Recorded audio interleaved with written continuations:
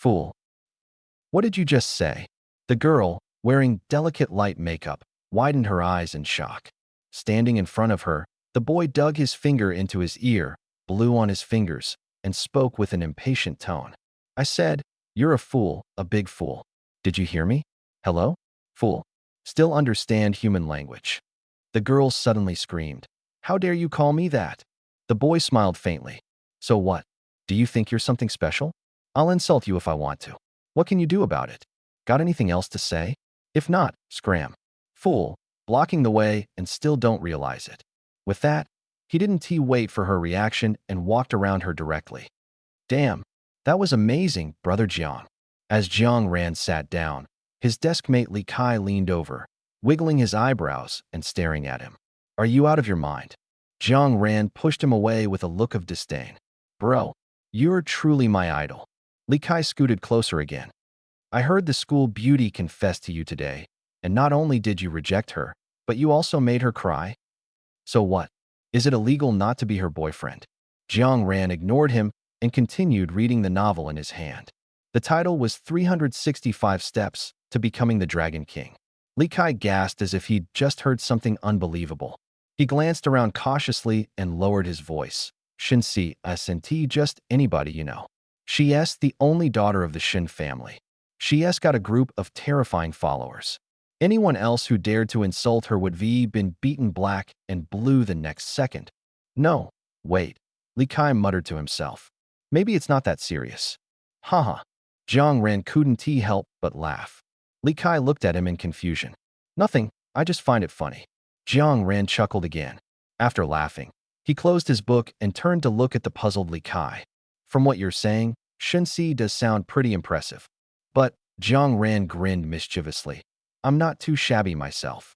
Li Kai was about to say something when suddenly, they heard a familiar set of footsteps. He immediately sat up straight and warned the classmates who were still laughing and chatting. Old Yan's coming. For 3 years, Li Kai had perfected the skill of identifying people by their footsteps, successfully avoiding countless troubles. Before his words fully landed, a cold voice rang out. Who's saying old Yan's coming again? Li Kai instinctively shrank his neck.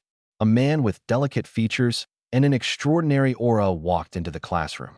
His sharp gaze swept across the room like an eagle's, and the classroom fell silent enough to hear a pin drop. Bang! Yin Feng slammed a stack of documents onto the podium, leaning on the desk with both hands.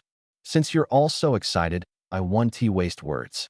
This afternoon at 2 o'clock, which is in half an hour, the awakening ceremony will officially begin. Now, class monitor, lead the class downstairs in order to assemble on the field. Jiang Ran obediently stood up and followed the group out. It seemed not everything Li Kai said was a rumor.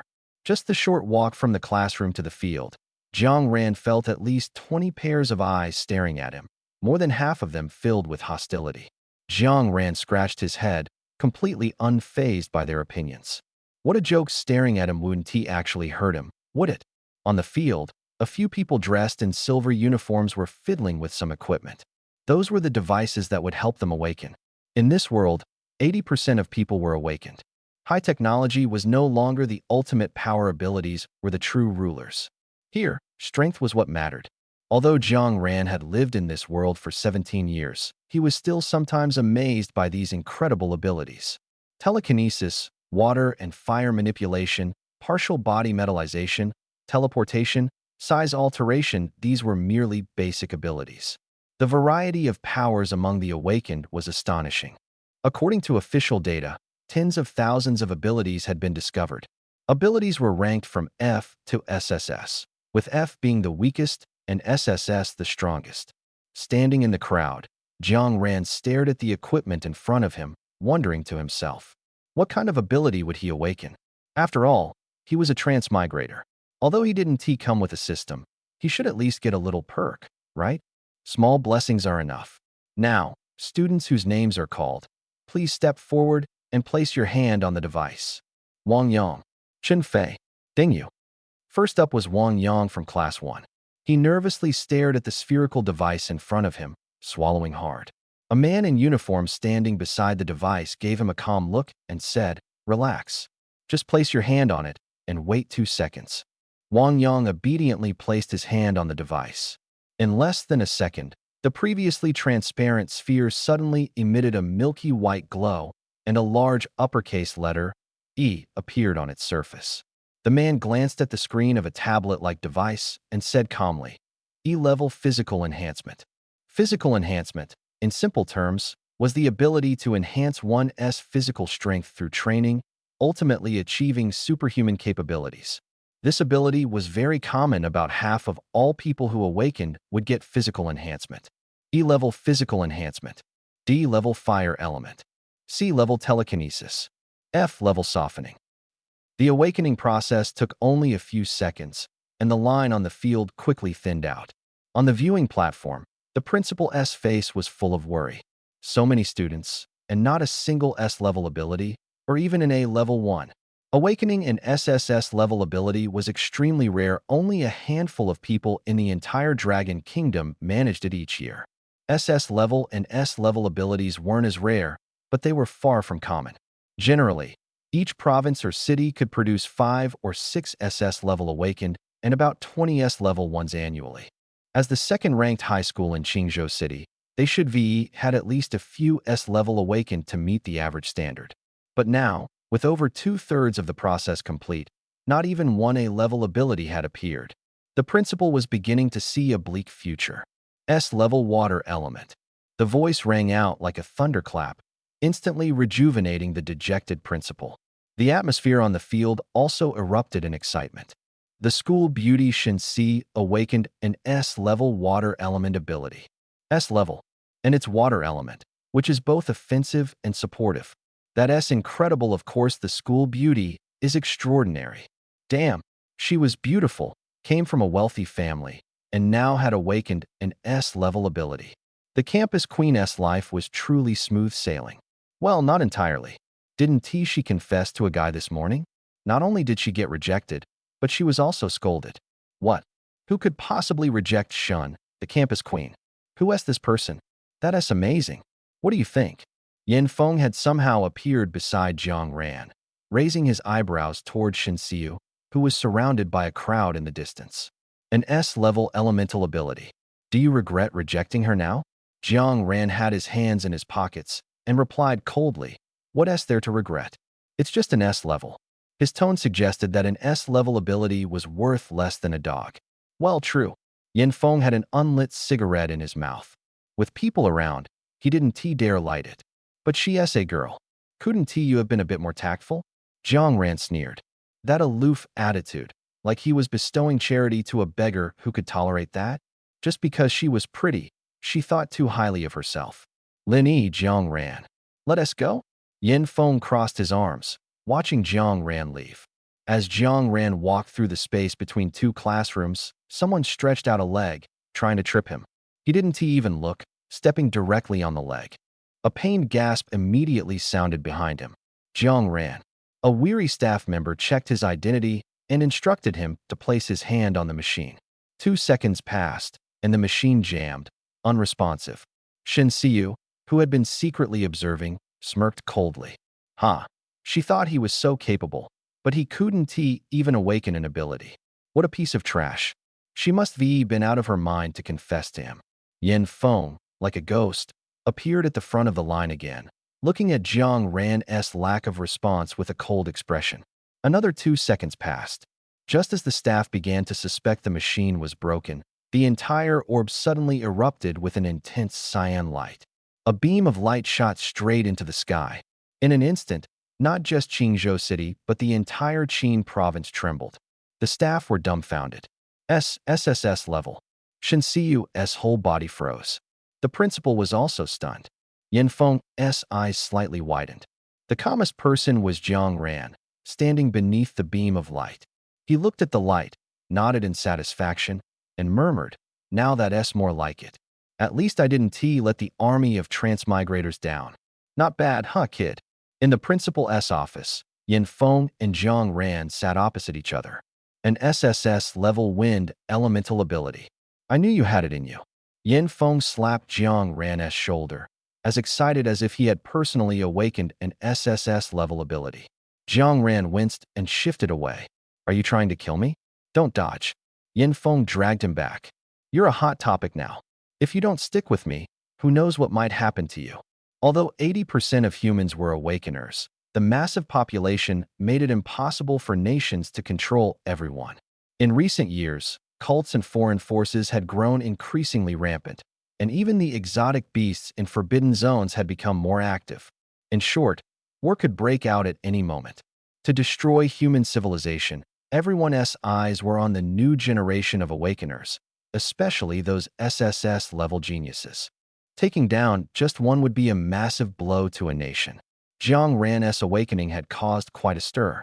Not just in Qin province, likely the entire Dragon Nation now knew that Qingzhou had produced an SSS-level awakener. To many, Jiang Ran was practically Tang Monk in the eyes of demons. So as soon as the principal realized this, he immediately brought Jiang Ran to the office and reported to his superiors. Don't worry. Jiang Ran waved his hand, completely unbothered. I want to die. You clearly don't understand how ruthless they are. Yin Feng was about to lecture this kid, who never paid attention in class, about the craziness of cultists when there was a sudden knock on the office door. Yin Feng instantly became serious. The principal had explicitly stated that no one was to disturb them. Who would dare knock at this time? Jiang Ran, however, remained unfazed, stretching lazily. Come in. The door opened, and a tall, imposing man entered. He walked up to Jiang Ran and bowed slightly. Young master. Huh. Yin Feng was dumbfounded. He had only been astonished when Jiang Ran awakened an SSS-level ability. But now, a man with an unfathomable aura was calling him young master. What the hell? Yin Feng was completely stunned. What the heck was going on? Wasn't Jiang Ran an orphan with deceased parents? Go stand guard at the door. Jiang Ran leaned lazily on the sofa, issuing commands as if it were second nature. Yes. The man nodded and left, closing the door behind him. What is going on? Jiang Xiaoran. Yin Feng was so agitated, he nearly dropped the cigarette tucked behind his ear. His earlier cool demeanor was long gone. Weren't you an orphan? How are you suddenly a young master? Jiang Ran raised an eyebrow, puzzled. When did I ever say I was an orphan? Your file says your parents are deceased. Yeah, but I only lost my parents. I never said I didn't have other relatives. Jiang Ran suddenly understood. So you were so nice to me at first because you thought I was an orphan and pitied me, huh? Yin Feng. He figured it out. That had indeed been Yin Feng's initial reason. But after spending time together, he had genuinely grown to like the kid. So, you're really a young master? I thought you all knew. Jiang Ran spread his hands. After all, my surname is Jiang. It's pretty obvious. Jiang. Obvious. There were plenty of people with the surname Jiang in Qingzhou, but no major families bore that name. Even before bed that night, Yin Feng still couldn't figure out which family Jiang Ran belonged to. In the bathroom mirror, Jiang Ran stared at his newly dyed red hair, immensely satisfied. Damn, how can I be this handsome? He admired himself from every angle, grinned, and then dropped the smile. But his reflection didn't change, it still wore a faint smile. Jiang Ran wasn't surprised. He quietly observed his reflection. Why is my ability wind? That's not your ability. The reflection of Jiang Ran smiled and said, that's just this body's innate power. Jiang Ran's eyes flickered. All right, your minute is up. If you're in danger, you can call me, but whether I help or not depends entirely on my mood. The reflection of Jiang Ran chuckled, and the image reverted to a frowning Jiang Ran. As everyone knows, having a cheat-like ability isn't truly opening a cheat. A week ago, while Jiang Ran was looking in the mirror, his reflection suddenly came to life. The reflection said he was Jiang Ran, and Jiang Ran was him. His extraordinary ability didn't need awakening, it already existed. This ability was called Plunder. It allowed him to seize the abilities of others. As long as Jiang Ran personally killed someone whose ability level wasn't higher than his, he could take their power and make it his own. It was just like activating a hack. Jiang Ran had asked the person in the mirror about the level of this plundering ability, but the reflection only smiled faintly and replied, "What do you think?" With such a top-tier ability, Jiang Ran naturally didn't fear the awakening ceremony at all. But unexpectedly, the ability that awakened wasn't Plunder, it was an SSS-level elemental ability wind. Oh heavens, he had never killed anyone. If not for Jiang Ran's extensive experiences and broad knowledge, he might have had a hard time hiding his shock at the moment. After hearing the explanation, Jiang Ran sat on his bed, seemingly beginning to understand. It turned out that he had transmigrated into this body when the original owner was just 1 year old. In some sense, that could be considered a kind of killing. So inheriting the original owner's wind elemental ability could also reasonably be categorized as plunder. His phone rang. Jiang Ran answered the video call. It was from his grandfather. On the screen appeared an old man with graying temples, but an aura of undiminished strength. An SSS-level ability. You've truly brought honor to your grandpa. Jiang Qinglin, Jiang Ran's grandfather, burst into laughter as he gave Jiang Ran a thumbs up. Jiang Ran grinned slyly and said, "Grandpa, don't forget whose grandson I am. SSS level is just child's play for me." Jiang Qinglin laughed heartily and praised him repeatedly before steering the conversation. Have you decided which university you want to attend? In the Dragon Kingdom, there were more universities for awakened individuals than all the schools combined in Jiang Ran's previous life. But among them, 7 stood out as the most prestigious. Tianfu Academy in Shangjing, Longting University in North China, the War Academy in the northwest, Lingshu University in the north, Xingqian University in the southwest, Tian's Divine Academy in Shanghai City, and Canaan Academy in Guangping City. Anyone who could get into these 7 universities was a prodigy, with abilities no lower than the upper echelon of B level.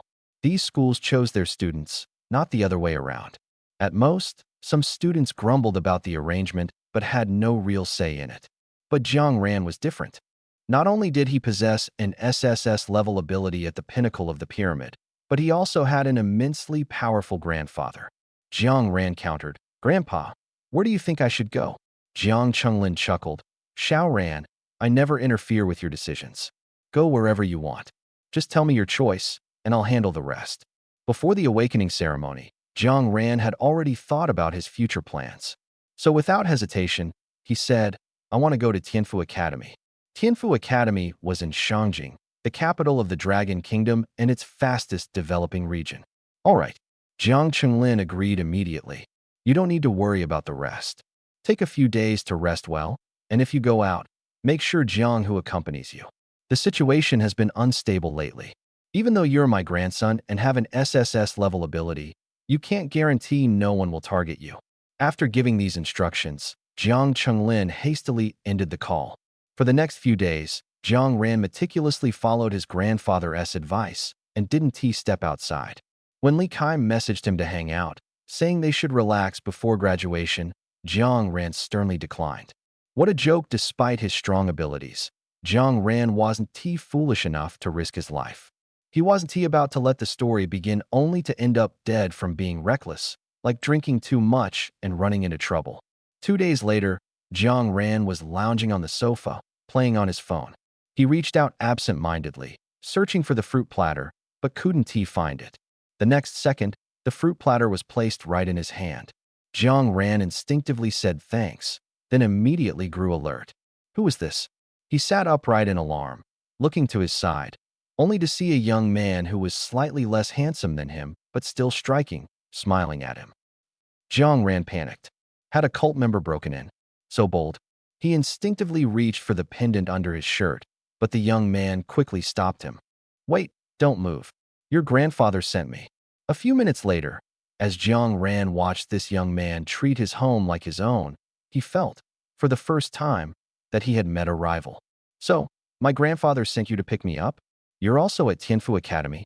The young man, named by you, had a watermelon in one hand, an orange in the other, and his mouth stuffed with fruit. Jiang Ran was speechless. How hungry could one person be to eat like this? Bai finally swallowed the fruit in his mouth, took 2 sips of cola, and said, "I'm technically your senior. I'm 2 years ahead of you, and will graduate next year. Don't ask too much. Once you're at Tianfu, you'll hear stories about me everywhere. You won't be able to not recognize me. All right, do you need to pack anything?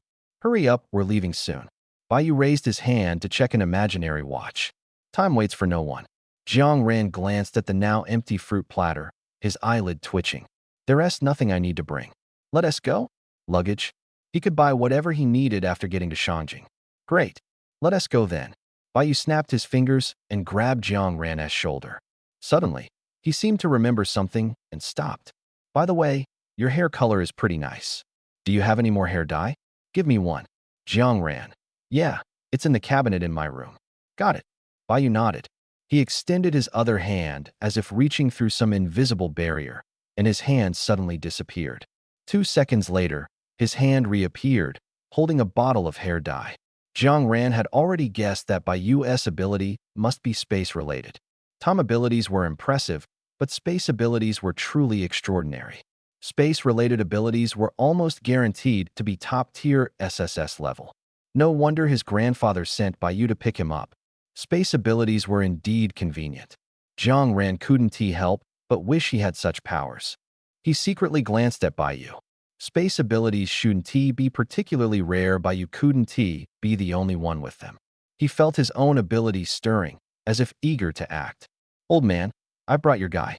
Jiang Ran wasn't entirely sure about the specific arrangements at other schools, but the 7 major academies always completed admissions and orientation within half a month of the awakening ceremony. After orientation, there would be a unified entrance test, followed by a week-long summer break, and then the official start of the school term. Jiang Ran originally thought that Baiyu would just drop him off at the school, and that would be the end of it. Unexpectedly, this guy directly took him to the principal's office. The principal of Tianfu Academy, Yuan Pu, was someone Jiang Ran had seen before on the news, a kind-hearted and gentle-looking elderly man. So, you're Jiang Ran, the little old man said, smiling warmly as he looked at him from behind his desk. Old Jiang has been bragging about you for days, saying his grandson is an SSS-level elemental ability user. Now I finally get to see you in person. I'm an old friend of your grandfather. You can call me Grandpa Yuan. Yuan Pu added with a chuckle. Jiang Ran, feeling a little shy, obediently greeted, Hello, Grandpa Yuan. Yuan Pu's mood visibly brightened at this. Good, good. You're much more likable than your grandfather. Jiang Ran didn't respond, merely smiling politely. He was all too aware of his grandfather's ways. There was just no way to follow up on that comment. All right. We've met and chatted. Task accomplished. I'm taking him now. Baiyu interjected, unable to sit still any longer. He was like someone with ADHD. Having him sit quietly felt harder than solving advanced calculus problems. Yuan Pu glanced at Baiyu helplessly. This kid was still the same, impatient and completely lacking decorum.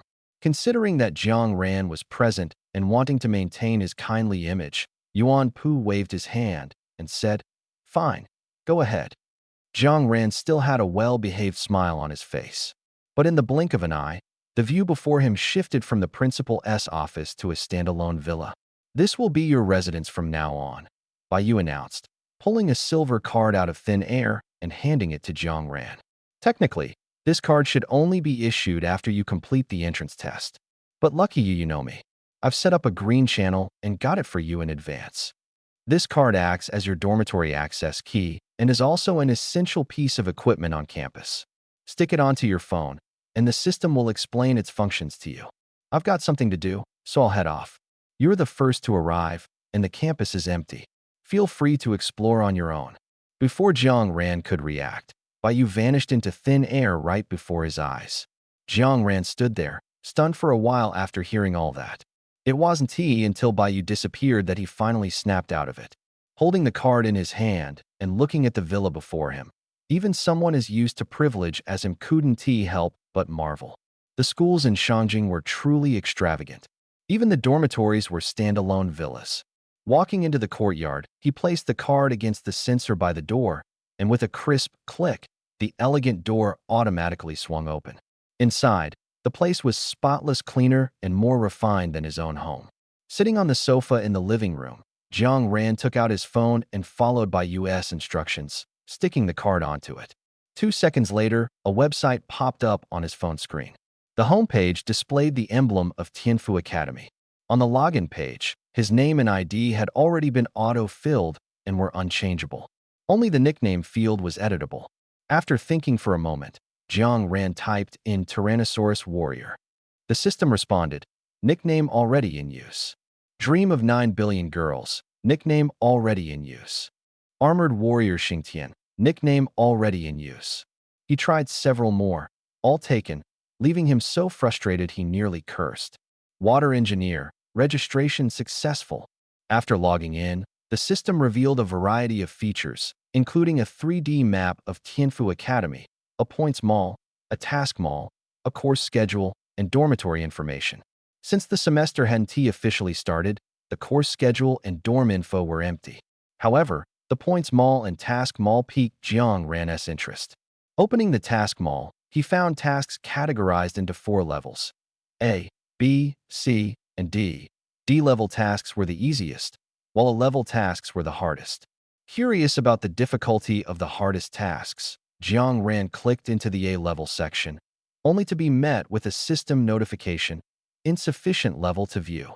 Feeling a bit disappointed, he turned his attention to the points mall. The points mall was much simpler, with no level restrictions. All items were sorted by points required, from low to high. The offerings were vast and diverse, including pills to aid breakthroughs, potions to enhance mental strength, beast taming nets for beast masters, and even treasures capable of helping someone at the ocean realm break into the abyss realm. The power levels of awakened individuals were divided into 12 major realms: harmony, rise, combat, river, lake, ocean, abyss, void, spirit, emperor, origin, and primal. Each major realm was further subdivided into stages from first turn to 9th turn, followed by peak. Most newly awakened individuals were below the 3rd turn of harmony realm, with only a rare few exceptionally gifted individuals reaching the 3rd or 4th turn. Although the highest realm was classified as primal, in reality, not even origin or emperor realms had been witnessed on Blue Planet. In some smaller countries, merely stepping into the spirit realm was enough to become a national pillar. From what Jiang Ran knew, the bodyguard his grandfather assigned him, Jiang Hu, was a peak abyss realm expert just one step away from entering the void realm. As for his grandfather Jiang Chenlin's strength, Jiang Ran couldn't fathom it, and Jiang Chenlin had never disclosed it. While Jiang Ran was still exploring the points mall, a friend request suddenly popped up at the top of his screen. The avatar was completely black, giving off an edgy, too cool to care vibe. The verification message read, "By you." Jiang Ran clicked accept. Immediately, Baiyu sent over a file. The entrance test is in 3 days. The specific details are in here. Take a look and prepare in advance. Opening the file, the cover read, Tianfu Student Council, in bold letters. Jiang Ran scratched his head. So Tianfu had a student council. Could Baiyu be one of its members? 3 days passed quickly. During this time, Baiyu didn't show up even once, nor did Jiang Ran's grandfather contact him. The messages Jiang Ran sent to Jiang Chenglin seemed to disappear into the void, with no response. Only Yin Feng and Li Kai occasionally sent him messages, making the days a little less dull. Yin Feng had heard through the grapevine that, besides Jiang Ran, there were 5 other SSS-level students in this year's batch. 2 went to the War Academy, 1 to Lingshu University, and the other 2 to Tian's Divine Institute. This meant that among the 7 great academies, 3 didn't manage to recruit even a single SSS-level student this year. Yin Feng also teased Jiang Ran with an insider tip. The campus belle Shen Siyu had been admitted to Tianfu Academy. At the mention of Shen Siyu, Jiang Ran couldn't help but twitch his brow. She was beautiful, sure, but her words were cutting, and she acted like she was the center of the universe, expecting everyone to revolve around her. At that time, considering the things she said, not to mention scolding her twice, even punching her twice would have been considered lenient on Jiang Ran's part. Yin Feng said, "The Shen family does indeed have some influence, and she's their only child. Her father is extremely protective of her. If he finds out you scolded her, he'll definitely find a way to retaliate." Yin Feng even half joked, "Can you handle it on your own? If not, just call me brother, and I'll fly to the capital immediately to guard you 24/7. Don't worry, I've got connections. With me around, the Shen family wouldn't dare act recklessly." Jiang Ran was somewhat aware of Yin Feng's background. He was the second son of a prominent family in North China. However, his family paid more attention to his older brother and doted on his younger sister, almost treating him like he was invisible. So, In a fit of frustration, this second son ran off to the remote Qingzhou city in Qin province to become a high school homeroom teacher. Although the Shun family was a leading force in Qingzhou city, it was hardly worth mentioning in front of the Yin family. Jiang Ran smiled faintly, thanked Yin Feng for his kindness, and said he could handle it himself. Yin Feng had originally come to Qingzhou city to escape the internal disputes of his family. If he were to get involved because of Jiang Ran and had to return to suffer grievances, Jiang Ran would feel compelled to slap himself twice every time he thought about it late at night. Besides, Jiang Ran really didn't think that, as one of the 6 SSS grade awakened individuals of this generation, a little Shin family could cause any trouble for him in the capital. The next morning, just after Jiang Ran finished showering and was still in a groggy state, a figure suddenly appeared mid-air. The person grabbed Jiang Ran, and in the next second, he found himself standing on a massive sports field. Jiang Ran rubbed his neck, feeling a bit stiff. "Next time, could you give me a heads up first?" Bai Yu, with a piece of bread in his mouth, mumbled, "On the battlefield, enemies won't give you time to prepare. I'm helping you practice ahead of time. Instead of thanking me, you're questioning me? Honestly, I'm disappointed." All right, you're always right," Jiang Ran replied. Their voices weren't loud, but the people standing on the field were all perfectly quiet and orderly, making their conversation stand out starkly. Even the middle-aged man and a younger man standing at the very front couldn't help but turned to look. Bai Yu glared back unceremoniously. "What are you looking at? Never seen a handsome guy before." Standing beside Bai Yu, Jiang Ran felt the weight of all the gazes and wished he could find a hole to crawl into. "Come on, man, it's bad enough for you to make a fool of yourself, but why drag me into it? Besides, why didn't the documents mention the exact assembly time?" Luckily, Jiang Ran had pulled an all-nighter last night and hadn't gone to sleep yet. Otherwise, if he had overslept, he might have missed the entire entrance test. The middle-aged man frowned.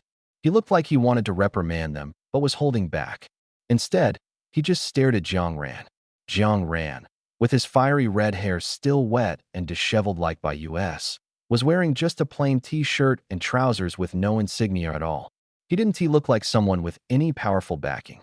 Realizing this, the middle-aged man gained more confidence. "Where did you even find this guy? Didn't I say not to bring unrelated people into the school?" "Hey, watch your words. Who are you calling unrelated?" Jiang Ran's mouth twitched. Seeing that Bai Yu clearly had no intention of speaking up for him, he had to step in himself. "Sir, I'm a new student this year, here for the entrance test. My name is Jiang Ran." "So, you're Jiang Ran." For some reason, upon hearing this name, the two men had completely different reactions. The younger man looked intrigued, while the middle-aged man seemed almost excited, as if he had finally found his target. "Late on the first day of school? What poor upbringing. Doesn't anyone discipline you?" The middle-aged man chastised him mercilessly. The slight embarrassment on Jiang Ran's face instantly turned cold. Hundreds of people around them were watching the scene like a spectacle, even Bai Yu included. After all, Bai Yu was also curious to see how this young man, valued by the top figures, someone who remained humble despite his advantages, would handle such a situation. The new students thought Jiang Ran would remain silent, apologize, or meekly argue back. To their surprise, he raised his hand and snapped his fingers crisply. Snap! The sound echoed across the field. Holy SHT! The new students were all stunned. The middle-aged man was dumbfounded. The younger man was slightly taken aback. Bai Yu clapped his hands enthusiastically. "Nice hit." Nearly 300 new students, most of whom were only at level 1, hadn't even caught what had just happened. But a few ability users had seen it clearly. The moment Jiang Ran had spoken, a strong figure had appeared instantly in front of the middle-aged man and slapped him hard across the face. "You." Jiang Ran blinked and smiled. "What about me, sir? I didn't do anything." Bai Yu also smiled mockingly. "Old Shun, why are you still dawdling? Do you realize what time it is? If everyone's late because of you, where's your sense of discipline?" "Shun?" Jiang Ran raised an eyebrow slightly, piecing things together in his mind. "All right, enough." The younger man stifled a laugh and tugged at Xin Yuan. "Don't waste time. The other schools are waiting." Xin Yuan, clutching his swollen cheek, was fuming inside. But when he thought about what was coming next, he forced himself to calm down. Shooting Jiang ran a venomous glare. He said nothing more. Let me introduce myself first. I'm Song Chung, the head of the Student Union S Organization Department at Tianfu Academy. This here is Shun Yuan, the Deputy Director of the Student Affairs Department. Since everyone is here, I'll explain the entrance test for this year. The 361st Secret Realm is an artificial domain jointly created by the 7 academies. Inside, there are countless Level 1 and Level 2 beasts, along with a small number of Level 3 beasts. Your task is to find 10 clearance tokens placed inside within 12 hours. 10 tokens is the minimum passing requirement, but the more you find, the better. Since this secret realm was jointly created by the 7 academies, the entrance tests for all 7 schools this year are identical and take place in the same secret realm. In other words, your competitors are not just students from this school, but also from the other 6 academies. After 12 hours, the exit to the secret realm will open. Even if you've collected enough clearance tokens, failure to reach the exit in time will result in disqualification. Inside the secret realm, you can only rely on yourself. Don't expect anyone to help you. After speaking, Song Chung scanned the crowd, his gaze lingering briefly on Jiang Ran. Jiang Ran was no fool. The last sentence was clearly directed at him. Any other questions? Teacher, can we steal someone else's token? A tall, slender boy in the first row raised his hand.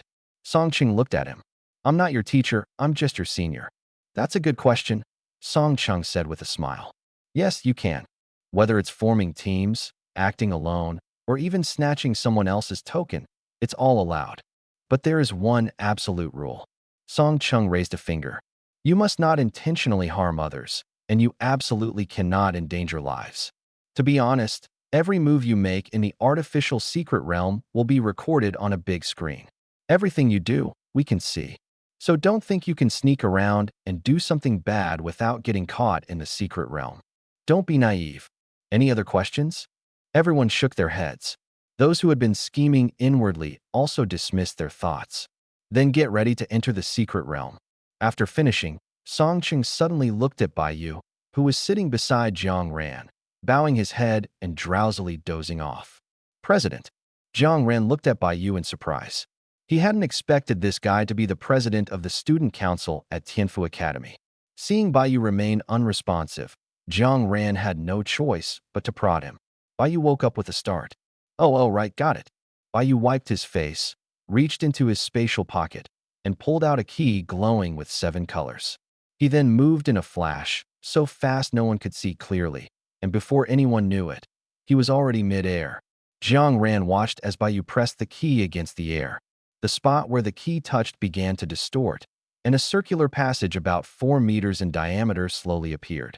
After entering Secret Realm 361, everyone was randomly distributed to different locations. The passage on the field closed, replaced by a 10-meter-long screen. The screen was divided into countless sections, each displaying the location of a clearance token. The tokens were so densely packed, there were nearly 10,000 of them. Tianfu Academy had about 300 students this year, and the other academies had about the same number. In other words, there were at least 2,000 freshmen currently in Secret Realm 361. And yet, there were only 10,000 tokens. Even if each person collected a minimum of 10 tokens, at least half of the students would fail. But the freshmen were unaware of this. Only Jiang Ran knew. A few days ago, he had read the detailed entry test documents twice and was well aware of the situation. He now found himself in a forest. He wasn't sure which mountain he was on, but he remembered that this area contained many tokens. After all, forests were ideal for hiding things and were also filled with various strange, lurking beasts. To find tokens here, one had to be skilled and daring. Luckily, Jiang Ran was exactly that kind of tough character, full of tricks. Being transported to the forest worked perfectly for him. This way, he could avoid encountering other freshmen too early, find a large number of tokens, and use the terrain to hide and ambush others. It was a triple win. Most importantly, his ability was SSS level and elemental wind type ability.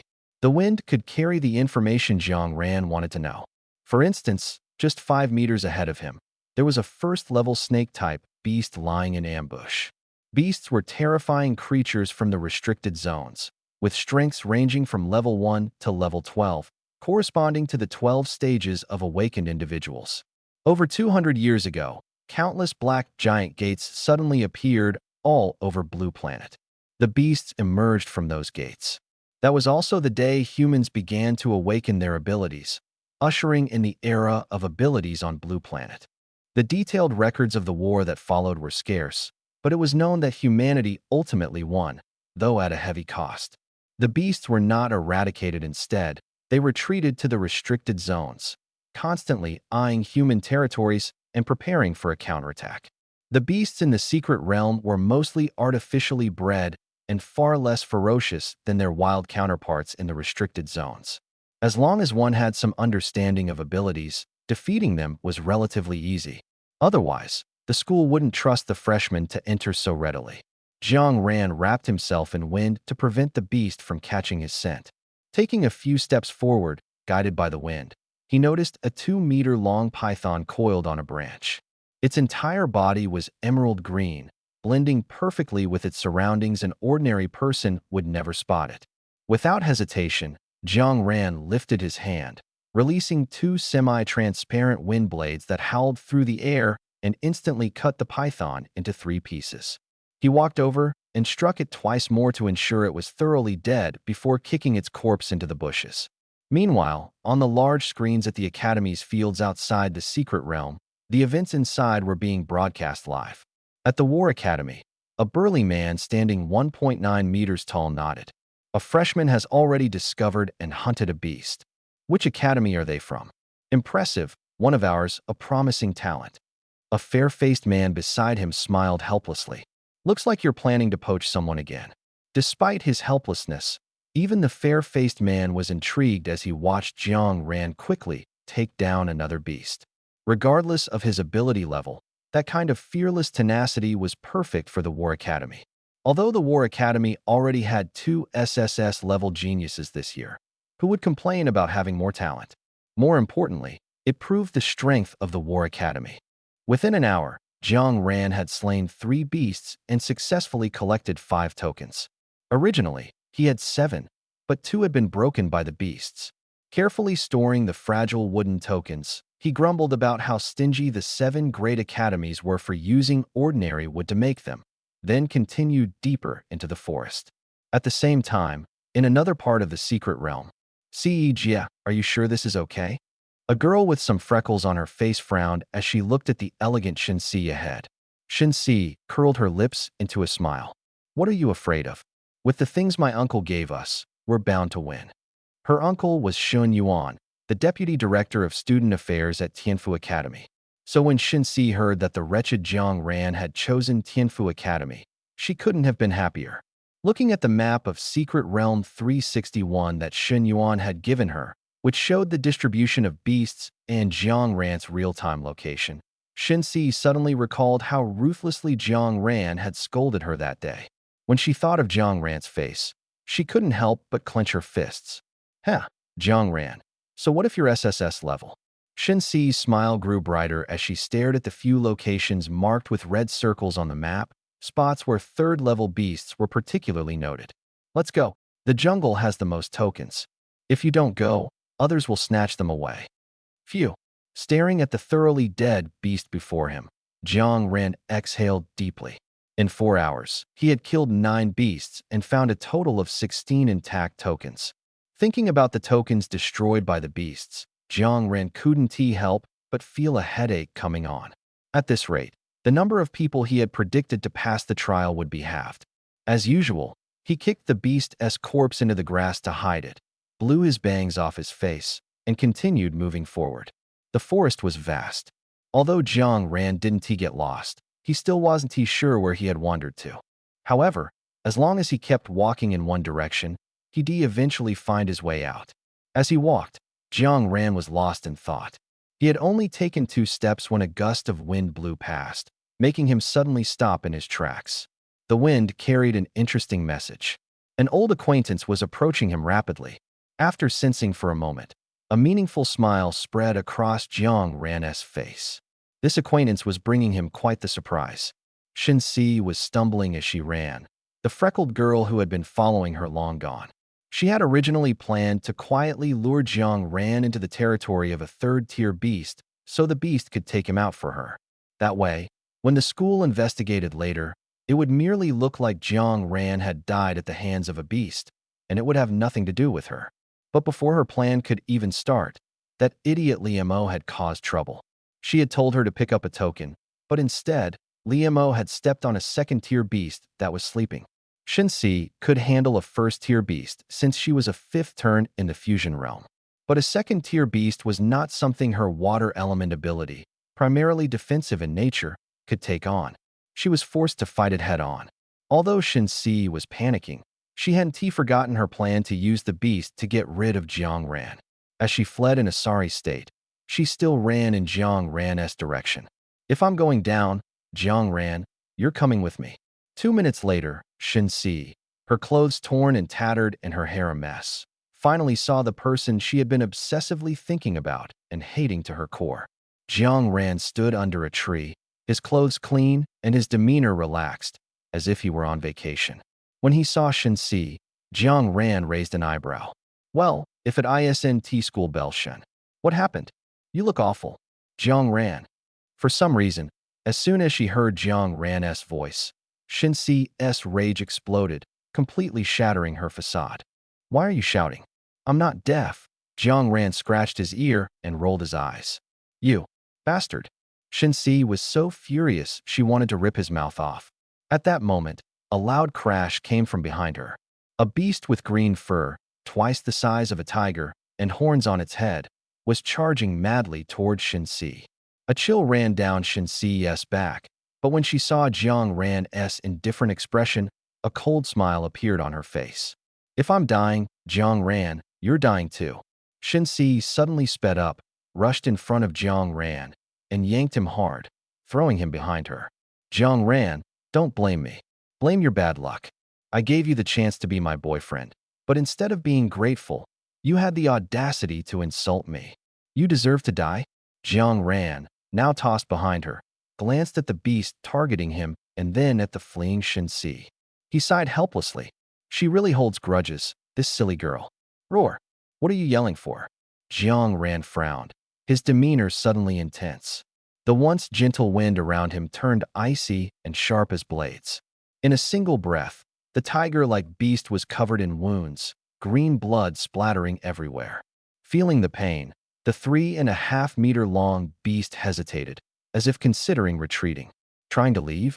Where were you going earlier? Jiang Ran didn't retreat, but advanced instead. With a single hand clenched into a fist, the wind around him surged, bending even the sturdy trees nearby. The wind came fast and left just as quickly. When it stopped, the previously lively beast collapsed to the ground, motionless. Jiang Ran stepped closer and found the creature still alive. TCH. Beast vitality was truly stubborn. If it had been Shinsi standing in that wind earlier, she'd have been shredded to pieces long ago. As Jiang Ran sighed in exasperation, he kindly ended the beast's suffering. Outside the secret realm, within the War Academy, Qiu Zijua's pale face revealed a look of urgency as he witnessed the entire scene just now. To instantly kill a second-tier beast, though just barely into the second tier, was enough to prove that this boy, from whatever academy, had already reached the elevation realm. If memory served, the awakening ceremony had only been held half a month ago, which meant this boy had gone from the fusion realm to the elevation realm in less than half a month. And judging by his mastery of wind elements, his ability level was at least SS level. It might even be SSS level. The burly man beside Qiu Zijua, Hua Yihong, could hardly contain himself, itching to enter the secret realm immediately and recruit this guy for the War Academy. Suddenly, a flash of inspiration struck Hua Yihong. Zijua, check who among this year SS level and above wind element ability users could be him. The freshmen were still in a preliminary admission stage and hadn't officially enrolled yet. Before other academies noticed this potential star, Hua Yihong had to seize the opportunity. As long as he wasn't from one of those two academies, Hua Yihong was confident he could recruit him. Inside the secret realm, Shinsi ran 2 miles before stopping in an open clearing to wash her face with her ability. By her calculations, Jiang Ran must already be dead, probably torn to pieces by the beast by now. As she tidied her hair, a smile crept onto her lips. SSS level? So what? He still ended up as beast food. But when she had grabbed at his chest earlier, she seemed to notice Jiang Ran had dozens of tokens on him. What a pity. Shen Si sighed. Who would have thought that bastard could find so many tokens? If only those tokens were hers. But there had been no time to snatch them earlier, and now they were gone with Jiang Ran's death. What a say pity. It's a pity about those tokens. Shen Si answered instinctively. Before she could finish, she froze and snapped to attention. Who is there? A white figure emerged slowly, a faint smile playing on his lips. Shen Si's pupils shrank in terror as she stepped back. Jiang Ran. You're not dead. You want me dead that badly? Jiang Ran feigned a hurt expression. Didn't you say you liked me? Actually, everything I said earlier was to test you, to see if you really liked me. Actually, I like you too. I just felt unworthy of you, so I rejected you. Shen Si froze. Really? Of course not, you fool. Jiang Ran's expression immediately changed. Even if I liked you, there's no way I'd like someone as dumb as you. Jiang Ran. Oh, come on, why so serious? Jiang Ran clicked his tongue twice and leaped away. Almost the moment he jumped, a water balloon smashed into the spot where he had just been standing. A sneak attack? I stopped playing such childish games when I was 8. Jiang Ran shook his head, pointing at Shen Si with mock disdain. And besides, you're too slow, and your expression gives it all away. It's like you're afraid people won't know you're planning a sneak attack. With skills like this, you think you can be my classmate? You're dragging down the entire new student cohort. If I were you, I'd just run into a tree and end it. Shut up. Shen Si was on the verge of losing her mind. Why had she ever been attracted to such a jerk? You want me to shut up? Who do you think you are? Roar. Before Jiang Ran could finish his sentence, a furious roar echoed through the forest. The pressure it carried made Jiang Ran's face darken, and Shen Si, whose cultivation level was one tier lower, was in even worse shape, nearly fainting from the sheer force. There was only one possible explanation for such a roar, a tier 3 beast. Jiang Ran's expression grew even darker. He'd been wandering in the forest for quite some time and had only encountered tier 1 beasts so far. How was it that as soon as Shen Si showed up, they were dealing with tier 2 and now even tier 3 beasts? Was she some kind of walking bad luck charm? That tier 2 beast from earlier had just entered its tier, so he could barely manage to kill it. But a tier 3 beast, there was no way he could handle that. The difference was an entire major cultivation tier. No, they needed to retreat immediately. Next time, he'd be sure to drag this trouble magnet back in with him. Shen Si was completely drained of strength, her head buzzing painfully. Even so, she caught sight of Jiang Ran trying to slip away. Jiang Ran, my uncle is the assistant dean of student affairs. If you dare leave me here, you're finished. Shen Si gritted her teeth and growled. Jiang Ran, who had already run 200 meters away, stopped in his tracks. Then, to Shen Si's shocked yet smug delight, he turned around and started running back. She knew it. As long as she brought up her uncle, Shen Yuan, as her trump card, Jiang Ran would never abandon her here. Otherwise, he'd have no place to survive on campus for the next 4 years. Shen Si smiled triumphantly. Though she was lying limp on the ground, her head was held high with pride. Well, hurry up and get me out of here. Jiang Ran seemed to completely ignore her words. Shen Si even heard him mutter under his breath. Almost forgot about you. Shen Si's eyes lit up, but in the next second, her smile froze entirely. Jiang Ran delivered a swift kick, sending the girl sprawling to the ground. The proud smile on her face rolled away along with her head. Even though she's just an S class, meat is still meat. No way I'm letting a tier 3 beast have the feast for free. Oh, right, what was she saying earlier?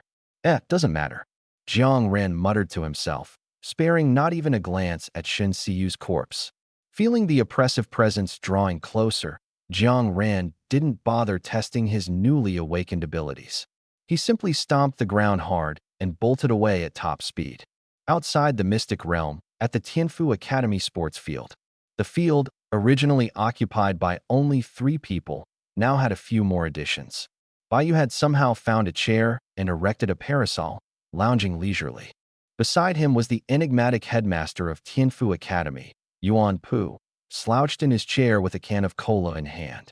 Nearby, a few smaller parasols had been set up, each shading a single person. This year's freshmen aren't as strong as the last two cohorts, remarked a bulky man, whose build was comparable to Hua Yihong's, as he watched the screens. He was reclining in a small deck chair, his muscular arms making the chair look comically tiny. On the other side, an old woman with silver hair sneered, "You don't even need to check. Just look at who was in those cohorts." As she spoke, she discreetly glanced at the restless Baiyu, who was constantly shifting positions like someone with ADHD. Reminded of this, the man's expression darkened, clearly recalling some unpleasant memories. Meanwhile, Xin Yuan, who had been the commanding and dignified assistant dean of student affairs just hours ago in front of the new students, was actually rather mediocre in terms of ability. The assistant dean's position carried little power and was relatively relaxed, which was how it had ended up in his hands. Now, with a group of people far stronger than him lounging around casually, Shen Yuan could only sulk at the back, sitting on a little stool and craning his neck to search the large screen for Shun Siyu and Jiang Ran. Seeing Shun Siyu leave Jiang Ran behind to face a Tier 2 beast on her own, Shen Yuan couldn't help but pound the table with his fist. That's it. Nicely done. He had thought none of these big shots would pay any attention to someone as weak as him. To his surprise, Baiyu, sitting at the very front, suddenly turned his head and asked, "Old Shun, what are you doing?" As soon as Baiyu spoke, the muscular man, the silver-haired old woman, and several others Shen Yuan didn't recognize also turned to look at him. Under the scrutiny of so many eyes, Shen Yuan felt immense pressure. His face darkened as he forced a strained smile. "I just saw a freshman kill a beast and got a little excited." "Oh, is that all?" Baiyu nodded. "I thought you were excited because your niece, Shin Siyu, was about to avenge you. Guess I was overthinking it." "What?" Everyone stared at him with curiosity, and Shun Yuan's smile became even more stiff. Did this guy have mind-reading powers or something? "Haha, of course not. I'm not that petty." Shin Yuan forced out a laugh. "Good, as long as that's the case. I feel better now." Baiyu smiled and turned back around. The others, not understanding the exchange between the two, looked puzzled. Seeing that Baiyu wasn't going to stir up trouble, they all looked disappointed. Shin Yuan cursed inwardly. "What are you all disappointed about?" After this little interlude, Shin Yuan finally located Jiang Ran on one of the smaller screens. He saw the beast that had been chasing Shin Siyu lying dead in front of Jiang Ran. His emotions shifted from excitement to surprise, then to hope, and finally to dread. When he saw Shin Siyu's headless corpse lying on the ground, Shin Yuan couldn't help but leap to his feet, shouting, "How is this possible?" The people in front of him were startled, but this time Shun Yuan couldn't care less about the awkwardness. An intense fury erupted from within him, surging up his spine and flooding his mind. He actually dared to kill her. Watching Shin Siyu's head roll into the grass, Shin Yuan was more enraged than ever before. Previously, only a few people paid attention to Jiang Ran's small screen. Most others were busy watching the performance of geniuses from other academies, figuring out how to lure them to Tianfu Academy with enticing offers. As for the only SSS level candidate from Tianfu Academy this year, they had merely given him a cursory glance before letting him roam freely. Therefore, when Shin Yuan roared and spoke, most people had no idea what he was talking about. Only Baiyu, who had been watching Shin Yuan closely, stretched lazily and stood up. The moment Baiyu moved, all eyes instantly focused on him, as if the next second he would do something shocking that would make everyone tense up in vigilance. Baiyu stretched again, ruffled his freshly dyed hair from last night, and smiled provocatively, as if inviting trouble. "Old Shun, don't get so worked up. He dared to slap you in front of everyone. Do you think he wouldn't dare to kill your silly niece?" Jiang Ran was now running at the fastest pace of his life. Yet, no matter how far he ran, he couldn't shake the feeling of being tightly watched by a menacing presence. Frowning as he ran, Jiang Ran thought, "Is something targeting me? I didn't even provoke that thing. I don't even know what that Tier 3 beast looks like or where it lives, yet it's fixated on me. Could it be that I'm the only person around? If I had known, I wouldn't have acted so quickly to kill Shin Siyu. Maybe it could be shared some of the hatred." With a sigh of resignation, Jiang Ran muttered under his breath. Before he could finish his thought, A few auras even stronger than that of the Tier 3 beast suddenly erupted. The shockwaves formed by the oppressive force nearly threw Jiang Ran into the nearby river. What the hell? Help! What is happening? Is someone ambushing me? Run! This time, it wasn't he, just Jiang Ran who felt it. Most of the newcomers in the secret realm were subjected to the intense impact. Some, whose levels were too low or bodies too weak, were directly shaken into vomiting blood or fainting on the spot. The Tier 3 beast that first appeared seemed to have sent out a signal. In an instant, all 6 Tier 3 beasts within Secret Realm 361 went berserk. The newcomers near their habitats couldn't even last a second blacking out before seeing anything. Jiang Ran was sent flying by the shockwave, but fortunately, he was already in the Ascension Realm, far stronger than those still in the Convergence Realm. Stabilizing himself mid-air, he managed to avoid serious harm. However, his expression turned even grimmer than when he faced Shinsiyu. What on earth is happening? Does the entrance exam include this kind of scenario? There was no mention of this in the documents. Suddenly, an aura that made Jiang Ran's heart race approached from behind. He instinctively turned around, and a 2-meter-tall, crescent-shaped green blade grazed past his hair. Though it didn't touch him, the blade was so sharp that it cut Jiang Ran's cheek, causing blood to drip onto the ground. One drop landed squarely on a blade of grass, which trembled slightly before growing 10 centimeters taller in an instant. Jiang Ran cursed softly, ignoring the grass beneath his feet, and continued sprinting for his life. Yet, the pursuer clearly had no intention of letting him go. He had barely run a few meters when 2 more crescent blades flew toward him. Jiang Ran was nearly furious enough to explode. Whose stuff did I steal? Why is this thing so relentless? Gathering wind elements behind and beneath him, he timed his movements perfectly. Just as the attack nearly grazed his clothes, he dove forward, narrowly dodging the strikes. Missing its target 3 times, the beast hidden in the shadows roared in rage, leaping several kilometers away in a flash. Jiang Ran had just crushed a Tier 1 rodent-like beast underfoot when he stood up and spotted the creature in the distance. It was a massive, tiger-like beast, 2.5 meters tall and 5 meters long, with a vibrant green body. Seeing it, Jiang Ran suddenly understood. No wonder no one else is being chased. It's me. I stole something precious. That Tier 2 beast, I killed it was its child. I killed its child. Who wouldn't he be furious about that? Internally, Jiang Ran cursed Shinsiyu again, blaming her for his bad luck. Staring at the beast slowly approaching, Jiang Ran's entire body tensed. He had already grasped the situation earlier.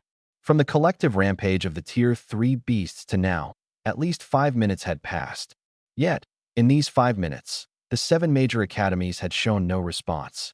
It was worth noting that Secret Realm 361 was an artificial realm jointly created by them. Song Chung had even mentioned that they could monitor everything happening within the realm. The schools should have been aware of the Tier 3 beast riot. If they knew and still didn't pause the test or shut down the realm to rescue people, there were only 2 possibilities.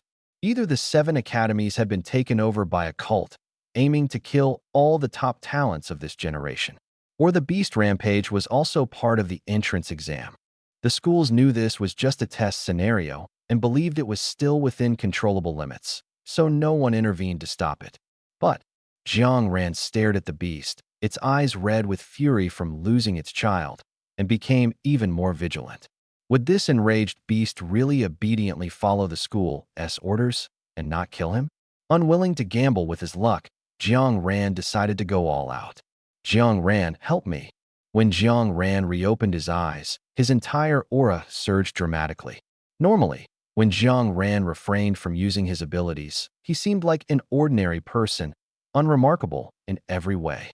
But now, even without doing anything, the aura emanating from him threatened the Tier 3 beast, causing it to halt in its tracks.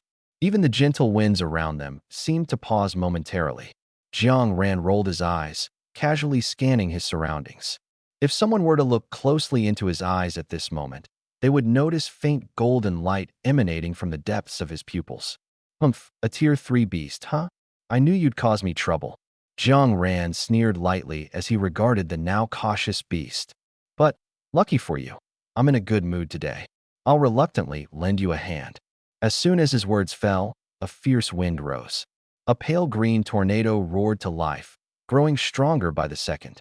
Wherever the tornado passed, the ground became instantly flattened. Though it was merely a spiral of wind, the sight of trees being shredded into splinters made it seem as though the tornado was a deadly vortex composed of countless blades. The beast fixed its gaze on the tornado, letting out an enraged roar. In the next second, an identical tornado, matching in both size and color, appeared in front of it, colliding head-on with Jiang Ran's summoned tornado. 2 seconds later, Jiang Ran's tornado started to show signs of fatigue, being gradually devoured by the tornado of the beast. A hint of mockery flashed in the beast's large eyes. It thought to itself, "Both of us are wind element users, but he's only at level 2, while I'm at level 3. There's no way I'll lose. What are you thinking about?" Suddenly, a voice came from above the beast. Startled, the beast raised its head, only to find that the human it had been mocking just moments ago had somehow appeared above it. In Jiang Ran's hands, a familiar crescent-shaped wind blade took form. The blade shimmered faintly with a golden hue. Without giving the beast any time to react, Jiang Ran's attack aimed directly at its neck. The beast swung its head abruptly, and a shield materialized in haste. However, the thin shield was no match for the crescent wind blade, which barely faltered as it struck the beast. Amidst a pained and piercing howl, Jiang Ran swiftly formed 2 more crescent wind blades, identical to the first. At the same time, the contest between the 2 tornadoes reached its climax. Without the beast's energy to sustain it, its once menacing tornado rapidly weakened and was swallowed by Jiang Ran's within 3 seconds. The beast, having barely survived 3 consecutive attacks, opened its eyes, only to be greeted by a massive tornado heading straight for it. Behind the tornado, Jiang Ran stood there. Sensing the beast's gaze, Jiang Ran smirked mockingly. "Stunned, aren't you, buddy?" While Jiang Ran was overwhelmingly suppressing the beast, the situation elsewhere was far less favorable for the other freshmen. "What the hell is going on here? I told you, speak Mandarin. Who cares what I speak right now? Just because you're a minute older than me doesn't make you the boss." Boom. Ow, damn it. In a vast desert, 2 identical boys were running for their lives. Suddenly, a fireball descended from the sky, crashing just behind them. The explosion's shockwave sent both flying, their heads plunging directly into the sand.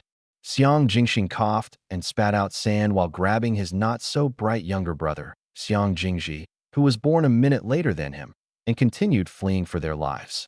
Just as they leaped aside, a massive scorpion tail burst out from where they had just been standing.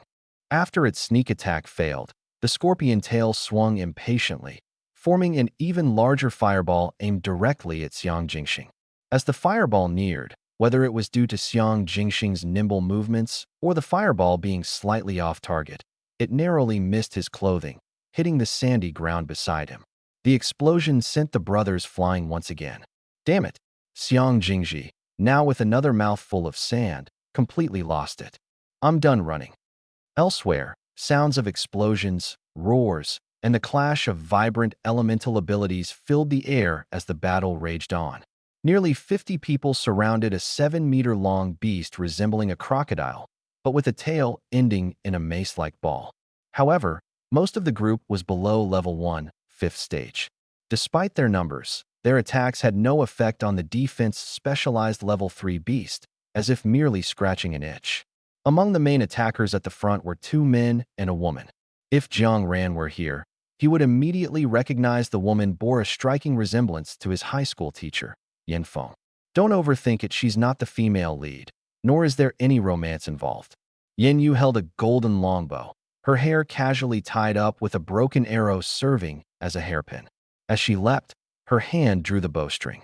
Though there was no arrow visible, as she released, 2 golden arrows flew out one after another. The golden arrows shot toward the beast, but failed to break through its defenses. However, the second arrow soon followed, striking the tail of the first and forcibly driving it into the beast's flesh. The beast roared in pain, its attacks growing increasingly ferocious, instantly sending several rookies flying. Among the other 2 attackers, the long-haired young man was struck by the beast's mace-like tail. Though he wasn't sent flying, he let out a pained grunt, clearly injured. We need to retreat. As more people were injured or incapacitated, some began to consider fleeing. Once someone started to run, the entire group would inevitably collapse. Even if forced to stay, few would fight with their full strength. Sure, Yen, are we retreating or not? Yen Yu looked toward another young man dressed in modern Chinese-style attire. Sure Yen glanced at the group briefly before replying without hesitation. Retreat. Hearing this, Yen Yu fired a few more arrows before quickly retreating to the rear. Without sparing a thought for the others, she vanished in a flash. Sure Yen clicked his tongue. It seemed Yen Yu, like the others, had long lost the will to continue fighting. After all, her ability revolved around her bow, and skilled archers were inherently swift. She could easily leave everyone else behind, using them as bait to distract the beast while she slipped away unnoticed. The only reason she hadn't left earlier was likely due to a lingering sense of morality holding her back. With the main attackers gone, the remaining 30 or so people were quickly overwhelmed. The beast, as if entering an open field, began trampling and sending groups flying with ease. The long-haired young man, Jiang Qingye, was already injured. As the crowd scattered in panic, his slower reaction immediately caught the beast's attention. Roar! A deafening roar accompanied the sound of wind as the beast's attack descended upon Jiang Qingye. Instinctively, he raised a wooden sword to defend himself. But a low-quality wooden sword stood no chance against a level 3 beast's attack. A faint cracking sound came from the sword. Jiang Qingye's pupils dilated, his mind going blank, unable to even process being sent flying. When he came to, he realized something had gently caught him and set him back on the ground. Tisk, TSK, TSK. How pitiful. A stranger's voice sounded from behind him. Startled, Jiang Qingye turned to see a red-haired figure. Jiang Ran glanced at the broken sword in Jiang Qingye's hand, understanding immediately. This guy's ability must be related to his sword. Who are you? Shi Yan, who had also been thrown but chose to return rather than flee, scrutinized the sudden appearance of Jiang Ran. Jiang Ran smiled and said, Jiang Ran, from Tianfu Academy. Also, this year's top freshman. Shi Yan raised an eyebrow. What arrogance! Setting aside the fact that formal enrollment hadn't even begun, they were only halfway through the entrance test with over 5 hours remaining. No one could predict the final results just yet. And yet, this guy dared to declare himself the top freshman already. From Shi Yan's perspective, there were usually only 2 types of people like this. Either his mind was lacking, and he thought of himself as the protagonist in a novel, but people like that often didn't even qualify as cannon fodder. Or, perhaps, this person truly had the strength to back up such arrogance. Watching Jiang Ran's confident demeanor, Shi Yan felt he was likely the latter. Thinking of this, Shi Yan chuckled lightly. Then I'll wait and see. As the two spoke, the crocodile-like beast twitched its nose as if it had caught a scent of something. The motion of preparing to swing its tail suddenly stopped. Jiang Ran shrugged and looked at the beast. Then he pulled out something red and white, waving it in front of the beast. Your mission is over. Go on, head back. Time to clock out. What is that? Shi Yan was astonished as he watched the beast halt its attack, stare at Jiang Ran for a few seconds, and then genuinely retreat. He wasn't foolish when he had been chased by a third-tier beast for 2 minutes without any outside interference. He had already guessed that this was likely a part of the entrance test. That's why he dared to lead people in fighting back against a third-tier beast. Shi Yan knew that if the school dared to arrange such a test, they must have confidence and wouldn't let students suffer major casualties during a minor trial. Otherwise, if faced with a beast 2 levels higher than himself, he would run far away by now. Good stuff, Jiang Ran commented, but his quick action of putting it away clearly showed he had no intention of letting Shi Yan take a closer look. I've introduced myself. Now it's your turn to tell me about yourselves. Shi Yan shifted his gaze back, adjusted his clothing, and responded politely, Shi Yan. Sure as in every moment in time. Yan as in the resilience of an inkstone. Freshman at the Tian's Divine Academy. The poetic elegance of his introduction made Jiang Ran unable to suppress an awkward smile. What the heck was that? Isn't just the Shi from Hour and the Yin from Inkstone? Why not just say it plainly? Did he really need to recite poetry to explain a name? What if others didn't even understand? Was this just for show? Though his mind was full of complaints, Jiang Ran didn't let any of it show on his face. After all, looking uneducated wasn't a good look. And you? What is your name? He turned his head to the long-haired boy, silently clutching his broken wooden blade since earlier, even preparing himself for another polished, literary introduction. Several seconds passed, but the boy remained motionless, not even lowering his head, as if he were meditating like an old monk. Jiang Ran's mouth twitched. Seriously, is he mute or something? Would Tian's Divine Academy really be so cruel as to let a disabled person face these beasts? His mind instantly filled with scenarios of bullying or pushing a disabled person forward as a shield.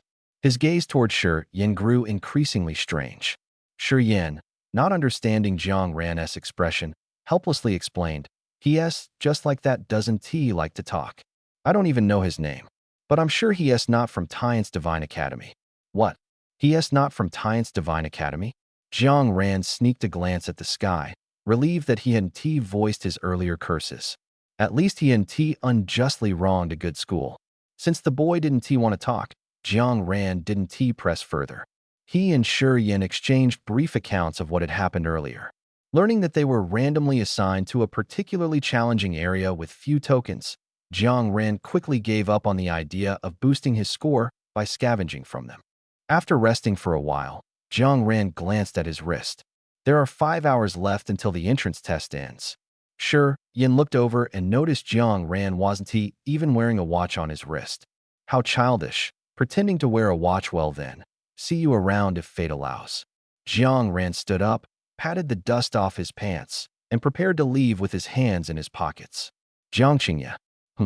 Jiang Ran turned back. The long-haired boy who had kept his head down finally looked up. Seeing Jiang Ran's gaze, he fought the urge to lower his head again and softly repeated, "Jiang Qingya." "Oh," Jiang Ran exclaimed, suddenly understanding. "You're saying your name is Jiang Qingya." He gave an okay gesture. "Got it. I'll remember that." With that, he waved casually and disappeared in a few steps. The secret realm had no sun, so there was no distinction between day and night. It was perpetually daytime, making astronomical methods of determining time impossible. Jiang Ran calculated. From the time he entered the secret realm until now, there should be about an hour left before the entrance test ended. Before the beast riot, he had found 16 tokens. But during the riot, most of the fragile wooden tokens had shattered. Even though he had sped up, he had only managed to find 7 more tokens. 23 tokens far beyond the passing line. But Jiang Ran was never content with just passing. As expected, searching alone is too slow, he sighed, counting the tokens again to confirm they were intact before putting them away. They better not disappoint me. Time to go. Otherwise, we won't have enough time to find the exit. Xiang Jingxing looked at Xiang Jingji, who was digging in the sand with his butt sticking up, and felt a headache coming on. "What is the rush?" Xiang Jingji grumbled unhappily. "What if the exit is right here? No one's around. And it's such a remote spot it's perfect for them to hide it." Xiang Jingxing swallowed. That kind of made sense. Could it be that after getting beaten up by the beasts, this kid's brain had finally clicked? He turned to look at Xiang Jingji, only to see the latter still clawing at the sand like a dog. Xiang Jingxing was speechless. TSK, not enlightenment, just random nonsense. Jiang Ran wandered leisurely, strolling while searching for tokens. After walking for half a day, nearly traversing the entire secret realm, he had only found 2 tokens. He cursed inwardly at the stupidity of the beasts. Why did they have to stick their noses into every unfamiliar object they saw? With their size, didn't they have any sense? Whenever they touched the tokens, they shatter into pieces. If it weren't for the time constraint, Jiang Ran would love to beat each one of them up and kindly remind them. Next time someone comes and places these things, be sure to destroy them all. If he had to get drenched, no way would he let the next batch of freshmen bring an umbrella. Continuing on, the lush green grass suddenly disappeared, replaced by an endless expanse of red desert. The boundary between green and red was strikingly clear, with no transition whatsoever. From a high vantage point, it looked as if a sharp line had been drawn. These people really know how to pick a spot. They actually put the exit here. The moment he stepped into the desert, the temperature rose sharply, and the wind carried faint traces of fire element energy. Unfortunately, Jiang Ran had never encountered an awakened individual with advanced fire elemental abilities, so he couldn't snatch a fire element power for his own use. Even though the fire elements in this desert were so abundant they were about to overflow, Jiang Ran could only watch helplessly, unable to use them. He created a circular barrier using wind to block out a large amount of fire elements and continued deeper into the desert. However, he had barely taken a few steps when he stopped. 1,000 meters away to his left, two dark figures appeared, one tall and one short. The abundance of fire elements made it impossible for wind to carry sound, so Jiang Ran had to squint and try to discern them. It seemed like they were two people. Is it done yet? Almost. How much longer? Just a bit more. Why isn't it done yet? Ugh, I said almost. Xiang Jingji said angrily. But after venting, he suddenly realized that something about the voice just now seemed off. It didn't sound like Xiang Jingxing speaking. Xiang Jingji froze in place. Something was wrong. Should he pretend not to notice and keep digging in the sand? Or should he turn around furiously and fight the intruder? Why did you stop digging? Jiang Ran squatted beside him, and when he saw Xiang Jingji stop, he casually smacked the back of his head. Keep digging. Ow, what the heck? Xiang Jingji almost got dazed by the slap. Are people these days this brazen? They just hit without saying a word? If that's the case, then he'd fight back with all he had. Xiang Jingji's face darkened, and he suddenly turned and dropped to his knees. Big bro, please don't kill me. The fluidity of his movements left Jiang Ran stunned. Xiang Jingji silently felt a surge of pride.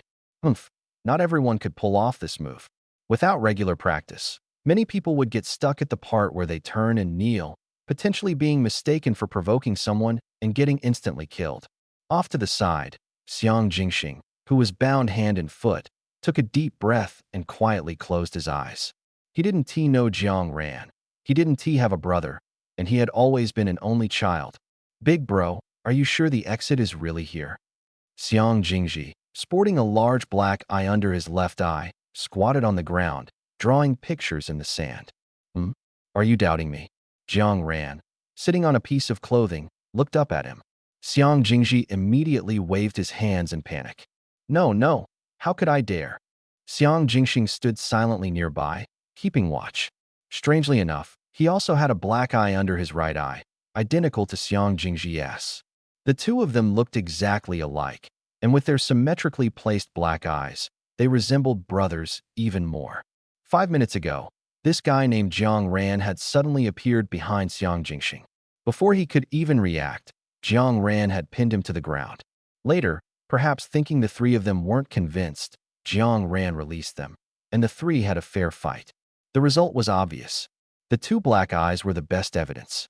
Jiang Ran, like a true expert, naturally accepted the new junior brother's gifts 6 tokens.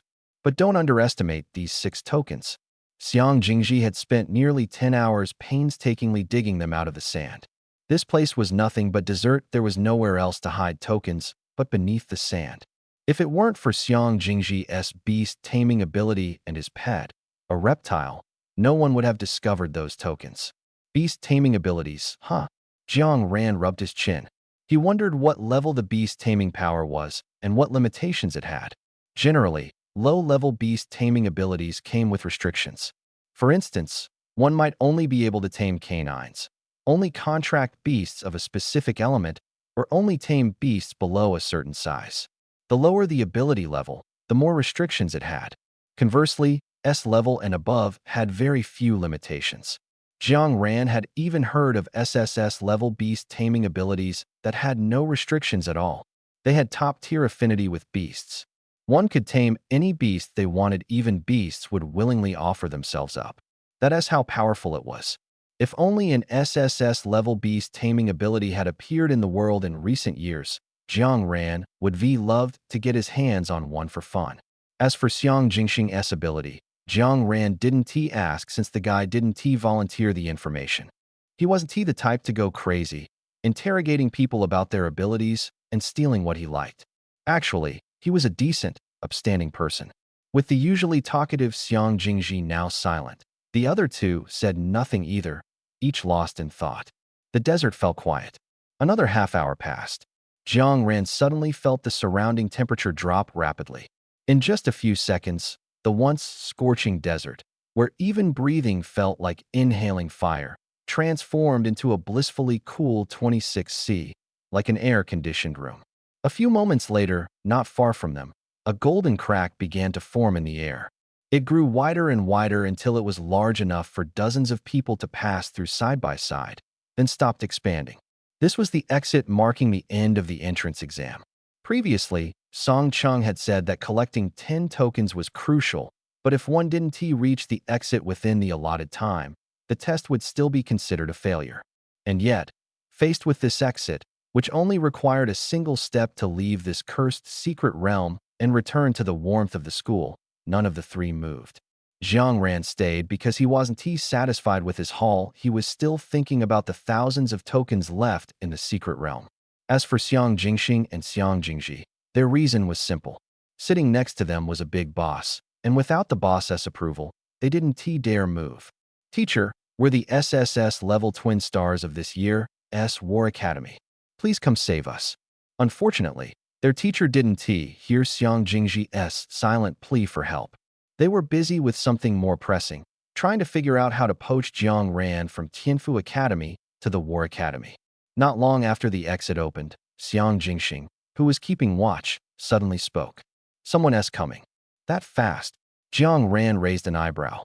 If it hadn't been for an insider feeding him the detailed test files, even he wouldn't have gotten here so quickly. To think someone else had managed to arrive this fast. Since the other party was the first to arrive, he had to show some respect. After all, you couldn't ignore the number one. Jiang Ran slowly stood up, giving Xiang Jingji a casual kick as he did so.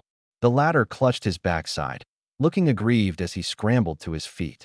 Yin Yu had assumed she'd be the first to reach the exit. With 25 tokens in hand, she was confident she'd leave a good impression on the school. But when she arrived, she found 3 people already standing before the exit. A pair of twin brothers, each bearing panda-like dark circles under their left and right eyes, stood on either side of a boy with bright red dyed hair and impeccably clean clothes. Jiang Ran scrutinized the newcomers carefully and experienced a fleeting illusion as if he were looking at a female version of Yin Feng. Although their facial features were not entirely identical upon closer inspection, that feeling was unmistakably similar. Jiang Ran had only ever known that Yin Feng had an older brother and a younger sister, but he had never paid attention to their specific ages, schools, or occupations. After all, he wasn't some obsessive fan with time to investigate such details. Thus, when he first encountered Yin Yu, it never crossed his mind that she might be Yin Feng's sister. He merely assumed that the Yin family shared a certain resemblance in demeanor. Yin Yu, on the other hand, had no idea who Jiang Ran was, though she had met Xiang Jingxing and Xiang Jingji a few times. When she saw the 2 brothers standing alongside a stranger, her brows furrowed slightly.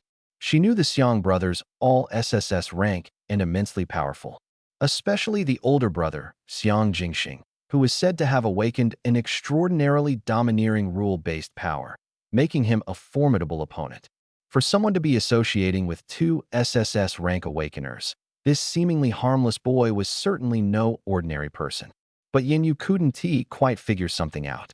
The exit was clearly open, and these 3 were among the first to arrive. So why hadn't they left? What were they still doing in the secret realm? Acting low-key? Xiang Jingji, at least, didn't seem like the kind of person who would act recklessly. Yin Yu recognized the 2 brothers, and Xiang Jingxing also recognized Yin Yu. However, compared to Xiang Jingxing deliberately hiding his abilities, Yin Yu's SSS-level artifact-type ability, Bao, was already famous in the circle. Seeing that the first to arrive was Yin Yu, Xiang Jingxing felt it was only natural. Archers, after all, are naturally fast, so it was normal for her to arrive so quickly. But when he thought about Jiang Ran, who had found the place half an hour earlier than Yin Yu, Xiang Jingxing fell silent. Well, there's no comparison, he's a monster. And not just any monster, he's a super monster who skipped the Harmony realm and directly reached the Ascension realm in just half a month. In just 2 minutes, it felt like everyone had watched an exciting movie in their minds. Jiang Ran, too lazy to think much, flashed a bright smile and said, "Congratulations, You're the first to find the exit. Since you're the first, it's only fair to give you some perks. How about this? You just need to hand over any tokens exceeding 10 to me, and keep 10 for yourself to pass. That's fair, right? As he spoke, he almost moved himself to tears. My goodness, I'm actually so generous, letting you keep 10 tokens. How can anyone be as kind as me? Yenyu. What's wrong with this guy? Do we even know each other? You come up to me and shamelessly demand my tokens? Do you even deserve them? Yenyu's lips curled into a cold smile, and with a wave of her hand, a golden, gleaming longbow appeared in her grasp. Jiang Ran blinked. He thought he had been generous enough after all. Even Xiang Jingji, who had suffered at his hands for half a day, hadn't been allowed to keep a single token. And yet, this person didn't even thank him. Instead, she pulled out a weapon? So impulsive? Jiang Ran's gaze fell on the golden longbow aimed at him. This was the first time he'd seen an awakened artifact ability that turned out to be a weapon. Artifact abilities aren't rare, and they come in a wide variety. Some people awaken a magical mop that can automatically clean for its owner. Others awaken magical scissors and become famous hairstylists in the Dragon Kingdom. But precisely because of their diversity, artifact abilities often find themselves in an awkward position. You could say they're weak, but if someone awakens a weapon, artifact abilities can make you stand out in a crowd. After all, starting with a bound personal weapon gives you a much higher starting point than others. But you could also say they're strong. Well, just like the magical mop and magical scissors mentioned earlier, they're completely useless in a fight. Yenyu's artifact ability, however, was a golden longbow. Just the dazzling gold and mysterious patterns alone made Jiang Ran certain that her ability level was definitely not low. Seeing Jiang Ran staring at her bow in a daze, Yenyu's expression grew colder. She was already prepared to fight, yet this guy wasn't even on guard and dared to zone out? How arrogant.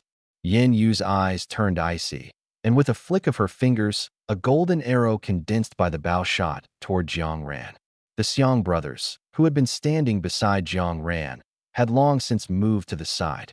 Watching Yenyu bring trouble upon herself, Xiang Jingji couldn't bear to look directly and simply covered his eyes with his hand, peeking through his fingers. He hadn't forgotten the painful experience of being mercilessly electrocuted by Jiang Ran's cannon when he and Xiang Jingxing had challenged him together.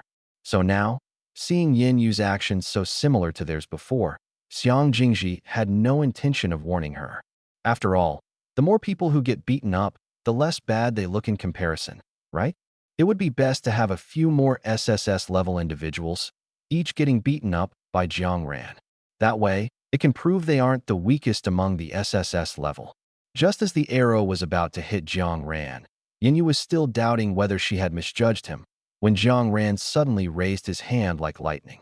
The golden arrow was caught by him in one swift motion. Xiang Jingxing and Xiang Jingji spoke in unison. Oh, as expected, no surprise. Yenyu was so shocked she couldn't speak. What did she just witness? Someone caught her attack barehanded? Jiang Ran raised an eyebrow and glanced at the arrow in his hand. Nothing special, just an ordinary arrow, and he broke it. She had thought the arrow made by Jiwu would be impressive, but it turned out to be disappointing. Who exactly are you? Yenyu gripped her longbow tightly and involuntarily took a step back. The only people who could enter the secret realm at this time were freshmen from the 7 major academies. She herself was already at the 9th turn of the fusion realm, just one step away from the peak of the fusion realm, or even advancing to the next realm. This level was already extremely rare among freshmen who had only awakened for half a month. Even looking back at the past few years, except for a few abnormal individuals, no one had reached the 9th turn of the fusion realm within half a month. Yet, the attack of a dignified 9th turn fusion realm was caught barehanded by another freshman. Could this person be a monster of the extreme body type? But there was no news of any SSS level extreme body this year. The arrow was just an ordinary one, and Jiang Ran lost interest after a couple of glances. He casually tossed it to the ground and turned to look at the wary Yenyu. I already said I'd give you preferential treatment, and this is what you do? If you don't want preferential treatment, just say so. I won't force it on you. Jiang Ran stretched his wrist while sighing. Seriously, what are you doing? A mere fusion realm individual dared to actively attack someone at the Ascension realm. Should he say she was too foolish or too bold? When Shi Yin found the exit, he discovered that there were already 7 or 8 people squatting in front of the large exit. Moreover, some of them looked oddly familiar. Stop right there. Someone else approached, and Xiang Jingji skillfully stood up and began his lines. If you want to pass here, leave your tokens. Hurry up, hand over the tokens, and we won't kill you. Seeing Xiang Jingji, now sporting a panda eye, striking a road-blocking robbery pose, Shi Yin hadn't yet processed what was happening. Was this the Xiang Jingji he knew? Although Xiang Jingji was usually a bit silly, today, why had he turned into this? Xiang Jingji recognized Shi Yin. They were in the same small circle, both SSS level, so it was hard not to know each other. But Xiang Jingji wouldn't go easy on him just because they were acquaintances. If he went soft, what would happen to his big brother's token? What about his reputation? He definitely didn't want his other eye to turn into a black eye too. Thinking this, Xiang Jingji impatiently stretched out his hand. Hurry up and hand over the tokens. Don't waste time. There are still many people waiting behind you. Shi Yin glanced at the people behind Xiang Jingji. When he noticed that, apart from Jiang Ran, everyone else, including the only girl Yin Yu, had black eyes, the corner of his mouth twitched, and he started to understand. So, he decisively handed over all 19 tokens he had found. Jiang Ran looked at Shi Yin and nodded in satisfaction. Finally someone smart. Xiang Jingji took the tokens and turned to hand them to Jiang Ran. Jiang Ran took the token without even counting it and casually placed it together with the other tokens in his hand. Shi Yin walked over, glanced up at Xiang Jingxing, his eyes showing a hint of disappointment, as if surprised by Shi Yan's compliance. He had thought Shi Yin would resist. Xiang Jingxing curled his lips, but still shifted his position to make room for Shi Yin. Shi Yin glanced at Xiang Jingji, who was ready to snatch the tokens at any moment, then at Yin Yu, who had his head down and looked completely defeated, and finally at Jiang Ran, who had a constant smile on his lips. What are you planning to do? Shi Yin had a guess, but still couldn't fully believe it. Jiang Ran propped his elbow on his knee, resting his chin on one hand. Snatch them, of course. Isn't it obvious? Don't you have enough tokens? Enough is enough. Jiang Ran spread out his other hand. But who would complain about having too many tokens? Besides, he raised an eyebrow. If I don't grab more tokens, how can I take first place? All right. No wonder. Even though the test was only halfway through, Jiang Ran dared to confidently claim he was the top freshman this year. It turned out he had planned all along to block the exit and snatch all the tokens from the other freshmen. If it were someone else doing this, Shi Yin might have found it amusing. After all, while freshmen are weak, there are a lot of them. If hundreds of people resisted together, what could one person do? Fight 1 against 100? But now, even Yin Yu, who was at the 9th level of the harmonization realm, had fallen short. Shi Yin, no matter how foolish, understood. To easily defeat someone at the 9th level of the harmonization realm with a symbiotic extreme weapon, the strength was self-evident. Jiang Ran was a master of the Ascension realm. In just half a month, he had crossed an entire major realm. This was no longer just talent, it was monstrous. Fortunately, Shi Yin was smart enough not to think about resisting.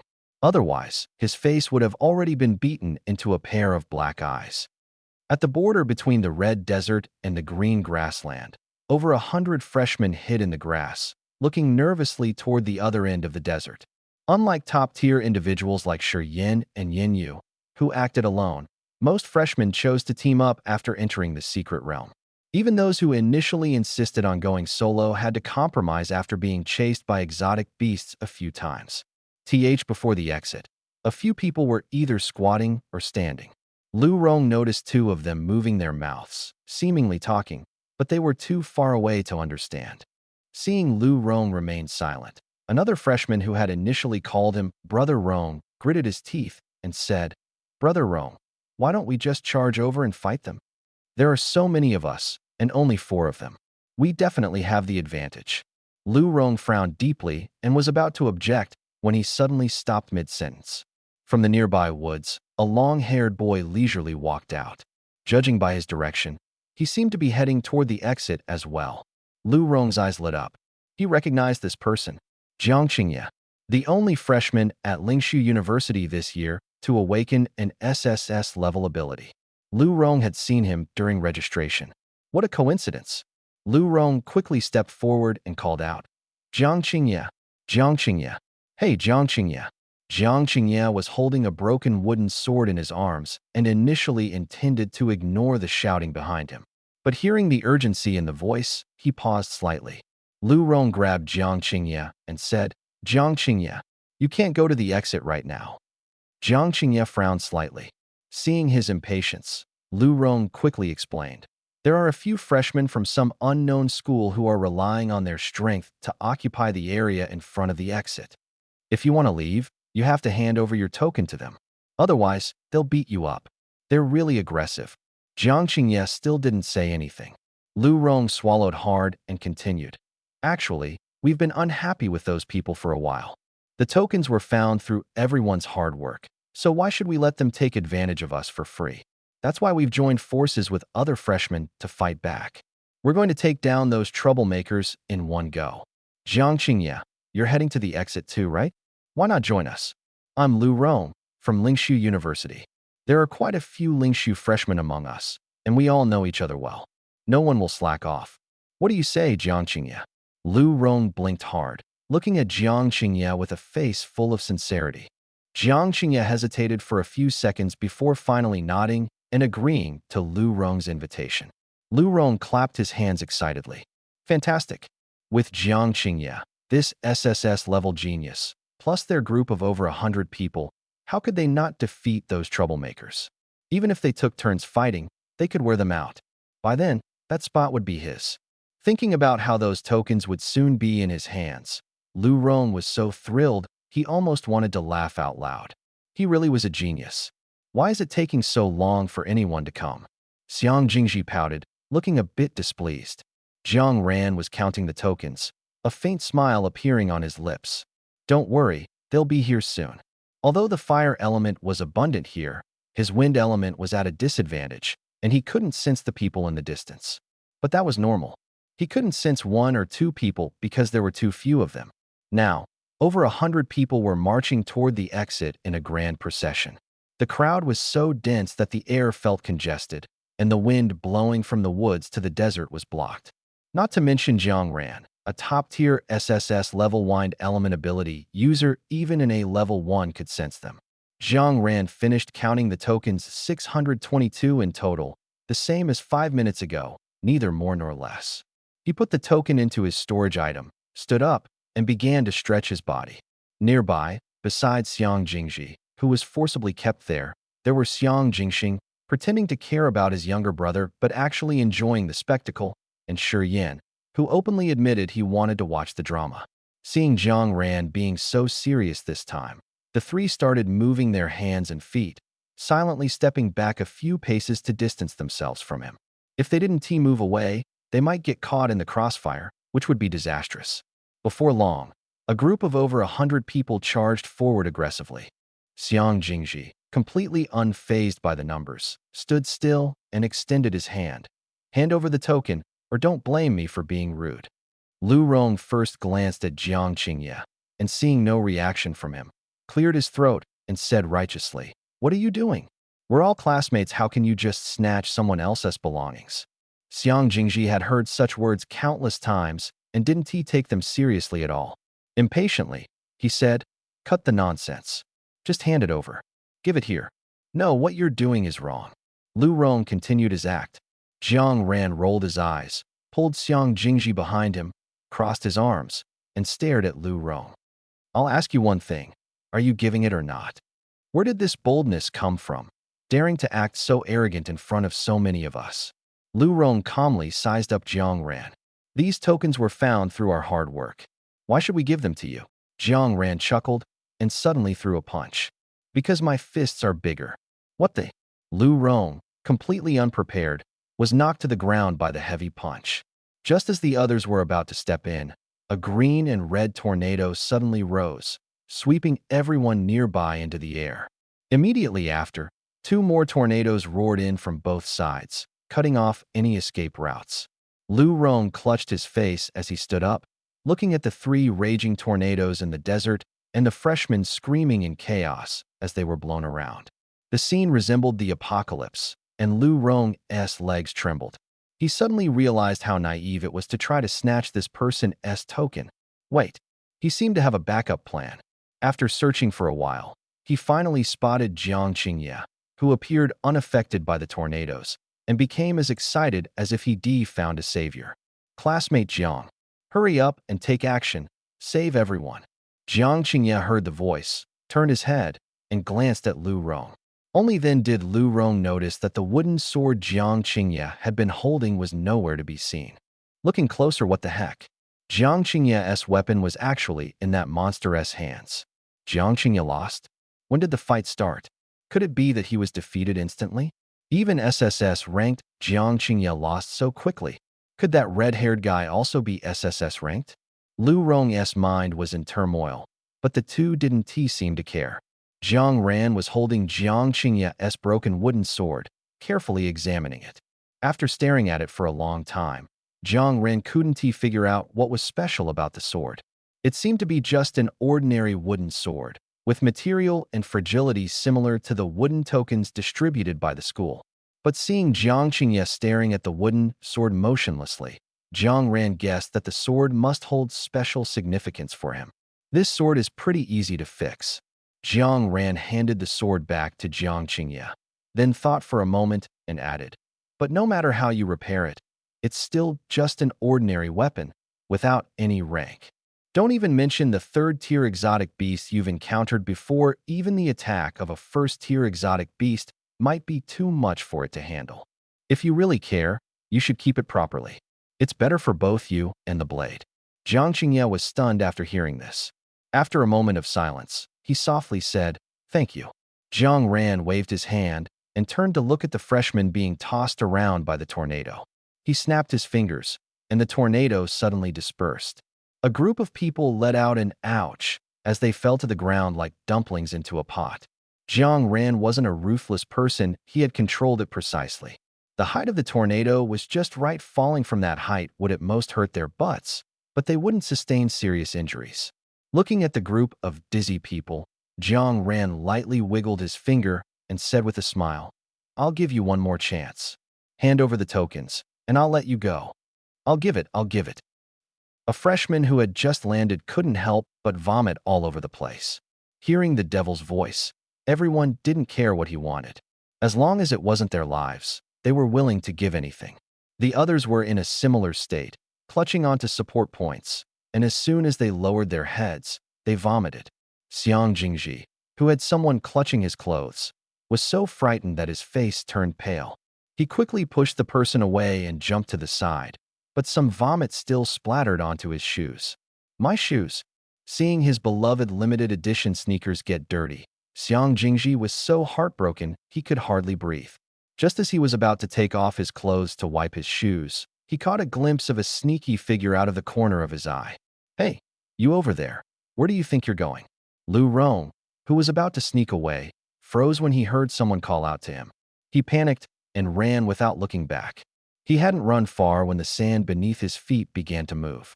A giant centipede, its color almost blending with the sand, suddenly burst out from the ground, its jaws wide open as it lunged at Lu Rong. The attack came so quickly that Lu Rong had no time to react and stood frozen in place. If Xiang Jingji hadn't intervened in time, Lu Rong might not have survived. Xiang Jingji hopped over on one foot and kicked Lu Rong to the ground, then started pulling at his clothes. Lu Rong too counting the people. It seemed like almost everyone had left. Jiang Ran dashed out of the secret realm just before the exit closed. As he stepped out with his left foot, he hesitated for a moment, even considering stepping back. Bai Yu, who had been guarding the exit, grabbed him and pulled him out. "What are you hesitating for? Don't want to pass?" "No," Jiang Ran replied, looking at the two groups of strangers who surrounded him as soon as he exited the secret realm. He was a bit dazed. What do they want? What do they want? Why are they crowding like this? Move aside, move aside. Yuan Pu, the principal of Tianfu Academy, finally squeezed to the front, shielding Jiang Ran behind him with one hand. "I say, why aren't you all staying at your own schools? What are you doing here at mine?" Hua Yihong, a burly man from the Academy of War, rubbed his hands together, completely ignoring Yuan Pu. He gave Jiang Ran an especially enthusiastic smile. Jiang Ran, right? I'm Huai Hong, the head of the Student Affairs Office and a combat instructor at the Academy of War. Have you heard about our academy? I think your personality and style are a perfect fit for us. If you're willing to join the Academy of War, before he could finish, a woman in high heels gave him a hard kick and then turned to Jiang Ran, nodding gracefully. Hello, Jiang Ran. I'm Yao Ling, the director of Lingshu University. I noticed you got along quite well with Jiang Qingye from our school in the Secret Realm. Would you be interested in becoming his schoolmate at Lingshu University? You're from Qingzhou City in Qin Province, so you probably haven't spent much time in the north. You could consider coming to the northeast and experiencing life there. Hey, Jiang Ran, don't listen to her. A bald man wearing sunglasses immediately retorted. The northeast is freezing in the winter, it's unbearable. If we're talking about the most beautiful scenery, it has to be at our Xingchen University. As soon as the bald man spoke, a man in SpongeBob Beach shorts protested. Uft, you've got nothing there. If we're talking about economic development, our Canaan Academy is definitely the strongest. You #%. I at percent. Everyone shut up. Yuan Pu's low voice, carrying an air of authority, instantly silenced the crowd. Well, almost everyone. Bai Yu, seemingly unaffected by the tense atmosphere, continued whispering to Jiang Ran. Excited? Thrilling, isn't it? The 7 major academies are all fighting over you. This kind of thing is rare, even once in decades. Jiang Ran asked, puzzled. Has no one ever been fought over by all 7 academies before? Bai Yu replied, In the past 50 years, besides you, there's only been one other person. Who? Do I know them? You're looking at him. Jiang Ran fell silent for a moment. Bai Yu was really good at setting himself up for these moments, always giving himself an opportunity to show off. An SSS-level spatial ability, unless the people from the 7 academies were all fools, how could they not fight over him? Ahem. Yuan Pu couldn't hold back anymore. He was struggling to fend off the crowd in front, while the 2 of them behind him were busy showing off and playing along. How was this fair? But then he thought about it. One of them was the person the 7 academies had fought over 2 years ago, and the other was the one they were fighting over this year. Yuan Pu couldn't help but twitch. Scolding them in front of so many people would be too embarrassing. Otherwise, he was afraid that as soon as he finished speaking, Jiang Ran would be directly poached by people from other schools with lines like, "Your principal is too uptight, our principal here is much more approachable." Old Yuan, don't worry. Bai Yu draped an arm over Jiang Ran's shoulder and said lazily, I anticipated this would happen, so when we reported in, I helped him complete the enrollment procedures. Jiang Ran is now officially a student of Tianfu Academy. Yuan Pu. This news was too shocking. The other 6 academies. What? Jiang Ran. When did this happen?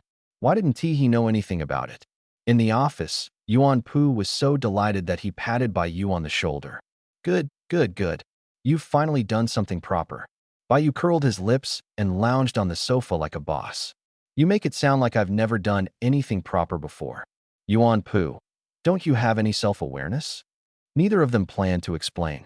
In the corner, Jiang Ran asked quietly. When did you help me with the enrollment? I don't remember anything about it. Bai Yu looked puzzled. Didn't you log into the school website using your student card? What does that have to do with my enrollment? Of course, it's related.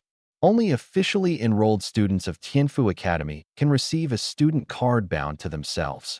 Jiang Ran was even more surprised. Didn't Bai Yu take him from home to the principal's office, then to the dormitory, and directly hand him the student card?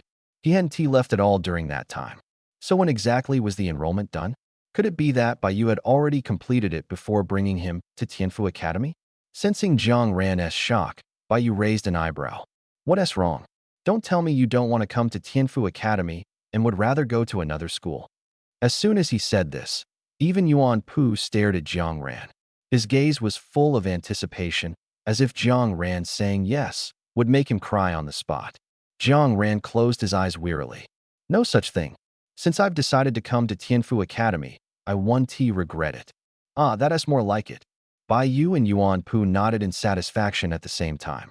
By the way, Jiang Ran said, pulling out a pile of tokens from his storage tool, These are my tokens, a total of 2,469. You can count them yourselves. As soon as the more than 2,000 tokens were taken out, Jiang Ran felt his storage space suddenly become much roomier. Looking at the tokens that filled half the office, Yuan Pu said helplessly, "Do we even need to announce the results?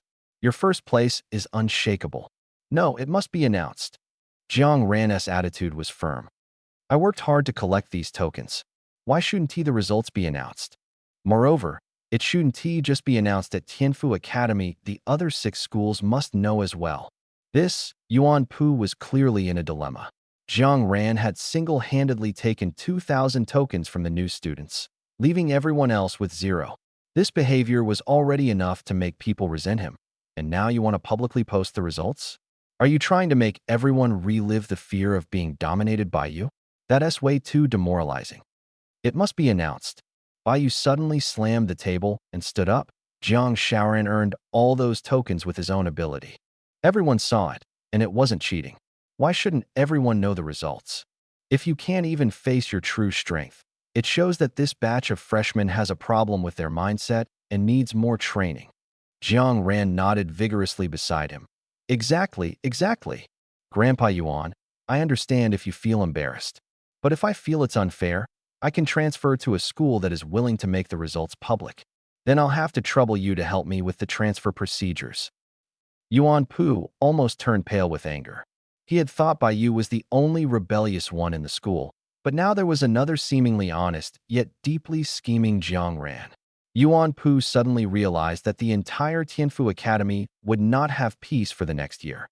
The next day at noon, Jiang Ran woke up, picked up his phone, and found that the entrance test results had already been posted on the 7 academies' official websites. That was fast. It seemed his mention of transferring schools had really scared Yuan Pu.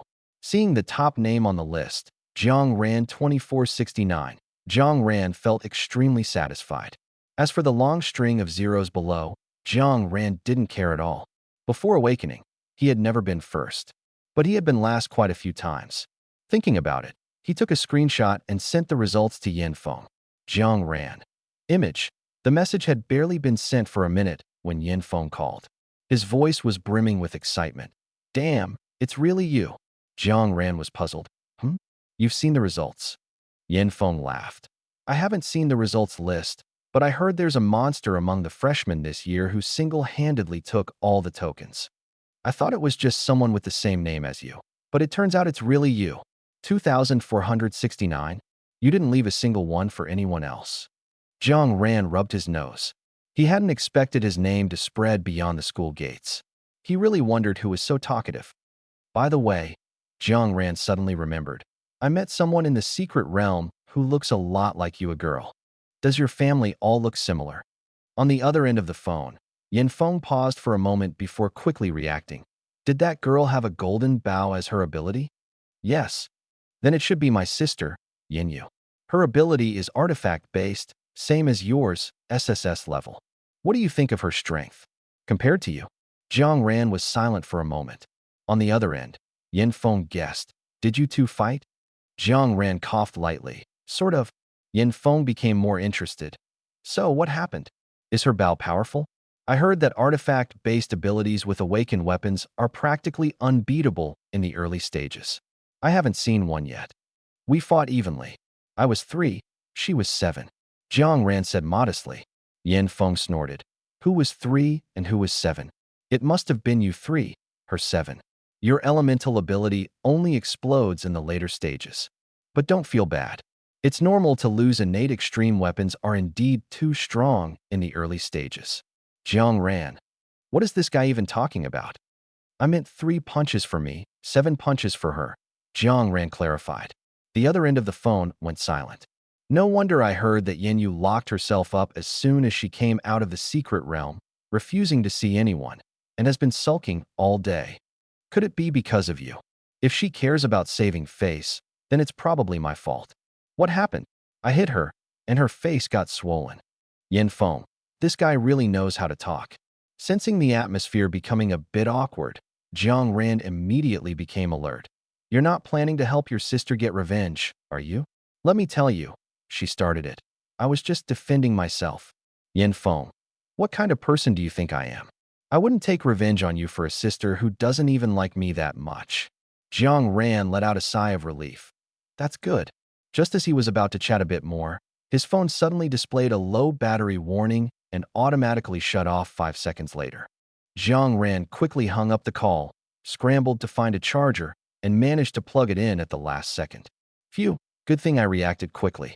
On the other side, Yin Feng was about to share some good news with Jiang Ran, but after talking for a while, he realized there was no response. He looked at his phone and discovered the call had been disconnected at some point. Tisk, looks like I'll just have to give him an unexpected surprise. As soon as the entrance exams ended, summer vacation began. Although it was only a week long, no one would give up the opportunity to enroll just because the break was short. During this time, schools were busy poaching students from each other while also dividing their new students into classes, assigning dormitories, and arranging schedules. How are we supposed to divide them?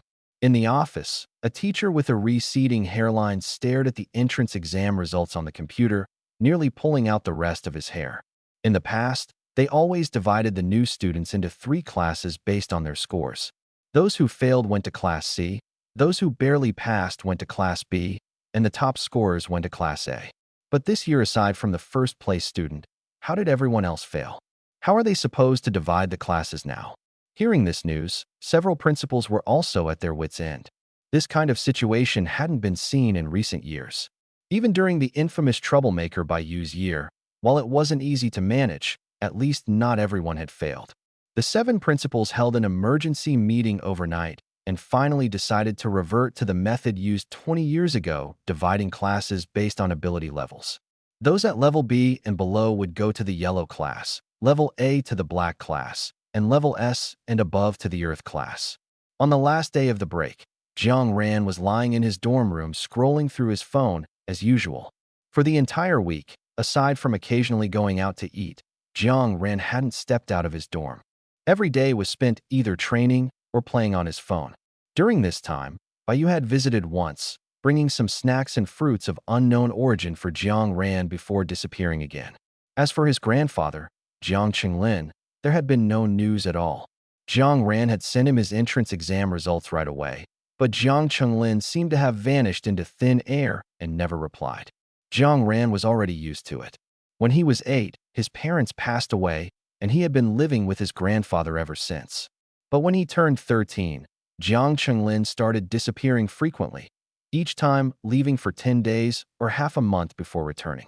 Jiang Ran had asked his grandfather where he went, but Jiang Qinglin only said, to take care of something very important.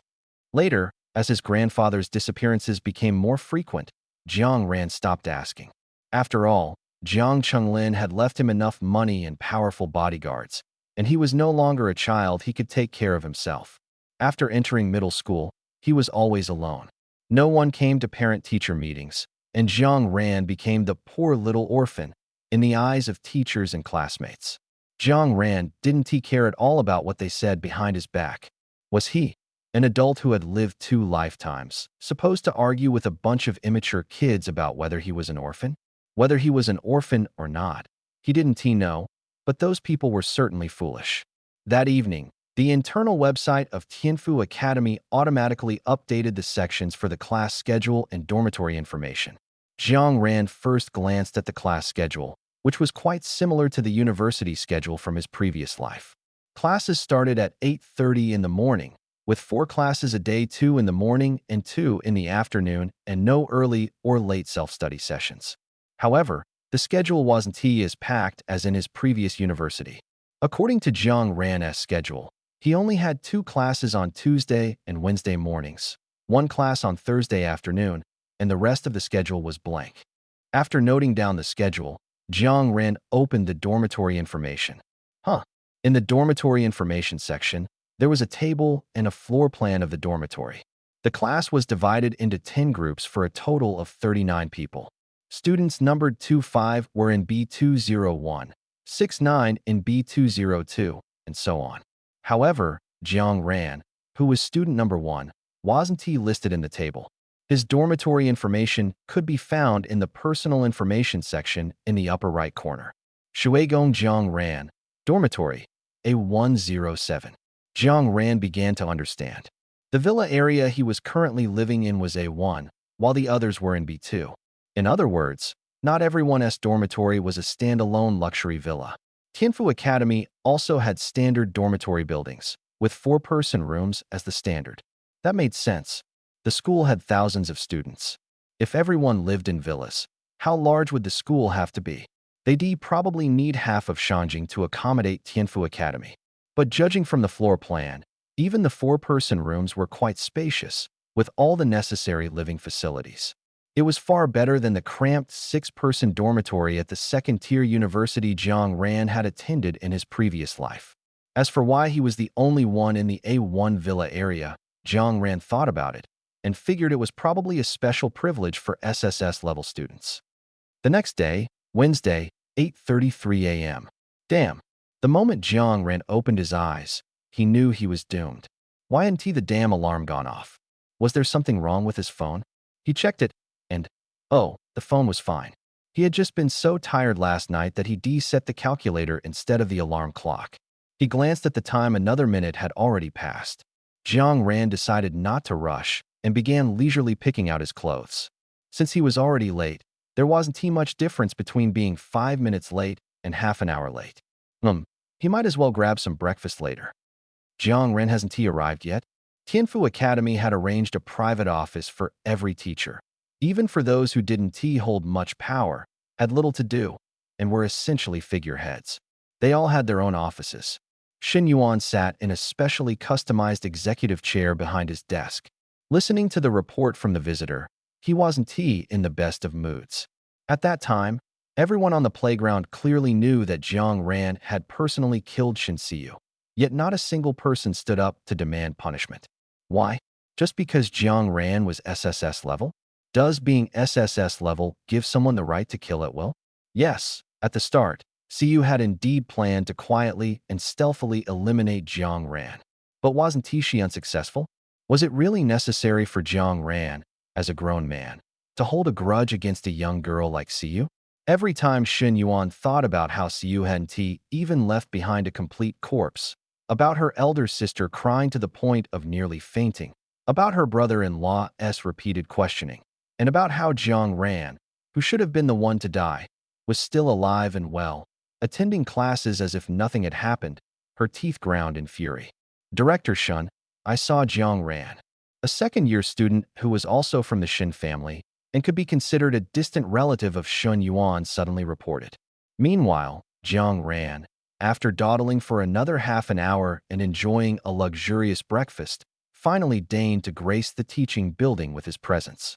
But before he could even reach the second floor and find his classroom, someone blocked his way. Jiang Ran, Director Shun has something to discuss with you. Come along. Jiang Ran glanced at the person blocking him, who was clearly also a student, and couldn't help but raise an eyebrow. Director? Which director? The male student sneered. Who else would it be?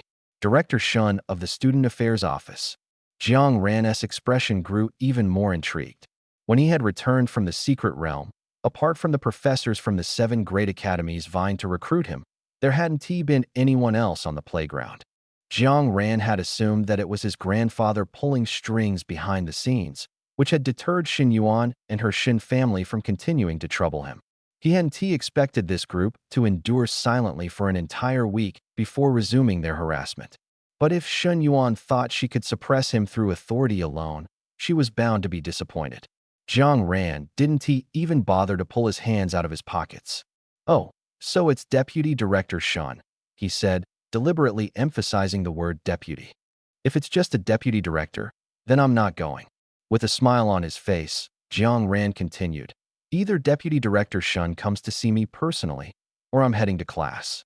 After all, the time of an SSS level awakener is very precious. As he finished speaking, Jiang Ran even made a show of raising his empty wrist and pretending to check the time. The student blocking him was likely unaware of Jiang Ran's infamous actions during the entrance exam, or he probably wouldn't have dared to adopt this senior student attitude toward him. After all, Jiang Ran was the kind of monster who, when provoked, had killed a freshman in front of the entire school and single-handedly defeated thousands of other freshmen in the process. Are you coming or not? If not, I really need to head to class, Jiang Ran sighed. I thought Deputy Director Shun would stop at nothing to take me down. Turns out, she's just a coward who doesn't even dare to show her face. Jiang Ran. A cold, venomous voice spoke each syllable with deliberate precision. Xin Yuan had somehow appeared at the stairway landing. Her gaze, as icy and menacing as a viper-s, locked onto Jiang Ran, as if she might pounce and sink her fangs into him at any moment. Seeing Xin Yuan finally appear, Jiang Ran wasn't surprised. He even had the mood to greet Xin Yuan with a smile. Good morning, Deputy Director Shun. How was your niece's funeral? Sigh, you really are something. You didn't even inform me about it. After all, we were classmates. I was planning to contribute 200 yuan. Xin Yuan had already prepared himself mentally, but at this moment, Jiang Ran's provocation almost made him lose control and want to attack him directly. On the other side, seeing Xin Yuan clenching his fists tightly but still maintaining his composure, Jiang Ran felt slightly disappointed. Why isn't this guy taking the bait? Jiang Ran wasn't the type to have an overflowing sense of mercy, thinking this one can't be killed, that one shouldn't be killed, and leaving hidden dangers for his own future. For people like Xin Yuan and the Xin family behind him, who had a reconcilable hatred with him, Jiang Ran's consistent thought was, if it can be resolved early, resolve it early. Best to uproot the problem and solve it at its source. If his enemies were eliminated from the start, then the plot wouldn't develop like most novels, where the protagonist suddenly faces a major villain with a life and death grudge in the later stages. What's that saying again? As long as I kill fast enough, the villains can't catch up to me. But now, since Xin Yuan didn't make the first move, Jiang Ran didn't have a suitable reason to kill him for the time being. TSK. We're both middle-aged men. Can't you be a little more hot-blooded? Jiang Ran, you recklessly harmed your classmates during the entrance test, which is a serious violation of the laws of Long Country. If you voluntarily surrender, you might still get leniency. Xin Yuan held back and held back again, swallowing the curse words that were about to escape his mouth, and coldly began reciting the lines he had long prepared. If you insist on resisting, not even the school will be able to protect you. Is it really that serious? Jiang Ran feigned a terrified expression. Then, what should I do? Seeing Jiang Ran's reaction, Xin Yuan sneered inwardly. Huh, so you can be scared too? Of course.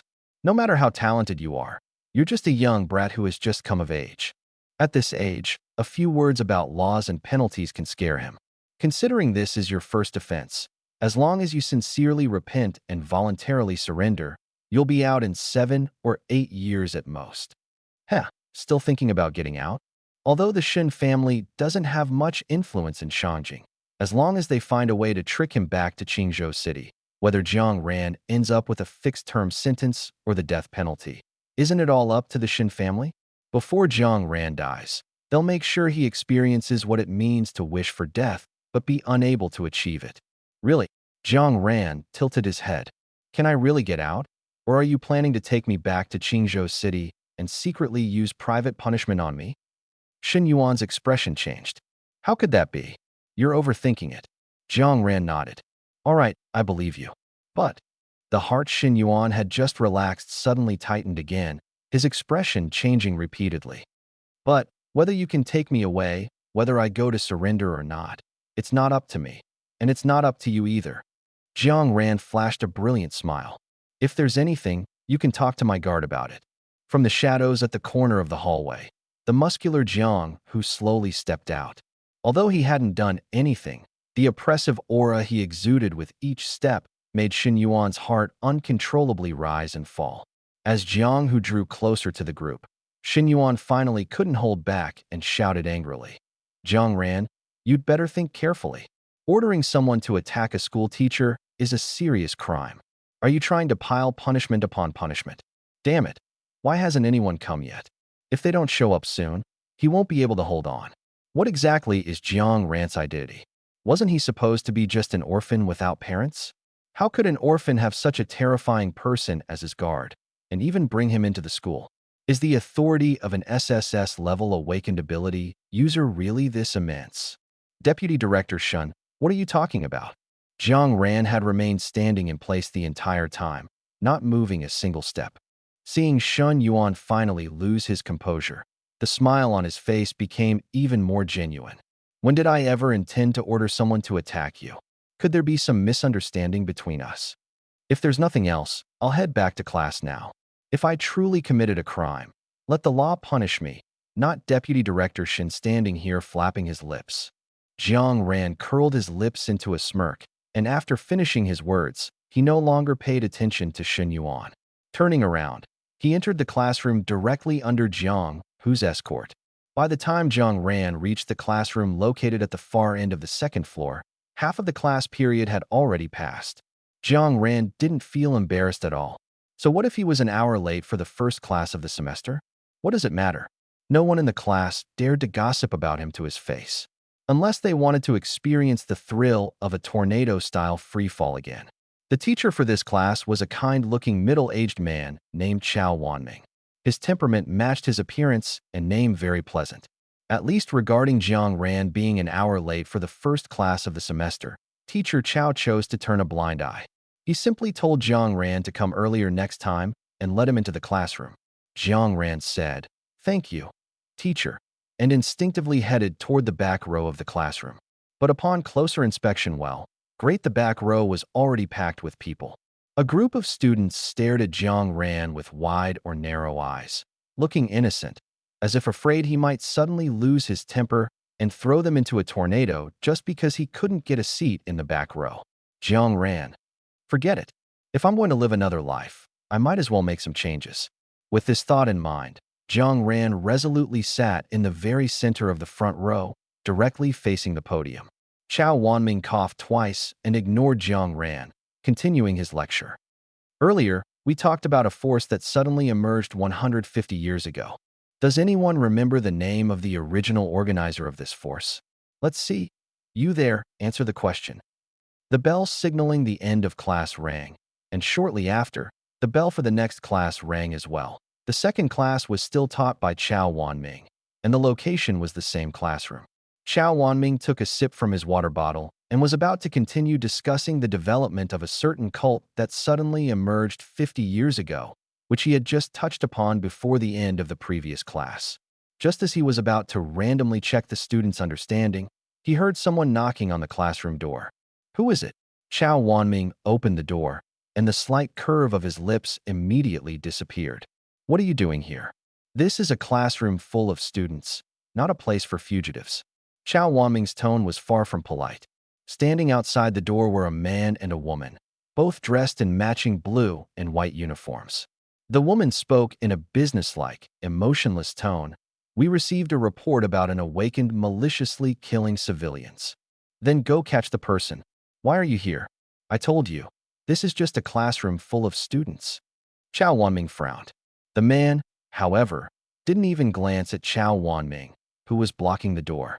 His gaze went straight to Jiang Ran, who was sitting in the very center of the first row, occupying the entire space by himself.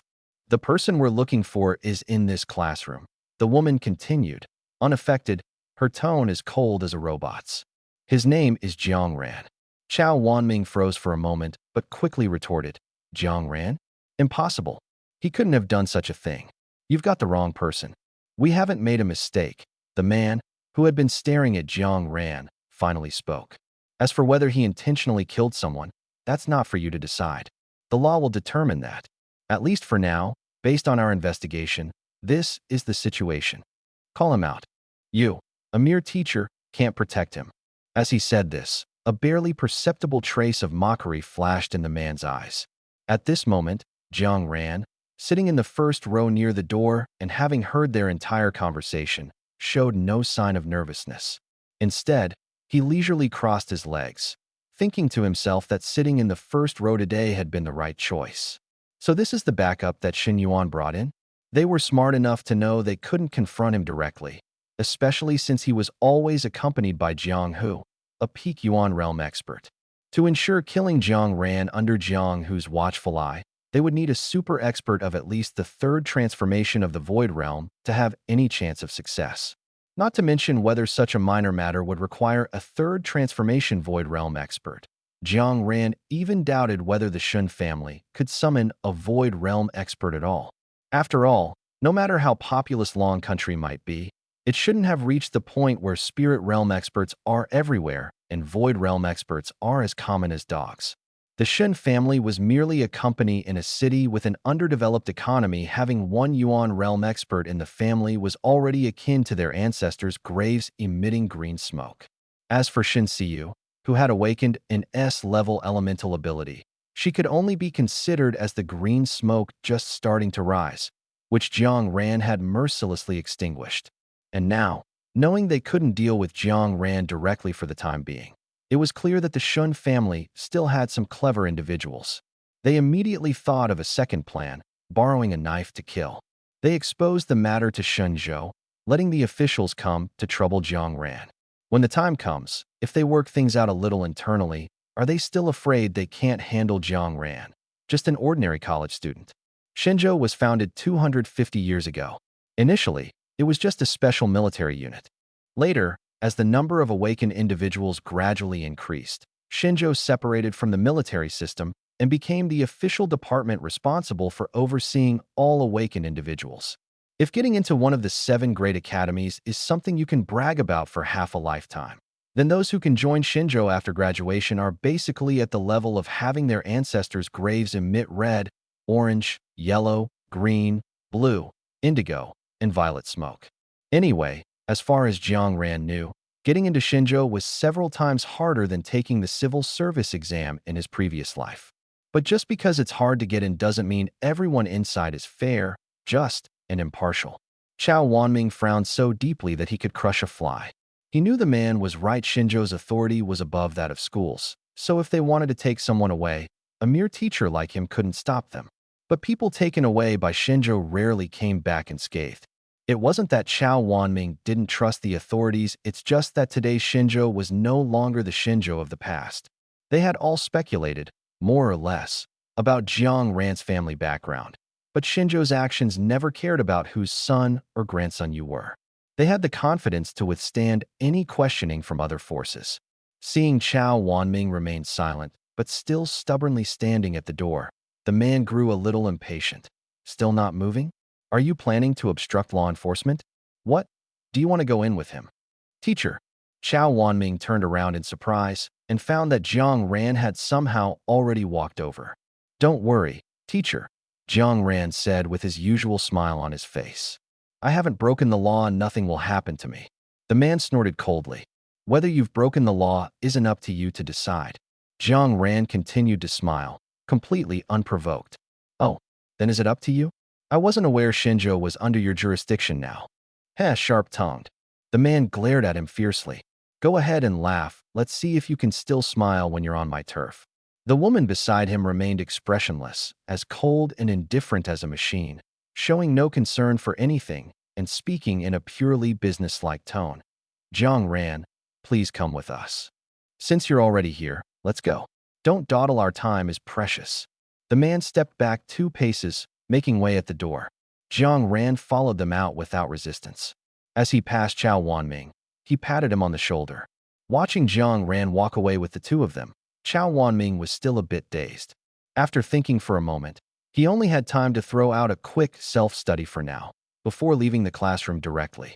The 38 students left in the classroom looked at each other, all equally bewildered. So, did the Demon King really kill someone? Impossible, right? Even though he's ruthless, brutal, and detestable, like a tyrant, Someone trailed off, unable to continue. Why do I feel like that man was so arrogant, like he looked down on us? Relax, people from Shenzhou are all like that, looking down on others with their eyes on top of their heads. Bah, no idea what they're pretending to be.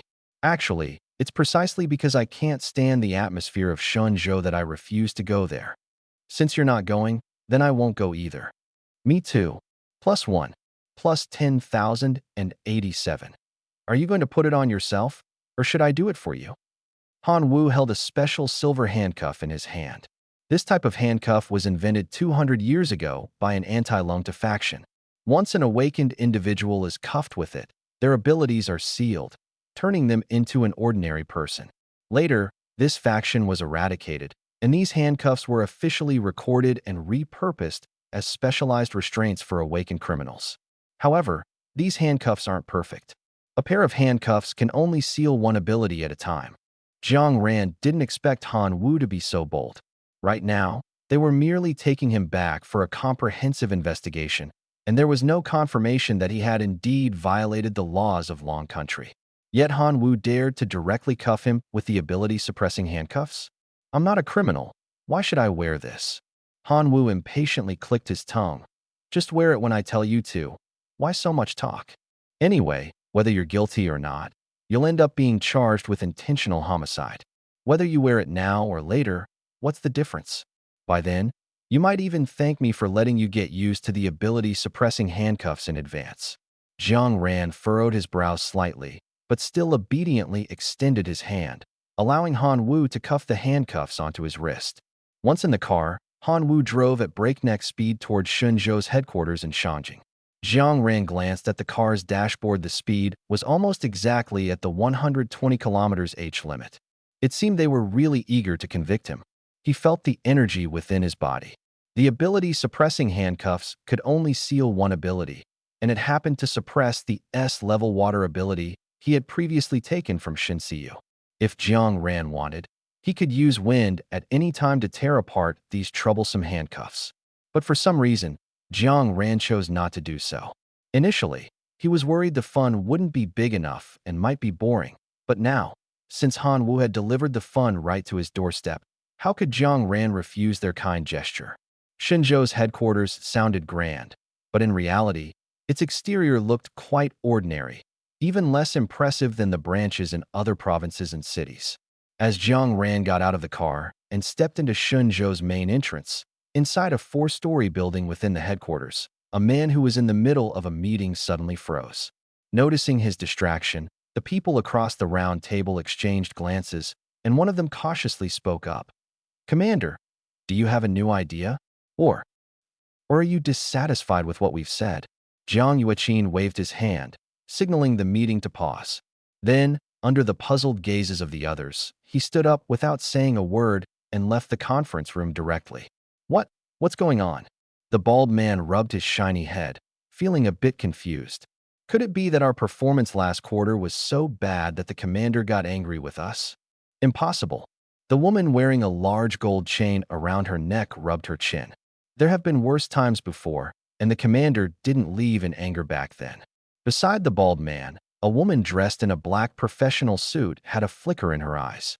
Something must have happened that forced the commander to pause the meeting and go deal with it. Let's go and check it out. Although Jiang Ran knew more about Shenzhou than others, this was actually his first time visiting Shenzhou, and it was the headquarters. Watching Jiang Ran look around like a country dog entering the city, Han Wu sneered disdainfully. People from small places really lack experience. Where are we going now? Jiang Ran surveyed the surrounding terrain and building layout, memorized it, then turned his head to actively ask Han Wu. Han Wu coldly replied, "Don't ask what you shouldn't." Jiang Ran rolled his eyes. "Pretentious. Let's see how long you can keep up the act." Han Wu led Jiang Ran straight to a small two-story building. Jiang Ran followed behind him, glancing twice at this building that seemed particularly out of place within Shenzhou, guessing it probably wasn't a good place. Didn't all those people coming and going try to avoid this place as much as possible? However, ever since Jiang Ran left school, their little schemes were no longer hidden at all. Back then, they spoke nicely about bringing him back for investigation. Now it seemed they were planning to directly torture him. By then, regardless of whether he had committed a crime or not, as long as he didn't personally admit to intentionally killing Shinsiyu, they probably wouldn't let him out. What a so-called investigation and law enforcement. Turns out this is how they investigate. Just wondering how many times this kind of thing has happened besides him, and how many wrongful convictions have been fabricated by this group for their own private interests. But, for even the headquarters located under the emperor's nose to be in such a mess, who knows how corrupted the branches in the many provinces and regions of Long Country have become. The door of the small building was made of a special high-density metal, equipped with both a keyhole and an advanced facial recognition system. Just as Han Wu pressed his face against it, and with a beep, unlocked the door, "Commander, This one word, commander, almost scared Han Wu's soul out of his body. But he quickly steadied himself. Calm down, relax. The commander isn't the type to ask too many questions. Maybe he just happened to be heading out and wouldn't notice this place. But reality is cruel. The thing you least want to happen often ends up happening. Jiang Yueqin walked out from the central building, not even glancing elsewhere, heading straight toward this two-story building. Feeling the waves of greetings echoing around, Han Wu's face turned visibly pale. Why would the commander suddenly come here at this time? Logically, he should be in meetings all day today. No, don't overthink it. Although it's said that Jiang Ran has decent talent, it shouldn't be so extraordinary that even the commander knows him. Didn't Xin Yuan say he was just an orphan? Calm, commander.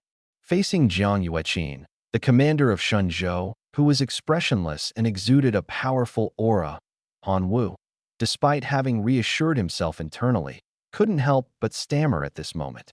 Jiang Yueqin ignored his greeting and coldly asked, "What is going on here?" "Well, we received a real name report that someone violated Article 3040, one of the Dragon Nation's law, so..." Jiang Yueqin directly interrupted Han Wu. "So you skipped the investigation process and directly used energy-suppressing handcuffs to bring someone here and resorted to private punishment to extract a confession." Han Wu was momentarily flustered. "No, that is not true. How could that be, Commander? How could we possibly do such a thing?" But under Jiang Yueqin's gaze, which seemed to know everything, Han Wu gradually found himself unable to continue making things up. Only then did Jiang Yueqin shift his gaze to Jiang Ran, who had been watching the scene unfold with a faint smile. Without any visible movement, the handcuffs on Jiang Ran's wrists suddenly crumbled into fragments, falling to the ground with a rustling sound. Jiang Ran shook his arms. Being forced to stay in one position for the entire journey had made his shoulders sore. "What's wrong? Is there something wrong with your body?" Jiang Yueqin asked, his tone suddenly softening when he saw Jiang Ran shaking his arms. "Not really," Jiang Ran replied casually, crossing his arms behind his head and stretching his shoulders. "It's just that your Shenzhou team works pretty fast. I didn't even get a chance to explain myself before you slapped the cuffs on me. Honestly, judging by the way things were going, it felt like you were ready to drag me off for execution. What's the deal? Are you guys short on KPLs? But using an SSS level elemental ability awakener to boost your KPL stats? Well, I wouldn't say it's unheard of, but it'd definitely be shocking if word got out." Jiang Ran rambled on for a while.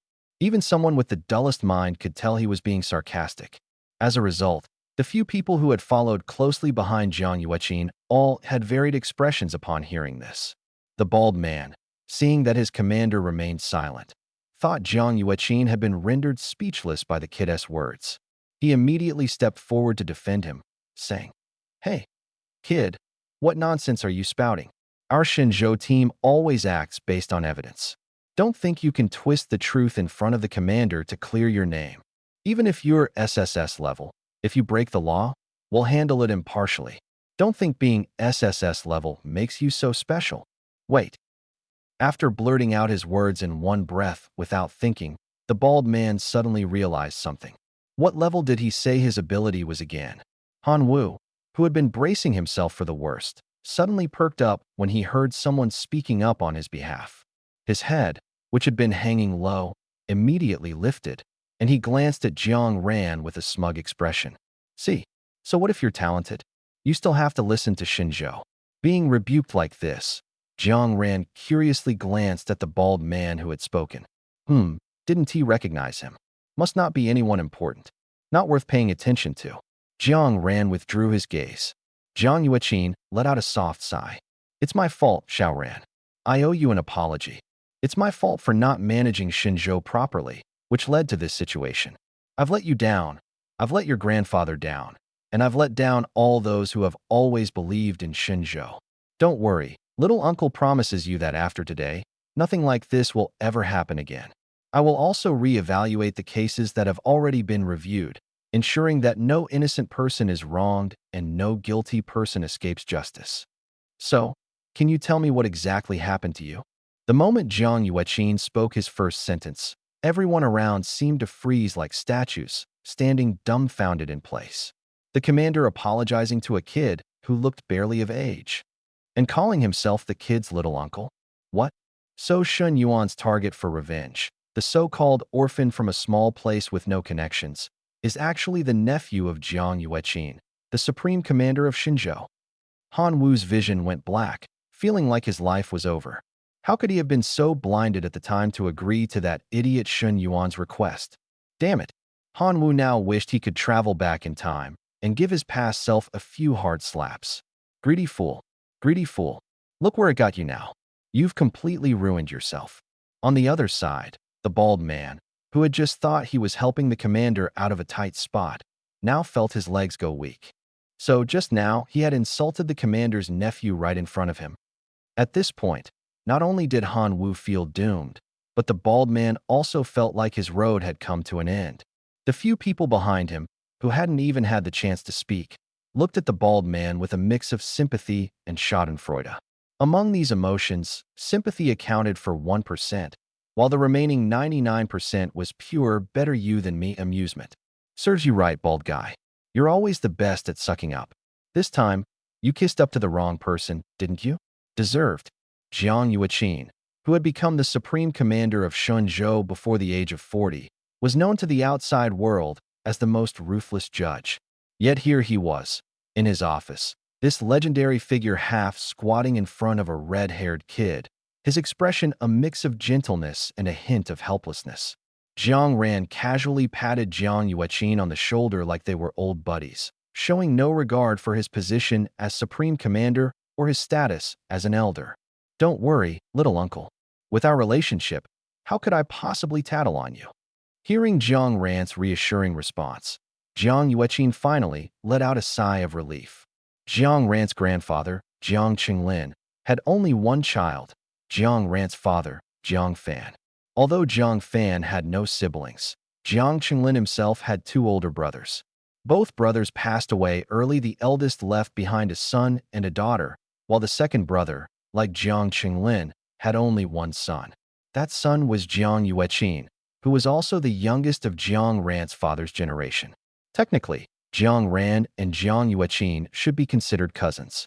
However, everyone felt that adding the word cousin made the relationship seem too distant, so they simply omitted it. As for why Jiang Yueqin was so afraid of Jiang Ran tattling, there was a reason for that too. Jiang Ran's grandfather was the youngest of the three brothers and was naturally doted on, which extended to Jiang Ran's parents, who were also deeply loved by the two great uncles. When the two passed away, Jiang Qinglin's hair turned white almost overnight. Thus, as the only legitimate third-generation member of the Jiang family and the sole bloodline descendant of Jiang Qinglin and Jiang Fan, Jiang Ran naturally became the person with the greatest authority in the entire Jiang family. Jiang Ran's uncle and aunt already felt deeply guilty for failing to save his parents back then.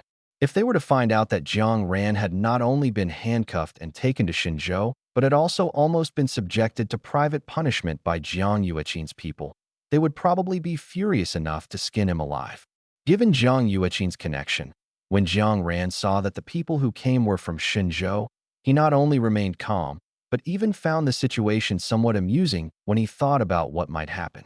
His younger uncle was still single to this day, living a clean life with no white moonlight or illegitimate children. Therefore, as the only legitimate third-generation member of the Jiang family, Jiang Ran was practically a crown prince in Shenzhou's domain. Although his powerful background was so overwhelming that others could hardly believe it, Jiang Ran was not the type to act recklessly just because of his connections. At least in the matter of killing Shenxi, he truly hadn't broken the law. The laws of Longhua had been continuously revised and improved for over 200 years, undergoing several historically significant conferences before finally becoming the legal system everyone sees today. In Article 1206 of the Criminal Law for Awakened Individuals, the definition of self-defense is clearly and explicitly outlined. To simplify a few pages of text, it essentially states that if someone initiates an attack on you that is likely to be fatal whether directly or indirectly, and regardless of whether there are casualties, you are allowed to retaliate without it constituting a crime. Therefore, in theory, when facing a second-tier mutant beast, Shenxi's deliberate act of pulling Jiang Ran and throwing him behind her already gave Jiang Ran sufficient grounds to act against her. He merely delayed his retaliation a bit. Exploiting loopholes was something Jiang Ran had done countless times in his past life. Doing it again in this life was as easy as turning his hand. After hearing Jiang Ran's explanation, Jiang Yueqin immediately understood.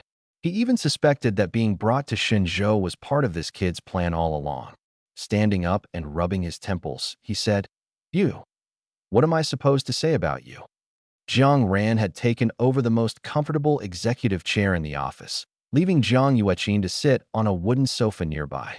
Jiang Ran, completely unconcerned about his uncle's current mood, even had the leisure to praise himself. "Of course, you should say that I'm resourceful, clever, and decisive. Besides, I've saved you so much trouble.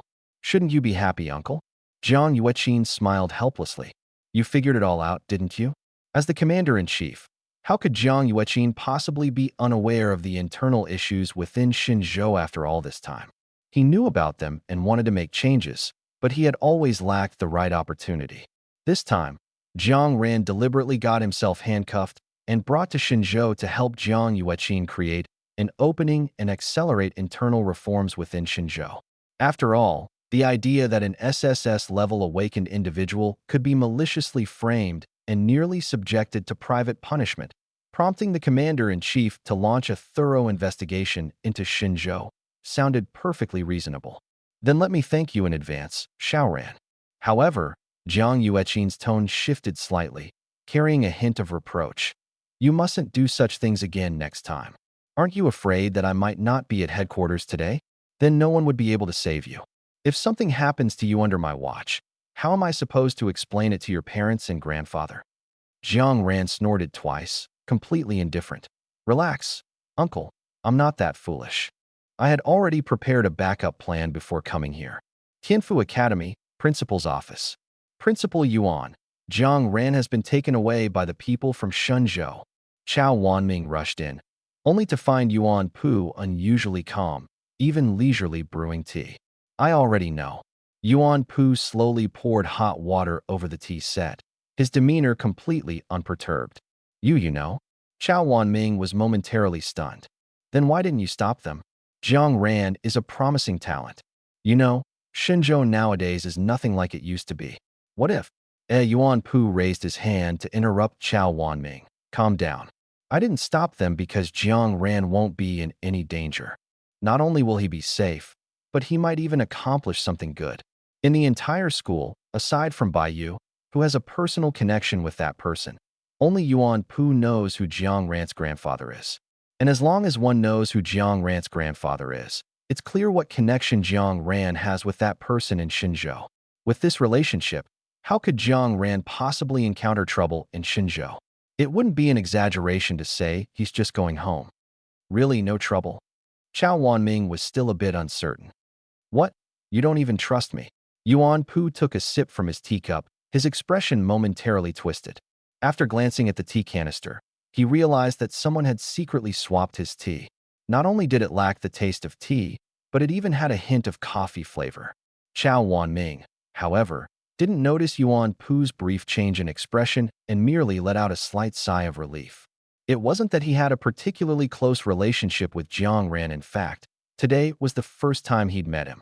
But as a teacher, Chao Wanming was simply worried that a genius who might one day rival Bai Yu could be ruined by those scoundrels from Shenzhou. "All right, it's still class time, isn't it? Go back now." Leaving students to self-study in the classroom on the first day of school, aren't you afraid they'll turn the place upside down? Having guessed the culprit behind the tea swap in just 1 second, Yuan Pu weakly waved his hand, sending the well-meaning but overly concerned teacher Chao back to the classroom. Looking at the low-quality tea leaves of some unknown brand, and then recalling the priceless premium tea gifted by Jiang Qinglin that he had before, Yuan Pu's heart rate spiked again. Suddenly, Yuan Pu slapped his forehead. Since Jiang Ran is Jiang Qinglin's grandson, logically speaking, Jiang Ran should know what kind of tea Jiang Qinglin usually gifts people. Yes, this is a promising talent. Absolutely mustn't let anything happen to him. With that thought, Yuan Pu casually tossed the tea canister into the trash bin, pushed open the door, and disappeared. When Yuan Pu arrived at Shenzhou, what he saw was Jiang Ran quietly eating with his tray, Jiang Yueqin looking a bit surprised at his arrival, and Bai Yu wolfing down food like he hadn't eaten in days. Yuan Pu? Question mark. He pointed at Bai Yu in disbelief, momentarily forgetting why he had come. You brat, what are you doing here? And where did you stash my tea leaves? Bai Yu barely managed to swallow the food in his mouth, gulped down half a glass of cola, and finally spoke clearly. Hey, I suggest you stop spouting nonsense. What tea leaves? Do I look like someone who steals things? Bai Yu rolled his eyes in a very ungraceful manner. If you lost something, go report it to the police. Don't go around accusing innocent people, okay? You? Innocent. Yuan Pu snatched the chicken leg from Bai Yu's tray before he could eat it, his eyes widening to twice their usual size. If you're innocent, then the whole world is full of normal people. Wouldn't that be great?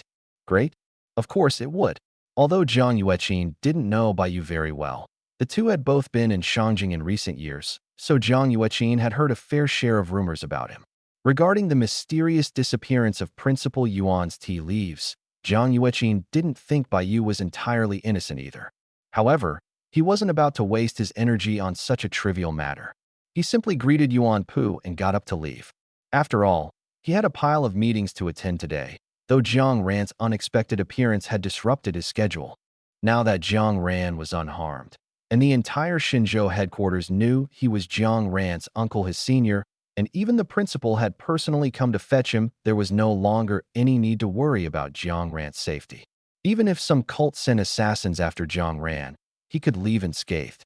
So, after accompanying his nephew for lunch as an uncle, it was time to get back to work. With Jiang Ran's involvement, the coming days would only get busier. Seeing the skirmish between Yuan Pu and Bai Yu finally come to an end, Jiang Ran thoughtfully handed Yuan Pu a glass of warm water. But the old man, showing no regard for health consciousness, pointed at Bai Yu's glass and said, I want cola too. Pepsi, not Coke, and make sure to add plenty of ice. Having just finished one round of battle and now massaging his stomach, Bai Yu instantly jumped up at these words, looking even more agitated than when he was accused earlier. Damn it. You old man. You drink Pepsi instead of Coke? I'm going to fight you for 300 rounds. Jiang Ran, shrinking to the side, dared not speak but quietly kicked a bottle of Pepsi into the farthest corner. Then, he picked up the Coke on the table and poured Yuan Pu a glass full of ice. Back at school, all the way until they parted ways, the three of them tacitly avoided mentioning Shinsiyu. After all, Jiang Ran's background was clear, and he was one of this year's SSS level awakeners. On a larger scale, based on the talent Jiang Ran had already displayed, even if he was only a single ability awakener, he would undoubtedly rank among the top of the SSS level awakeners to have appeared in the past 50 years. Such a super genius. Even if Jiang Ran killed Shinsiyu intentionally and without reason, in the end, nothing would happen to him. After all, this isn't Earth. In the world of awakeners, a sufficiently extraordinary genius can make the rules bend for them. Not bad. Returning to his high-end single dormitory, Jiang Ran stretched lazily, feeling quite satisfied with his half-day schedule today. Skipped another class. Awesome. TSK. Such low aspirations. Bai Yu, who had followed him back, clicked his tongue twice and sprawled on the sofa as if it were his own home, clearly not planning to move again. What do you mean by low aspirations? Isn't this pursuit grand enough? Jiang Ran curled his lips slightly, feeling a bit displeased that his grand pursuit was being belittled. Bai Yu let out a sound unique to a rebel. Sigh. It's obvious you haven't had much fun. At your age, you should be enjoying life. If you're not bold, can you even call yourself young? Coincidentally, I have something to do tomorrow. I'll reluctantly take you out to broaden your horizons. Jiang Ran thought about his class schedule. It seemed there was another class tomorrow afternoon. Skipping 2 classes right after the semester starts doesn't that seem bad? Still a diligent student, Jiang Ran sincerely raised the question. Then I'll finish quickly and make sure you're back in time for class in the afternoon. Actually, there's no need to rush that much. The next day, just as Jiang Ran picked up a piece of freshly toasted bread, a hand appeared out of nowhere, grabbed his shoulder, and whisked him away. The next second, the same hand reappeared, precisely targeting the remaining slices of toast on the table, taking the entire plate. Choo choo choo. This time it's not bad. Choo choo choo. At least I gotta dry my hair. Choo choo choo. Going out with wet hair easily causes headaches. Choo choo choo. Well, you're overthinking it. Choo choo choo. This time, I simply overslept. Choo choo choo. You don't need to thank me specifically.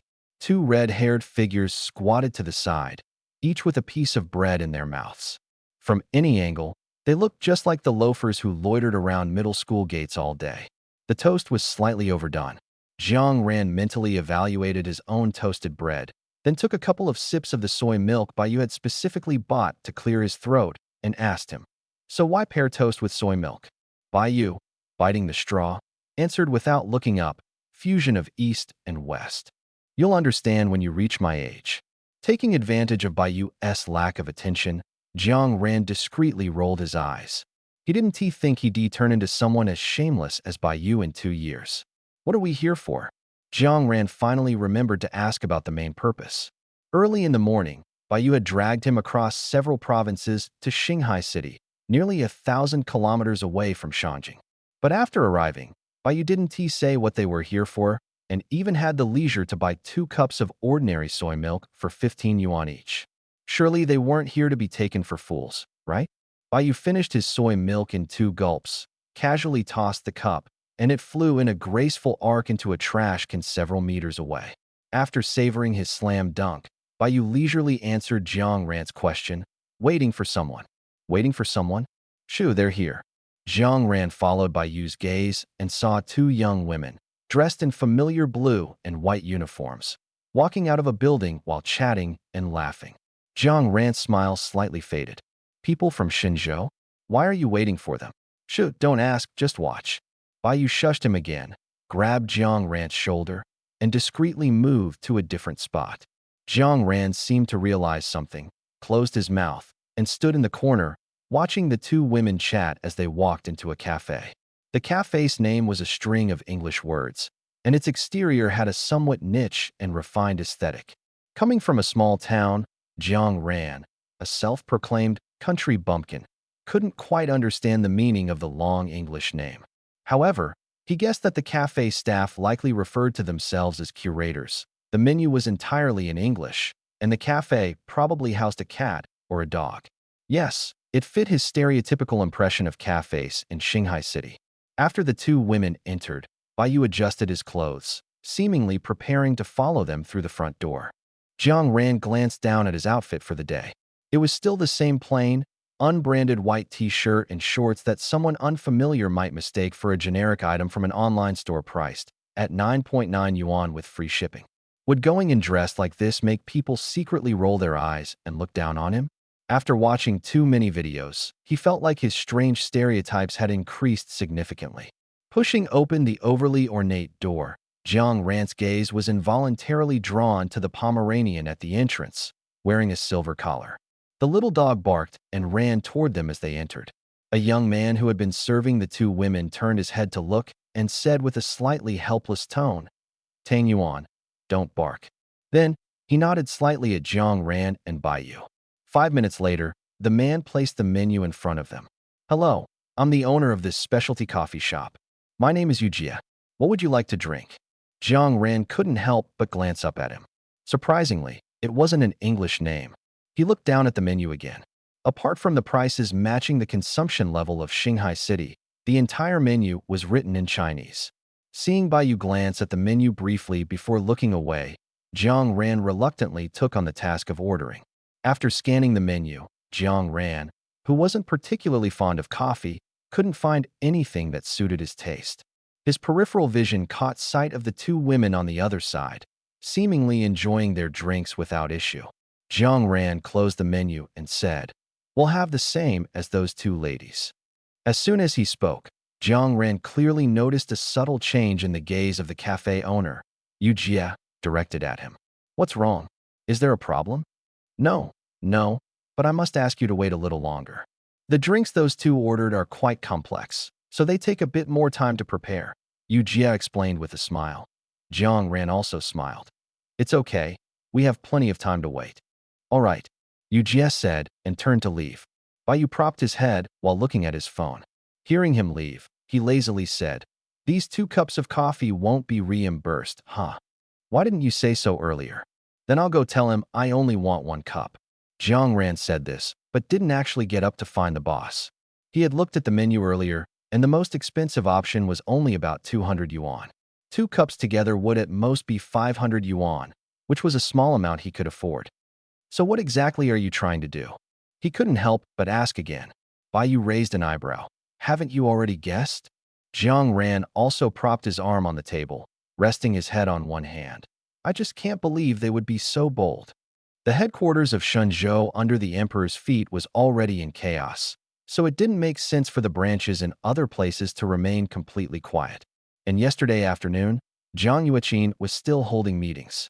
The real mobilization could only start in the evening, or perhaps even later. So from last night to today, during the prelude to the turmoil, certain people would definitely take action. Jiang Ran just couldn't figure out why Bai Yu chose to wait in Shanghai City, which is far away from Shangjing. It couldn't be because there were no issues elsewhere, right? That was impossible to even think about. So, it could only be that he had his own sources of information, knowing that Shanghai City would have the biggest commotion, which is why he specifically came here. But this undercover meeting, why is it completely different from what Jiang Ran imagined? Come on, it's already the era of superpowers. Why are they still using spy rendezvous methods from TV dramas 200 years ago? While he was mentally complaining, the bell at the shop's entrance rang crisply. Someone else had arrived. Jiang Ran immediately looked over. Could it be another group? Or is the one arriving now the main event? As Jiang Ran waited curiously, a group of young people who looked incredibly naive and foolish walked in. Jiang Ran suddenly felt a pang of pain and covered his face. He seemed to see someone he was all too familiar with. Brother Jiang. Li Kai had planned to go out with his roommates to broaden his horizons today, but he didn't expect that by randomly walking into a coffee shop and casually glancing around, he would spot an extremely familiar figure.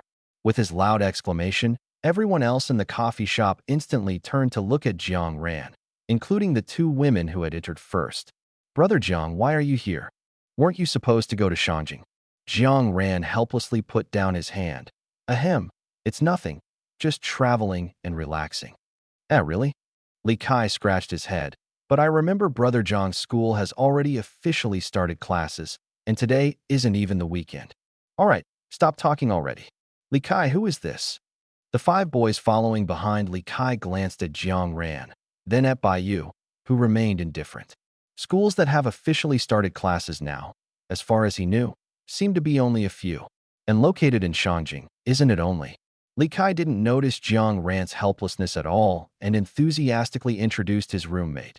"Jiang Ran, my high school desk mate, an SSS level awakener." How much? SSS. Oh my god. Mom, I saw a living SSS level." "Really? SSS? Could it be a bluff?" Li Kai was the first to hear this doubt and immediately glared over, as if questioning Jiang Ran was questioning him. "I say, Lu Fangda, if you lack knowledge, don't go around exposing your IQ. My brother Jiang is an SSS, then are you?" The tall and skinny boy named Lu Fangdao was rebuked by Li Kai, snorted disdainfully, and walked to the side without saying another word. In the corner, 2 people exchanged glances. SSS level, went to Shangjing. Looks like a student from Tianfu Academy. Tianfu Academy, that's a bit tricky. Tricky or not, we have to deal with it.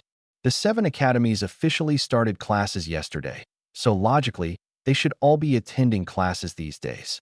But now, Tianfu students are showing up in Shanghai. Do you believe they're just here for tourism? I don't. The short-haired woman sighed. I don't believe it either.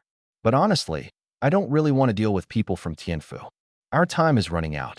The long-haired woman spoke while discreetly observing Jiang Ran, who was surrounded by several people. Judging by appearances, they're just freshmen. In a month, no matter how talented they are, they can only reach the Ascension realm at most. What are you afraid of? By then, we'll finish our business and leave. After all, Shangjing is 1,000 miles away from here. Those old geezers can't teleport here instantly, can they? All right then, I'll go along with your plan. Excuse me. Here are the 2 coffees you ordered. Please enjoy. What would you like to drink? Yujia placed 2 cups of what looked like ordinary lattes on the table and turned to serve Li Kai and the others who had just entered. Jiang Ran picked up the cup, looked at it, and sniffed it, his face full of confusion. This doesn't seem worth over 100 per cup. Are people in Shanghai City all so willing to be taken advantage of? In the corner, watching Jiang Ran lift the coffee to his lips, the short-haired woman inexplicably grew excited. Drink, hurry up and drink. Jiang Ran. Question mark. Jiang Ran instinctively turned his head and saw Shi Yin, dressed in the same minimalist style as him, standing at the door. Shi Yin hadn't expected to see Jiang Ran in Shanghai. Isn't he from Tianfu Academy? Isn't Tianfu Academy in Shangjing? Why would Jiang Ran appear in Shanghai? Yu Jia, who was waiting for Li Kai and the others to order, was also a bit annoyed. His coffee shop barely got a few customers in half a month, so why was it so lively today? Could it be that their operation had been exposed? It really is you. Shi Yin walked over and glanced again at Bai Yu, who had somehow put on a pair of sunglasses, his pupils slightly dilating. You are. Bai Yu raised a finger to his lips, and Shi Yin paused, swallowing the rest of his words.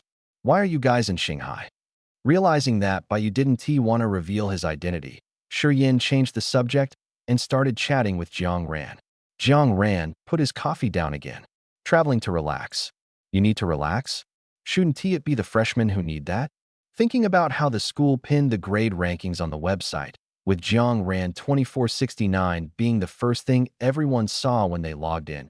Even Shi Yin, who had a good mindset, couldn't help but feel a bit frustrated after seeing it repeatedly. Not to mention the freshmen who had been beaten up by Jiang Ran. If they weren't depressed, it would already be a blessing. Why wouldn't I need to relax? Jiang Ran said righteously. I'm human too. Humans have moments of low spirits, okay? All right, you're right. The long-haired woman's gaze fell on Shi Yin. That's the young master of the Shi family, an SSS level ability user, and a new student at Tian's Academy. Her tone was very certain. The short-haired woman also recognized him and thought of his file. His ability is quite interesting. Didn't he expect an unexpected bonus? Let us make a move. We can't delay any longer. Tianfu might not be able to send people here for a while, but that doesn't mean Tian's Academy can't. Receiving the signal, Yu Jia stretched his neck. The task assigned to him by his superiors was originally just to receive and relay information. Today was supposed to be the last meeting. After today, they were to temporarily withdraw from Shanghai City. Unexpectedly, before leaving, they stumbled upon a surprise 2 SSS-level freshmen. If he could bring their heads back, he might even have a shot at competing for the position of branch leader. Tang Yuan. Woof. Jiang Ran, who had been rambling aimlessly, suddenly paused. Li Kai, sitting beside him, was still immersed in the excitement of meeting an SSS-level ability user, but Shi Yin, who had been observing him, noticed something unusual. Glancing around discreetly, Shi Yin lowered his voice. Did you sense something? Jiang Ran didn't answer. He reached out and poked the drowsy Bai Yu. You didn't bring me here to die, did you? Of course not. Bai Yu's eyes remained closed beneath his sunglasses. Trust me a little more, young man. The moment the wind carried the information to him, Jiang Ran wished he could grow wings and fly back to Shangjing. But Li Kai was still here. Bai Yu had spatial abilities. If he wanted to escape, no one could catch him. Shi Yin was SSS level and the young master of a prominent family. Besides, this was Shanghai, practically Tian's Academy's stronghold. Jiang Ran didn't believe no one was secretly watching him. If he left, what would happen to Li Kai and his roommates? They were just a few ordinary people. In the chaos, no one would care about the lives of a few B-level or C-level awakened individuals. Jiang Ran instinctively ran a hand through his hair, forcing himself to ignore the oppressive feeling carried by the wind. He continued to sit on the bench as if nothing had happened. Li Kai and his roommates were still begging Shi Yin for an autograph when suddenly, a strong wind blew in from the back of the shop, accompanied by a beastly roar. Bai Yu opened his eyes. Boom! The pillar in the center was shattered, and a massive white figure lunged toward Jiang Ran. Jiang Ran's pupils contracted. In the next second, the scenery around him changed instantly. In the blink of an eye, the group appeared at the spot where Jiang Ran and Bai Yu had been crouching earlier. Opposite them was the coffee shop with a long string of English letters as its name. However, The once exquisite coffee shop now had a large hole in its wall, and a nearly 5-meter-tall beast with disheveled white fur stood in front of it, its blood-red eyes staring straight at them. What kind of monster is this? Upon seeing the beast clearly, Li Kai's roommate's legs went weak. Jiang ran and Shi Yin stood in front of the group, their expressions growing more serious by the second. Can you tell what tier this beast is? Shi Yin's body was tense. Jiang Ran wasn't in much better shape, but he forced himself to stay calm. Tier 6. His gaze moved past the beast to the person standing beside it, and he added, "It's not a wild beast, it's a tamed one." Shi Yan's face darkened further. Li Kai, who overheard their conversation, was on the verge of tears. If someone could contract a Tier 6 beast, didn't that mean the person was at least a Sea Realm beast tamer? How were they supposed to deal with that? Why? Why is there no signal? Another boy, who had been trying to call for help but found his phone had no signal, was also about to cry. Wasn't this too much? They hadn't even left the beginner's village yet, and now they were facing a boss like this. Ugh, look at you all. Baiyu pushed his sunglasses up onto his head, glaring at them with a face full of disappointment. You're men, for crying out loud. Why are you acting like you're about to die? Oh, really? We're not going to die. Another boy had already started writing his will in his phone's notes. Why are you crying? Yu Jia approached step by step, his smile growing more twisted as he looked at the group, some panicked, others trying to appear calm. Don't worry, my Tong Yuan's teeth are very sharp. I guarantee you won't feel any pain. Hey, are you just going to ignore me? Baiyu put one hand on his hip, clearly displeased at being overlooked. Yu Jia glanced at him once, then again. He looked a few more times. Strange, why did he seem so familiar, like he'd seen him somewhere before? What the? Seeing that no one was paying attention to him, Baiyu casually stuck his sunglasses on Jiang Ran's head, said, "Hold these for me," and disappeared on the spot. When Yu Jia saw Baiyu vanish, he instinctively moved closer to Tang Yuan. Earlier, he had thought that the two SSS level awakeners might have some protective device that allowed them to teleport a short distance when sensing danger. But now, seeing Baiyu disappear into thin air, Yu Jia realized that it wasn't a device, it was this person's ability, spatial manipulation. What are you thinking about? A cold voice suddenly came from above Yu Jia's head. He didn't look up instead, he quickly dodged to the side. But just as he landed, countless metal spikes shot up from the ground, forming a circle that trapped him inside. Before he could react, a fireball descended from the sky, heading straight for his head. Sensing that its master was in mortal danger, Tang Yuan, who no longer resembled its previously adorable Pomeranian self, let out a furious roar and prepared to charge forward. Did I say you could go? Accompanied by this sentence, the space around Tang Yuan instantly distorted, fixing the leaping beast mid-air in a somewhat comical posture. From this angle, it was perfectly clear how Yu Jia, trapped in the metal cage, was being blown to pieces. If Tang Yuan could speak human language, it would definitely be roaring with bloodshot eyes at this moment. No, meanwhile, in the spot where Yu Jia had previously stood, Baiyu hovered mid-air, his clothes fluttering dramatically in the wind, and he even found time to wink at Jiang Ran on the other side. Baiyu, how is that? Am I cool? Jiang Ran, inexplicably understanding what Baiyu meant. Just as Baiyu was about to let Tang Yuan experience the same treatment as its master, his raised hand suddenly paused. After sensing something, the corner of his mouth lifted slightly. Interesting. The next second, he disappeared again. Is it done yet? Almost. At the back door of a coffee shop, two women in Shunzhou uniforms stood there. The short-haired woman's face was slightly pale, with a few drops of cold sweat on her forehead. The long-haired woman held a black notebook in one hand, while the other hand, with a cut finger, was writing something in the notebook with her own blood. The notebook already had a few words written on it. The long-haired woman paused slightly before continuing to write on a new line.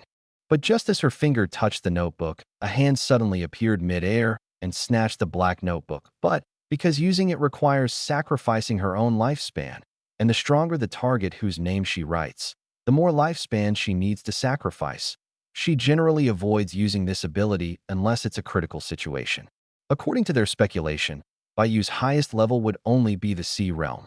And as someone also in the Sea Realm, but already at the 6th transformation, The long-haired woman would only need to sacrifice 30 years of her lifespan to eliminate any C-realm individual. Although this would leave her with only a few years to live, the thought of being able to take down such a genius made her feel it was worth it.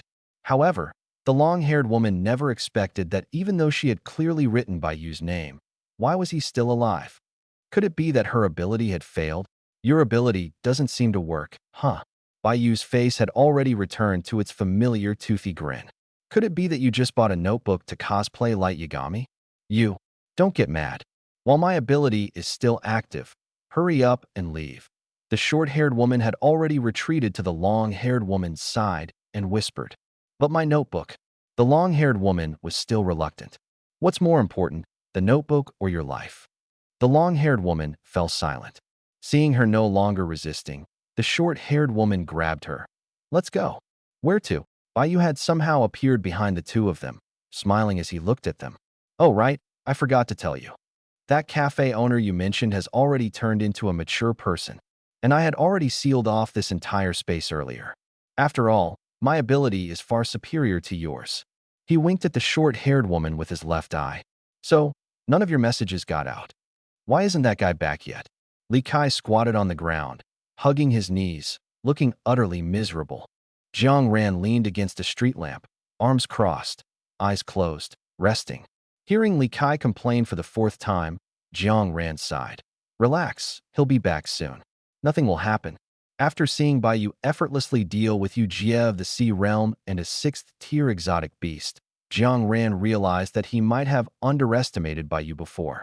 Judging by the strength Bayu had just displayed, he was at least at the peak of the Sea Realm. He might have even stepped into the Abyss Realm. Moreover, Bayu didn't seem to have just one ability. Jiang Ran had seen it clearly at the time. The metal spikes emerging from the ground, the fireballs appearing out of thin air. Besides space, Bayu seemed to have metal and fire elemental abilities as well. No wonder Bayu always claimed to be a genius. Turns out it was true. Is this the level of talent that makes the 7 great academies fight over someone?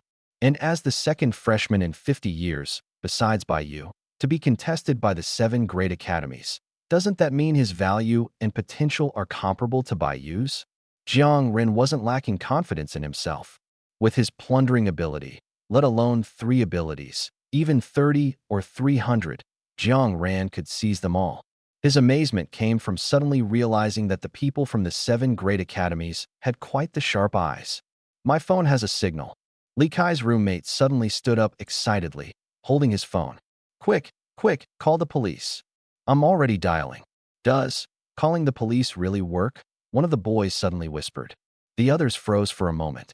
Initially, there were 2 people in blue and white uniforms sitting in the cafe. This uniform was unmistakable throughout Longhua. It represented Xinzhou. If someone encountered a crisis involving exotic beasts or awakened individuals and dialed the emergency number, these were the people who would come to the rescue and handle the situation. However, when the cafe owner Yu Jie suddenly erupted earlier, those 2 individuals did not intervene and even disappeared entirely.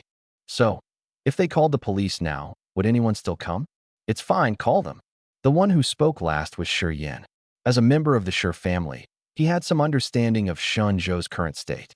Although there were plenty of corrupt elements within Shenzhou, they hadn't reached the point of blatantly ignoring emergency calls from the public. As for which faction would ultimately respond, that was something he couldn't predict. But such thoughts were not something Shi Yan could share. Through observation, Shi Yan had long realized that while Li Kai and Jiang Ran had a decent relationship, he and his roommate were just ordinary people. Matters like this were best kept from ordinary people. Jiang Ran seemed to sense something and opened his eyes, only to see Bayu returning with 2 people in tow, 1 in each hand. Bayu casually tossed the 2, who had been beaten to the point of resembling dead dogs, next to the now transformed adult Yu Jie. The metal spikes, like automatic sensor doors, detected the newcomers, extended upward, twisted and deformed, and transformed into a 6-sided cubic cage. Bayu walked over and slapped a black notebook onto Jiang Ran's chest. "Hold on to this. It's important evidence." "Huh? What's this?" Jiang Ran picked up the notebook and shook it, sensing no apparent danger. He flipped it open casually and saw numerous names written inside, in varying sizes. The blood used to write the names had naturally oxidized and turned black. On the most recent page, two names stood out, Bai Yu and Jiang Ran. However, while Bai Yu's name was complete, Jiang Ran's name was unfinished, with only 2/3 of the character Ran written. What is this? A death note. Congratulations, you guessed right. Bai Yu's face showed no trace of emotion, as if this ability was less harmful to him than a tickle. Jiang Ran stared at Bai Yu's name for a moment longer, but didn't ask why he seemed unaffected. Instead, he flipped back to the earlier pages, frowning at the densely packed names written in darkened red. So, all these people were killed by them? Shi Yin also leaned in to look, but upon seeing page after page of names written in blood, his expression turned even darker than when facing a sixth-tier exotic beast earlier. Who exactly are they? Bai Yu, fiddling with his phone, responded casually. Well, from what I know, they should be people from Juyo. Juyo, Jiang Ran, and Shi Yin were both stunned. It wasn't that they were unfamiliar with Juyo, on the contrary. 80% of awakened individuals in Longwen knew about this organization. It was a colossal entity that had existed for over 150 years, with deep roots and a vast number of members.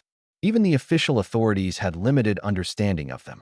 Only the mid to high-level abilities of the Nine Nether are known, and they seem to have some connection to death. Jiang Ran looked at the death note in his hand. Could it be that this person is one of the mid to high-level members of the Nine Nether? No. Bai Yu finally finished fiddling with his phone and put it away. The mid to high-level members of the Nine Nether aren't this weak.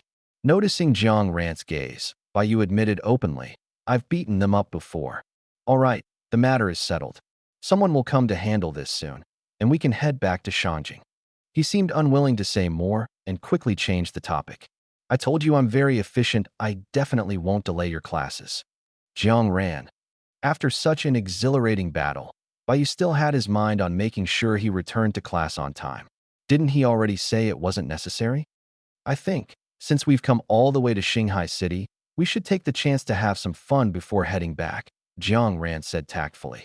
Li Kai finally snapped out of his awe of Bai Yu's imposing figure and, hearing Jiang Ran's suggestion, nodded excitedly like a pecking chicken. Yes, yes, yes. Why go back so soon? Let's play a bit more. Others chimed in as well. Yeah. Shanghai City is really fun. You'll definitely be reluctant to leave. After all, this was the big shot who had casually defeated a Sea Realm Awakener. If they could establish some connection with him, even just adding him on WeChat, they'd have bragging rights for days. They couldn't just let the big shot leave like that. They had to make him stay a bit longer. Bai Yu raised an eyebrow. What? Are you footing the bill for the whole outing? Jiang Ran was unfazed. Sure. How much could the expenses possibly be? As the young master of the Jiang family and the Prince of Shenzhou, could he not afford this small amount of money? Bro, I've suddenly realized that since the semester just started, I shouldn't leave a bad impression on the teachers. Hurry up and take me back to class. I really want to attend class. When Jiang Ran said sure, Bai Yu's eyes visibly lit up. Before Jiang Ran could react, the next second, the two of them were already standing in a 4S dealership. Bai Yu stroked a red McLaren, tilted his head, and flashed Jiang Ran a bright smile. What do you think? Matches my hair color perfectly. He blinked and grinned mischievously. I've had my eye on this for a while. Finally, I can get it. Thanks, young Master Jiang. You're so generous. 666. Jiang Ran, ? Dude, you're really not holding back, are you? But that wasn't the end of it. Bai Yu rubbed his hands together and said ingratiatingly, Oh, and I've also been eyeing 2 properties over there. I wonder if young Master Jiang could. I've suddenly decided I want to go back to class. After all, knowledge is power. Are you kidding me? Properties in Shanghai City aren't something ordinary people can just buy. If he actually agreed to Bai Yu's request and swiped his card to buy him a property, his grandfather would teleport over and give him a good smack for sure. After all, his uncle was merely the commander-in-chief of Shenzhou, not the richest man in Longhua. They hadn't reached the point where Jiang Ran could casually throw around money in the billions. You woke up so quickly? Bai Yu's tone couldn't hide his disappointment. Actually, I was thinking of buying a watch. What are you even disappointed about? Do I look like someone with too much money to spend? After returning to school, Jiang Ran even had time to take a nap and then went to the cafeteria for a visually appealing, delicious, and overly healthy lunch. During this time, Shi Yan, who had already exchanged contact information with him, told Jiang Ran everything he had found out about the cause and aftermath. Those two women were indeed from Juyou, and the coffee shop owner was also from Juyou. Every half-month, the two undercover agents in Shenzhou would go to the coffee shop to report on the events of the past 2 weeks and the internal information they had gathered to Yu Jie, who would then pass it on to his superior. However, today's meeting was earlier than usual, as it hadn't been half a month yet. The two had sensed something unusual in Shenzhou's atmosphere and suspected that some action might be underway. They decided to inform Juyou in advance so they could prepare and avoid the brunt of it. Who would have thought that before they could deliver their message, the three agents meeting up would be completely taken down by Baiyu? Baiyu's original plan was to wait and see how Yu Jie contacted his superior. Then, he would follow the trail and surprise the other side. Unexpectedly, the two women were too cautious. Upon seeing Baiyu and Jiang Ran, they immediately sensed something was wrong and tried to kill them and escape. However, they underestimated Baiyu's strength. The long-haired woman's death note failed to activate, and she was directly KO'd.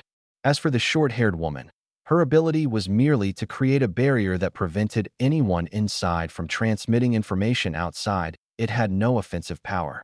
It was like a buy one get one free deal. Shi Yan, now Shenzhou, is in complete chaos, conducting large-scale investigations everywhere.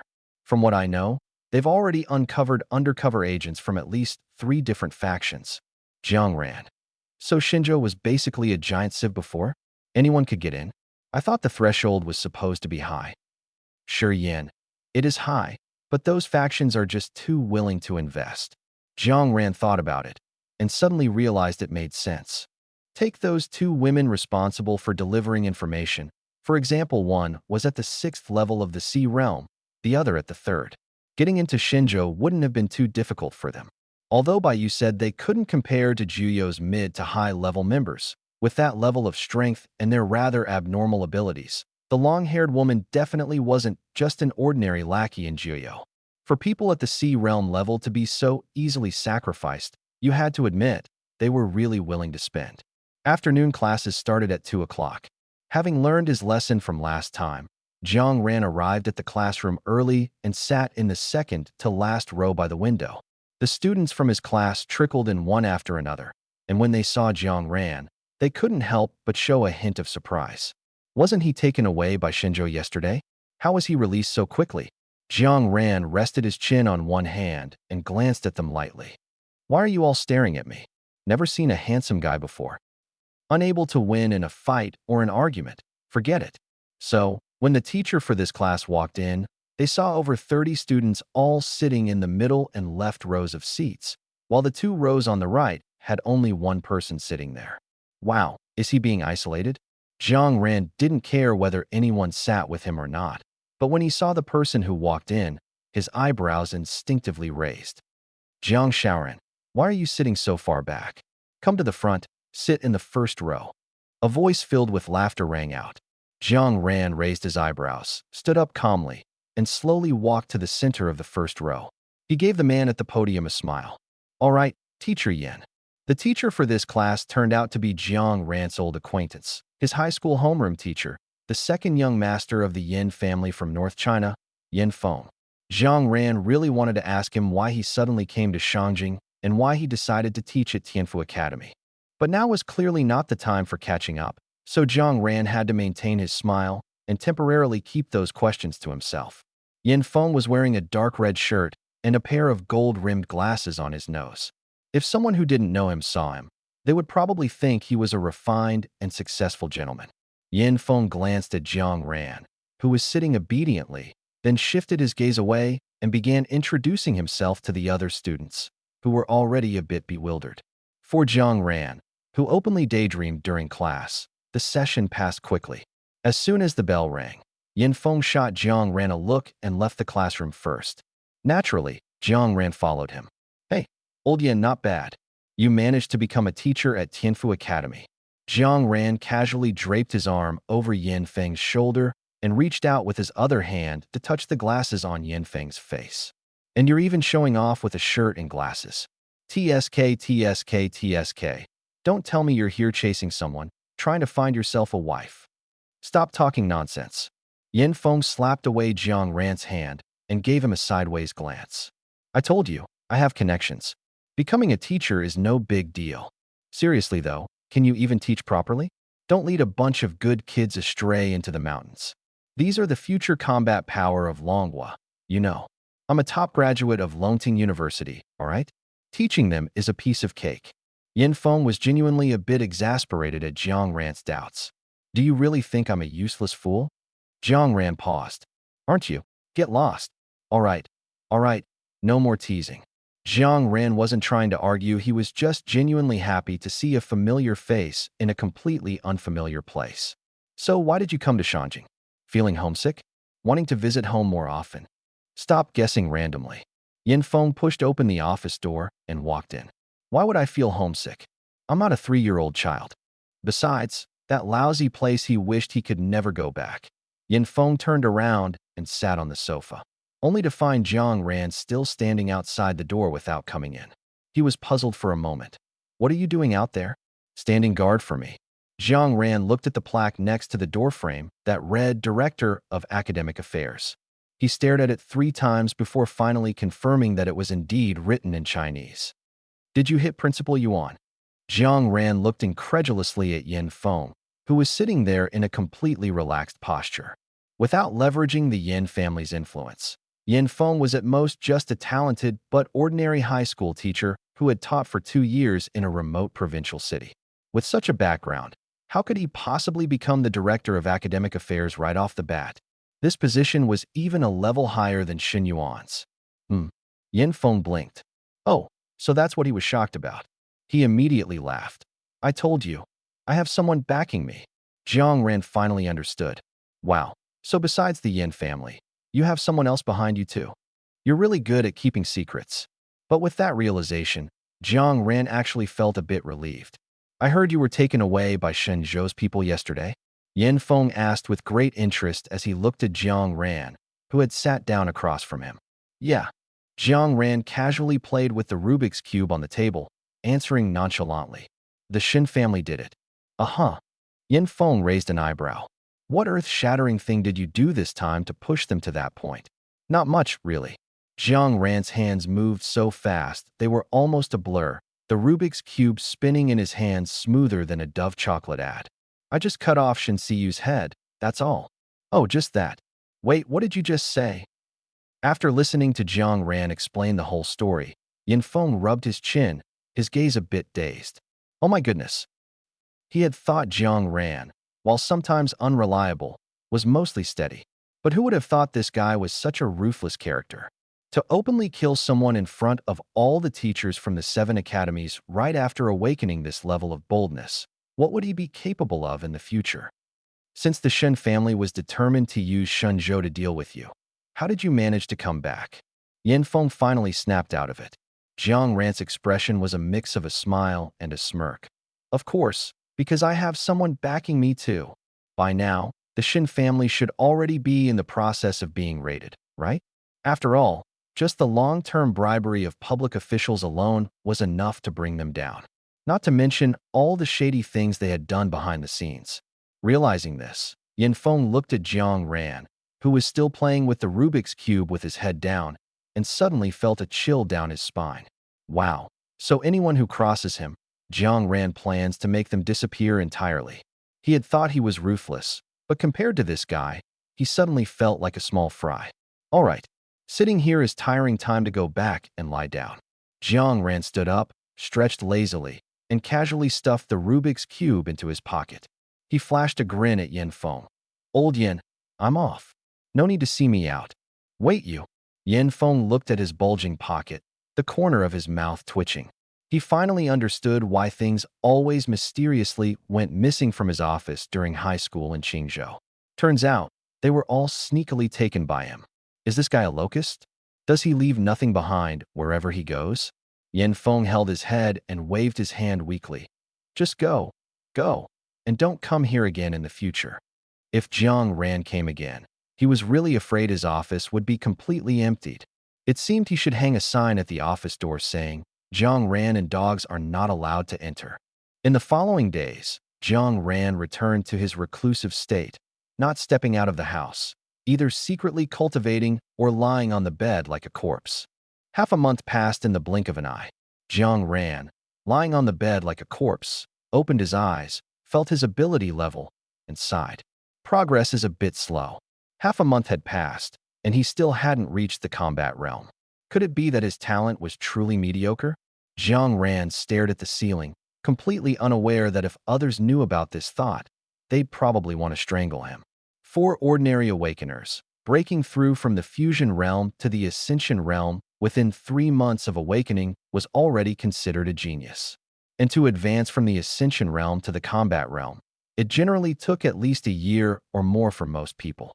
Yet here he was, going from fusion realm to ascension realm in just half a month, and now he wanted to break through to the combat realm in another half month? Not even in his wildest dreams. When Baiyu came over, the first thing he saw was Jiang Ran lying motionless on the bed, staring blankly. What's wrong?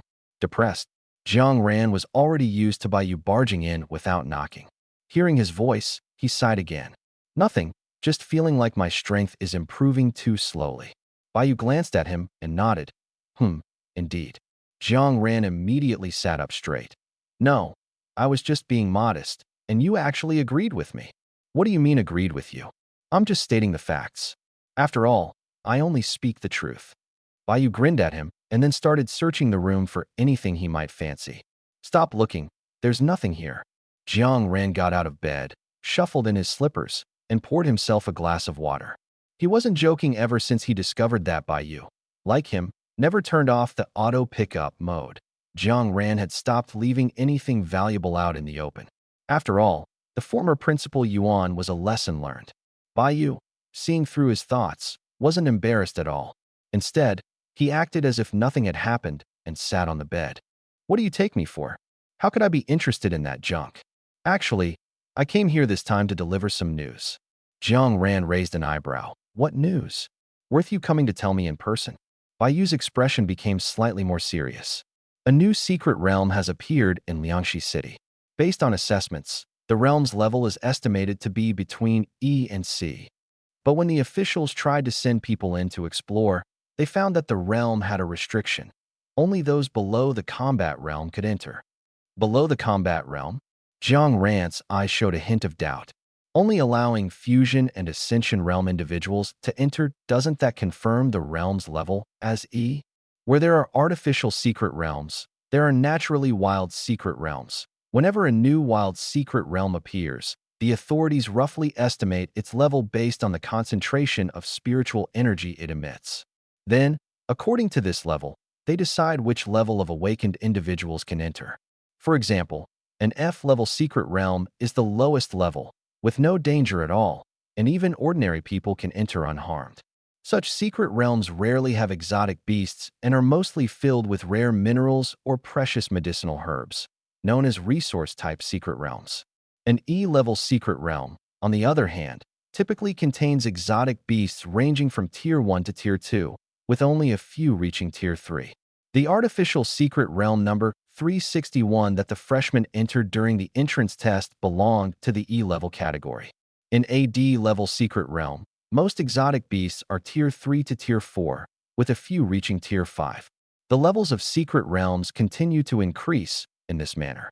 Logically, that's indeed the case, Baiyu said with a yawn.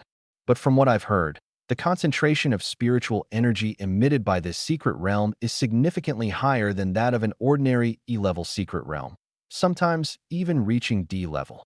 So those old guys suspect that either there are high-level exotic beasts inside, or there is a large amount of rare resources, Baiyu shrugged. You know, when it comes to resource-type secret realms, they always treat it with the highest priority. Jiang Ran started to catch on. So, they want me to go in and explore? Back in the number 361 secret realm, he had used his Ascension realm strength to crush a Tier 3 exotic beast and even performed the feat of pulling out a tiger's tooth with his bare hands. Although no one asked him about it afterward, it didn't mean they had forgotten. And now, faced with a secret realm of uncertain level, they immediately thought of him, someone capable of fighting across tiers. Sigh, there's no helping it, geniuses always attract attention. No, no, no. Bai waved his finger. You're thinking too highly of yourself. How could they possibly send you, an Ascension Realm individual, to explore an unknown secret realm alone? Besides you, there will be others going in with you. Jiang Ran's expression visibly dimmed. Oh, then why did you specifically tell me? I wasn't he finished. Bai continued. Because only awakened individuals below the battle realm can enter, the higher-ups have decided that this time, the exploration will allow all individuals from the Harmony realm to the Ascension realm in society to participate. Additionally, the 7 major academies will each send 5 freshmen to join this secret realm exploration. The most important thing is that, whether you're an independent participant or a student from the academies, you only need to hand over 10% of the resources collected in the secret realm. The rest is yours to keep. The more Jiang Ran listened, the more shocked he became. Have the higher-ups gone mad? Or has the Dragon Nation's resource reserves become so abundant? As far as he knew, whenever a new wild secret realm appeared within the Dragon Nation, the authorities would act as quickly as possible, dispatching suitable official personnel to enter the secret realm, a process commonly referred to as exploration. Only after the official evaluation is completed, confirming that there are no significant threats or extremely precious resources within the secret realm, will it be opened for awakened individuals in society to enter and train. In other words, for a wild secret realm, the first exploration is not only highly dangerous, but also offers the greatest opportunities.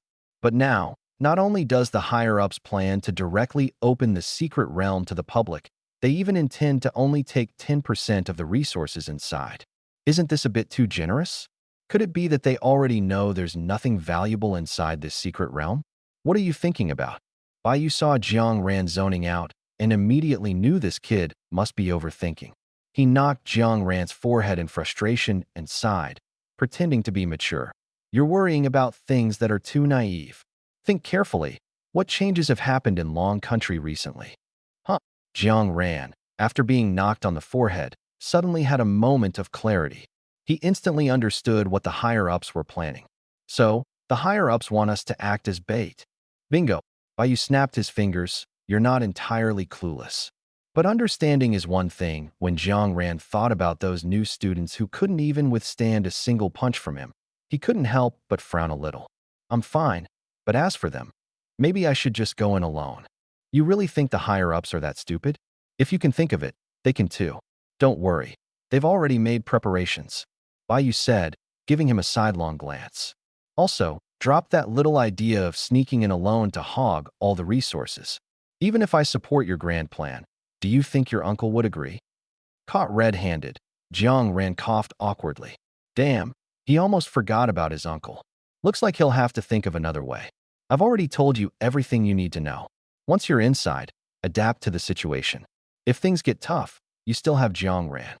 As the head of the Academic Affairs Office, Yin Feng was giving final instructions to the 4 lucky students selected by Tianfu Academy. Jiang Ran was sitting with his legs crossed, looking at his phone. Hearing his name suddenly mentioned, he reluctantly raised his head.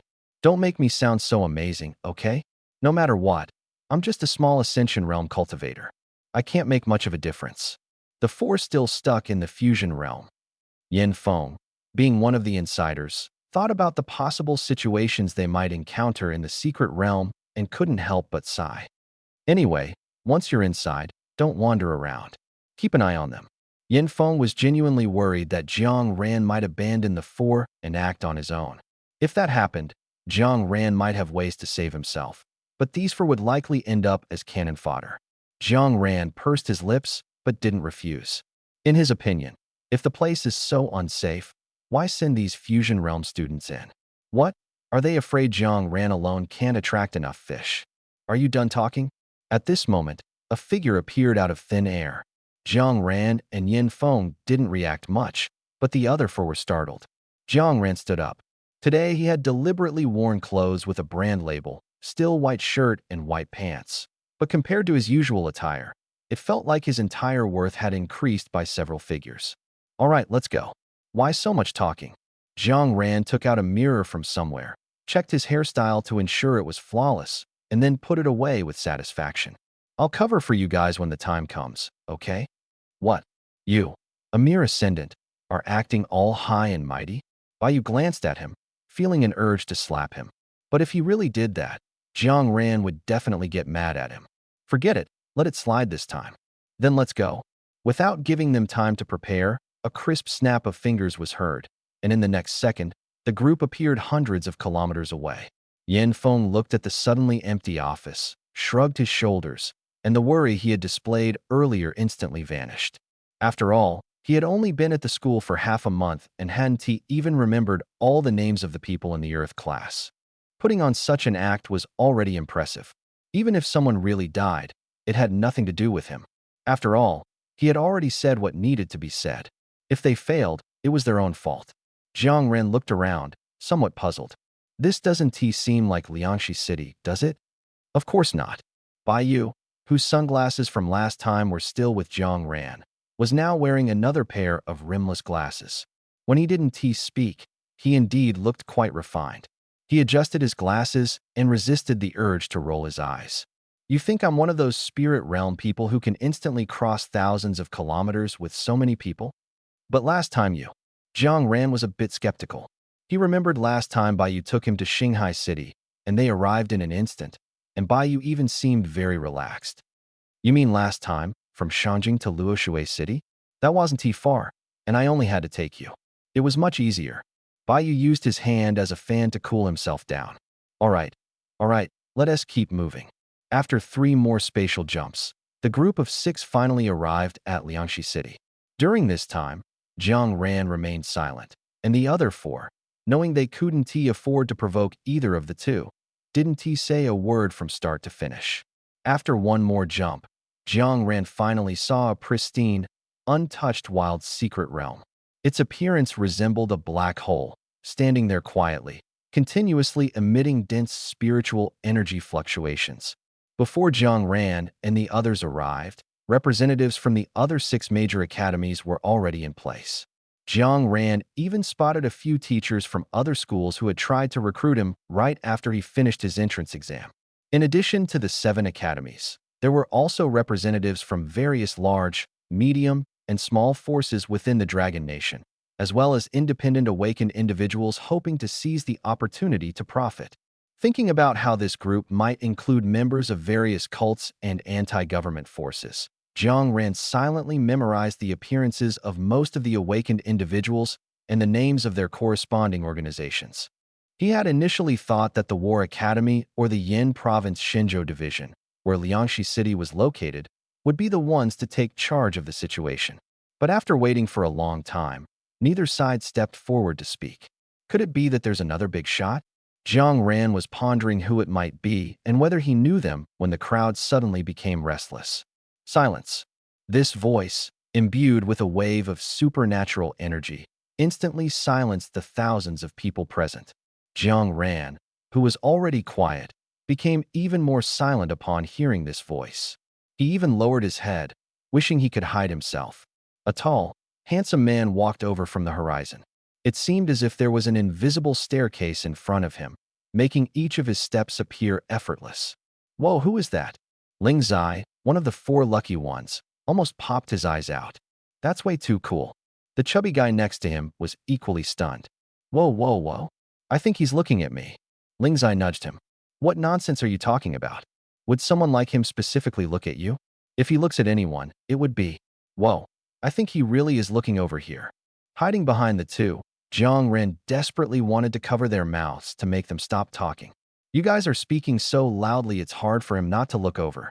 The representatives from other forces who had come specifically for this event also showed surprise. Clearly, none of them had expected this big shot to show up. The people from the Yin province branch immediately rushed forward with a mix of respect and nervousness.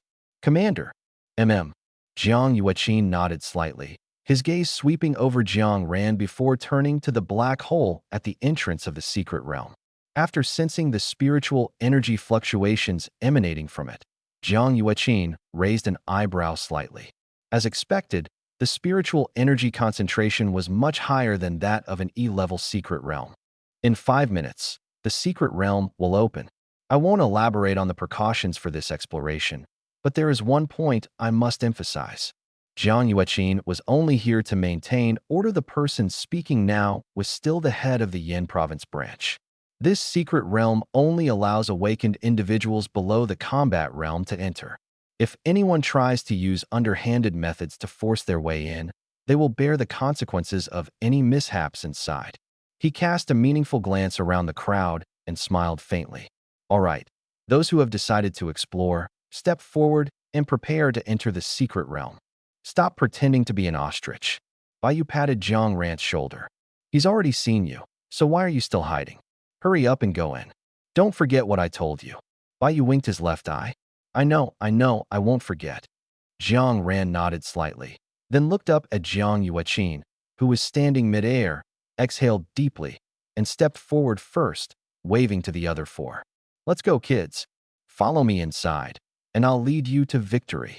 Ling Zai was the first to follow, and the remaining three exchanged glances before stepping forward as well. Although the big devil was indeed ruthless, his strength was undeniable. They weren't foolish enough to pass up the chance to follow such a powerful figure and explore the secret realm on their own. At the War Academy, Xiang Jingxing had been keeping an eye on the movements of the Tianfu Academy. Seeing Jiang Ran step forward first, he nodded to the teacher leading their group and, without hesitation, led Xiang Jingji and the other three forward. The other 5 academies were the same. As soon as they saw Jiang Ran move, they immediately followed, afraid of falling behind. For a moment, the 7 academies became the most decisive group. Zhai Qi, the head of the Yin province branch, nodded in satisfaction. The freshmen of the 7 academies this year are quite impressive. Jiang Yueqin seemed to think of something, a hint of a smile appearing in his eyes, and for once, he responded, they are indeed impressive. Jiang Ran turned his head at the sound and saw 2 identical boys, even dressed the same, approaching him. Xiang Jingxing was about to speak, but was stopped by Xiang Jingji. Guess, which one of us is Xiang Jingxing and which is Xiang Jingji? Jiang Ran raised an eyebrow. These 2 looked completely identical, even down to the smallest details.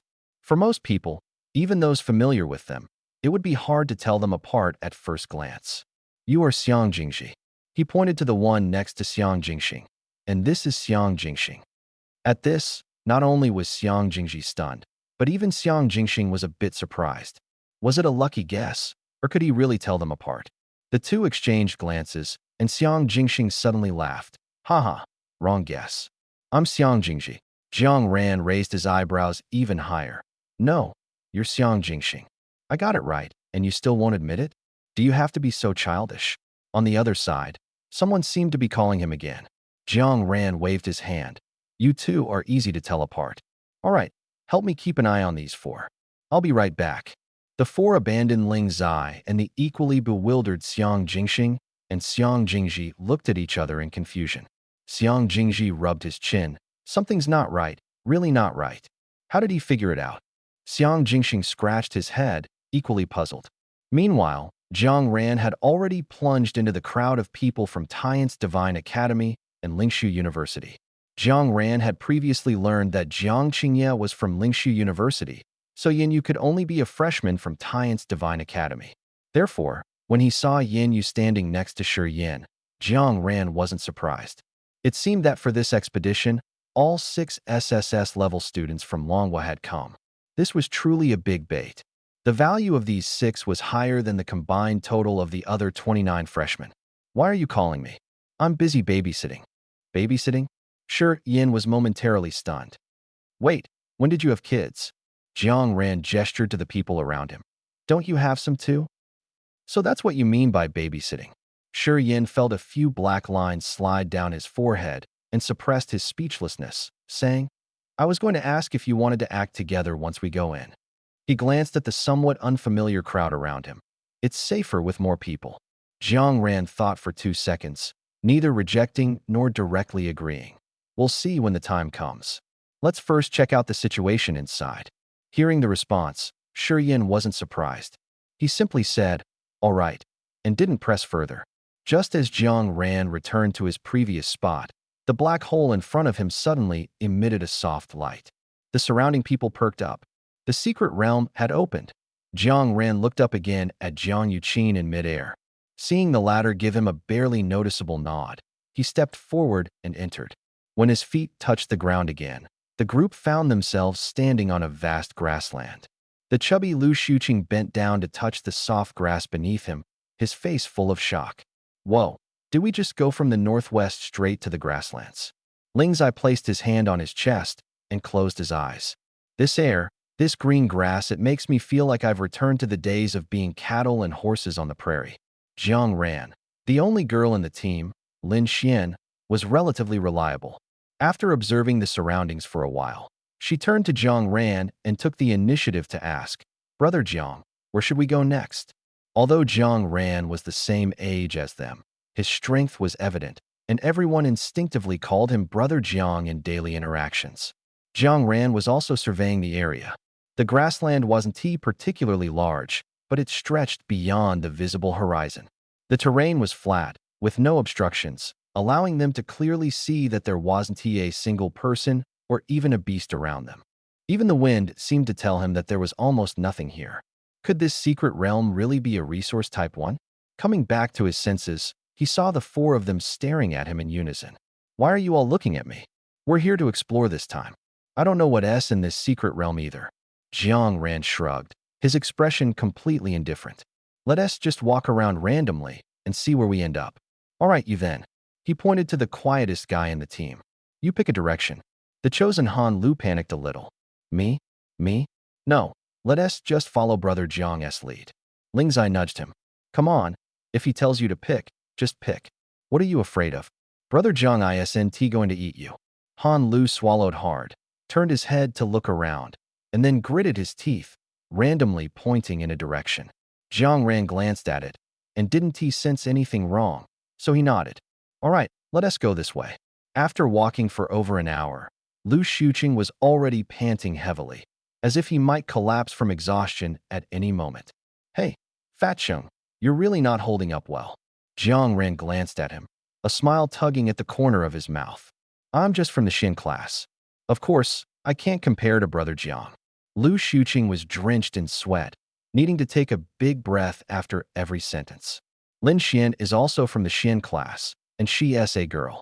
Why isn't she tired? And Han Lu, from the Huang class, isn't as worn out as you are.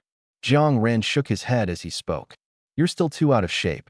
When we get back, I'll ask old Yin to add physical training to your schedule." "No, Brother Jiang." At this, not only Lu Shuqing, but also Han Lu and Lin Xian jumped up in alarm. "Our rest time is already scarce enough, we can't handle more training." Ling Zai, with his hands crossed behind his head, was walking leisurely. Hearing the three protest, he couldn't help but feel puzzled. Huh, are there really that many classes? Of course there are. Way too many. Just thinking about her densely packed schedule made Lin Xian's face contort in pain. "It's even more exhausting than my high school days." "No way, seriously?" Ling Zi was shocked and instinctively turned his head to look at them. Jiang Ran, who had been walking in the middle, suddenly froze as a gust of wind blew past. "Stop!"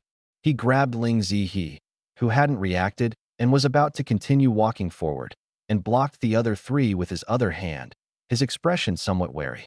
Lu Shuqing poked his head out from behind him. "What's wrong, Brother Jiang? Why aren't we moving?" Jiang Ran didn't respond, his eyes slightly narrowed, staring straight ahead. "Tisk, quite perceptive, aren't you?" A voice suddenly rang out. The grass ahead trembled, and in the next second, a black shadow burst out from the ground. When they saw what it was, the people behind Jiang Ran instinctively swallowed hard. A black scorpion, nearly 1.5 meters long, with 6 legs underneath and 2 tails behind, stood menacingly. Beside the black scorpion stood 3 men. Jiang Ran's expression remained unchanged. "What do you mean by this? Our Tianfu Academy hasn't provoked you, has it?" "Indeed, you haven't." The man leading the group, whose face bore a scar, was likely the owner of the black scorpion. Judging by the situation, he seemed to possess a beast-taming ability. The scar-faced man chuckled. "We're just a group of society's outcasts. How could we have any connection with prestigious academies like yours?" "Then what exactly are you trying to do?" Jiang Ran wasn't about to believe such a flimsy excuse. "As I just said, We're merely outcasts of society, without much money, unable to afford good equipment.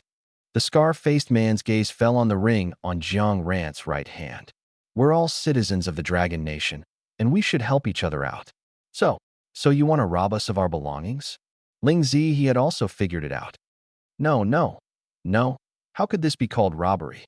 The scar-faced man immediately waved his hand. We just want to negotiate amicably with you, hoping you'll voluntarily share some resources to support us. Besides, if we become stronger, won't the Dragon Nation become stronger too? The scar-faced man almost laughed at his own words. Don't you agree? He had assumed this was just a group of naive school kids who hadn't experienced the harshness of society. As long as he played the "it's for the good of the Dragon Nation" moral high ground card, they wouldn't be able to resist. Even if there were smart ones among them who wouldn't fall for it, what could they do? If words didn't work, he still had force. Just as the scar-faced man was indulging in his fantasy, the two men behind him suddenly looked terrified. Watch out. Boss. Boss, dodge quickly. Huh? The scar-faced man had just snapped back to reality when a heavy punch landed squarely on his face. With a crunching sound, a sharp pain immediately spread across his face. The scar-faced man even felt as if his nose had been broken by the punch. But it wasn't over yet. Pain shot through his chest, and before he could react, his entire body was sent flying. Jiang Ran retracted his foot and dusted off his hands as if brushing away non-existent dirt. Damn it! You dare to covet Jiang Shao's belongings? You must be dreaming. I cough, damn it. The scar-faced man clutched his chest, momentarily unable to get up. The two men, who had been stunned, finally snapped out of it and hurried over to help him up. Cough, cough, puff. Scarface spat out another mouthful of blood, his eyes glaring wider than light bulbs, trembling as he pointed at Jiang Ran. You're dead. Not even Jesus can save you, I swear. Black Scorpion, attack. Hiss. Brother Jiang, can you win? The four huddled behind Jiang Ran, cautiously peeking out at the menacing Black Scorpion, which was brandishing its two tails aggressively.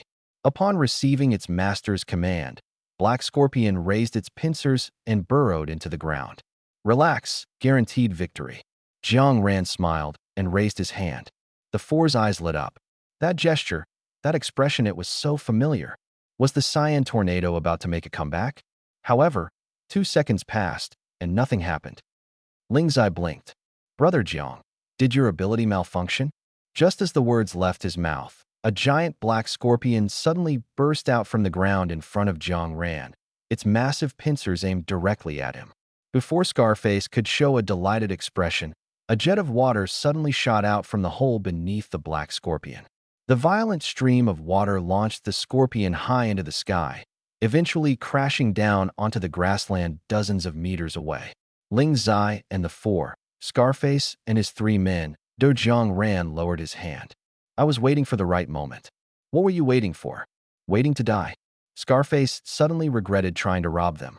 After all, how many people admitted to the 7 great academies could be simple characters? Why did he have to be so reckless and try to rob them? Now look, he had run into a tough nut to crack. Big brother, please don't do this, spare us. Scarface forced out a friendly smile. Actually, we were just joking earlier. Oh, just a joke, huh? Ah, yes, just a joke. The 3 nodded frantically. We just thought, since you guys have been walking for so long, you must be bored, right? So we figured we'd play a little joke to cheer you up, that's all. No other intentions. Jiang Ran nodded. All right, I understand. Scarface's face lit up with joy. Thank you for sparing us. You're truly a good person. It's a blessing for the Dragon Nation to have someone like you. Huh? Why are you thanking me? Jiang Ran gave him a strange look and snapped his fingers lightly. A cyan tornado rose from the ground, and in the next moment, the empty grassland was filled with screams and curses echoing one after another. Han Lu asked blankly, Brother Jiang, didn't you say you'd spare them? When did I say that? Jiang Ran replied, puzzled. I'm not a horsekeeper. The 4, though brutal, this style was so familiar. After walking for nearly another hour, Lin Xian rubbed her arms and hesitantly asked, do you guys feel like it's getting colder? Huff. Cold. Lu Shuqing wiped the sweat off his forehead. I don't feel it at all. It's obviously hot. Look, I'm drenched in sweat. Ling Zai rolled his eyes. You're sweating because you're tired, aren't you? Huh? Really? Jiang Ran suddenly spoke up. The temperature is indeed dropping. Brother Jiang, do you feel cold too? I'm not cold. Jiang Ran pointed to the distance. The wind tells me there's a snow mountain ahead. The direction they were heading was exactly toward the snow mountain. The closer they got, the lower the temperature dropped. Of course, it would be cold. Snow mountain.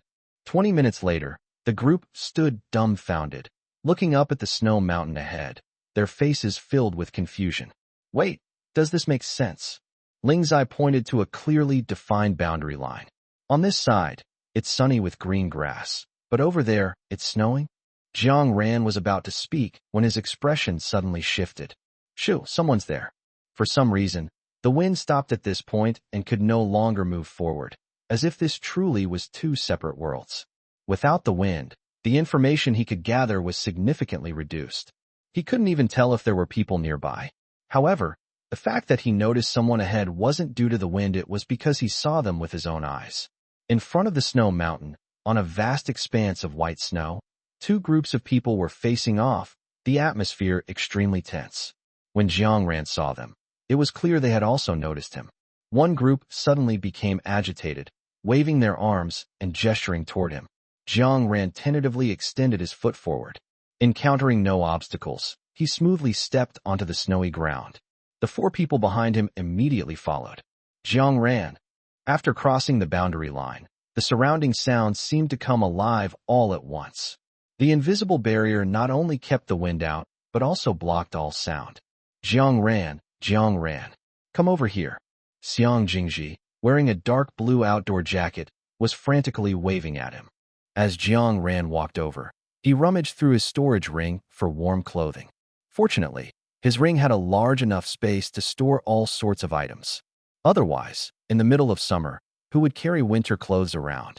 By the time he reached Xiang Jingji and the others, Jiang Ran had just pulled out a brand new white fleece-lined snow jacket from his ring. Hold on. After putting it on himself, he searched further and dug out 3 more outdoor jackets and a down coat from a corner. Here, Jiang Ran handed the 3 outdoor jackets to the 3 boys and gave the only long down coat to Lin Xian. Girls might feel colder. You wear this. They're all new, I haven't worn them. Lin Xian was momentarily stunned. She hesitated as she accepted the down coat, glancing at Jiang Ran, who seemed indifferent, as if it was just a casual gesture. She pressed her lips together. Thank you. It's nothing. I told you. I've got you covered. Jiang Ran truly didn't mind. It was just a few pieces of clothing. If it weren't odd to stockpile winter clothes in the summer, his ring could probably hold a warehouse full of down coats. Wow, Brother Jiang, you're so generous and wealthy. Xiang Jingji gave Jiang Ran a thumbs up, then lowered his voice, his expression slightly ingratiating. Brother Jiang, do you have any extra clothes left? Jiang Ran was about to say, aren't you already wearing an outdoor jacket? Why do you need more? But when his gaze swept across the room, he realized that apart from Xiang Jingji and Xiang Jingxing, who were both wearing matching dark blue jackets, the other 3 were huddled together at the back, shivering and clinging to each other for warmth.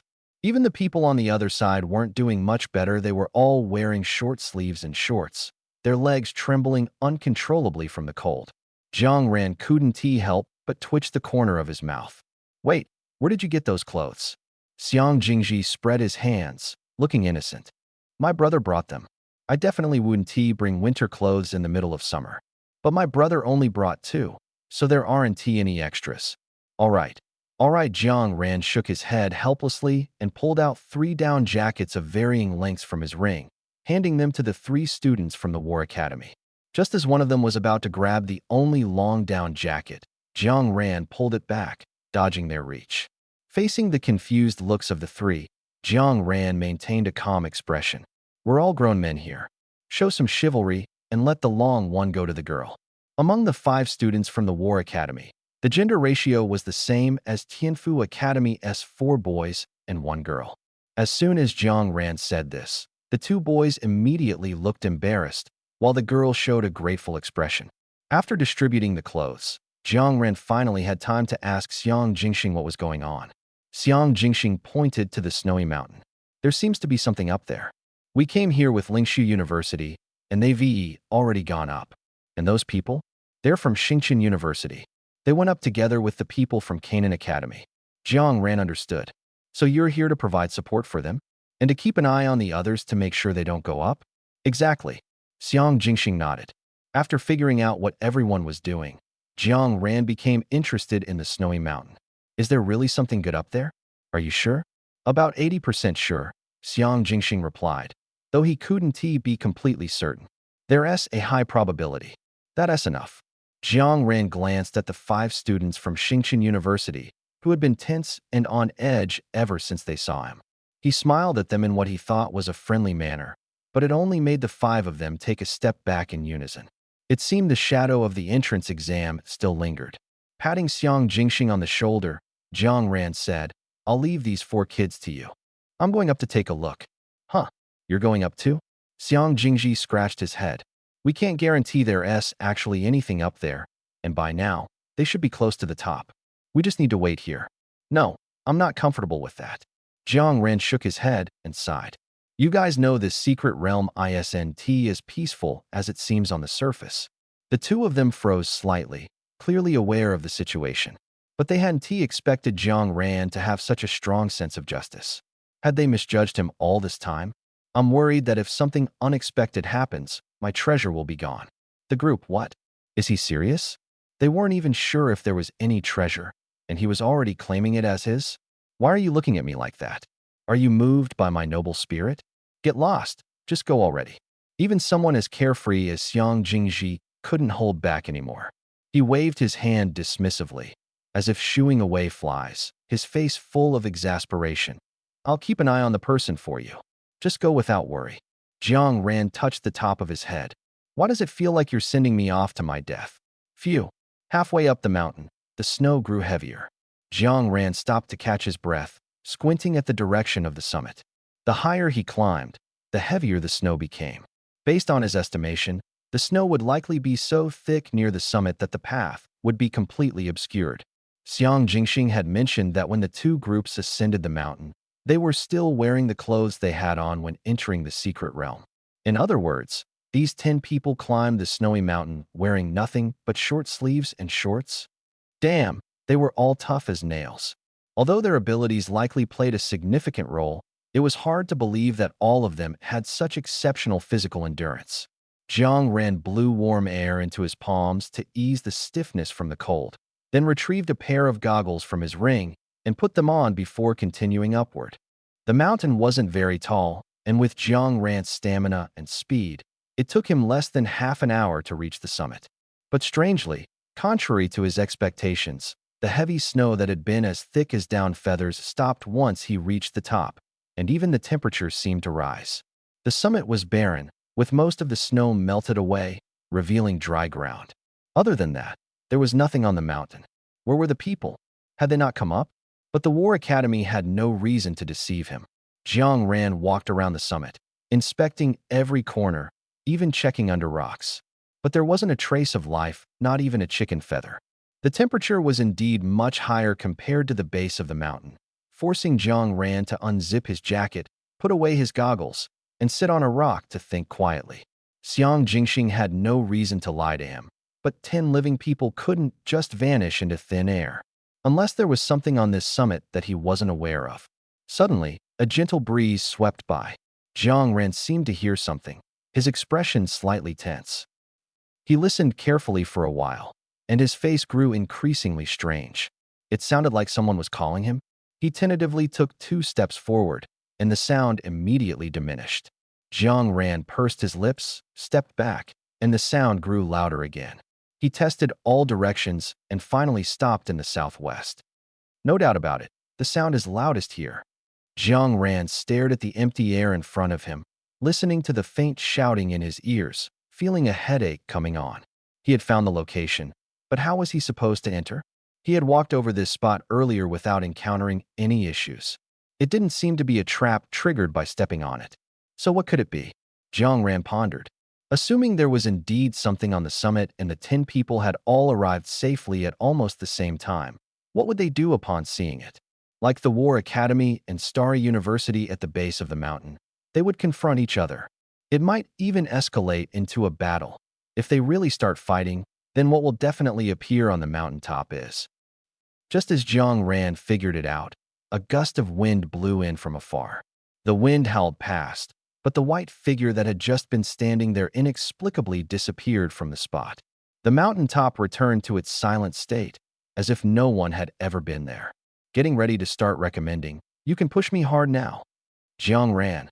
Whoa, he really came in. Great, it's the big demon. We're saved. Shoo, shoo, shoo. He can hear us now. Question mark. Big demon. Who? Him? Well, well, well, here he was, racking his brain to find the entrance and rescue them. And this is what they say about him behind his back. How heartbreaking. It feels like his little heart is shattered. It would take at least 100 or 80 good things to cheer him up. Jiang Ran opened his eyes and saw a group of people huddled together, their bodies slightly purple from the cold, cautiously watching him. Oh no, the lines he had just thought of suddenly couldn't come out. He sighed, pulled out 2 blankets from his ring, and tossed them to the group. Then he pointed to Jiang Qingye, who was inconspicuously standing among the crowd, signaling him to come over. Before leaving, Jiang Ran didn't forget to remind the group, "Stay here and don't move. We'll be back soon." He was really afraid that the people he had finally found would disappear again in the blink of an eye. Jiang Qingye wasn't holding that wooden knife anymore, but his outfit was similar to the other day. Seeing his face faintly turning blue, Jiang Ran lowered his head and rummaged around, eventually pulling out a beige cashmere coat from another corner and handing it to him. Jiang Qingye stared at the coat, looking a bit dazed. "Put it on. Why are you standing there? Frozen stiff?" Jiang Ran pushed the coat forward again. "I really don't have a new down jacket, but the temperature here isn't that low. Just make do with this for now."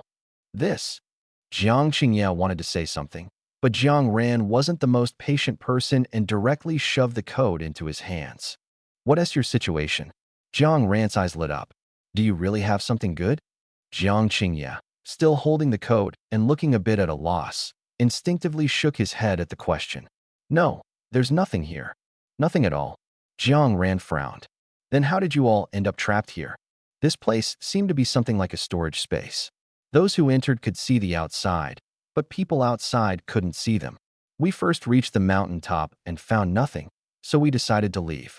Unexpectedly, people from Canaan Academy arrived at the same time. They thought we had taken something and refused to admit it. Things escalated during the argument and got out of control. The other people from Lingshu University didn't listen to me, and eventually, a fight broke out, and then we ended up here." After hearing this, Jiang Ran not only gained a clear understanding of this group's intelligence, but also started to question Jiang Qingye's status at Lingshu University. Jiang Qingye's ability is SSS level and quite destructive. Logically, someone like him should be very popular. After all, it's normal for a university to have a few fools, but it's impossible for everyone to be foolish. There should definitely be people wanting to cling to him. How could he be living so humbly? Could there be some hidden reason? Seeing Jiang Ran lost in thought, Jiang Qingye's hand hanging by his side involuntarily clenched.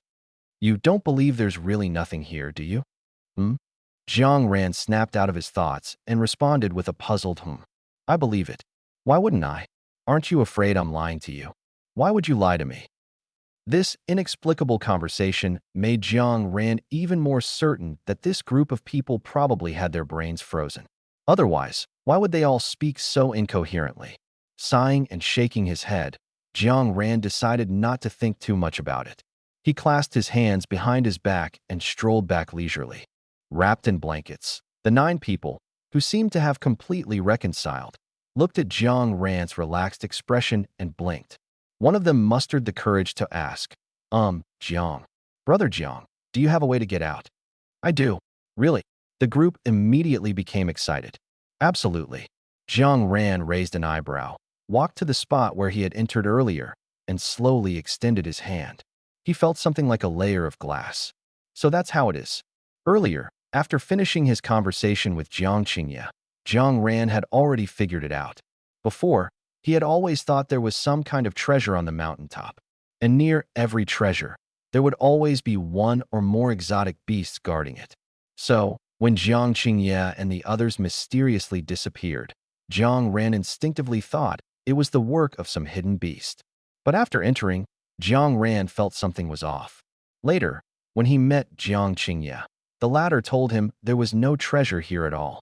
If there was no treasure, then there wouldn't be any exotic beasts specifically guarding this place, waiting for humans to come to them. So, the thing trapping them here, if it wasn't the snow mountain itself coming to life and capturing people to keep it company, then it was already quite obvious who was behind it. Someone was using this snow mountain to fish. The only question was whether they were targeting a specific big fish or indiscriminately catching whatever came their way. These thoughts flashed through Jiang Ran's mind and quickly disappeared. Suddenly, where his palm touched, ripples spread out, and the next second, the sound of shattering glass echoed. Although the surrounding environment remained unchanged, everyone knew they had truly gotten out. Jiang Ran curled his lips into a smirk. Although he had entered the secret realm just to act as bait, who said bait had to obediently do nothing. He wasn't some fool fish that anyone could easily catch. Trapping him? Not in this lifetime. Meanwhile, in another part of the secret realm, 4 men and 2 women were walking on a mountain. Suddenly, the man walking second froze in his tracks. The barrier on the snow mountain has been broken. The woman leading the group turned her head to glance at him. Can you confirm who broke it? The man closed his eyes and carefully sensed for a moment, then shook his head, his face gloomy. I can't feel it. The woman nodded, seemingly unsurprised. If it's broken, so be it. The mission is more important. Understood. All right, since there's no treasure, I'll be leaving now. Jiang Ran stood at the edge of the mountaintop, facing the group, smiling and waving his hand. The next second, his body leaned backward, and he fell straight down. What the hell? Jiang Ran. The group was instantly stunned by Jiang Ran's reckless action, scrambling to the edge to look down, only to see a vast expanse of white snowflakes. He just jumped down like that. A man was so scared he could barely speak. Another girl covered her mouth, her face full of disbelief. Jiang Qingye stood nearby, staring straight down, his lips pressed into a tight line. But within a second, his expression suddenly relaxed. He even uncharacteristically spoke up. Don't worry, he's fine. The snowflakes below suddenly began to swirl as if bewitched, spinning faster and faster, almost forming a ghastly white vortex. At the center of the vortex, no snowflake could enter. The only color there was the familiar white jacket. Jiang Ran, at the vortex's center, seemed to notice the group peering down from the mountaintop. He raised his arm, held his index and middle fingers up to his forehead in a salute, and then slid away. The group on the mountaintop fell silent instantly. After a long while, someone muttered under their breath, "Damn, such a show-off." The massive tornado-like vortex carried Jiang Ran, slowing his descent significantly. When he was about 3 meters above the ground, Jiang Ran looked down and realized something seemed off. Weren't there only people from 2 schools when he left? Including his own group of 4, there should have been at most 14 people. Why did it now look like there were 140 people below, packed tightly together? At this moment, Jiang Ran's descent from the sky also attracted many gazes. Make way, I won't be responsible if I step on someone." Jiang Ran's words instantly cleared the area beneath him. A group of people watched him warily, as if he were some kind of ferocious beast. Jiang Ran turned his head and searched for a while before spotting Xiang Jingxing and the others in a corner of the crowd, frantically signaling to him with their eyes. Jiang Ran was about to go over and ask what was going on, but as he took a step forward, the people surrounding him moved in unison, clearly treating him like a treasure-laden prize. Jiang Ran's temples throbbed twice, and he couldn't help but smile. "May I ask, what are you all trying to do?" A burly man with a beard looked at him coldly. "Be smart and hand over whatever you got from the mountaintop, and we'll let you leave." Huh. Where did this group even hear about a treasure on the mountaintop? Jiang Ran's eyes flickered for a moment, and he tilted his head. "But there's only one treasure. With so many of you, who should I give it to?" The bearded man, Dai Ao, pulled out a large hammer and weighed it in his hand. "Kid, can't you tell who the strongest one is?" On the other side, the long-haired man chuckled twice. "You? The strongest?" The woman with big wavy hair, draped in a red shawl, twirled her hair with her fingers, a cold smile curling at her bright red lips. "I say, you too. If you don't have a mirror, surely you have some urine, right? If you can't recognize yourselves, why not take a piss and take a look? A figure cloaked entirely in black spoke in a hoarse voice, sounding like an old ghost with one foot already in the grave. Kid, hand over the item, and this old lady will guarantee your safe exit from the secret realm. Meng Yuru, the wavy-haired woman, narrowed her eyes coldly. Old ghost, aren't you afraid of biting your tongue with such big talk? Daieo swung his massive hammer with a fierce momentum. I say, old Lon, you're already at this age. Why not stop showing off? Otherwise, I'm afraid one swing of my hammer might kill you. And then your people will come looking for me to play the victim. Yet Nian Yulan wasn't angered by the two of them. Instead, she turned to look at Jiang Ran. Kid, have you made up your mind? Jiang Ran beamed brightly. You all are just talking big. I don't see any sincerity from you, which makes it hard for me to decide. How about this? The four of you have a competition. Just keep slapping yourselves nonstop. Whoever can't take it first loses, and the last one standing is the winner. How about it? Fair, right? Outrageous. Nian Yulan shouted sharply, and at the same time, thick black mist began to emanate from her body, startling everyone into stepping back from her in unison. The other three's expressions also turned extremely grim in an instant. Meng Yueru lowered her hand, adjusted her slipping shawl, and spoke in an icy tone. Little brother, being overly confident can cost you your life. Come on, Auntie, you look older than my mom, and you still have the nerve to call yourself my sister? Uffed, shameless. Jiang Ran rolled his eyes and pointed at the bearded Dai Ao and the long-haired Li Jin. I mean, you two one's all muscle and no brain. The other's life is shorter than his hair, and you dare to rob me. After cursing out the four of them, Jiang Ran, as if not having stirred up enough trouble, sneered again. To be blunt, everyone here is an idiot. Hidden among the crowd, Ling Zai and the others were dumbfounded. Xiang Jingji couldn't help but mutter a curse under his breath. What the hell is Jiang Ran doing? No matter how strong he is, there are so many people here. If each of them spits, they could drown him. Feeling the suddenly tense atmosphere around him, even though he was wearing a specially made jacket, Ling Zai still felt a chill down his spine. Brother Jiang is this bold.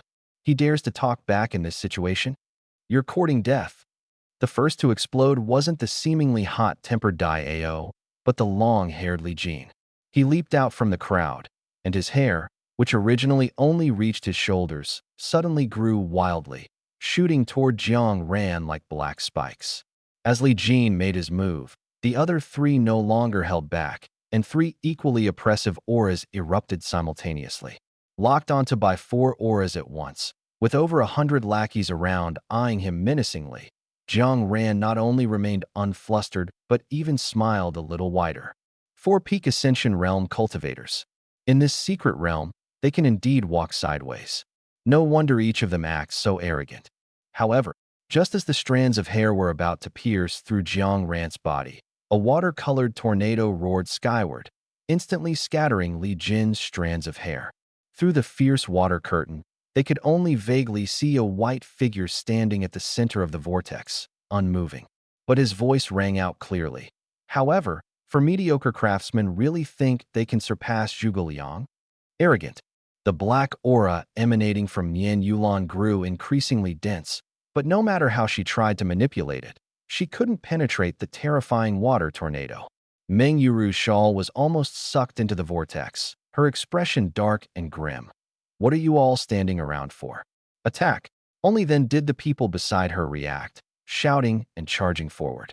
The other three, after witnessing the vortex's terror, also stopped and instead sent their subordinates forward first. Li Jin's venomous gaze, like that of a snake, was fixed on the white figure at the center of the vortex. At first, he had indeed underestimated this kid. Who would have thought that this seemingly ordinary student had also reached the peak of the Ascension realm? How old was he? Li Jin had spent over a decade cultivating to reach the peak of the Ascension realm. So why did this young man achieve it in just 1 or 2 years? If they knew that Jiang Ran had advanced from the first stage of the Fusion realm to the peak of the Ascension realm in less than a month, this group of people would likely have their Dao hearts shattered. But so what if his talent was extraordinary? Even at the same peak level, Li Jin refused to believe that Jiang Ran's abilities could withstand the exhaustion of over 100 people for long. Xiang Jingxing and the others, who had retreated to the base of the snowy mountain, had their expressions shift from initial shock to growing solemnity. Jiang Ran had already reached the peak of the Ascension realm, something even they found hard to believe. Weren't they all awakened on the same day? How could he be so exceptional? But after the shock, the group also realized the enemy's strategy. They intended to use their numerical advantage to wear Jiang Ran down. Once Jiang Ran's abilities were depleted, those four would still be in full condition. Four fully conditioned opponents of the same level against one exhausted opponent Jiang Ran would undoubtedly lose. Brother Jiang is being reckless, Lu Shuqing lamented bitterly. Just give them the treasure for now, we can always snatch it back later. Jiang Ran was indeed impulsive this time. Xiang Jingxing frowned deeply, clearly lacking confidence in Jiang Ran. They all knew Jiang Ran was a monster. But no matter how monstrous, could he withstand the relentless exhaustion of over 100 people? Should we just run for it? Suggested a student from Starry University. Starry University didn't have an SSS level talent this year, so their leader was merely an SS level, and none of the five had reached the Ascension realm. Upon hearing this, Lingzai immediately jumped up. No way. We can't abandon Brother Jiang and run. If we die together with Brother Jiang. Oh, you care about me that much? Lingzai was startled by the voice, his body trembling. When he realized who it was, his expression instantly turned ecstatic. Brother Jiang. Several people turned their heads simultaneously and saw a red-haired boy in a white windbreaker standing behind them with a bright smile. Jiang Ran. How did you get out? Xiang Jingji was stunned. He turned to glance at the crowd again, only to find that the white figure at the center of the vortex was still there. Just a shadow. Jiang Ran shrugged. But it's more than enough to fool them. Xiang Jingxing's expression also showed some surprise. I thought you were really going to fight them. How could I? Do I look that foolish? Lingzai patted his chest in lingering fear and sneakily glanced at the group still foolishly attacking the water tornado. Then what are we waiting for? Let's run while we can. Unexpectedly, Jiang Ran shook his head. We can't leave yet. Zhou Yongtian, the team leader from Xingchen University, frowned at this. Are you worried about the people from those two academies? Don't worry, they're not that dumb. As long as they hand over the item willingly, they'll be fine. Jiang Ran glanced at him and spread his hands helplessly. The thing is, there's nothing up there at all. Then just tell them directly that there's no treasure at the mountaintop, Han Lu said, still somewhat confused. At this point, even Xiang Jingxing sighed. Do you think that group would believe it? The group fell silent instantly, feeling the despair emanating from the others. Even Xiang Jingji furrowed his brows. Xiang Jingxing couldn't help but look at Jiang Ran. And then he saw this guy, not only unperturbed, but even wearing a faint smile. You already have a plan? I've always had one. Lu Shuqing's eyes widened. Then, Jiang Ji, why were you speaking in that tone earlier? What tone? Jiang Ran blinked. I've been speaking normally the whole time. It's you guys who overthink. All right. Among the dozen or so people, the only one who remained calm was Xiang Jingxing. He raised his hand to signal the others to stop talking and looked at Jiang Ran. What is your plan? Do you need our help? No need. Jiang Ran refused outright. After thinking for a moment, he explained, Actually, I just came over to tell you all to stay far away so you wouldn't get caught in the crossfire. Who knew you'd overthink it so much? All right, I've said my piece. You all should leave now. The farther, the better. Before Jiang Ran even finished speaking, the group had already bolted, putting dozens of meters between themselves and him in the blink of an eye, almost running to the other side of the mountain. From a distance, Xiang Jingji waved his arms at him. Is this far enough? Jiang Ran. Fine. Everyone's playing like this, huh? He waved his hand weakly and turned his gaze forward. The water tornado, formed by the combined powers of water and wind abilities, was gradually weakening under the relentless bombardment of over 100 people. In about 2 minutes, it would completely dissipate. 2 minutes is still too slow. A small black bead had appeared in Jiang Ran's hand at some point. He tossed it up and down a few times. Time to speed things up. With that, he flicked his hand lightly, and the bead flew straight out. Nian Yulan suddenly turned her head. What was that? But at this moment, The black bead had already fallen to the edge of the vortex. A few drops of water splashed out, landing on the bead.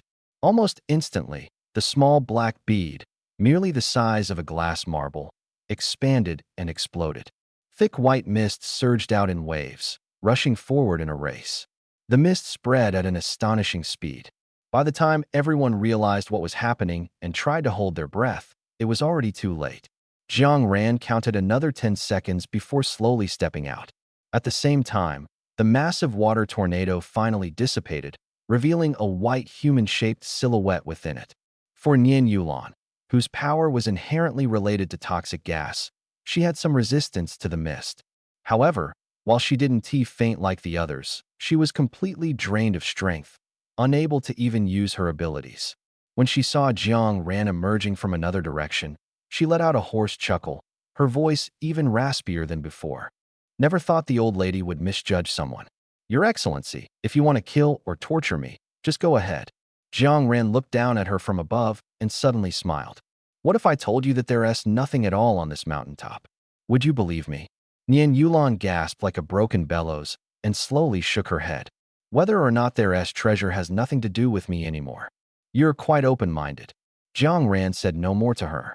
Instead, he began picking through the unconscious people on the ground, finally settling on the burly man who had spoken to him earlier. Jiang Ran glanced at the mink coat on Dai Ao's body, appearing rather satisfied. He ripped it off and spread it out on the ground, sitting down on it.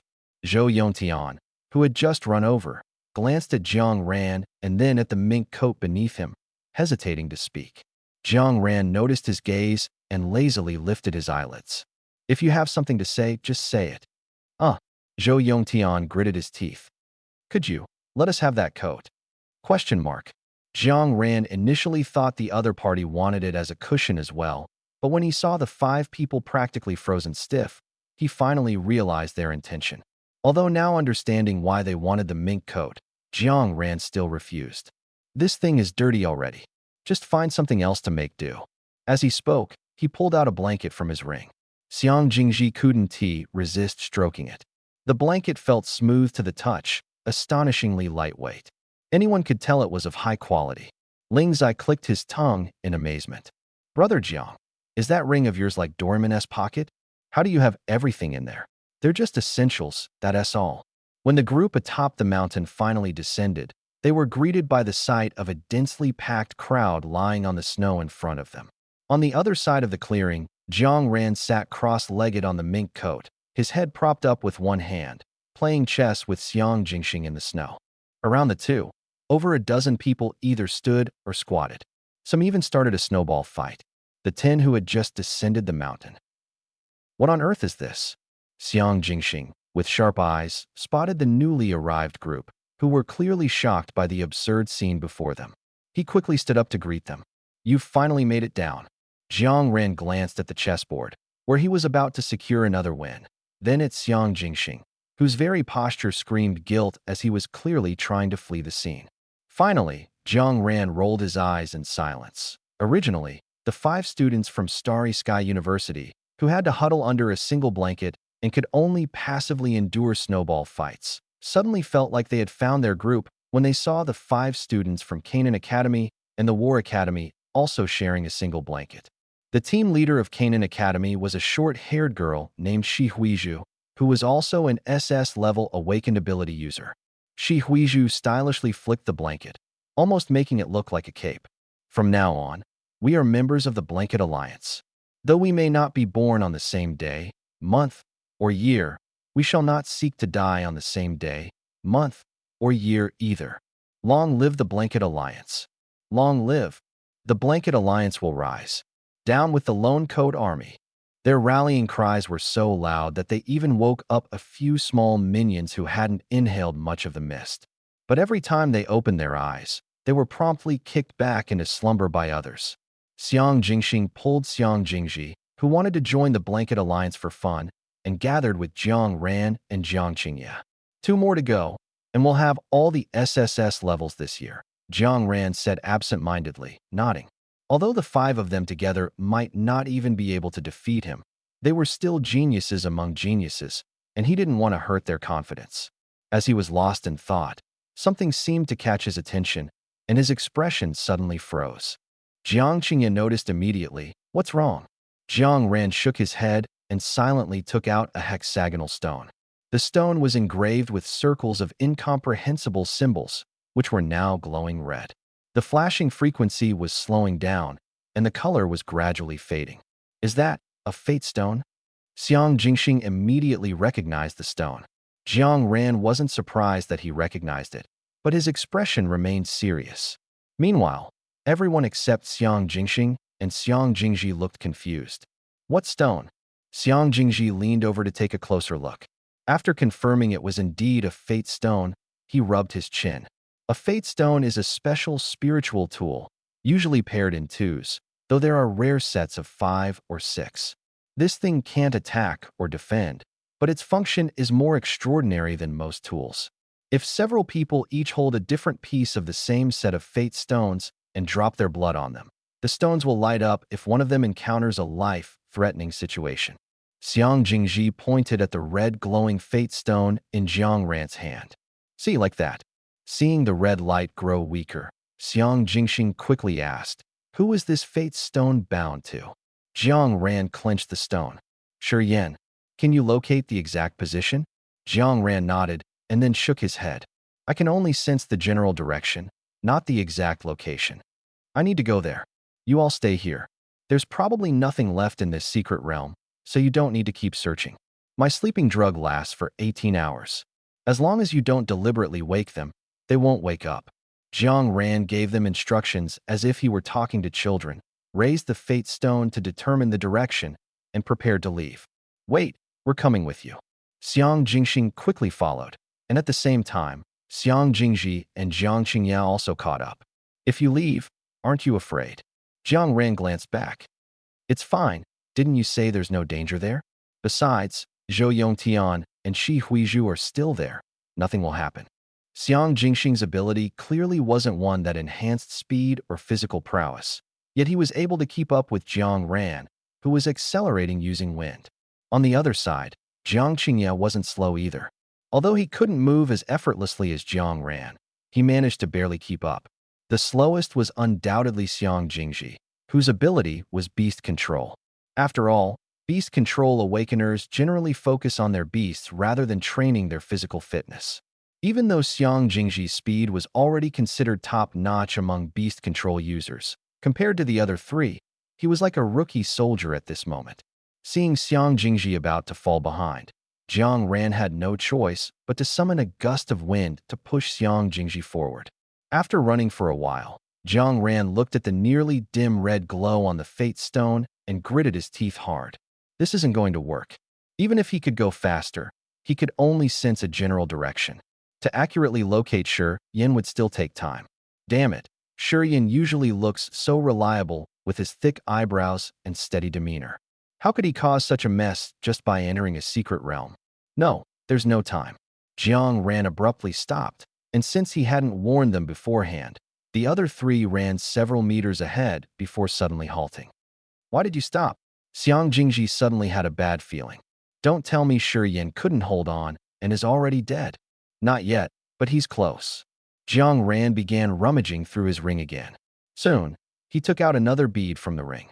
Unlike the previous sedative bead, this one was white, pure, and flawless, resembling a pristine pearl. There was no time to admire how beautiful or valuable the bead was.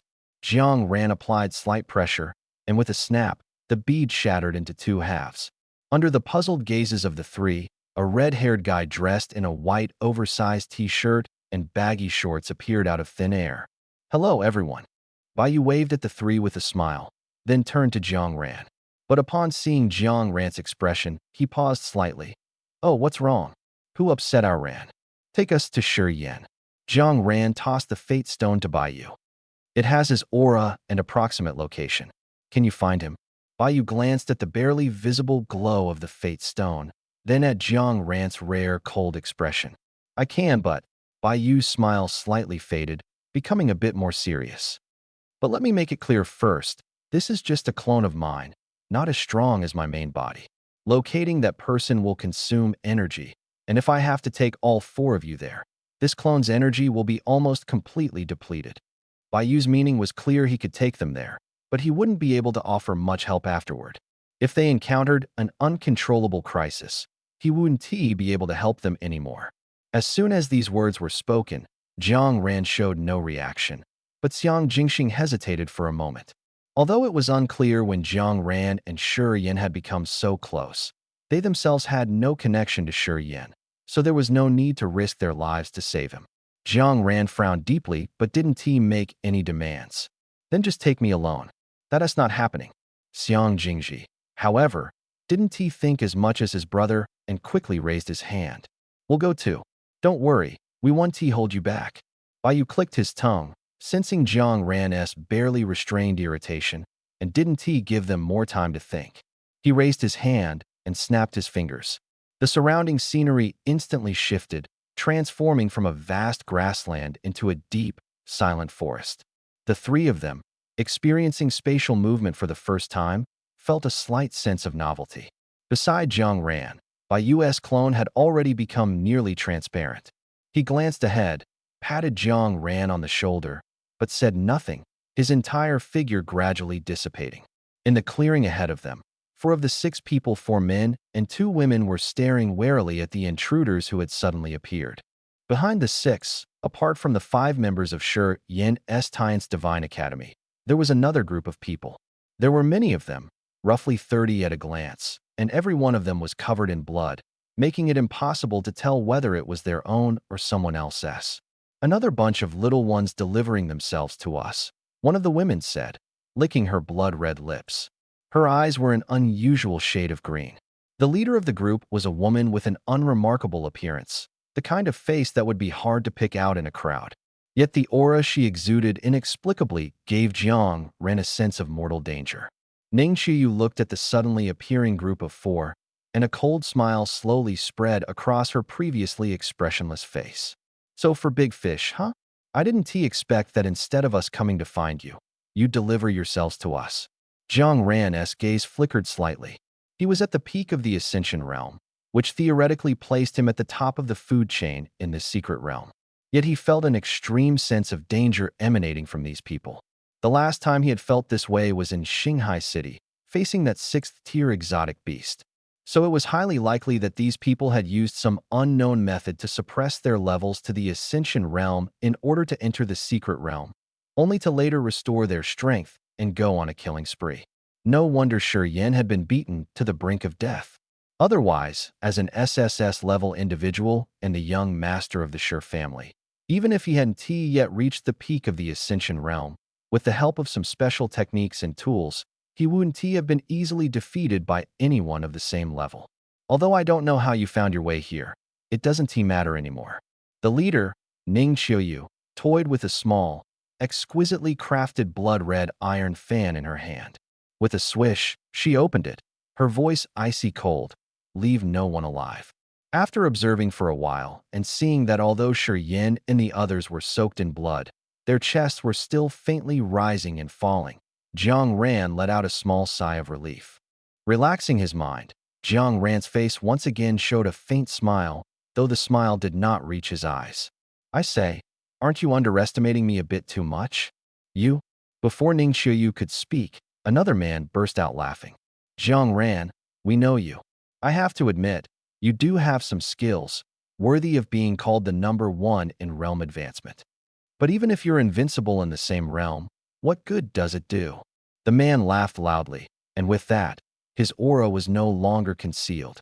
The sudden burst of power made Xiang Jingxing and the other three's faces change drastically. This is the Sea Realm? Xiang Jingji was shocked. Sea Realm, my foot. Jiang Ran was not frightened at all. Instead, he sneered disdainfully. Just a mere peak of the Jiang Realm. After all, he had just encountered a true Sea Realm Awakener and a 6th-level exotic beast. Although the man's aura was intimidating, it was far from reaching the level of the Sea Realm. Among these 6 people, only the plain-looking woman in the middle could reach that level. 5 Jiang Realm and 1 Sea Realm. No wonder Shi Yan failed. Having his level mercilessly exposed, the man's face instantly darkened. Kid, you talk too much. So what if it's the Jiang Realm? Killing you all is more than enough. Today, none of you will leave this secret realm. Even if the commander-in-chief comes, it won't matter. I said it. Prepare to die. Is that so? This voice, calm and unwavering, echoed from midair. Accompanying these two words, the man's attack silently vanished. It was as if an invisible hand had erased the attack, which was powerful enough to severely injure any awakener below the Jiang realm from this world. Ning Qiuyu's pupils contracted sharply. How is this possible? That person, how could he possibly appear here? The man who had been so arrogant just moments ago was now dumbfounded. He stared blankly upward, his entire body trembling uncontrollably with fear. Impossible, he screamed, his voice almost breaking. No, he can't be here. This must be an illusion, a projection. You can't fool us. Jiang Ran, with one hand on his hip, suddenly became cocky. He pointed at the man with an air of arrogance. Uncle, he's the one who wants to kill me. Then, he turned his hand and pointed at the leader, Ning Qiuyu. She ordered him. Uncle, uncle. That one word, uncle, not only shocked Ning Qiuyu and her group to their core, but also left Xiang Jingxing, Xiang Jingji, and Jiang Qingye behind. Jiang Ran utterly dumbfounded. The group instinctively looked up at the sky, only to see a familiar figure standing quietly above Jiang Ran, stepping on thin air. That face no one in the entire Dragon Nation was unfamiliar with it. The youngest commander-in-chief in the history of the Dragon Nation, and also the most ruthless judge, Jiang Yueqin. But just now, Jiang Ran called him what? Wait a minute. Jiang Yueqin, Jiang Ran. Both surnamed Jiang. So Jiang Ran's Jiang, is that Jiang? You had this kind of background. Why didn't you say so earlier?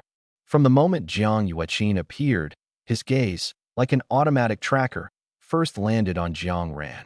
Seeing that he was unharmed, his breath calm as usual, she finally shifted her gaze away and looked at Ning Qiuyu and the others opposite her. When she saw the scene behind the six of them, which could almost be described as a bloodbath, Jiang Yueqin's expression remained unchanged. However, Ning Qiuyu suddenly felt an immense pressure weighing down on her, almost forcing her to kneel to the ground. Damn it! Ning Qiuyu's waist slowly bent down, her heart trembling. What level of strength does this person possess now? He can make her unable to stand straight just with his sheer aura. Have you seen enough, everyone? Jiang Yueqin said indifferently. In the next second, the nearby leaves trembled, and dozens of peeping individuals in various postures were forcefully brought out by Jiang Yueqin. The group of people had different appearances and clothing styles. If it weren't for the fact that all of them exuded at least Jiang-level aura, no one would have guessed that they came from the same organization. Seeing Jiang Yueqin effortlessly control more than a dozen people without even lifting a finger, Xiang Jingji's eyes practically sparkled. Jiang Ran, what level is your uncle exactly? This is just too awesome. Wow, he's so cool. Xiang Jingji exclaimed. Jiang Ran, with his hands in his pants pockets, shrugged upon hearing Xiang Jingji's words. I don't know, he never said. Although he claimed not to know, Jiang Ran had speculated privately before.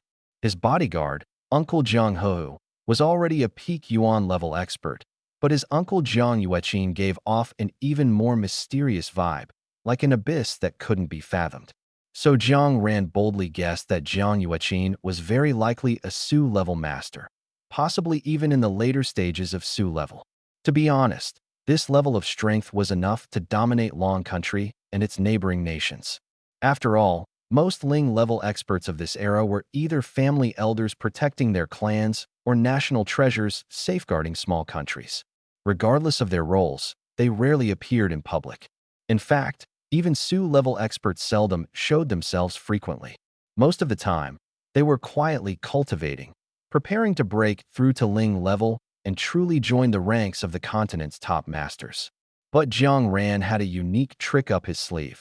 The ultimate move summoned the Great Backer. Juyo sent just this group of small fry? Jiang Yueqin saw through their strength at a glance and raised his eyebrows. 2 high level and 17 Jiang level, seriously? Wasn't this a bit too disrespectful to Shinzhou?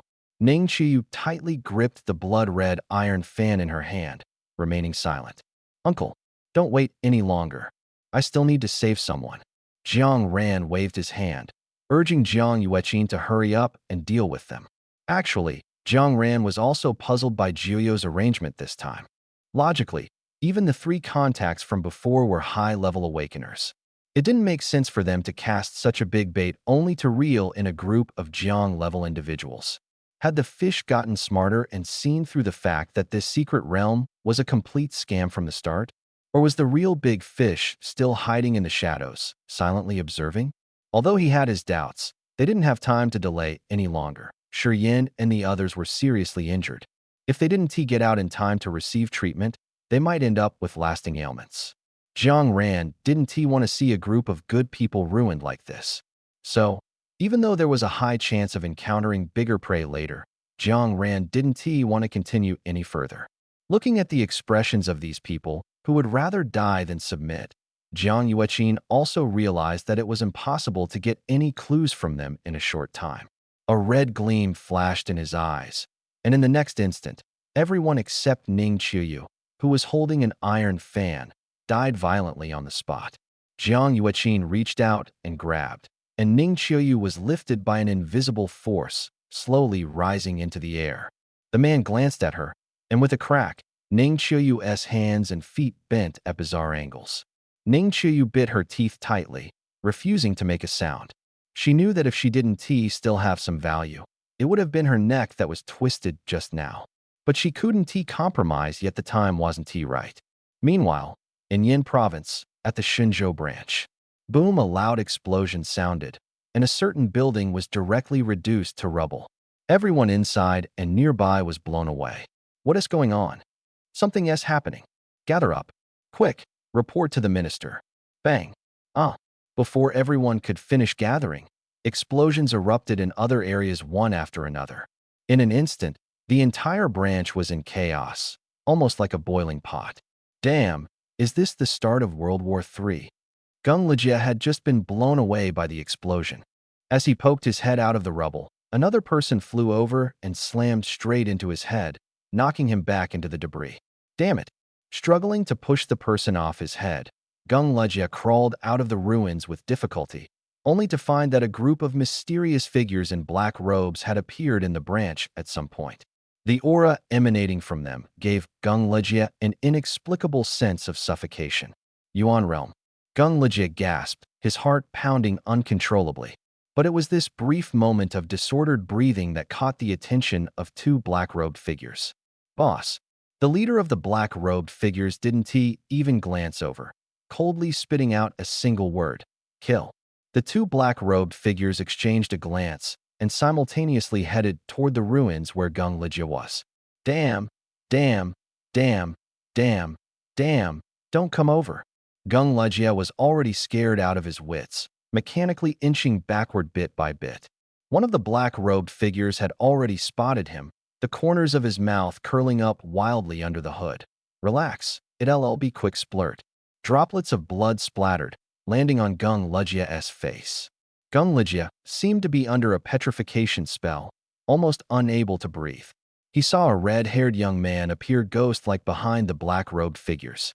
With just one strike, the two Yuan Realm experts were instantly decapitated. In the blink of an eye, two Yuan Realm experts were killed, yet the man's face remained expressionless. He merely glanced lightly at Gung Lejie before disappearing like a phantom once again. Outside the secret realm. They're out. Someone's coming out. Which faction are they from? Quick, quick, quick, stop them. Tell them we'll pay the highest price for anything from the secret realm. A crowd surged forward, instantly blocking the entrance to the secret realm completely. Everyone craned their necks, leaning forward, ready to rush in and grab people at any moment. Now that the supreme commander of Shenzhou wasn't present, only Zhai Qi, the provincial branch minister, was there. Since everyone was familiar with each other, the atmosphere was naturally less formal than before. Zhai Qi clasped his hands behind his back, trying hard to appear calm and composed, but his heart was already racing, wishing he could quickly return to the branch.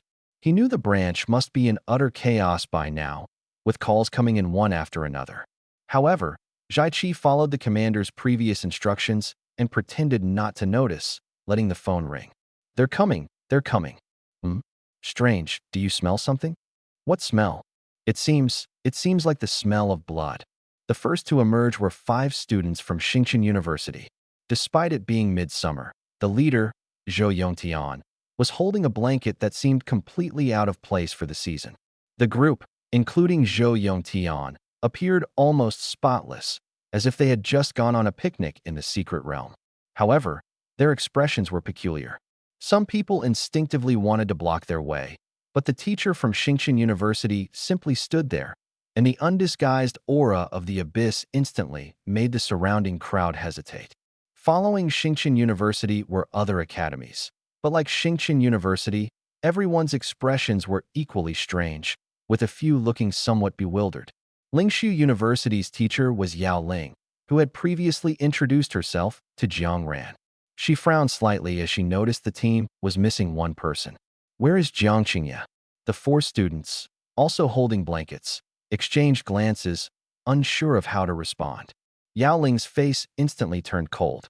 "Did you leave him behind in there?" The group was so frightened that they waved their hands repeatedly. No, no, no. We didn't." The only girl bit her lip and said softly, "Jiang Qingya left with Jiang Ran from Tianfu Academy. They'll come out together later." Jiang Ran. Yao Ling's eyes flickered. During the entrance test, she had already noticed that Jiang Ran seemed to have some appreciation for Jiang Qingya, but she couldn't figure out where this appreciation stemmed from. "However, teacher," the girl hesitated for a moment but still spoke up, "could you later help the students from Tian's Divine Academy?" Question mark. How did this get connected to Tian's Divine Academy again? Why does the smell of blood seem to be getting stronger? Someone else is coming out.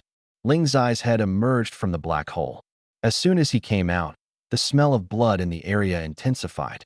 With each step Ling Zai took, the previously noisy crowd fell silent. His clothes were covered in blood, and on his back was a person drenched in blood, their appearance almost unrecognizable. "Where are the people from Tian's Divine Academy?" Ling Zai gritted his teeth. The teacher leading Tian's Divine Academy was stunned but instinctively stepped forward to shield Ling Zai from the prying eyes around them. "He's Wang Yong. Jiang Ge said he needs to receive treatment immediately." "Wang Yong? Isn't he one of the 5 representatives from his school?" What happened?" Yin Jiafan was completely dumbfounded, even a bit flustered, not knowing what to do. He had just started his career this year, successfully passing the exam to become a teacher at Tian's Divine Academy last month. Strictly speaking, he was a complete rookie, just like the freshmen. And now, on his first solo outing leading a team, he encountered such a situation. Yin Jiafan didn't even know where to place his hands. First, hand him over to me." Unexpectedly, Ling Zai shook his head.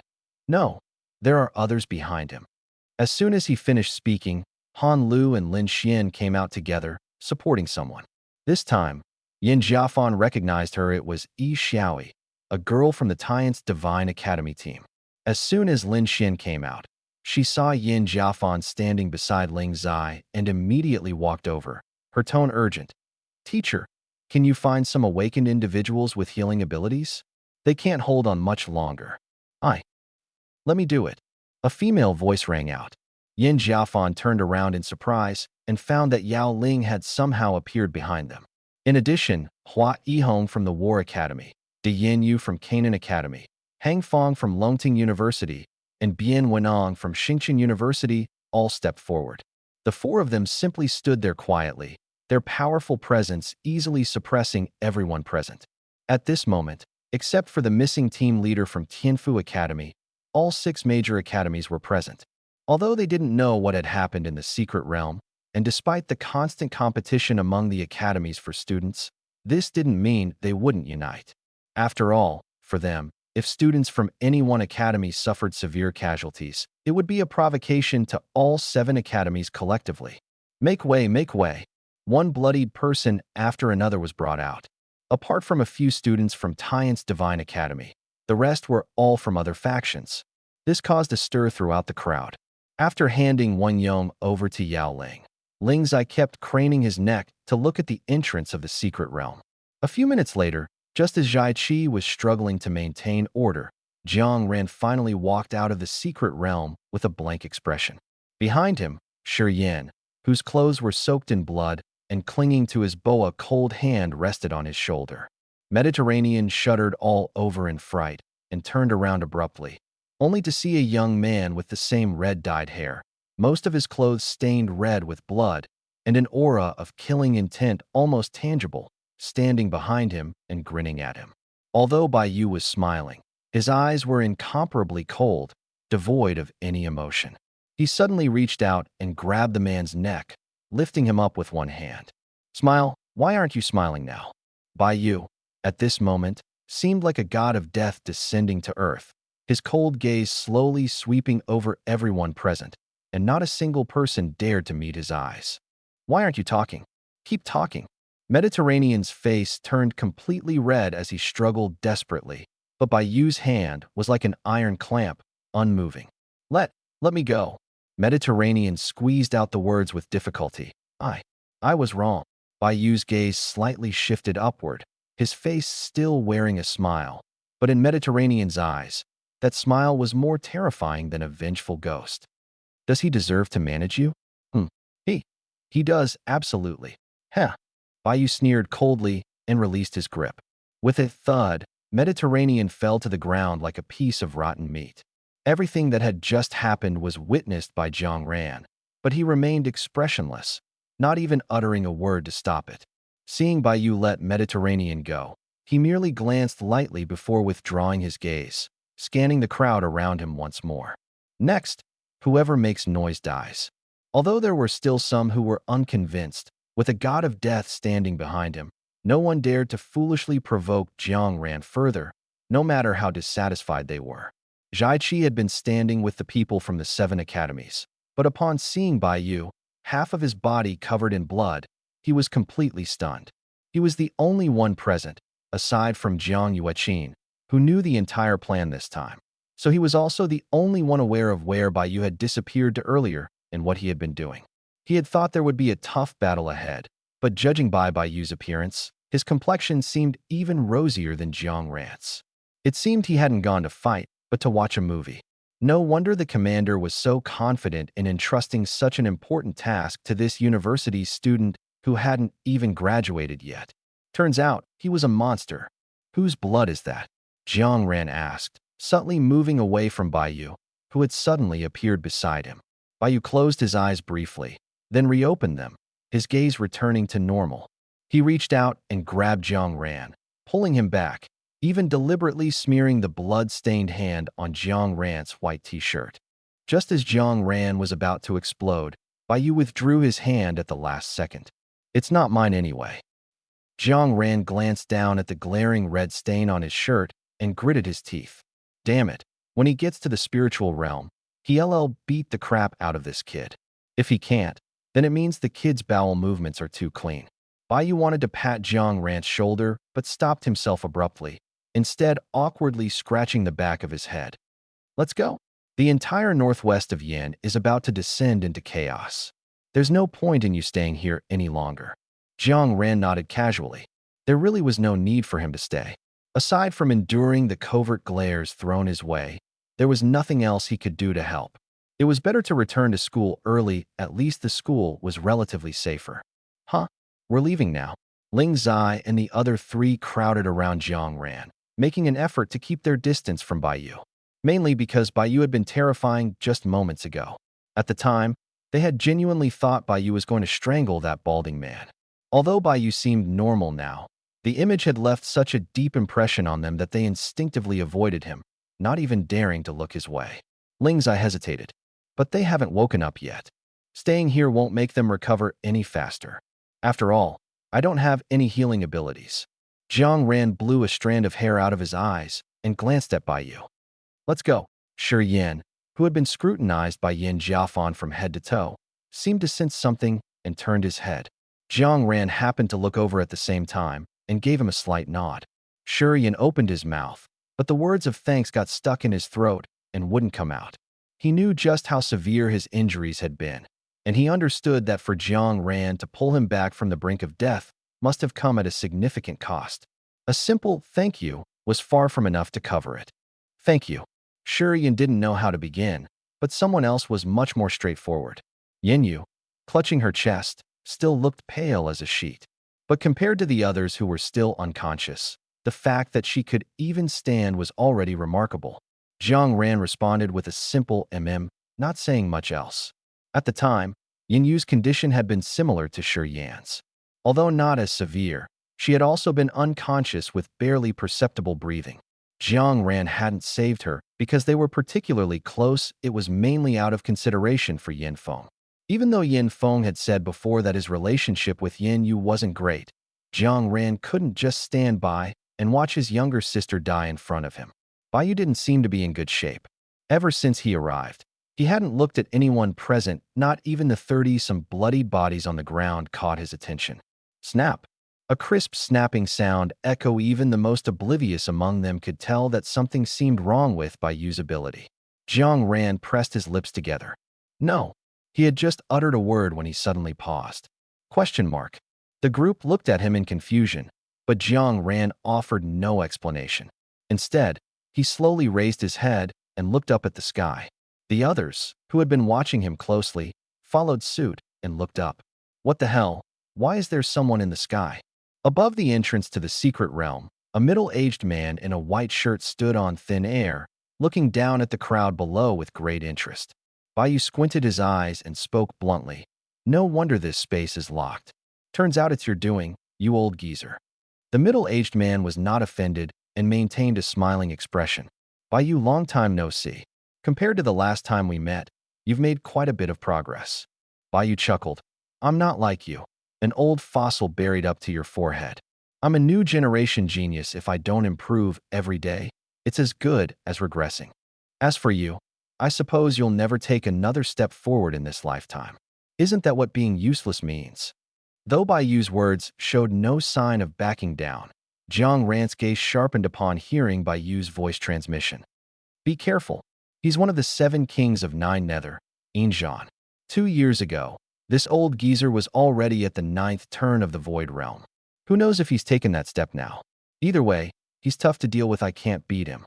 You don't need to try to provoke me like you did 2 years ago, Inzhan said as he slowly descended step by step from the sky. Everyone present, including the teachers at the Abyss Realm, seemed to be frozen in place, as if someone had pressed a pause button. Only Bai Yu and Jiang Ran could still move freely. Inzhan also noticed the anomaly of Jiang Ran among the crowd. A mere Ascension Realm cultivator, yet he could move freely under his ability? Interesting. Was this the boy they said had the potential to become the second Bai Yu? Kid, you're Jiang Ran, aren't you? Inzhan thought for a moment before recalling Jiang Ran's name. As an Ascension Realm cultivator, being remembered by him made Jiang Ran only the second person to achieve that. The first was Bai Yu 2 years ago. That's right, I'm your grandpa, Jiang Ran replied. When he spoke, he was just as blunt, if not more arrogant, than Bai Yu. All right. Even with Jiang Ran's provocation, Inzhan remained calm, his smile unwavering. He even nodded slightly. You do have a bit of Bai Yu's demeanor from back then. Jiang Ran smacked his lips, feeling that this wasn't exactly a compliment. In that case, I definitely can't let you live, Inzhan muttered to himself, suddenly flashing a bright smile at Jiang Ran. But to Inzhan's surprise, Jiang Ran didn't dodge. He simply stood there, calmly meeting his gaze, even curling his lips into a faint smile. Something's off. Very off. Having suffered a sting 2 years ago, Inzhan instinctively grew wary, his demeanor causing Bai Yu to stifle a laugh. Old geezer, you're really like a snake-bitten man afraid of ropes for 10 years. Bai Yu clicked his tongue twice, pulled out his phone from the air beside him, and pointed the camera at Inzhan. Your expression is really interesting.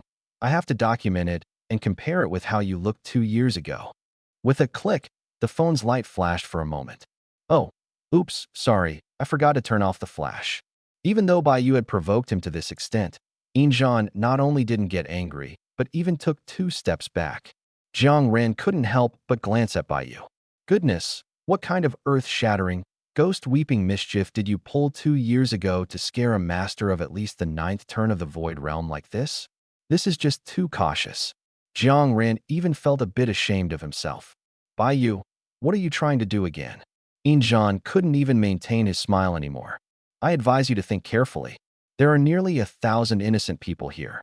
Aren't you afraid I'll kill them all? Bai Yu shrugged indifferently. Suit yourself. Even if you want to desecrate corpses, It's none of my business. I don't know them anyway. Besides, trading their lives for mine isn't a loss, is it? In fact, they should feel honored to exchange their lives for mine. If anyone else could still move, they would probably all rise up and beat by you to death after hearing this. Even Injan was struggling to keep his composure. Dude, seriously, am I the villain here? Or are you? How is your mindset even more extreme than mine? The leader of a reactionary force. Jiang ran, standing to the side, also twitched at the corners of his mouth. Those in the know would understand you're stalling for time, but those who don't might think you're the ultimate big bad here. Is this something a proper, upstanding citizen of Longwell would say? And fine, say it in private if you must, but there are so many people here, and you just blurt it out like that? Aren't you afraid of getting ambushed in a dark alley? Injan cautiously observed the two of them for a long time, but it seemed like they were just taking verbal jabs and hadn't prepared any tricks. Are you two messing with me? Injan's face instantly darkened. Oh no, by you, what do we do? He's figured it out. Wow, looks like he's actually grown a brain over the past 2 years. Injan was so furious that he was practically snorting, clenching his right hand tightly. You too die. 2 seconds passed. Jiang ran, touched his face, stomped his foot, straightened his clothes, and finally took out a mirror to fix his hair. Bai Yu, on the other hand, was even more insulting. Holding a can of Coca-Cola from who knows where in one hand and his phone in the other, he stood there scrolling through videos. Sensing the awkward silence, Bai Yu glanced up at him. What's wrong? Go on, don't mind us. Injan's hair practically stood on end in anger. Before coming here, he had mentally prepared himself. No matter how Bai Yu tried to provoke him, he wouldn't fall for it again. He thought he was fully prepared this time, that nothing could go wrong. Yet somehow he was still played. Why? Why on earth did his ability fail again? Could it be that someone else was helping him this time? Bai Yu, knowing him all too well, could tell from Injan's shifting expressions that he had probably guessed it. He couldn't help but sigh inwardly. Damn, this old guy really has grown a brain. I still miss the Injan from 2 years ago, dumb as a pig. After Injan figured it out, he shot a cold glance at the two of them, then looked around. Which fellow Taoist is here? With such strength, avoiding a direct confrontation and resorting to petty tricks, doesn't that seem a bit beneath you? Injan was confident that there must be another powerful figure hiding in the shadows, secretly helping those two brats. But after he finished speaking and waited for a long time, no one appeared. He frowned. So patient like a turtle, huh? What? Could it be that you know you're too ashamed to show your face, so you keep hiding? A few more seconds passed, and still, no one responded. This made Injan even start to doubt, could it be that there really was no one? Were Bai Yu and Jiang Ran just that good at acting? Were they not unafraid, but merely putting on a brave front? What's it to you? Just as Injan's thoughts were running wild, a nonchalant voice suddenly rang out. Hearing this unfamiliar voice, for some reason, Injan actually felt a sense of relief. Since you've spoken, why not show yourself? What's the point of hiding all the time? Hiding? Ha ha ha. The voice burst into laughter. I'm just afraid that if you see me, you'll be scared out of your wits. Injan's face darkened even more. He wanted to lose his temper, but forcibly held it back. He had to admit, this guy was incredibly composed. If you don't come out, how would you know whether I'd be scared out of my wits or not? Fine. Then you'd better open those dog eyes of yours and take a good look at my face. Injan's gaze turned as cold as a venomous snake. He had seen plenty of people who talked big while hiding in the shadows. Most of them were nobodies who couldn't make it to the big stage. Besides, he was no longer the same person he was 2 years ago. Even if Jiang Yueqin himself came, he wouldn't be afraid. But when he saw the man, he couldn't help but show a look of terror, letting out a startled cry. It's you? What? So happy to see me. A man who looked to be in his 30s stepped out of the shadows. He wore a pair of rimless glasses on his face and a black long gown, giving off the vibe of a scholarly intellectual from the 1980s or 1990s. Even his name carried the air of a scholar, Ru Chun, the principal of the Academy of War. But the words that came out of his mouth, along with his abilities, had nothing to do with elegance. Ru Chun's ability was almost universally known across Longhua. It was a very common ability. Extreme body. Yes, the kind of ability that was stereotypically associated with brute strength and the pursuit of physical perfection. Logically speaking, Such a common ability shouldn't be so famous. But Ru Chun had another, more resounding title, the #1 extreme body ability user in Longwa's history. Anyone who had ever fought him was terrified of him. Why are you here? Shouldn't you? Shouldn't be tied up by your people, unable to get away, right? Ru Chun took off his glasses, wiped them with his sleeve, and put them back on. No. Did you really think of me as one of those brainless brutes from the extreme body faction? Besides, do you think they could actually stop me? Injan was starting to panic. Watching Ru Chun take one step after another toward him, he immediately retreated several meters in fright, trying to put more distance between them. Ru Chun tilted his head. Weren't you the one who told me to come out? Now that I'm out, what are you hiding from? Hiding? I'm not hiding. I just think two grown men shouldn't stand so close. After all, distance creates beauty. Injan forced a smile. Even he didn't want to hear the words coming out of his mouth. Although Jiang Ran recognized that the man was the principal of the War Academy, he didn't have a clear understanding of just how terrifying this man was. But seeing Injan, who had been so arrogant just moments ago, become so frightened after merely exchanging glances with Ru Chun, Jiang Ran's evaluation of Ru Chun instantly rose to another level. Look at you, talking nonsense again. Ru Chun shook his head and then gave a refined smile. It's been a while since we brothers last met. Of course, we should get closer and have a good chat to bond. No, there's no need. Really no need. Injan was horrified, but his resistance only made Ru Chun more excited. Jiang Ran didn't even see how he moved in the next second. Ru Chun was already beside Injan, hooking an arm around his neck. Ru Chun smiled at Injan, who was sweating profusely, and said gently, "The usual routine, let's go have a drink and talk about old times." No, please no. Baiyu squatted on the ground, watching Injan being dragged away by Ru Chun. He couldn't help but click his tongue and shake his head. Running into this maniac, that old guy is either going to die today or shed a layer of skin. Unexpectedly, Ru Chun, who had already left, seemed to have ears like the wind. His gentle voice came from afar. "Maniac? Are you talking about me?" Baiyu shuddered in fear, immediately stood up straight, and began to argue.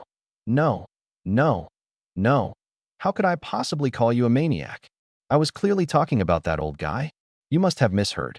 After waiting for a while and hearing no further response, Baiyu finally let out a sigh of relief and wiped the non-existent sweat from his forehead.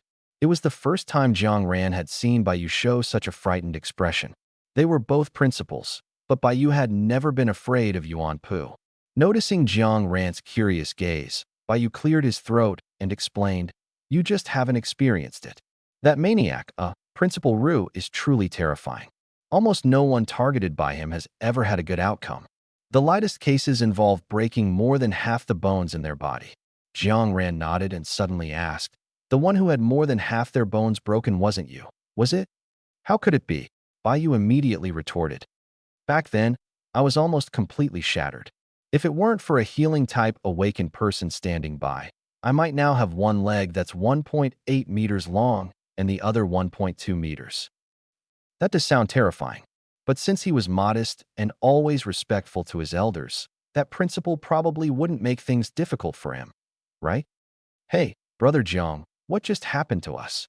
After Injan was dragged away by Ru Chun, less than a minute later, the crowd, which had been frozen as if someone had pressed the pause button, came back to life. But they all seemed to have no memory of what had just happened, which surprised Jiang Ran. According to Baiyu, Injan had two abilities. One was telekinesis, and the other, like Baiyu, was wind.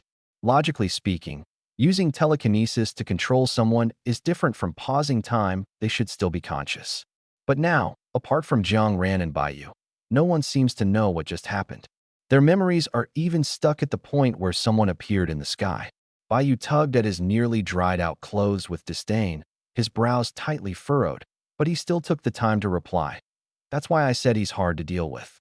If it were just ordinary telekinesis, I would have already torn open space and taken you away." After returning to school, Jiang Ran first took a shower and changed into a fresh set of clothes. He glanced at the shirt with a bloody handprint on it from earlier and, without a second thought, tossed it straight into the trash can. TSK, TSK, TSK. Young Master Jiang is so extravagant, tossing out such a high-end shirt after just one wear. Bai Yu, who had also showered and changed into new clothes, was sitting on the sofa, mercilessly attacking the takeout on the coffee table. Jiang Ran's eyelid twitched. Did you call Principal Ru here? Back in the secret realm, Jiang Yueqin had left with the only survivor and didn't he exit through the main gate with them. If Bai Yu hadn't said someone else would come to clean up the mess, Jiang Ran would have started summoning reinforcements right then and there instead of chatting idly with Yin Zhan. Nope. To Jiang Ran's surprise, Bai Yu denied it. Even if I went crazy, I wouldn't voluntarily call that psycho. Jiang Ran thought about it and found it made sense.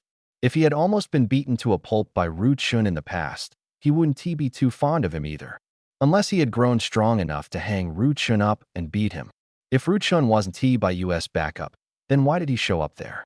Could it really be a coincidence? But wouldn't that be too much of a coincidence? Ugh, why are you overthinking it? Bai Yu had already unwrapped the packaging, and the aroma of Sichuan pepper chicken wafted out lazily. Anyway, the rest has nothing to do with you. Just focus on attending classes properly. Damn it, classes again. Jiang Ran suddenly snapped back to reality. He had already been driven crazy by classes over the past half-month. The teachers were all covering the most basic of basics, and Jiang Ran found himself dozing off every time. But unfortunately, all the teachers knew who he was and always made him sit in the front row. He didn't even have the luxury of sleeping without feeling embarrassed. It was torture, pure torture. Why do we still have to attend classes in an era of superpowers? Another month passed. For ordinary people, the fulfilling summer vacation was about to end, and they were about to start a new school year. But for the students of the 7 academies, their suffering was just beginning. Damn it, why is there a monthly exam? Aren't I already in college? Why does college have monthly exams? Just kill me already. Brother Jiang, I'm begging you, be this month. This scene has occurred frequently. The other classmates in the Earth class have gradually shifted from initial shock and exclamations of amazing, bro, to silently counting in their hearts how many seconds it will take for Jiang Ran to fling him away. 1, 2, 3. Bang! Ling Zi he flew across the classroom, landing headfirst on the ground like a diving turnip. Fortunately, the classroom ceiling was over 3 meters high otherwise. He would have hit the ceiling directly. Even after being flung away, Ling Zi he was not angry instead. He cried even louder. Wah! Brother Jiang, you can't do this. Are you really willing to watch me die? Yes, I am. I don't believe you. Jiang Ran rubbed his temples in frustration. Over the past month, he had come to fully understand just how thick someone's skin could be. Helpless, he could only resort to his trump card. If you keep making noise, I'll beat you up. Normally, this trick worked well on Ling Zi, but this time, perhaps the monthly exam was too devastating for him, so much so that it overshadowed all his fear of Jiang Ran. As a result, Ling Zi not only didn't stop, but even lunged at Jiang Ran again, attempting to grab his leg. Ling Zi, what are you doing again? Teacher Yan's chilling voice rang out. Ling Zi's body stiffened. First, he shot a glare at the group of classmates who were enjoying the spectacle without bothering to warn him that the teacher had arrived. Then, he tried to squeeze out an awkward smile and slowly turned around, attempting to explain. Teacher, I wasn't doing anything. Then why were you shouting so loudly? The entire floor could hear you. Yin Feng kept a stern face, trying hard to play the role of a strict teacher. And you all, still watching the commotion, do you find it very entertaining? Our class is the noisiest in the entire building. Jiang Ren secretly curled his lips. This kind of remark had been Yin Feng's go-to line since high school, and now, even in college, he was still using it. He didn't even consider that, apart from their class, there was no one else in this building. At Tianfu Academy, the 2nd, 3rd, and 4th-year students were all in other areas, rarely crossing paths. Meanwhile, the 1st-year students were divided into 3 classes: Earth, Heaven, and Yellow, with each class having its own separate teaching building, completely independent of one another. With only their class in the building, of course, they were the noisiest. All right, everyone quiet down for now. Yin Feng noticed Jiang Ran secretly curling his lips and shot him a glare before changing the subject. I'm sure you all know by now that there will be a monthly exam tomorrow. This is actually an old tradition of our 7 academies. After all, without exams, how can we know the extent of your learning over the past month? But aside from the good news about the monthly exam, there is also some bad news I need to share with you. Ling Zihe, who had been sent back to his seat, couldn't help but mutter, "The monthly exam is already the worst news. Isn't it?" Yin Feng pretended not to hear and cleared his throat before continuing. After this monthly exam, the school will reorganize all the first-year students into new classes. The basis for the reorganization will be the results of this exam. Everyone was dumbfounded. At the same time, the first-year students from the other 6 academies received the same notification. What? Reorganize classes based on grades. After spending half a month in the hospital, Wen Yong felt like the sky was falling. He had been injured in the secret realm, not fatally, but enough to keep him bedridden in the hospital for half a month. Half a month isn't too long or too short, but it was certainly enough for his classmates to pull ahead of him. And the monthly exam wasn't it supposed to be a written test? He had missed 2 weeks of classes compared to everyone else. It was as if the heavens were determined to ruin him. Damn it. Teacher, how could you only tell us about this now? Ling Zai was losing his mind. He had always struggled academically, and if he were to take the college entrance exam honestly, forget about the 7 great academies, he wouldn't even make it into a regular first-tier university. Fortunately, during his awakening, he had gained an SS level ability, which allowed him to turn his life around. He went from being the rotten apple spoiling the barrel and one of those certain people in the class to look at Ling Zai and learn from Zai. With his SS level ability, not only did he get into Tianfu Academy, but he was also placed in the top-ranked Earth class. He had heard from other classes that the Xian class and Huang class not only had twice as many courses as the Earth class, but also had all sorts of bizarre mandatory subjects. Just 2 days ago, Ling Zai had been mocking Lu Shuqing on his phone, and now, to his surprise, he was about to become one of them. It wasn't that he lacked confidence in himself, it was just that, from childhood to now, he had never ranked higher than the bottom 3 in any exam. This was it, he was doomed. Ling Zai panicked and instinctively thought of clinging to Jiang Ran's leg to beg for his life. But as soon as he looked up, he saw Yin Feng standing on the podium, staring at him. Ling Zai swallowed hard and obediently sat back down. The exam is scheduled for tomorrow morning at 8. Make sure you're not late, or you'll be given a 0, Yin Feng announced. Jiang Ran rubbed his nose, feeling like the comment was directed at him. In just this past month, Jiang Ran had already been late 3 times all during Yin Feng's classes. Sensing that some eyes were on him, Jiang Ran tactically cleared his throat and asked a key question. What is the main focus of the monthly exam? Yin Feng smiled mysteriously. That is confidential. After class, Jiang Ran planned to catch up with Yin Feng and play the emotional card to get some hints about the exam content. Although Jiang Ran was confident in himself and knew he could rank first no matter what the test was, wasn't Ling Zai also taking the exam? As Ling Zai's good buddy, Jiang Ran thought it wouldn't hurt to ask about the exam topics and give his little brother some guidance in advance. Unfortunately, Yin Feng seemed to know exactly what Jiang Ran was thinking. As soon as the bell rang, Yin Feng bolted out of the classroom at lightning speed, disappearing so fast that even his trail of dust was nowhere to be seen. His urgency made it seem like some kind of exotic beast was chasing him. Jiang Ran sighed helplessly. Just as he withdrew his gaze, he saw Ling Zai clasping his hands together, staring at him with wide, hopeful eyes. When Jiang Ran looked over, Ling Zai even exaggeratedly blinked his eyes and held his hands out in front of him like Lin Daiyu clutching her chest, his gaze full of longing. Jiang Ran, brothers, sisters, younger siblings, older siblings, click the little yellow button below to urge updates ORs. The next morning, although Jiang Ran was indeed not nervous, he still unusually got up early and arrived at the classroom by 7:30. When Yin Feng walked in and saw Jiang Ran sitting obediently at his seat, he almost thought he was hallucinating. Not only was Jiang Ran not late, but he was even early. This was more shocking than the sun rising from the west. Ahem, this monthly exam is divided into 2 parts, the written exam and the physical exam, each accounting for 50% of the total score. This morning, we'll start with the written exam, which begins at 8:10 and ends at 10:10. I'll hand out the papers in a moment. and once the bell rings, you can start answering. When Jiang Ran got the paper, he paused noticeably. Seriously? Are you saying this thick stack, almost the size of a book, is the exam paper? Opening the first page, the first question boldly read, "What are the names of the principals of the 7 major academies?" Jiang Ran. Second question. A strength-enhanced awakener capable of lifting 10 tons and a speed-enhanced awakener 100-meter sprint in 0.5 seconds simultaneously rush toward the cafeteria's last bowl of braised pork. Who will win? A. The strength-enhanced awakener, because he can throw the speed-enhanced one. B. The speed-enhanced awakener, because he can grab the pork first. C. The cafeteria auntie, because she can use a ladle to fend off both.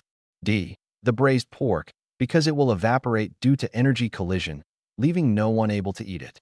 Jiang Ran. Third question. A psychic awakener uses their mental abilities to make their roommate genuinely love cleaning and feel immense joy. Does this constitute moral infringement? Please discuss from the perspectives of behavioral outcomes and freedom of will, with no less than 50 words. Jiang Ran. Damn it. Are these even questions a human could come up with? Whoever the question setter is, they'd better not let him find out, or he'd beat them so badly their own mother wouldn't recognize them. Ding, stop writing. Any further writing will be considered a violation and directly scored 0. Yin Feng, sitting at the podium after playing 2 games, stretched lazily. Hand in your papers to the front, face up and neatly stacked. Ling Zi, he was on the verge of tears. Brother Jiang, I'm done for. I'm really done for. He sobbed and wailed to Jiang Ran while wiping his eyes. I couldn't understand a single question. Brother Jiang, from now on, we'll be completely separated. I can't bear to leave you, Brother Jiang. Jiang Ran pushed Ling Zihe aside and was about to go find Principal Yuan to inquire about who set the questions for this monthly exam when Yin Feng called him over. What now? Yin Feng organized the test papers, glanced around, and only spoke after confirming everyone else had left. You don't need to participate in the physical exam this afternoon. Jiang Ran frowned upon hearing this. Why? After seeing the written exam questions, he had completely lost confidence, and now they were telling him not to participate in the physical exam?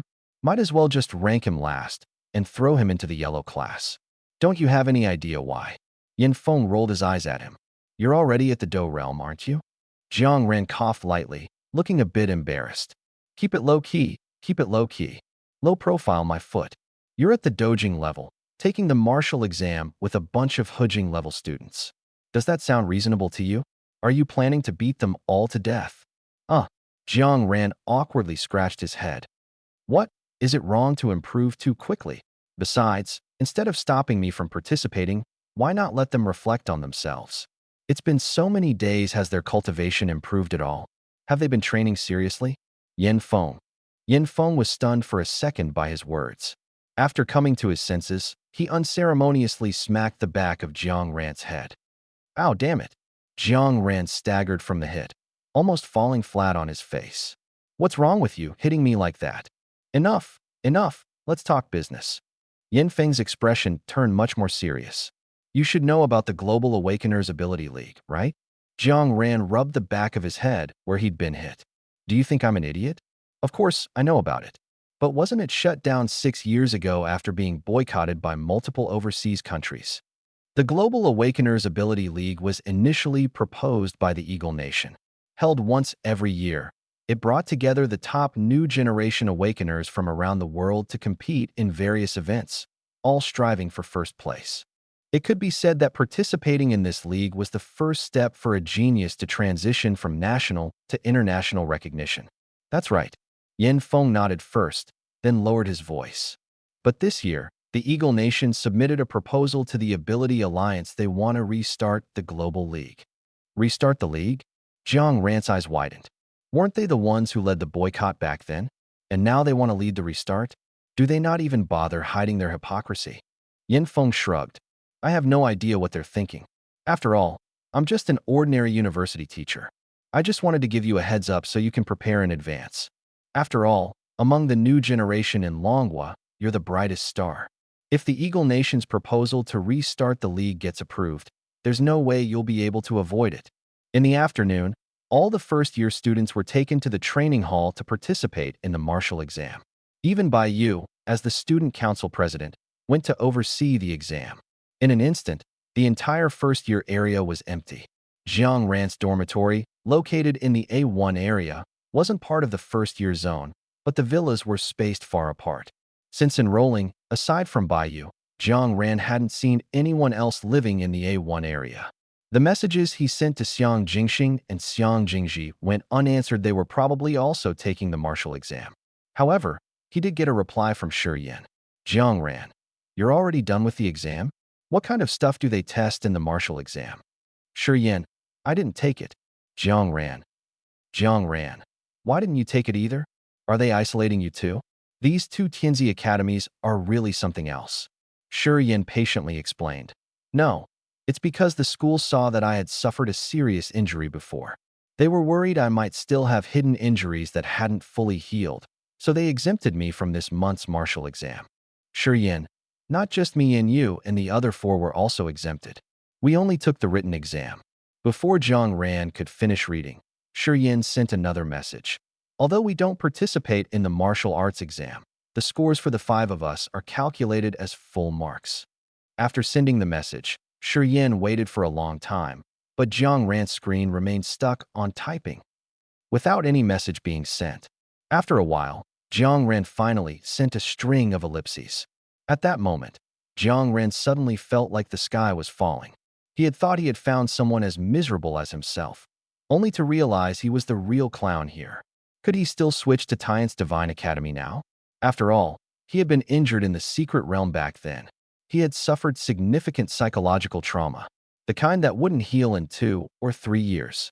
Jiang Ran wiped his face, trying hard to calm himself down and forcefully changed the subject. The Global League might be restarting. Has your school mentioned it? Huh. On the other end, Shi Yan raised an eyebrow. Global League? Restarting? Are you so angry that your brain's gone fuzzy? Jiang Ran.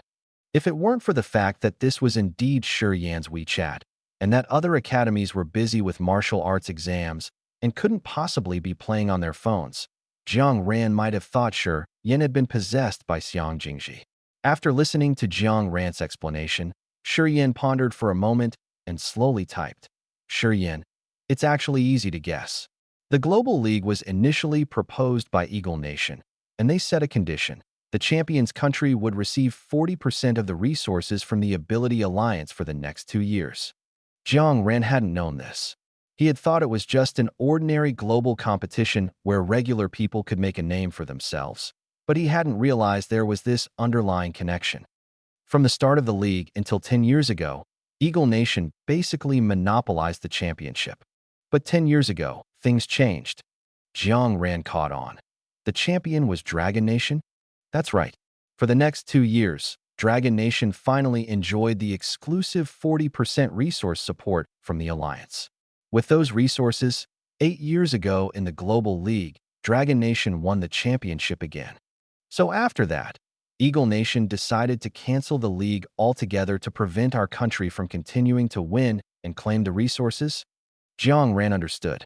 Now that Eagle Nation suddenly wants to restart it, doesn't that mean they're absolutely confident they can win the championship?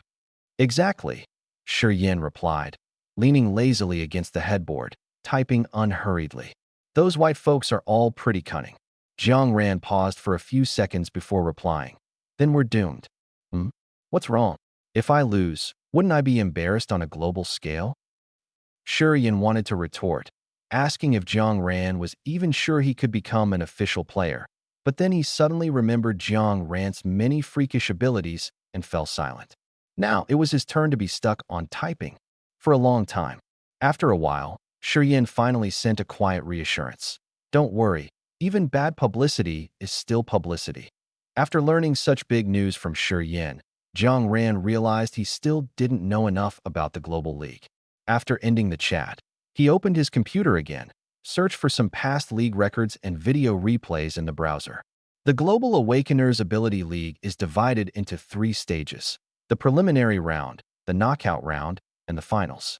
The preliminary round is open to all countries worldwide, usually held between October and November. Competitors from all countries compete, and 32 winners are selected to enter the knockout round. The knockout round, similar in format to the preliminary round, is generally held in March of the following year, where 32 teams compete to narrow down to 8. Only 8 countries can advance to the final championship. By June, the finals begin. Top talents from various countries and regions will fiercely compete in this prelude to summer, ultimately determining the sole victor, the global champion. It is worth mentioning that the Global League is not a solo competition. The specific format is a 5v5 team battle. This means that even if a country has an unparalleled genius, they may not necessarily win. Since this is a team competition, the Global League tests not only the talent of each country's prodigies, but also the depth of their talent pool.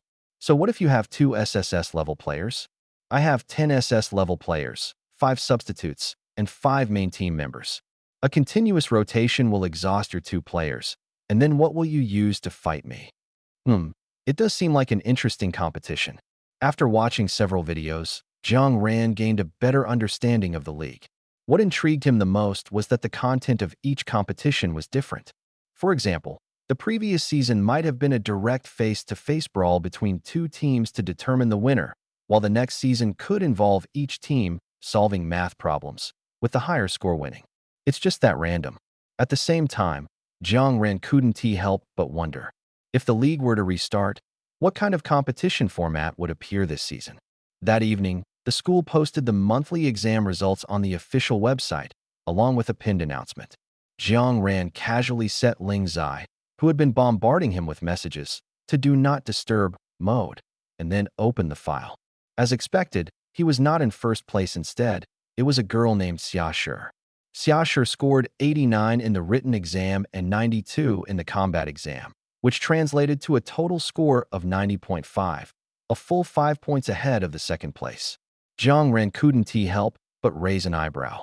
The written exam had such abstract questions, yet she managed to score 89? This Xia Shi is quite something. However, he hadn't heard of her name before, which meant she wasn't originally from the Earth class. In other words, an awakened individual whose ability wasn't even S level managed to score an impressive 92 in the combat exam. Although 92 isn't the highest score in the combat exam, Zhang Ran had just glanced at the results and found that anyone scoring above 90 in the combat exam was basically from the Earth class. Only a few names were unfamiliar to him. Looking at it this way, the school's decision to reorganize the classes was actually reasonable. They shouldn't divide students into different levels solely based on their ability grades. Look at Xia Shi, she isn't S level, but still managed to rank first. Take a look at SS level Ling Zai, no one even knows where he's ranked anymore. Zhang Ran searched for a long time before finally finding his name near the 200th position. His martial arts exam score was decent 96 points, just shy of being the top scorer. As for the written exam, Zhang Ran glanced at the glaring 12 points on the chart and felt it was unbearable to look at. If it weren't for the martial arts exam pulling up his score significantly, Ling Zai would probably be at the bottom again this time. After reviewing the entire score sheet, Zhang Ran still couldn't find his own name. He went through it again from start to finish, still nothing. Could it be that he was truly isolated? Completely excluded? Scratching his head, he realized thinking about it wouldn't help, so he decided to ask Baiyu directly. After all, that guy was the student council president, and over the past few days, Zhang Ran had come to realize that the student council president held terrifyingly significant power at Tianfu Academy. Baiyu's rank was even on par with Yan Feng, the director of academic affairs. However, whether it was because the student council hadn't started recruiting yet, or because they didn't accept freshmen, Zhang Ran hadn't seen any other student council members since enrolling, apart from Baiyu and Song Cheng, the head of the organizational department during the entrance exam. Strangely, Zhang Ran felt a bit disappointed. It seemed those novel-like scenarios where people deliberately made things difficult for the protagonist, only to end up being humiliated when the protagonist showed off, wouldn't be happening here. Sigh. After taking a screenshot of Ling Zai's scores and sending it to him, Zhang Ran was just about to message Baiyu when Yan Feng's message popped up. Yan Feng, saw the scores, right? Zhang Ran had no choice but to switch to his chat with Yan Feng. Yeah, I saw them. But why isn't mine there? Is my score so ridiculously high that the school decided not to post it to avoid crushing everyone's confidence? Yin Feng, who had been preparing to explain things to prevent Jiang Ran from overthinking. Ridiculously high indeed. Written exam. 59 points, not even a passing grade. Jiang Ran's eyes widened. Damn, I actually got 59? I thought I'd score in the single digits. This was his honest reaction. On that test, aside from the first question, he couldn't answer anything else and had guessed randomly for the rest. Yin Feng was almost infuriated by his comment. So you didn't pay attention at all these past 2 months? I did. But did you even look at the questions? They had nothing to do with what you taught in class. Yin Feng indeed hadn't looked at the test, but that didn't stop him from being stubborn. Of course there's some connection. I don't care your score is too poor. I can't even bring myself to post it. I don't want to lose face. Jiang Ran fell silent. Fine, fine. So that's why his score wasn't listed? All right, just kidding.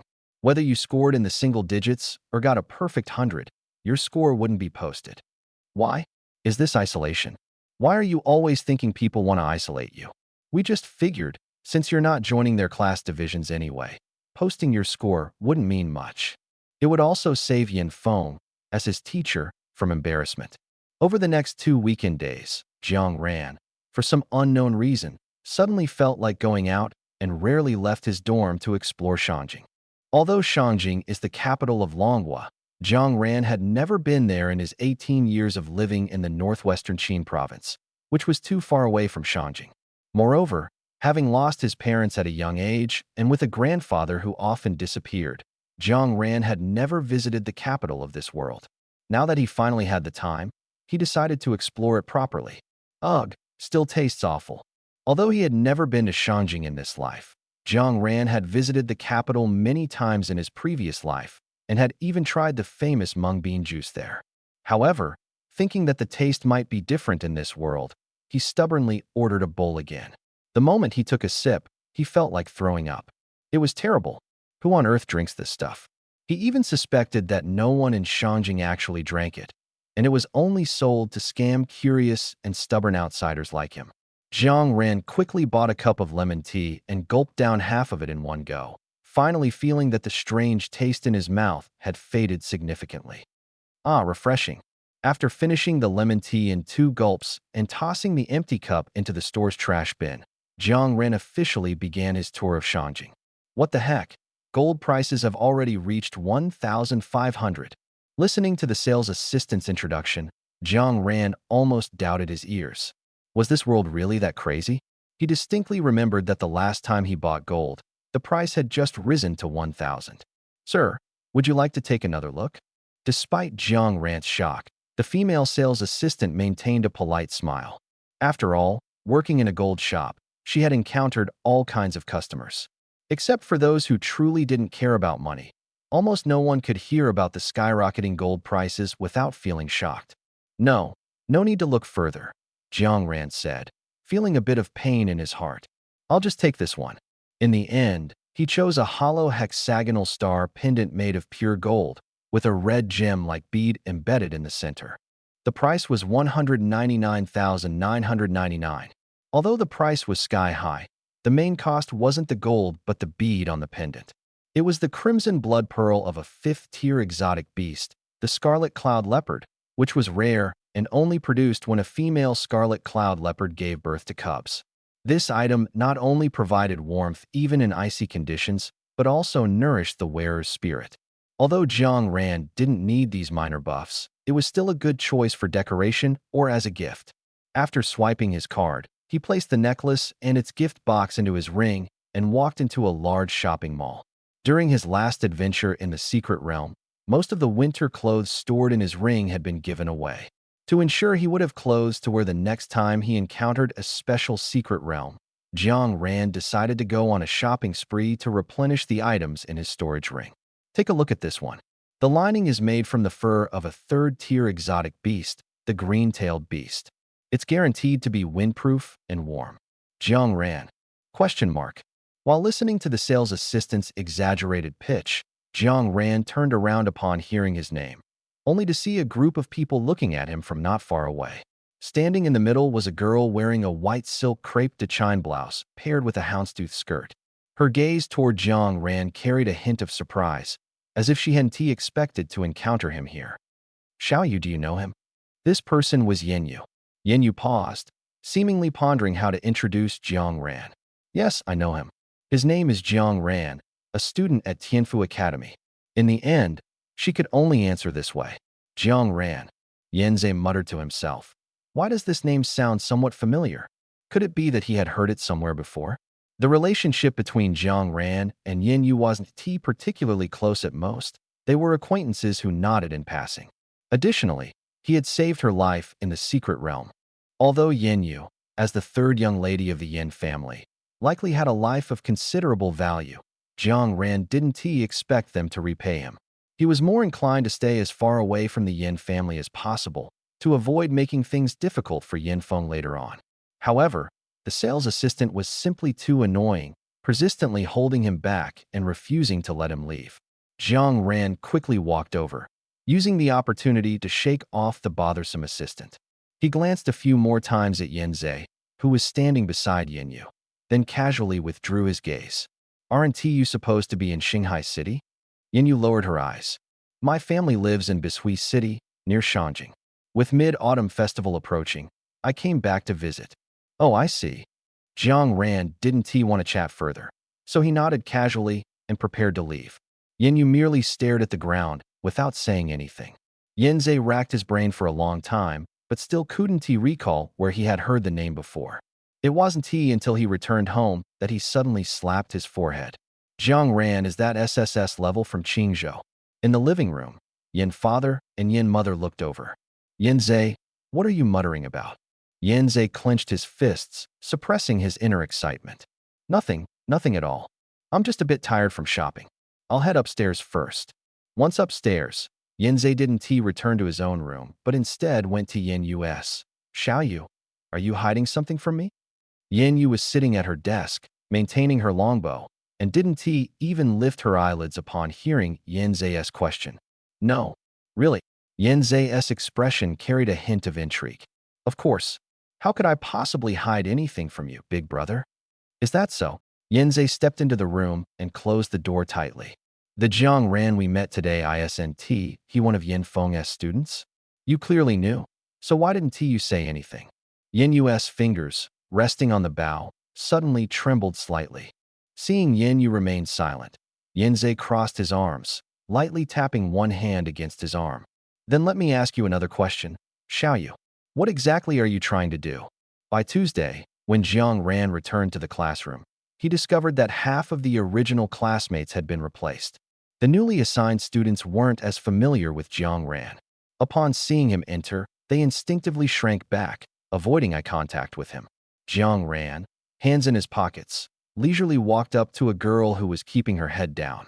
Do I look ugly? He suddenly asked. The girl froze, seemingly caught off guard by the question. Jiang Ran raised an eyebrow. What's wrong? Is it hard to answer? No. The girl was so frightened that she shook her head repeatedly. You look very handsome. Not ugly at all. Then why are you all afraid to look at me? Jiang Ran touched his face. I thought I was so hideous that you couldn't bear to look directly at me. You're overthinking it. The girl's voice grew quieter and quieter, wishing she could find a hole to crawl into under Jiang Ran's gaze. Brother Jiang. Suddenly, a voice called out, rescuing her. Jiang Ran turned around and saw Lin Xian and another girl he didn't recognize standing at the door, looking at him with some surprise. Surprise? Jiang Ran walked back to the middle of the first row and sat down, patting the seat next to him to signal Lin Xian to come over. The girl next to Lin Xian bit her lip and tugged at Lin Xian's sleeve, seemingly reluctant to go over, but in the end, she was dragged over by Lin Xian. Why are you so surprised to see me? With a few minutes left before class started, Jiang Ran seized the moment to chat with the only person he knew in the classroom. Lin Xian hesitated for a moment and explained tactfully. I heard from Ling Zai that brother Jiang, you're not the type to arrive in the classroom before the bell rings, so when I saw you here just now. Jiang Ran. Suddenly, there was nothing left to talk about. Jiang Ran waved her off like shooing away a fly. Go. Sit over there. Don't bother me while I'm listening to the lecture. Hearing this, the other girl instinctively wanted to get up and sit elsewhere, but Lin Xian quickly stopped her. Although Lin Xian and Jiang Ran weren't particularly close, judging from the time in the secret realm when Jiang Ran specifically gave the two girls long down jackets, it was clear that Jiang Ran wasn't a violent or easily angered person. You could even say he had a bit of a tough exterior but a soft heart. Don't be like that, brother Jiang. So not only was Lin Xian unafraid, but she even dared to joke with him. That was all Ling Zai's nonsense, not mine. Honestly, when I heard it, I knew he was making things up. Next time I see him, I'll definitely tie him up and make him apologize to you, brother Jiang. Lin Xian talked for a while, but Jiang Ran silently reached out and covered his ears. A look of not listening, turtle chanting scriptures. Helpless, Lin Xian had to change the subject. Brother Jiang, let me introduce you. This is my friend Xiao Jiai. She was in the same Xian class as me before. After speaking, she turned slightly to Xiao Jiai and said, Jiai, Jiang Ran actually has a very good temper. He's not as scary as you think. Caught off guard by hearing the name Jiai, Jiang Ran shuddered all over, almost jumping out of his seat. Lin Xian noticed Jiang Ran's sudden reaction. What's wrong, brother Jiang? Nothing. Jiang Ran wiped his forehead. Just thought of someone really disgusting. Seeing Lin Xian's curious expression, Jiang Ran silently added, they're already dead.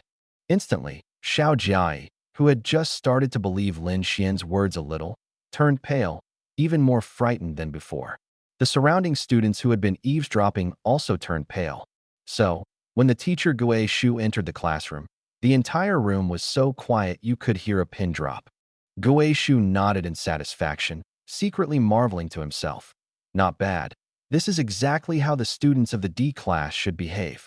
After finishing class on Wednesday, Jiang Ran touched his stomach, which was growling from skipping breakfast, and was about to go out to find food when a hand suddenly appeared out of nowhere and grabbed him.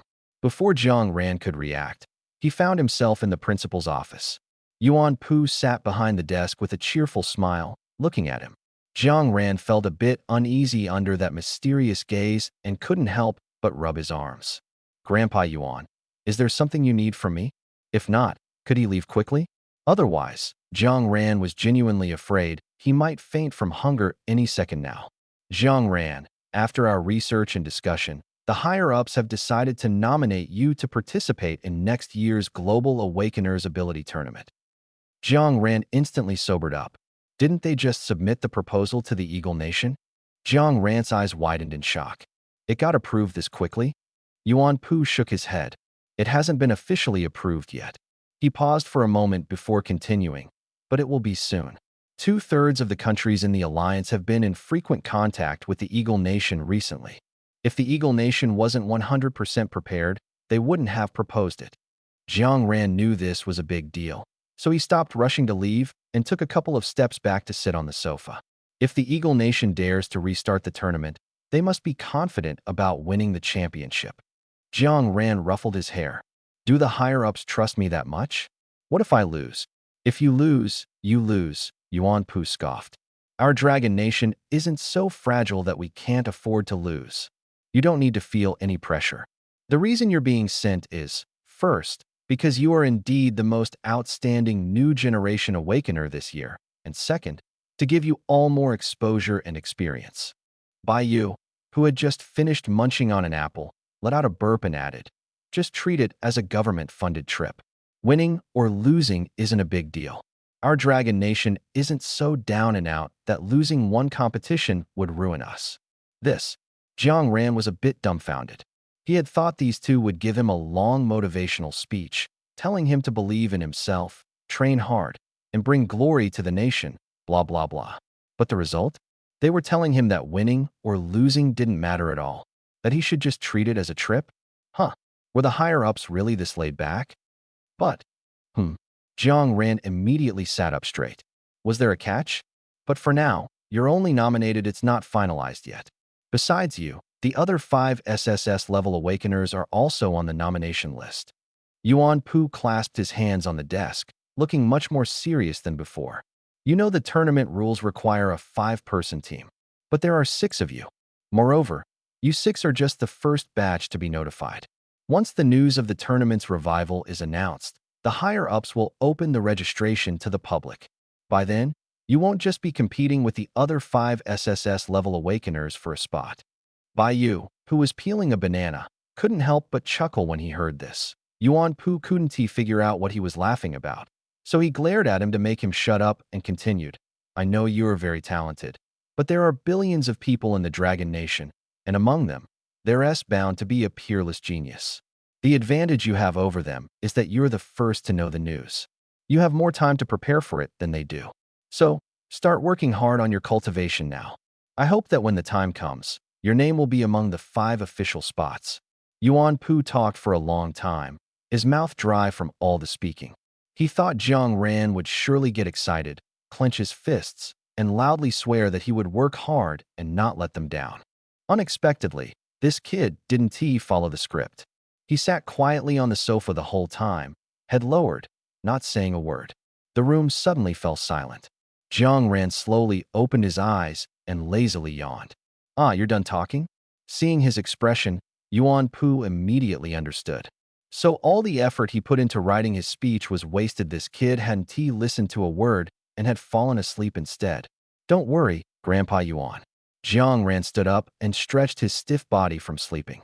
After stretching, he gave Yuan Pu a slight smile. Not only will one of those spots be mine, but the global championship will also be mine. Don't stop me. I'm going to post 10 chapters tomorrow. Rebirth. I'll shock the world with 10 updates a day. This northeastern air really is different. Xiang Jingji, dressed in a beige casual outfit, crossed his hands behind his head and squinted his eyes in enjoyment. Huh. Beside him, Jiang Ran wore a blue striped shirt with a white short jacket over it. A blue checkered tie was tied at his collar, with a golden 6-pointed star shining brightly on it. Paired with his face, he was the epitome of a youthful heartthrob, the kind who could debut with high votes in a talent show. What is different? Isn't it all just carbon dioxide? No. Xiang Jingji shook his head dramatically in disagreement. You don't get it. It's just different. Last night, Xiang Jingxing called to tell him that both he and Xiang Jingji had been shortlisted to participate in the tournament. Then he asked Jiang Ran if he wanted to explore a secret realm for fun. After all, they would be forming a team to compete in the tournament in the future, so they could use this opportunity to practice teamwork and improve their synergy. It seemed these two were extremely confident in themselves, not doubting for a second that they might not make the cut. Jiang Ran, tired of his classes, agreed without hesitation. So the 3 of them created a group chat, and each picked a few suitable secret realms, discussing them in the group for half a day. Xiang Jingxing and Xiang Jingji both leaned toward E-level secret realms. Although both of them were already at the Do realm, Xiang Jingji was a beastmaster, and most of his strength came from his contracted beasts. Even if Xiang Jingji could cultivate to the high realm in one go, as long as his beasts were still at the 2nd tier, the strength he could exert would only be at the He realm. So, to play it safe, an E-level secret realm was the best choice. But Jiang Ran didn't think so. Come on, guys, we're already at the Do realm. Let us be bold, okay? If you ask me, we should pick a D-level secret realm.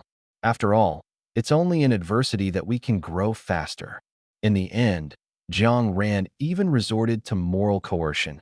Don't you want to quickly improve your strength and win the championship for Longhua?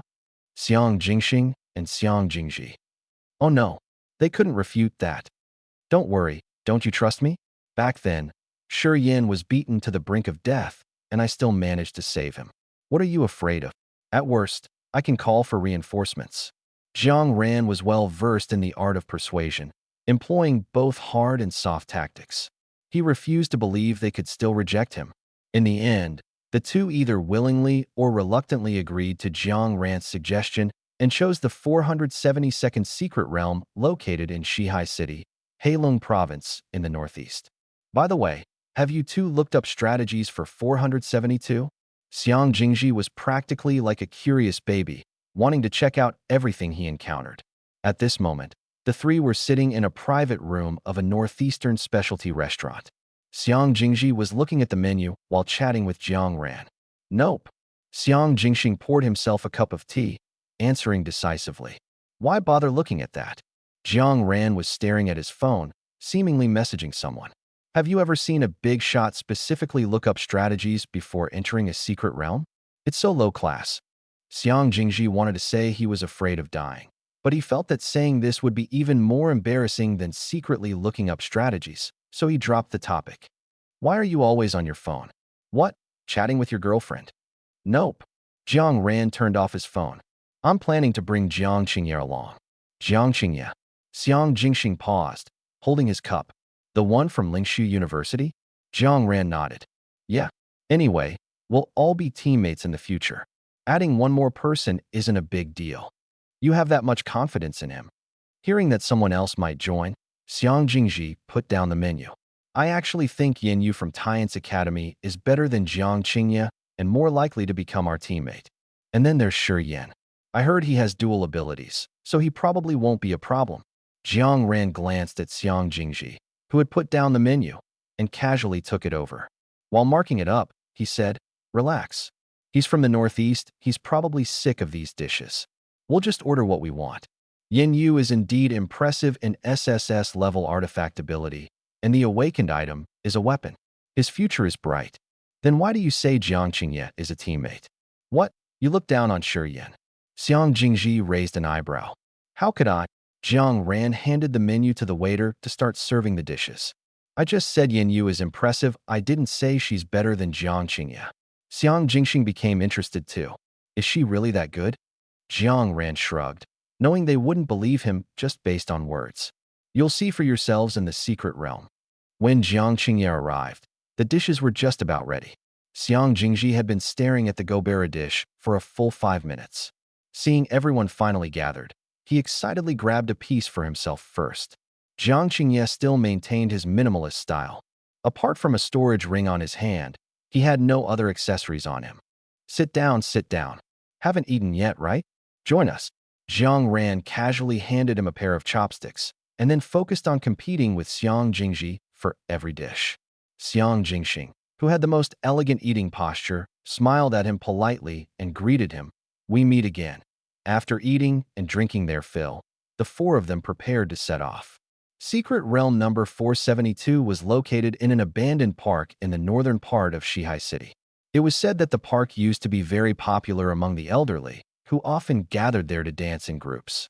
Later, when the Secret Realm appeared, the entire park was immediately sealed off by the authorities. To this day, it remains under the jurisdiction of Shenzhou.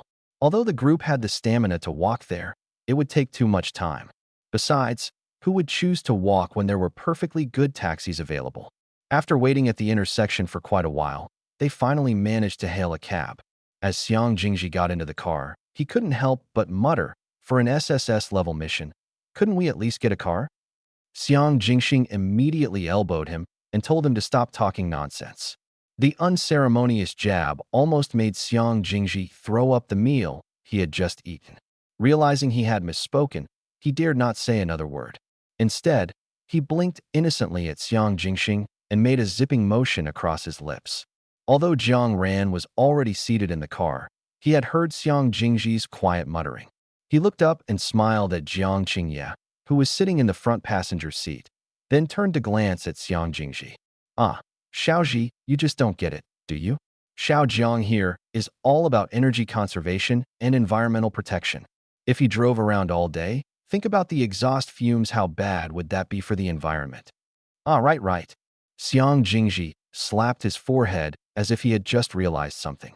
That makes total sense. My brain is so slow, I didn't think of that. Hey, look, who's that over there? Jiang Ran's mouth twitched.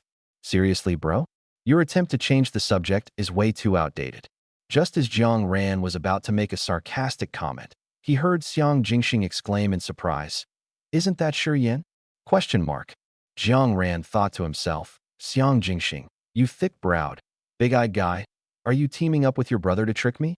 But despite his thoughts, his body instinctively followed their gaze. Whoa, it really is him. Quick, call out to him. Shi Yan, you damn dog, are you deaf? Shi Yan, who was walking with some other students, suddenly paused. Why did it sound like someone was cursing at him? Screech, a taxi came to an abrupt stop beside him. Jiang Ran opened the car door and kicked out, but Shi Yin, as if he had eyes on the back of his head, dodged with a graceful sidestep. Jiang Ran. Oh, my short temper. Seeing that Jiang Ran was about to lose it, Shi Yin quickly surrendered. Don't. So many people are watching. Xiang Jingxing hurriedly held Jiang Ran back as well. Calm down. You don't want to embarrass yourself in Shihai City, do you? Get lost. Jiang Ran rolled his eyes, shook off the two of them, and rubbed his wrist, but he didn't make another move. Sure, Yin let out a sigh of relief. If it really came to a fight, there was no way he could beat Jiang Ran. If his schoolmates saw him getting beaten up, where would his handsome reputation go? Shi Yin cast a grateful glance at Xiang Jingxing. What are you planning to do? Going to the secret realm for a couple of days, Xiang Jingxing answered honestly. The people from the Tian's Divine Academy nearby were utterly shocked. Goodness, they treated a trip to the secret realm as a life and death trial. But look at these guys, they treated it like a vacation. Is this what it means to be a big shot? Terrifying. Shi Yin nodded. Xiang Jingxing asked in return, what about you? Why did you come all the way from Xinghai City to Shihai City? Same as you. Heading to the secret realm, Shi Yin shrugged indifferently. In truth, he and T wanted to come. It was just a low-level E-grade secret realm, yet they insisted he lead this group inside. Were they planning to rely on others for their entire lives? Last time, he almost lost his life babysitting them, and now they were at it again. Sure, Yin was on the verge of developing a psychological shadow. No wonder stay-at-home parents often suffer from depression. Huunti. Which secret realm are you going to? Maybe it's the same as ours. Shi Yin began to entertain a glimmer of hope. Number 472. What about you? 472? Sure, Yin was taken aback. If I remember correctly, while secret realms numbered below 500 are all E-grade or higher, right? We're going to number 602. Yeah, it's a D-grade secret realm, Xiang Jingxing said, his tone as casual as if he were discussing what he had for lunch. This completely floored the group from Tian's Divine Academy. So this is the gap between geniuses and the rest of us? While they were still trembling with fear over a low-level E-grade secret realm, their peers were already forming groups to casually explore D-grade secret realms. Does the gap between people really have to be this wide? Suddenly, Shi Yin's eyes lit up. How about I go with you guys instead? Xiang Jingxing, ? Another one joining? Tian's Divine Academy group. Wait, wasn't he the plan to take them to the secret realm to gain some experience? How come halfway through, their chaperone was planning to ditch them? Xiang Jingxing wasn't he sure what to do and instinctively looked at Jiang Ran. Although he had initiated this trip, ever since Jiang Ran decided to join, the entire operation had been under his control. All Xiang Jingxing could do was keep an eye on Xiang Jingji to make sure his foolish younger brother didn't cause trouble. Jiang Ran, noticing that the two of them had finally remembered his existence, almost rolled his eyes to the back of his head. If you come with us, what about these bean sprouts? The so-called bean sprouts looked at each other. Furious, trembling, and cold, how could he insult them so bluntly? But then they looked at his face and instantly deflated.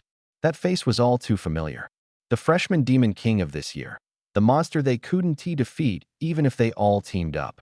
If it's the demon king, please, insult us as much as you like. Shi Yin waved his hand dismissively. They can go on their own. It's just an E-grade secret realm in the 600s. How hard could it be? I believe in them. All right. He even brought out the belief argument. If they admitted they couldn't do it now, wouldn't that just prove they were useless? So, a tall and thin boy immediately patted his chest and assured, don't worry, Yanji. After all, we are students of the Tian's Divine Academy. How could a little E-level secret realm possibly trouble us? Exactly. We can handle an E-level secret realm with ease. Yanji, just go without worry. Initially, upon hearing the first two sentences, Shi Yin felt quite gratified, experiencing a sense of pride as if his children were finally growing up. But when he heard the last sentence, something felt a bit off. Name, age, and ID, please. Outside the abandoned park, two men dressed in blue and white uniforms stopped the group. For any secret realm under the jurisdiction of the Dragon Nation, this was a necessary procedure to enter. Asking for age was to prevent underage individuals who hadn't awakened yet from sneaking in out of curiosity. Checking IDs was to confirm they weren't lying and to verify their nationality as citizens of the Dragon Nation. If someone from abroad wanted to enter a secret realm in the Dragon Nation, the required procedures would be far more complicated. Jiang Ran and the others were familiar with this process and handed over their IDs along with their student IDs without hesitation. The reason for submitting student IDs was that every time someone entered or exited a secret realm, they were required to hand over 30% of the resources obtained inside to the authorities, which was essentially a form of tax. However, students from the 7 grade academies had a special privilege. They were exempt from handing over resources when exiting a secret realm. But this privilege only lasted for 4 years, and it would no longer apply after graduation. The man on the left took Jiang Ran's documents and looked surprised. 7 Academies Tianfu Academy, student ID name, Jiang Ran gender. Male student ID, 301-101-0101 level. SSS, a plain silver card with only 5 simple lines of text.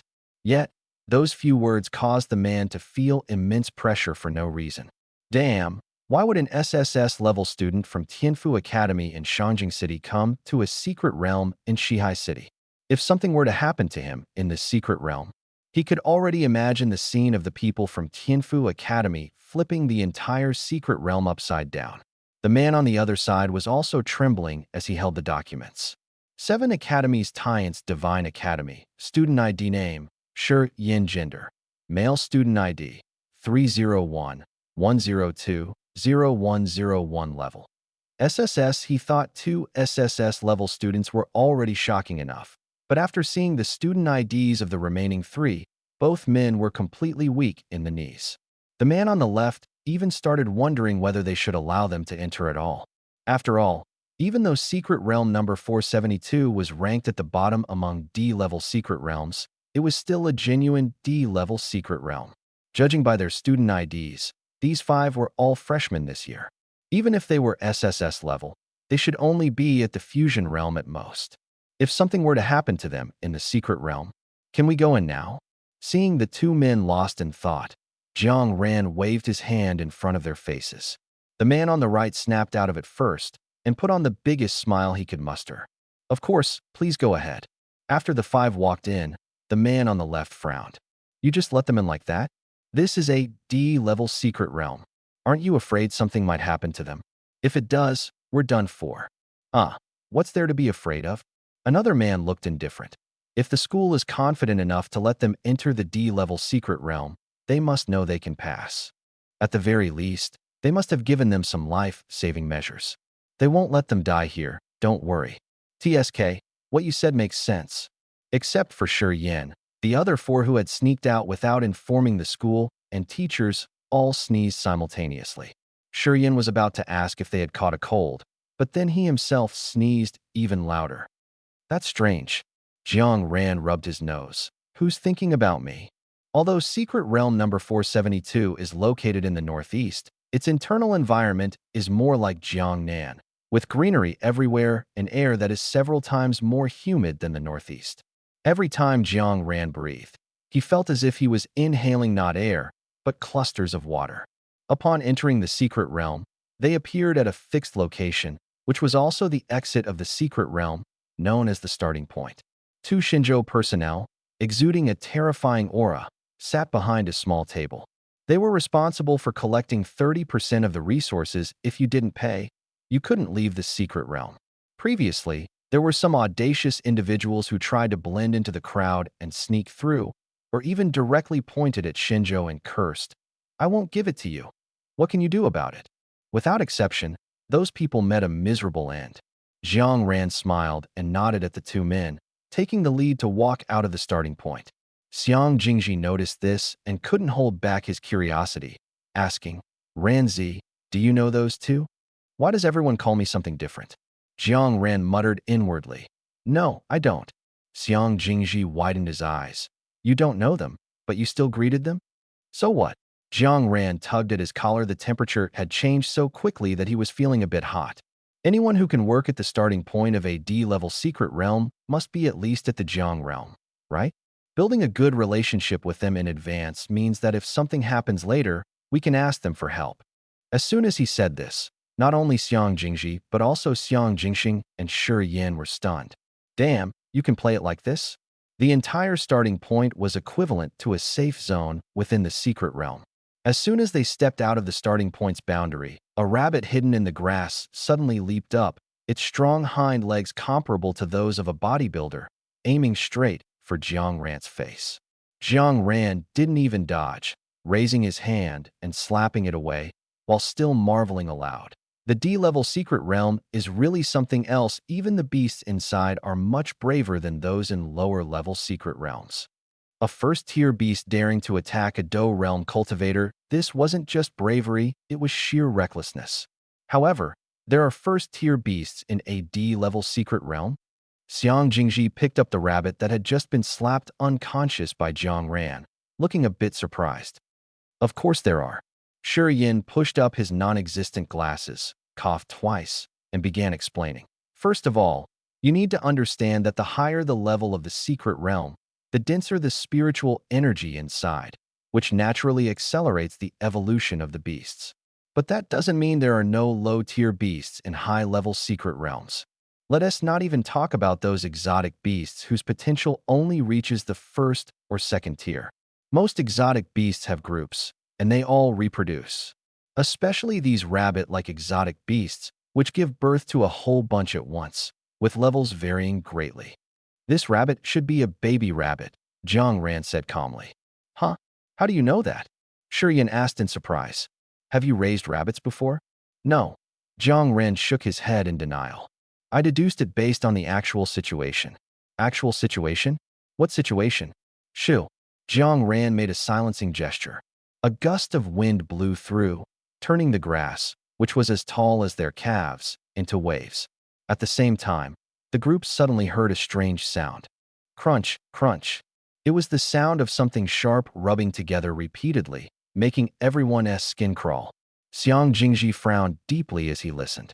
Just as he was about to complain, "What the hell is that noise?" Xiang Jingxing suddenly yanked him aside, pulling him to his side. In the spot where he had just been standing, a giant rabbit appeared, its body covered in alternating blue and white fur, and its length reaching a full meter. Xiang Jingji was stunned, his eyes wide and mouth agape. He instinctively glanced at the miniature rabbit he was still holding by its ears, then looked at the furious, huffing, oversized rabbit. This really is a baby rabbit. Before he could say more, the surrounding grass rippled again, and over a dozen rabbits, just as large as the first one, emerged. Lao Jiang, this is all your fault. Why did you have to mess with it? Now look, its family is here for revenge. Faced with over a dozen red-eyed rabbits, each standing nearly as tall as his chest, Xiang Jingji let out a shriek and bolted without hesitation. The leading rabbit didn't even glance at the others, kicking off and chasing after Xiang Jingji. What the hell? You were the one who hit it. So why are they all chasing me? Jiang Ran's mouth twitched. Can you at least put their child down before saying that? I won T. It was clear that ever since Xiang Jingji had lagged behind in speed during their last secret realm expedition, he had been working on his physical fitness. At least now, even while being chased by a group of second and third tier rabbits, he could keep up and even had the energy to talk. I'm holding the baby rabbit hostage to control the rabbit leader, okay? As long as I have its child, they can't kill me outright. Xiang Jingji's legs moved so fast they left afterimages, and he even had the leisure to turn back and taunt the leading rabbit by waving the baby rabbit in his hand. On the side, Xiang Jingxing covered his face, unable to bear watching. Jiang Ren also struggled to keep a straight face. They were still standing at the starting point, and the commotion was so loud that if more people came in, their dignity would be completely lost. He gave Jiang Qingye a push. Go help him quickly. Don't let him waste any more time. Jiang Qingye pressed his lips together without saying a word, but he obediently walked over. A flash of light appeared on the ring on his hand, and a long blade glowing with a ghostly blue light materialized in his grip. Jiang Ran walked up to Xiang Jingxing, raised his chin toward Jiang Qingye, and said, "Here, didn't you want to see?" Xiang Jingxing raised his eyebrows in slight surprise. He is also an artifact-type ability user, but after squinting and carefully examining the knife several times, he immediately denied his own assumption. No, that knife doesn't have the aura of a life-bound ultimate weapon. It should just be an ordinary weapon. Jiang Ran didn't explain anything, only saying, just watch. On the other side, Xiang Jingji, who had noticed Jiang Qingye coming to help him, immediately made a smooth turn and ran in Jiang Qingye's direction. Jiang Qingye's face remained expressionless, but he gripped the knife in his hand tightly. The moment Xiang Jingji reached his side, Jiang Qingye raised his hand. Huff, huff. I'm exhausted. Xiang Jingji propped one hand on his knee, while the other hand was still clutching the rabbit. Huh, why did it suddenly get so quiet? Wiping his sweat, Xiang Jingji was just about to ask Jiang Qingye if he needed help. But when he turned his head, he saw that Jiang Qingye had already sheathed his knife. In front of Jiang Qingye, the dozen or so rabbits had long disappeared, replaced by a ground littered with severed limbs and a suffocating stench of blood. What the hell? Xiang Jingji's eyes nearly popped out of their sockets. What just happened? He had only stopped to catch his breath for a moment. Hadn't he? How did it feel like half a day had passed? At this moment, it wasn't just Xiang Jingji who was stunned. His brother, Xiang Jingxing, was equally shocked. When Jiang Qingye had already put away his knife and walked back, Xiang Jingxing finally snapped out of it. Previously, he had thought that this student from Lingshu University, who usually kept a low profile, didn't talk much and treated everyone with a distant indifference, probably didn't have a particularly strong ability. How could he possibly compare to Yan Yu, who possessed a life-bound ultimate weapon? But now, after witnessing Jiang Qingye take out dozens of second- and third-tier exotic beasts in just 2 moves, Xiang Jingxing's gaze toward him was filled with nothing but wariness. If it had been Jiang Ran displaying such strength, Xiang Jingxing wouldn't have been surprised or afraid. Instead, he might have walked over with a grin and said, "Nicely done." Because Jiang Ran was the kind of person who wore his emotions on his sleeve, so flamboyant that you could usually guess what he was thinking just by observing him closely. But Jiang Qingye, with his seemingly indifferent demeanor and a temperament as calm as a chrysanthemum, was the hardest to deal with. You could never predict what he would do next. People like him often had a lot on their minds, but they wouldn't say a word. They'd bottle everything up until they reached a breaking point, and then suddenly explode. To be honest, under normal circumstances, Xiang Jingxing wouldn't want to interact with someone like that. But now, after witnessing his strength, Xiang Jingxing had to admit that Jiang Qingye was indeed far stronger than Yan Yu. Beside him, Shiyan's eyes also widened slightly in shock. During the entrance exam, although he had fought side by side with Jiang Qingye, at that time, Jiang Qingye didn't display such overwhelming destructive power at all. What was going on? Could it be that Jiang Qingye's ability increases his attack power exponentially with each level up? If that's true, it's a bit too terrifying. What exactly is his ability? Shiyan couldn't help but glance at Jiang Ran. The latter's lips curved slightly, as if he wasn't surprised at all. Facing Shiyan's question, Jiang Ran simply blinked and said, "Why don't you ask him yourself?" Jiang Qingye. Jiang Qingye. The first to react was Xiang Jingji, who rushed over in a few quick steps, grabbed Jiang Qingye's shoulder, and leaned close to his ear to ask softly, "Hey, what exactly is your ability?" Sensing Jiang Qingye's slight pause, Xiang Jingji realized the question might be a bit abrupt, but his curiosity was overwhelming. He quickly signaled his brother to come up with a good excuse. Xiang Jingxing stepped forward, his expression sincere as he opened his mouth, but before he could utter a syllable, Jiang Qingye interrupted him. Jiang Qingye first glanced at Jiang Ran, seeing no reaction from him, then lowered his gaze and spoke softly. "My ability is Blade God." Blade God. Xiang Jingji froze, and a "what is Blade God?" almost slipped out of his mouth, but Xiang Jingxing quickly covered it. Just then, 5 more people emerged from the starting point, and the 2 groups exchanged glances. The leader of the other group, noticing the blood-soaked grass behind them, wisely chose to avoid them and headed in another direction. After confirming the other group had moved away, Xiang Jingxing glared at his younger brother, who blinked innocently, prompting him to release his grip. Jiang Ran shrugged at the scene. He wasn't afraid of that group. but being cautious was never wrong. After all, they were SSS level, and who knows how many eyes were watching them. If the people from Nine Nether got hold of their detailed resources, Jiang Qingye would undoubtedly be targeted by those lunatics and turned into minced meat. All right, let's save the bonding for later, said Jiang Ran, the tour group leader, finally steering them back on track. Let's get moving quickly. If we don't, those two over there will laugh themselves unconscious just watching us. Shiyin couldn't help but glance back at the two sitting at the starting point. Seeing them indeed watching, he twitched his eye and immediately turned to leave. Half a day later, inside Secret Realm number 472, Xiang Jingji's screams echoed across most of the Secret Realm. Damn it! Why are the beasts only chasing me? On a hillside, Xiang Jingji was running for his life, with three beasts resembling rhinos, covered in dark red scales, and bearing small volcano-like protrusions on their backs, locked onto him. Among them, the fastest beast was 4th tier, while the other two were 3rd tier.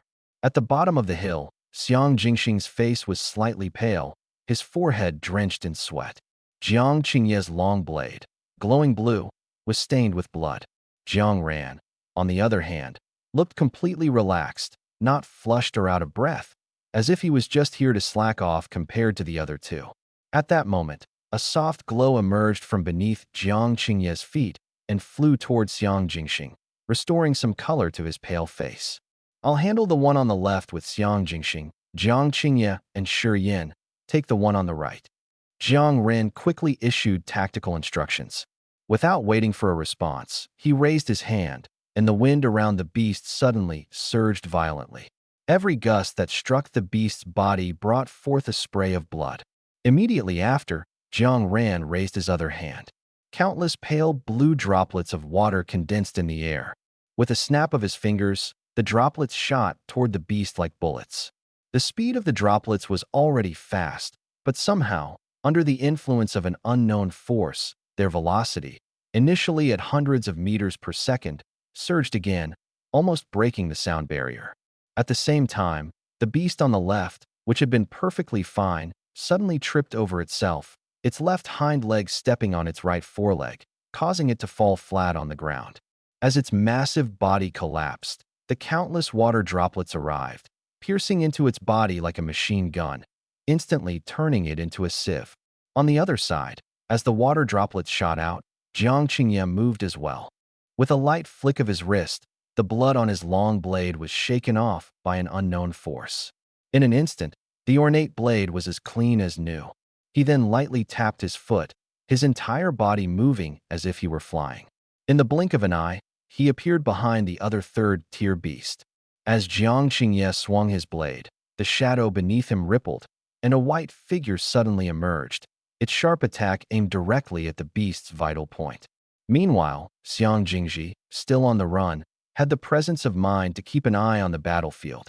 Seeing the four of them take down two beasts in one strike, he couldn't help but exclaim, "Holy crap, amazing." But it was this moment of distraction that gave the beast chasing him the opportunity it had been waiting for. It suddenly accelerated and charged at him. Just as its hoof was about to touch Xiang Jingji's rear, the ground beneath his feet suddenly loosened. A turbulent fountain shot up from under him, propelling Xiang Jingji into the air and narrowly avoiding the attack. Clutching his chest and gasping for breath, his heart nearly stopping from fright, Xiang Jingji still managed to cheer the others on. He stretched out his hand and gave Jiang Ren a thumbs up. "Brother Jiang, you're my real brother." Hearing this, Xiang Jingxing, whose face had turned pale and who looked so weak he might faint at any moment, suddenly felt it might be better to just pass out. Shi Yin, emerging from the shadows, immediately tossed over two light orbs, but their effect was negligible. Xiang Jingxing weakly waved his hand. "Don't waste your abilities. Ordinary healing doesn't work on me." Jiang Ran ignored Xiang Jingji, who was lying on the fountain like a statue, and giving him a thumbs up. Instead, he grabbed Xiang Jingxing by the collar and started running. As he ran, he shouted at Shi Yin and Jiang Qingye, "Run, damn it. That beast is going berserk." Actually, I really planned to update 10 chapters yesterday, but plans can't keep up with changes. I was just about to stay up late and fight through the night, but I accidentally clicked on Tomato Novel. Well, I couldn't resist and ended up reading it obsessively for the whole day. And just like that, the day was gone. Classic long and difficult sentence. Its attack was dodged again, and the volcanic beast was truly enraged. The small volcano on its back began to boil, and thick black smoke billowed out, seemingly about to erupt at any moment. The volcanic beast scraped the ground with its front hooves, and suddenly, black and red flames ignited on its four hooves. Then, it raised its front hooves, standing upright, its gaze fixed tightly on Xiang Jingxing behind Jiang Ran. After confirming its target again, it stomped its front hooves down fiercely. In an instant, the ground cracked, and countless streams of magma and flames surged from underground, rushing straight towards Xiang Jingxing. Xiang Jingji, who was on the fountain, was so frightened that he almost fell off. "Brother, watch out!" Jiang Ran felt a wave of heat rushing from behind him. He turned his head to glance back, his pupils contracting sharply. To be honest, this fourth-tier volcanic beast was the most difficult exotic beast he had ever encountered in his life. After all, the sixth-tier exotic beast in Shanghai City back then didn't even have time to launch an attack before being instantly killed by Baiyu.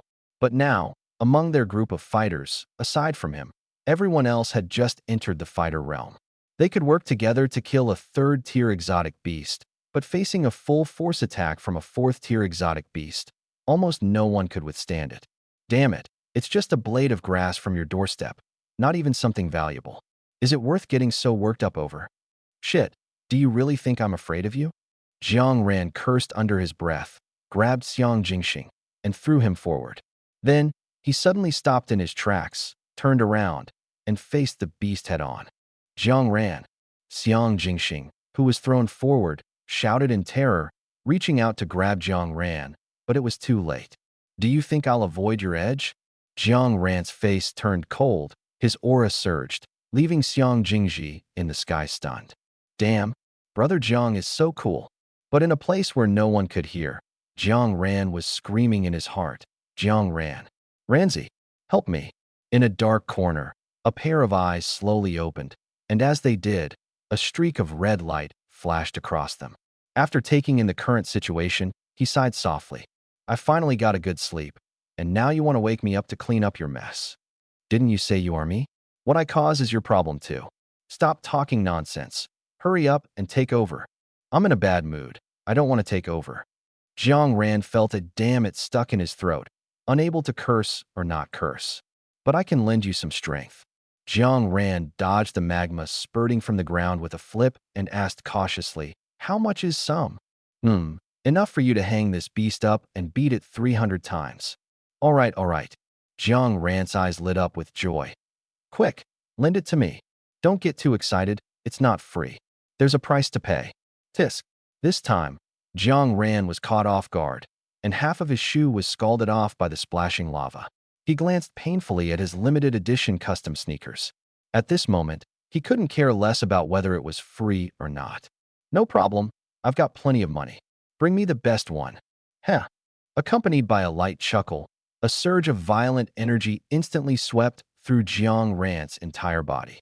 Jiang Ran was caught unprepared. His throat tightened from the impact of this sudden energy, and a trace of blood slowly trickled down the corner of his mouth.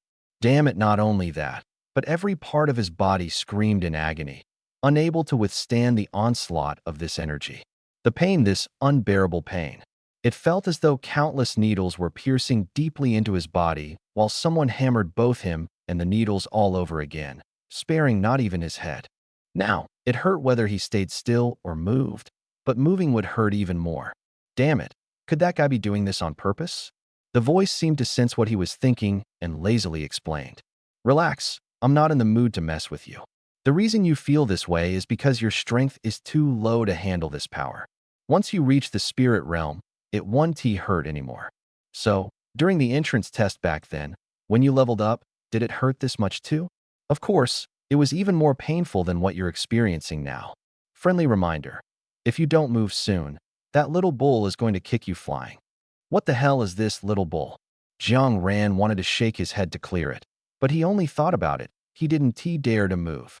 The volcanic bull keenly sensed that this human seemed to be in a strange state, and immediately focused its primary attack on Jiang Ran. As the volcanic bull charged again, the ground along its path began to collapse. Countless streams of scorching lava erupted, and the once vibrant grassland was instantly transformed into an apocalyptic scene. Jiang Ran took a deep breath, forcing himself to ignore the pain. He raised his hand, and suddenly, the entire sky darkened. The air, previously baked dry by the lava, became humid again, so humid it surpassed even the dampness of southern monsoon days. The earlier water fountain had long dissipated. When the volcanic bull went berserk against Jiang Ran, Xiang Jingji seized the opportunity to regroup with the others. The group stayed far away, watching the standoff between the lone man and the bull. Cold sweat poured down Xiang Jingji's face. "Do you think Brother Jiang can win?" Xiang Jingxing glanced at the gloomy sky, his brows furrowed. "If it's just him as usual, then no, he can't." Jiang Ran, though separated from them by hundreds of meters, seemed to have developed super hearing and clearly caught their discussion about whether he could win. Huh. The corners of his mouth curved upward into a faint smile. "I guarantee I'll win, all right?" As his words fell, a muffled thunder echoed in the sky. Immediately after, torrential rain poured down in sheets. At the same time, Jiang Ran lightly clenched his right hand, and a cyan-colored sword with edges so blurred it looked like a mosaic appeared in his grasp. In the second before the volcanic rhinoceros was about to charge at him, a golden light flashed in Jiang Ran's eyes. He leaped into the air, stepping into midair, and twisted his right wrist. The tip of his sword traced a path that condensed into a 3-meter-long cyan crescent, which slammed into the beast like a cannonball. Boom! Xiang Jingji excitedly pumped his fist. "Cool. Is that rhino dead?" Jiang Qingye's gaze lingered on the sword in Jiang Ran's hand for 2 seconds before slowly shaking her head. "Not yet." Suspended in midair, Jiang Ran's expression remained calm. As expected of the rhinoceros species, its hide is pretty tough. He murmured, his hands not stopping. One cyan crescent after another was drawn by him, each rushing to strike the beast in succession. "Now it must be dead, right?" Xiang Jingji was so tense that he even forgot the soreness in his legs. Jiang Ran's eyes widened slightly. "No way, it's still not dead?" Even the voice inside him sounded surprised. This little bull is quite something. To withstand so many hits and still not die, impressive. Actually, you could let that bug controller kid try to form a contract with it. There might be a pleasant surprise. A severely injured, near-death 4th-tier beast with extraordinary defense and decent attack power, no beast tamer awakener would likely refuse such a creature. However, Jiang Ran didn't feel any joy. Instead, his brows furrowed slightly. He's only at the Do realm right now. Can he even form a contract with a 4th-tier beast? Even if the volcanic rhinoceros had been reduced to a barely breathing state, it was still a 4th-tier beast, a whole level above Xiang Jingji. As far as he knew, beast tamer awakeners could only form contracts with beasts of equal or lower levels than themselves. He had heard of people fighting across levels, but never of anyone forming contracts across levels. As Jiang Ran landed on the ground, the violent energy within his body dissipated completely. Although the energy dispersed quickly, the piercing pain remained, growing even more intense. It caused him to nearly collapse upon landing, dropping to one knee on the ground. Seeing that the battle seemed to be over, a few people who had just run over reached out to help him up. However, as soon as their fingers touched his arm, Jiang Ran trembled, unable to hold back a mouthful of blood that he spat out. This startled the 4 of them. "Holy crap, what happened?" Xiang Jingji jumped to the side in fright, while Shuryan quickly withdrew his hand and cast a few light orbs onto Jiang Ran, not daring to touch him again. However, even with Shuryan's healing, Jiang Ran's condition showed no signs of improvement. His body was covered in countless dense red lines, which began to seep blood. At first glance, Jiang Ran now resembled a porcelain figure riddled with cracks, on the verge of shattering. "You didn't mention the cost would be this high." Jiang Ran gritted his teeth, trying hard not to cry out, and cursed the unreliable voice in his mind. The other party sounded innocent. "Weren't you the one who said you could handle it and asked me to give you the strongest?" "Screw you. My grandpa is your grandpa too." "Ugh." Jiang Ran spat out another mouthful of blood. It was hard to tell whether it was from anger or pain. Ran. Old Jiang. Brother Jiang. Xiang Jingji reached out to touch him, but hesitated and pulled back. Seeing Jiang Ran in such pain, he wanted to touch him again, but feared it would make Jiang Ran suffer more. For a moment, Xiang Jingji kept reaching out and pulling back, like a tireless perpetual motion machine. Are you trying to fan me, or what? Jiang Ran gritted his teeth and couldn't help but complain. Whoa, Jiangji, you're not dead, are you? Xiang Jingji blurted out instinctively, but immediately realized after saying it. If he could still talk, it meant he wasn't dead. The four of them inexplicably breathed a sigh of relief. Jiang Ran's current state was so terrifying that none of them dared to touch him, fearing he might shatter at the slightest touch. No, not dead. Jiang Ran lowered his head and coughed twice, spitting out 2 drops of blood. Just give it a little more time. It'll be fine. He had just asked how long this condition would last. 10 minutes. 10 minutes. Enduring the pain of his body being torn into a bloody mess, while intermittently feeling the agony of being pricked by needles and hammered, was far worse than enduring 10 consecutive math classes. No one knew how much time had passed, maybe 5 minutes, maybe an eternity, when Jiang Ran finally felt the pain in his body gradually subsiding. Unable to bear it any longer, he collapsed onto the ground, then rolled over to lie on his back, staring at the sky.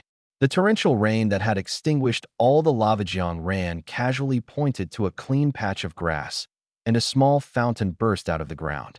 He walked over, washed his hands clean, then splashed some water on his face before continuing. So, this thing is something only I have. This nonsense was so convincing that even Xiang Jingxing and Shi Yin couldn't find any flaws in it. After all, his father really was a researcher, and this kind of sudden outburst of abilities was indeed unique to him. Even if someone didn't believe it, so what? They couldn't exactly summon his father's spirit to ask if he had ever researched such a drug, could they? And even if they did summon him, given his father's workaholic nature when he was alive, he probably wouldn't remember right away whether he had done such research. Your father? Xiang Jingxing hesitated. Jiang Ran, however, didn't mind. My parents passed away when I was 8. For a moment, all 4 of them fell silent. Jiang Ran didn't pay much attention to why they were silent. He was currently facing a dilemma. If he didn't change his clothes, the outfit he had carefully dressed in was now completely soaked in his own blood, sticking to his body uncomfortably. But if he did change, there were no houses in the secret realm. Was he supposed to perform a public wardrobe change on this vast, open grassland? If someone accidentally saw him, how would he ever show his face again? In the end, after an internal struggle, Jiang Ran reluctantly decided not to change his clothes for now. Although it was uncomfortable, it was still better than losing face. Let's not talk about this anymore. Jiang Ran tried to ignore the sticky discomfort on his body and walked over to the volcanic rhinoceros, which was in almost as bad a state as he was. To his surprise, even after more than 10 minutes, it was still breathing. Its vitality was this strong. Xiang Jingji, you're an SSS level beast tamer, right? Jiang Ran suddenly asked. Xiang Jingji was taken aback. Yeah, why? Then try contracting it. Huh? Who? Xiang Jingji pointed at himself in confusion. Me? Seeing Jiang Ran nod affirmatively, Xiang Jingji swallowed nervously. I'm just at the Do realm. This is a 4th-tier exotic beast. I can't do it, Jiangji. Jiang Ran grabbed him to stop him from running away and patiently explained to him and the other 3. It wouldn't work for anyone else, but your SSS level. Besides, it's a 4th-tier beast, but look at it now, can it still resist? Xiang Jingji glanced at the 4th-tier exotic beast, covered in sword wounds and as battered as Jiang Ran, who had just suffered the side effects of his abilities. Indeed, there was no need to worry about the beast resisting during the contract process. Moreover, Jiang Ran continued to persuade. This is a 4th-tier exotic beast. Think about it, 4th tier, equivalent to the He realm for human awakeners. You're currently in the Do realm, but your beast is only 2nd tier, right? That Yinyu I ran into earlier, I can tell you for sure. She's been in the Do realm for quite some time. With only a 2nd-tier beast, do you think you can beat her? Xiang Jingji shook his head honestly. Jiang Ran then pointed at Shi Yin and Jiang Qingye. Then can you beat these 2? Xiang Jingji paused for a moment, thinking of Jiang Qingye's previous feat, then thought of Shi Yan's dual abilities of healing and explosive power, and shook his head again. But if you form a contract with it, think about it. Among these people, who could still beat you? Even in the global tournament, there probably wouldn't be many who could break through this guy's defense. The more Jiang Ran spoke, the brighter Xiang Jingji's eyes became. That's right. Although he had his brother's help, he couldn't rely on him forever. Beast-taming awakeners inherently required a lot of time to train their beasts, but now, with the preliminaries approaching, he simply didn't have the time to slowly nurture a beast. With just a second-tier exotic beast, not to mention defeating these SSS-level monsters, if an S-level or SS-level prodigy suddenly appeared, he might still lose. By then, his brother and Jianggu would all be participating in the global tournament, while he would be stuck in the dormitory, silently watching the live broadcast on his computer. Was he willing to accept that? Xiang Jingji asked himself. No, he wasn't. He was also an SSS-level talent, a one-in-a-million genius in the world. Just because his ability grew too slowly, he missed the chance to compete alongside others. How could he possibly be content with that? Damn it, let's do this. After thinking it through, Xiang Jingji couldn't help but clench his fists to encourage himself. While he was deep in thought, Jiang Ran didn't continue to persuade him, and even his own brother, Xiang Jingxing, remained silent. Seeing that Xiang Jingji had made up his mind, Xiang Jingxing simply patted him on the shoulder, offering silent encouragement. Xiang Jingji squatted alone, drawing the contract formation bit by bit, while Jiang Ran and the other three stood not far away. Their expressions varied. This was the first time Jiang Ran had ever witnessed the entire process of a beast-taming awakener forming a contract with an exotic beast. Although someone wasn't entirely sure that Xiang Jingji's contract would succeed this time, they confidently assured that even if it failed, he wouldn't die. That was why Jiang Ran kept persuading Xiang Jingji to give it a try. While it seemed like persuasion, the decision was always in Xiang Jingji's hands. No matter how eloquent Jiang Ran was, if Xiang Jingji didn't agree, Jiang Ran wouldn't force him to form the contract. At most, he would just think that Xiang Jingji lacked courage and lament that his team would be missing a mood booster. After all, even though Jiang Ran didn't want to have any dealings with the Yin family members other than Yin Feng, as long as Yin Yu was strong enough and wouldn't hold him back from winning the global tournament championship, then becoming teammates with her wasn't particularly hard to accept. After all, it was just being teammates during the competition, not being bound together for life. However, in the end, Xiang Jingji didn't disappoint him. Even if this contract attempt failed, once they left the secret realm, Jiang Ran would ask Uncle Jiang who to personally select a peak third-tier exotic beast to give to him. Although the Xiang family had undoubtedly already prepared a suitable exotic beast for Xiang Jingji to contract with, Jiang Ran's gesture was simply to express his attitude. As for what the other three were thinking at this moment, Jiang Ran didn't care. He stared at Xiang Jingji, watching as he cut his hands and slowly placed them on the head of the volcanic beast. As his lips moved silently, the formation beneath the man and the beast suddenly lit up, casting a bright red glow on Xiang Jingji's face, which had only regained its pale complexion after a month of recovery. It looked a bit like a monkey's bottom. Jiang Ran pressed his lips together, forcing back the mockery that was already at the tip of his tongue. Hold it in, hold it in. This was a critical moment. He couldn't make a sound. If he wanted to laugh, he had to wait until Xiao Jizi succeeded. About 5 minutes passed, and Xiang Jingji still kept his eyes tightly shut. However, unlike his initial calm demeanor, his face was now completely bloodless, even paler than his brother's after overusing his abilities. Blood began to trickle from his eyes and ears, dripping onto the ground before being absorbed by the formation. Xiang Jingji clenched his teeth tightly, not daring to relax for even a second. Since the contract began, it felt as if a massive bell was constantly striking inside his head, blow after blow, nearly shattering the contract link he had just established. Xiang Jingji didn't get frustrated. He started over, attempting to rebuild the connection. Each time he established a segment, the bell's strikes would immediately destroy it. Thus, the man and the bell began their battle inside his mind. Finally, after a grueling 5 minutes, the bell grew weary and could no longer make a sound. Xiang Jingji suppressed his laughter and, with one final push, sent the contract link into the beast's forehead. At last, the contract was complete. Half a day later, after being chased by second-tier, third-tier, and even fourth-tier beasts, the entire team was nearly reduced to a group of bloodied figures.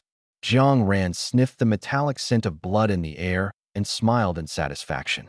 All his sneaky provocations had finally made the other four suffer as much as he had. Tui, tui, tui. Shurian spat out the grass roots that had flown into his mouth, panting heavily and completely disheveled.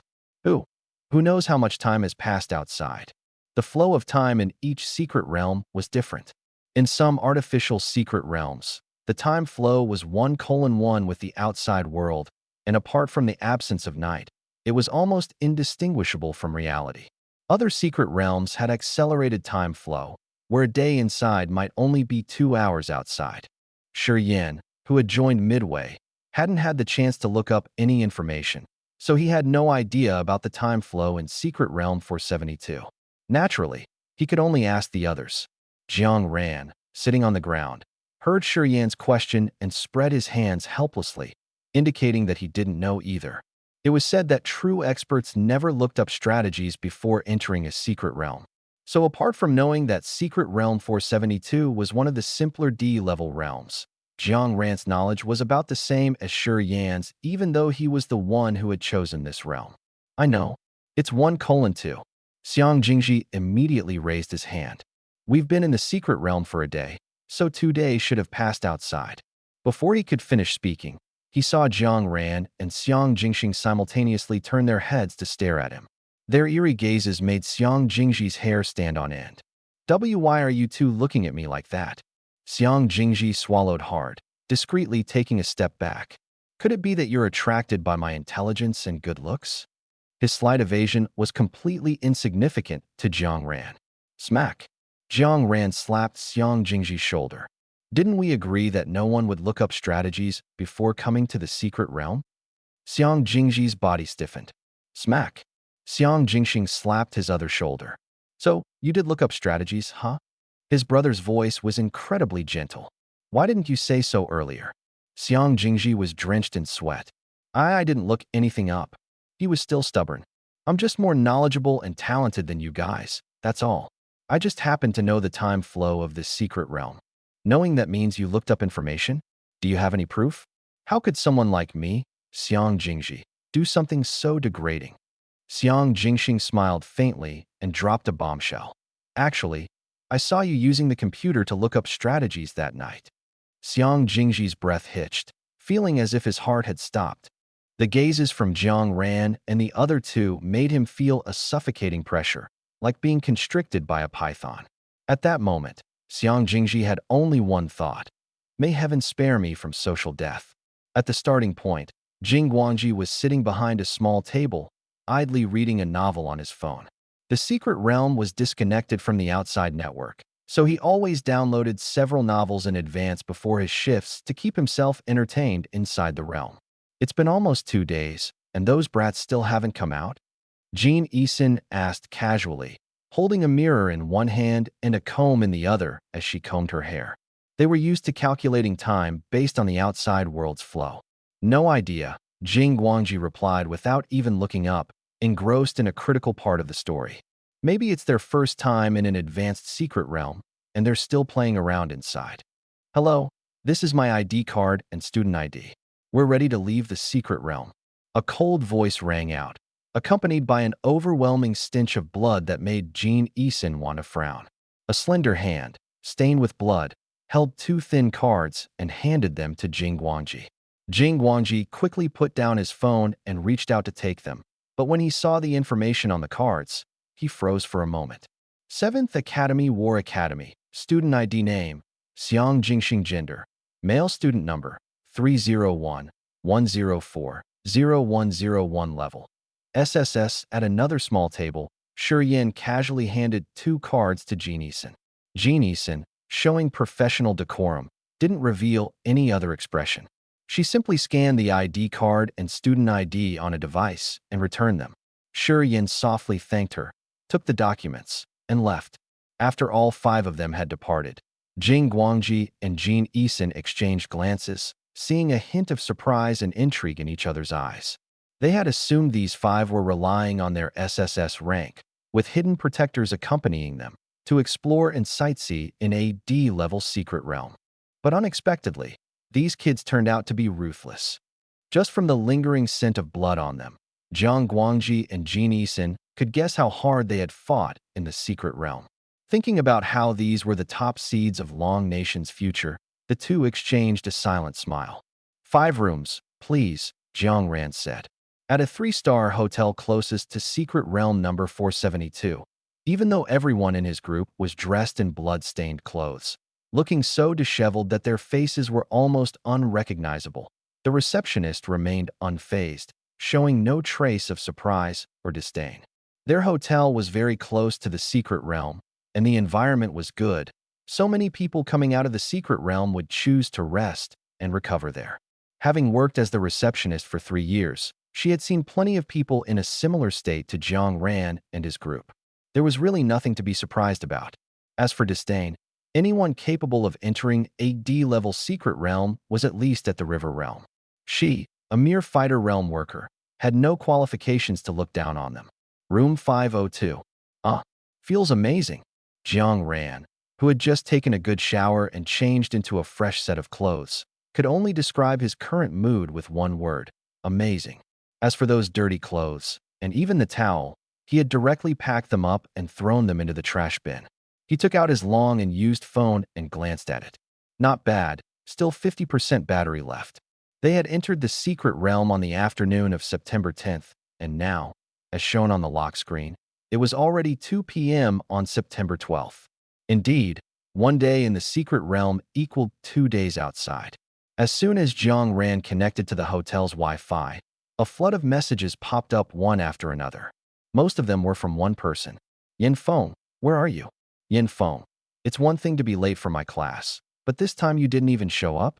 Yin Feng, all right, Jiang Shaoran, you're really something. After a while, Yin Feng, you're not at school? Where did you run off to? The last message was sent an hour ago.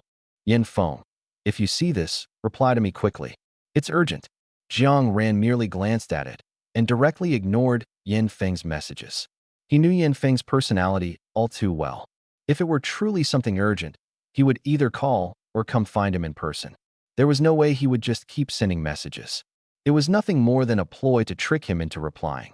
Let him wait for now. Scrolling down the message list, Jiang Ran cleared out some useless public account notifications and finally saw that his grandfather, Jiang Qinglin, had replied to his message. The timing was right after they had entered the secret realm 2 days ago.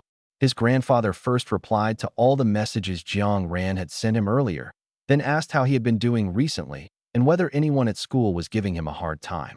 Finally, his grandfather mentioned the Global League. It seemed that although Jiang Qinglin had been out of touch for a while, he hadn't been completely cut off from the world.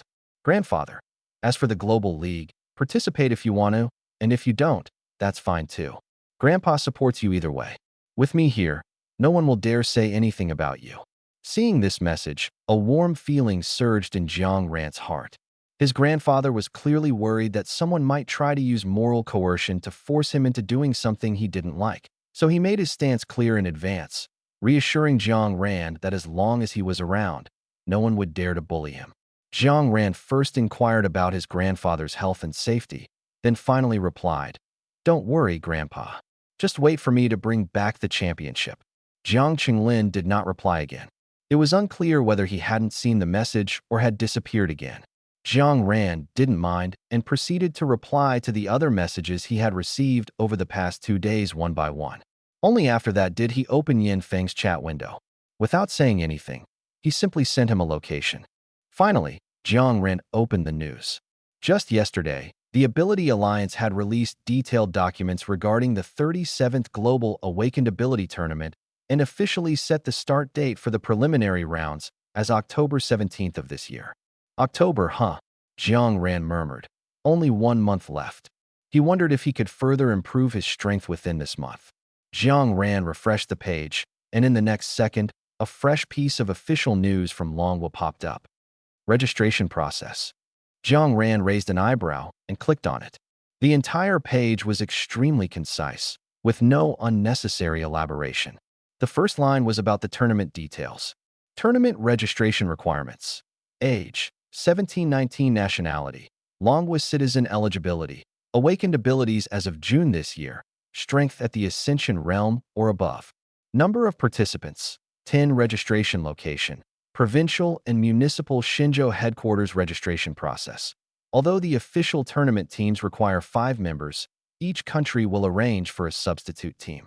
If any official team member encounters an accident, the substitutes can quickly fill in, ensuring the team isn't disqualified due to insufficient numbers before even competing. Strength at the Ascension realm or above. That eliminates 90% of people, Jiang Ran muttered, pressing his neck. Based on the tournament replays he had watched before, merely being at the Ascension realm was definitely not enough. If the preliminary rounds were particularly challenging, even advancing to the knockout stage would be tough. However, for people like them, who had advanced from the Harmony realm to the Combat realm in just 2 months, they were practically 1 in a million. If the officials directly set the requirement at the Combat realm or above, then others might as well not bother participating. It would essentially be predetermined for their group. Zhang Ran pulled Shi Yin and Zhang Qingye into the group chat he had previously shared with Xiang Jingxing and Xiang Jingji. The originally 3-person small group instantly became a 5-person large group. What are your plans? Are you registering directly in Shihai City, or waiting until you return? After adding them to the group, Zhang Ran didn't give them time to react and immediately threw out a question. Shi Yin, I need to head back to Shanghai City first. My teacher is looking for me. As for why his teacher was looking for him, Shi Yin didn't elaborate, but Zhang Ran could guess. It was nothing more than asking him to take people to a secret realm for experience. However, Shi Yin had simply left the group behind and gone off with others.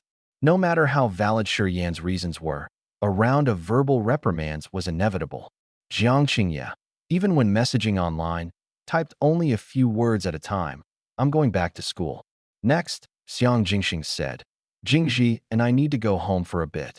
The 5 companions who had been through thick and thin together were now about to go their separate ways, leaving Jiang Ran as the lone wolf. Jiang Ran clicked his tongue, feeling a bit helpless. All right then, I'll head back to Shanjing. If anything comes up, just contact me on WeChat. The mere thought of going back and facing Yin Feng's roaring made Jiang Ran's head ache. To avoid being nagged to death by Yin Feng, Jiang Ran sighed, asked the receptionist about the local specialties of Shihai City and where to buy them, and resigned himself to the idea of spending money to ward off disaster. The stats for this book are even worse than my last one. Such a headache. My state of mind hasn't been great these past 2 days, and I can barely write a few words in half a day. Looking at the stats makes it even worse. After parting with 2 boxes of Shihai City's specialty foods, Jiang Ran finally escaped from Yin Feng's clutches. Returning once again to the Shinjo headquarters in Shangjing City, the dilapidated architectural style remained unchanged. However, the 4 people on duty at the entrance were all unfamiliar faces compared to his last visit. One of the people on duty immediately spotted the red-haired youth, compared him to a photo in his mind, and confirmed that this handsome young man was indeed their commander-in-chief's nephew, Jiang Ran. Before taking up their posts, the deputy commander had specifically emphasized that everyone must memorize Jiang Ran's appearance. This was to ensure they wouldn't accidentally apprehend the wrong person in the future. Clearly, Jiang Yueqin had a thorough understanding of Jiang Ran's troublemaking tendencies, to the point of taking precautions in advance. Inside the hall, 3 long tables were arranged side by side. 2 women and 1 man sat behind the tables, looking somewhat bored. When they saw Jiang Ran enter, their eyes all lit up. Jiang Ran noticed their gazes and raised an eyebrow. Could he be the first one to arrive? No way. This was the capital, Shangjing. Surely there had to be at least one hidden talent pretending to be ordinary, right? Jiang Ran walked to the table in the middle, handed over his documents, and began filling out the form. As he wrote, he asked, "Are there many people signing up?" "Many? Not at all," replied the guy next to him. The 3 of them looked quite young, probably only a few years out of college and newly recruited as civil servants. "I thought there'd be a lot," Jiang Ran said with a cheerful smile, chatting with them. "After all, this is the Global League. Who wouldn't want to participate? Of course people want to go.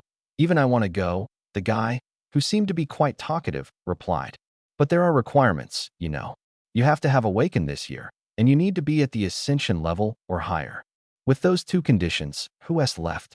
We've been sitting here all day, and you're the only one. While distracting them with conversation, Jiang Ren quickly finished filling out the form. After chatting a bit more, he left. After he left, Zulin stretched and said, "Phew, now this is what I call an easy job. If only we could play on our phones."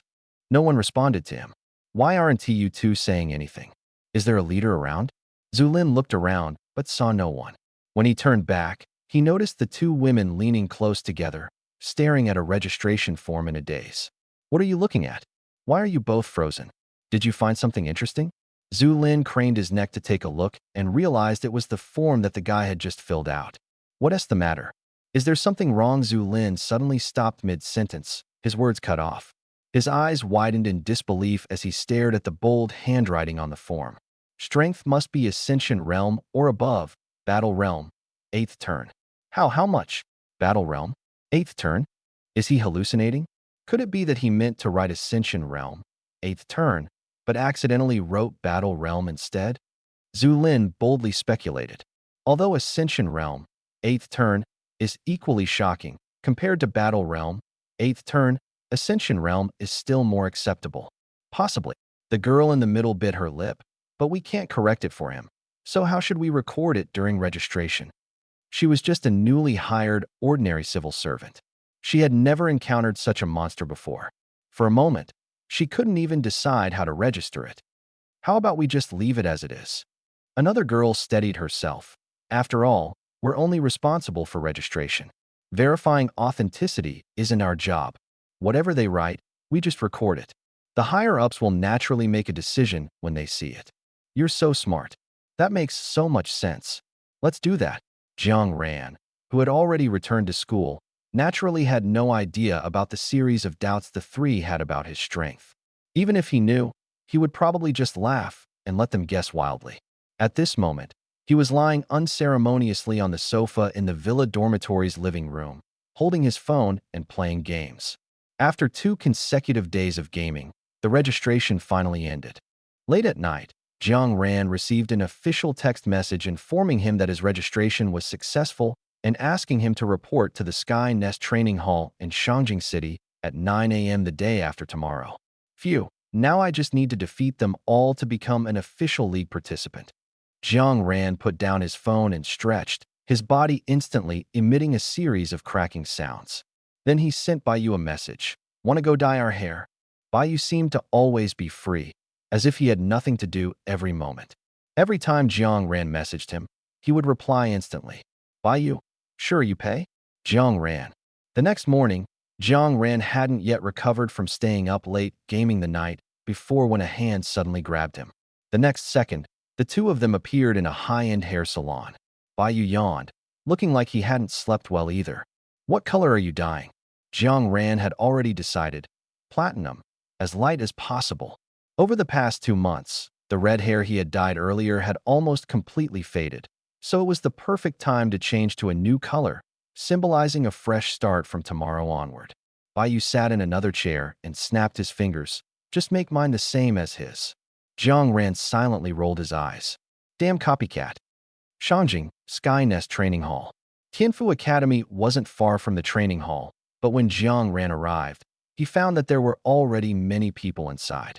So many Ascension Realm participants. Jiang Ran roughly counted and found there were actually hundreds of people. He had thought there would only be a few dozen. Damn, so many people. Along with Jiang Ran was Ling Zihe. This guy had already reached the Ascension Realm before the monthly exam, and he had been so proud at the time, bragging everywhere. I originally thought that, while I couldn't compare to someone like Jiang Gu, a freak among geniuses, I must still be an unparalleled talent. But now there are so many geniuses here just like him. Ling Zi's mindset suddenly began to crumble. Jiang Gu, over here, come here. The two brothers from the Xiang family, who had arrived in Shangjing last night, stood at the front of the line. Xiang Jingji, with his sharp eyes, spotted Jiang Ran and waved at him enthusiastically. Are you coming with me? Jiang Ran glanced at Ling Zi, who, due to his shaken confidence, was uncharacteristically quiet. Me? Lingzai shook his head. I won't go to the front.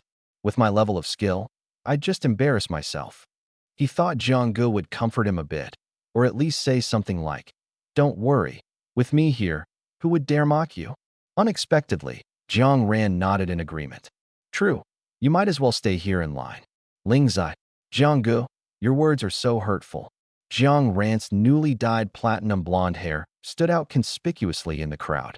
Coupled with Xiang Jingji's loud call and his unapologetic move to the front of the line, more than half the people in the training hall turned their attention to him. Whoa, Jiang, your new hair color is stunning.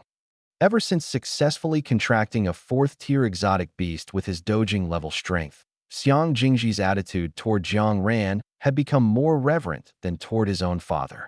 Jiang Ran wasn't modest either. With my looks, it's hard not to look good.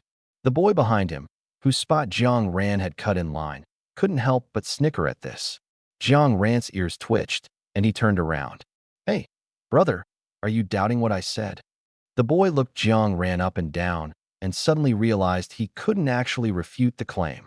But even if Jiang Ran was indeed handsome, the boy wasn't about to let him have his way. Crossing his arms, he snorted coldly. Narcissistic and arrogant fool. Before Jiang Ran could respond, Xiang Jingji couldn't hold back. What do you mean by that?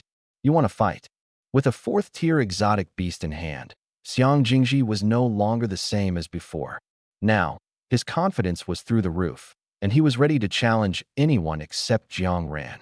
The boy, who had come from the northwest, dared to mock Jiang Ran only because he didn't know who Jiang Ran was and assumed he was just a pretty face. However, he did recognize Xiang Jingji and Xiang Jingxing. Seeing Xiang Jingji step up, the boy, knowing he couldn't take on the two brothers, shrugged, took a step back, and shut his mouth. Although the boy backed down, Xiang Jingji was still indignant. Jiang, he mocked you like that, and you're not even angry? Of course I'm angry. Then why are you so calm? Xiang Jingji was puzzled. What's the rush? Jiang Ran smiled slyly, like a cunning fox. Good things always come later. In the following minutes, Shi Yin and Jiang Qingya arrived one after another. A little while later, Yin Yu, with her sleek ponytail, strode in. Jiang Ran nodded at the familiar faces as a greeting and then quietly waited. At exactly 9 o'clock, regardless of whether everyone had arrived, the doors of the training hall slammed shut with a bang, and the overhead lights around the room flickered on with a snap. The lights came on, illuminating the training ground in front of the crowd. Two men stood silently in the center, as if they had been waiting for a long time. One of them, the older man, was dressed in a dark green military uniform, while the other wore a familiar blue and white uniform. A subtle glint flashed in Jiang Ran's eyes. The others also fell inexplicably silent for a moment. A single thought crossed everyone's mind simultaneously. When did these two arrive? There was clearly no one there just now. Hello. The man in the Xinzhou uniform scanned the surroundings and was the first to speak. I am the deputy commander of Xinzhou's headquarters in Shanjing. My name is Feng Haiming. The other man introduced himself less elaborately, simply stating his surname and name, Kuang Feng. Kuang Feng was a man of few words. After introducing himself, he extended his large hand and swiftly pointed out 8 people in the crowd. You 8, leave immediately. I won't hold you accountable.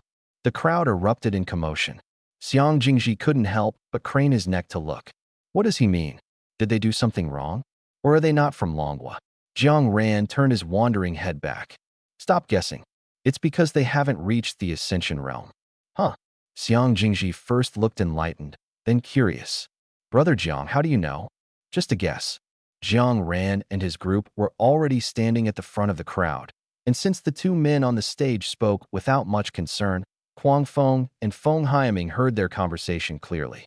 Feng Haiming glanced at Jiang Ran without showing any emotion. This was his superior's nephew. Although he had heard of him before, this was the first time he had seen Jiang Ran in person. He had often heard Jiang Yueqin praise his nephew, saying how exceptional he was.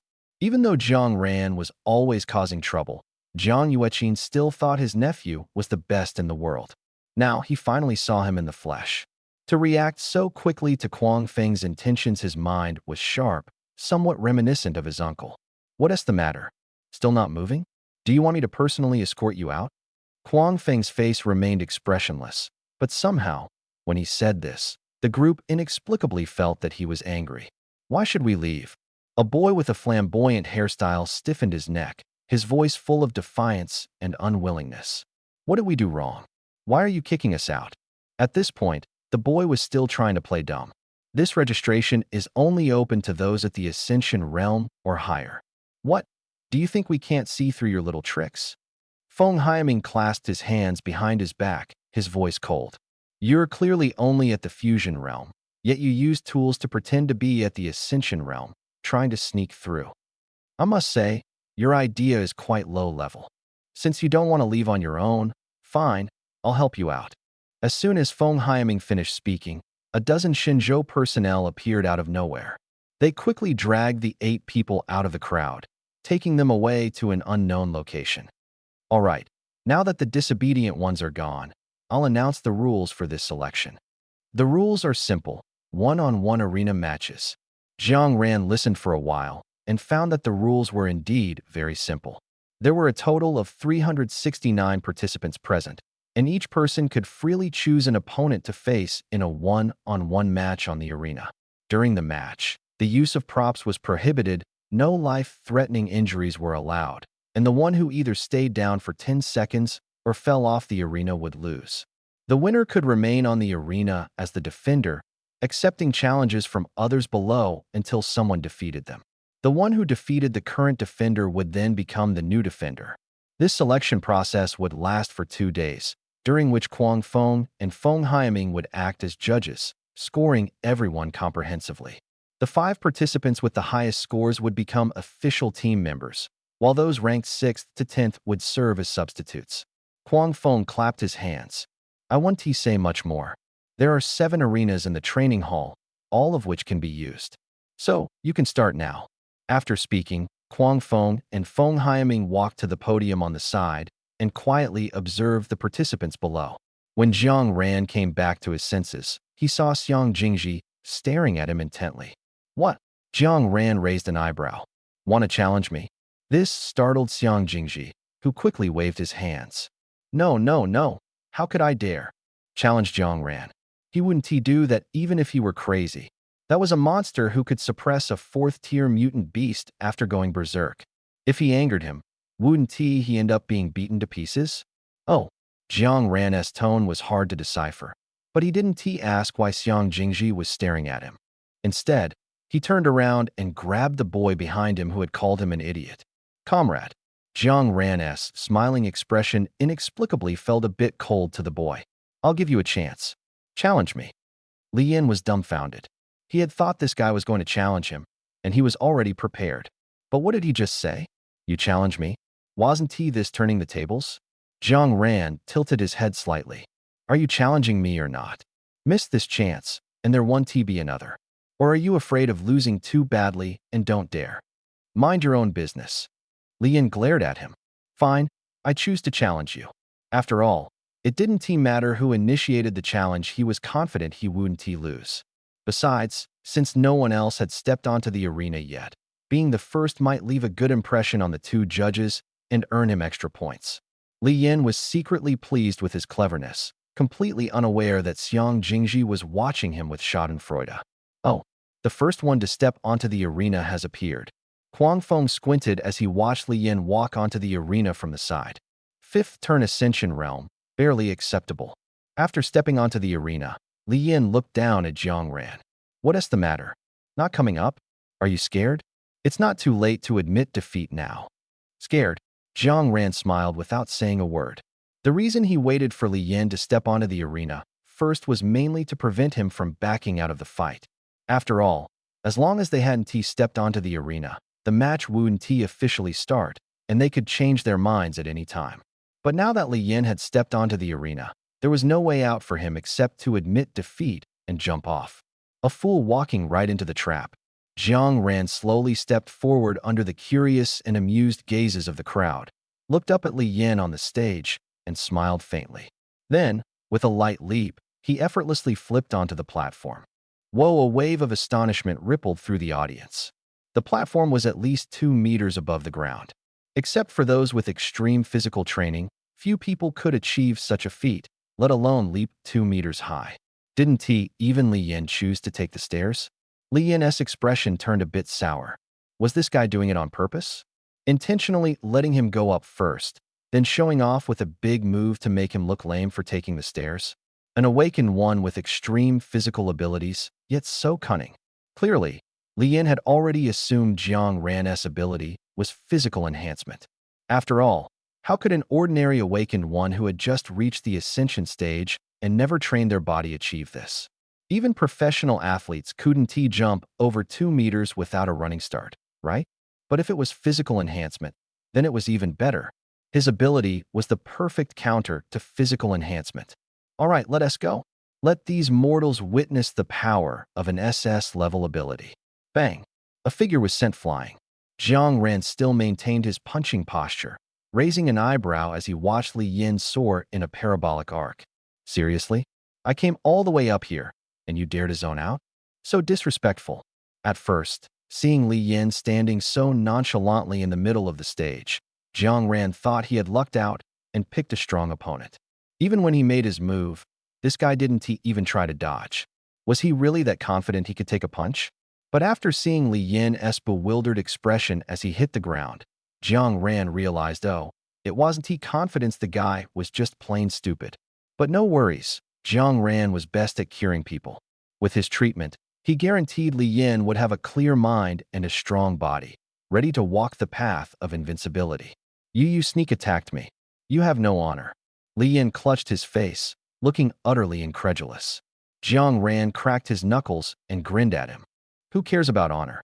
In the next instant, Jiang Ran appeared in front of Li Yin and delivered another clean, decisive punch. Before Li Yin could react, he was sent flying again. And so, for the next 5 minutes, the audience witnessed an extremely brutal, one-sided beatdown on the stage. Li Yin went from confusion to anger, and finally to fear. I bang. I admit thud. Enough, I bang. After who knows how many times Jiang Ran sent him flying, Li Yin finally found an opening and shouted at the top of his lungs, I surrender. Whoosh! A gust of wind from Jiang Ran's fist brushed past his cheek, stopping just 1 centimeter from his face. If Li Yin had been even 0.1 seconds slower in shouting, Jiang Ran's fist would have landed. Li Yin shut his eyes tightly. I already surrendered. You can't hit me anymore. Jiang Ran stared at him for 2 seconds, finally withdrawing his hand and letting out a disdainful snort. TCH, who cares about hitting someone like you? The feel isn't even as good as Xiang Jingji. Li Yin couldn't hear a word Jiang Ran was saying anymore. His mind was filled with regret for letting himself be provoked into challenging him, and even more regret for his own loose tongue that had uttered that one sentence back then. Since you lost, get off the stage. Or do you need me to invite you down? Jiang Ran's words were casual, but to Li Yin, they sounded colder than a venomous snake's hiss. Though Jiang Ran's strikes seemed ruthless, Li Yin only felt muscle pain. His bones were fine, and he could still move freely. So, limping off the ring, he looked around the gym. Out of the 7 rings, Jiang Ran was the only one still standing on his. Jiang Ran looked down at them from above, the corners of his lips curling upward. The light hit his pale, almost white hair, casting a small, fragmented shadow on his forehead. Ah, looks like I'm the first defender, Jiang Ran said with a bright smile. So, who wants to challenge me? The crowd exchanged glances. The next second, a muscular man stepped forward. I'll take you on. The man squinted his eyes and walked up to the ring step by step. A body-strengthening awakened who could only win by ambush. What was there to be so arrogant about?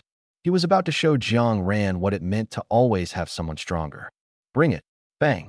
Silence. A deathly silence. The muscular man, who had been kicked off the stage without even seeing how Jiang Ran moved, was completely dumbfounded. Who am I? Where am I? How did I end up down here? Anyone else want to challenge me? Jiang Ran still wore that cheerful smile, showing no sign of guilt for his sneak attacks. The people he glanced at felt a sudden surge of anger. Damn it! What was so smug about being a sneaky little scoundrel? I'll go. For a moment, no one approached the other rings. Almost everyone fixed their eyes on Jiang Ran, wanting to see how long he could hold out. But to everyone's shock, no matter who stepped up, They were kicked off the stage in less than a minute. Jiang Ran would aim a kick at their rear and send them flying before they could even use their abilities. He's too fast, someone smart finally pointed out. Is there a speed type awakened who can try? Already tried. He's faster. Got punched twice and had to admit defeat. What about someone with control abilities? Also tried. Couldn't even activate their power before getting kicked off. What kind of freak was this? They had seen body strengthening awaken ones before, but someone with such speed at this level? That was a first. No one else. After taking on dozens of challengers, Jiang Ran's opponents were either nursing swollen faces or bruised backsides. Meanwhile, Jiang Ran himself didn't even have a hair out of place. The gap was just too wide. Who would dare step up to get beaten now? Seeing no one willing to challenge him for the moment, Jiang Ran's eyes twinkled mischievously. Well then, how about all of you come at me together? Thinking about whether to change the cover, but I haven't earned the money for it yet. Altogether, although Jiang Ran didn't say much, a group of people inexplicably felt a sense of humiliation. What does this mean? Insulting us? Don't go too far. Someone couldn't help but say. Too far. Jiang Ran had one hand in his pocket, the other hand spread out, his expression completely innocent. I didn't curse anyone, nor did I make any personal attacks. How am I going too far? Oh, I get it. He pretended to suddenly realize. You're not thinking that I look down on you and am deliberately insulting you, are you? Isn't that the case? A buzz-cut guy, emboldened by the crowd, glared angrily at Jiang Ran. Jiang Ran blinked and smiled slightly. Correct, I do look down on you and am deliberately insulting you. But what can you do about it? On the podium, Feng Haiming's expression was peculiar. Was this really the commander-in-chief's nephew? Not to mention the huge difference in personality. This was just too infuriating. No wonder Commander Jiang was always worried his nephew would get ambushed. It could only be said that he truly understood him well. Damn, Brother Jiang really knows how to draw hatred. Below the stage, Ling Zai stood slightly behind the middle of the crowd, clearly sensing the rising anger in the people around him. But, you see, I'm just too kind. Kind enough to give you all a chance. Come on, all at once. Jiang Ran even took 2 steps to the side, leaving enough space for them. It had to be said, this kind of extreme arrogance and provocation was particularly effective on these hot-blooded youths who had only recently awakened. Even those from the 7 great academies began to roll up their sleeves. The classmates from the same school around them looked at him in shock. Are you crazy? That's the Big Demon King. So what if he's the Big Demon King? The Big Demon King is still human. During the entrance test, he only relied on his high ability level to crush us. But it's different now. The boy explained excitedly while rubbing his hands together. 2 months. At most he's reached the 7th or 8th turn of the Ascension Realm. Sure, he's still higher than me. But with so many of us in the Ascension Realm now, are we really afraid we can't beat him? But another person wanted to say something, but was interrupted. I say you're just too timid, scared of this and that. If you don't go, I will. When we beat that guy to the ground begging for mercy, don't regret not joining in. Under Jiang Ran's blatant provocation, out of the 300-plus people present, 2/3 chose to step onto the stage. Someone got on the ring, and after making eye contact with Jiang Ran, a long-lost sense of fear suddenly surged in their heart. We're not breaking the rules by doing this, are we? Looking at the familiar, confident smile on Jiang Ran's face, some people began to waver and wanted to back out. But the others wouldn't give them the chance to retreat. After all, if you ran, who would clear the way for me? Who would take the hits for me? No way. Look, Vice Commander Feng hasn't said anything from the start, so it's definitely fine. You're not scared, are you? If you're scared, then leave quickly. We don't need cowards here. He mocked you like that, and you can still endure it? Don't be afraid. There are so many of us here. Are you scared we can't beat just one body enhancement user to death? Exactly. If each of us throws a punch, we could turn him into a Chaos Han beef ball. The people around him were all talking at once, but instead of feeling comforted, the boy became even more frightened. It was only just now that he vaguely remembered the Demon King's ability wasn't body enhancement at all. In other words, all those people who had taken turns challenging him earlier hadn't even forced him to use his ability. Jiang Ran had completely defeated them with his sheer physical strength. So, just how terrifying was the Demon King's current power? Someone's already starting to notice something's off. Below the stage, Shi Yan had somehow already joined up with Xiang Jingxing.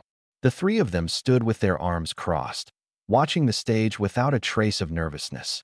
It's fine, Xiang Jingxi sneered. Brother Jiang won't give them a chance to run. On the stage, Jiang Ran still maintained his lazy, nonchalant posture. Even though he was facing a dense crowd of opponents, he showed no sign of tension. He even had the leisure to laugh. Is it just you guys? What? You think we're not enough? The boy wearing glasses at the front said coldly. Well, barely enough. Jiang Ran raised his hand. Since no one else is coming up, let's get started. Snap. A crisp snap of his fingers. The familiar blue tornado rose up again, instantly triggering the deeply buried fear in the hearts of most of the crowd. The terror of being dominated by the tornado at the secret realm's exit 2 months ago resurfaced in their minds. The others who saw the tornado were equally stunned. Why you're not a body enhancement user? You did this on purpose? Just before being blown away, the boy with glasses shouted in terror. Jiang Ran stood in place, his bangs fluttering wildly in the wind, his clothes flapping noisily. Body enhancement. Jiang Ran looked puzzled. When did I ever say my ability was body enhancement? You all made that up yourselves, and now you're blaming me. On the podium, Kuang Feng shook his head slightly, looking a bit helpless. Too weak. Feng Haiming also felt like sighing. Indeed, they couldn't even correctly identify their opponent's ability. Had they really been studying seriously these past 2 months? Although body enhancement abilities don't have flashy special effects, every time a user makes a move, their body emits a faint white mist. This mist is the spiritual energy that escapes due to their inability to fully control the energy within their bodies. Only a few exceptionally powerful body enhancement awakeners, like the principal of the War Academy, Ru Chun, can completely contain their spiritual energy without letting a trace escape. For others, it's very difficult to achieve this. While Jiang Ran's moves were clean and efficient, there was never any trace of white mist around him. At his age, there was no way he could be on the same level as Ru Chun, so it was easy to conclude Jiang Ran was not a body enhancement awakener. Although disappointed in this group of people, Kuang Feng did not forget his task over the past 2 days, observing the battles, recording everything in detail, and scoring. This kid not bad. Kuang Feng stared at Jiang Ran for a while. His control over his abilities is quite impressive. If I'm not mistaken, he's already reached the Do realm. Feng Haiming nodded. Yes, I saw his registration form. He listed himself as Do realm, 8th turn. Oh, already at the 8th turn. Kuang Feng's excitement was visibly evident. If it were just the Do realm, Kuang Feng would have been slightly surprised, but not to the point of being amazed. After all, in his army, geniuses and prodigies were not in short supply. But if it was the 8th turn of the Do realm, that was indeed shocking. It was well known that within the same level, the gap between the early and later stages was not just minor. A person with slightly higher talent could train from the 1st to the 5th turn within a month, but expecting them to go from the 5th to the 9th turn in the same time frame was nearly impossible. The further one progressed, the more energy was required. In fact, advancing from the 9th turn to the peak was even harder than going from the 5th to the 9th turn. So, for Jiang Ran to reach the 8th turn of the Do realm in such a short time, he could no longer be called a genius. He should be called a monster instead. The tornado swirled and spun. For a moment, the training hall was filled with screams. Yet, even in such a situation, there were still people who stubbornly refused to admit defeat. Since they wouldn't give up, Jiang Ran wasn't in a hurry. He even somehow conjured a chair, propped up his legs, and leisurely sat there watching them being tossed around by the tornado. Xiang Jingji twitched at the sight of the chair. Ranzi's ring really is a treasure chest. Huh? The people inside the tornado clearly noticed Jiang Ran's actions as well. If his earlier taunts on stage had only made them a little riled up, now they were absolutely fuming. Wasn't this just too disrespectful? If you have the guts, let us down. Fight us fair and square, someone shouted, suppressing their dizziness and nausea. Jiang Ran rested his elbow on his knee, propping his chin with one hand. Hearing this, he smirked. If you can't even withstand the simplest attack, how dare you talk about fighting me? Did they really think he was one of those naive and innocent protagonists from those dumb novels? That just because they said they wanted to fight, he would oblige? Did they expect him to lower his strength to protect their pride and fight them for 300 rounds? The power of this tornado was deliberately kept below the Do realm.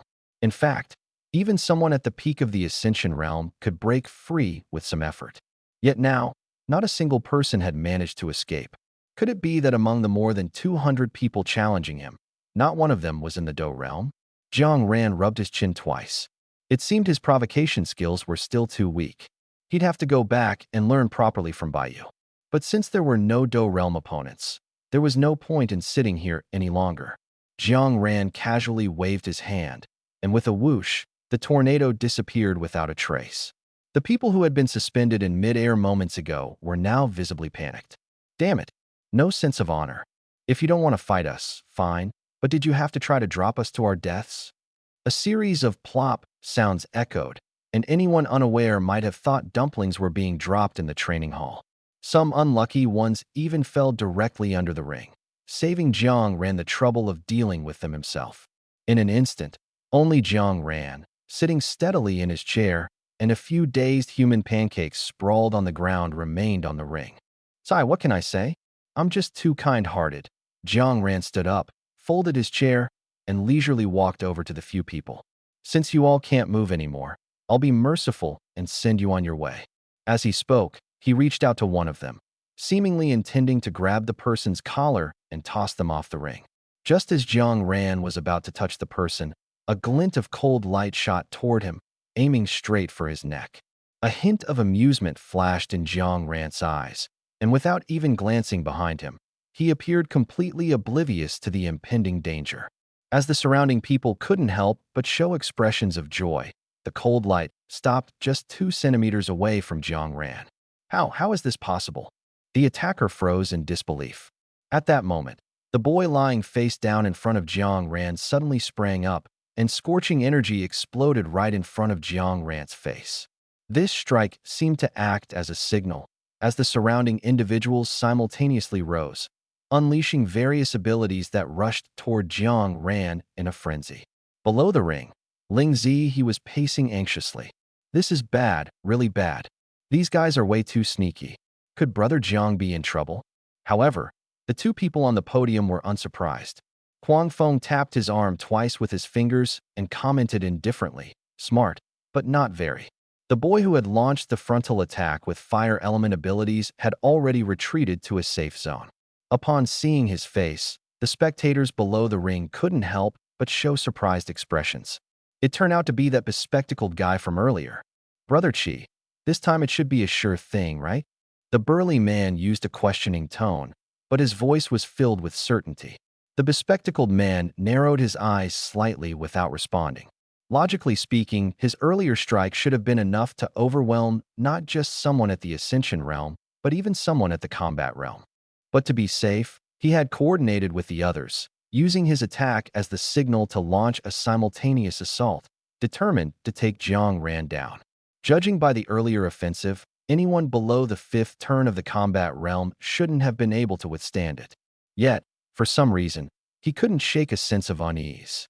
Whoa, that was quite the punch. Hearing that infuriating voice, Chi Mu actually felt a sense of relief.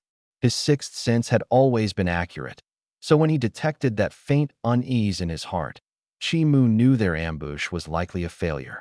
If it had truly succeeded, it would only mean worse things awaited him later. How is this possible? While Chi Mu wasn't surprised, the others lacked his precise 6th sense. Seeing Jiang Ran step out of the explosion's white smoke completely unscathed, one by one, they looked as if they'd seen a ghost. Why wouldn't it be possible? Jiang Ran dusted off the dirt on his clothes. If your ambush had actually succeeded, where would my title as the #1 in the Combat realm go? Arrogant. Do you think you're the only one at the Battle realm? The burly man roared, his muscles bulging as waves of white mist emanated from his body. This was the true extreme body. The mindset of those in the extreme body system was simple. Since their sneak attack had just failed, he would face his opponent head-on and fight until he completely defeated him. Come. Seeing the burly man enter his state, The surrounding people tacitly stepped back a few paces to give him space. Jiang Ran's lips curled slightly, but his eyes remained exceptionally calm, clearly indicating he was getting serious. This seriousness didn't mean he thought the man before him was difficult to deal with. Rather, it was a sign of respect for his opponent as he stood on the stage. He no longer continued to mock, but instead extended his hand, making a gesture to invite the man forward. The white mist around the burly man grew denser. He stomped his feet and shot forward explosively, his massive fist aimed straight at Jiang Ran's head. If an ordinary person were to take this hit directly, they'd likely be out cold. But Jiang Ran didn't dodge. Instead, he met the attack head-on. "Holy crap! Holy crap! Holy crap!" Ling Zai muttered from below the stage, barely daring to watch. Boom! The two collided, and a violent shockwave erupted between them, almost blowing the glasses off Chi Mu's nose. He quickly shielded his precious glasses with one hand, his eyes fixed unblinkingly on the scene ahead. 2 second, what kind of scheme is this little guy with glasses plotting? Does he really think I can't see through it? It's nothing more than him believing that his fire ability is unaffected by my wind ability and might even be enhanced by it to some extent. That's why he dares to give it a try. I have to say, he's still too naive. TSK, TSK, TSK. Does he think his fire can definitely suppress Ranzi's wind? Below the stage, Xiang Jingji clicked his tongue twice. At first, when Jiang Ran only used physical combat, they assumed he was a body enhancement awakener. Later, when Jiang Ran displayed his wind element ability, they still didn't learn their lesson and simply concluded that Jiang Ran only had a wind ability. Xiang Jingji couldn't help but shake his head and sigh deeply. He thinks he's on the first level, but little does he know, our Ran Z is already in the stratosphere. Shurian stroked his chin. I actually think Jiang Ran might continue using wind.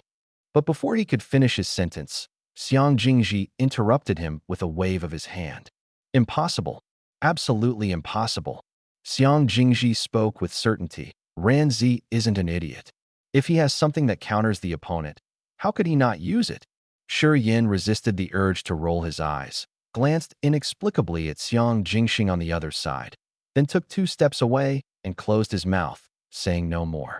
Xiang Jingxing, fully understanding Shi Yan's, "How could you have such a foolish brother?"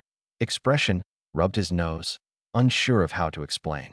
On the stage, Jiang Ran and Chi Mu stood face to face. Chi Mu took a deep breath and exhaled slowly.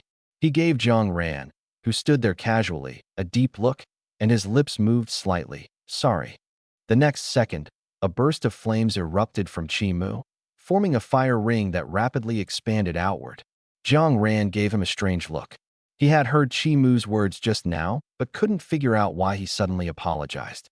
Did he think this little spark could hurt him? Too lazy to think about it, Jiang Ran simply stopped pondering and, like Chi Mu, chose to remain motionless. Chi Mu frowned. What does this mean? Not dodging again.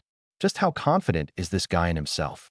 As the flames were about to reach the hem of Jiang Ran's clothes, countless cyan crescents shot out from his body as if automatically protecting their master, instantly slicing the arc-shaped flames into pieces.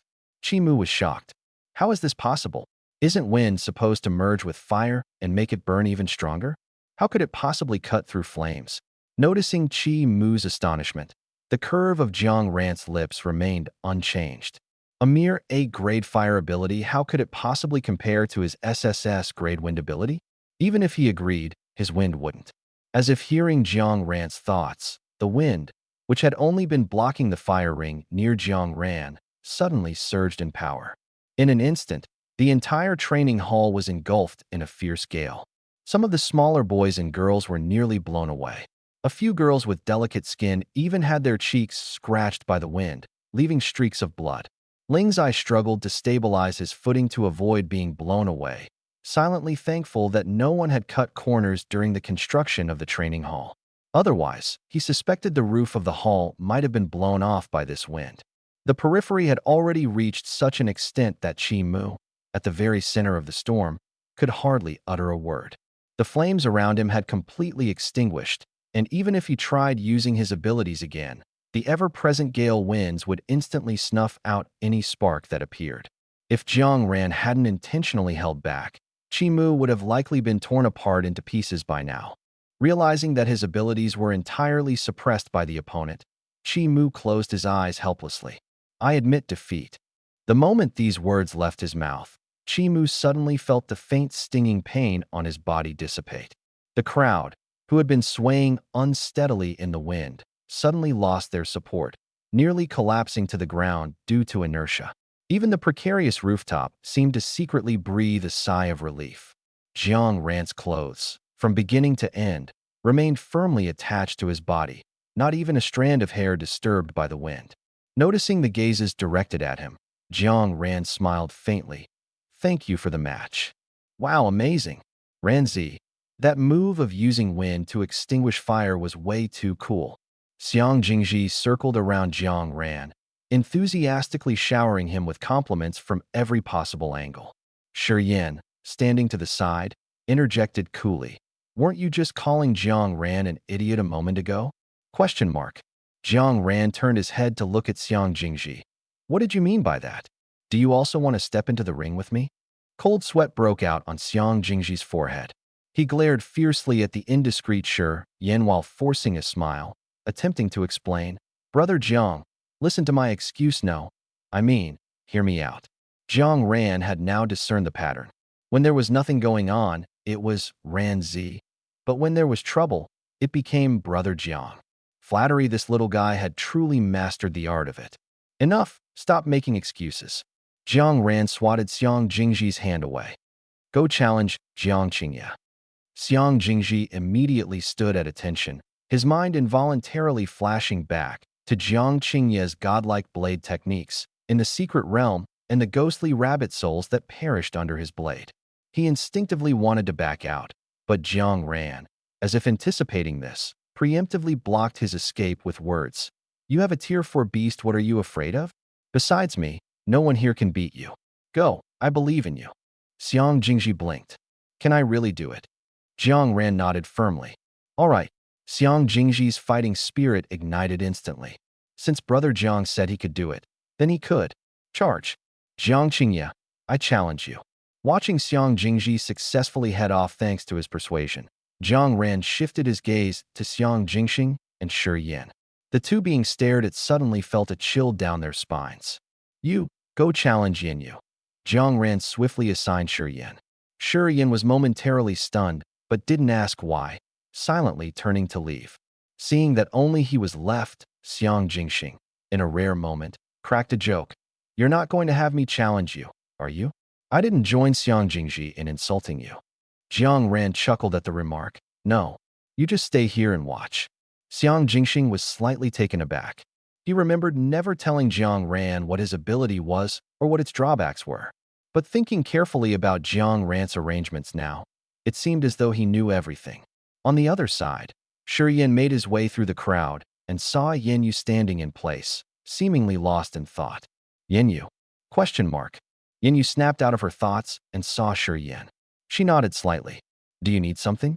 Shi Yan politely said, I want to challenge you. He had assumed Yin Yu wouldn't refuse, but to his surprise, she paused for a moment and shook her head. I don't want to fight you. Shi Yan was a bit surprised. Then who do you want to fight? Yin Yu tilted her head and looked in a certain direction. Without her saying a word, Shi Yan immediately understood it was the direction he had just come from. He suddenly realized, you want to fight Jiang Ran? Yin Yu didn't directly admit it, but she didn't deny it either. Shi Yan understood. But precisely because he understood, his expression grew more complicated. What was he supposed to say? Should he bluntly tell her, forget it, if you challenge Jiang Ran? You probably won't even touch a strand of his hair. Wouldn't that be a bit too harsh? But if he were to support her dream and let her go to Jiang Ran and say, let us have a fight. Although Jiang Ran was much gentler toward women and would likely not refuse, what if Shi Yan failed his own task and ended up getting dragged into a fight with Jiang Ran as well? Yin Yu noticed Shi Yan's hesitation and asked directly, why do you want to challenge me? Shi Yan let out an ah and said, I heard your innate martial ability is very strong, and I wanted to test it out. This was indeed Shi Yan's true intention. He was genuinely curious about Yin Yu's abilities and wanted to find an opportunity to test their power. That's why, When Jiang Ran suggested he challenge Yin, Shi Yan had agreed so readily. How about this? Fight me first. If you can beat me, then go challenge Jiang Ran. Shi Yan came up with a relatively balanced solution. Though, to Yin, it might seem a bit unfair. After all, even if she managed to defeat him, she would undoubtedly expend a lot of energy. By the time she fought Jiang Ran, she'd be at a disadvantage. But neither Shi Yan nor Yin thought about this issue. Yin hesitated for just a second before nodding in agreement. Then, without delay, she started walking toward the arena. Shi Yan, trailing behind, scratched the back of his head. Although he had expected Yin to agree, he still felt a bit strange when she actually did.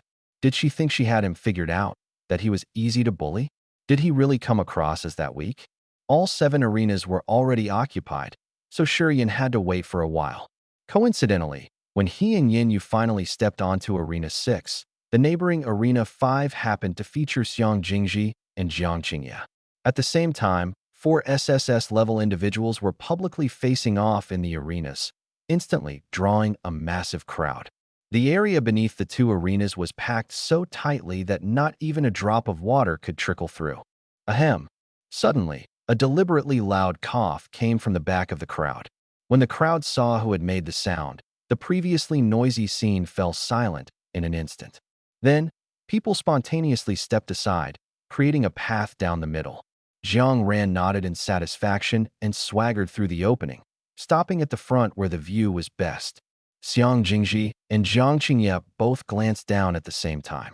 When they saw Jiang Ran, their eyes simultaneously lit up. Xiang Jingji clenched his fist. Jiang Qingye, sorry, but since Brother Jiang is supervising the battle, I won't hold back. As for his own brother standing next to Jiang Ran, he was mercilessly ignored. On the other side of the ring, Shi Yan and Yin also noticed Jiang Ran. Beneath Shi Yan's feet, the previously quiet shadow suddenly surged for a moment. To secure his position as the second-in-command under Jiang Ran in the team, he had to take this seriously. Otherwise, even Xiang Jingji might end up overshadowing him. Who do you think will win? Xiang Jingxing asked with interest from beside him. Jiang Ran knew he was referring to the duel between Shi Yan and Yin. Although Jiang Qingye's Blade God ability was indeed domineering, against a 4th-tier exotic beast known for its defense, he wouldn't win without going all out. But this was just an ordinary assessment, not a situation that required desperate measures. As for Shi Yan and Yin, one possessed a rare weapon-based artifact ability, while the other had a dual ability with a 200% compatibility rate. It was hard to predict who would win. Jiang Ran took out the chair he had previously sat on and casually handed one to Xiang Jingxing as well. Hearing his question, Jiang Ran didn't hesitate at all. Shi Yan will win. Xiang Jingxing was slightly surprised, but he didn't ask why Jiang Ran was so certain, simply smiled and said, "Your ring really is like Doraemon's ring." Huh. Jiang Ran waved his hand dismissively. Just essential items for being out and about. Everyone had expected the 4 to deliver a spectacular showdown, but unexpectedly, the battle on Ring 6 ended in less than 10 minutes. The winner was, as predicted, Shi Yan. Noticing Xiang Jingxing's curious gaze, Jiang Ran shrugged nonchalantly, showing no intention of explaining. In fact, once you understood the specifics of Shi Yan's abilities, it became clear that Yin couldn't possibly defeat him. Shi Yan's dual abilities were Light and Shadow. The Light ability could be considered a type of elemental power, and it was extremely rare. It offered both wide-range damage and powerful healing capabilities, making it a versatile offensive and defensive ability. However, it had a significant drawback. When the Awakened One's strength was weak, it was almost useless. In its early stages, the Light ability's damage was inferior to ordinary elemental powers, and its healing capabilities were weaker than standard healing abilities. It was a long growth period, battlefield mage-type ability.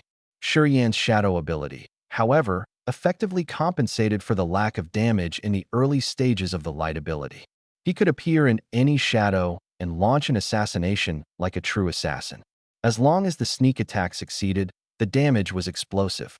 But this ability also had a clear drawback. Without shadows, he couldn't enter them to attack.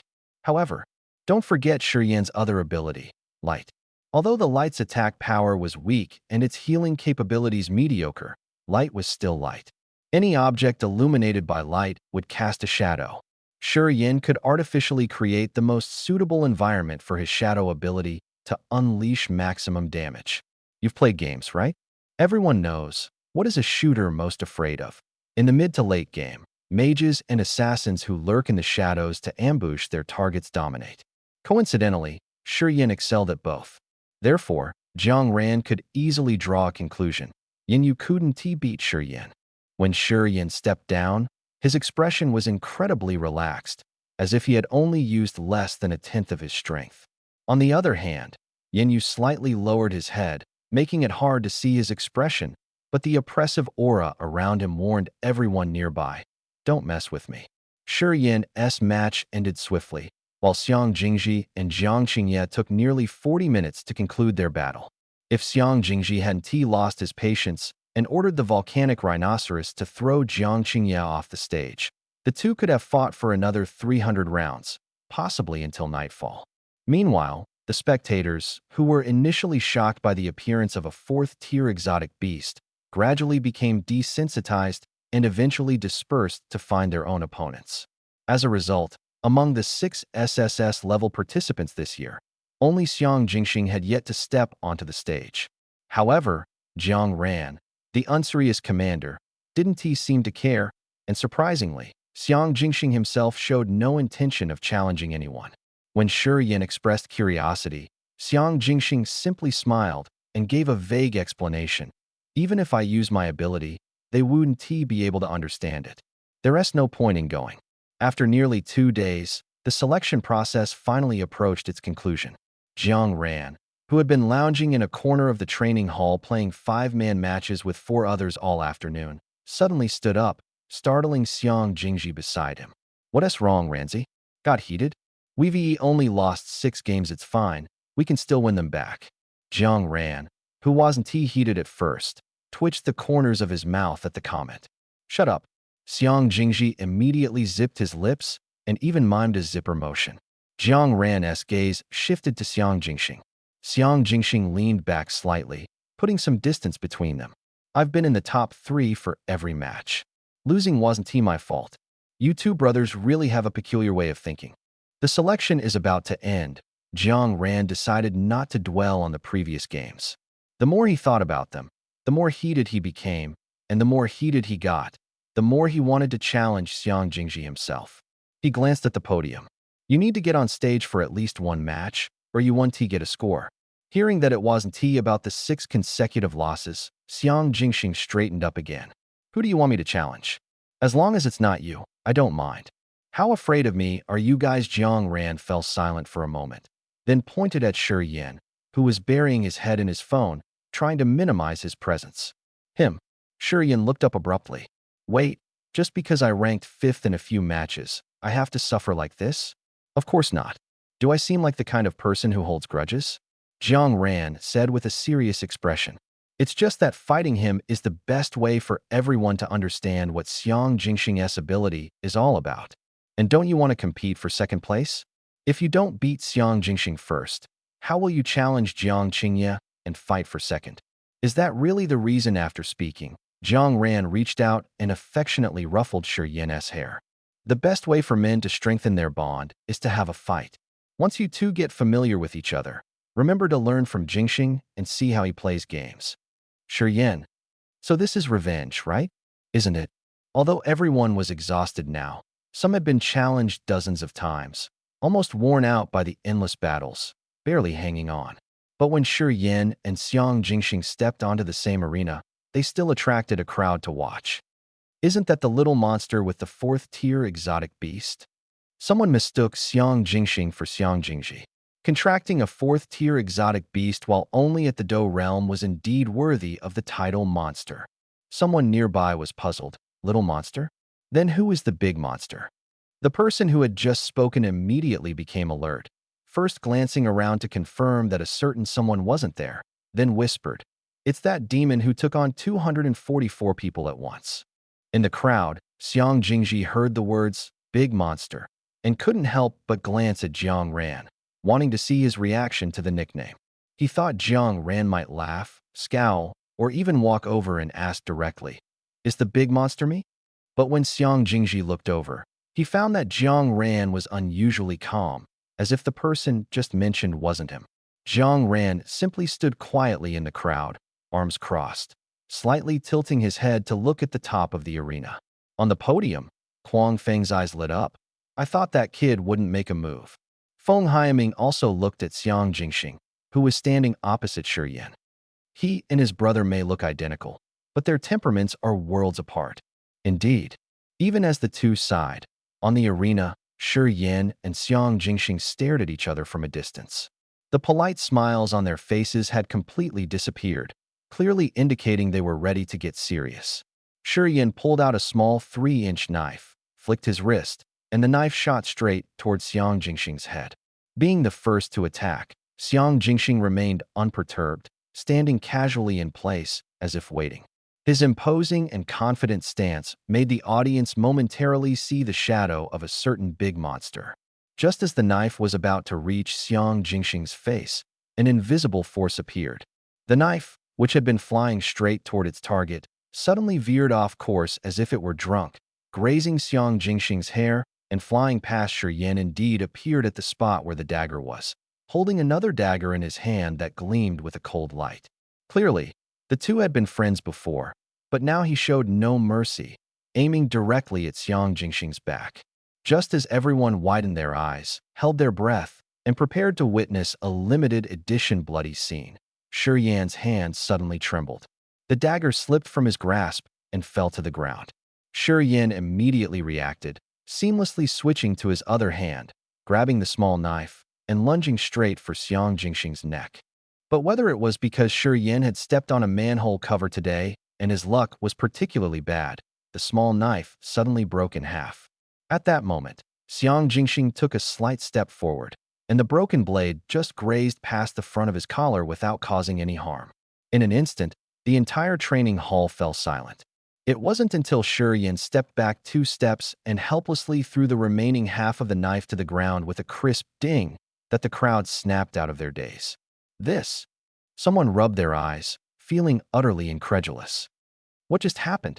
When did the little monster's luck get this good? Could it be that he not only tames beasts but also has a strong luck ability? Damn, it all makes sense now. It all makes sense. No wonder he can contract a beast of a higher level than himself. Turns out he has strong luck on his side. Some people are just dense. Even now, some still thought the person on stage was Xiang Jingji, not someone else. To make their reasoning more logical, this group even attributed the absurdly far-fetched idea of strong luck to Xiang Jingji. Hiding in the crowd with Jiang Ran, Xiang Jingji twitched at the corner of his eye as he listened. What kind of nonsense is this? How could a country with a strict anti-drug policy have so many people with such abstract thinking? Rewriting. It really is an interesting ability. Jiang Ran's eyes flickered. That's enough, stop now. The selection is over. Huang Feng didn't deliberately raise his voice, yet his words clearly reached everyone's ears in the hall. The crowd turned in unison to look at the two people on the podium who held their fates in their hands. Shi Yan and Xiang Jingxing had already joined Jiang Ran. The group stood at the edge, quietly waiting for the final results. Looking at the others' expressions, which were even more nervous than during college entrance exams, Jiang Ran couldn't help but feel a fleeting illusion of the scene when civil service exam results were announced in his past life. Ranzi, are you nervous? Xiang Jingji shoved his older brother aside, squeezed next to Jiang Ran, and couldn't sit still. He kept touching his hair, then his chin, then adjusting his clothes. Jiang Ran glanced at him. Do you have fleas? Then stay away from me. No, no, no, I bathe every day. How could I have fleas? Xiang Jingji tried hard to control his hands. I don't know why, but I'm a little nervous. You get it, right, Ranzi? That kind of nervous feeling. I don't get it. Jiang Ran's single sentence shut Xiang Jingji up completely. The question Xiang Jingji asked was simply nonsense. What was there for him to be nervous about? In just 2 months, he had gone from just awakening his abilities to reaching the 8th turn of the combat realm, single-handedly defeating over 200 people. If he still couldn't be selected, Jiang Ran would seriously suspect that his uncle's deputy commander was secretly taking bribes behind his uncle's back. I'll start with the substitute team list. Kwang Feng glanced around, not even holding a symbolic list, and directly said with his hands behind his back, Qi Mu, Wu Yikai, Dong Xinyao, Feng Zhen. Everyone was waiting for the fifth substitute team member. Beside him, Xiang Jingji was so nervous that he grabbed Jiang Ran's arm, almost wanting to strangle him. Jiang Ran's forehead formed a cross, but since Kwang Feng was still speaking above, he could only temporarily suppress his urge to beat someone up. Yin Yu, standing among the crowd, showed no significant reaction upon hearing her name, but the tightly clenched fists at her sides betrayed her inner turmoil. Originally, she had a good chance. She thought that as long as she worked hard enough, combined with her talent and abilities, she could easily crush everyone. She even thought she might catch up to the footsteps of that prodigy who was said to be the most talented in 200 years. But when she encountered Jiang Ran, she realized just how foolish her previous thoughts had been. When she first learned that there were 6 SSS-level individuals in this batch, she had already investigated their abilities. The Xiang family's twin brothers, while the elder brother's abilities were well hidden, only known to involve some kind of law, the younger brother's abilities were easy to find out. Beast taming. Shi Yin from the Shi family, a dual ability awakener, was evaluated by her brother Yin Zhe as a formidable opponent. Jiang Qingye from Lingshu University seemed to have no background and was a quiet, inconspicuous figure, yet he had awakened an extremely domineering ability. He was the one, apart from Xiang Jingxing, whom Yin Yu feared the most. After reviewing the information on these 4 people, Jiang Ran's SSS-level elemental ability, Wind, seemed far too ordinary. So, at first, Yin Yu didn't take him seriously at all, not even bothering to remember his appearance. But later, during the entrance test, when they met in the secret realm, and she realized that this Jiang Ran, whom she had never paid attention to, had already reached the next realm before her, Yin Yu's mindset began to crumble. At that time, she didn't know that this sense of collapse would accompany her for a long, long time. It had only been 2 months, and she was already struggling to catch up to him. Even Xiang Jingji, whose abilities were inferior to hers, somehow managed to contract a 4th-tier exotic beast, completely leaving her in the dust. She thought that with her strength at the 4th turn of the combat realm, she wouldn't lose to Shi Yin. The slap in the face came so quickly. As for Xiang Jingxing and Jiang Qingye could leave wounds on that 4th-tier exotic beast, and Yin Yu knew in her heart that she couldn't do that yet. And Xiang Jingxing, after witnessing his duel with Shi Yin, Yin Yu had already somewhat guessed his abilities. That ability was a natural counter to her precise, small-scale long-range attacks. She couldn't beat him. Yin Yu gently exhaled. Forget it. Her skills were inferior, and there was no point in complaining. All she needed to do was to keep working hard on her cultivation. Finally released from the training hall, Jiang Ran returned to the dormitory, and the first thing he did was take a good shower. Sigh, so tired. After showering, Jiang Ran collapsed onto the bed, and the phone on the bedside table vibrated twice. Too lazy to get up, Jiang Ran transformed into a crawling creature on the bed, inching from the foot of the bed to the head, grabbing his phone and unlocking it. Someone had sent him a message, but Jiang Ran was too lazy to reply. He casually clicked on the top notification, which was a prompt from the official website of Tianfu Academy. A red dot appeared in the upper right corner of the message section. Upon clicking it, it showed that his account had received 13,000 points. Among them, 1,000 points were the reward for ranking first in the entrance test. 2,000 points were for safely leading people out of the secret realm and rescuing others, and the remaining 10,000 points were the reward for becoming an official league team member. Wow, so generous. Jiang Ran's eyes lit up instantly. He had browsed the points mall before, and the items usable for ordinary ascension and combat realms were generally priced between 50 to 100 points. This meant that just the 1,000 points from the entrance test reward were enough for an ordinary student to shop freely in the mall. But Jiang Ran was no ordinary person. Items below the river realm were almost useless to him, and he had a pile of higher-level treasures in his ring. If it weren't for the faint frugality ingrained in him from his previous life, Jiang Ran might have used those high-level treasures, which were worth astronomical prices outside, as mere playthings.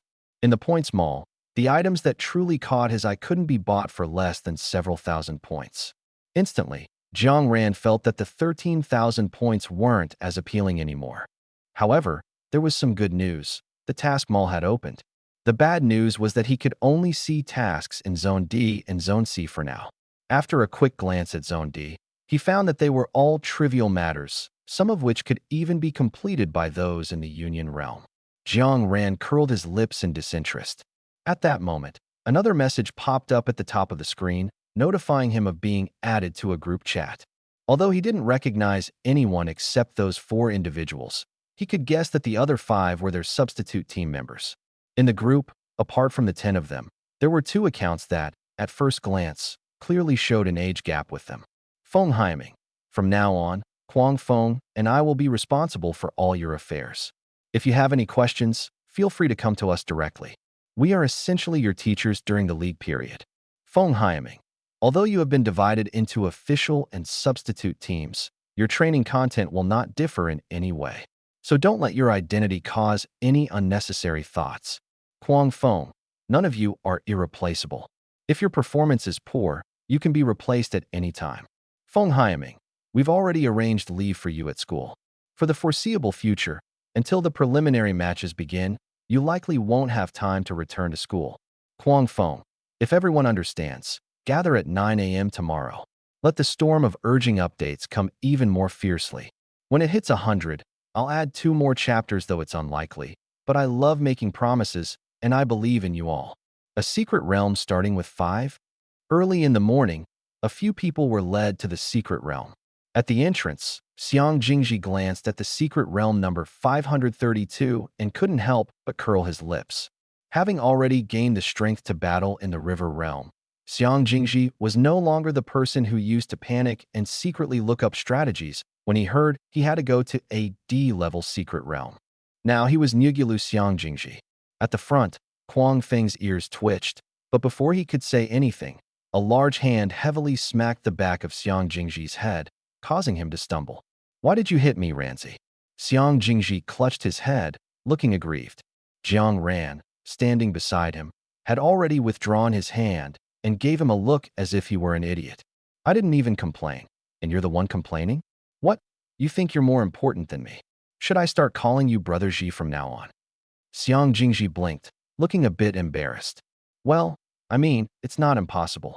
If you call me Brother Ji, I'll call you Brother Ran, and we can become sworn brothers with different surnames. Question mark. Jiang Ran's temples throbbed twice. Unable to hold back, he kicked Xiang Jingji on the butt, sending him from the back of the team to the very front.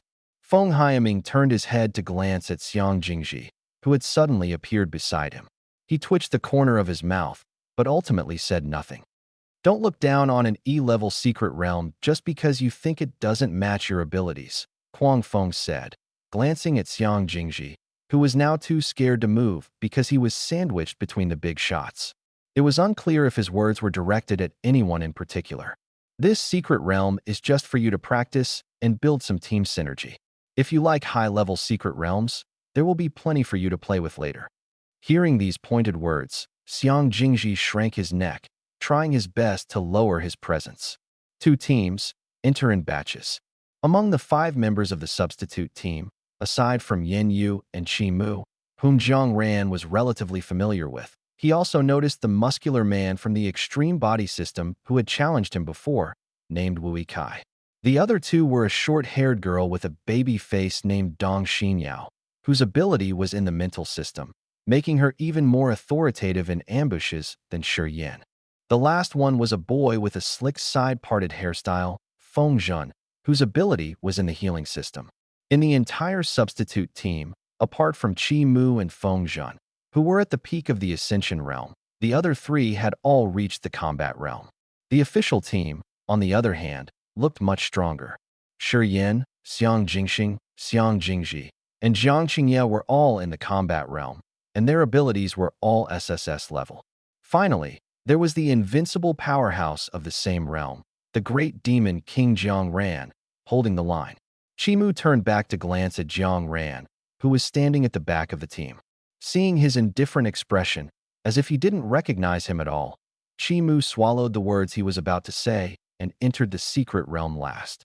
Why do I feel like that kid wanted to say something to you? Shi Yin keenly noticed Qi Mu's hesitation before entering the secret realm. He nudged Jiang Ran, looking ready to enjoy the drama. Really, Jiang Ran seemed a bit absent-minded. Maybe they've fallen for me. Shi Yan's mouth twitched.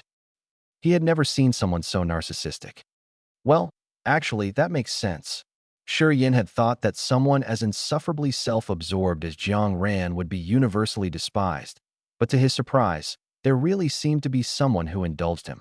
Shi Yin looked at Xiang Jingxing in shock, as if the other had suddenly transformed into a 10th-level mythical beast right before his eyes. Maybe you beat them into Stockholm Syndrome. I heard that condition is quite common. Xiang Jingxing continued to analyze seriously.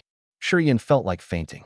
He suddenly thought he must have committed some heinous crime in his past life to deserve being stuck with this group in the league this time around. Wasn't he this pure torture for a normal person? Feng Haiming overheard their conversation and almost lost his composure. Kids these days, are their thoughts always this wild? Or have they just grown so old that the generation gap between them is as deep as the Mariana Trench? Kuang Feng, too lazy to listen to their nonsense any longer, lightly kicked the trembling Xiang Jingji beside him. Let us go. Brother Ji, which way should we go? Inside secret realm number 532 was an entire mountain range covered in snow. One white peak connected to another, and as far as the eye could see, there was nothing but white. As soon as they entered, snowflakes began to fall from the sky, landing on Jiang Ran's face and jolting him back to his senses with their icy touch. Xiang Jingji was so startled by Jiang Ran calling him Brother Ji that he almost dropped to his knees in front of him. Brother Jiang, please stop joking. You're the boss here. I'm just a follower. I'll just do as I'm told. Jiang Ran wiped away the snowflake that had melted into water on his face. While pulling out clothes from his ring, he silently thanked himself for his foresight in buying a batch of winter gear. Otherwise, they'd really be climbing a snowy mountain in short sleeves this time. He handed out a few jackets one by one. When he got to Jiang Qingye, the latter didn't take it immediately but instead asked, "What were you thinking about just now when you were zoning out?" Since Jiang Qingye didn't take the jacket, Jiang Ran simply stuffed it into his hands and replied nonchalantly, "Nothing much. I didn't sleep well last night. Too tired." All right. Put on your clothes and get ready to move. You don't want to lose to the substitutes, do you? Jiang Ran shook his hair, now dusted with snowflakes that were blending seamlessly into his strands as the snowfall grew heavier. Just an E-level secret realm. 2 hours to clear it. No problem, right? Xiang Jingji was the first to raise his hand. Brother Jiang, no problem for me. The other three nodded in agreement. Okay, let us move out. Halfway up the mountain, the gentle snowfall had turned into a blizzard strong enough to blow people away. Xiang Jingxing touched the barely noticeable brand logo on the goggles Jiang Ran had given him. After roughly estimating the price in his mind, he couldn't help but feel a bit impressed. It's clear that Commander Jiang truly spoils Jiang Ran. Ordinary people would agonize over buying even one of these items, but Jiang Ran orders them as if he's stocking up inventory. Although he can afford them, if he were to buy a pile of things like Jiang Ran and just leave them lying around, his dad would immediately break both his and Xiang Jingji's legs. As for why he's bringing Xiang Jingji along, there's no particular reason, just that he's asking for trouble. Do you think we'll run into them? Xiang Jingji's physical condition is no longer what it used to be. At this moment, he can steadily keep up behind Jiang Ran, even having the energy to glance back at his older brother, who's lagging behind. But he doesn't help. No, Jiang Ran answered decisively. Why not? Instinct. Jiang Ran kept moving, but his left hand suddenly lifted and swung to the left. The next second, a white spherical object flew straight out from Jiang Ran's palm. Huh, something's up. Xiang Jingji stopped in his tracks, leaning back slightly, as if he had foreseen it. Almost simultaneously, a white shadow flew past him and plunged into a nearby snowbank. The three people behind them also noticed something was off, but they didn't stop either. Instead, they continued climbing upward. When they said they'd speed run, they meant it no delays, not even for a second. Jiang Ran slowed down slightly and moved to the middle of the group, pulling Xiang Jingxing, who had inexplicably fallen to the back. The next second, a round ball shot past Xiang Jingxing's back like a cannonball. Feeling the stirrings of something in the surrounding snow, Jiang Ran clicked his tongue. He lightly stomped on the ground, and instantly, a fierce wind swept through the area within half a kilometer radius, blowing all the snowflakes in the air and on the ground far away. The group's vision finally cleared. At the same time, they finally saw what had been hiding in the snowstorm and ambushing them. A group of round, white snowballs with two thin brown twigs sticking out. Where the neck should be, there was a smaller snowball perched on top, with no facial features, just two red beans serving as eyes. Xiang Jingji widened his eyes in surprise. Whoa, those little snowmen were the ones ambushing me just now. Who told you to stop? Keep climbing. Seeing Xiang Jingji instinctively pause, Jiang Ran raised his leg and kicked him. But perhaps due to being kicked too many times, Xiang Jingji reflexively dodged forward, managing to avoid it.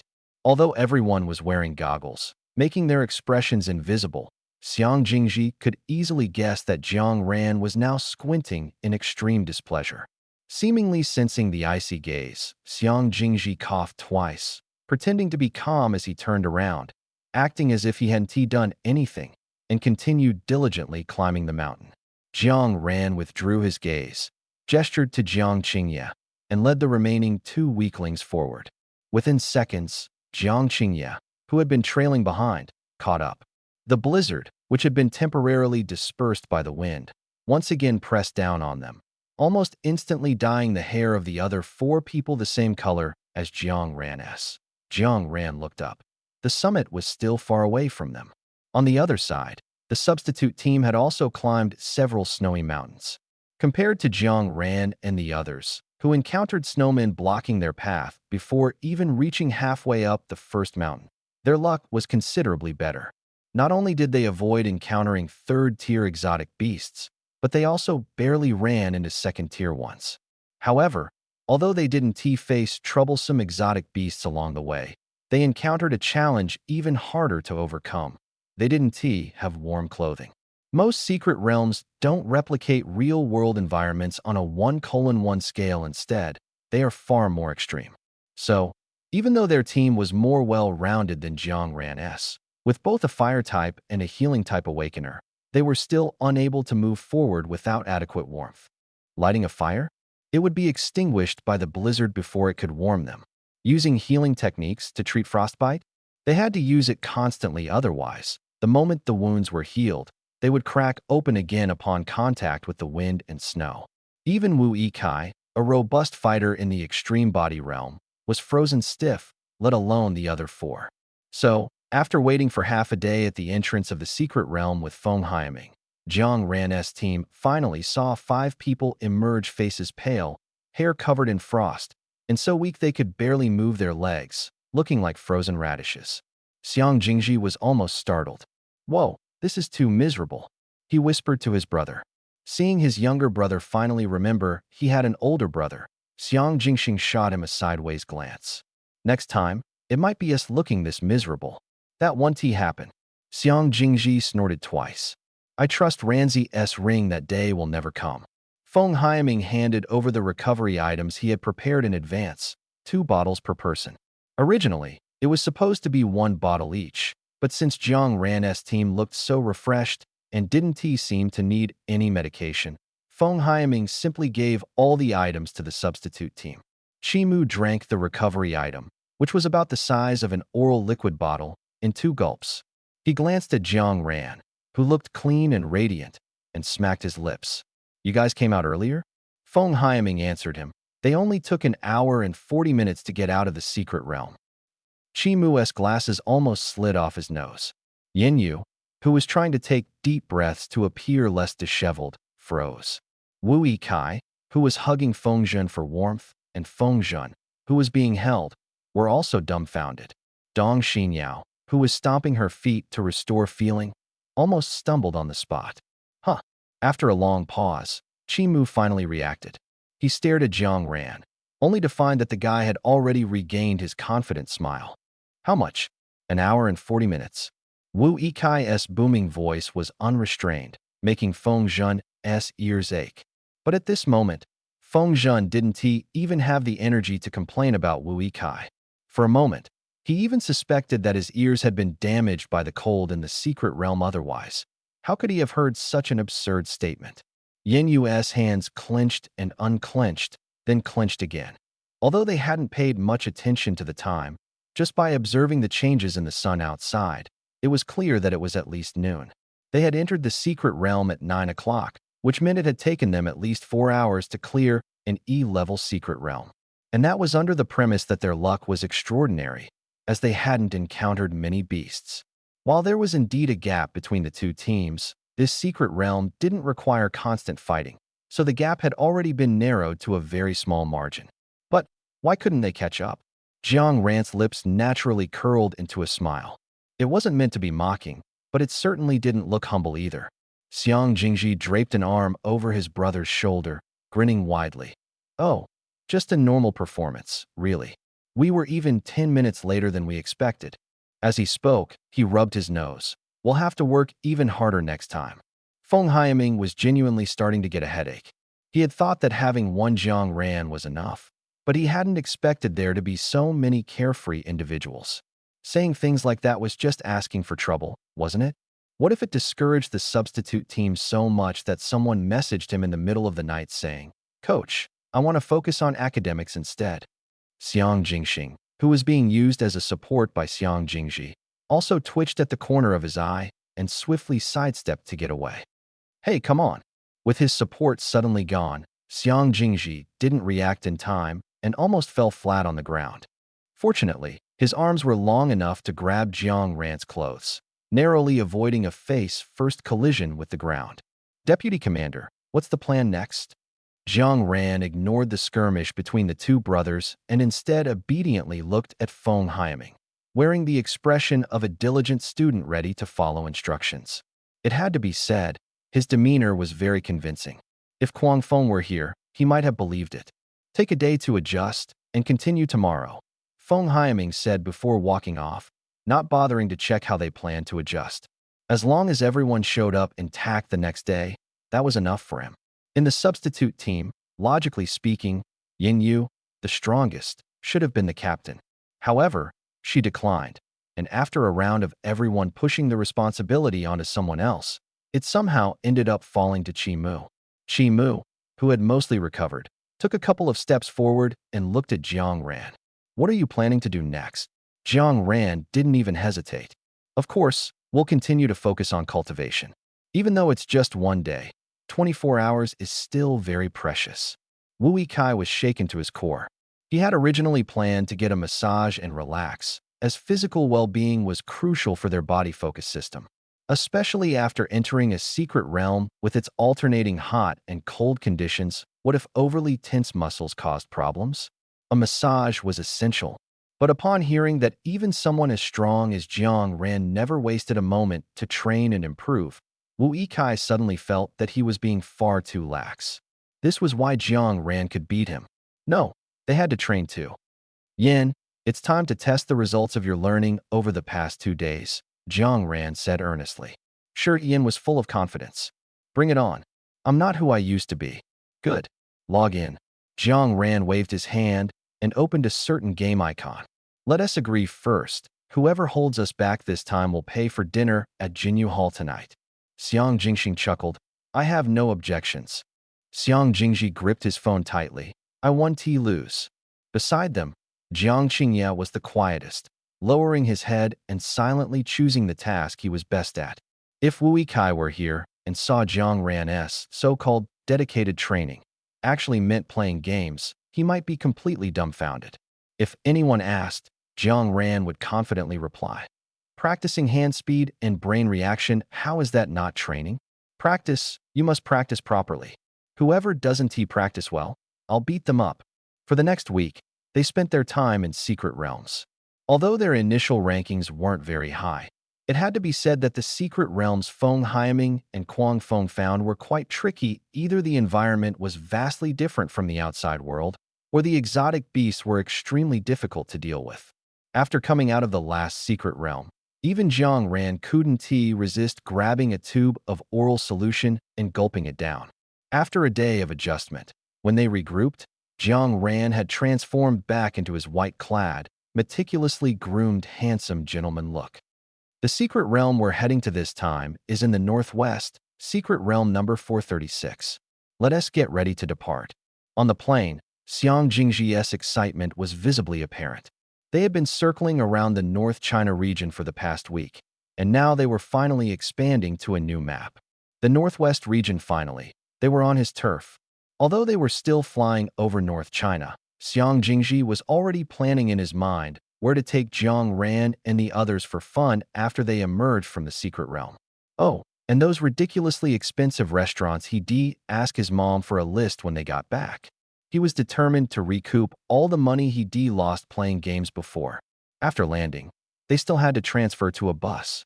This time, secret realm number 436 was located in the mountains of a district in Liangzhou City, Gansu Province.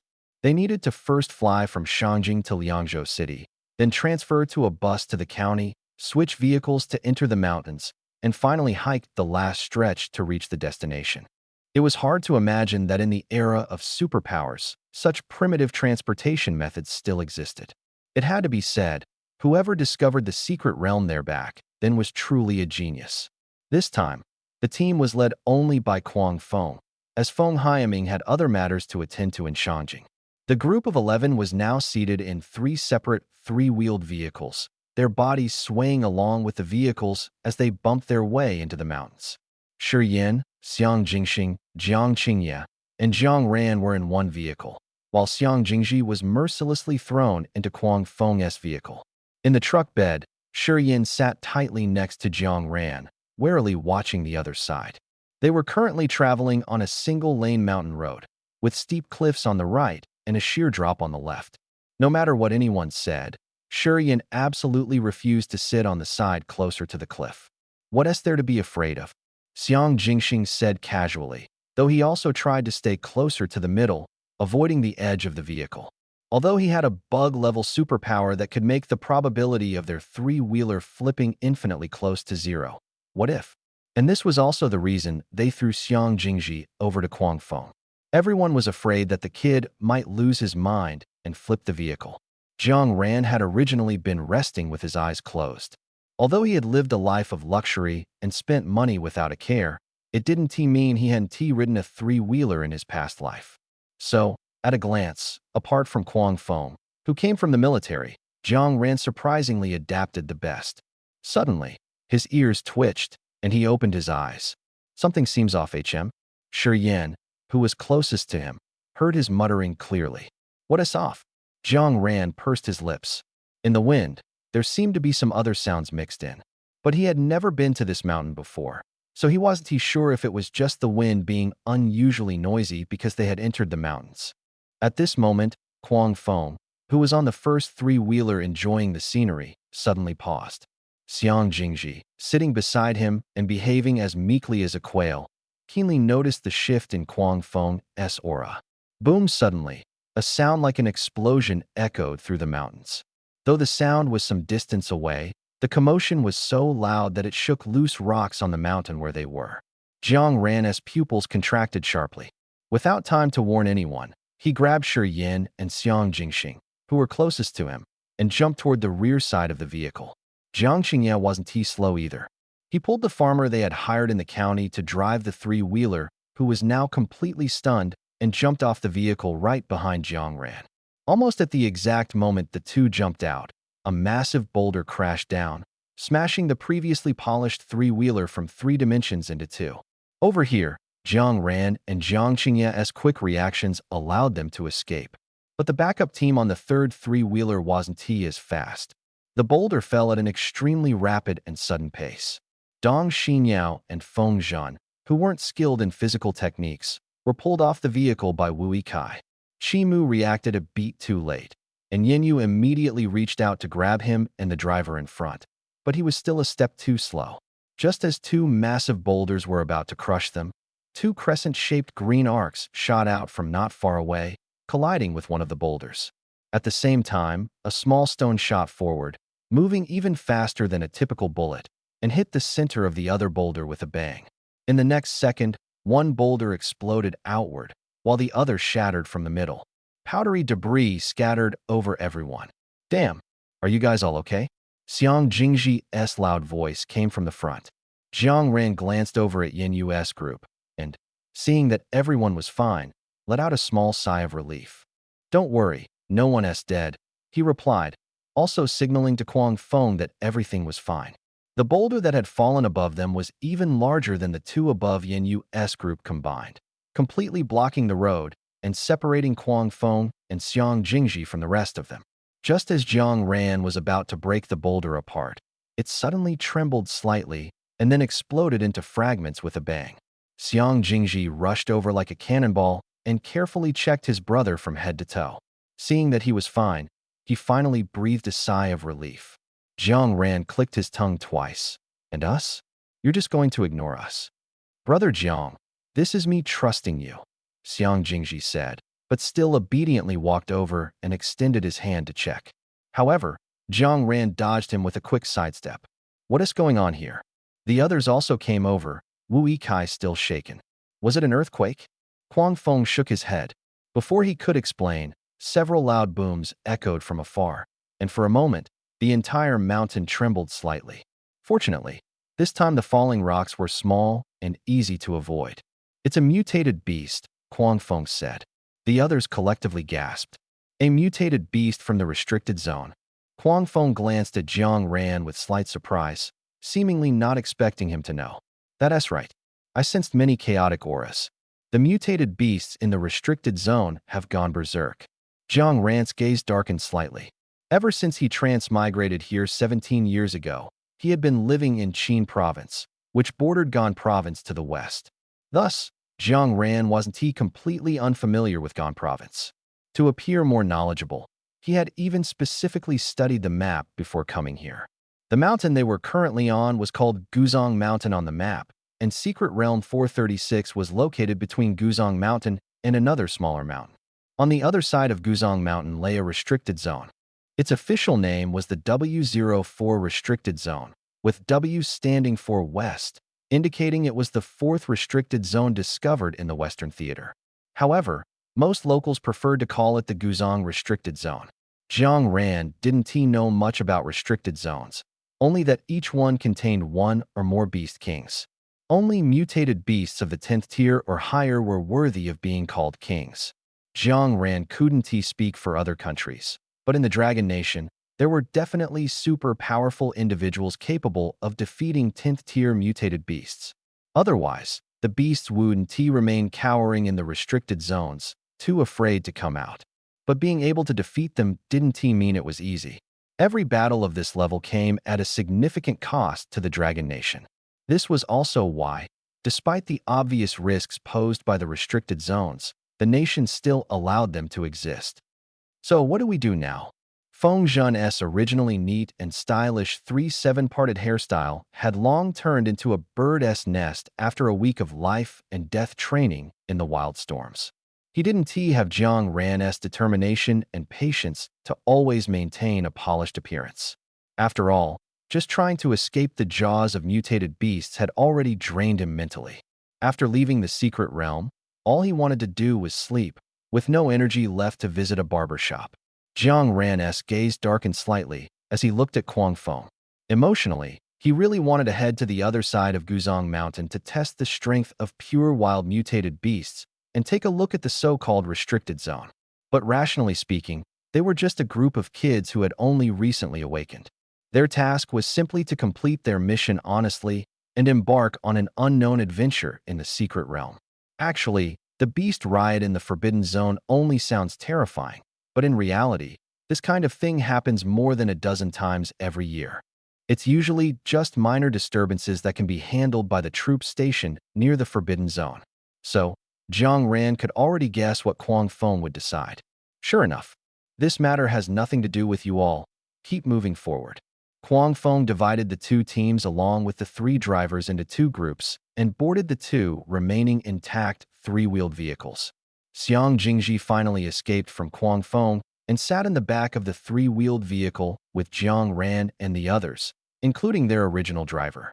I thought I could go to the battlefield, Xiang Jingji, who had been holding back his words for a long time, finally blurted them all out in one breath. Even Xiang Jingxing felt a bit annoyed listening to him, let alone Shi Yan. With your half-baked skills, you think you can go to the battlefield? You'd just end up as a snack for the beasts. Faced with Shi Yan's blunt ridicule, Xiang Jingji let out a "heh," rolled up his sleeves, and was ready to retaliate. But under Jiang Ran's suppressive gaze, he didn't dare to act recklessly. Instead, he angrily waved his fist at Shi Yan, indicating that they would duel in the secret realm, and whoever lost would be the loser. Shi Yan ignored him, even rolling his eyes, which almost made Xiang Jingji fume with anger. For the rest of the journey, although there were occasional falling rocks, there were no major disturbances. The road became increasingly bumpy as they moved forward, and eventually, even the three-wheeled vehicles couldn't go any further. The group got off and started walking into the mountains. By the time they reached the entrance of the secret realm, there was no movement from the other side of Guzong Mountain. It seemed the situation had already been suppressed. Jiang Ran glanced at the people guarding the entrance to the secret realm. Even though the secret realm was located deep in the mountains and forests, there were still people stationed there. The number of guards had even increased from the usual 2 to 4, and the personnel had changed from civilian staff of Shenzhou to combat personnel in military uniforms. Although this is the era of supernatural abilities, most criminals' habits don't change easily. Some people just like to take unconventional paths, deliberately venturing into remote mountains and forests where few people tread. Precautions must be taken. All right, stop looking and do what you're supposed to do. Go ahead. Compared to Wu Yikai and Xiang Jingji, who couldn't help but keep glancing back at the direction of the Forbidden Zone, Huang Feng was much calmer. Watching the two teams enter in batches again, he turned and walked over to one of the guards. Have there been any suspicious people here recently? The guard first stood at attention and saluted. Reporting to the commander, no suspicious individuals have appeared recently. Huang Feng returned the salute, nodded, and walked to the side, taking out a uniquely shaped communicator from his pocket. After thinking for a moment, he decided to send a message. W04. What is the current situation in the Forbidden Zone? A few minutes later, a reply came back with 4 words, still under control. Huang Feng felt relieved. This time, the secret realm was an even more primitive forest than Guzong Mountain. Its eerie atmosphere almost rivaled some of the primeval forest documentaries Jiang Ran had seen before.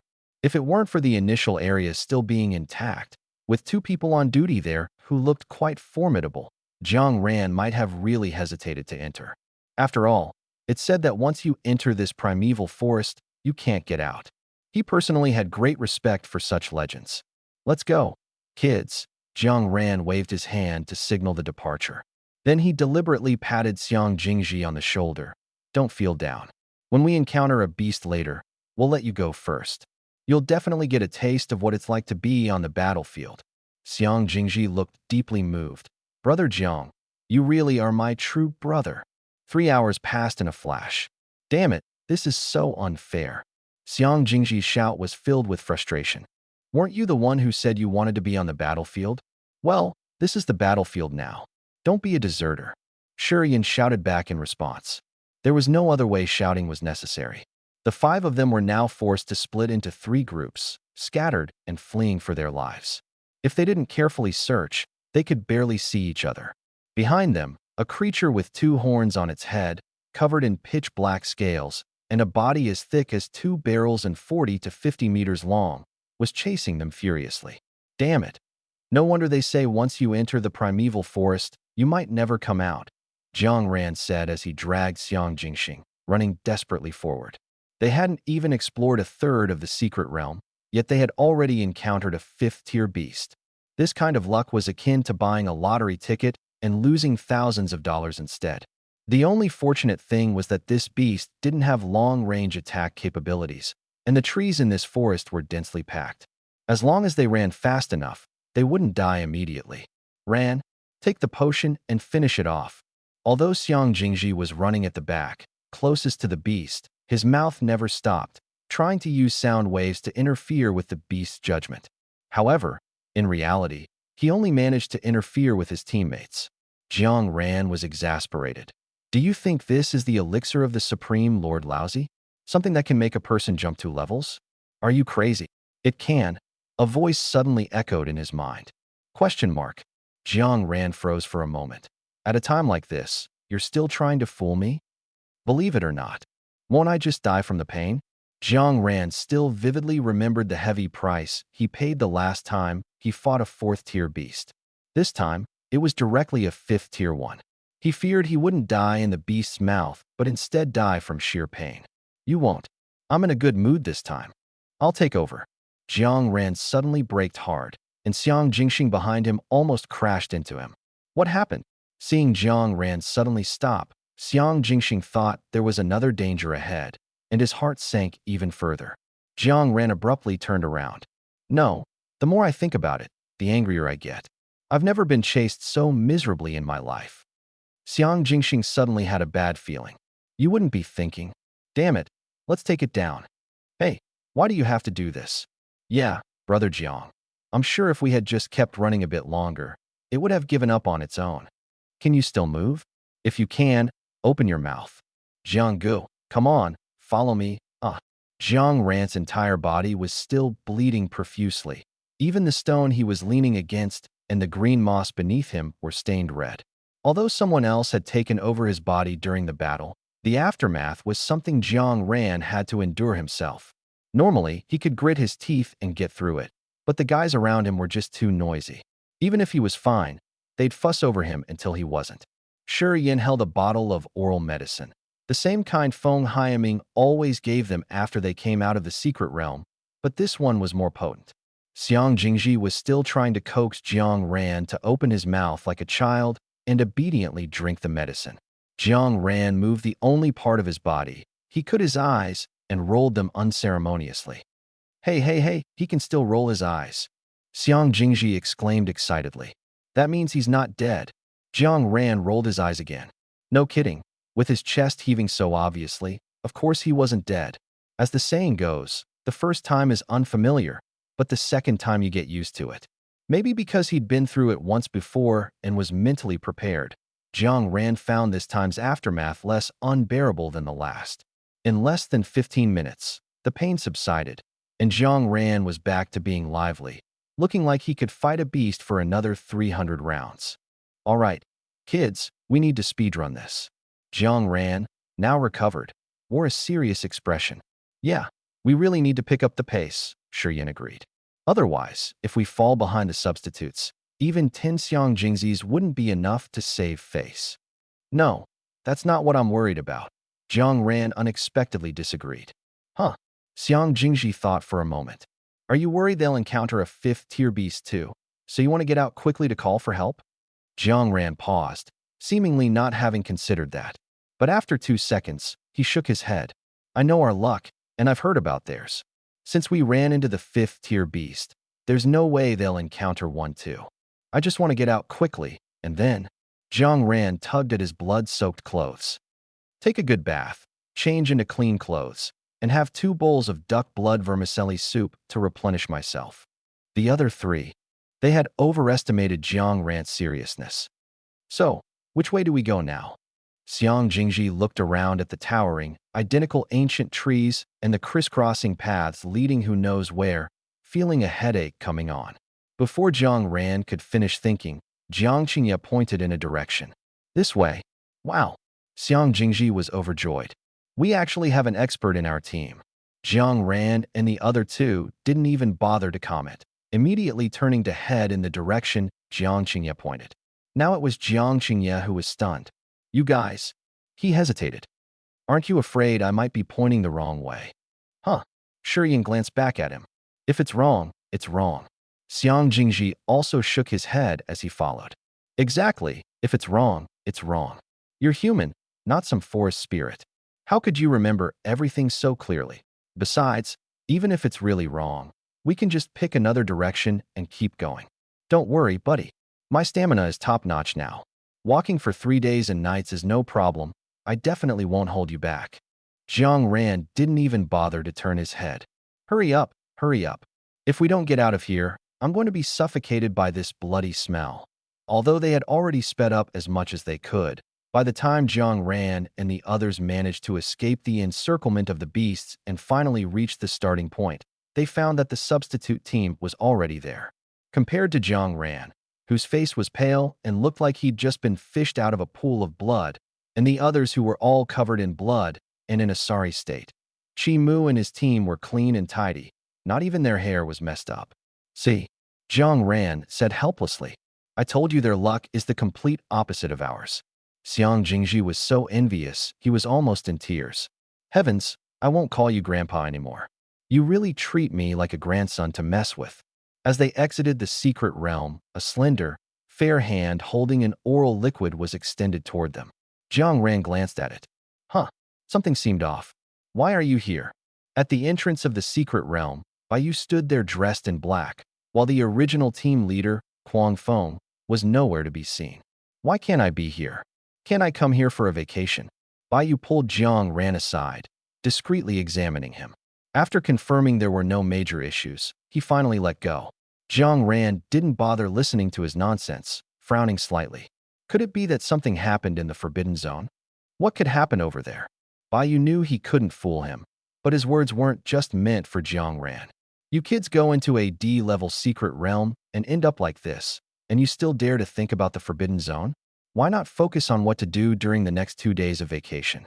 As he spoke, he snapped his fingers, and in an instant, the group was transported from the mountain valley back to the district.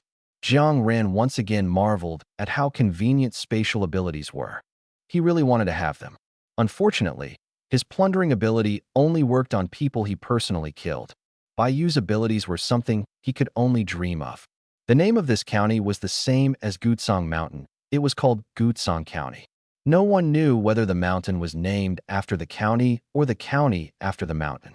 The entire county was impoverished, the kind of poverty that couldn't be alleviated even with focused aid efforts. Normally, hardly anyone came here, so there were only 2 or 3 hotels in the area, and their conditions were just average. Jiang Ran didn't care what the other young masters thought. In his previous life, he'd stayed in places even more run down than this, so he was completely fine with it. An hour later, Jiang Ran had finally transformed from a scruffy boy back into a refined young gentleman. Baiyu was in his room, legs crossed, playing games. What are you doing here? Slacking off in a different place. Jiang Ran snatched his own phone from Baiyu's hands. When he looked at the game stats, he was stunned. Damn, is this even humanly possible? Yet Baiyu didn't think there was anything wrong with his gameplay. On the contrary, he was a bit proud. How's that? My skills, pretty awesome, right? Get lost. If you dare touch my account again, I'll kill you. Whoa, so aggressive. Were you this hot-tempered in the secret realm too? Baiyu extended his index finger bit by bit. The Fate Stone almost turned you into a light bulb. You know that. Jiang Ran was genuinely stunned this time. He had always thought that the so-called price was just losing some blood and enduring pain for a while. He never expected that it could cause the Fate Stone to react. Doesn't that mean, according to the Fate Stone's judgment, he was already in a near-death state at that time? So, if the price was too high, he could actually die from the pain. For once, Jiang Ran felt a rare sense of fear. It seemed that he really couldn't casually activate the special form in the future. Otherwise, he might end up defeating the exotic beast only to die from pain afterward. Who would he complain to then? The audience in front of the screen wondered if I should pick the bubble. They had been in the secret realm for less than a day, but the time flow in the secret realm was much slower than outside. By the time they came out, nearly 3 days had passed outside. At night, Xiang Jingji searched for a long time and finally found a restaurant selling duck blood vermicelli soup. When Jiang Ran arrived, half of the dishes were already served. Whoa, I was just casually mentioning it. And you really ordered 2 bowls? Of course. Xiang Jingji snorted. Brother Zhang's requests must be my top priority. Not bad, not bad. When I reach the source realm in the future, I'll appoint you as my first general. Jiang Ran was in a good mood, smiling as he casually picked a seat to sit down. Beside him was Baiyu, who shamelessly insisted on tagging along. Didn't you call them? Everyone knew who them referred to. Shiyan shook his head. I did, but they didn't come. Said they were busy training. Xiang Jingji couldn't help but laugh. That one casual remark you made, they really took it to heart. Since then, they haven't taken a single day off during holidays. If they're not training, they're training, afraid of falling too far behind us. Bai became interested. What did you say? Jiang Ran blinked. I didn't say much. It was just after we came out of the secret realm, we had a day off, and Chi Mu asked me what I planned to do. I said time is precious, and I wanted to use it for training. But who knew your so-called training was actually playing games? Xiang Jingji couldn't stop laughing. If Wu Yikai found out the truth, his Dao heart would probably shatter. I was wondering how your rank went up so fast. Bai pouted and pointed at him. So you used the time others spent training to play games, huh? Your rank is so high that I got crushed in ranked matches because of you. It would have been better not to mention it. But as soon as the previous game was brought up, Jiang Ran couldn't help but scowl. You still have the nerve to talk about that? A 211 record, did you hand your phone to a mountain monkey to play, or something? Even they might not play that badly. Originally, he thought Yin was already bad enough at games, but after witnessing Bai Yu's skills, Jiang Ran finally understood what it meant to be truly unique in being terrible. Late at night, although Guzhong County's economy wasn't great, its environment was quite pleasant. Even the moon seemed brighter than in the city. At this moment, a sneaky figure was crouching and carefully making its way outside. Where are you going? Suddenly, a cold voice sounded right next to his ear, almost scaring Xiang Jingji into jumping up. He spun around abruptly, and under the moonlight, the face of the person behind him became clear. Damn it! Ranzi, do you know you can scare someone to death like that? Xiang Jingji patted his chest, still shaken, trying to calm his wildly beating heart. Jiang Ran didn't respond to his words, just stared at him and asked again, where are you going? Me? I ate too much tonight and couldn't sleep, so I came out for a walk. Xiang Jingji chuckled awkwardly. Ranzi, did you eat too much and can't sleep either? Perfect, we can keep each other company for a stroll. Are you really just out for a walk because you can't sleep? Or are you trying to sneak over to the restricted area on the other side of the mountain while we're not paying attention? How could that be? Am I that kind of person? Jiang Ran raised an eyebrow. Aren't you? Xiang Jingji patted his chest loudly, his voice involuntarily rising as he tried to prove his sincerity. Of course not. I'm really just out for a walk and to enjoy the scenery. Oh, Jiang Ran nodded knowingly. All right then, take your time strolling. Before Xiang Jingji could express his relief, he heard Jiang Ran continue. We'll be heading off now, so you can enjoy the scenery here by yourself. Uh-huh. Heading off? Heading where? Jiang Ran didn't bother to explain, patted him on the shoulder, and turned to leave without hesitation. At that moment, as Jiang Ran walked in a certain direction, a few more people emerged from the darkness. Xiang Jingji squinted to get a better look. Damn it. All three of those guys were here. Wait. Where are you all going? Bai Yu hooked an arm around Jiang Ran's shoulder, smirked, and said nothing. Jiang Ran grinned. We're planning to check out the restricted area and broaden our horizons. Since you want to stay here and enjoy the scenery, I won't stop you. All right, enough talking. We're off. Xiang Jingji. Damn it. He thought he had hidden his intentions well, but these guys not only figured out what he was planning, they even acted faster than him. Looking at their outfits, there was no way this was a spur-of-the-moment decision. So all that earlier was just an act for him. What happened to team camaraderie, to brotherly bonds? What about making him their top general? He would never believe Jiang Ran's nonsense again. Every restricted area in Longhua is guarded by the military, but the conditions vary greatly depending on the location of the restricted area. Jiang Ran had already mentally prepared himself before coming. Guzhong County was already so impoverished, so the Guzhong restricted area was bound to be even harsher than usual. He imagined sleeping on the ground with the sky as a blanket, or at best, laying down a straw mat, and if they were lucky, maybe a tent to shield them from the wind and rain. But he never expected that, just over 10 kilometers from the restricted area, there would be a city. The pitch-black city walls stood 30 meters high, stretching for miles across the barren land. Under the moonlight, they gleamed like obsidian. Jiang Ran and the others stood beneath them, appearing exceptionally small. Oh my goodness! Xiang Jingji, who had struggled to catch up, looked at the city wall in front of him and instinctively swallowed hard. This was too magnificent. It was nothing like what he had imagined before coming here. Password. A sudden voice almost startled Xiang Jingji again. Where did this person come from? How did he not notice them? Bai Yu calmly replied. Sticky and gooey, glutinous rice ball. The person said nothing more, and a small door beside them clicked open. Bayu nodded and, without saying much, led the group inside. Once inside, Jiang Ran realized that although this place was far from a modern city, it was even further from the image he had in his mind. The streets were very wide, much wider than ordinary national highways.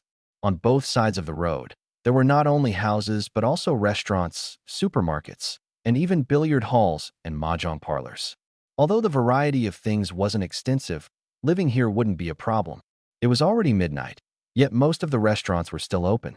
If there were any tasks requiring them to go out late at night, or if they returned late after completing a mission, they wouldn't go hungry. The group walked and observed along the way. If it weren't for the late hour, with most shops closed, Xiang Jingji would probably have gone into each one to take a look. He had truly broadened his horizons this time. Bayu led them through twists and turns until they arrived at a very secluded guest house. Judging by his familiarity, he had likely been here more than once. The guest house was not like a hotel, or in it only had standard rooms with 2 beds, no king-sized beds or presidential suites. With 6 people, 3 rooms were just right.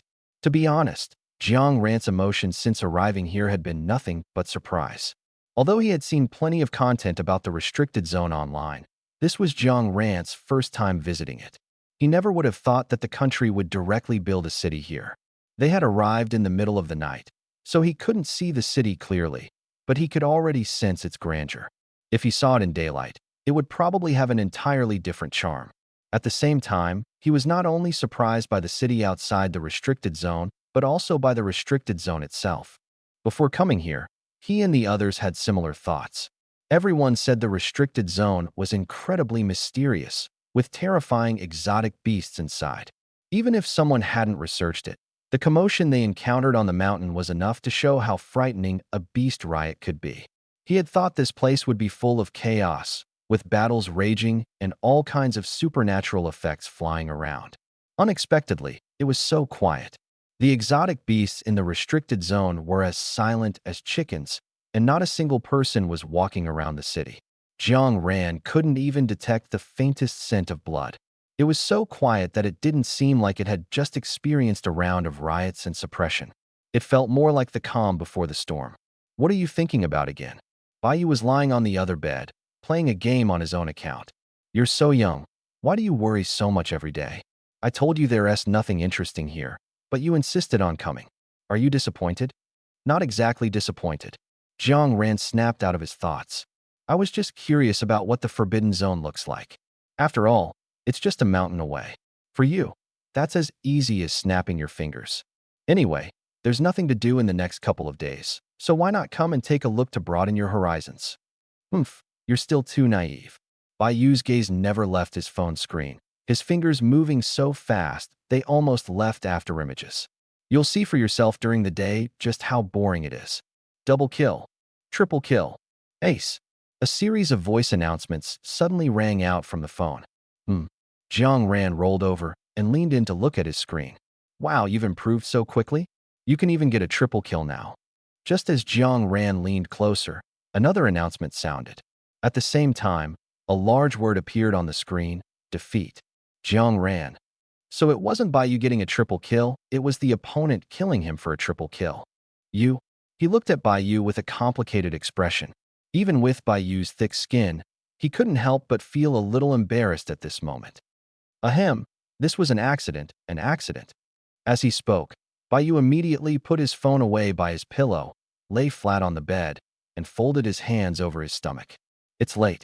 I'm going to sleep now. Don't bother me anymore. People need to maintain some distance from each other. Jiang Ran's mouth twitched, unable to hold back his laughter.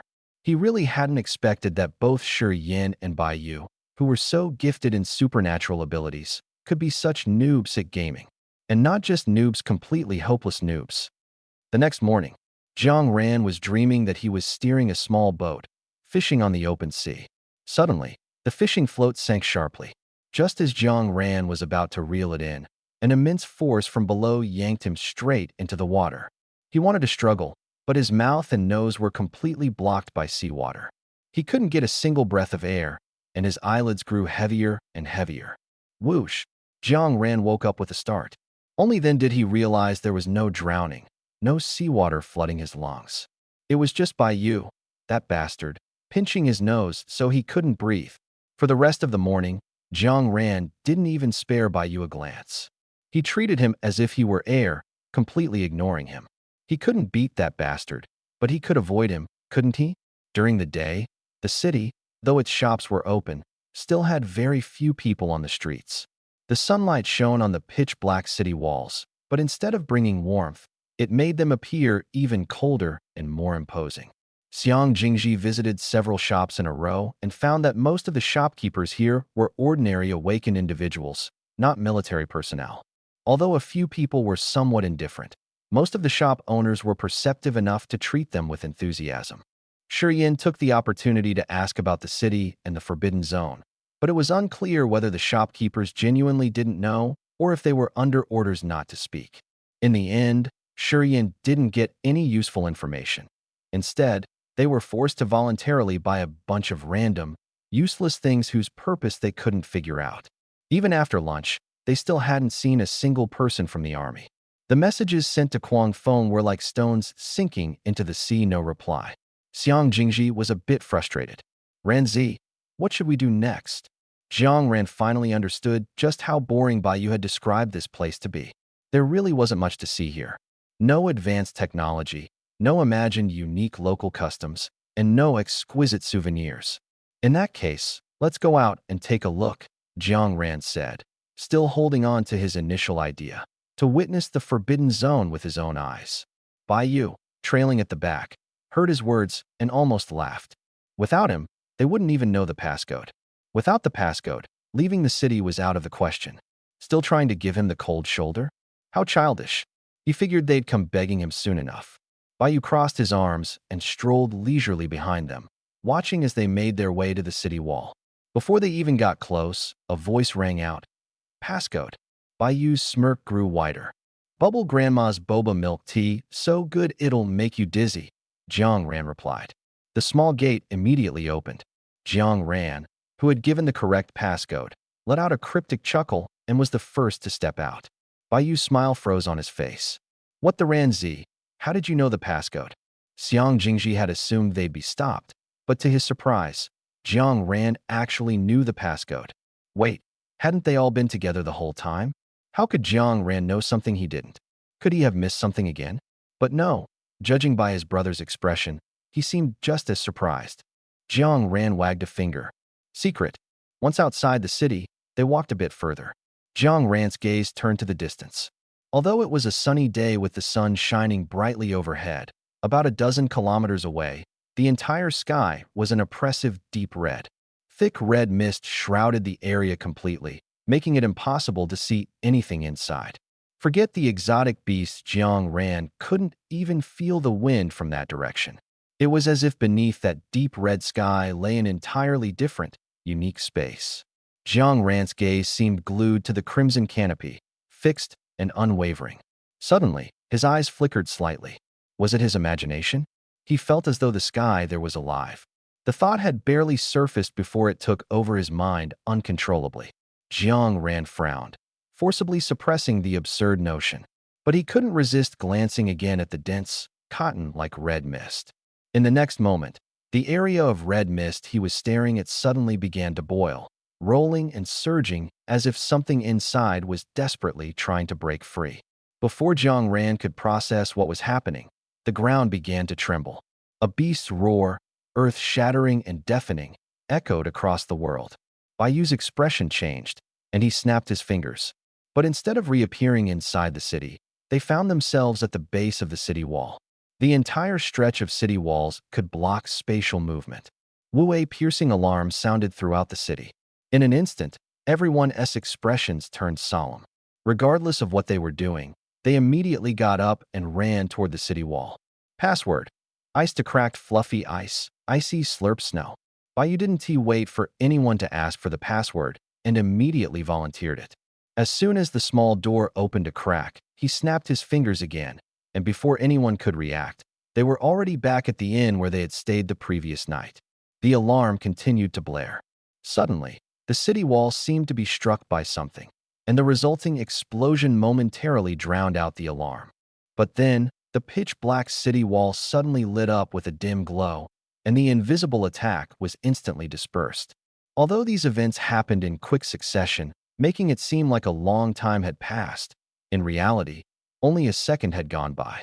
If by US reaction had been even slightly slower, they would have been pulverized by that invisible attack. At this moment, Jiang Ren finally understood why the entire mountain had trembled when they were on it earlier. It wasn't caused by a giant beast colliding with the mountain, but by a magical attack. So this is what a high-level beast is like. Just a single roar has such terrifying power. What's wrong? Scared stiff? Baiyu turned around and saw the five of them all wearing contemplative expressions. He raised an eyebrow. Now you understand the gap between yourselves and them, right? But don't despair. Go back and train hard, play fewer games, and if you're lucky, in 10 or 8 years, you might be able to hold your own against beasts of this level. Listening to Baiyu's rambling, Jiang Ran rolled his eyes so hard they almost reached the sky. Baiyu patted Jiang Ran's shoulder. All right, keep rolling your eyes, and you want to even worry about muscle cramps. You've seen enough, wandered enough, young master. Isn't it time for us to head back? I'm not trying to be harsh, but you guys are barely even bean sprouts in terms of combat power. Staying here would just be a hindrance. Well said. Don't say it again in the future. If Baiyu weren't so mysterious and seemingly strong in their eyes, Xiang Jingji would have wanted to roll his eyes too. Let us go? Considering Baiyu had voluntarily conceded, Jiang Ran couldn't be bothered to argue about his snide remarks. They had arrived in the middle of the night, without disturbing anyone except the city guards and the innkeeper. So when they left, there was no need to bid farewell to anyone either. Their departure was abrupt and without any sentimentality. After returning, Jiang Ran went online to look up information and finally learned that whenever beasts in the restricted zone rioted, it wasn't just a one-time event. It was like an earthquake after a major quake. There would be countless aftershocks, and it could even trigger a series of more terrifying chain reactions. In several public records, Jiang Ran found incidents of beast riots in other restricted zones. The E02 restricted zone experienced a highly dangerous riot over 20 years ago, which lasted for half a month. On the third day of the E02 riot, E03 and E04 also began rioting one after another. Earthquakes and torrential rain-induced mudslides even occurred at the intersections of these restricted zones. This is the chain reaction. Fortunately, the W04 riot doesn't seem to be that intense, at most reaching a level of 3-point-something. Based on previous levels of restricted zone riots, only those reaching level 7 or above are likely to trigger a chain reaction. Therefore, the W04 riot this time can be completely handled by the station troops there, without the need for additional reinforcements. It wasn't until evening that someone from the backup team came out to grab a bite. These few people seemed completely unaware of their absence last night and this morning. They ordered a few meals to go, greeted Jiang Ran, and hurried back. Watching Wu Yikai not waste a single second, and then glancing at his own teammates who could take 2 hours just to eat, Jiang Ran rubbed his chin. Comparing the two, it really felt like his team was slacking off. Although this vacation was 1 day longer than before, subjectively, it didn't feel much longer. Feng Haiming arrived from Shangjing to replace Kuang Feng and continue leading the team. Baiyu gave Jiang Ran a warning nod before disappearing again in a flash. The group traveled from Guzhou County to Liangzhou City by car, then flew to Seng City in Yi Province, where Secret Realm number 441 was located.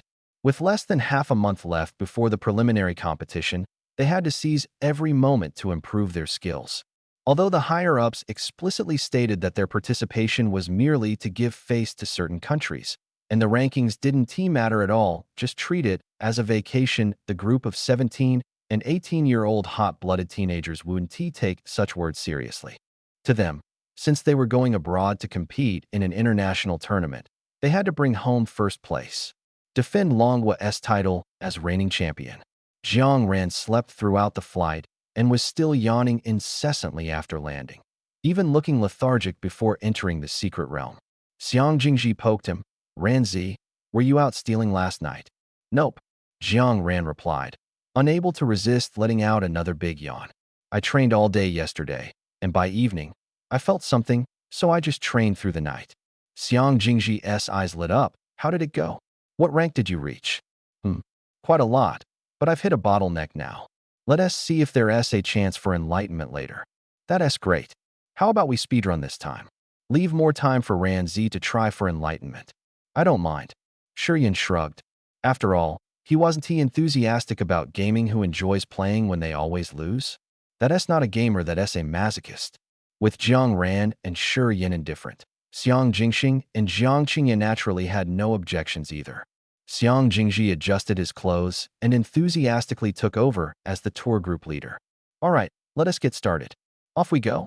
Although they initially planned to speedrun, the time required for this secret realm turned out to be even longer than that for secret realm number 436. They didn't encounter any 5th-tier exotic beasts, but the group ran into a beast horde, a dozen 3rd-tier exotic beasts, and 6 4th-tier ones. Jiang Ran didn't dare to casually use his special form again, so the group had no choice but to fight while retreating. It took them more than half a day to shake off their pursuers. However, the only good thing was that the time flow in secret realm number 441 was almost the same as the outside world. They spent a day in the secret realm, and about a day had passed outside as well. After waiting for another 10 minutes, Yin Yu and the others emerged, looking disheveled. Jiang Ran glanced at the time and nodded in satisfaction. Perfect, just in time for dinner. This time, Feng Haiming didn't leave immediately, but instead followed them to the restaurant.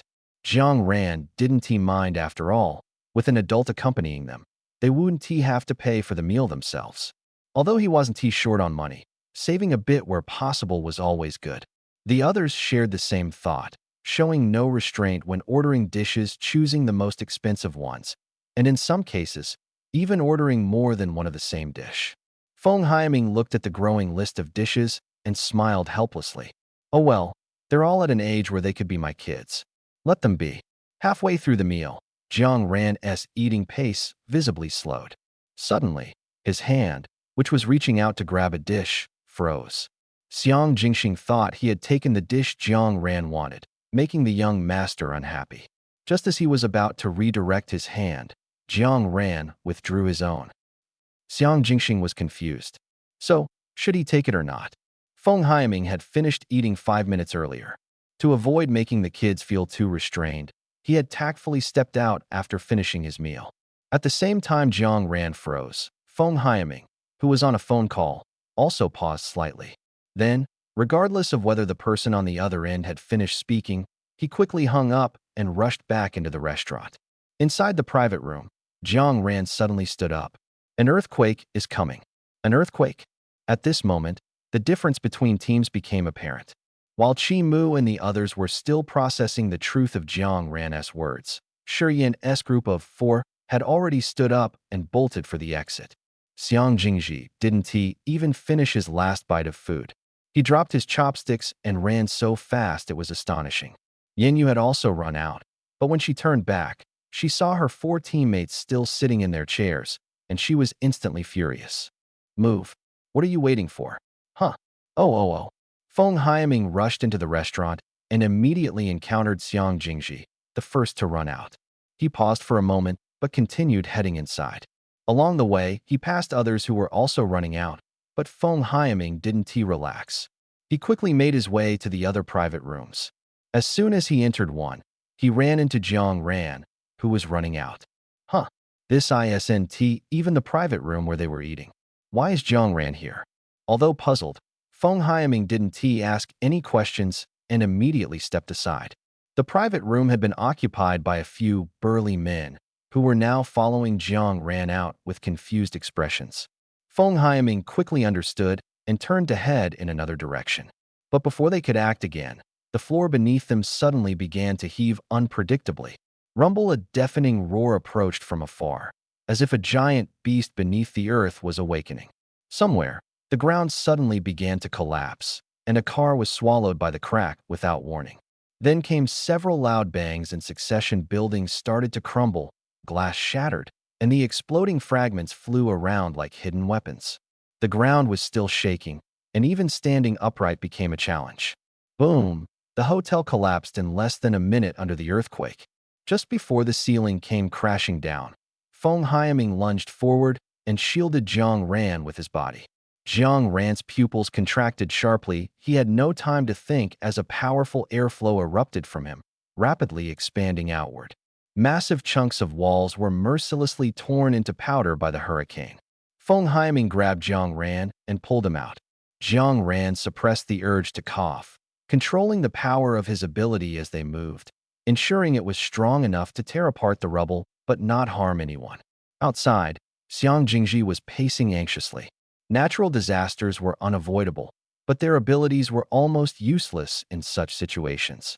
They were skilled in combat, but when it came to rescue operations, they were completely clueless.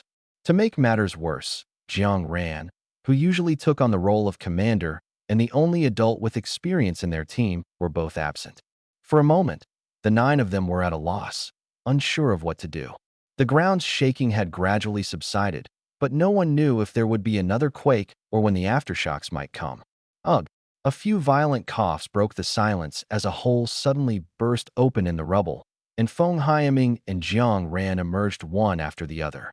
Shi Yin immediately rushed over, but as soon as he got close to Jiang Ran, he noticed something was wrong.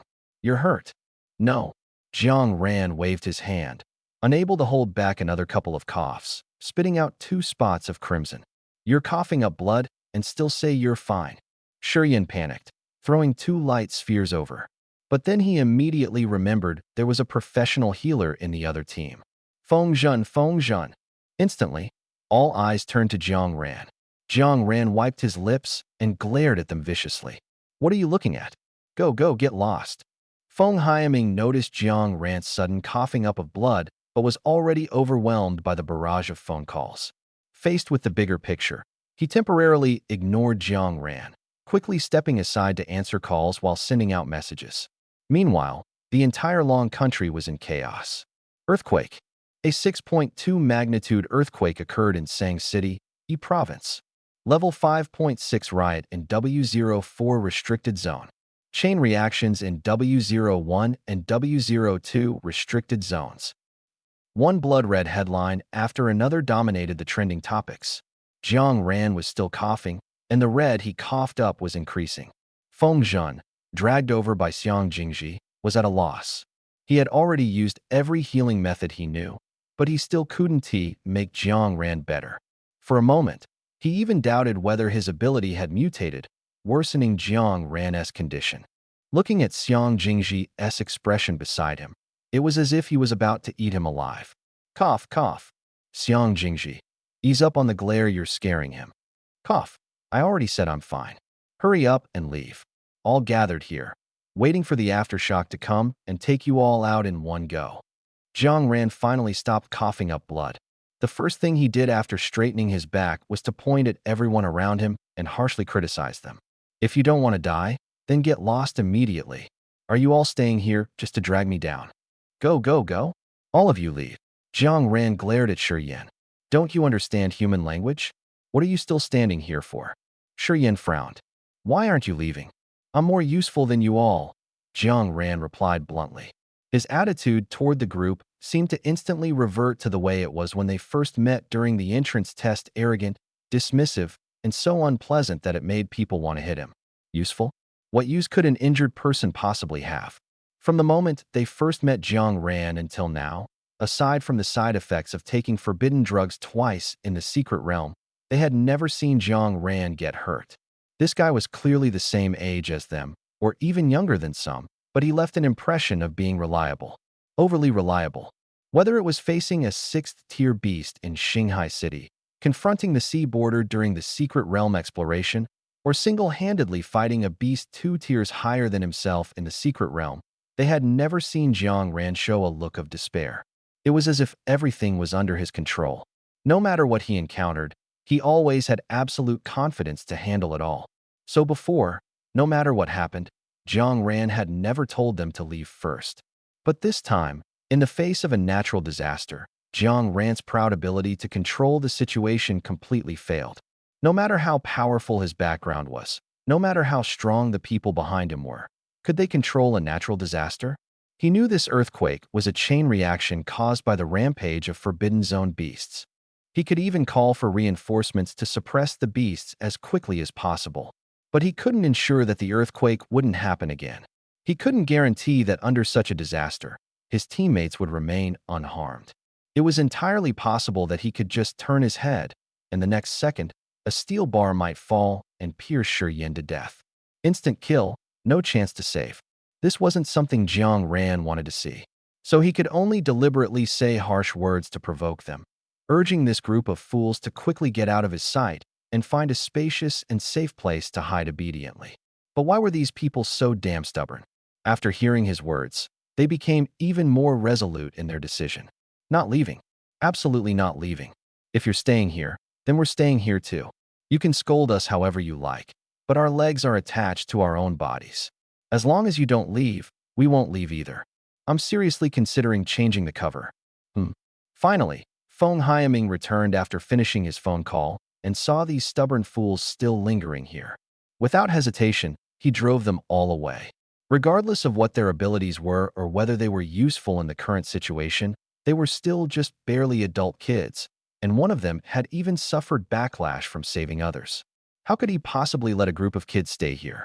It wasn't like all the adults were dead. The rescue troops arrived quickly and were exceptionally professional at the same time. The Central Theater Command quickly assembled a group of troops to head to the W01 and W02 restricted zones for support and suppression. Later, there were 2 more aftershocks, but fortunately, they were minor and did not cause greater difficulties for the rescue efforts. Jiang Ran's originally spotless white clothes were now covered in dust and speckled with crimson stains, but he had no mood to care about these things. He looked up at the sky. The originally darkened sky had inexplicably started to turn red, as if a vast expanse of fiery clouds was spreading above their heads. For some reason, Jiang Ran had a bad feeling in his heart, though he couldn't pinpoint its source. Logically, a 5.6 level riot was indeed terrifying, but it shouldn't have been enough to trigger a chain reaction causing riots in 2 restricted zones. Yet, this was exactly what had happened. Jiang Ran rubbed his temples and sighed inwardly. Forget it. As someone in a mere dojing realm, thinking about these things was pointless. As long as he could survive well, he wouldn't be adding to their troubles. Jiang Ran didn't even know how he fell asleep. He only remembered closing his eyes and losing consciousness, and when he opened them again, it was already noon the next day. Beside him, Xiang Jingji was sitting with his legs crossed, looking at his phone. Last night, to ensure they could escape together if something happened, the 5 of them had squeezed into one room. When Jiang Ran sat up, he found that, apart from himself, the other 4 had already woken up. At that moment, some were meditating, some were playing on their phones, and no one had bothered to wake him up. Picking up his phone, he saw that the messages had exploded. His uncle, his elder uncle, Yin Feng, and even his usually very busy aunt had sent 2 messages asking if he was safe. But there was no message from his grandfather. Fortunately, not many people knew where he was now otherwise. Just replying to messages would take him an hour. The riots in W01 and W02 had almost been suppressed. The earthquake's epicenter was in Sang City, which had a sparse population and frequent minor earthquakes, so the casualties were not severe, and the situation was handled quickly. Now, only the W04 restricted zone remained without any updates. In the afternoon, Feng Haiming, who hadn't slept all night, came to take them back to Shangjing. The capital was generous enough to send a private small aircraft to pick them up. Originally, they thought they would continue entering the secret realm after returning to Shangjing, but unexpectedly, Feng Haiming said that there were no secret realm arrangements for the next few days and instead gave them free time. In short, they were given a National Day holiday, which was even 2 days longer than the usual 7-day holiday for students. After informing them to gather on October 16th, Feng Haiming hurriedly left. The remaining 10 people stared at each other. Seriously, if I had known we could have a holiday, I wouldn't have come to Shangjing, Xiang Jingji said with a grim expression. His home was in Ning Province in the northwest, and it would take less than 3 hours to get there from Hubei Province. But now, from Shangjing to Ning Province, even by plane, it would take 7 hours. Moreover, there were no tickets available at the moment. The others didn't say anything, but they were probably grumbling inwardly as well. Apart from Yin Yu's home in Bishui City, which is less than an hour's drive from Shangjing, The others would need at least a 4-hour drive to get home. The group hesitated, wondering whether to take these few days to visit home or to continue seizing every moment to improve their skills. Unable to decide, Chi Mu and Wu Yikai instinctively turned their gaze to Jiang Ran. Jiang Ran raised his hand helplessly. "Don't look at me. I'm going back to school. You guys do as you please." "I'm going home," Yin Yu said, turning and leaving immediately. The remaining 4 substitutes looked at each other, scratched their heads, and ultimately decided to go their separate ways. As soon as the outsiders left, Xiang Jingji immediately dropped his friendly facade. "Ran, you can't be so heartless. We can't even get into your school. If you leave, what are we supposed to do? Go wherever you want. Shangjing is big enough to accommodate the 4 of you. If nothing else, you can explore other places," Jiang Ran replied, his mind already filled with thoughts of his private villa. He couldn't wait to go back, lie on his bed, and rest for a couple of days. As for Xiang Jingji's pestering, Jiang Ran showed no trace of sympathy. All right, we're all adults now. We should have our own space. I'm leaving too. You guys figure it out yourselves." With that, Jiang Ran shook off Xiang Jingji's hand without a second glance and walked away, leaving behind only a cold and unfeeling silhouette. After returning to school and meeting with Principal Yuan Pu, Jiang Ran locked himself in his villa for 3 days, refusing to see anyone during that time. 3 days later, "That should do it," Jiang Ran said, looking at the golden victory displayed on his phone screen, nodding in satisfaction. Although it took him 2 full days to get through a minor bottleneck, the result was worth it. Besides, he had spent an extra day consolidating his progress. Time to give them a surprise. Before he knew it, October 16th had arrived, the day before the highly anticipated Global Championship qualifiers. This year's Global Championship was set to take place in Mecania, an island located in the middle of the ocean. For this Global Championship, the entire island had undergone a massive transformation. 5 giant arenas, 9 luxury accommodation buildings, and even 6 restaurants featuring cuisines from various countries had been constructed. In addition, there were countless training facilities and other amenities. The once isolated island had been turned into a tourist hotspot. In less than a month, the construction had been completed to such a high standard, likely at a significant cost. However, in reality, most of these facilities were built by the Eagle Nation itself. When the initial proposal was approved and the Supernatural Alliance decided to hold the league in Megania, the Eagle Nation indeed requested contributions from other countries. Even if you don't send people or resources, at least contribute some money. After all, the league isn't just for my country, and your people will need to live and eat there, right? However, as soon as this request was made, it was immediately rejected by the Dragon Nation. "You were the one who proposed restarting the league, and you chose the location. We never said we wanted to compete with you, it was you who begged us to join. Why should we pay? If your Eagle Nation is so poor that you can't even afford to build a few small buildings, then you might as well cancel the league. Let us just pretend your proposal was nonsense. Don't worry, I won't laugh at you publicly. In fact, if you're really short on money, I can even lend you some. We can discuss the interest later." The representative sent by the Eagle Nation was a proper white man, but according to reports from the front lines, after hearing the Dragon Nation representative's words, his face turned darker than the African representative standing nearby. If not for the Eagle Nation's dignity, the media would have already published the photo to amuse the public. The Dragon Nation team's accommodations were arranged in the 4th dormitory building, with the entire 4th floor reserved for them. However, this number, the more they looked at it, the more it seemed like someone deliberately chose the number 4, which is disliked by the Dragon Nation, just to annoy them. Wu Yikai was a bit upset, but the others didn't seem to care at all and weren't affected in the slightest. Jiang Ran chuckled. "If a bug disgusts you, are you really going to go out of your way to fight it? Broaden your perspective. After all, apart from these petty tricks to irritate people, they can't do much else." As he spoke, he even took the initiative to claim the most disliked room number, 404. After the evening meeting, Shi Yin and the other 3 gathered in room 404. "What do you think the preliminary round will test?" Xiang Jingji asked while shuffling cards, unable to resist bringing up tomorrow's preliminaries. "No idea," Jiang Ran replied, not joining their game. According to him, as a gambling god, it would be too unfair if he played with them. At the moment, he was sprawled across an entire sofa, lying on his back with a lollipop he had swiped in his mouth. Whatever it is, just go for it, Jiang Ran said nonchalantly while replying to messages. This time, apart from the two competing teams and the two supervising teachers, Feng Haiming and Kuang Feng, two unfamiliar individuals had also joined them on the trip to Megania.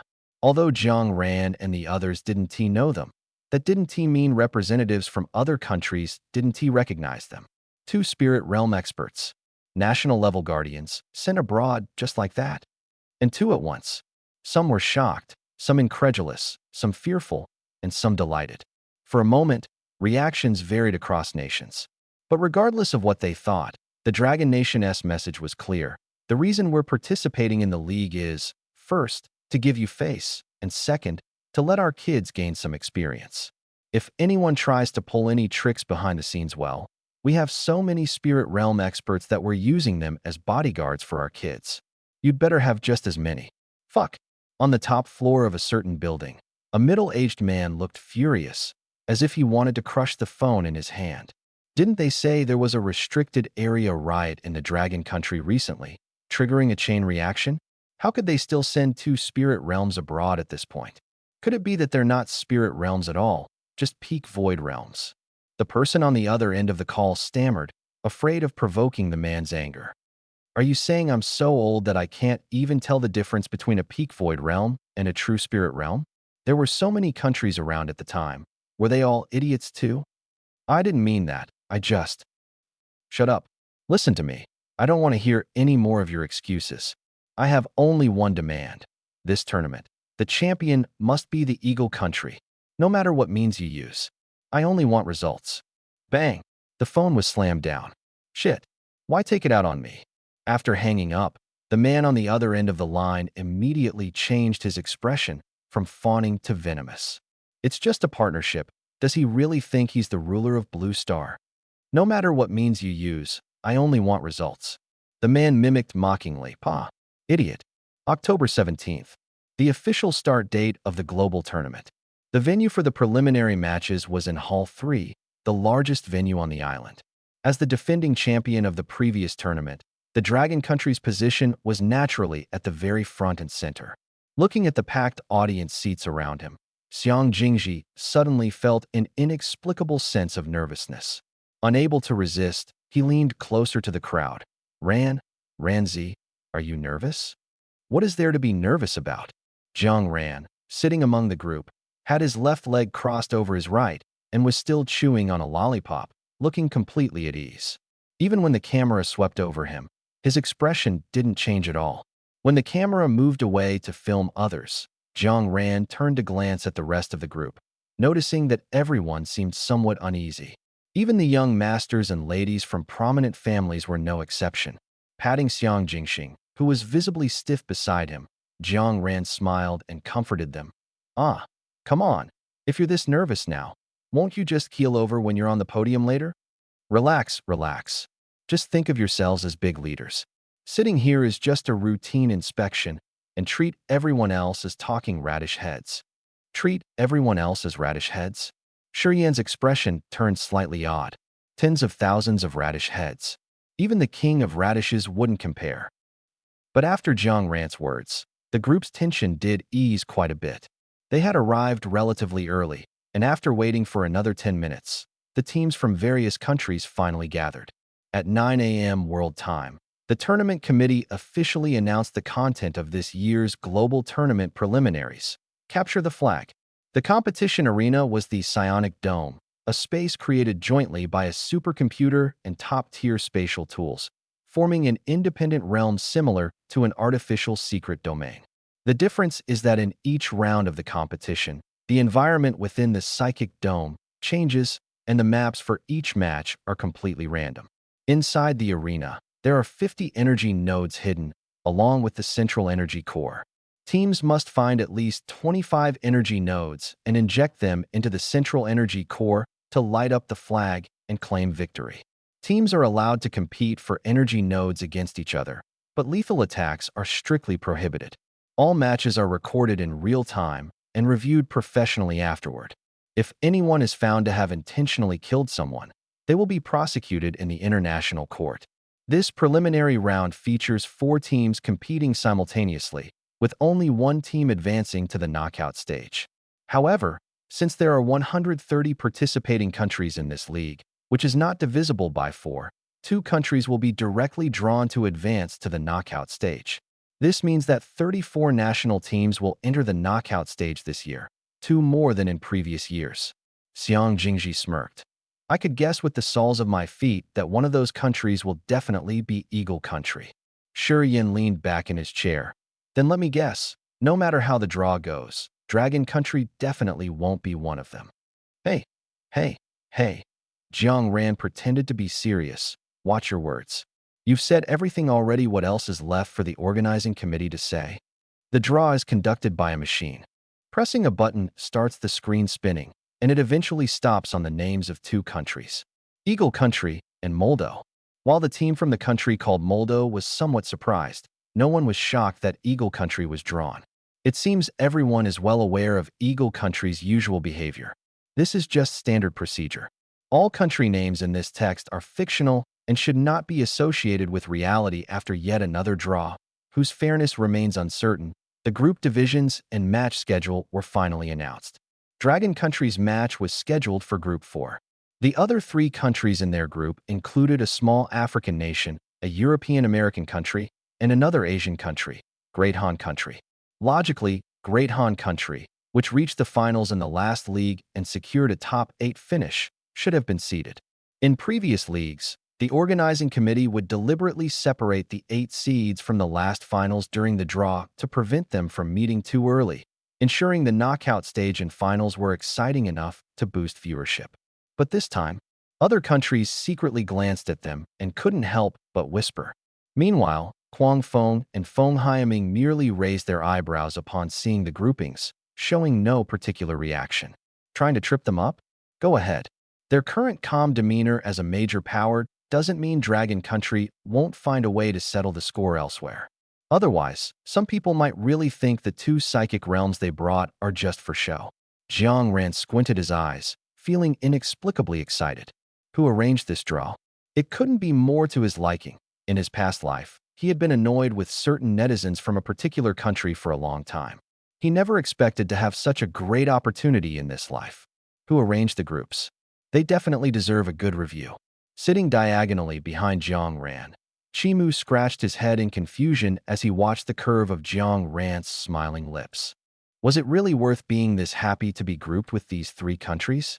As far as he knew, the Great Han Nation didn't seem weak either. Now inviting the 4th group of contestants to enter the arena. The match for this group will begin in 5 minutes. Let us go? Jiang Ran stood up first, gave a rather sloppy salute to the others who weren't competing, and added a wink. Without waiting for anyone to offer him words of encouragement, he immediately led his 4 kids toward the entrance. Chimu, who happened to meet Jiang Ran's gaze just before he turned away, felt his heart skip a beat. Dong Xinyao. Chimu, your ears seem red. Are you running a fever? Should Fengjin give you a quick heal? Chimu, no need. I'm just feeling too hot. Wui Kai hot. I actually think the air conditioning feels pretty nice. Chimu, shut up and focus on watching the match. Once all the contestants from 1 group 4 countries, a total of 20 participants entered the competition arena, the psionic dome shifted and finally determined the venue for this group's match, a primeval rainforest. The expressions of the participants from the other 3 countries turned serious. In a capture the flag battle, the most important thing wasn't fighting others, but finding a sufficient number of energy nodes. In a competition centered on finding objects, the venue became particularly crucial. An endless grassland or desert would undoubtedly be much easier to search than a forest or an indoor setting. And a primeval rainforest was different from an ordinary forest. It was almost perpetually shrouded in darkness, with dim lighting and wild, overgrown vegetation. One careless step, and there might not even be a place to set foot. Not to mention, they had to keep their eyes peeled to locate more than 25 energy nodes within it. In the Great Han Nation's spectator area, a curly-haired man with a middle part snorted coldly. He had thought the organizing committee was only targeting the Dragon Nation, but who would guess they were treating everyone equally? Truly, what the hell? Xiang Jingji rubbed his arms as he looked at the towering, unknown giant trees around him, instantly recalling some unpleasant memories. He swallowed hard and unconsciously moved 2 steps closer to the others. There shouldn't be any 5th-tier exotic beasts in here, right? There 1 TB, don't worry. Sure, Yin was doing much better than him, at least not so nervous that he needed to cling to Jiang Ran. Even if someone wanted to target us on purpose, they definitely wouldn't dare to put 5th-tier exotic beasts in here. There are so many people watching outside. That's true. Xiang Jingji scratched his head. Jiang Ran looked disdainfully at the green moss stuck to his shoe, his whole demeanor slightly off. If it weren't for the tens of thousands of live spectators outside and the online viewers in the official livestream, Shi Yin figured this young master would have been pulling a sour face from the moment he stepped in. What is there to be afraid of? It's not like 5th-tier exotic beasts are unbeatable. Jiang Ran rubbed the tip of his shoe against a tree trunk, but the more he rubbed, the greener it got. So he gave up. How are we going to find the energy nodes next? Xiang Jingxing's cleanliness obsession wasn't as severe as Jiang Ran's, but after experiencing being chased by a 5th-tier exotic beast in the primeval forest, he developed some degree of PTSD towards such deep and dim woods. He wished he could find what they needed and leave immediately. Don't rush. Jiang Ran shook his head. They were the 4th group to compete, and 3 groups had already gone before them. Each group's venue was different, and the energy nodes hidden within would change along with the venue, blending more seamlessly into the current environment, adding significant difficulty to the contestants' search. However, the energy core remained unchanged. It was an extremely conspicuous pillar with a transparent flag hanging in the middle. Whichever team filled the energy core would see the flag gradually rise and transform into the national flag of their country. The more energy nodes injected, the higher the flag would rise. If it weren't for this flag, Jiang Ran might not have bothered to think so much and would have simply and efficiently found all 26 energy nodes to light up the energy core and be done with it. But since there was such a hidden rule, the plan needed a slight adjustment. When the competition began, the live broadcast on the league's official homepage continued uninterrupted. In the live chat, various languages appeared in the comments from time to time. Haha, my Han Nation people are so strong. They found an energy node so quickly. This venue is so realistic, just like the primeval rainforest in those documentaries. Even the moss looks so lifelike. Of course, you have to consider what level of tool the psionic dome is. I guess only a global top-tier event like this is qualified to bring out the psionic dome. Please support our Amazonia. Heart, huh? What are those people from Dragon Nation doing? They haven't moved since they entered. Really? Let me take a look. In the spectator seats, others also noticed that Jiang Ran's group of 5 hadn't moved from their spot since entering the venue. They didn't seem in a hurry to search for energy nodes. Wu Yikai was puzzled. What are they doing? Why aren't they moving? Feng Zhen was a bit worried. Could they be injured? Their team didn't have a proper healer, and the only one with healing abilities, Shi Yin, could only treat minor injuries and help restore mental states. Yin Yu glanced at the group still chatting idly in place, paying special attention to Jiang Ran. Seeing his calm and composed demeanor, her eyes flickered slightly. She seemed to have some idea of what Jiang Ran was planning. In fact, any freshman from the 7 major academies who had participated in this year's entrance test could easily guess what Jiang Ran intended to do. Can they pull it off? Xiang Jingji squatted on the ground, plucking moss, and in the blink of an eye, the surrounding area was left patchy and bald. They have to pull it off, whether they can or not, Jiang Ran said, his words sounding like a tongue twister. Then he raised his hand to check the time this time. He was indeed wearing a watch on his wrist. The timing should be about right. It's time for us to act. Captain, I found another one. Very good. Counting this one, we now have 22 nodes. Victory will surely belong to our Great Han Nation. The Great Han Nation's team consisted of 3 men and 2 women. The one referred to as the captain was a young man with a standard Appa hairstyle, resembling a certain celebrity named Park Wei-jun. However, even an Appa would lose his polished appearance management after entering the primitive rainforest. So, the reason Park Wei-jun was so eager to find energy nodes wasn't just to win, he also wanted to leave this place as soon as possible. If he could, he would never set foot in this godforsaken place again for the rest of his life. 22? That's so slow. In the shadows, Xiang Jingji frowned and couldn't help but mutter. An hour and a half, and they had only found 22? Even the old lady selling snacks outside his school could find them faster. Should we harvest now? Or wait for them to gather all 26? Shiyan's gaze lingered on Park Wei-jun, the leader of the group. I remember this guy, Park Wei-jun, the Great Han Nation's SSS level awakener this year, and the only SSS level 1. But I'm not sure what his ability is. Doesn't matter, we'll find out soon enough, Jiang Ran said nonchalantly, casually reaching out to pick a leaf off Jiang Qingye's head. After glancing at it, he flicked it toward Park Wei-jun's face. The originally soft and limp leaf instantly turned into a flying knife as it was flicked, moving so fast that it even made a sharp whistling sound as it cut through the air. Park Wei-jun's ears twitched, keenly sensing a hint of danger. He instinctively tilted his head to the side. A sharp edge grazed his cheek, leaving a faint warmth trickling down. Park Wei-jun's pupils contracted. Who? Show yourself. Not a bad reaction. A lazy voice rang out, speaking in a language the Great Han Nation team couldn't understand. Then, from the shadows behind them, 5 figures slowly emerged. Park Wei-jun's gaze immediately landed on the leader, Jiang Ran. Jiang Ran's hair was already dyed a very light color, and in the dim light of the rainforest, it appeared devoid of any golden hue, making his skin look even paler.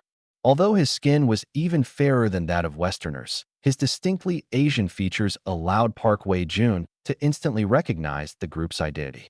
People from the Dragon Nation? Park Wei-jun squinted. Dragon Nation people who looked this good? Why didn't he have any impression of them? What did you mean by that just now? Jiang Ran raised an eyebrow in surprise. He hadn't expected this little Appa to speak Chinese. Although Jiang Ran could understand and speak the Great Han Nation's language fluently, he simply didn't want to use that bird language.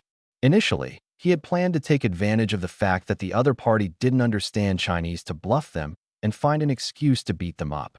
Who would have thought that the Great Han Nation's team would have a language genius among them? What a miscalculation. Nothing much, just happened to run into you and thought I'd test your mettle. Park Wei-jun was taken aback. His Chinese wasn't that good, and he could barely understand basic communication. As for Jiang Ran's phrase, test your mettle, Park Wei-jun couldn't quite grasp its meaning. His weight? Do you mean his body weight? Are all people from the Dragon Country this blunt? Asking about someone's weight right off the bat? Behind him, Xiang Jingxing whispered. He seems to not understand. Jiang Ran withdrew his surprise. Well, he thought the guy was a linguistic genius, but turns out he's just a half-baked one. Thinking this, he naturally extended his hand. Park Wei-jun. What now? Park Wei-jun blinked, hesitated for a moment, and then extended his hand as well, shaking hands with Jiang Ran. He had heard that the Dragon Country's greeting etiquette involved shaking hands, so this should be correct, right? Jiang Ran. Wait, what? What's going on? Who said anything about shaking hands? Jiang Ran mercilessly shook off his hand and extended his own again. Hand it over. What? The energy node. Question mark. Park Wei-jun's face instantly turned wary. What are you trying to do? This is unethical. Oh, so the people from the Great Cold Country actually know that stealing from others is unethical? Could this Appa be one of the rare, decent, and cultured individuals from the Great Cold Country?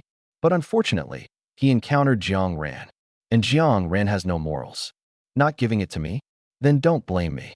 Jiang Ran curled his lips into a smile, but to Park Wei-jun, that smile looked like the grin of a devil. Relax, since you're a normal person, I won't hit your face. What? What are you guys trying to do? Blabbering on about something, huh?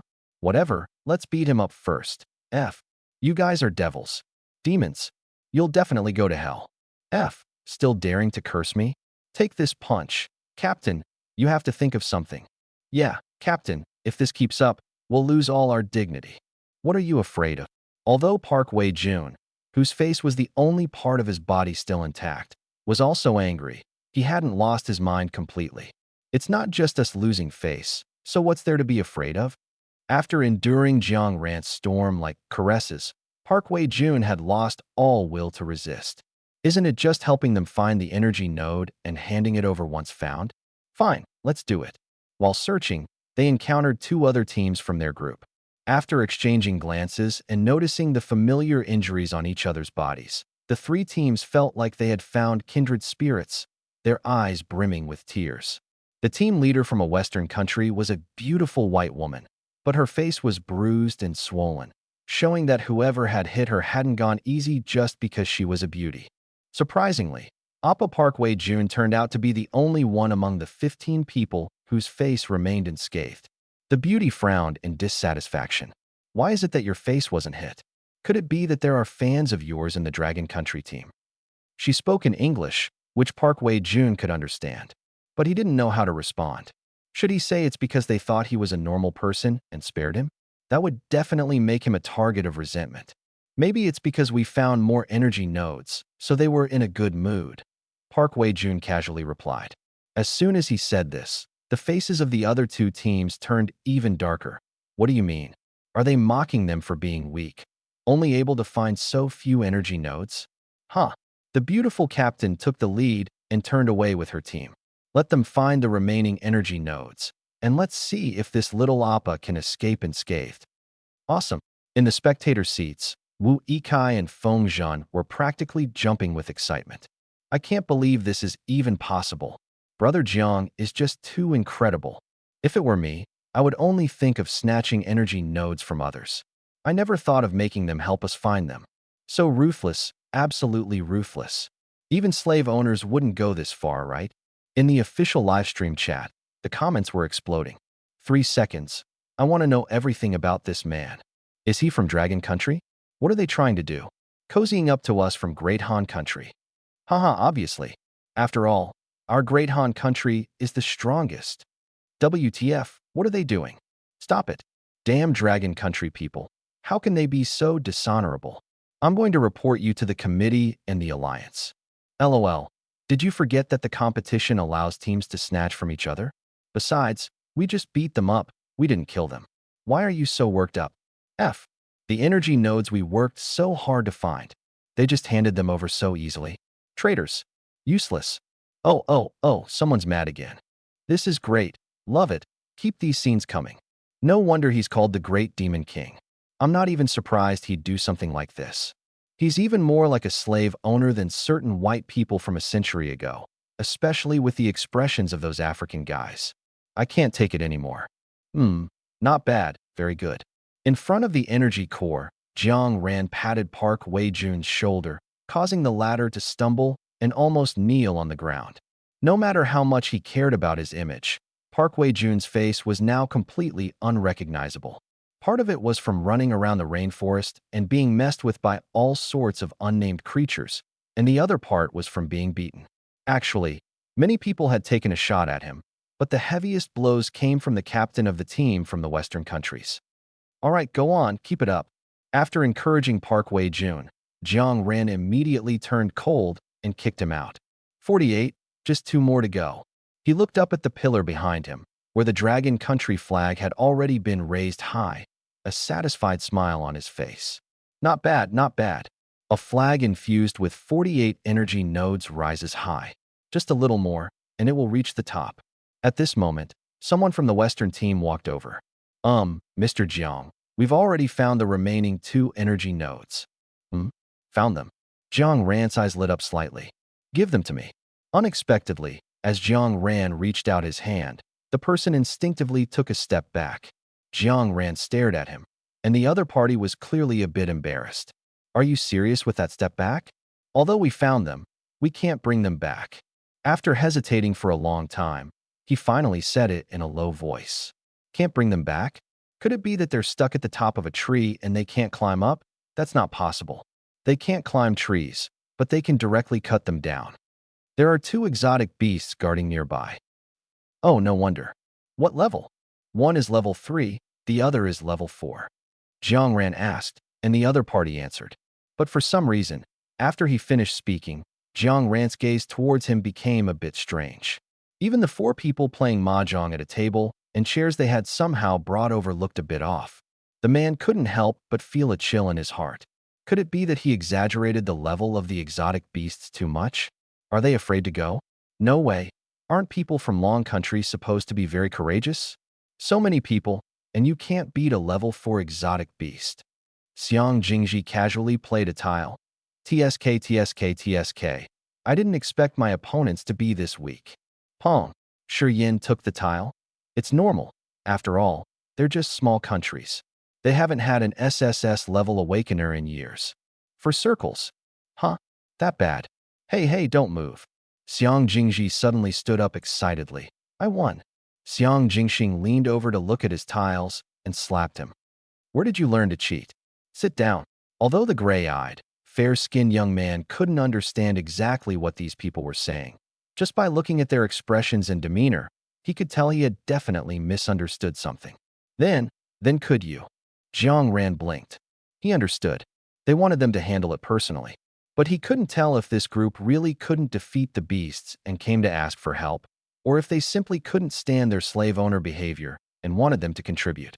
Or was it a third reason? Whatever he thought of, the curve of Jiang Ran's lips grew wider. Let's go, lead the way. Although this sentence was in English, the 4 people playing mahjong still understood it. Xiang Jingji looked regretfully at his tiles. Ah, so close, just a little more. Hurry up, you lousy player. Shi Yin impatiently pushed him. If Jiang Ran didn't play, he wouldn't want to bring Xiang Jingji along to play mahjong or poker at all. As his older brother, Xiang Jingxing also felt quite troubled. Having one gaming black hole in the team was bad enough, but he didn't expect him to also support the gambling god, who loses every hand. Could it be that Jiang Ran had already guessed this, which is why he didn't play? Still walking, Xiang Jingji frowned more and more as they walked. He had beast taming abilities and was a prestigious SSS level beast tamer, so when it came to sensitivity to exotic beasts, he was second only to Jiang Ran.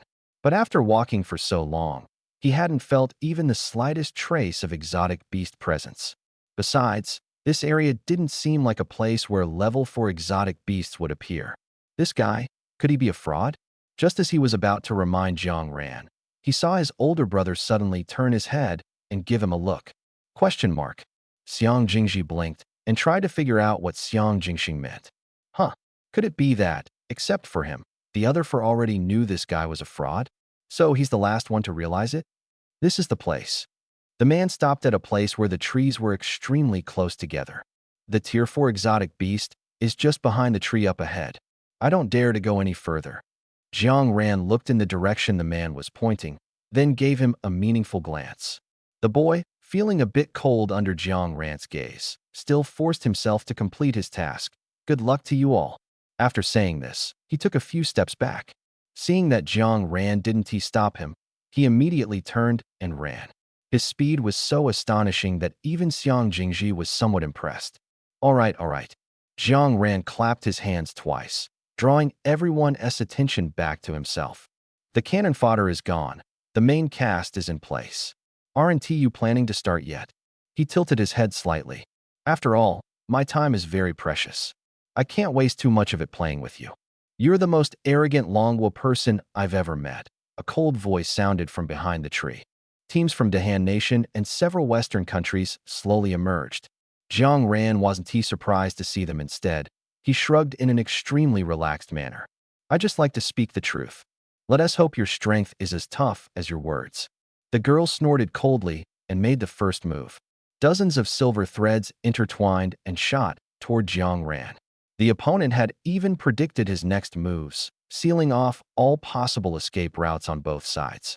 But for Jiang Ran, this was completely unnecessary. He hadn't even thought about dodging.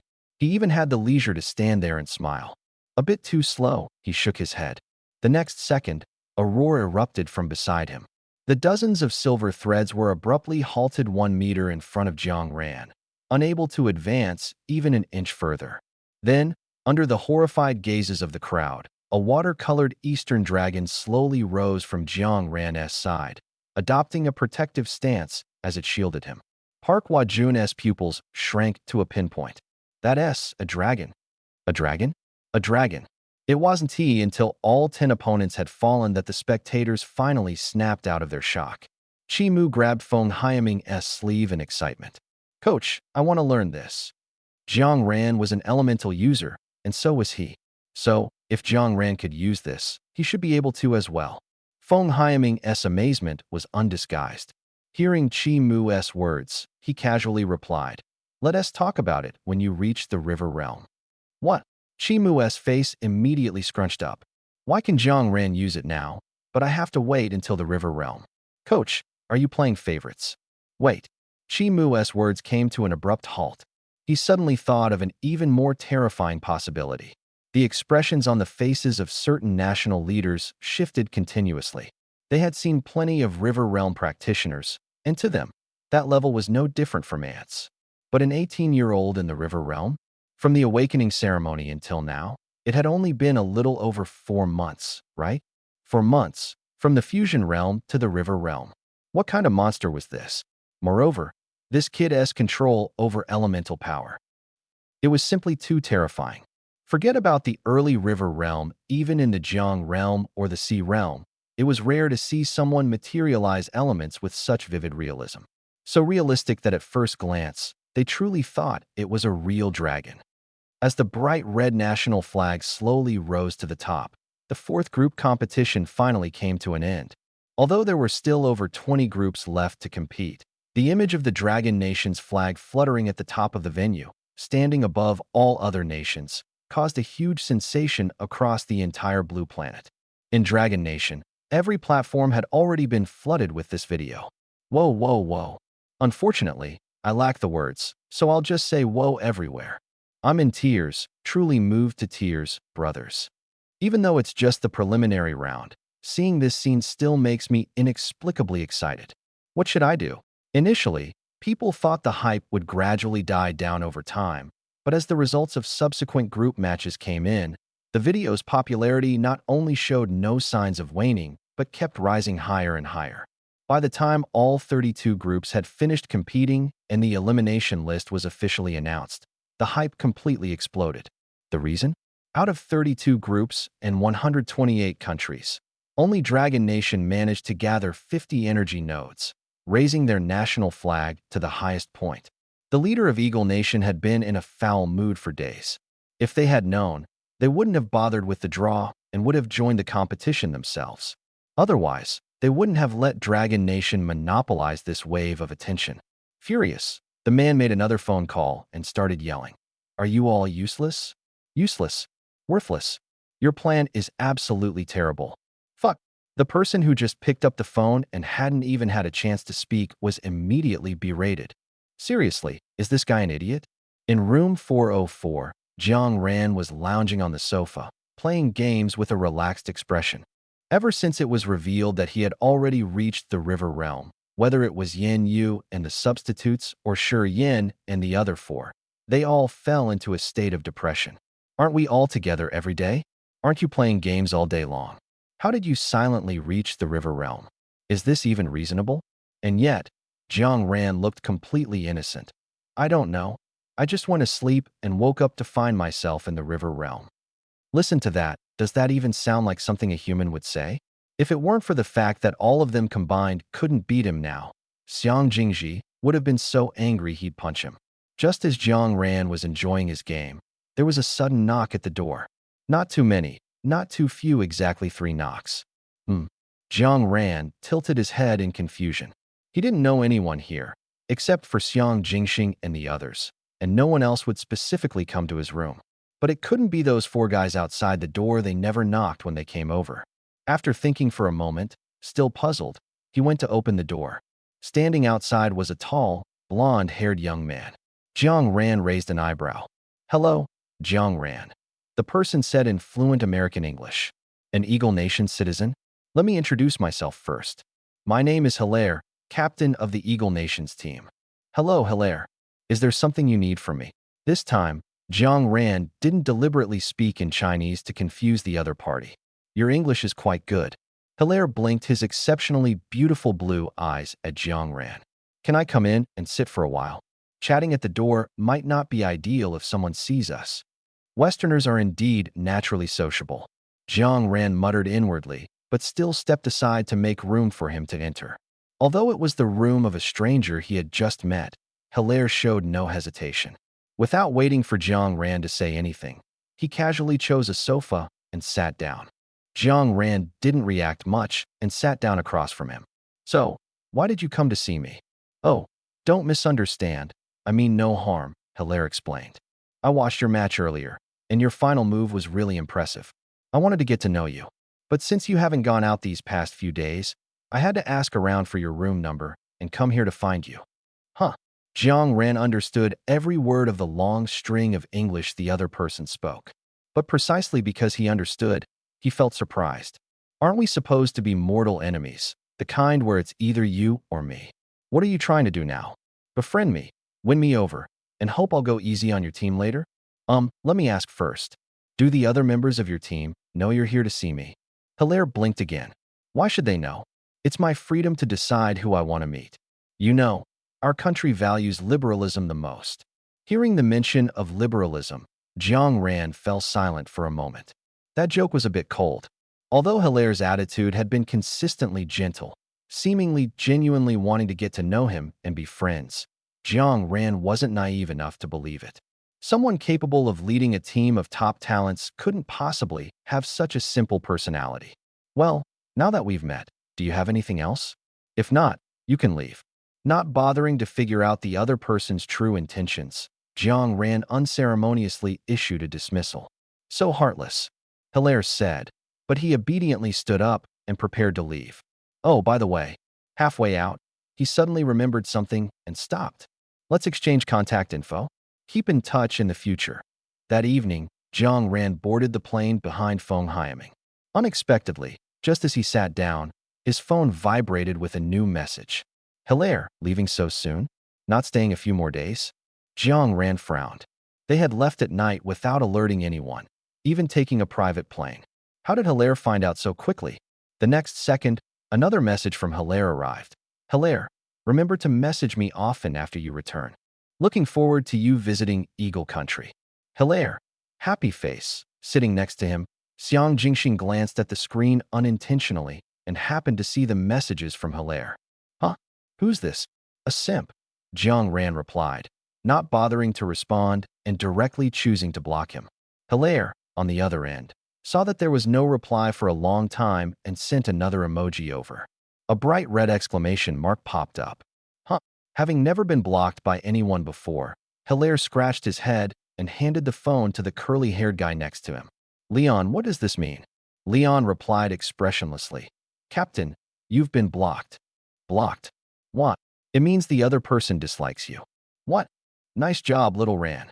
In the center of the villa's living room, there was a pile of various gift boxes. These were sent by people Jiang Ran had known before or by some who considered themselves as relatives, congratulating him on leading the team to victory in the competition and successfully entering the elimination rounds. Jiang Ran wasn't interested in these things after all. He wasn't close to them, and the gifts they sent probably weren't anything special. However, Bai Yu seemed quite excited. With Jiang Ran's permission, he sat on the sofa and began unboxing and reviewing the gifts one by one. Jiang Ran was putting his newly bought juices into the fridge when he heard this and rolled his eyes. If you keep calling me that, I swear I'll beat you up.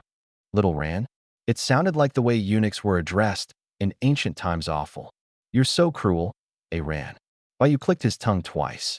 Although Jiang Ran's threats didn't faze him, he obediently changed the nickname. While he could easily overpower Jiang Ran, even more so than a father disciplining his son, if he truly angered this young master, who knew which big shot Jiang Ran might call over, it was better to go along with him. Huh? Who sent this? Jiang Ran's gaze shifted over. Bai Yu had a delicate gift box in front of him, and he was holding a small box, no bigger than a palm, but clearly expensive. What's inside? See for yourself. Jiang Ran closed the fridge and walked over with 2 bottles of orange juice in hand. He leaned over to look and saw a layer of red goose down inside the box, with a golden 6-pointed star placed in the center.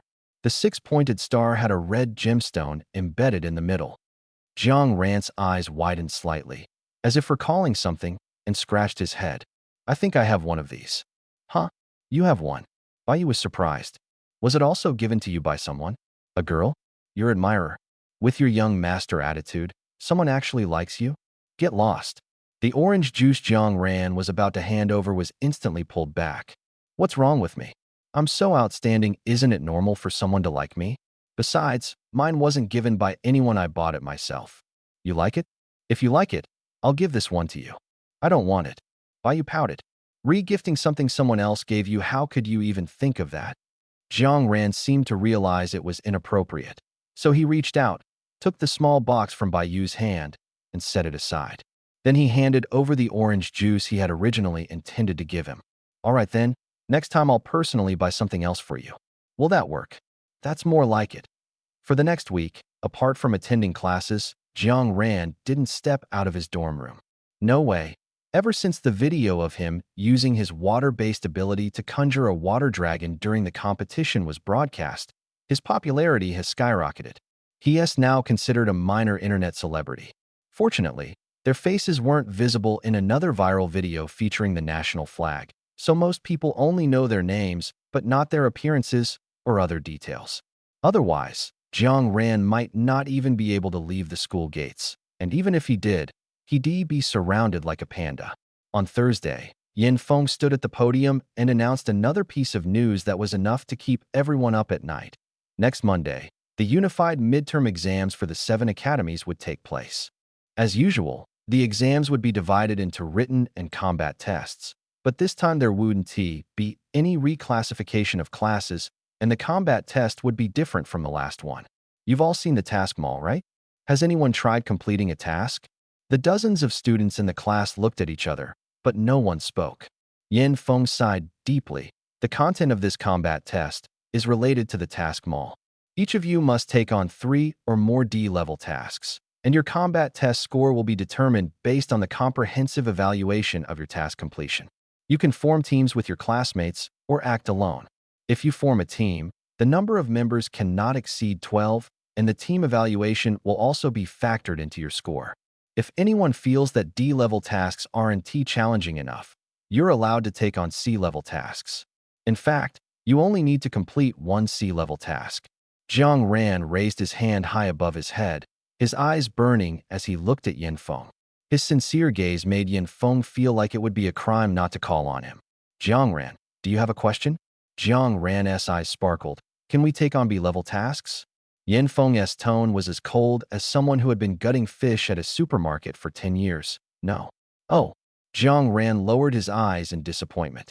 After class, Ling Zai, who had apparently also heard about the midterm exam, started bombarding him with messages, pitifully begging to form a team. Ling Zai, Brother Jiang, team up with me. Brother Jiang, Ling Zai, I'll go wherever you tell me to go. Do whatever you tell me to do. I promise I won't hold you back, Brother Jiang. Ling Zai, please, Brother Jiang. Crying. Jiang Ran, send one more message and I'll block you. Finally, peace and quiet. However, Jiang Ran wasn't entirely against Ling Zai's proposal to team up.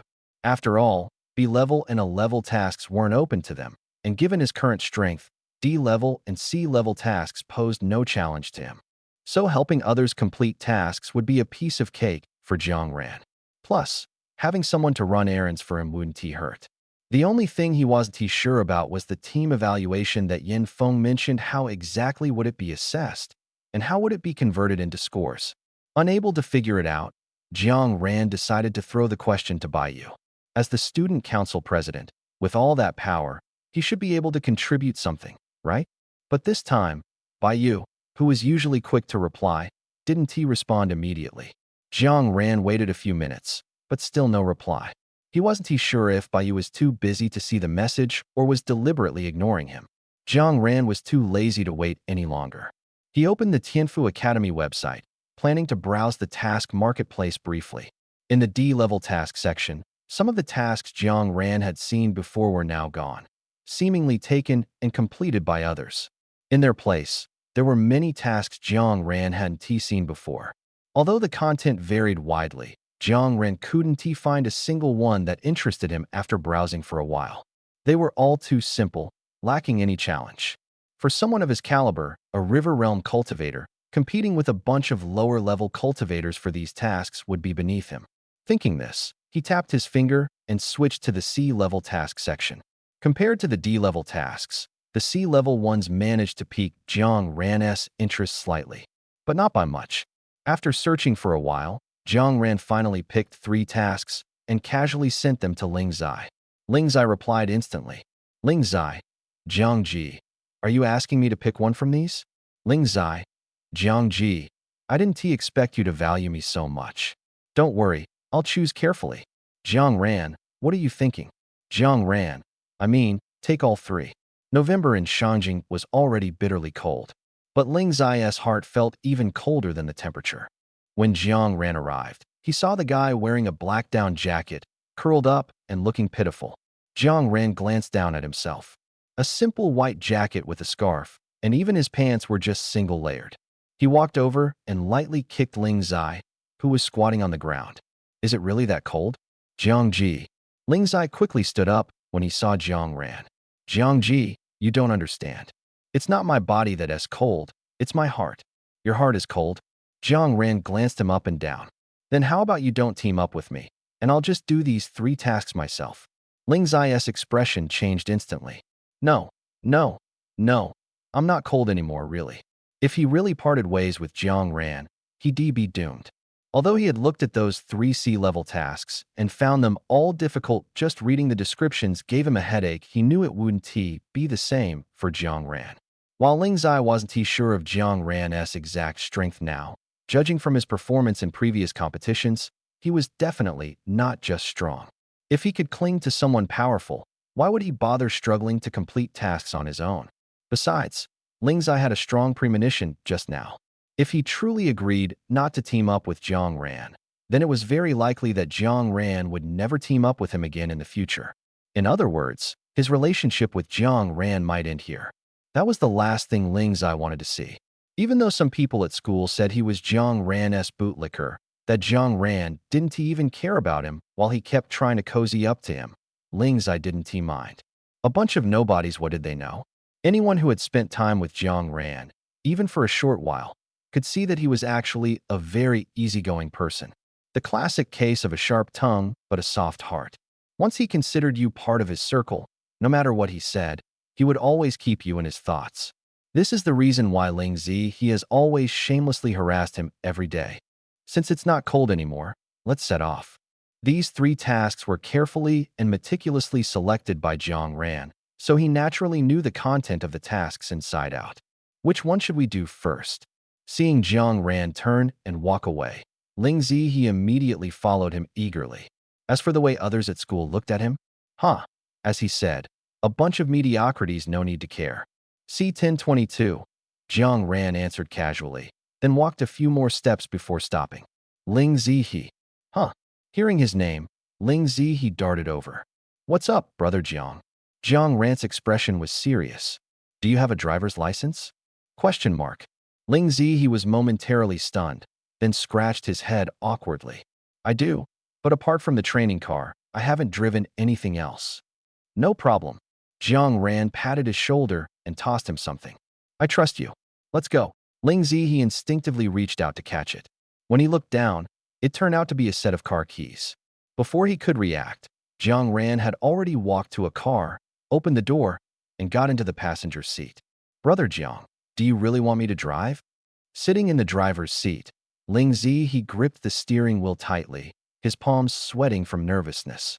Looking at the car logo on the steering wheel, Ling Zi he swallowed hard. What had he done to deserve driving a car of this caliber? If he worked his entire life, he might only be able to afford one of its wheels. What if he accidentally crashed or scratched it? He wouldn't be able to pay for it even if he sold himself. Yeah, unless you want me to drive? Jiang Ran reclined his seat slightly, leaning back to rest with his eyes closed. I'm taking you to complete tasks, and you want me to be your chauffeur too? What? Are you aiming for the stars? Ling Zi he shrank his neck. That kind of made sense. But Jiang Ran seemed to know what he was thinking and sighed. Relax and drive. Nothing will happen. It wasn't until they drove onto the main road that Ling Zi he understood why brother Jiang was so confident that nothing would happen. Everyone in Beijing was well aware of the traffic situation morning, noon, or night. There was almost never a time without congestion. But this time, around their car, there was an empty space of nearly 10 meters. The entire road was bustling with vehicles. From a bird's eye view, every street was packed with car roofs. Yet in this densely packed traffic, there was one car with no other vehicles daring to come close to it from any direction. What is going on here? Not only were passers-by shocked by this scene, but even Ling Zihe, the driver, was utterly baffled. Seeing Ling Zihe's confusion, Jiang Ran raised an eyebrow. Didn't you walk around the car to inspect it before driving? What did you learn in your driving test?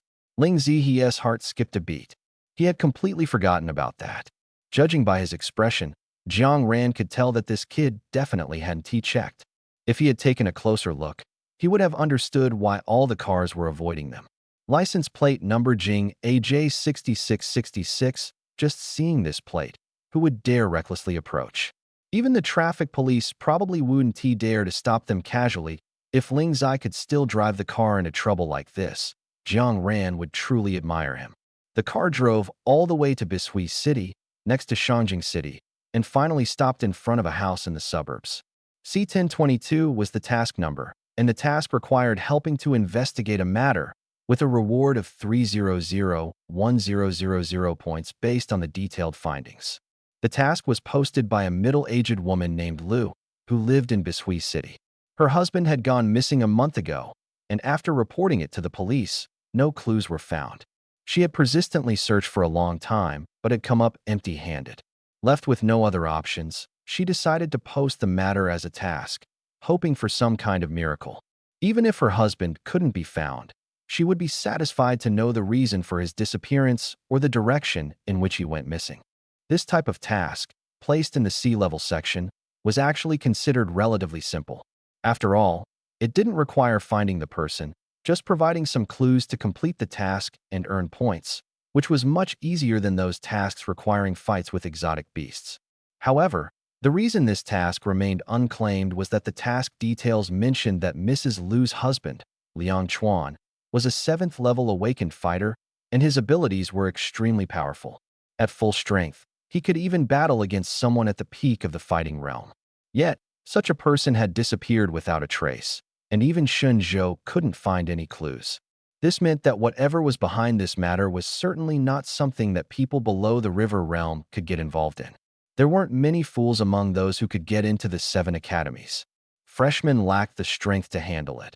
And for the seasoned sophomores and juniors with sufficient power, such time-consuming investigation tasks that only offered a few hundred points were simply not worth their effort. So, after going around and around, this task happened to be picked up by the bored Jiang Ran.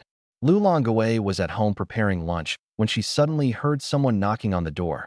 Hesitatingly, she opened the door and saw 2 young men standing outside, about the same age as her child. "Hello." Ling Zai, fully aware of his role, took the initiative to step forward and communicate with Lu Longwei. "We accepted the task you posted and came specifically to learn more about the situation." Oh, I see. Please come in, come in." Lu Longwei was still in a somewhat dazed state, but upon hearing about the task, she instinctively opened the door wide and welcomed the 2 inside. However, after closing the door, she suddenly shivered. Were these 2 really here because they had accepted the task? They seemed too young, especially the one with white hair, who looked like a celebrity. His aura was not that of an ordinary person. He clearly appeared to be a young master raised in luxury. Would a young master from a wealthy family personally come out to do tasks? Fortunately, Jiang Ran didn't have mind-reading abilities. Otherwise, if he heard Lu Longwei doubting him over such a matter, he would feel truly wronged. These days, is it a crime to be too handsome? There's no need to be nervous. Ling Zihe was also doing a mission for the first time, so compared to Lu Longwei, who was tense all over, he wasn't doing much better. His words were meant to comfort others, but in reality, he was also trying to comfort himself. "Pull yourself together, Ling Zihe. You can't lose face in front of Brother Jiang. We just want to ask, has your husband Liang Chuan ever offended anyone? Before he went missing, was there anything unusual about him, like a sudden change in personality or doing things he had never done before? Did anyone come looking for him before he disappeared? Where did he go before he went missing?" Ling Zihe asked while taking out a notebook and a pen, looking well prepared. Lu Longwei wasn't fazed by his string of questions. After all, she had reported Liang Chuan's disappearance to the police immediately, and they had already asked these questions multiple times. So, She repeated what she had told the police to the two of them. Liang Chuan is a kind-hearted person. He doesn't have any enemies. If he sees someone in trouble, he would even take the initiative to help. Before he went missing, there was nothing unusual about him. He was just like his usual self, emotionally stable, and no one came looking for him. Lu Longue paused to think for a moment, and then continued. Before he went missing, he said he had taken on a task and would be away for a week. Ling Zihe's expression turned serious. Could it be that this task led to his disappearance? No, that's not it. Lu Longue quickly waved her hand. He completed that task in just 4 days. Other than going away for that task, Liang Chuan didn't go anywhere before he disappeared. After that, he just vanished without a trace. Jiang Ran listened quietly without interrupting. Seeing that Jiang Ran had no intention of speaking, Ling Zihe had no choice but to continue asking, what was the exact date of his disappearance? October 2nd, Lu Longue answered immediately. I remember it very clearly because it was during the National Day holiday, and my daughter and I had gone to Beijing for a trip. When we returned home that evening, he was gone. At first, I thought it might be another urgent task, so he didn't have time to inform us before leaving. But after waiting for a week, not only did he not contact me, but he also didn't reply to any of my messages or calls. That's when I realized something was wrong and reported it to the police. I see. Ling Zihe pretended to ponder deeply for a moment. On the surface, it looked like he was thinking, but in reality, he didn't know what to say and was waiting for Jiang Ran to step in. We've got a good understanding of the situation now. In that case, we'll take our leave. Jiang Ran nodded and gave Ling Zihe a meaningful look. Ling Zihe, perhaps because his brain had been reactivated after a few months of college, surprisingly understood Jiang Ran's signal. Let us exchange contact information. If we find anything new, we can inform you right away. Ling Zihe smiled and took out his phone, pulling up a QR code and handing it over. Lu Longue was stunned. Was that it? The questions asked were even fewer than those the police had initially asked, and they were all trivial matters. Besides, these two didn't look reliable at all. Could they really handle this task? What's wrong? Do you have something else to say? Seeing Lu Longue freeze, Ling Zai waved his hand in front of her eyes. No, my phone is in the room. I'll go get it now. Lu Longue shook her head and immediately turned to retrieve her phone. Forget it. They were probably just some rich kids taking on a task for fun. That earlier behavior was likely just for show. Anyway, whether the task was completed or not wouldn't make things worse for her. Let them do as they pleased, she just needed to cooperate. In the car, Ling Zai complained while driving. Brother Jiang, there's not a single clue. How are we supposed to investigate? You know, even the Shenzhou group couldn't figure this out back then. Just the two of us, do we even stand a chance? This time, Jiang Ran wasn't asleep. He was sitting with his legs crossed, looking at his phone. Hearing Ling Zai's complaints, he lifted his eyelids and glanced at him. What's wrong?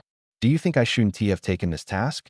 Afraid I won't complete it and drag down young Master Ling's martial exam score. These words scared Ling Zai so much that his hand trembled, almost driving the car into a ditch. Fortunately, Jiang Ran reacted quickly, grabbing the steering wheel and correcting the direction. Otherwise, with such an impressive license plate, ending up in a ditch would leave Jiang Ran wondering where to hide his face. What? Did I hit the nail on the head, and now you want to take me down with you? With the crisis averted, Jiang Ran glared at Ling Zai in annoyance. No. How could that be, Brother Jiang? Ling Zai was on the verge of tears. I would never think that way. I just feel that so many people couldn't find any clues back then, and now it's just the two of us. Isn't that too few people? Should we call for more help?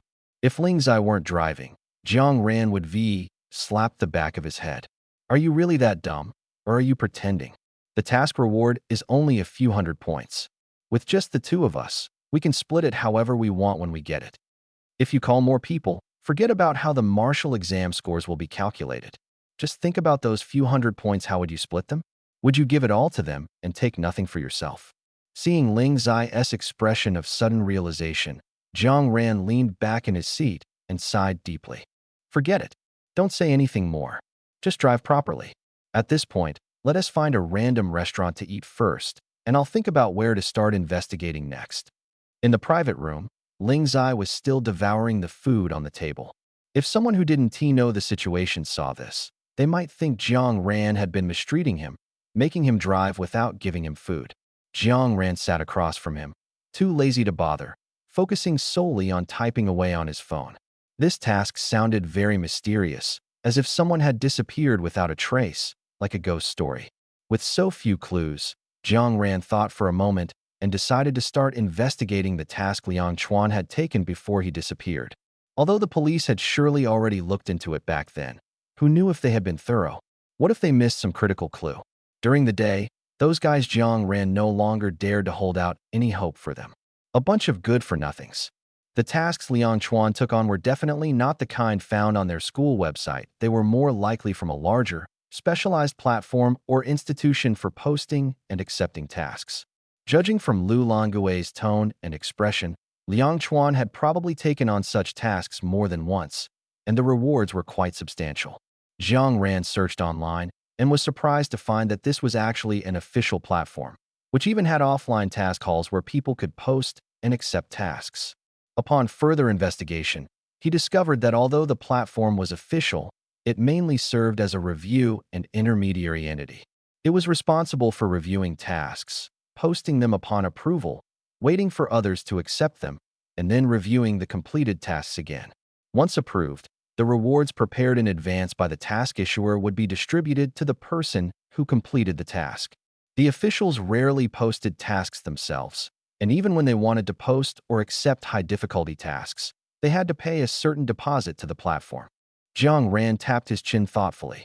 If every task underwent strict review, it meant that the information on completed tasks would likely be backed up by the officials. With backups and the platform being officially operated, things would be easier to handle. Finally, after his persistent pestering, Jiang Ran managed to obtain detailed information on all the tasks Liang Chuan had taken before his disappearance. Jiang Ran first skimmed through all the tasks Liang Chuan had completed. He found that Liang Chuan started taking tasks 3 years ago. Over these 3 years, Liang Chuan had accepted a total of 34 tasks, of which 29 were marked as completed.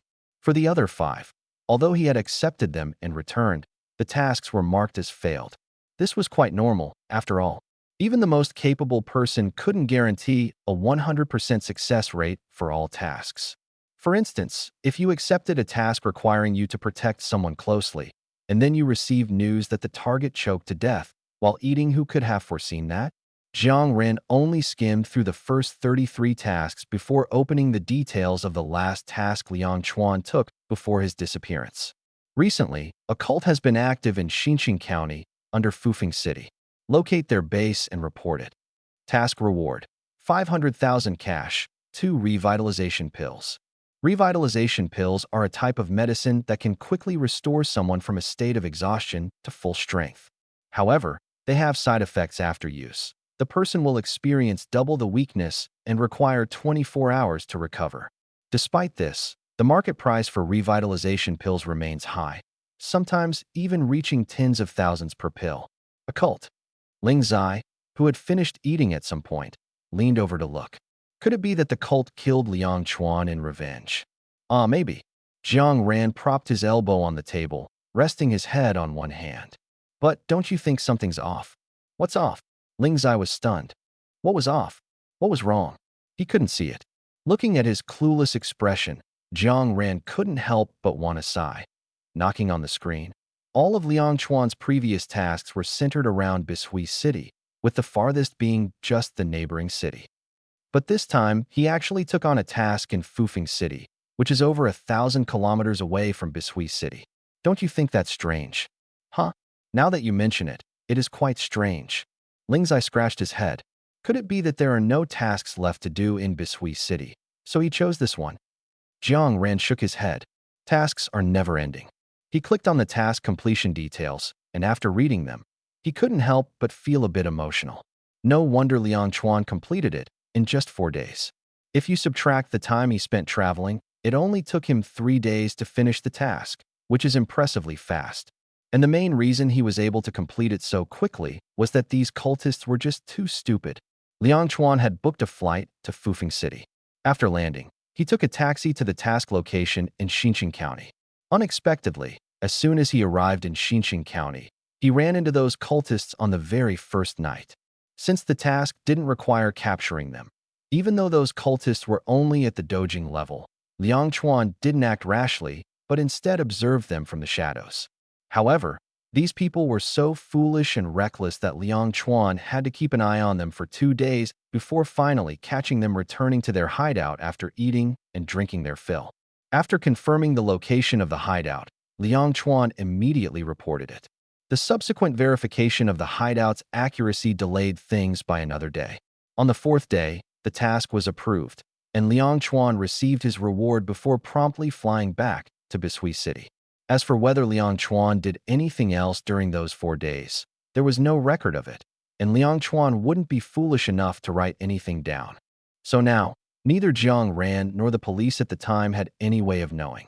Forget it. Just sitting here and staring won't uncover any clues. Jiang Ran stretched his shoulders. Finished eating? If you're done, let's go. Ling Zai eagerly grabbed Jiang Ran's coat and draped it over him. Brother Jiang, where are we heading next? With his level of intelligence, attempting to handle a task with no leads was nothing short of a pipe dream. But fortunately, Ling Zai was self-aware. Right now, he was essentially Jiang Ran's lackey, carrying bags and following orders without needing to think. Whatever Jiang Ran told him to do, he would just do it. Let's go to Fufeng City and take a look. Jiang Ran put on his coat and started walking out. I just checked the earliest flight is at 2:40. Send me your details, and I'll book the tickets. Jiang Ran was the kind of person who, once he decided on something, would act on it immediately. Since he had decided to go to Fufeng City to look for clues, he wouldn't hesitate and would simply take the earliest flight there. He sent a message to Yin Feng, requesting a week's leave. Before waiting for a reply, the plane had already taken off. If it were any other time, Jiang Ran wouldn't bother with the formalities of requesting leave. As an SSS-level individual and an official league player, no one at the school would care where he went, as long as he showed up for the final exams. But this time, with Ling Zihe tagging along, Jiang Ran thought about it and decided to help him apply for leave. Otherwise, when they completed the mission and returned to calculate their scores, Ling Zihe might end up being penalized for skipping class, which would be quite ridiculous. Fufeng City, like Shihai City, belongs to He Province, located in the northernmost part of Long Country. So, when Jiang Ran and Ling Zihe got off the plane, a gust of cold wind blew past, almost freezing them silly. Ling Zihe was better off, perhaps due to some kind of foresight, as he had specifically worn a down jacket. But Jiang Ran truly hadn't expected that a random mission would involve He Province. Not only was he wearing thin pants, but even under his coat, he only had a single layer of clothing. At this point, the only thing keeping his neck from being attacked by the cold northeastern wind was a scarf. Fortunately, who was Jiang Ran? His ring was practically like Doraemon's pocket. A mere cotton jacket was no challenge for him. The two of them completed their outfit change in the airport hall before following the crowd outside. Ling Zihe instinctively wanted to go find a car, but Jiang Ran grabbed him by the collar and pulled him back. Jiang Ji, aren't we going to Xinjiang County? Ling Zihe shrank his neck as he was grabbed by the back of his collar, cautiously asking. We are, but not now. Jiang Ran, with the mindset of taking care of a child, remained exceptionally calm. Let us wander around first and find a place to stay for the night. Although it had been a month since Liang Chuan's disappearance, who knows if there were still people keeping an eye out here. The two of them, clearly outsiders, heading straight to Xinjiang County right after getting off the plane. If someone saw them, they might connect it to Liang Chuan's case. If those people became alert, it would make Jiang Ran's investigation much more difficult. Ling Zihe's brain definitely wouldn't think that far ahead. Although he was curious why Jiang Ran wanted to wander around first and go the next day, Ling Zihe wasn't foolish enough to question everything. Anyway, whatever Jiang Ji said, he would just follow.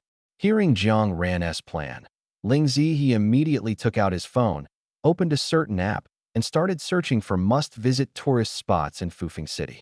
Jiang Ran, on the other hand, took out his phone, which hadn't stopped buzzing since they got off the plane. As expected, it was Yin Feng. Yin Feng leave? Yin Feng. Seriously, Jiang Xiaoran. It's one thing for you to run off on your own, but why are you dragging someone else along this time? Yin Feng. These are talented students from the school. Don't lead them astray. Yin Feng. I'm not approving this leave. Get back here immediately. The latest message was sent 5 minutes ago. Yin Feng. Jiang Ran. It was clear that Yin Feng was truly losing his cool. Jiang Ran curled his lips into a smirk, said nothing, and sent over a location pin. After sending the location, he still felt it wasn't enough, so he pointed his phone at himself and recorded a short video. The angle perfectly captured the airport behind him. After sending it, he didn't care what Yin Feng thought, muted his phone, stuffed it into his pocket, and followed Ling Zi to get in the car. By the time they arrived in Fufeng City, it was already past 6 o'clock, and it was completely dark in He Province by then. Fortunately, the major shopping malls hadn't closed yet. Just as Jiang Ran was about to enrich the clothes in his ring, a voice suddenly sounded behind him. Jiang Ran. Jiang Ran, who was chatting idly with the shop assistant, froze. Why did this scene feel so familiar? Could it really be such a coincidence? He had come all the way here and still ran into someone from the Yin family. He turned around slowly, and after seeing the person's face, Jiang Ran let out a sigh of relief. Thankfully, it wasn't Yin Yu. Jiang Ran. It really is you. Seeing Jiang Ran's face, Qi Mu's eyes lit up. Ling Zai, who had been standing nearby waiting for Jiang Ran, frowned upon seeing this. The expression on Qi Mu's face gave Ling Zai an inexplicable sense that his position might be challenged. What are you doing here? Jiang Ran was fairly familiar with Qi Mu. Ever since losing to him in the arena, this kid had become much more obedient, so Jiang Ran didn't have a bad impression of him. My home and school are here. Qi Mu adjusted his glasses. Isn't today Monday? Why aren't you in school, and instead came all the way from Shangjing to Fufeng City? Jiang Ran couldn't possibly tell him he was here for a mission, so he simply brushed it off with a casual, I had something to do. Seeing the two of them standing there chatting, Ling Zai stepped forward and stood behind Jiang Ran. Brother Jiang, the shop assistant is still waiting over there. As soon as Ling Zai spoke, Qi Mu's gaze shifted to him, but after just one glance, he quickly looked away. It was as if Ling Zai was less appealing to him than a chicken leg. Jiang Ran, what are you buying? I'll get it for you. Although his glance at Ling Zai was full of scrutiny and disdain, when he turned back to Jiang Ran, his expression immediately reverted to a gentle smile. Ling Zai was fuming. What was this? Just because he was a substitute player in the league, he thought he could disregard him? Ling Zai was a top student at Tianfu Academy, an SS level awakener. During the selection days, Ling Zai had been present and naturally recognized that the person in front of him was part of the substitute team. TCH, a substitute, what's so great about that? He was still defeated by Brother Jiang. No need. Jiang Ran waved his hand. Although he didn't have a bad impression of Qi Mu, their relationship wasn't close enough for him to casually spend tens of thousands of yuan on him.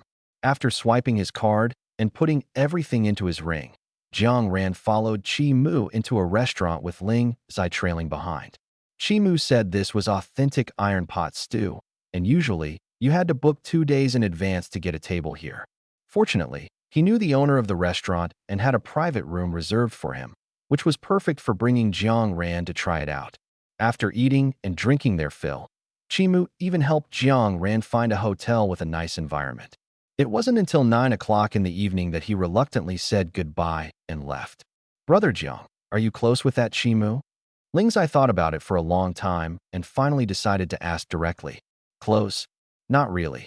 Jiang Ran had just finished showering, his hair still damp, but he didn't mind. He was sitting cross-legged on the floor, fiddling with the computer in front of him. Hearing Ling Zai's question, Jiang Ran looked up at him. Why? Do you have a grudge against him? No, I don't even know him. Ling Zai shook his head in denial. I just feel like he's a bit strange. Brother Jiang, do you think he's still upset about losing to you last time? Maybe he's pretending to cozy up to you, but in reality, he's waiting for you to let your guard down so he can defeat you again. Jiang Ran truly felt that Ling Zai's train of thought was different from normal people. What kind of nonsense was this? Did he think he was writing a novel? The Return of the Dragon King? You're always thinking about such ridiculous things. Ling Zai was still muttering, and Jiang Ran, unable to bear it any longer, grabbed a cushion from the sofa and threw it at him. The cushion flew so fast that Ling Zai didn't even have time to react, and it hit him square on the forehead. Ouch! Ling Zai clutched his reddened forehead, looking even more pitiful. Brother Jiang, I'm doing this for your own good. You absolutely can't fall for that guy's tricks. Jiang Ran's eye twitched. Don't worry. Even if I gave him 90% of my strength, he still wouldn't be able to beat me. But you, on the other hand, Chi Mu has an A-level ability, which is a whole tier above your SS level. And yet, you have the nerve to badmouth him here? Aren't you embarrassed? Ling Zai was at a loss for words, completely silenced. When we get back, you have to train harder. You're not allowed to show up in front of me until you reach the 5th stage of the combat realm. Otherwise, every time I see you, I'll beat you up. What? Ling Zai was genuinely terrified now. No, Brother Jiang. Don't be so cruel. If you dare protest, I'll beat you up right now. The next day, even though Ling Zai got up early enough, he was still a step too late. Seeing Chi Mu skillfully chatting with Jiang Ran by his side, Ling Zai clenched his fists. For the sake of maintaining his position as Brother Jiang's #1 underling, Ling Zai completely disregarded Chi Mu's feelings and wedged himself between the two. Brother Jiang, it's time for us to go. Ling Zai plopped himself down, shoving Chi Mu aside, and followed closely next to Jiang Ran. Chi Mu, pushed to the side, was so angry that he bared his teeth and silently flipped Ling Zai off with both middle fingers from Jiang Ran's blind spot. Ling Zai, however, completely ignored him. Jiang Ran didn't notice the open and covert struggle between the two at all. At this moment, he was walking quietly with his head lowered, seemingly deep in thought. But only he knew that it was simply because he had gotten up too early and wasn't fully awake yet. His brain was still in a half-asleep, half-awake state. It wasn't until he stepped out of the hotel and was hit by the cold wind outside that Jiang Ran shivered and fully woke up. Glancing at the time, he saw it was only 7 in the morning. Jiang Ran sighed inwardly, wondering if he had put too much pressure on Ling Zai last night. Otherwise, why would he get up so early to go out and look for clues? Still, it was rare for Ling Zai to be so motivated, so Jiang Ran decided not to be the kind of parent who dampens enthusiasm and forced himself to get out of bed. Although his body was up, his soul was still lingering in the warmth of the bed until the unique cold wind of the northeast finally woke him up. Jiang Ran reached up to pull his scarf higher, covering half of his face. You can go back. Once I've dealt with everything, if I have time, you can show me around. Chi Mu knew those words were meant for him if it were any other time. With Xiang Jingji and the others around Jiang Ran, he would first quietly resist a little and then leave. But now, those 4 most difficult guys were nowhere to be seen, and the only one following Jiang Ran was a silly-looking kid who clearly wasn't too bright. This was practically a heaven-sent opportunity. Now was the best chance to get closer to Jiang Ran. If he missed this chance, there wouldn't be another. What are you guys planning to do? I can help. I've lived in Fufeng City for over 10 years, so I'm much more familiar with this place than you are. Chi Mu made up his mind. This time, instead of squeezing in with Ling Zai, he circled around from behind and ended up on the other side of Jiang Ran. Listening to Chi Mu's endless self-promotion, Ling Zai was so angry his nose flared. Damn, this cunning guy. What exactly is he trying to do? Didn't Jiang Ge defeat him in front of over 300 people without even lifting a finger? Over such a trivial matter, does he really need to keep pestering Jiang Ge? Could it be that his brain got damaged during the fight? Jiang Ran paused his steps. Have you been to Xinqing County? Xinqing County? Of course, I've been there. I went to elementary and middle school in Xinqing. I know it like the back of my hand. Hearing this, Ling Zai's heart sank. Sure enough. Jiang Ran's half-closed eyes brightened slightly. In that case, come along. Initially, Jiang Ran really didn't want to bring Chi Mu along. First, he wasn't familiar with him, so it would feel awkward to give orders. Second, he had a feeling there was something hidden in this mission, and it would be easy to mess up if he wasn't careful. If a perfectly fine substitute ended up injured after completing a mission with him, what would others think of him? But plans couldn't keep up with developments. Not only did Chi Mu keep promoting himself, but he also had spent 9 years studying in Xinqing County, which was practically his hometown. This place was unfamiliar territory for Jiang Ran, so having a local guide would undoubtedly be more convenient. After thinking it through, Jiang Ran nodded in agreement. Since Jiang Ran had already agreed, even if Ling Zai was unwilling, he didn't dare say anything more. The 3 of them hailed a car and headed straight for Xinqing County.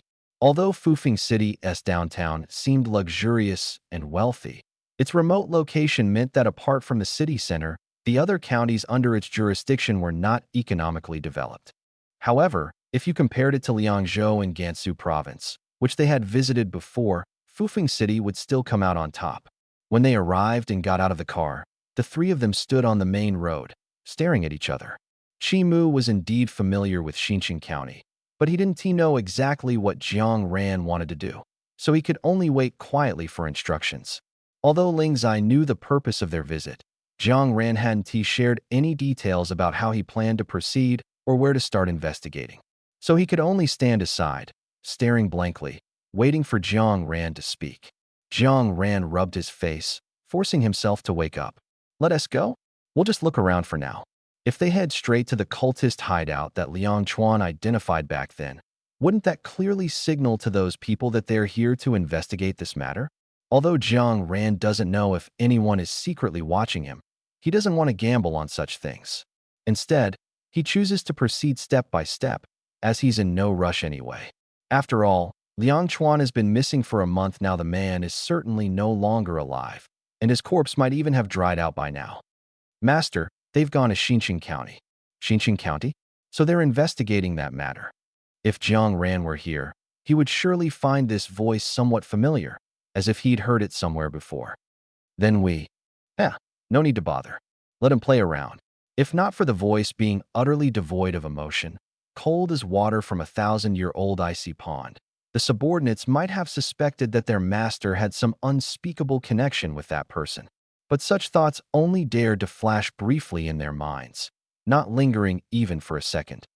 Understood. The three wandered around Xinqiang County for an entire day. It wasn't until near dusk that Jiang Ran leisurely led the group to the location Liang Chuan had identified as the hideout. Is this the place? Ling Zai stood at the door, his brows furrowed tightly.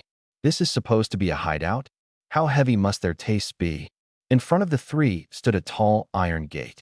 Above the gate hung a curved plaque that read, Xinqiang Mental Health Center. Even though Ling Zai had never been to a mental health center before, he wasn't disconnected from the internet. How could he not know what such hospitals are for? Jiang Ran was also a bit surprised. Liang Chuan had reported the location down to the coordinates, specifying the street and house number, but hadn't described what the hideout actually looked like. Having never been to Xinqiang County, Jiang Ran had no idea what the coordinates pointed to and could only follow them to this spot. It was only upon arrival that he realized it turned out to be a psychiatric hospital.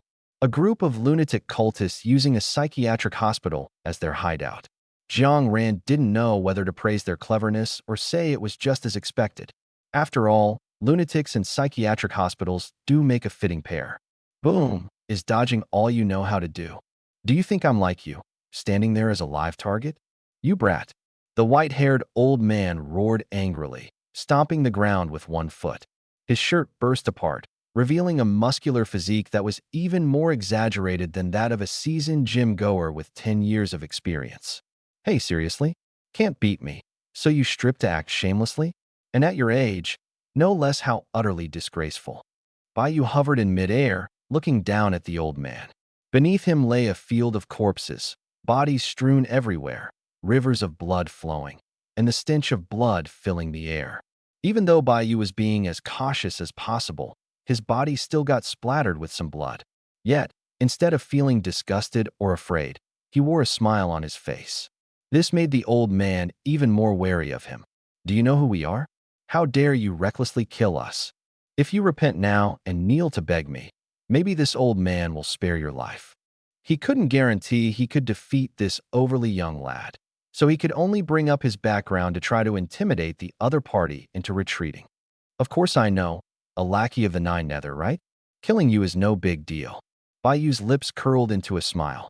Anyway, no matter how many I kill, those old immortals wouldn't dare come trouble me. All right, do you have any last words? If not, you can be on your way. After saying this, Baiyu slowly raised his hand, just about to snap his fingers when he suddenly froze. And in that moment of hesitation, the old man seized the opportunity, his massive fist hurtling straight toward Baiyu's head. Although Baiyu managed to raise his arm to block the attack at the last moment, the old man's strength was overwhelming, directly sending Baiyu flying. Baiyu was flung 5 meters away, retreating 2 steps in mid-air before dissipating the force. His brows furrowed tightly, the curve of his lips had disappeared, and his expression was extremely grim. The old man thought his strike had put pressure on Baiyu. He placed one hand on his hip, about to let out a sinister laugh, but Baiyu didn't even glance at him. With a blank expression, he snapped his fingers. In the next second, an eerie white flame suddenly rose from the old man's body. Within 3 seconds, the once massive and muscular old man turned into a pile of black ash. This damn kid, where did he run off to? Baiyu muttered softly, casually taking a step forward. One moment he was standing above the wreckage of severed limbs, and the next he was already inside the school. Yin Feng was leisurely drinking tea in his office at the time. Previously, when he was a homeroom teacher in high school, he barely had a moment to rest, wishing he could split himself in two to handle everything. Now, as the director of the Academic Affairs Office at Tianfu Academy, he realized that being a teacher could actually be this relaxing. He only needed to teach 3 freshman classes once a week, and the rest of the time was completely free. Not only did the school refrain from assigning him tasks, but among the students, apart from Jiang Xiaoran, that troublemaker, no one dared to bother him. Relaxed, so relaxed. This is what life should be like. He thought today would be another day of tea drinking and gaming, but unexpectedly, Baiyu appeared in his office, radiating a bloody aura.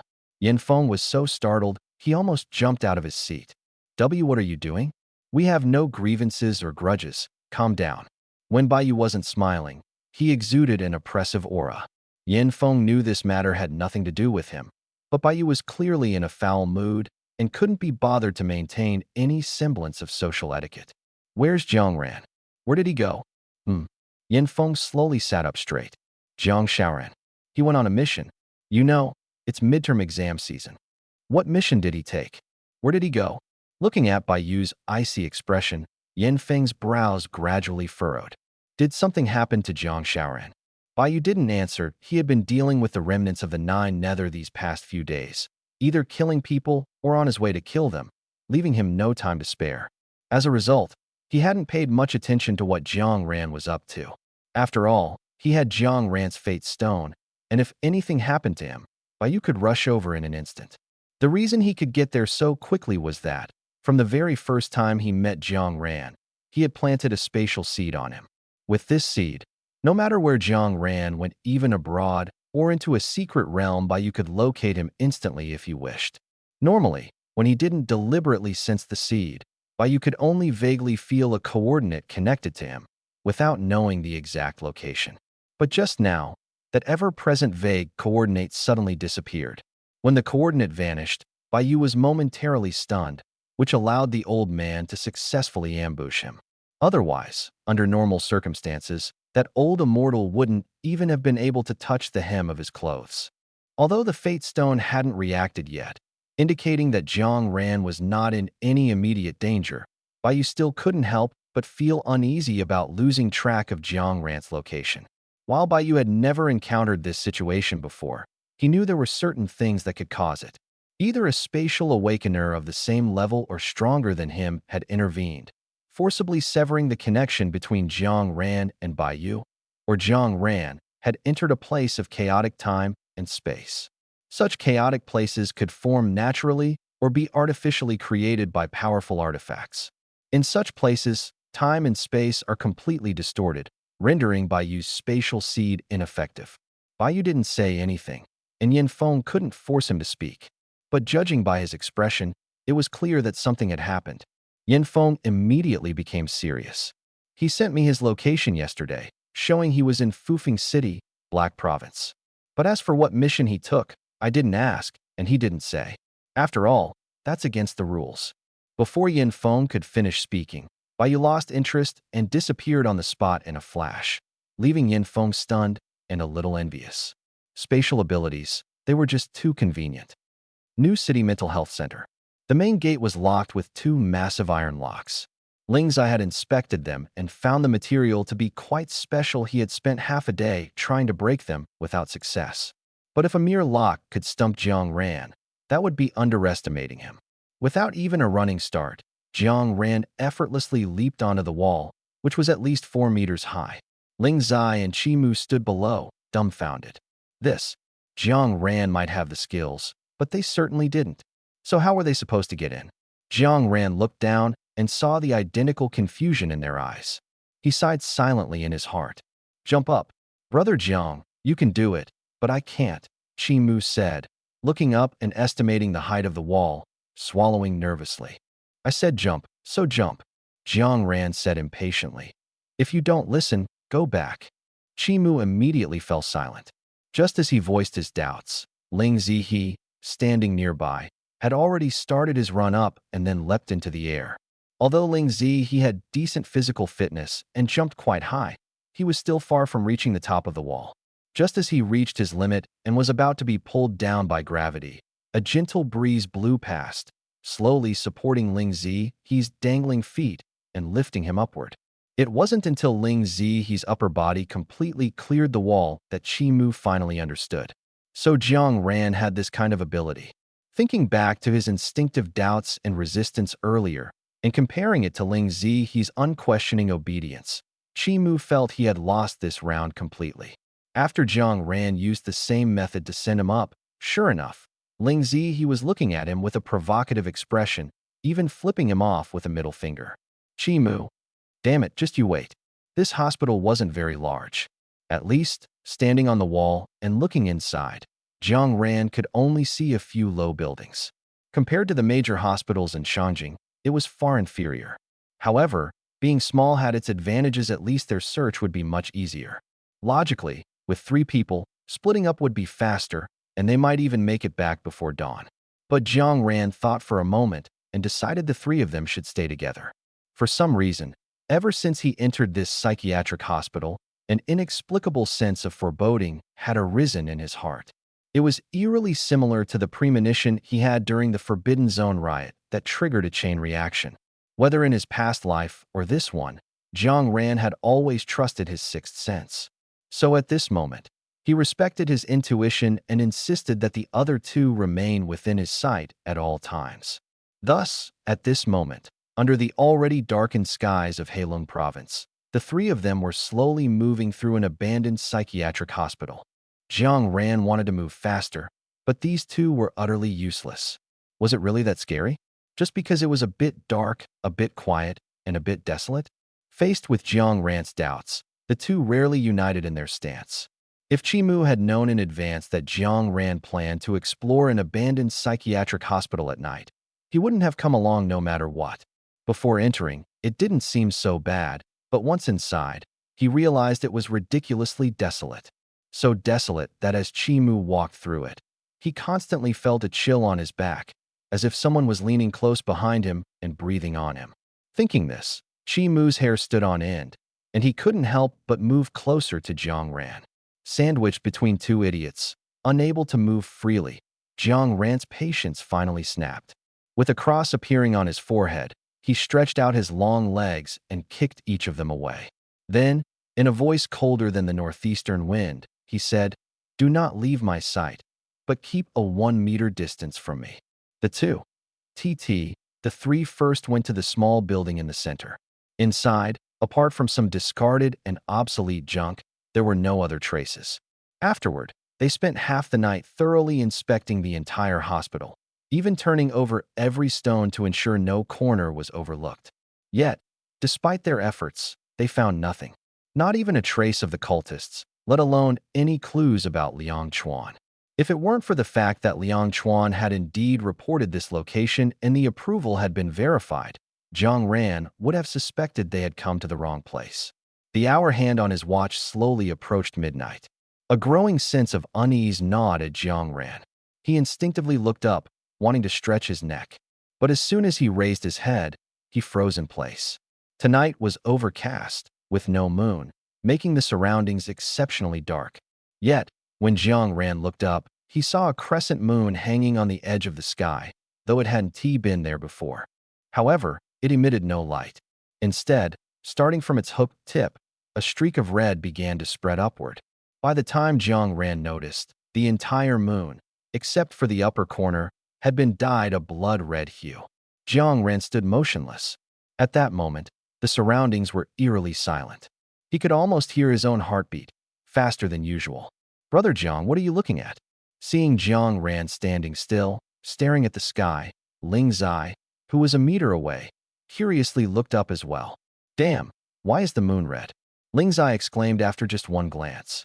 Jiang Qimu was about to ask Jiang Ran if he knew what was going on, but when he turned to look, he found Jiang Ran still in a daze.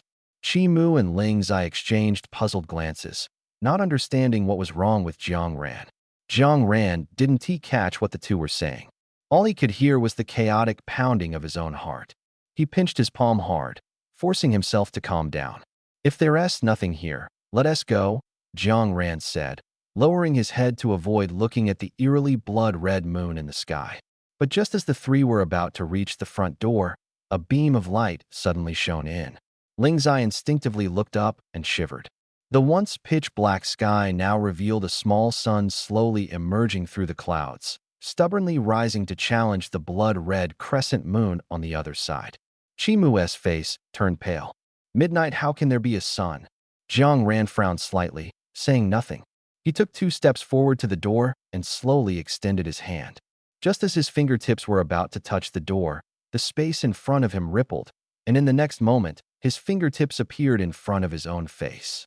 Jiang Ran stared at it for 2 seconds, then withdrew his hand. The hand that had stopped in front of his face quickly retreated and disappeared.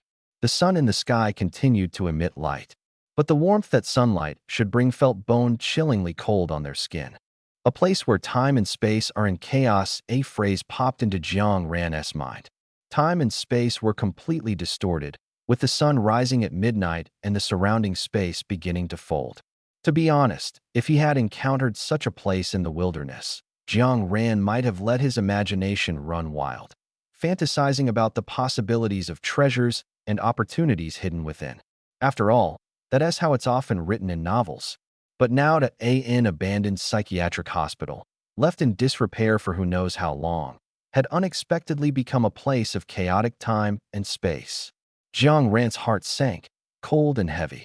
Searching for treasure in a psychiatric hospital, if word got out, wouldn't people think he was insane? Moreover, a place of chaotic time and space was truly troublesome. Entering was easy, but leaving was extremely difficult. Trying to forcefully break through was almost impossible.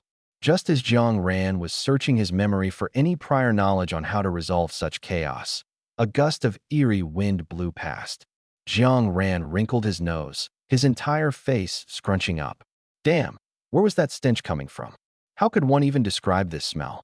It was like a mix of 7-day-old smelly socks, 5-day-old spoiled leftovers, fresh vomit, Northwest dried chili peppers, and 10-year-old sewer oil, all boiled together for 49 days into a new, pungent soup. It was both foul and choking. Even though Jiang Ran had wrapped his scarf tightly around his face, the smell still seeped into his nostrils, making him nauseous and ready to vomit.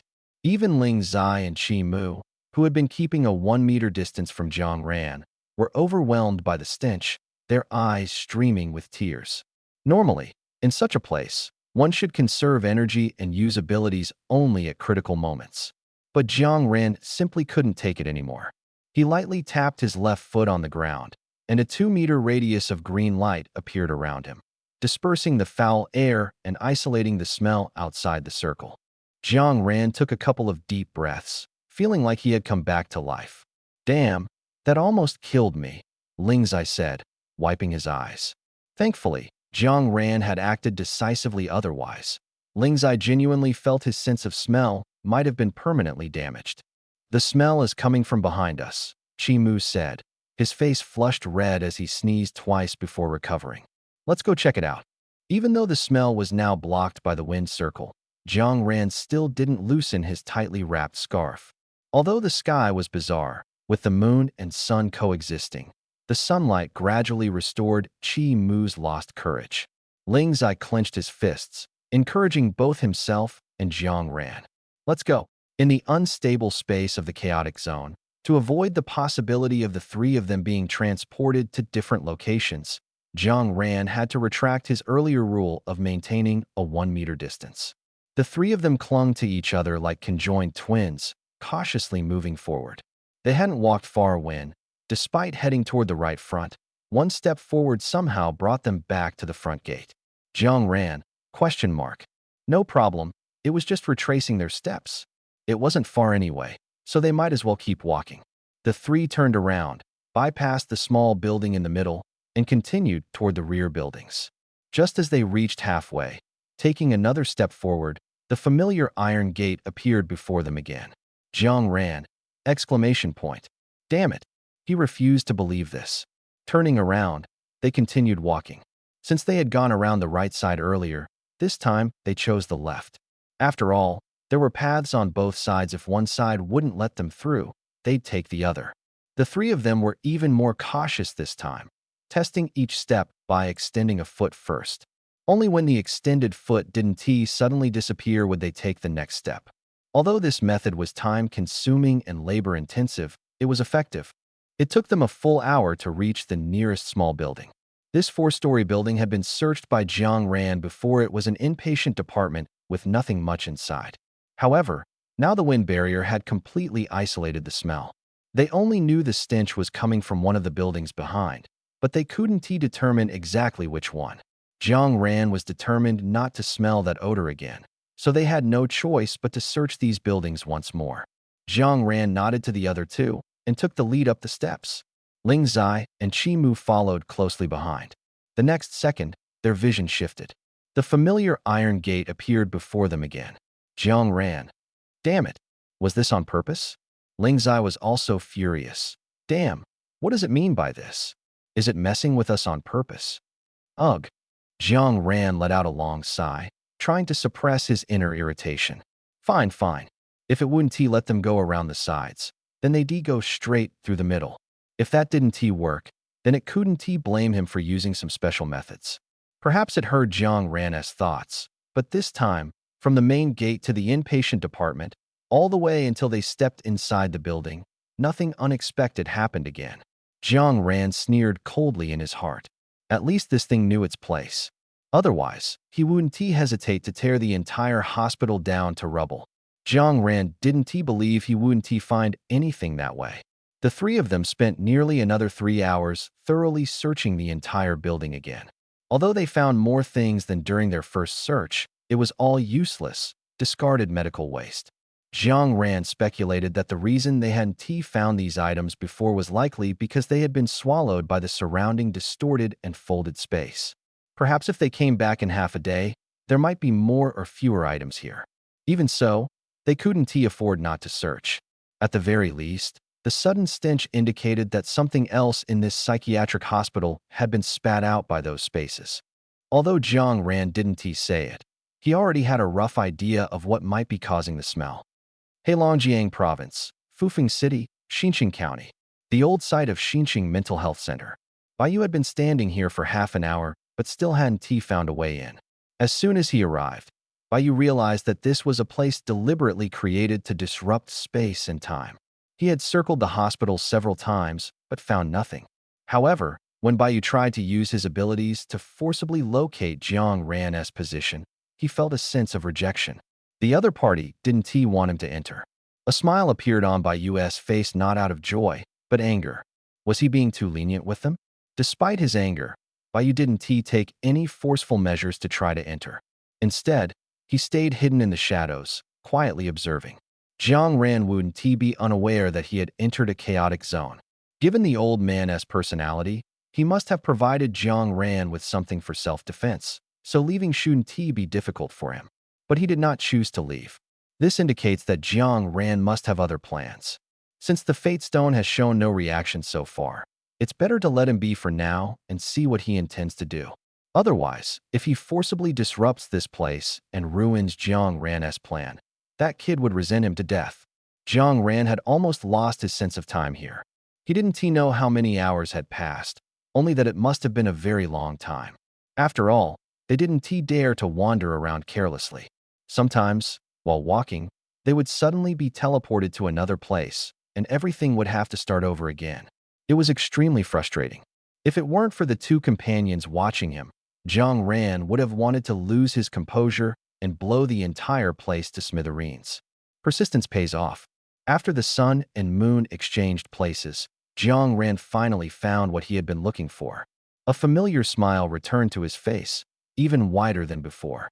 While Jiang Ran could still smile, the other two didn't have such strong mental fortitude. Ling Zai gagged, and although Chi Mu couldn't smell anything, he instinctively held his breath and turned his head away, unable to bear looking.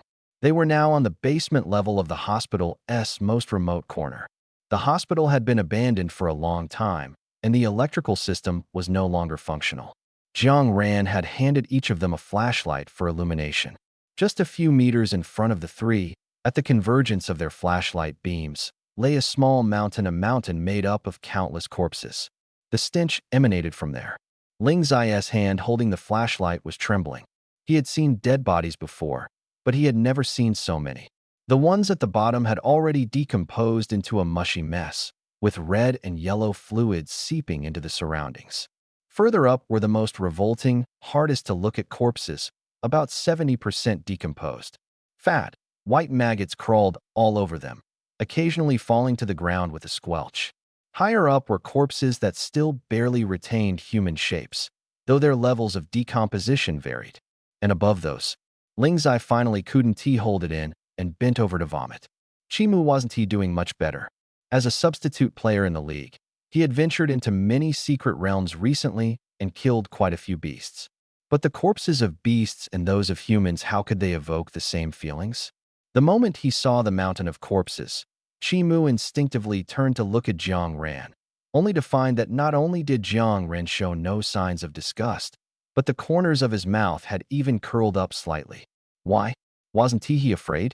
These were once living, breathing people just like him. Jiang Ran didn't know what Chi Mu was thinking. Even if he did, he wouldn't care, nor would he bother to explain.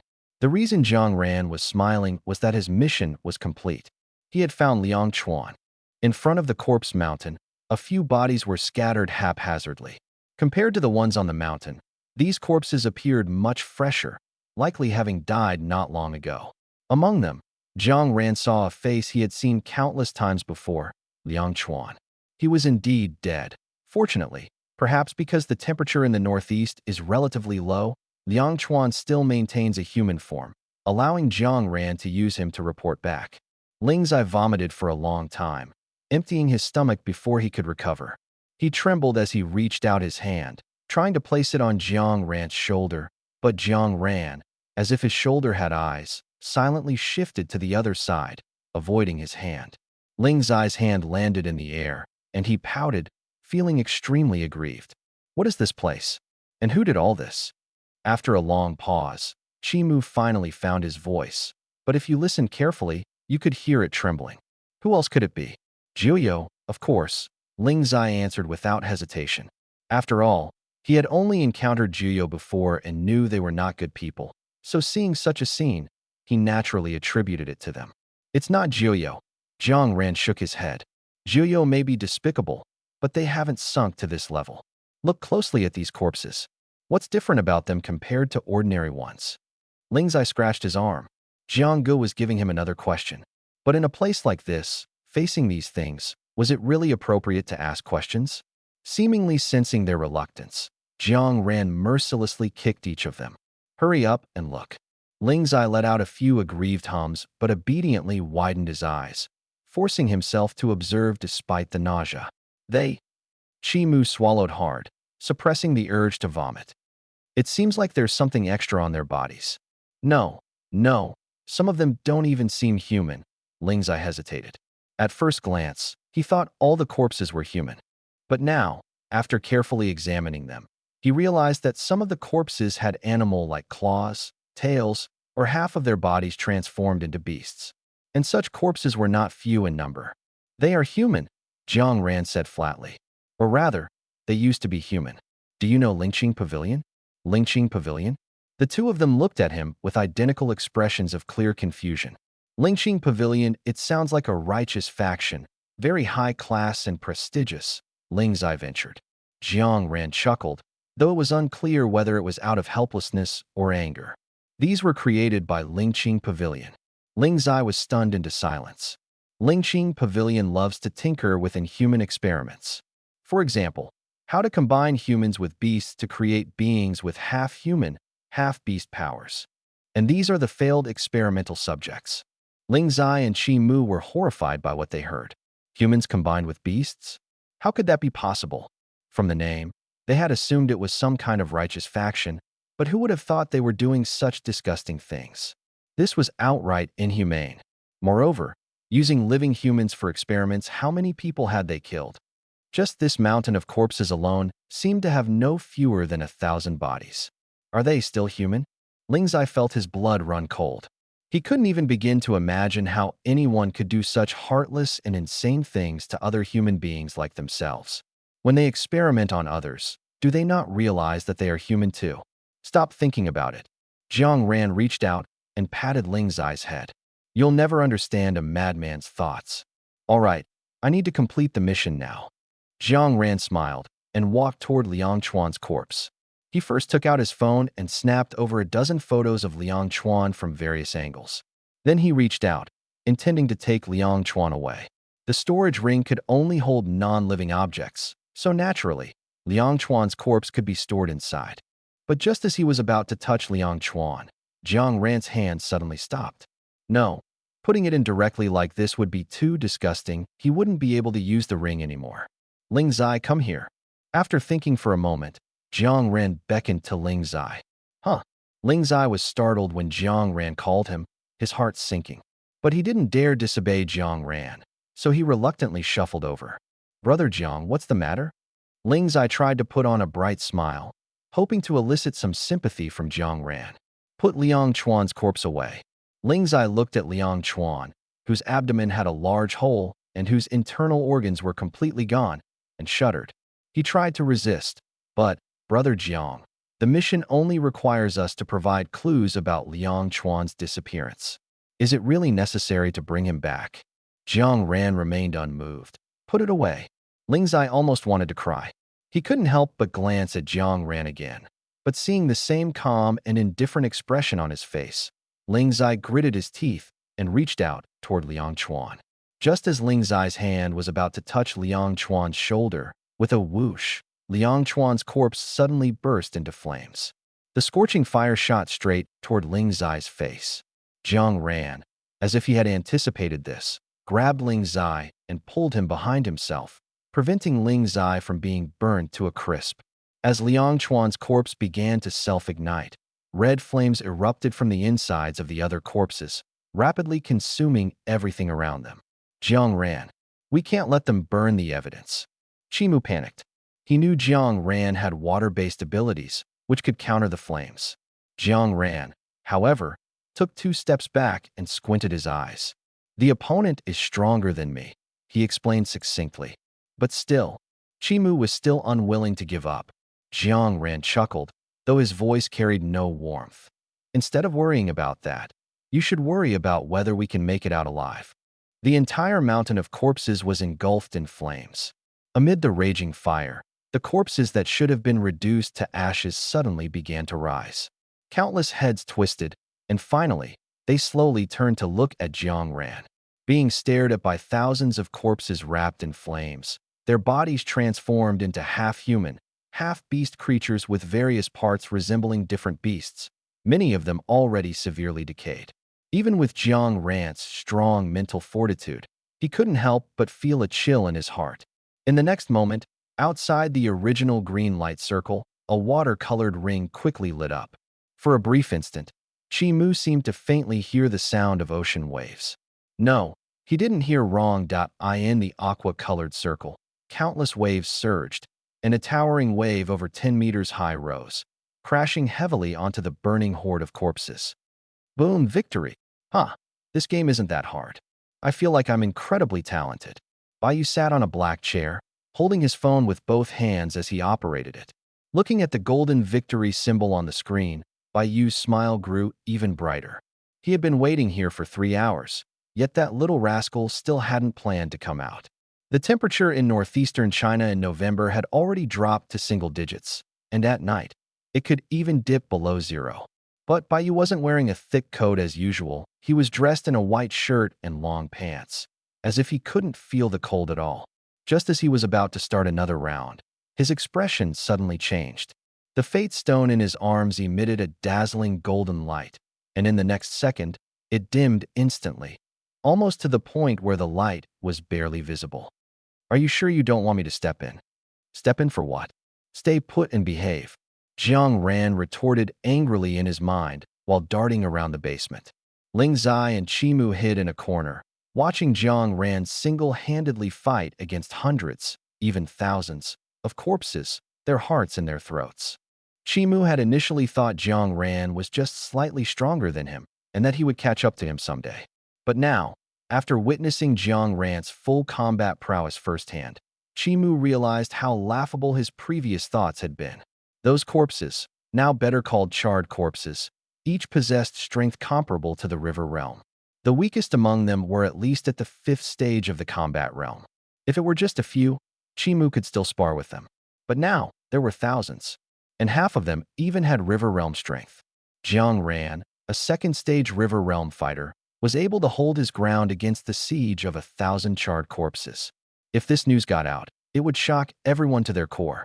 Watching Jiang Ran dodge left and right, toying with the charred corpses as if they were in the palm of his hand, the two's admiration for Jiang Ran surged like an unending river, growing uncontrollably. But in places the two couldn't see, Jiang Ran's face was completely bloodless, with blood streaming from all 7 orifices. If one looked closely, they'd notice his fingertips trembling. Pain, it hurt like hell, more than the previous 2 times combined. But there was no other choice. Jiang Ran was now in the river realm, and to advance further, he needed to reach the Jiang realm. And an ordinary Jiang realm wasn't enough, it had to be at least the 4th or 5th stage of the Jiang realm. The higher the level, the harder it was to break through. So as Jiang Ran's strength increased, the price he had to pay to use this power would only grow heavier each time. After all, crossing realms to fight against the combat realm was entirely different from crossing realms to battle the void realm. The higher one went, the greater the disparity between levels would become. To gain inhuman power without paying a price, how could that be possible? Why not use the item your grandfather gave you?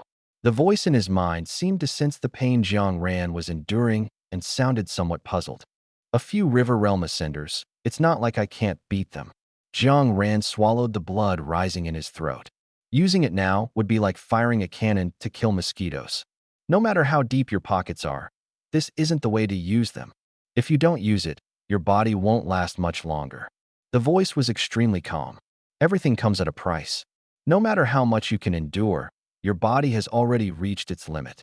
3 minutes at most. If you don't leave now, your body will collapse before your soul does.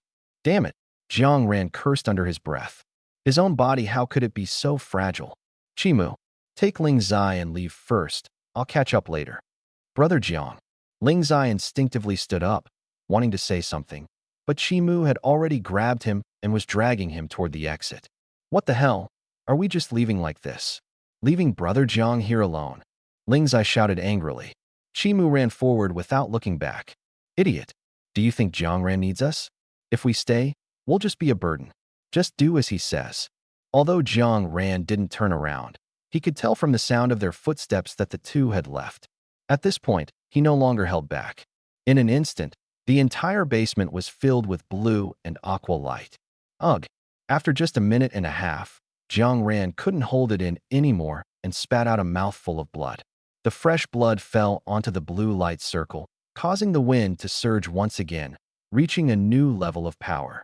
With a loud boom, most of the small building above the basement was blown away. The icy, piercing sunlight fell on Jiang Ran, bringing his hazy consciousness back to clarity. Ling Zai had been worried, but upon seeing Jiang Ran emerge unscathed, he was overjoyed. Jiang, the second word was cut off abruptly. Jiang Ran seemed to sense something and instinctively dodged to the side. But it was no use. Jiang Ran had no idea what had happened when a sudden sharp pain erupted in his abdomen, far worse than the price he was already paying. His entire body was sent flying backward, crashing into a nearby building. In the spot where he had just been standing, a shadowy black figure stood silently with hands clasped behind its back. Cough, cough. Damn it, you bastard, you hit hard. From the rubble, Jiang Ran spat out a mouthful of blood and staggered to his feet under the astonished gaze of the figure. Wiping the corner of his mouth with his hand, Jiang Ran looked at the shadow. The two locked eyes for 2 seconds before Jiang Ran suddenly extended his hand and lightly curled his index finger. What's the point of a sneak attack? If you've got guts, come at me again. Are you insane? The voice in his head finally lost its composure. 2 minutes have already passed. Your body really can't take this. Isn't there still 1 minute left? Jiang Ran grinned, though his eyes were icy cold. Countless golden threads intertwined in his gaze. 1 minute is enough for me. With that, Jiang Ran's figure flashed, and he took the initiative to attack. However, in the next second, a blood-red figure was sent flying again, crashing into the previous basement with a loud bang. Damn it, Jiang Ran clutched his chest. That really hurts. Why bother? The voice spoke again. Why not just use the thing your grandfather gave you to finish him off? There's still 40 seconds left. What's the rush? Jiang Ran continued to smile mischievously, as if he wasn't afraid of dying at all. I also really want to see just how big the gap is between me and the sea realm now. At first, when he was suddenly ambushed, Jiang Ran couldn't quite understand what this thing was. But after the second encounter, Jiang Ran had a rough idea. This place was an artificially created zone of chaos, specifically used by Lingqing Pavilion to conduct their inhumane experiments. Later, it was accidentally discovered by Liang Chuan, who reported it. Helpless, Lingqing Pavilion had no choice but to abandon the place and relocate everything. Although they usually kept a low profile, Lingqing Pavilion would never let anyone who stumbled upon their existence off easily. So, they killed Liang Chuan and threw his corpse along with the failed experimental subjects here. The people of Lingqing Pavilion left, but a chaotic zone like this couldn't be moved around. Thus, they left traps here. If anyone discovered the secret of the basement, the corpses would attack. However, while the number of corpses wasn't large, their strength was far too weak. So, Lingqing Pavilion left a second contingency, a member of Lingqing Pavilion who had merged with the entire chaotic zone. This wretched thing was probably at the late stage of the sea realm when alive. So even though his strength had clearly declined after merging with the chaotic zone, he still retained the power of the sea realm. Moreover, merging with the entire chaotic zone meant that here, this person had the ability to manipulate the surrounding space. This caused Jiang Ran's every attack to either be dodged or redirected elsewhere using spatial manipulation. Jiang Ran was practically spitting blood in frustration. Damn it, can't you fight me without cheating? With another loud bang, Jiang Ran was once again smashed into the ruins. Damn it, I hate cheating scum. Despite the pain all over his body, Jiang Ran still had the energy to curse. In less than a minute, the once intact mental hospital had turned into a pile of rubble. Most of it was caused by Jiang Ran's attacks, while a small portion was the result of Jiang Ran smashing into it with his own body. It seemed the figure had grown bored and no longer gave Jiang Ran the chance to get back up. In an instant, the figure appeared in front of Jiang Ran, grabbed him by the neck, and lifted him up. You've really gone too far this time. The voice finally sounded angry. Without waiting for Jiang Ran to retort, the figure took advantage of his weakness and forcibly took control of his body. Half-closed eyes opened again, and the originally golden pupils instantly turned blood red. You're seeking death. Seeking death. The two voices overlapped almost perfectly. Baiyu had just entered and saw a phantom figure gripping Jiang Ran's neck with one hand. Baiyu's pupils shrank, and before he could react, a surge of white flames erupted from within the phantom figure. The moment the flames emerged, Baiyu appeared beside the figure. With a swift motion, the figure's arm was severed cleanly at the shoulder, and the previously suspended Jiang Ran immediately fell to the ground.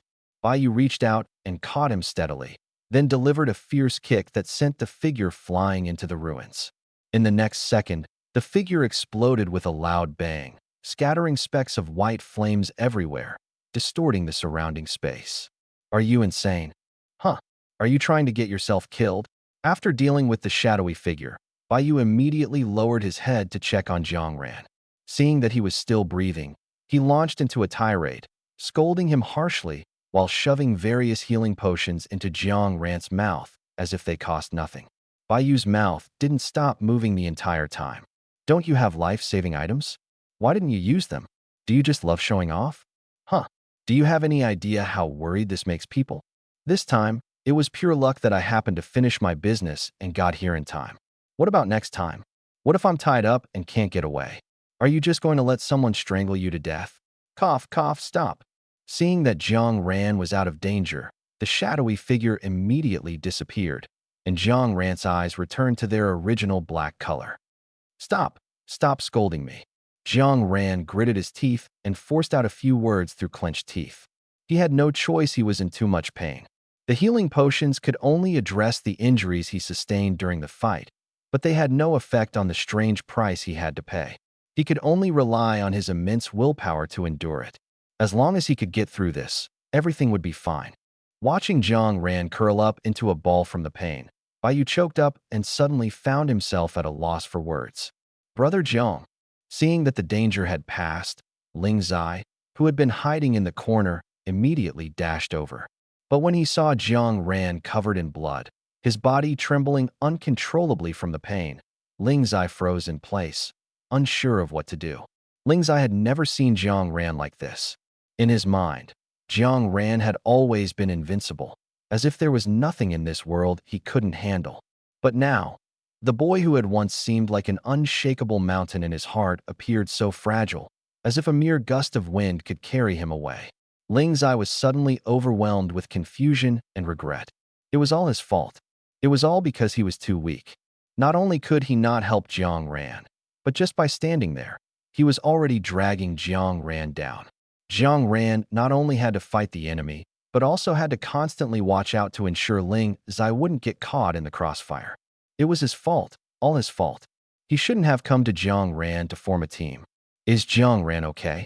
Chimu also ran over. When he saw Jiang Ran's condition, he too froze in shock. But then, he shifted his gaze to Baiyu, who was kneeling on one knee, his entire body tense. Ling Zai had met Baiyu before and knew that Baiyu had a good relationship with Jiang Ran. But Chimu had never seen him. After hesitating for a moment, Chimu said, "Thank you for saving Jiang Ran.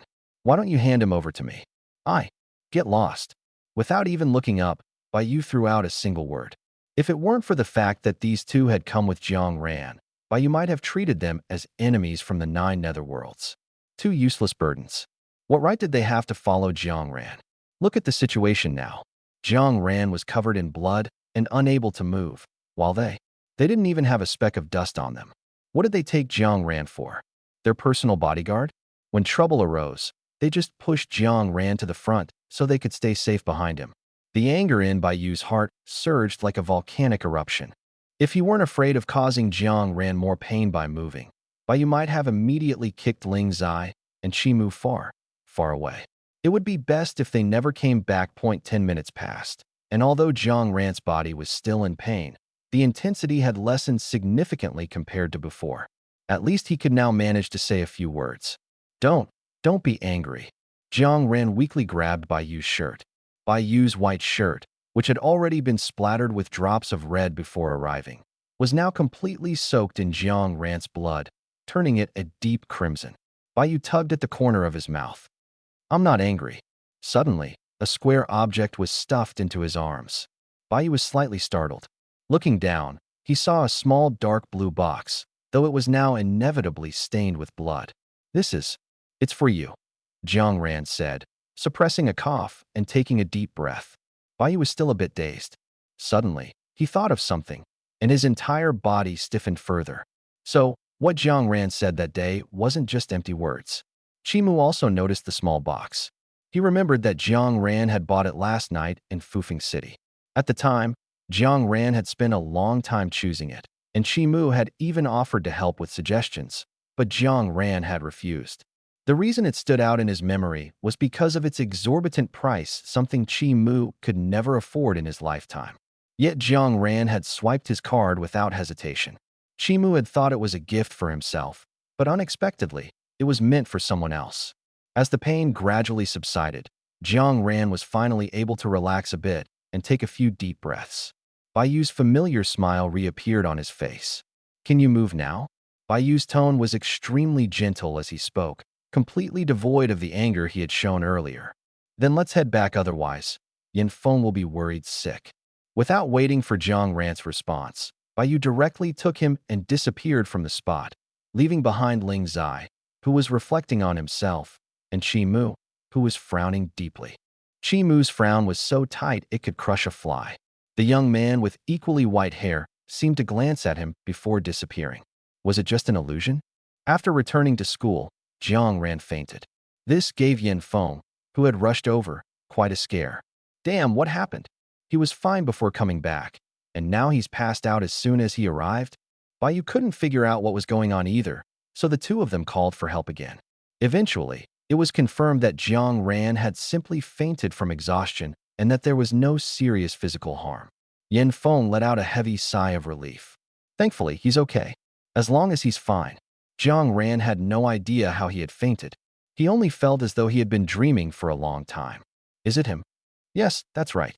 He's the only one here with that name. From today onward, we are your mom and dad.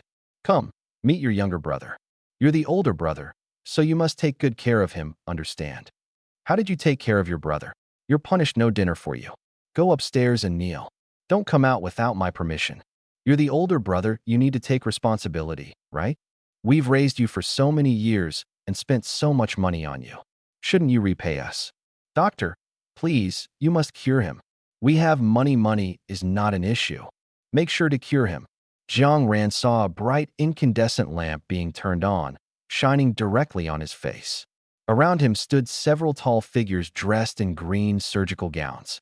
None of them spoke, they just exchanged glances, and then all looked at him. The next second, Jiang Ran felt a sharp pain all over his body. Pain, so much pain, it was really unbearable. It felt 1,000 times worse than the most severe episode of his condition. Jiang Ran felt something wet trickling down from the corner of his eye. Then, a hand reached out and gently wiped away the tear. Jiang Ran suddenly sat up straight in a panic. What's wrong? Are you feeling uncomfortable? A concerned voice sounded beside him. Jiang Ran turned his head and was startled. What the hell? Why are you here? Question mark. Bai was taken aback and instantly looked aggrieved. This is my dormitory. If I'm not here, where else would I be? Jiang Ran was dumbfounded. What the heck? His dormitory? Nonsense. But when Jiang Ran glanced around, he realized that although the room layout was the same, the things placed around were completely different from his own room. Damn, it really is Bai's dormitory. Wait, why am I in your dormitory? Suddenly, a thought crossed Jiang Ran's mind, and his expression turned horrified. Damn it, did you try to take advantage of me? I'm warning you, don't even think about it. I'm straight, and taking advantage of someone in a vulnerable state, do you have no shame? Bai was so exasperated that he laughed. He smacked the back of Jiang Ran's head, nearly leaving him dazed. I went all the way to wait for you all night, brought you back from the Black Province, found people to help you, and stayed by your side while you were unconscious. And in your eyes, I'm this kind of sleazy person? Jiang Ran held the back of his head and fell silent for a moment. It did seem a bit excessive. Mainly, Bai's previous behavior had been so unreliable. Now that he was suddenly acting serious, Jiang Ran was genuinely unaccustomed to it. Seeing Jiang Ran quiet after his words, Bai was truly helpless now. If he hadn't had someone check and confirm that Jiang Ran's body was fine, he would have thought this guy had been hit on the head and turned stupid. Otherwise, how could he be this dumb? What? Did my words make you speechless? Realized your mistake. Bai had been tense for 3 days while Jiang Ran was unconscious. Now that Jiang Ran was finally awake, Bai could finally breathe a sigh of relief. If something had really happened, he wouldn't know how to explain it to Jiang Ran's grandfather. Finally able to relax, Bai leaned back and crossed his legs. Jiang Ran had been reflecting on his actions, but upon hearing this, he silently rolled his eyes. How could he have thought Bai had become serious? Serious, my ass. Bai kept talking, but Jiang Ran couldn't be bothered to listen anymore. He lifted the blanket and was about to leave. Hey, don't go. Bai grabbed him. I haven't finished talking yet. Jiang Ran rolled his eyes so hard they almost disappeared into his skull. I just remembered I haven't submitted my task yet. Otherwise, I won't get a grade. Don't worry, your little sidekick already submitted it for you. Mentioning Ling Zai, Bai's expression didn't change much, but his tone became noticeably colder. Jiang Ran opened his mouth, just about to ask how Ling Zai was doing, but Bai immediately changed the subject and took out a small box from the side. By the way, what did you get me? If you dare to just buy something random to fool me, I won't let it slide. Bai Yu wouldn't let him leave, and Jiang Ran truly had no choice but to stay. He sighed helplessly and sat back down. Why don't you open it yourself and see? Bai Yu's eyes flickered twice, and he opened the box right in front of the gift giver. Inside the box was a pair of earrings. Black crushed diamonds reflected different colors under the light. If one had to describe it, it was probably something like a kaleidoscope of black. Bai Yu blinked. He had thought it would be something more practical, but unexpectedly, it was a pair of earrings. Seeing Bai Yu's lack of reaction, Jiang Ran raised an eyebrow. What? You don't like it? If you don't like it, give it back. Don't be fooled by how small and seemingly ordinary this thing was. It was actually incredibly expensive. It cost more than double the price of the necklace he had bought before. If Bai Yu dared to dislike it, Jiang Ran felt he might just bash his brains out on the spot. Bai Yu quickly hid his surprise. You've already given it to me, and now you want it back? Once it's in my hands, it's mine. As long as you like it. Jiang Ran's eyes shifted. How about I put it on for you? Let's see how it looks. Bai Yu knew exactly what this guy was up to, but he was in a good mood today, so he waved his hand and agreed. All right, all right. Jiang Ran took out one earring, measured it for a moment, and then, with lightning speed, pressed it onto Bai Yu's ear cartilage. He had expected to enjoy Bai Yu's grimacing expression, but to his surprise, the guy didn't even flinch, his face remaining completely unchanged, as if getting an ear piercing was less painful than a mosquito bite. Jiang Ran pursed his lips. Keep pretending, go ahead. Just as he was about to pick up the other earring, Bai Yu snatched the box back. Jiang Ran smirked. He knew it there was no way Bai Yu didn't feel anything. Just as he was about to mock him, Bai Yu suddenly grabbed him, and the next thing Jiang Ran knew, his right ear hurt. The pain wasn't much for Jiang Ran, who was used to it, but the suddenness of it made him suck in a sharp breath. Instinctively, he reached up to touch his ear and felt something cool and small. Question mark. Jiang Ran was momentarily stunned. Wait, why did you put it on me? I already said, once it's in my hands, it's mine. And since it's mine, I can put it on whoever I want. Bai Yu smugly swung his legs. What kind of twisted logic was this? This time, it was Jiang Ran's turn to laugh in exasperation. This guy did it on purpose, definitely on purpose. He had planned to watch Bai Yu make a fool of himself, but instead, he was the one who ended up crying out in pain. This little punk. Jiang Ran was so angry he laughed, while Bai Yu grinned like a cat that had just stolen a fish, looking utterly infuriating. But he couldn't go too far. He didn't want to actually make Bai Yu angry. Bai Yu cleared his throat. All right, there's one more thing. Do you want to hear it? Jiang Ran calmly surveyed the entire room and found that it was even simpler than his own, with not a single extra item.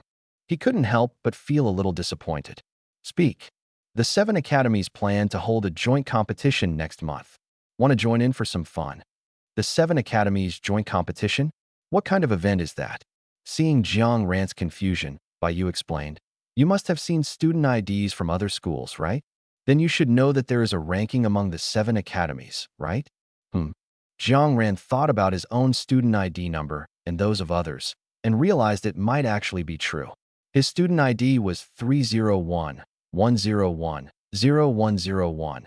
Shiyan's was 301-102-0101, and Xiang Jingxing's was 301-104-0101. So, 3011 represents the year, and the subsequent 01, 02, 04 represent the ranking of the respective academies? Although the 7 academies are all top institutions in Longhua, there is a ranking among them, and the resources allocated by the state are distributed according to these rankings. Every 7 years, the 7 academies hold a competition to redetermine the rankings of each school within the 7 academies. Jiang Ran understood. This competition was similar to a global league. Whoever wins the championship gets the largest share of resources. But whether it's the state or the schools, they wouldn't allow one party to enjoy resource advantages indefinitely. So, various forces come together to organize competitions. First, it makes resource allocation seem more reasonable. Second, it motivates others, giving them hope and letting them know that as long as they work hard, they too have a chance to enjoy top-tier resources. This competition, is it only for freshmen? No. Bai waved his finger. It's for all grades. Everyone participates. All grades. Jiang Ran was surprised. Is it one-on-one or a free-for-all? One-on-one point system. Freshmen compete against freshmen, sophomores against sophomores, and so on. Each grade sends one person to compete in turn. Winning earns 1 point, losing earns none, and the final ranking is based on the total points. Now Jiang Ran finally understood why Bai Yu used the term fun. Because, regardless of the results in other grades, Tianfu Academy would already have a massive 6-point lead at the start. With Bai Yu's strength, defeating students from other schools in the same grade would be as easy as a grandfather playing with his grandson. When the competition starts, no matter who the other schools send, Principal Yuan would simply say, "I send Bai Yu." If Jiang Ran were added to the mix, honestly, the other 6 academies wouldn't even need to compete. It really would just be for fun. "Are you going?" Bai Yu looked at him with a smile. Jiang Ran blinked. Of course. If there's a competition, that means no classes, right? Who wouldn't go? Only a fool wouldn't. 5 days later, the midterm exams finally ended, and the results were quickly posted on the official website. Jiang Ran performed quite well in the written exam this time, scoring 68 points. He passed. But when he saw his martial arts exam score, his eyes widened instantly. 92. This can't be wrong, right? Others also took on C-level tasks, but they only scored 70 or 80 points. Even those who completed 2 C-level tasks in one go only managed to get 85 points. Not to mention Tianfu Academy. Even among the 7 academies combined, those who scored over 90 in this martial arts exam were few and far between. Although Jiang Ran took on 3 C-level tasks, he actually only completed 1. The other 2 were cancelled by Yin Feng in the background because Jiang Ran had been unconscious for 3 days. So, how did he end up with 92 points? After asking Yin Feng, he finally understood what had happened. Jiang Ran initially took on a C-level task, but unexpectedly, it involved a large-scale cult force like Lingqing Pavilion. He encountered hundreds of Dou Realm and River Realm individuals, and even one Sea Realm. Considering all this, the task had reached a B-level difficulty. Therefore, the school awarded him a high score. "I see," Jiang Ran said, touching his chin. When Tuesday arrived, Jiang Ran leisurely walked into the Earth class classroom right on time, only to find that the people around him were looking at him strangely. Raising an eyebrow slightly, he asked, "Why are you all staring at me like that? What? Have you finally noticed my charm and fallen for me?" Ew! Everyone immediately looked away in disdain. "Brother Jiang," Lin Xian sat down next to him. "Brother Jiang, was your mission with Ling Zai very dangerous this time? Did you get hurt?" "Huh?" Jiang Ran turned his head to glance at her. "Not dangerous at all. Where did you hear that?" Lin Xian hesitated for a moment. After Ling Zai came back, it was like he became a completely different person. Not only does he not talk much anymore, but he also spends all day in the training room, staying there for an entire day. I asked him what was wrong, but he wouldn't say anything. So I guessed, could it have something to do with the mission you 2 completed? Huh. Jiang Ran's surprise was genuine. He really didn't know that Ling Zai had changed like this. After all, back in Fufeng City, he didn't even have the chance to say a word to Ling Zai before Bai Yu directly brought him back. As soon as he arrived at school, he passed out and was unconscious for 3 days and 2 nights. During those 3 days, it was impossible for him to have any contact with Ling Zai after all. He was unconscious, not having an out-of-body experience. After that, Jiang Ran woke up, saw Bai Yu, exchanged a few words with him in his dorm room, and Bai Yu mentioned that Ling Zai had already submitted the task. Jiang Ran simply assumed that Ling Zai was fine. Later, Bai Yu brought up the 7 academies competition, then the midterm results came out, and Jiang Ran scored a high 92 in the martial arts exam. With one thing after another piling up, Jiang Ran had almost completely forgotten about Ling Zai. If Lin Xian hadn't brought it up, Jiang Ran probably wouldn't have thought about checking on Ling Zai at all. After all, Ling Zai had always been the one to actively seek him out. Now that Ling Zai's pestering and bombardment had suddenly stopped, Jiang Ran might even be happily enjoying the newfound peace and quiet around him. Faced with Lin Xian's doubts, Jiang Ran scratched the back of his head, feeling a bit confused himself. What is going on here? Whether it's using his brain or his hands, hasn't he always been the main force? He was beaten so badly by that damn thing that he vomited 3 liters of blood and passed out for 3 days. But he didn't think much of it. Isn't everything still going on as usual? How did Ling Zai, a perfectly fine logistics staff member, end up so shaken that his personality completely changed? Don't worry, I'll go find him later and ask what's going on. Seeing that even Jiang Ran had no idea what had happened, Lin Xian could only sigh silently in her heart. After class, Jiang Ran, who hadn't done so in a while, opened his chat window with Ling Zai, only to realize that Ling Zai had sent him just one message in the past few days. It was from 3 days ago. Ling Zai, "Brother Jiang, are you okay?" Other than that, there hadn't been a single message from him in the following days. Damn, is he really shaken up? Jiang Ran, "I'm fine, not dead." Jiang Ran, "But what's up with you, kid?" Lin Xian said you haven't been replying to her messages, and now she's complaining to me. Are you rebelling, or what? After sending the messages, Jiang Ran kept staring at his phone. He stared during class, after class, while eating, and even after returning to the dorm.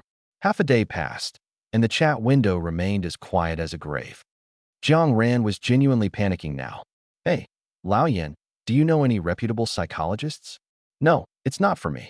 There's nothing wrong with me mentally. It's for a friend of mine. He's acting a bit off, and I want to take him to see a doctor. Damn it, I said it's not for me. It's really for a friend. Master, is he enjoying himself? He should be. Enjoying himself, I think. Should be. No, he's very happy. Extremely happy. The subordinate was so frightened that he immediately knelt down, trembling all over. How's the progress over there? The subordinate swallowed nervously and cautiously replied, It's already in the final stages. They said it could be ready for use in as little as a month. Huh, a month? Hearing his master's disdainful chuckle, the subordinate lowered his head even further, not daring to think about anything. All right, you may leave. Thank you, master. A slender hand gently tapped the table, the crisp sound echoing in the vast hall. After a long silence, the person let out a soft laugh. I hope you'll like the gift we're sending you. Planning to post 3 updates a day next month. Who's in favor? Who's against? For the next half month, Jiang Ran returned to his ordinary college life. His grandfather was still missing.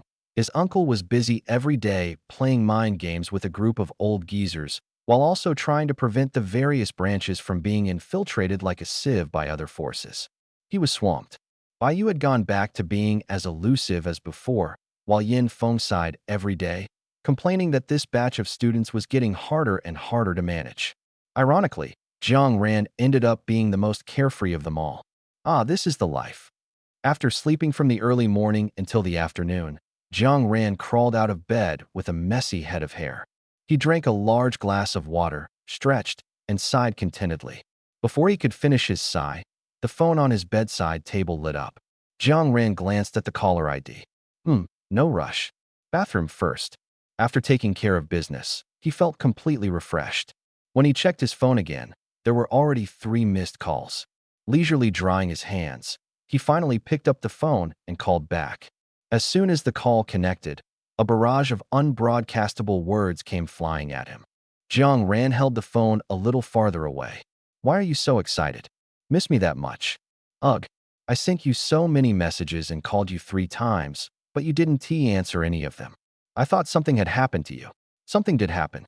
I was busy and didn't see them. Besides, you called me at the wrong time. Why did you have to pick the time when I was busy? Don't call me at that time again. So now it's my fault. I didn't say that. Jiang Ran's voice carried a hint of laughter. Before the other side could vent their frustration, Jiang Ran quickly interrupted. All right, stop fussing. What is up? Do you really miss me? That's not good. Would your brother agree? A faint voice came through the phone. I don't agree. Hearing the resentful tone, Jiang Ran couldn't hold back and burst out laughing. Xiang Jingji's loud voice rang out again. You're laughing. I'm not laughing. Jiang Ran cleared his throat twice. So what's the matter? Let us go out and have some fun, Ranzi. In the spacious living room on the other end, Xiang Jingji sat cross-legged on the carpet, drawing circles, while Xiang Jingxing leaned against the floor-to-ceiling window, his gaze fixed on his phone. Go out. Where to? Anywhere is fine. I just don't want to stay at school anymore. You have no idea how bored I've been lately. Xiang Jingji drew circle after circle on the carpet. I already know everything the teachers are teaching there nothing interesting at all. If I weren't afraid of discouraging them, I'd really want to pull the teacher down and take over the class myself. Oh, Brother Ji can teach now. Of course, perhaps it was because he hadn't seen Jiang Ran for a long time, or maybe it was the thousands of kilometers between them, but Xiang Jingji's courage had grown significantly. I think I'd teach way better than them. If I were the teacher, I'd definitely take the War Academy to the next level, maybe even turn it into the top school. Ran, if that happens, your student ID number will have to change. From then on, you'll be starting with 301,102. This time, Jiang Ran truly laughed out loud. It seemed that during his absence, Xiang Jingji had really become overconfident. Blind confidence isn't a good thing. But since he is his brother, Jiang Ran decided to reluctantly help him correct it. How about going to the water town? Water town. Xiang Jingji blinked and looked at his brother.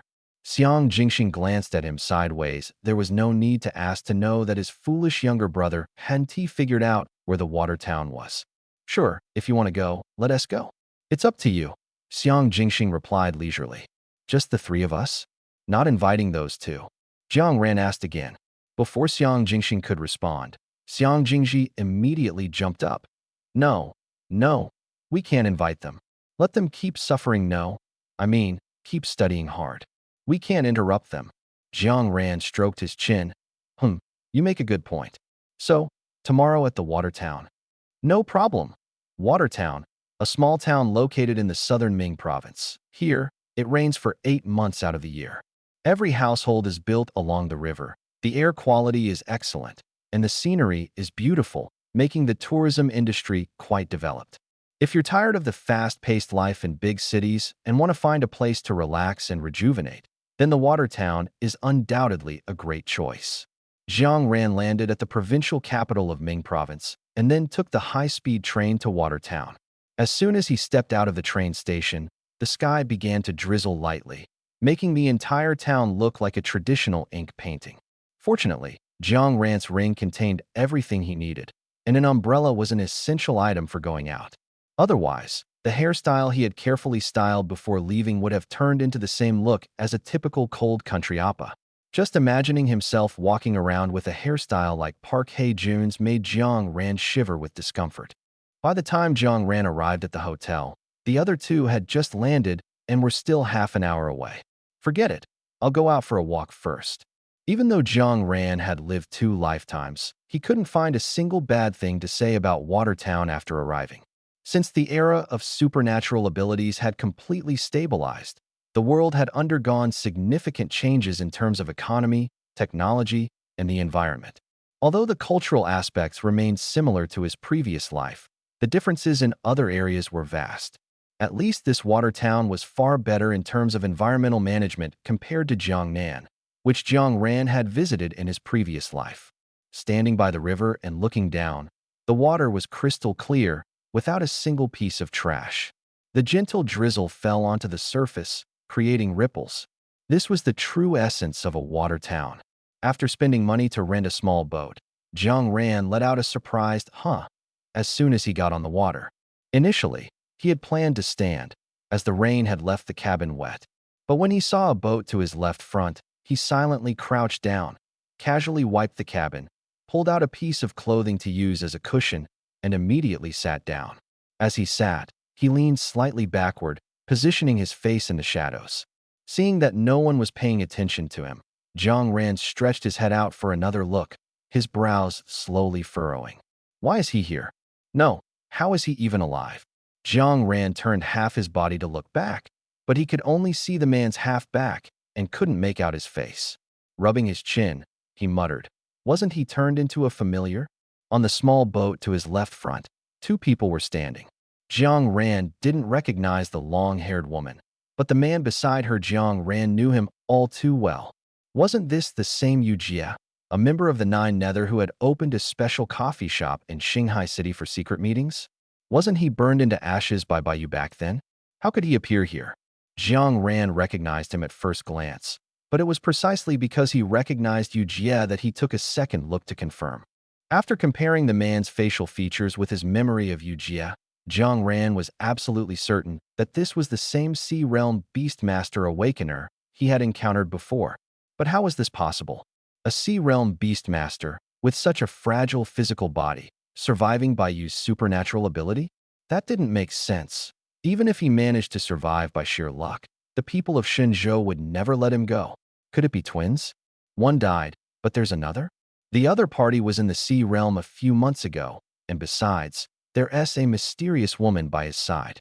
Jiang Ran didn't he dare to get too close, fearing that he might be recognized. While carefully steering the boat, he kept his distance from the two, cautiously controlling a gentle breeze to try and eavesdrop on their conversation. After listening for a long time, all they talked about were trivial matters like, when will this rain stop? What should we eat later? The scenery of this water town is quite beautiful, and so on. Jiang Ran was exasperated. Such a good opportunity. With every boat around them spaced 6 or 7 meters apart, no one would pay attention to them. So why couldn't they talk about something serious? Stop discussing what to eat later, for goodness sake. The man suspected to be Yu Jia's twin brother and the mysterious woman exchanged a few more words before falling silent. From then until they disembarked, they didn't say another word.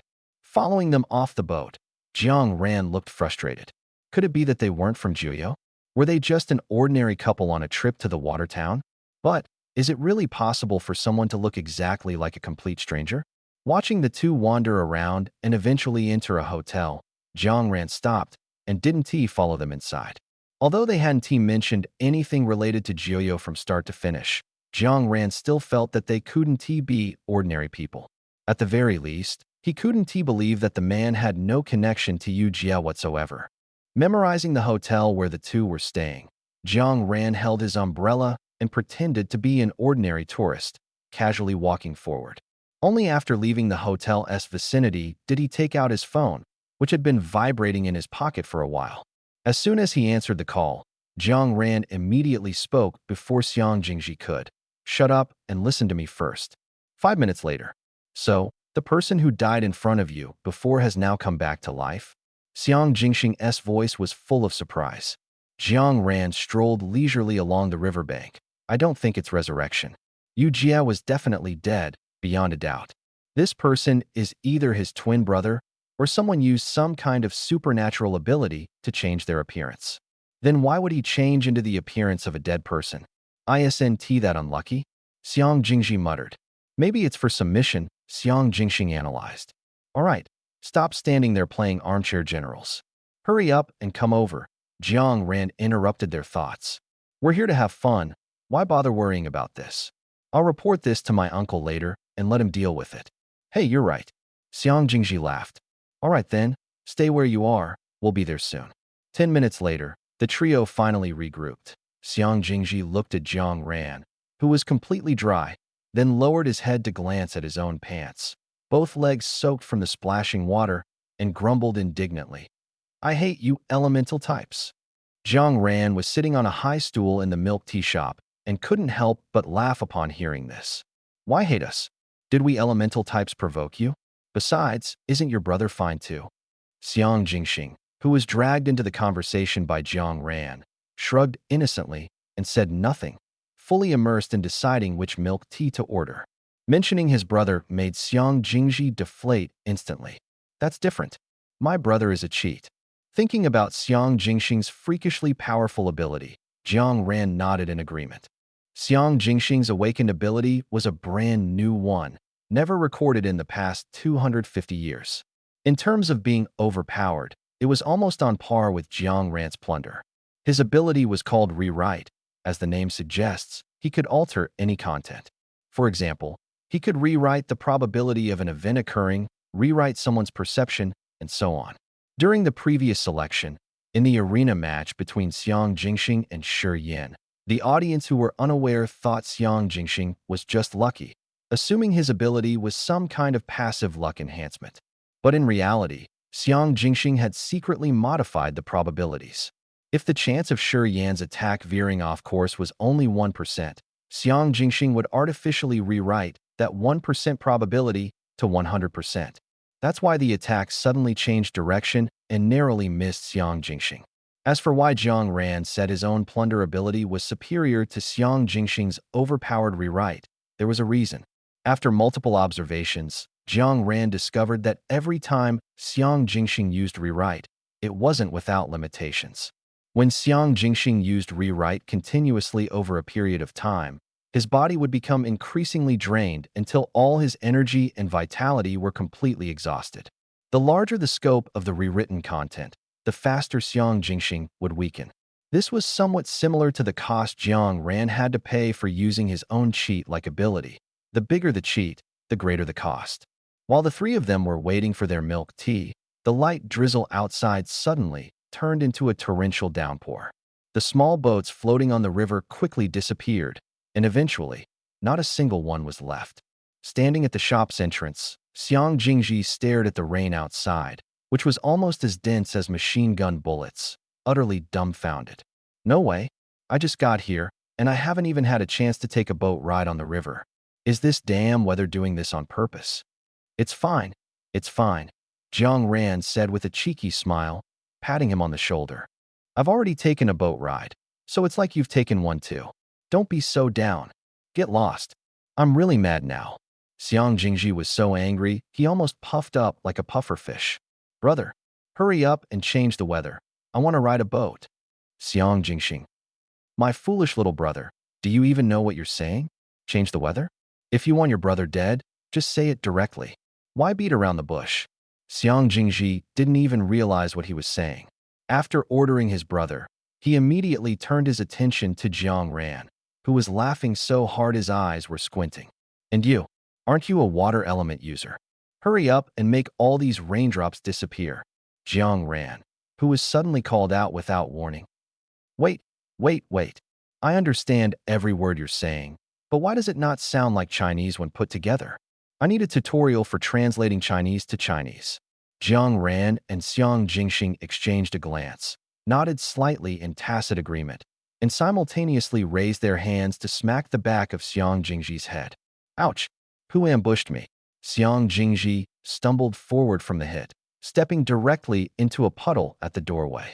And just like that, his brand new limited edition celebrity-endorsed sneakers, bought only a week ago, were gloriously retired. Xiang Jingji's eyes widened in fury. No. Jiang Ran glanced sympathetically at his shoes. These shoes have really suffered with you. Forget stepping into puddles last time. Someone even spat on them.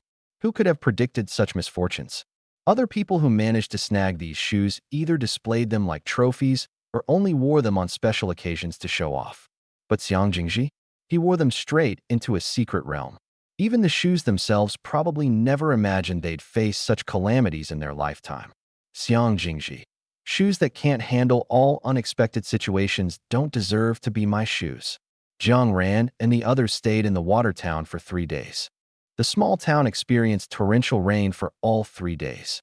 Just as the three boarded the high-speed train to leave, the downpour suddenly lessened, turning into a light drizzle within minutes. Finally, the clouds dispersed, and large patches of sunlight poured down. Xiang Jingji, leaning against the window and looking outside, was so shocked his eyes nearly popped out. What the heck? What does this mean? He was so furious his entire face turned red like a monkey's behind. It rains when I arrive and stops as soon as I leave. Is it messing with me on purpose? Even Jiang Ran, who usually enjoyed teasing Xiang Jingji, fell silent. He truly hadn't expected things to unfold this way. If he hadn't seen it with his own eyes, Jiang Ran wouldn't have believed that, aside from people cursed with supernatural abilities, there could be someone this unlucky in the world. To be fair, this could be considered a unique talent. Thinking this, Jiang Ran quietly distanced himself from Xiang Jingji, afraid of catching his bad luck. Back in Shangjing, Jiang Ran first went to Shenzhou to find his uncle, intending to ask about the person who looked exactly like the deceased Geo member he'd previously asked his uncle to investigate. But perhaps spending too much time with Xiang Jingji had rubbed off on him. When Jiang Ran arrived, Shenzhou was holding a major meeting. He waited in the commander's office for 2 hours before finally seeing Jiang Yueqin after the meeting ended. But before Jiang Ran could say a single word, Jiang Yueqin's phone rang. An emergency meeting had been called by the higher-ups. Jiang Yueqin didn't even step into his office before hurriedly turning around and leaving. It seemed unlikely he'd return today, and he probably wouldn't even have time to check his phone. Jiang Ran had a pile of questions he wanted to ask, but no one gave him the chance to speak, leaving him almost suffocated with frustration. In the end, Jiang Ran's mood upon leaving school was as cheerful as it had been when he first arrived, but his mood upon returning was equally gloomy and resentful. Just as he was about to head to the training hall to vent, Principal Yuan's assistant suddenly appeared, saying that Principal Yuan needed to see him urgently and that he should go as quickly as possible. At this moment, Jiang Ran felt like a balloon filled to the brim, ready to explode at any moment. He had just decided to let off some steam to bring himself back from his highly flammable and explosive state to a safer range, but he kept getting interrupted again and again. Highly flammable and explosive Jiang Ran looked at the assistant's smiling face in front of him, clenched his fists, and took a deep breath. Calm down, calm down. Impulsiveness is the devil. Principal Yuan isn't the type to joke around. If he's calling for him at this time, it must be something very important. He would just go. Inside the principal's office, Jiang Ran sat on the sofa, while Principal Yuan sat behind the desk opposite him. The former had a blank expression, his thoughts unreadable.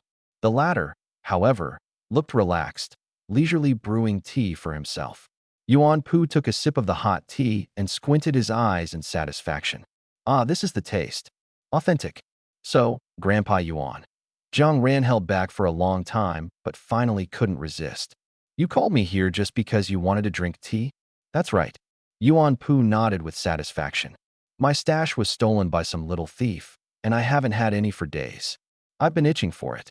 Then I thought, since the tea was gifted to me by your grandfather, you, as his grandson, should have some too. So I called you over. I didn't expect you really had some. Hurrah! Yuan Pu was so moved by his own cleverness that he couldn't help but laugh out loud. Jiang Ran. Hold it in. You must hold it in, Jiang Ran. This is the principal of one of the top 7 academies. You absolutely cannot hit him. Think about Principal Ru Chun of the War Academy. As soon as he thought of Principal Ru Chun's heroic achievements, Jiang Ran snapped out of it. The principal of the 4th-ranked War Academy was already so terrifying. What kind of strength would Yuan Pu, the principal of the top-ranked Tianfu Academy, possess? How could he even entertain the absurd idea of giving Principal Yuan a Jiang-style heavy punch? No, something's not right. Jiang Ran suddenly calmed down. It seemed that ever since he left the water town and returned to the capital, his emotions had been growing increasingly irritable. He even thought about going to the training hall to vent just now. This was definitely not normal. Since Jiang Ran enrolled in the academy, nearly 5 months had passed. He had never once gone to the training hall. Not to mention that Jiang Ran was usually much more emotionally stable than most of his peers, and even those much older awakened ones. Even if he was really upset, stifled, or agitated, the first thing Jiang Ran would think of to calm himself down would never be to go to the training hall for a vigorous battle.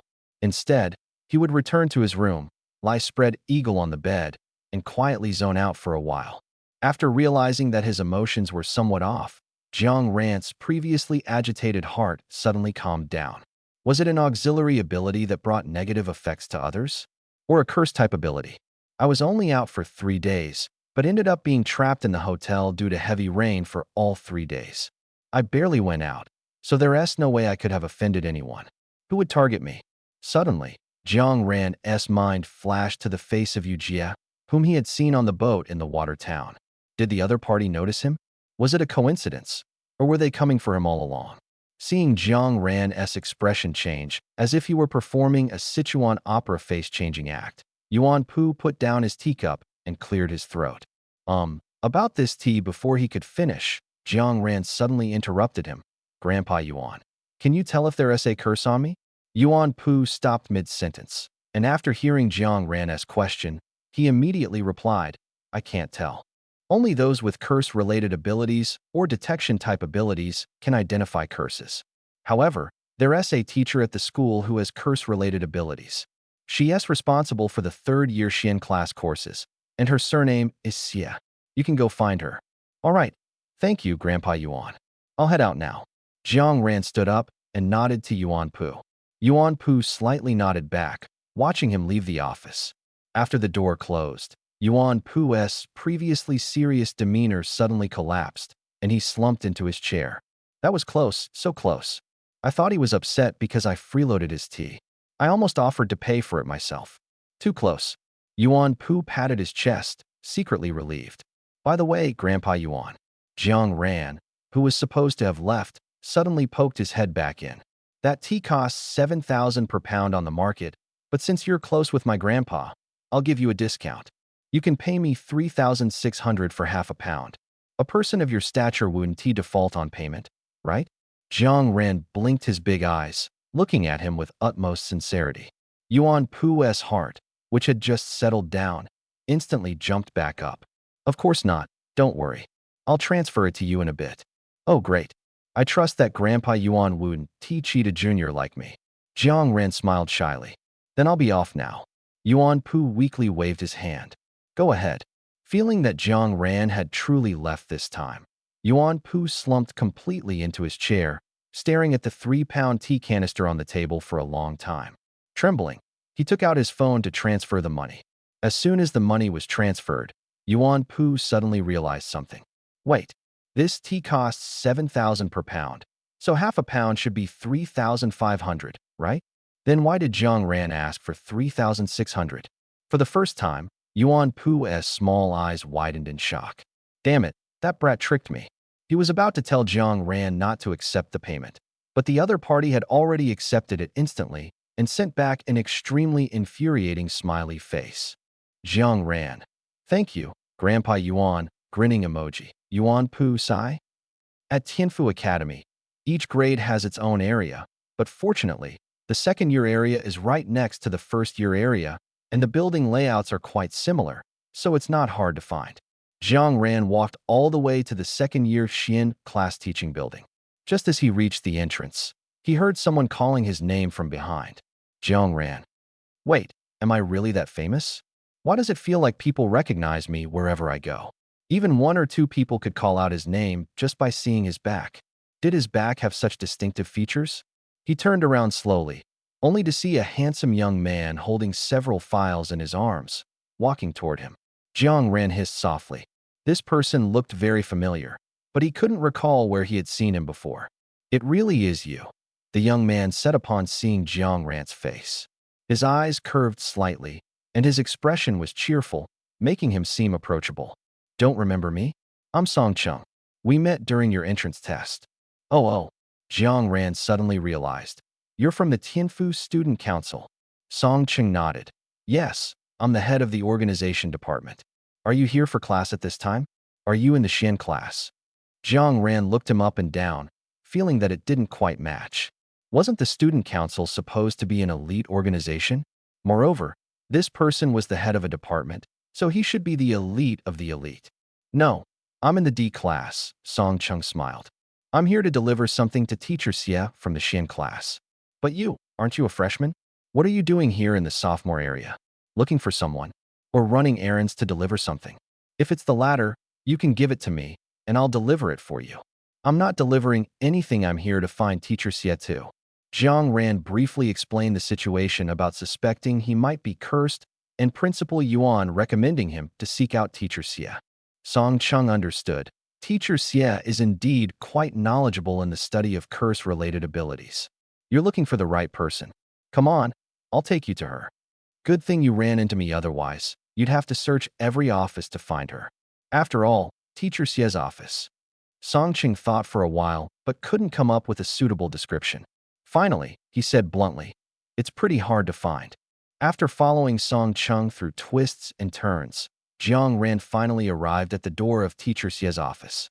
He took a deep breath and finally understood just how hard to find it was. Who would have thought that in a proper teaching building, there would be 4 underground floors? And who would have thought that a teacher's office would be located in the farthest corner of the second basement level? But that wasn't all. The office door was even designed as a hidden door commonly used in secret chambers, concealed by an empty iron rack placed in the corner.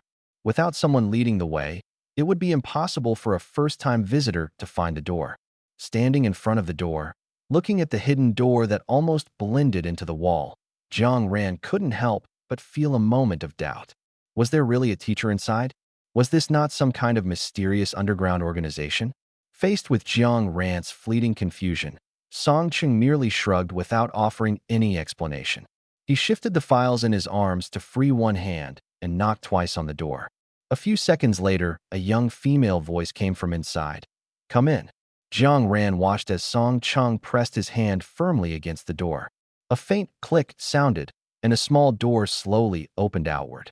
Jiang Ran's eyes flashed with understanding. Sure enough, it was an invisible door made using rebound force reality TV shows about secret rooms never lie. Following Song Cheng inside, he thought that since the office was located in such a hidden spot, the interior must hold some surprises. But upon entering, he found it was just an ordinary office, with a layout similar to Yin Feng's office, though not as spacious. Perhaps it was because one was the office of the dean, while the other was just a regular teacher's office. There's a familiar little guy here too. Jiang Ran's eyelid twitched. Why did everyone seem to know him? However, upon seeing this teacher with the surname Xie, whose ability was curse-related, Jiang Ran's eyes widened in surprise. Just moments ago, hearing the voice outside the door, he had assumed it belonged to a woman around Yin Feng's age. But unexpectedly, the person turned out to be an elderly lady with a head full of silver hair, looking a few years older than his grandfather, with a kind and gentle face. An 18-year-old's voice, an 81-year-old's body?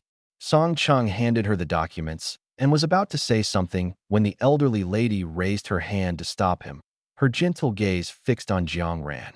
"I remember you. Your name is Jiang Ran, right? I watched the live broadcast of the entrance test. Your performance surprised us teachers who were observing." Huh. Jiang Ran froze for a moment. They had known about him since the entrance test? And they had watched everything he did? What? Jiang Ran tried hard to recall the entire process of the entrance test, confirming he hadn't done anything to ruin his image, and only then did he feel slightly relieved. After calming down, Jiang Ran scratched the back of his head and showed the shy smile that only appeared when facing teachers or leaders. "Really? I'm honored to hear that." Seeing Jiang Ran smile, the elderly lady's gaze grew even softer. "My surname is Xie, and my name is Xie Tingxue. If you don't mind, you can call me Grandma Xie." Upon hearing this, Song Cheng's eyes widened instantly. Jiang Ran had no idea what Song Cheng was thinking. He was the type of person who would climb up the ladder if given a chance, so he immediately responded with a sweet Grandma Xie. Good, good, good." Xie Tingxue laughed heartily. "What brings you to Grandma today?" Speaking of this, Jiang Ran blinked. "I heard that Grandma Xie is very knowledgeable about curse-related abilities. I suspect I might have a curse on me, but I'm not sure, so I wanted to ask Grandma Xie to take a look." Upon hearing the word curse, Xie Tingxue's smile slightly faded, and her demeanor became serious. "Child, come here." Jiang Ran obediently stepped forward. Xie Tingxue guided him to sit on a chair by the desk, then placed her fingers on his wrist as if she were an old Chinese doctor checking his pulse. For a moment, Jiang Ran felt like he wasn't in a teacher's office, but in an old Chinese medicine clinic. A few seconds later, Jiang Ran clearly sensed a foreign energy entering his meridians through his wrist. The green energy hidden deep within his body instinctively began to circulate upon sensing this overly blatant intruder, attempting to block it. Xie Tingxue said softly, "Don't resist this energy." Jiang Ran nodded, focused his mind, and suppressed the restless wind within his body. No one knew how much time had passed, maybe a minute, maybe 5. Xie Tingxue finally withdrew her hand. "There is indeed a curse within you." Upon hearing Xie Tingxue's response, Song Cheng, who had been observing the entire time, couldn't hide his surprise. Jiang Ran was equally astonished, but amidst his surprise, there was a hint of "I knew it." He thought to himself, "I knew it. There's no way I'm such an irritable person. What kind of curse is it?" Before Jiang Ran could ask, Song Cheng had already spoken up for him. "The lowest level kind, which only adds negative effects to a person," Xie Tingxue said leisurely. "Because this type of curse can't harm people, and the person who cast it is quite skilled, it's usually very hard to detect." As she spoke, Xie Tingxue looked at Jiang Ran with a mix of curiosity and admiration. For this child to discover it on his own shows that he has excellent control over himself. He's a promising talent. Listening to the elder's praise, Jiang Ran remained silent, only smiling faintly. Should he tell her that the reason he discovered the curse wasn't due to his self-control, but because he was overly confident in his own personality? If he said that, it would surely ruin the good impression he had made on the elder. After all, calling it overly confident sounds nice, but to put it bluntly, isn't it just arrogance and narcissism? Jiang Ran was well aware of his own shortcomings. Seeing Jiang Ran remain silent, Xie Tingxue continued. Although the person who cast the curse is quite skilled, this level of curse is still very simple for me. During the investigation just now, I already removed it. Jiang Ran's smile finally became genuine, and a string of flattery spilled out of his mouth. Really, Grandma Xie? You're amazing. Thank you so much. If it weren't for you, I wouldn't know what to do. Hearing this, Song Chung. As someone who knew Jiang Ran's true nature, he was caught off guard by this display and found it hard to process. But it just so happened that elderly people like Xie Tingxue were very receptive to this kind of flattery. With just a few insincere and overly cliched compliments, Jiang Ran managed to make Xie Tingxue beam with joy, holding his hand as if she wanted to adopt him as her honorary grandson right then and there. The elder and the young man chatted away for half an hour, and finally, under Xie Tingxue's reluctant gaze, Jiang Ran got up to leave. As for Song Chung, during that half hour, he had become completely numb. Xie Tingxue had called out to him 3 times before he snapped out of his daze. Xiao Song, what were you about to say earlier? Song Chung, so you knew I wanted to say something. Of course, he only said this in his mind and didn't dare voice it aloud. Unlike Jiang Ran, he wasn't skilled at pleasing Grandma Xie. On the contrary, Song Chung held a mix of respect and fear towards Xie Tingxue. After all, she was a top-tier awakened individual with curse-related abilities. As the saying goes, you can offend anyone, but never offend someone with curse-related powers. After all, they don't even need to lift a finger to make you disappear without a trace. Moreover, the awakened ones in this group share a common trait. They hold grudges intensely. While muttering to himself, Song Chung put on a smile. I was just about to report to you. After dispelling the curse, Jiang Ran felt refreshed, as if his entire being was invigorated. Even his steps seemed lighter. Just as he was about to return to the main area, a man and a woman suddenly approached him head-on. The two were holding hands, appearing to be a couple.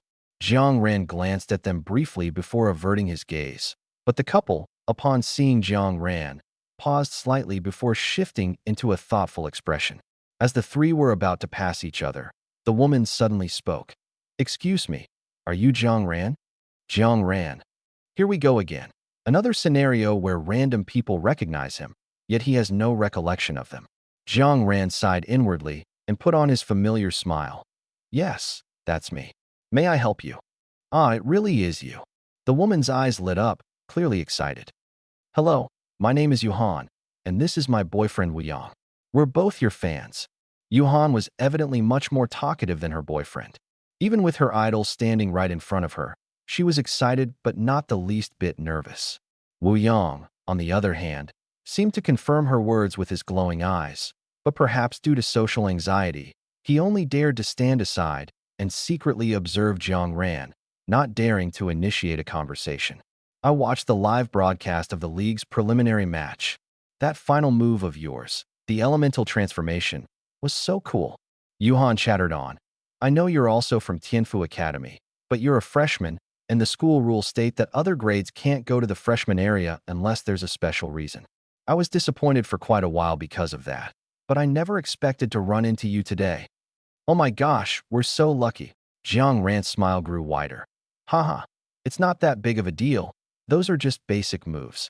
By the way, my boyfriend's ability is also water element. After watching the live broadcast that day, he tried it many times, but still couldn't succeed. Yuhan blinked her eyes. Is there some kind of technique? Could you teach us? Jiang Ran's eye twitched slightly, and his smile faded. Oh, so being fans was just a pretense they actually wanted to learn his skills. But to be honest, he couldn't answer that question. Elemental transformation was something Jiang Ran suddenly comprehended after reaching the river realm. At the time, he simply felt he could do it, so he did. It was even done with ease. Back then, Jiang Ran had thought that elemental transformation was a simple matter, something all awakened ones with elemental abilities could perform. It wasn't until later, when Jiang Ran came across videos about himself online and read the comments, that he realized it was an extremely difficult feat. Without some talent, forget about conjuring a dragon, even creating a dog would be impossible. Others had also asked him how he managed to do it, and Jiang Ran had earnestly explained, "I wanted a dragon, so I made a dragon. It's just that simple." Then, this very serious answer successfully earned a sincere comment. "Damn, you really know how to act." "Technique is having no technique," Jiang Ran said earnestly. "When the time comes, you'll naturally know." Wu Yang, who had perked up his ears, ready to listen attentively. "How is this any different from saying nothing?" "All right, I have something to do. I'm leaving now." After finishing his words, Jiang Ran left the two to ponder slowly, sped up, and quickly exited the second district. Just as he returned to the dormitory, he saw Yin Feng at the door. "What are you doing here?" Jiang Ran looked at Yin Feng suspiciously. Yin Feng casually draped his arm over Jiang Ran's shoulder. "Missed you. Came to see you. Is that not allowed?" Scram. Jiang Ran rolled his eyes and elbowed Yin Feng in the stomach. Yin Feng let out a damn and stepped back 2 paces, clutching his stomach. "Are you trying to murder your mentor?" Jiang Ran ignored him, swiped his card with a beep, stepped inside, and was about to shut the door. Yin Feng's eyes widened. Hey, I haven't gone in yet." In the living room, looking at Yin Feng, who was making a scene and insisting on coming in, Jiang Ran felt a headache coming on. "Let me make it clear first. I don't have anything here, so don't think about mooching food." "Am I that kind of person?" Yin Feng pouted, putting on a pitiful look. "I heard you were cursed. I really just came to check on you." Believing him was like believing Emperor Qin Shi Huang was still alive. Jiang Ran crossed his arms. "You've seen me now, so why aren't you leaving? Why are you so eager to kick me out?" The more Jiang Ran wanted him to leave, the more Yin Feng wanted to stay. "Could it be that you're hiding someone in this house? Afraid I'll see them?" Yin Feng pretended to look around exaggeratedly. "Relax, even if I see them, I'll act like I didn't. I won't tell anyone. I absolutely won't ruin your cool and stylish image." Jiang Ran chuckled coldly. "If you don't get to the point, I'll post your love history on the school website. I'm sure a lot of people would love to read it." Yin Feng crossed his legs, completely unfazed. "You don't have any evidence. As long as I don't admit it, it's just a rumor. It won't threaten me." Jiang Ran smiled slyly. "Who said I don't have evidence? Want to see the photos of you crying your eyes out back then? And a few chat records. TSK. So desperate." Yin Feng's smile froze. "Impossible, you're lying. How could you have my chat records? I'm warning you, no fabrications." Jiang Ran leisurely took out his phone, opened the chat history with Yin Feng, and precisely clicked on a date. Yin Feng. Image. Yin Feng. Why is she ignoring me? Is she mad at me? I didn't even do anything. Yin Feng. Jiang Xiaoran, brother Jiang. Ran bro, think of something. Scrolling down, it was almost entirely Yin Feng's wailing. Yin Feng himself watched, his eyelid twitching uncontrollably. Damn it, Jiang Ran still kept chat records from over 2 years ago. And there are photos of you crying your heart out after drinking too much. There's also a video. "Want to see?" Jiang Ran said as he started opening the album to show him. Yin Feng quickly stopped him. No. You're my brother, okay? Stop messing with me." "Humph." Jiang Ran quickly pulled his hand back, dodging Yin Feng's attempt to pretend to stop him while actually trying to snatch his phone. "Think carefully about how you should treat me in the future, or else." Jiang Ran shook his phone, the screen displaying a photo of Yin Feng clutching a bottle of alcohol, his face covered in tears and snot. "Or else, you know what will happen." This time, Yin Feng was genuinely scared. He could still claim that the chat records were fabricated by Jiang Ran, but the photo, even if he argued it was AI generated, it would still ruin his stellar image. No, he absolutely couldn't let anyone see this. Yin Feng sprang up from the sofa and darted behind Jiang Ran, placing both hands on his shoulders and starting to massage them. "Brother Jiang, I really came here out of concern for you. My feelings for you are as clear as the sun and moon." Jiang Ran glanced at him sideways. Yin Feng cleared his throat awkwardly. "Of course, there's also another matter. Have you heard of the 7 Academies joint competition?" This competition is organized by 7 major academies, and its purpose is— The purpose is to determine who's the boss. Jiang Ran interrupted him. I know about the competition. Just tell me why you're here. Yin Feng, who was about to explain, choked on his words, paused for 3 or 4 seconds, and sighed lightly. Since you already know about the competition, I'll get straight to the point. The school hopes you won't participate in the freshman competition. I understand, huh? Jiang Ran froze in shock as he processed the words. What? They want me not to participate? Yin Feng nodded. Yes. Why? Jiang Ran frowned. They don't seriously think that apart from me, the other SSS level students from the other schools are just weaklings, do they? Can you use your brain a little, young master? Yin Feng stopped massaging his shoulders and sighed. We're not as stupid as you think.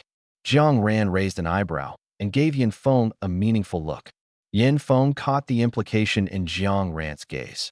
Even you managed to become the head of the disciplinary office, how smart can the others in the school be? Yin Feng. What do you mean? Personal attack? The school wants to give others a chance to see what students from other schools and their peers are capable of, Yin Feng explained wearily. Oh, Jiang Ran nodded, understanding. It seemed he was too far above the standard, causing others in the school to feel a sense of helplessness when facing him. The school was worried that they might lose confidence, so they wanted these students to compete and interact with other normal peers instead. This idea wasn't bad. After all, Tianfu Academy started with a massive advantage of 6 points. Letting these freshmen have some fun through the competition wasn't a bad idea. Looks like not everyone in the school leadership is an idiot. The competition date was set for December 3rd. Although it wasn't as well known as the Global League, the showdown between the top talents of the 7 major academies in Dragon Country still attracted a considerable audience. The competition venue was set at Shanjing Stadium, the second largest venue in Longhua. It utilized spatial abilities, allowing it to accommodate up to 300,000 spectators simultaneously.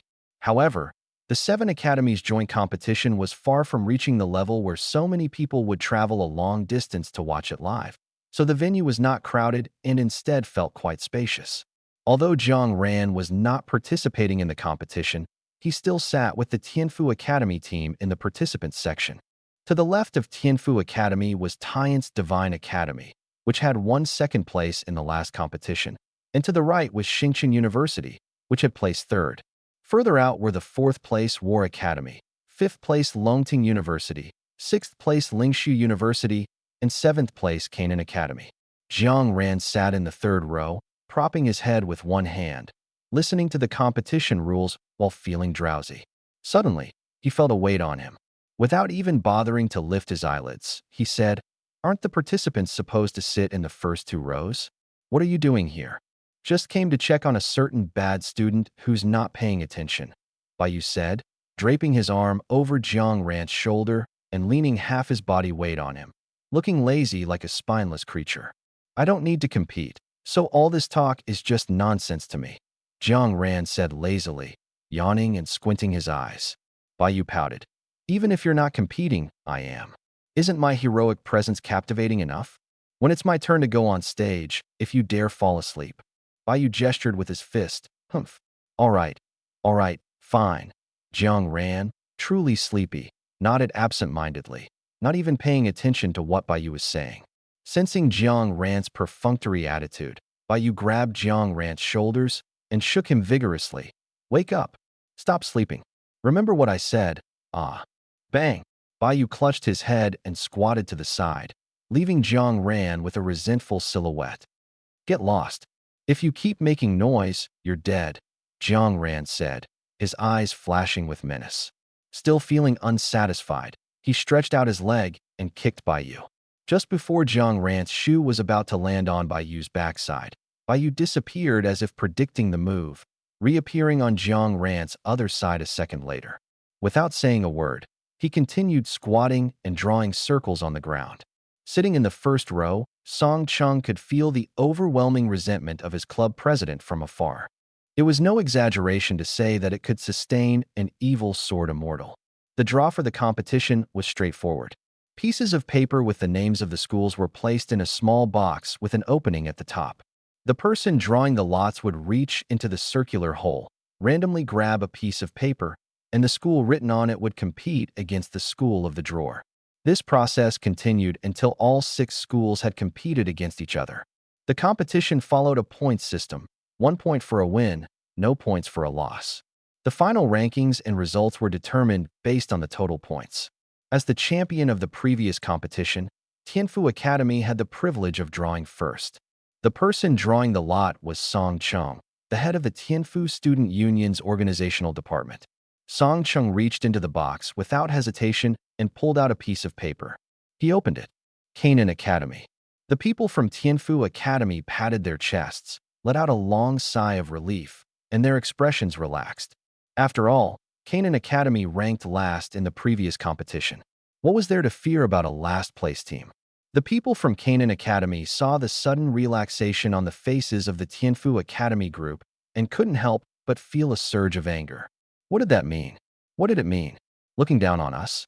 Sure, you were the champions last time. Sure, your school has 2 freakishly strong individuals. Sure, we can't beat you, sure. Anyway, you can't look down on us.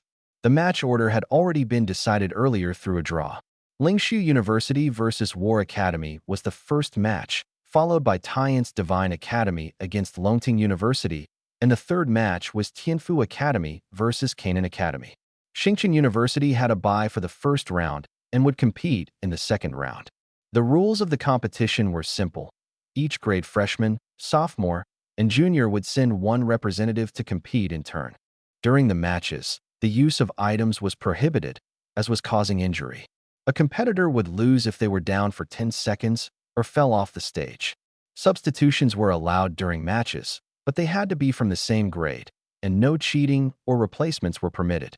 10 minutes later, the freshman representatives from Lingshu University and War Academy stepped onto the stage.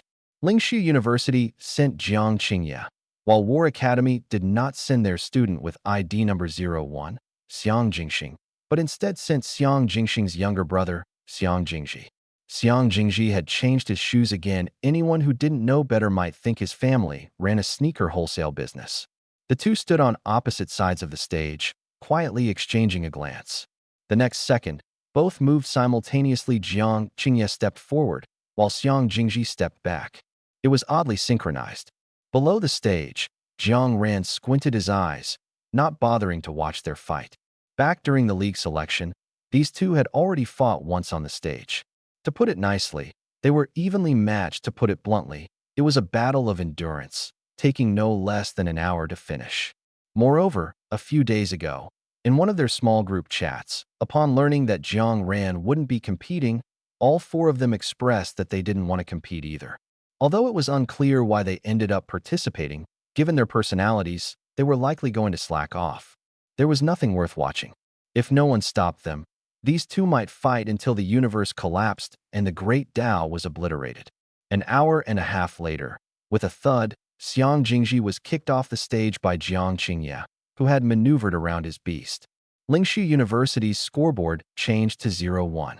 This match, which could be considered one of the most boring in history, finally came to an end.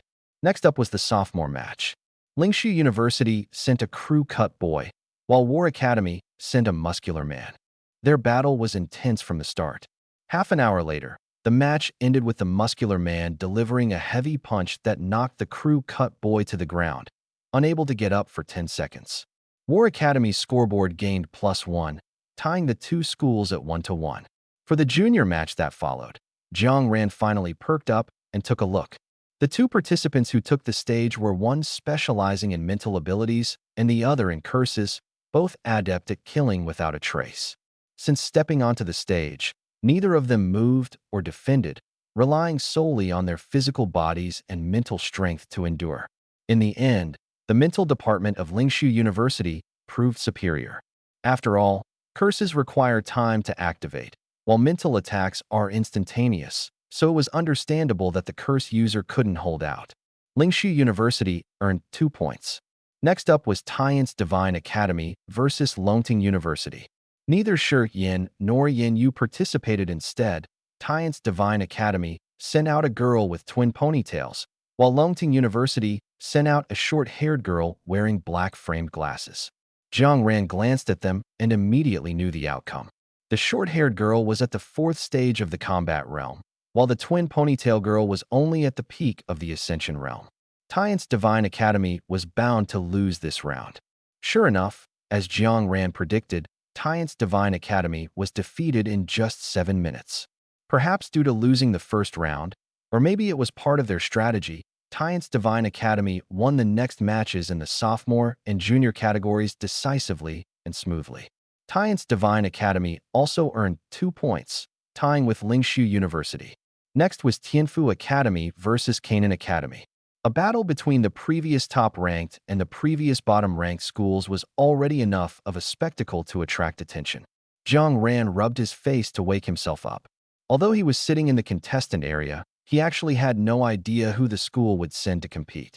Canaan Academy sent out Shi Huizhu, someone Jiang Ran had briefly encountered in the secret realm before. Back then, her hair was a short bob that barely reached her shoulders. Now, her shoulder-length hair had grown out and was even dyed a subtle shade of greenish-brown. She looked much more gentle and ladylike, a stark contrast to the tomboy who once draped herself in a blanket and shouted, "Long live the Blanket Alliance." It was no surprise to Jiang Ran that Canaan Academy would send Shi Huizhu. What did surprise him, however, was the representative from Tianfu Academy. To his astonishment, it was Ling Zai, who had been practically invisible since returning from the Black Province, and whose personality had undergone a drastic change. What shocked Jiang Ran even more was that just a month ago, Ling Zai had been a mere novice at the 8th stage of the Ascension Realm. But now, Jiang Ran could clearly sense the aura of someone at the 5th stage of the combat realm emanating from him. Wait, did this guy cheat? Wasn't Jiang Ran supposed to be the only one in Tianfu Academy with cheats? Ling Zai and Shi Huizhu were acquaintances.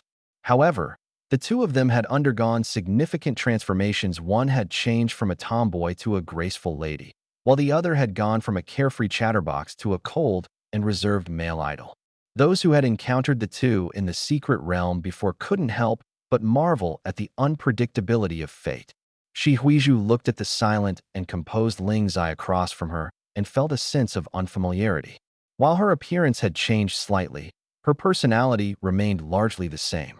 Ling Zai, on the other hand, his transformation was far too drastic. If it weren't for the fact that his face was still the same and the competition's strict rules prohibited substitutes, she might have doubted his identity. Shi Huizhu really thought the person standing opposite her was someone wearing Ling Zai's face to compete in his place. Shi Huizhu's ability was unknown to Jiang Ran, and he didn't bother to find out. Anyway, for him, it was all a matter of defeating in one move. But this didn't mean Shi Huizhu was weak. On the contrary, the fact that Shi Huizhu could become the leader among so many SS-level awakened ones was enough to prove her strength. Although Shi Huizhu and Ling Zai were both at the 5th stage of the combat realm, Jiang Ran couldn't help but feel a bit worried. Based on Ling Zai's previous personality, would this guy say something like "ladies first" or "you go first," which seemed polite but was actually incredibly foolish? The moment the match began, Ling Zai acted decisively. Shi Huizhu only felt as if a massive mountain was pressing down on her, directly smashing her into the arena floor. Watching from the sidelines, Jiang Ran's lips curved slightly. Not bad, he's gotten smarter. Using gravity to pin the opponent to the ground, how could that not count as a takedown? As long as Shi Huizhu couldn't break through Ling Zai's ability within 10 seconds, this match would be a win for Tianfu Academy. Shi Huizhu gritted her teeth, struggling against the gravity imposed on her. 3 seconds passed, and she still hadn't gotten up. 5 seconds. The freshmen from Tianfu Academy were already showing delighted smiles. In contrast, the students from Canaan Academy were not worried at all. Instead, they all looked calm. Jiang Ran crossed his left leg over his right, quietly observing. Although Ling Zai's preemptive move was indeed clever, Shi Huizhu wouldn't lose the match so easily. Otherwise, the people from Canaan Academy would have already jumped up and started cursing them for being despicable and shameless. The entire venue was silent. Many people were silently counting down in their hearts. 5, 6, 7, 8. Just as the crowd reached the 8th second, Shi Huizhu, who had been pinned to the ground, finally moved. At this moment, she looked completely relaxed, as if the mountain pressing down on her had vanished. Shi Huizhu stood up from the ground and even had time to pat the dust off her clothes. Meanwhile, Ling Zai, who had been calm earlier, suddenly seemed to have been struck by something. His pupils shrank to pinpoints, and his entire body began trembling uncontrollably. Was he afraid? Lin Xian, sitting in the audience, looked at Ling Zai with a face full of worry. She had never seen Ling Zai so terrified before. It was as if the person standing opposite him wasn't Shi Huizhu, but a terrifyingly powerful giant beast.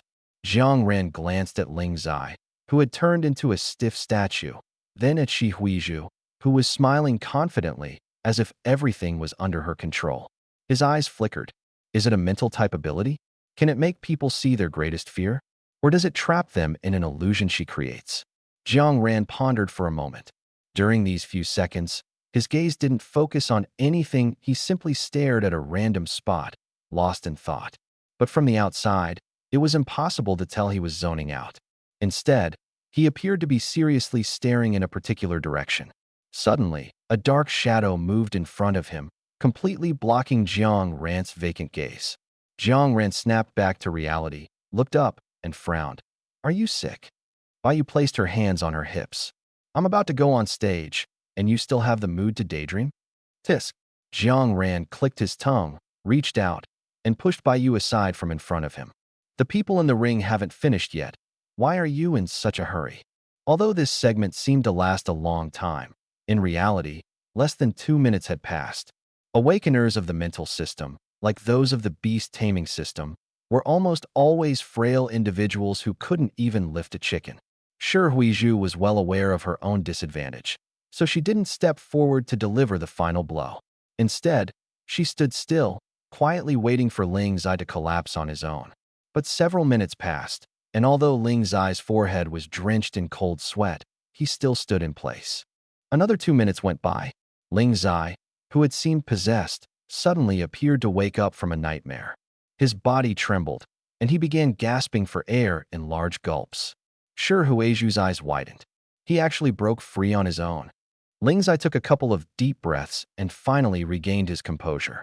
His eyes were bloodshot, his gaze cold and violent, directly fixed on Sure Huizhu. Sure Huizhu felt a chill down her spine under his stare. This was completely different from the Ling Zai she remembered. Who was he? What had he just seen? Sure Huizhu's ability, as Jiang Ran had guessed, allowed her to make her chosen target see the scene they feared most in their heart. However, Sure Huizhu only triggered their deepest fears. She couldn't know what they were afraid of. Moreover, the activation of this ability had a long casting time, making it very effective for ambushes but putting her at a disadvantage in direct confrontations. However, as her strength improved, the casting time would gradually shorten.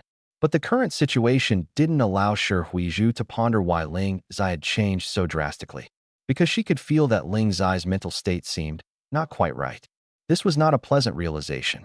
Just as this thought crossed her mind, an even greater gravitational force suddenly descended. Sure Huizhu was instantly slammed to the ground, her entire body creaking as her bones began to groan. The 5-meter radius around her on the ring was also shattered with countless cracks. This time, Sure Huizhu was face down, smashed into the ring. She felt a sharp pain in her nose, which was likely broken. Damn, at least falling for 10 seconds counts as losing. I hope my nose can hold up, Sure Huizhu thought silently. This time, the gravity was more than twice as strong as before. She couldn't break free earlier, let alone now. And at the moment she fell, she activated her ability on Ling Zai once again. But unfortunately, the opponent's mental state was currently extremely tense. For Sure Huizhu to successfully ambush him, it would take at least 12 seconds. 12 seconds. By then, it would be too late. 9-10. Match over. As the whistle signaling the end of the match blew, Ling Zai's bloodshot eyes slowly blinked. He knew he had won. Tianfu Academy had won. But he still held on for 2 more seconds before finally withdrawing his ability. After Shi Huizhu got up, she only had time to nod at Ling Zai before hurriedly jumping off the stage, covering her nose, and rushing to the Canaan Academy team to seek help. When Ling Zai returned, he seemed a bit dazed. It was unclear what he had seen that frightened him so much. Next was the match between Tianfu Academy and Canaan Academy, a showdown between second-year students. Jiang Ran had thought that Song Chung would represent the second years, but unexpectedly, it was the curly-haired girl sitting to his left. At some point, Baiyu had sat down next to Jiang Ran. Seeing him looking at the girl, Baiyu raised an eyebrow. "That's Mi Wei, the head of the Student Council's Rights Department. What? Are you interested in her?" "Oh," Jiang Ran replied, starting to feel a bit sleepy again. "Interested? I'm just looking to see who's competing. I thought it would be Song Chung." "It wouldn't be. Although Song Chung is quite capable, he would still be at a disadvantage against Mi Wei," Baiyu patiently explained, then suddenly changed the subject. "Hey, when did you get so familiar with Song Chung?" Jiang Ran glanced up. "What's it to you? How is it not my business?" Baiyu straightened up slightly. "He's my subordinate, after all. Don't go leading him astray." Jiang Ran coldly spat out a single word. "Scram." "Oh." Tianfu Academy was represented by Mi Wei, while Canaan Academy sent out a 2-meter-tall muscular man whose arm was thicker than Mi Wei's waist. When the two stood on the stage together, the contrast was striking. The muscular man clearly recognized Mi Wei. He clasped his fists toward her with a wry smile. "Sister Mi Wei, please go easy on me later." Mi Wei smiled. Her appearance was different from Yin Yu and Lin Xian. She was a striking beauty with bold features. Coupled with her thick, wavy hair, she exuded an extra touch of allure. "Next time, I'll let you off, but this time, no way." With that, she didn't wait for the muscular man to respond. Mi Wei reached to her waist, and in the next moment, a silver gleaming soft sword appeared in her hand. Jiang Ran squinted at the silver soft sword. A life-bound ultimate weapon.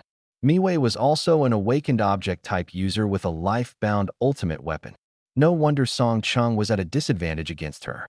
With a smile on her lips, Mi Wei stepped forward, and her figure suddenly vanished from the spot. The muscular man, sensing something, dodged to the side, narrowly avoiding a streak of silver light that grazed his sleeve. Despite his towering and robust appearance, once the muscular man started moving, Jiang Ran realized his agility was unexpectedly impressive.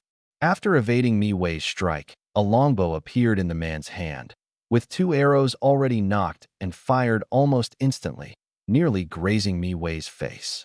However, Mi Wei seemed to anticipate his move.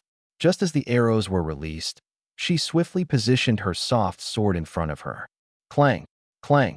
The arrowheads collided with the blade and fell to the ground. An archer? Jiang Ran shifted his gaze to the longbow in the muscular man's hand. After observing it for a moment, he was fairly certain. This man had a profession-based ability, and it was highly likely that he was an archer. This special ability is somewhat similar to Jiang Qingye's Blade God, requiring one to prepare their own weapon.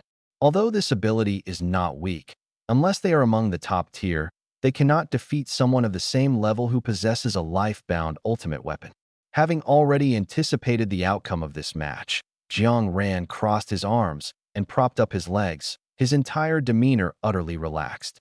As expected by Jiang Ran, by the 12th minute of the match, the burly man was covered in wounds, his legs trembling uncontrollably. In contrast, Mi Wei, standing nearby, didn't have a single scratch on her, her condition surprisingly good. If someone casually took a photo and posted it online, people might even think it was a fashion show. By the 14th minute, the soft sword in Mi Wei's hand seemed to gain a soul, enveloping all the space around the burly man. The burly man was helpless, unable to find a way out. In the end, as he tried to forcefully break through, Mi Wei caught a flaw and struck him down from the stage with one blow. The students of Canaan Academy sighed in disappointment, while the crowd from Tianfu Academy immediately cheered loudly, disregarding the feelings of others. "Awesome, Sister Mi Wei. Sister Mi Wei is worth 2 people on her own. Is there anything in this world that Sister Mi Wei can't accomplish?" The students from the neighboring Tian's Divine Academy pursed their lips and muttered sourly. "Anyone who doesn't know better would think you've already finished all the matches and taken first place." Mi Wei wiped the blood off her soft sword, coiled it back around her waist, and elegantly walked back. Upon returning, she didn't sit down immediately, but instead raised her head and looked upward. Jiang Ran suddenly felt a gaze sweep over him and land on Baiyu beside him. "President, good luck." Mi Wei winked at Baiyu. Baiyu casually waved her off. Though he didn't say anything, His body language clearly conveyed, "President, when have I ever lost?" After dismissing Mi Wei, Baiyu clapped Jiang Ran on the shoulder. "Just wait and see your brother's heroic performance." Jiang Ran rolled his eyes, shifted to the side, and avoided his hand. "She's about to go up on stage, and you're still sitting here. Do you even know what respect is? You're still too young to understand this." Baiyu snorted twice. "Experts always go last." Jiang Ran sighed helplessly. All right, expert, hurry up and get up there." The students from Canaan Academy were already standing on the stage, looking around below. Baiyu shrugged, stood up, stretched lazily, and adjusted his clothes and hairstyle. Then, he grinned at the crowd from Tianfu Academy, raised his hand, and snapped his fingers crisply. In the next moment, a figure suddenly appeared on the previously empty side of the stage. Short white hair fluttered without wind. Dressed in a white jacket and trousers, the only color on him was the black diamond earring on his left ear, which sparkled with dazzling multicolored light under the stage lights. That's freshmen from other schools and spectators who didn't know Baiyu were stunned by this sudden appearance. Who is this? Looks so impressive. Is this a student from Tianfu Academy? Not some celebrity. What kind of trick is this? Space element? Damn, that's the superpower I've been dreaming of. I found out. His name is Baiyu, and he's said to be the first genius in 200 years, a space element awakener. What? The first genius in 200 years? That's gotta be an exaggeration. How come I've never heard of him? I just want to know if he has a girlfriend. Can someone go find out? UG. Others might not recognize Baiyu, which is understandable. After all, although Baiyu is indeed incredibly talented, due to special circumstances in the past 2 years, he hasn't had the chance to appear in front of the public. However, the third-year students in the 7 academies would never fail to recognize Baiyu. Even though more than 2 years have passed, the fear of being dominated by Baiyu during their freshman year still lingers in their hearts. This time, the person sent by Canaan Academy is a girl with long, straight black hair and a delicate face. If Yu is like green bamboo and Mi Wei is like a red rose, then this girl is like an ethereal snow lotus. Jiang Ran leaned on his hand lazily, watching the arena. Canaan Academy clearly knew that no matter who they sent, they couldn't beat Baiyu, so they simply resorted to one of the 36 stratagems, the 31st stratagem, the beauty trap. It must be said, though risky, this move had a high chance of success. UG, do you remember me? The black-haired beauty Hua Yu tried her best to open her big eyes, blinking as she looked at Baiyu, attempting to play the emotional card first. Baiyu had originally been standing with his arms crossed, but upon hearing this, he immediately extended his hand to interrupt her. Stop, stop, stop. First of all, I don't know you at all. Secondly, about age if I remember correctly, and you're not a substitute competitor, then we're in the same year, right? Hua Yu nodded in confusion. Baiyu clapped his hands excitedly. Then that's it. Since we're in the same year, why are you calling me G? You're making me sound old, you know. Hua Yu was momentarily stunned. Wait a second, isn't this going off script? Is the form of address really the main issue here? Baiyu, why wouldn't it be? Then, Baiyu. Hua Yu tentatively tried changing the form of address, but the result was once again unexpected. Baiyu, upon hearing this, actually took 2 steps back in horror. Hua Yu wanted to step forward, but Baiyu mercilessly stopped her. Stop! Don't come any closer. Hua Yu awkwardly froze in place. Baiyu retreated another 10 meters before stopping. First of all, I know I'm very handsome, and it's perfectly reasonable for you to like me. But we really don't know each other, and I don't want to know you either. Stop trying to get close to me. If you keep disgusting me, I might have to take action. Baiyu said all this with a serious expression, not at all like he was joking. If Hua Yu dared to take another step forward, he would immediately kick her away without hesitation. After all, it wouldn't be him who'd lose face then. Hua Yu stood frozen in place, so embarrassed she wished she could find a hole to crawl into. Damn it. Damn this school. Damn those teachers and leaders. Damn those classmates watching the spectacle. Who the hell came up with this utterly ridiculous plan? They even swore up and down that this move was guaranteed to work, saying no man could resist her pure charm offensive. What a load of nonsense. She was almost disgusted by her own voice, which she had deliberately altered. But what happened? Baiyu seemed even more terrified than her. Not only was she directly rejected and humiliated, but he even misunderstood her as liking him. Ah, if it weren't for the inappropriate setting and her character, Huayu would have gone crazy without a care. What nonsense about no man being able to refuse could it be that Baiyu isn't a man? Huayu took a deep breath. The only thing keeping her rational now was the fact that the audience seats were far from the arena, and Baiyu's voice wasn't loud enough for the entire venue to hear. Otherwise, she would have been humiliated nationwide. Baiyu couldn't care less about what she was thinking. It was nothing more than trying to cozy up to him, so he'd go easy on her, or pretending to be close to him while planning to ambush him. These little tricks, people from Jiuyo had used them hundreds of times. Baiyu was already sick of seeing them. All right, even if you were my admirer, I wouldn't go easy on you. You'd better give up on that idea, Baiyu said, his face still smiling, but his words were merciless.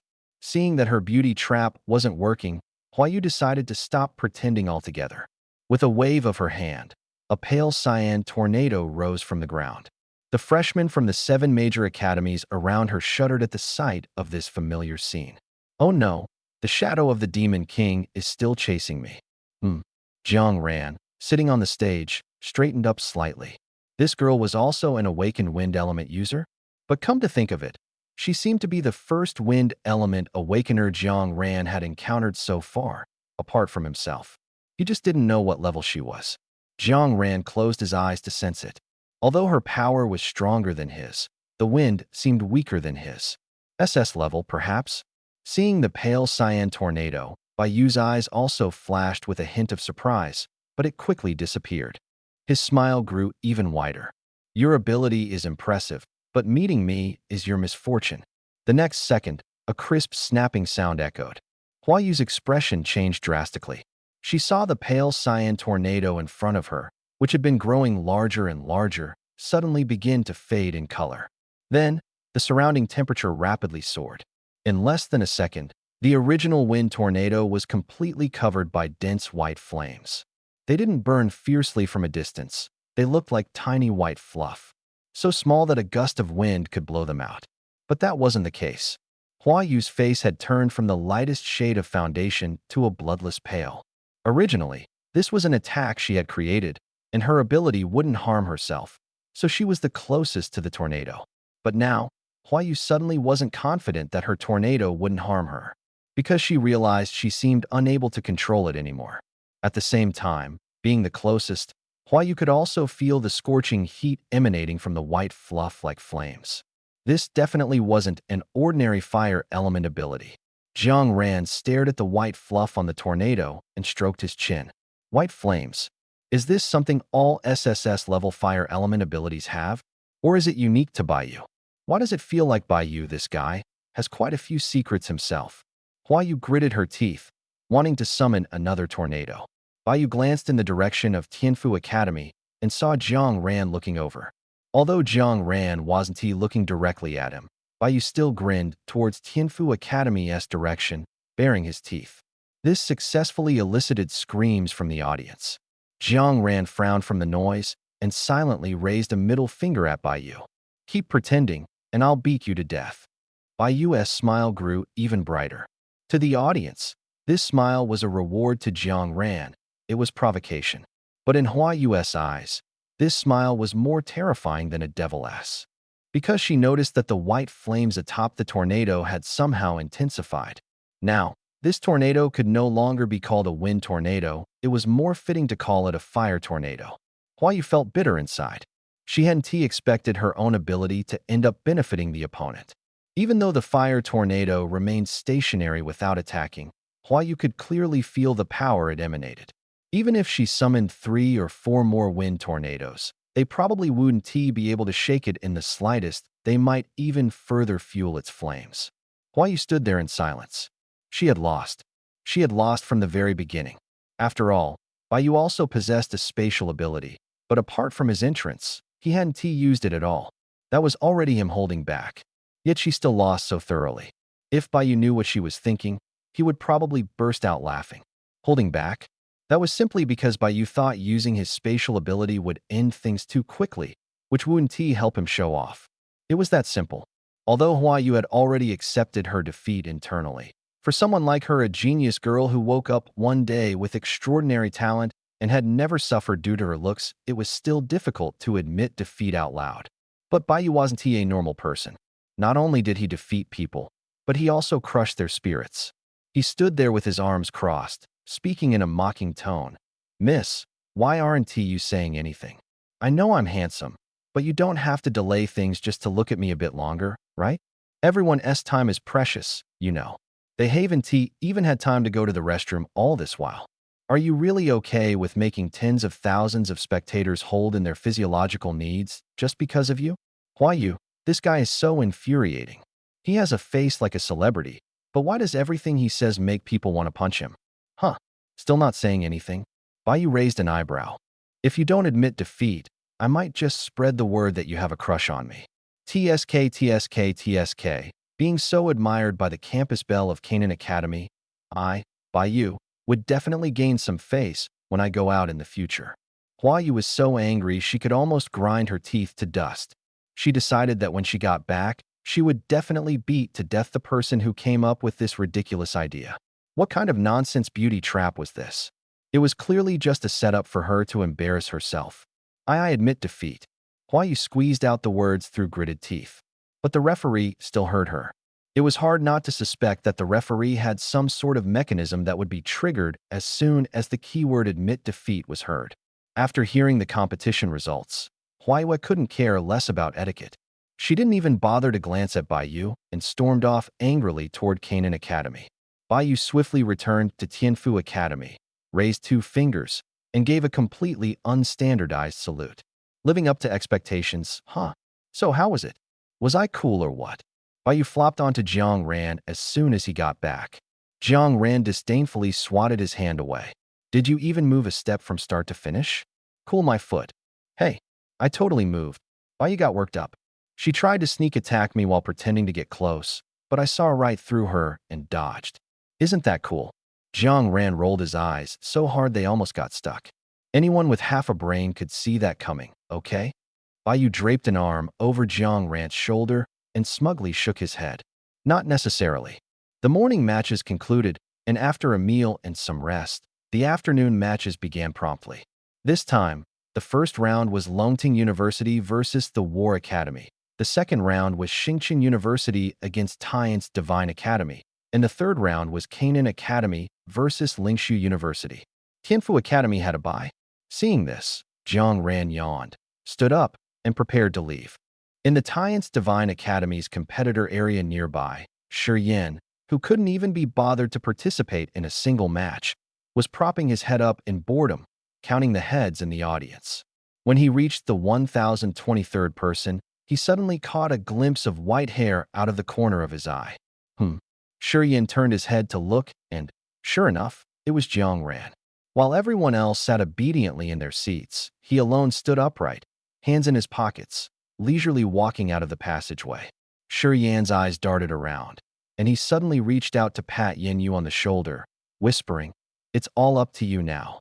With that, he crouched down and slipped out from the middle row, then boldly exited through the back door. Yin, suddenly burdened with great expectations. What do you mean? Just because you don't want to compete, does that mean I do? Ran. Jiang Ran had barely taken a few steps out the door when Shi Yan caught up to him. Jiang Ran turned his head at the sound and raised an eyebrow in surprise when he saw it was Shi Yan. What are you doing out here? You said if you didn't compete, I wouldn't either, Shi Yan said, walking alongside Jiang Ran. Sitting there is way too boring. I'd rather come out for a walk. So what about you? Where are you planning to go? Shi Yan raised an eyebrow as well. Take me with you. Whatever you want me to do, I'll do it. I promise I won't talk too much. Hearing this, Jiang Ran's eyes lit up slightly, and the corners of his mouth lifted into a smile. You said it yourself. Wait, you snuck out just to do this. Shi Yan's incredulous voice rang out. Yeah, so what? You're the one who insisted on tagging along. Hurry up, pack this stuff. Hey, that's not how you pack it. Ugh, you can't put that there either. As Jiang Ran spoke, his tone grew increasingly irritable, his voice tinged with exasperation. How can you not even know this? Shi Yan felt a bit wronged. I've never used this before. How would I know? Jiang Ran pointed and gestured. You don't even understand this? All these years, what have you been doing with your life? All right, that's it. Jiang Ran sighed. Get in the car. As he walked from the trunk to the passenger seat, he unexpectedly found himself face to face with Shi Yin, who was already sitting inside. Wait, why are you sitting in the passenger seat? Jiang Ran glared. Shi Yin squirmed a little. I don't have a driver's license. Jiang Ran. Jiang Ran was so exasperated he laughed. You can't do this, you can't do that, and yet you have the nerve to say you'll do whatever I ask you to do. Faced with Jiang Ran's questioning, Shi Yin coughed twice to cover his embarrassment. Well, if you really insist on me driving, I can do it. It's just a safety issue, you know? Jiang Ran gave him a thumbs up, then helplessly walked around to the other side of the car. The loud sound of the door slamming shut startled Shi Yin, making him want to jump out of the car. Ranzi probably wouldn't get so mad that he'd lose his mind and take him down with him, right? As it turned out, Jiang Ran's temper was indeed quite stable when he wasn't cursed. At least he only drove very fast, but not to the extent of flying the car off the road and causing a fatal accident with Shi Yin. After a nerve-wracking ride for Shi Yin, the car finally arrived at their destination, a scenic but remote riverside. Shi Yin swallowed nervously. Oh no, could it be that Jiang Ran didn't want to confront him in the car and was planning to drown him in the river instead, then stage it as an accident? He had checked on the way here, there wasn't a single household within several kilometers of this place. If someone were to die here, it might take a year or two before anyone discovered it. Jiang Ran opened the car door and got out, slamming the door shut with another loud bang. The sound made Shi Yan's heart tremble. Jiang Ran was about to grab something from the trunk when he suddenly remembered he had brought a helper this time. Turning his head, he saw that the guy was still sitting in the car, showing no intention of moving. Knock, knock, knock. Jiang Ran tapped on the car window twice. What are you doing? Is your butt welded to the seat? Get out. Shi Yin responded with a couple of oh sounds and cautiously got out of the car. Go.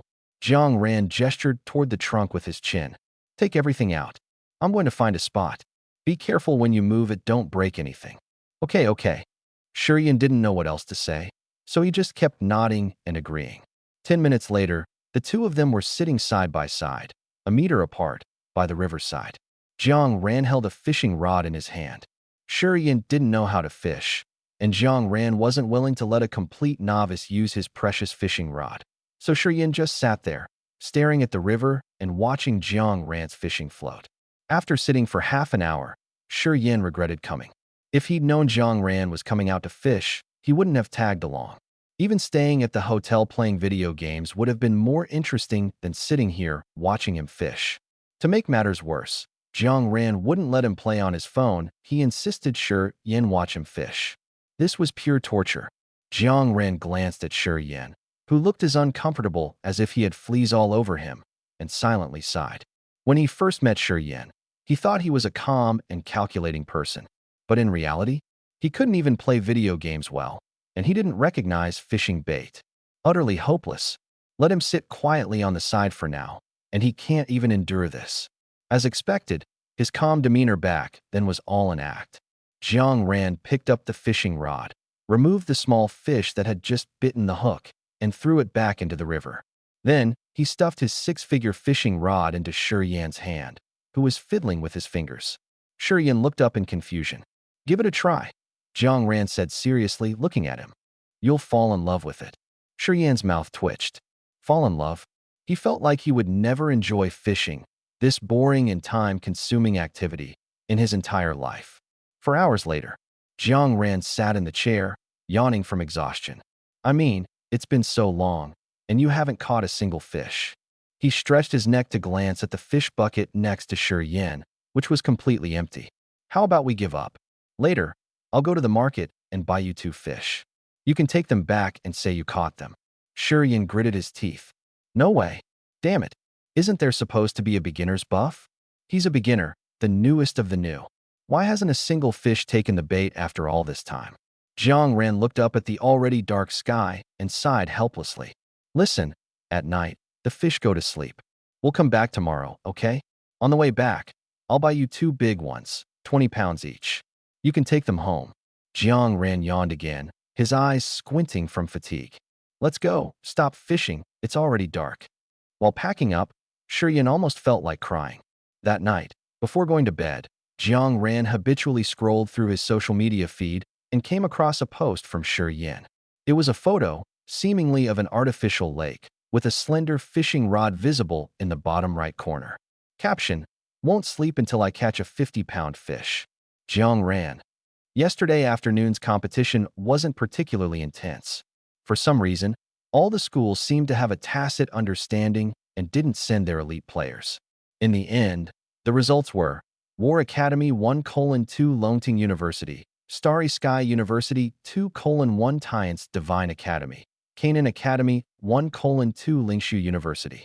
As of now, the points ranking for each school is Tianfu Academy 3 points, Tiance Divine Academy 3 points, Starry Sky University 2 points, War Academy 2 points, Longting University 2 points, Lingshu University 4 points, Canaan Academy 2 points. Lingshu University is temporarily leading by 1 point. The competition resumed at 8:30 the next morning. This time, Tianfu Academy was matched against Tiance Divine Academy, which ranked second in the previous tournament. Jiang Ran wasn't as sleepy today, mainly because he saw Shiyan's social media post last night, which made him smile even as he fell asleep. He wondered if Shiyan had managed to catch any fish. Forget 50 pounds. Even catching a 5-pound fish would mean Shiyan had made progress. In the first round of the freshman competition, Tianfu Academy didn't send Ling Zai to compete again, but instead chose Xia Shi. She was the girl who ranked first during the monthly exams. Her midterm exam results were also quite good. Although she didn't maintain her top spot, her martial arts exam score was still an impressive 83 points. Tianfu Academy's lineup had been prepared in advance, but on Tiance Divine Academy's side, something seemed to have gone wrong. Jiang Ran vaguely heard them arguing about something. In the end, Yin Yu, who had been sitting quietly all along, let out a cold snort, stood up without a word, and stepped onto the arena. As soon as the match on stage began, Jiang Ran's phone started vibrating. He took it out and glanced at it. It was a message from Shiyan. Shiyan, Ranzi, let us go, let us go. Shiyan, I feel terrifyingly strong right now. Shiyan, watch me show off a bit. Jiang Ran, caught a 50-gene fish last night. Shiyan, Jiang Ran turned his head to glance at the area of the Tiance Divine Academy and saw Shiyan sitting at the very edge, looking down at his phone, hiding the screen tightly, as if afraid someone might see it. The next second, another message came through. Shiyan, the fish were all asleep last night. Today for sure. Trust me. Shiyan, are we going or not? Jiang Ran almost burst out laughing. Jiang Ran, bring your own gear. Don't even think about using mine. He didn't T1 his rod to get jinxed. Shiyan, oblivious to Jiang Ran's inner thoughts, replied instantly. Shiyan, okay. Once again, the two of them left openly through the back door, just like yesterday. The people from both schools who saw them pretended not to notice, keeping their gazes straight ahead without sparing them a glance. Only a teacher from Tiance Divine Academy sitting in the front row turned around, sighed deeply, and lamented, "Ah, such promising talents. How did they end up being led astray?" The two of them returned to the same riverside spot as yesterday. Even the location was exactly the same. The only difference was that there were now 2 sets of fishing gear instead of 1. Jiang Ran glanced at Shiyan, who looked determined not to give up until he saw results, and his eye twitched. At this moment, he really wanted to say a line that every young person in the Dragon Kingdom had heard before. If you were as serious about cultivating as you are about this, you'd have reached the spirit realm by now. Unable to bear watching Shiyan staring intently at the water's surface, Jiang Ran casually cast his fishing rod, then crossed his legs and started playing on his phone while waiting. 2 hours passed. Jiang Ran looked at the fish on his hook, which weighed at most 3 or 4 gene, curled his lips, took it off, and threw it back into the water. Shiyan, watching from the side, had red-rimmed eyes. 2 hours. He hadn't caught a single fish. This was actually quite normal. For fishing enthusiasts, 2 hours was almost like the blink of an eye. But why was it that Jiang Ran could keep catching fish? At first, Shiyan thought his bait wasn't good enough, so he specifically used Jiang Ran's bait. Yet still, not a single fish. Shiyan was so frustrated, He almost threw his fishing rod into the river. Out of the corner of his eye, Jiang Ran saw Shi Yan's face, red with anger like a monkey's behind, and clenched his teeth, trying hard not to laugh out loud. When you keep losing in a game, you can blame your teammates, the matchmaking system, the laggy network, the low resolution of your phone, the bad weather, or simply not feeling like winning today. But when you can't catch a single fish, what can you blame? The fishing rod? The bait? The fish being too smart to bite? The bad feng shui of the location? The poor water quality with no fish? If Shi Yan were alone, he could make up any excuse he wanted. But now, with Jiang Ran just 1 meter away, using the same bait, the same brand of fishing rod, and even switching spots with him earlier when Shi Yan shamelessly asked, no matter where they were, Jiang Ran could keep catching fish without pause.as for Shi Yan. From yesterday afternoon until now, he's been in a state of Air Force, catching nothing. If it weren't for the fact that crying like a big man would be too embarrassing, Shi Yan would have shed some tears. These silly fish, it's not fair to bully people like this. Seeing that Shi Yan was already on the verge of exploding, Jiang Ran held back his laughter, put down his fishing rod, and patted Shi Yan's shoulder. How about we go do something else? Don't worry, it'll definitely be more fun than fishing. No, Shi Yan refused coldly. He wouldn't give up until he caught a fish. He wasn't going anywhere. Hey, why don't you try? Jiang Ran hadn't finished his sentence when he suddenly stopped. Shi Yan was visibly excited. The float had sunk. A fish had taken the bait. Jiang Ran even slowed his breathing, afraid of startling the fish and causing it to escape. This was the only fish that had bitten the hook in Shi Yan's entire day and night of fishing. Looking at Shi Yan, his excitement was no less than if he had suddenly become a top-tier expert. He was being extremely cautious, as if he had caught not a fish but a piece of divine equipment. Shi Yan tugged twice and suddenly noticed something fell off. It was very heavy, not the usual weight of a fish. Moreover, the thing on the other end showed no signs of struggle. He suddenly turned to Jiang Ran. Ranzi, you have more experience than me. I have a question for you. Jiang Ran was puzzled by Shi Yan's sudden change in demeanor. What question? You? Shi Yan swallowed hard. Have you ever caught a fish that was very docile, didn't move at all after biting the hook, and weighed over 100 pounds? Jiang Ran's brain froze for a moment. Then, he was so shocked he almost jumped up. What the hell? You can't be serious. Shi Yan gave a bitter smile. I feel like it's highly likely. So, should I still pull it up? Jiang Ran had never encountered such a situation either, but after thinking for just a second, he decisively said, pull it up. Although the thing caught was very likely that, what if it really was a big, fat fish that was so dumb it didn't even struggle after biting the hook? 10 minutes later, Jiang Ran stared at the humanoid corpse on the riverbank, which had already been chewed up by fish and whose entire belly was swollen like a balloon. He fell silent. Shi Yan stood obediently and quietly to the side, holding his fishing rod, not daring to make a sound. Who would have thought that after fishing for a whole day and night without catching anything, the first thing the Air Force fishermen would catch turned out to be this? It really proves the saying, fishermen can catch anything but fish. Disclaimer, I have never deleted any comments, whether they were posted by you, me, him, her, or it be they positive, neutral, negative, or even personal attacks. I have never been guilty or defensive about it. Just so you know. 20 minutes later, Yan Feng, who had rushed over upon hearing the news, stood face to face with Jiang Ran, who had just finished giving his statement and was waiting outside the police cordon. You said you caught what? Yan Feng grabbed Jiang Ran's arm, his eyes wide with shock. Jiang Ran clicked his tongue. First of all, let me say it again.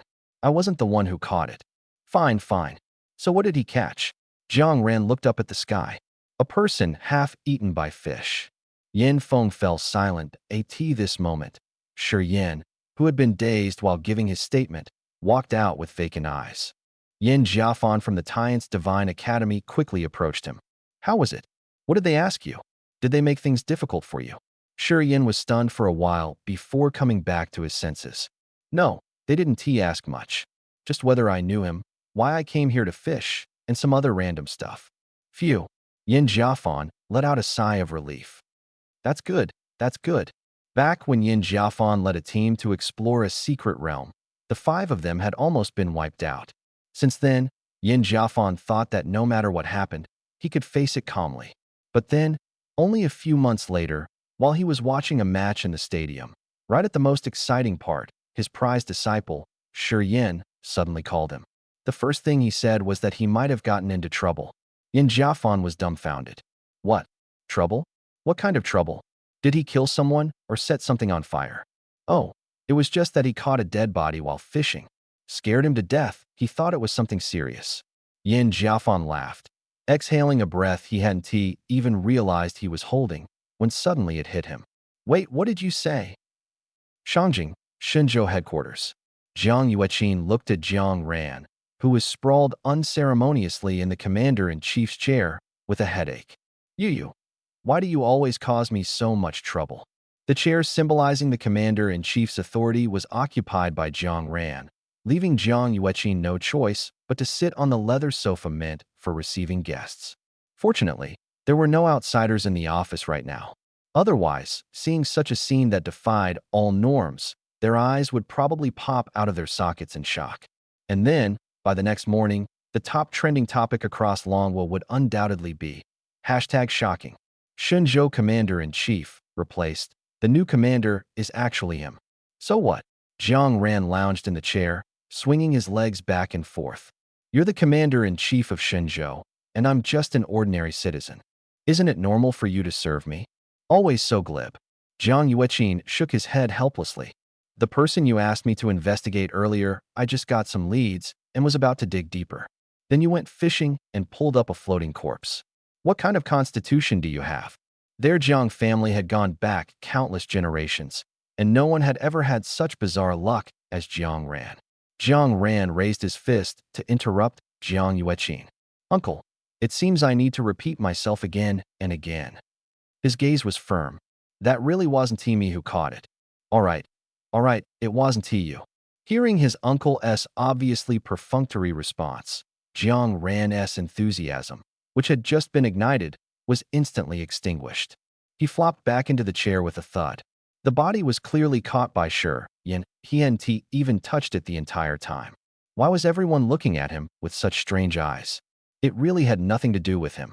Jiang Ran was just short of swearing to the heavens that every time he went fishing, it was genuinely just to fish. He had never caught anything weird. This time, he just wanted to broaden Shi Yin's horizons and, incidentally, show off a little in front of him. After all, with his godlike skill of never missing a catch, how could he not flaunt it? But who could have known that just because of Shi Yin, such a thing would happen? Just as Jiang Ran was staring at the ceiling in a daze, secretly venting his frustration in his mind, someone suddenly knocked on the door. Jiang Yueqin straightened up slightly. Come in. The door clicked open, pushed gently by someone, and Feng Haiming walked in. Facing the chaotic scene in the office, Feng Haiming pretended not to notice and tactfully avoided disturbing the dazed Jiang Ran, closing the door and walking toward Jiang Yueqin. Commander, Jiang Yueqin keenly noticed that Feng Haiming's expression seemed a bit off. Something wrong with the corpse? Feng Haiming nodded. Just as he was about to say something, Jiang Ran, who heard the word corpse, suddenly sat up. Does the corpse have features of a mutant beast? Feng Haiming glanced at him in surprise, but quickly remembered that Jiang Ran was the first eyewitness to the scene and the corpse, so it wasn't surprising that he knew. He nodded. That's right. Jiang Yueqin frowned. Xiao Ran. Instead of immediately commenting on why the corpse was unusual, he started talking about the investigation results regarding the fake Yujia from earlier. Our people have confirmed through investigation that the suspicious person you saw that day was someone from Lingqing Pavilion. His real name is still unknown, but we've found out that his code name within Lingqing Pavilion is Avoidance. His ability is most likely a power called Replication. This person can replicate another person's ability every day. Once the replication is successful, it cannot be changed, and the replicated ability refreshes at midnight the next day. I suspect that day he most likely replicated an ability that allowed him to change his appearance, using it on himself to transform into a member of Juyo, thus getting close to Juyo. That woman is easier to trace. She's a subordinate of a certain high-ranking member of Juyo. She had been abroad for a long time and only recently returned to the country. so she probably didn't know that Yu Jia was already dead, which allowed avoidance to succeed. After listening to Jiang Yueqin's explanation, Jiang Ran's gaze darkened. He wasn't foolish, he could tell why Jiang Yueqin chose this moment to talk to him about the fake Yu Jia. Lingqing Pavilion, again Lingqing Pavilion. Every recent incident he encountered seemed to be connected to Lingqing Pavilion. A randomly selected mission from the task board led him to an old experimental site of Lingqing Pavilion, where thousands of failed experimental corpses were hidden. Later, he went on a trip to the water town, only to encounter both avoidance from Lingqing Pavilion and people from Juyo at the same time. Although choosing the water town was Jiang Ran's decision, the idea of traveling there was suggested by Xiang Jingji. And now, today's fishing trip resulted in catching a strange corpse. The corpse bore features of a mutant beast, indicating that it was also one of Lingqing Pavilion's failed experimental subjects. If the first two incidents had some traceable logic, the fishing trip was purely a spur-of-the-moment decision by Jiang Ran. To be honest, if Shiyin hadn't come along at that time, Jiang Ran's original plan was to return to the dormitory for a nap. He wouldn't have even thought about going fishing. Clearly, all three incidents were so random. Yet why was it so coincidental that every single one of them had traces of Lingqing Pavilion? Has Lingqing Pavilion's reach extended this far already? Or is it someone is monitoring him? No, to be more precise, it seems that there has always been a hidden hand, constantly guiding Jiang Ran toward the position they want him to go. This feeling, if placed on an ordinary person, would be enough to scare them into never leaving their home. Everything they do is calculated by others. Every step they take is within someone else's plan, and even their every move is known to everyone. This feeling is terrifying, even capable of driving someone insane. But there's one thing they miscalculated. Jiang Ran is not an ordinary person.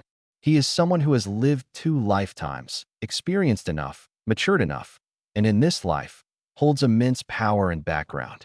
Jiang Ran placed one hand on the desk and tapped lightly. The 2 elders in the office said nothing more, quietly watching him. Facing their gaze, Jiang Ran suddenly smiled. Did I agree to play along with them? Damn it. Daring to make plans involving him without his consent, then don't blame him for flipping the table. He doesn't want to play this boring game, and no one else should think about playing it either. Although the incident of fishing up a floating corpse is highly newsworthy, there is actually no news about it online. Even the group participating in the competition doesn't know that Jiang Ran simply went fishing and ended up with such a troublesome matter. Since the case involves Lingqing Pavilion and human experiments, Shenzhou has treated it with the highest level of seriousness. In places unseen by everyone, the entire capital is surging with undercurrents. Logically speaking, as the first discoverers of the case, Jiang Ran and Shiyin shouldn't appear in public places these past 2 days. Who knows if Lingqing Pavilion might target them? After all, you can never predict the thoughts of a group of lunatics. But young Master Jiang declared, that's not a problem. He wants them to come. So, in the afternoon competition, the 2 attended as usual, and their demeanor was more relaxed than ever. The match draw was quickly announced. The first match was Canaan Academy versus Starry University. The result was unexpected. 3 matches, Starry University lost all. For a moment, everyone's gaze toward them changed. Seriously? Losing to the last-ranked team, and losing like this? Were you guys bribed? The students of Starry University all hung their heads, not daring to meet anyone's eyes. It was too embarrassing, truly too embarrassing. They could accept being defeated by other schools, but they absolutely couldn't accept being beaten 3 o'clock by Canaan Academy. The students of Canaan Academy, on the other hand, were practically holding their heads high enough to touch the sky.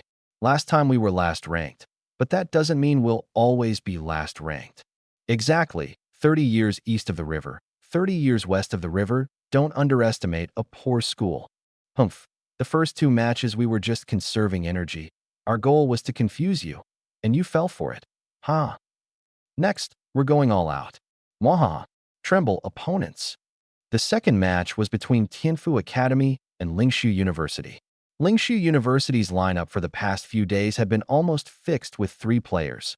A freshman named Jiang Qingye, a sophomore girl named Wu Xiao, who is an awakened dual-element fire and earth user. The junior was a crew-cut guy with glasses, his appearance the kind that immediately suggests a top student in science. Named Yun's ability was mental-based, allowing him to drag opponents into a fabricated illusion. According to his opponents, the illusion was extremely realistic and terrifying. So far, no one had managed to score a single point against him. Jiang Qingye stepped onto the ring in a few strides, holding his blade, his face calm as he looked straight ahead. To him, it didn't matter which school he drew or who the opponent was, they were just his adversary.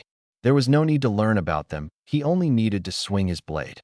As Jiang Qingye stared absent-mindedly at the ring beneath his feet, a sudden commotion erupted from the audience. Jiang Qingye snapped back to reality. This opponent seemed to be quite popular, but it didn't matter, it was just a matter of one strike anyway. Jiang Qingye's inner thoughts abruptly halted when he saw the figure jumping onto the ring. Jiang Ran usually wore all white clothing, but today he had chosen a red hoodie, which made his already fair complexion appear even more radiant. His platinum blonde hair looked almost colorless under the light, making the black diamond earring on his ear stand out even more. Jiang Ran's lips curved slightly, his golden eyes glinting faintly in the sunlight as he looked at Jiang Qingye. "Old Jiang, go easy on me later, all right?" Hearing Jiang Ran's playful remark, Jiang Qingye snapped back to his senses. Wasn't Jiang Ran supposed to not participate in this competition?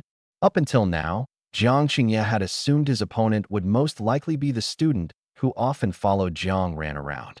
Although Xia Shi was decent compared to peers of the same age, it was clear that Ling Zai's gravity-based ability was a stronger counter to him. But who would have thought Jiang Ran would personally step into the ring and even stir up cheers from the audience? Oh, right. Ever since the live broadcast of the preliminary rounds, Jiang Ran's popularity online had been soaring. Apparently, he even had quite a few fans. Jiang Ran didn't expect Jiang Qingye to respond after all. He had only made the joke because he saw a familiar face. Unexpectedly, the other party looked at him and actually nodded. All right. Jiang Ran was stunned and took half a step back. What the heck? What is going on? Did Jiang Qingye get replaced? Wait, what did he say? He said, all right. No, I was joking. You don't need to go easy on me. Jiang Ran quickly raised his hand to explain. Seriously, let us have a proper match. Jiang Qingye, of course, knew Jiang Ran was joking. Faced with Jiang Ran's explanation, he said nothing more, simply gripping the hilt of his blade with his right hand and slowly drawing it. Seeing this, Jiang Ran's lips curved into a smile. Old Jiang was using actions to tell him he wouldn't hold back. Fine. If he needed his opponent to go easy on him to fight someone who had just advanced to the river realm, then Jiang Ran might as well find a block of tofu and end it all. Besides, Jiang Ran genuinely wanted to face Jiang Qingye head-on in a fair and just match. After all, he was truly curious about the Blade God. Jiang Ran flicked his wrist, and a cyan longsword suddenly appeared in his hand. With a casual flourish, he held the sword horizontally in front of him and winked his left eye at Jiang Qingye. Come on, let him see just how strong the true Blade God really is. In the contestant seats, upon seeing Jiang Ran actually pull out a longsword, Bai Yu's eyes lit up completely. At the War Academy, Xiang Jingxing, who had been lounging lazily, suddenly sat up straight. Beside him, Xiang Jingxi opened his mouth wide in shock. Oh my god, Ranzi, he's going to face Jiang Qingye head-on. At the Tian's Divine Academy, Shi Yin and Yin Yu had identical expressions of astonishment. But soon after, Shi Yin smiled, while Yin Yu remained serious. He actually knows how to use a sword? The only one not surprised was Jiang Qingye. During a previous Secret Realm encounter, he had seen Jiang Ran wield a weathered sword. However, while he knew Jiang Ran could use a sword, he had no idea to what extent Jiang Ran could wield it, until the two began their duel. With just one direct clash, Jiang Qingye was shaken to his core. A master. As the fight went on, Jiang Qingye grew increasingly alarmed. Although it appeared on the surface that Jiang Qingye was suppressing Jiang Ran, only those who truly understood cold weapons could see that Jiang Ran was also a peerless genius in swordsmanship. After all, the reason Jiang Qingye could wield a blade so masterfully was primarily due to his special ability Blade God. A top-tier talent for mastery-type abilities allowed him to easily defeat any sword or blade master, even without formal training. But Jiang Ran's ability was not some sword god or sword immortal, he was just an ordinary elemental awakener. Yet this seemingly long-range mage could use a simple sword to go toe-to-toe with Jiang Qingye, the embodiment of the blade god.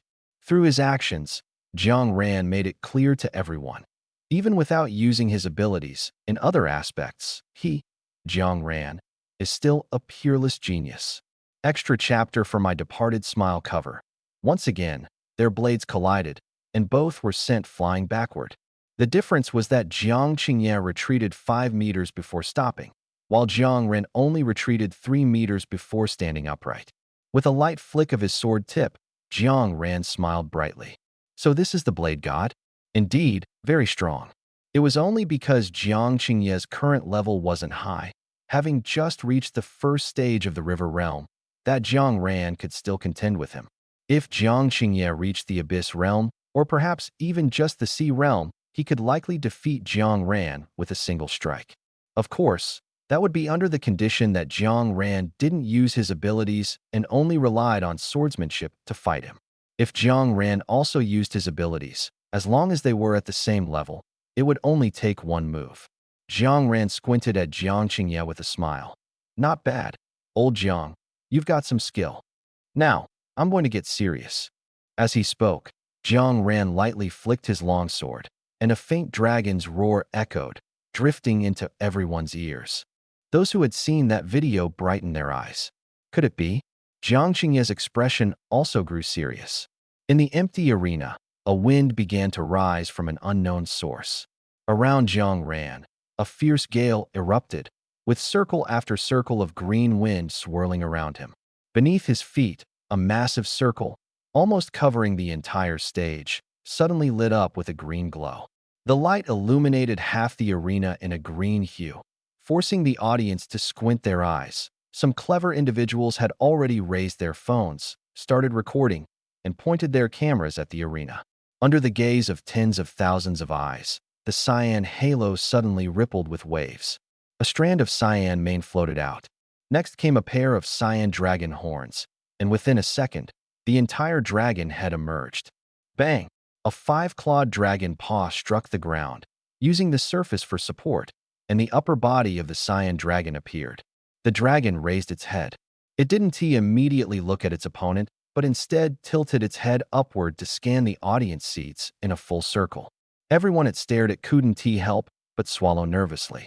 Xiang Jingji swallowed hard and stammered. Is Ranzi trying to win the match or directly kill Jiang Qingye? No one around could say a word. They had thought Jiang Ran's water element conjured water dragon during the preliminaries was already shocking enough. But after seeing his wind element, they finally understood what SSS level meant, what true genius was. Looking at the lifelike cyan eastern dragon, Hua Yu's jaw almost dropped to the ground. Is this really wind element? Why is it so different from hers? She was also SSS level. Could it be that even among SSS levels, there are differences? The shock of those around mostly came from the visual impact of the scene, but for Jiang Qingye, who was directly facing the dragon, the pressure he endured was unimaginable. Someone who never showed his emotions on his face now couldn't help but reveal a shocked expression upon sensing the immense energy contained within the cyan dragon. If it weren't Jiang Ran on the other side, but someone else, Jiang Qingye might truly have thought the opponent intended to kill him. So this is the gap between him and Jiang Ran. Jiang Qingye couldn't help but show a bitter smile. I concede. Wow, who was that so cool on stage just now? Jiang Ran had just returned to the contestant area when a cheeky voice sounded in his ear.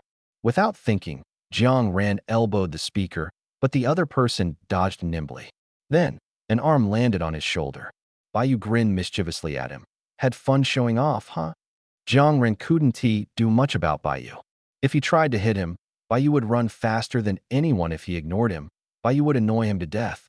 And he had this habit of being overly touchy. Damn it, where did all these bad habits come from? Showing off? What's showing off? Jiang Ran put on a righteous face. I was clearly fighting for the school, bringing glory to Tianfu Academy. Bayu burst out laughing. All right, bringing glory to the school. Hara. Having his serious words mocked like this, young Master Jiang immediately pulled a long face and walked past him. Hey, hey, hey. Seeing Jiang Ran upset, Bayu quickly stopped laughing and chased after him. I wasn't laughing at you, really. I just thought of something particularly joyful. Hey, hey, why are you walking so fast? Wait for me. Ran, no. Why are you walking even faster? 5 minutes later, Bayu was rubbing his chest, grimacing in pain, but still didn't he forget to sit in the seat next to Jiang Ran. Jiang Ran couldn't he even be bothered to roll his eyes at him now. Got punched by someone and still came closer if that's not shameless. What is? 20 minutes later, the two fighters on the stage finally decided the winner. Tianfu Academy, 2 o'clock, Lingshu University. The person who got punched, Yu Mao, slowly stood up, took a step forward, and in the next second, appeared on the stage. As expected, the one representing Lingshu University was the academic genius, Yuan. Bayu had one hand in his pocket, casually ran his other hand through his hair, yawned, and said, "Come on, I'll let you make the first move." Although the academic genius looked the part, he wasn't as rigid as others. Since the opponent offered him the first move, why would he refuse? Only a fool would refuse. Besides, he was curious to see how long Bayu would take to break free from his illusion. Yes, Yuan didn't even think his illusion could trap Bayu, he just hoped Bayu would be trapped for a little while longer. That way, he could at least have some bragging rights when he returned. 5 minutes if he could trap Bayu for 5 minutes. Yuan would be satisfied. 5 minutes should, probably, maybe, be possible, right? Hope flickered in Yuan's eyes. Then, reality hit hard. After Yuan launched his mental attack, Bayu was only momentarily dazed. But then, in less than half a minute, he snapped out of it.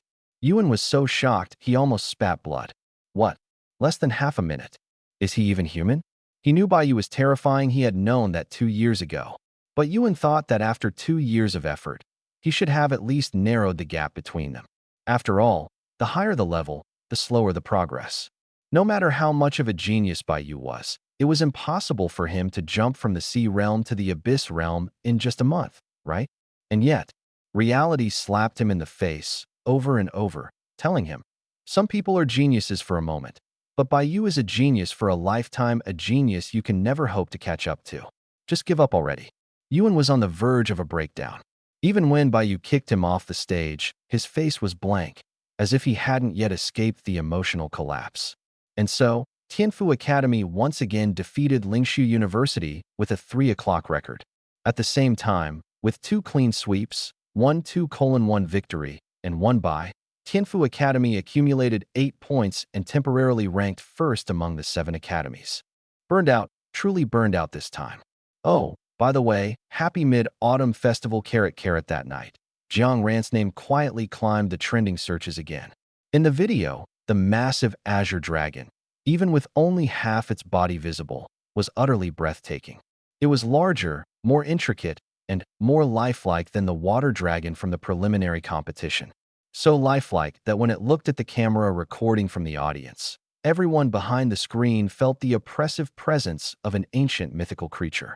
But after the initial shock came an overwhelming sense of admiration. What dragon country citizen wouldn't love their nation's eastern dragon? And so, Jiang Ran, the one who summoned it, once again became the center of widespread attention. Clicking on any video related to Jiang Ran, the comment section was a chaotic frenzy. 1 minute. I want to know everything about this man. Brothers, we found out. His name is Jiang Ran, an SSS level awakener, a freshman at Tianfu Academy. It's said that during the entrance test, he was the undisputed #1, and later he led Longhua to win first place in the Global League qualifiers. 666. That's so badass. Damn, it's already unfair that he's so handsome. But how is he also so strong? How are we supposed to live like this? Hubby is so handsome. The person above, let's fight. He's clearly my hubby. Stop fighting, you guys. Jiang Ran obviously has no interest in such worldly desires. And even if he does, it must be that he likes us guys. Screw you, filthy BL fans, get lost. Have some shame. Wait, everyone, I have a major discovery. What? Don't you think the earring Jiang Ran is wearing looks a lot like the one worn by Bai, that third-year student at their school? Huh? You must be mistaken. I didn't notice. Wow. I wouldn't have thought of it if you hadn't mentioned it. But now that I went back to look at the photos, they really do look identical. Could it be that even handsome guys have such similar tastes? Probably, right? But now that I think about it, their hair color seems to be the same too. Eh. During dinner, Jiang Ran keenly noticed that the way they were looking at him seemed a bit off. He originally didn't want to pay attention to it, but Xiang Jingji's gaze was simply too intense. Jiang Ran sighed and put down his chopsticks. What exactly do you want? Ran Zi, you're playing favorites. You're prioritizing romance over friendship. You're abandoning the old for the new. Xiang Jingji dramatically wiped the corner of his eye. Boo-hoo, we've known each other for so long, and you've never given me a gift. Are we not close? Why won't you wear matching accessories with me as brothers? Jiang Ran, question mark. What nonsense is he spouting? He pointed to the side. Your actual brother is right there. Go wear matching accessories with him. I'm just a stand-in. I'm not worthy. Xiang Jingji, who was pretending to cry, froze mid-motion. He thought dealing with Xiang Jingji would be the end of it, but when he turned his head, Xiang Jingxing and Shi Yin, and even Jiang Qingya, were all staring at him in unison. The three of them had identical accusatory expressions, and their meaning was clear. Are we not close? Why did you give Baiyu a gift, but not us? Under their collective gaze, Jiang Ren completely lost his appetite. He picked up a napkin, wiped the corner of his mouth, and calmly launched a counterattack. We've known each other for so long. Why haven't you given me a gift? Do you not like me? The three of them froze simultaneously. Not saying anything? Then that must be it. Sigh. Jiang Ran picked up another fresh napkin and theatrically wiped the corner of his eye. I thought we were really close, but it turns out I was just being delusional. You all dislike me so much that you won't even give me a small gift. If that's the case, then our friendship ends here. I can't bear to make you all put on a forced smile every day when facing me. Especially Shi Yan, who was even forced to accompany me fishing. Sigh, it's all my fault. I should have realized earlier that you were completely unwilling. Shi Yan's eye twitched uncontrollably as he listened. Xiang Jingxing and Jiang Qingya also looked equally bewildered. Wait, how did this turn into them hating him? When did they ever hate Jiang Ran? Damn it, it's just about gifts, as if they couldn't afford to give him one. Fine, they'll give him 100. After successfully persuading the four of them to promise to each give him at least one gift, Jiang Ran smiled in satisfaction. Humph, trying to team up and interrogate him? Dream on. The four, defeated, sighed helplessly. They couldn't win, lost again. Ran Zi, that matter. How's the investigation going? Sure, Yin dragged his chair closer. What else? It's just like that. Jiang Ran shrugged. By the way, you were the first to discover it, and even personally fished it out. Didn't you notice anything unusual at the time? Nope. Shi Yin spread his hands helplessly. My heart almost stopped at the time. How could I have had the presence of mind to observe if there was anything unusual about a corpse? Jiang Ran pointed at him, wearing an expression of disappointment. All of the person's internal organs were replaced with those of a beast, and you didn't notice? Sai Yu. Shi Yan, question mark. What are you even talking about? Wait, he just fished the corpse out. He wasn't responsible for dissecting it. How could he have noticed the organs were replaced? Isn't this asking for the impossible? Uffed. Originally still annoyed that Shi Yan had gone fishing alone with Jiang Ran, Xiang Jingji suddenly burst out laughing. Exactly, Shi Yan. How could you not notice that? TSK. You're really not up to par. Hearing Xiang Jingji openly mock him for being incompetent, Shi Yan clenched his fists tightly, wishing he could smash his head right then and there. But before he could act, boom, something outside the restaurant suddenly exploded, and shattered glass flew like knives. The next second, a gust of wind blew through, instantly turning the glass shards, which had been moving as fast as bullets, into powder. The flames from the explosion disappeared in an instant, and the outside returned to darkness. Suddenly, a sharp sound pierced the air. Bang! Another loud noise followed, as if a shadow had been sent flying. Jiang Ran remained seated in his chair the entire time, his left hand resting on his crossed right leg, while his other hand supported his head. He raised an eyebrow, looking toward the site of the explosion outside. Launching a terrorist attack in Shanjing? That's quite bold. As he finished speaking, a burly figure slowly emerged from the shadows nearby, stopping 1 meter in front of Jiang Ran before bowing to him. Young master. Jiang Ran responded casually with a hum. Is he dead? No, I deliberately spared his life. I've handed him over to the Shenzhou personnel station nearby. Jiang Ran nodded, stretching lazily as he stood up. He walked forward, patted the man's shoulder, and a smile appeared on his face. Reached the Void Realm? Congratulations, Uncle Hu. My safety will be even more secure now. Now he could feel more at ease as he went about courting danger. This man was none other than the long-missing Jiang Hu. Uncle Jiang, who had already reached the peak of the Abyss Realm a year ago, but at the time, Jiang Ran had not yet awakened and lacked the ability to protect himself. Jiang Hu had to stay by Jiang Ran's side at all times to ensure his safety. It wasn't until a few months ago, when Jiang Ran awakened his SSS level ability and enrolled in Tianfu Academy, officially catching the attention of the higher-ups, that Jiang Hu finally had the time to find a secluded place and begin his breakthrough to the Void Realm. After months of seclusion, Uncle Jiang Hu did not disappoint and successfully stepped into the ranks of Void Realm Masters. With a Void Realm expert by his side 24/7, Jiang Ran now had an added sense of security. Although he had never been afraid of anything, even when Jiang Hu wasn't around, having a strong backer nearby was always more reassuring. When Shi Yan and the others saw a burly man respectfully addressing Jiang Ran as young master, they weren't particularly surprised. After all, the supreme commander of Shenzhou was Jiang Ran's own uncle. Having a Void Realm expert as a bodyguard was perfectly normal, wasn't it? Besides, if they wanted, they could have one too. Who didn't have a few Void Realm experts in their family? Xiang Jingxing walked over and stood beside Jiang Ran. Only one came. Isn't that a bit too simple? Could they have other tricks up their sleeve?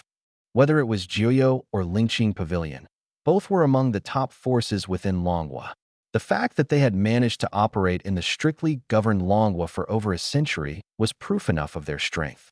But for such colossal entities, regardless of which side made the move, it seemed unlikely that they would send just one small fry who couldn't even handle an assassination properly. There was probably some hidden backup plan, waiting to strike once they let their guard down. Jiang Ran chuckled. Backup plan? Of course, there should be one. But do you think I'm stupid? If they can have a backup plan, why wouldn't I? Xiang Jingxing looked at Jiang Ran's confident smile and suddenly understood. No wonder this young master had suddenly invited them out for dinner tonight, claiming it was his treat. So it wasn't out of the goodness of his heart, it was all a setup to bait the enemy. All right, you all should be full by now, right? In that case, let's go settle the bill. At the counter, the four of them exchanged glances before unanimously turning to Jiang Ran, who was standing to the side, engrossed in his phone. Xiang Jingji was the first to lose patience. Ran, aren't you going to pay? Jiang Ran looked up, puzzled. Pay? Why should I pay? Xiang Jingji's mouth fell open. Didn't you say you were treating us? To his surprise, Jiang Ran looked even more confused. I said I was treating you, but I never said I was paying. I treat. You pay, doesn't that make perfect sense? The four of them. Besides, Jiang Ran continued, didn't you just say our friendship is unbreakable? What? You can't even pay for one meal for me. Is that how fragile our bond is? As he spoke, Jiang Ran reached out to wipe away non-existent tears. Since I've made things so difficult for you, let's just end our friendship here. I get it now. You all don't really like me. You all hate me. You don't want to be my friends. The four of them. What the hell is wrong with him? Fine, they'll pay. Just stop with the theatrics already. The next day, although an unknown explosion occurred outside a restaurant in the capital last night, fortunately, this incident had been anticipated by Shenzhou in advance, so it did not cause much of a stir online. Moreover, it did not affect the remaining days of the 7 academies' joint competition. Since Jiang Ran's dazzling attack yesterday afternoon gained some attention online, the number of spectators in the venue today has visibly increased. Shi Yan, are you going to participate today? The school that had a bye yesterday afternoon was Longting University, while this morning it was Lingshu University. As for Tianfu Academy, their opponent this time was the War Academy, which had just accumulated 5 points. Jiang Ran leaned lazily against the backrest, replying to messages at a leisurely pace. Jiang ran. Of course, why wouldn't I? This time, the messages were sent in a small group chat. Upon seeing that Jiang Ran was going to participate again today, Xiang Jingji immediately became restless. Xiang Jingji. No, Ranzi, you shouldn't go up again. Jiang Ran. That is not possible. I still need to bring glory to Tianfu Academy. What? Are you afraid I'll beat your classmates too badly? Jiang Ran. Don't worry, for the sake of my brother Ji, I promise not to kill them. Xiang Jingji. Oh, that is not what I'm worried about. Shi Yin. Then why don't you want Jiang Ran to participate? Xiang Jingji. I'm afraid if Ranzi participates, my teacher will insist that I go up too. I don't have Jiang Qingye's skills, and I'm afraid of pain. Shi Yin. Shi Yin was speechless, while on the other side, Xiang Jingxing silently closed his eyes, choosing to ignore it. Yes, he didn't have such an embarrassing younger brother. This brother must have been sent by some mortal enemy to test his patience. The first match, Tianfu Academy versus War Academy. In the freshman competition, Tianfu Academy still sent Jiang Ran to the stage. As for the War Academy, the situation Xiang Jingji was worried about did not occur. They sent the same freshman as before. It was a girl specializing in physical combat. Jiang Ran had changed back into his favorite white outfit today, and when he stepped onto the stage, the audience erupted in screams. This drew envious and fearful gazes from the male students of other schools. Xiang Jingji pouted unhappily. Damn, he is stealing all the spotlight. Beside him, Xiang Jingxing sighed in exasperation. You could go up, but you won T. Xiang Jingji crossed his arms and huffed. That's a different matter. On the stage, Wan Yihan from the War Academy looked at Jiang Ran, who had his hands casually in his pockets and exuded confidence from head to toe. She swallowed nervously. Brother Jiang, I'm going to make a move now. Jiang Ran, still lost in thought about other matters, heard Wan Yihan's words and absent-mindedly nodded without giving it much thought. Wan Yihan took a deep breath and suddenly let out a low shout to pump herself up. Then, she stomped her left foot on the ground, and a misty white vapor began to rise around her. In a flash, her figure darted forward, and her fist was already in front of Jiang Ran. But Jiang Ran was still daydreaming. In the audience, some new fans had their mouths wide open in shock, forming an O shape. Some even covered their eyes, unable to bear watching. No, don't hit his face. Just as Wan Yihan's fist was about to land on Jiang Ran's face, Jiang Ran gently stepped to the left. Wan Yihan's fist brushed past his hair. Wan Yihan's eyes widened like copper bells. What kind of freakish reaction speed was this? At such a close distance, he managed to dodge so easily.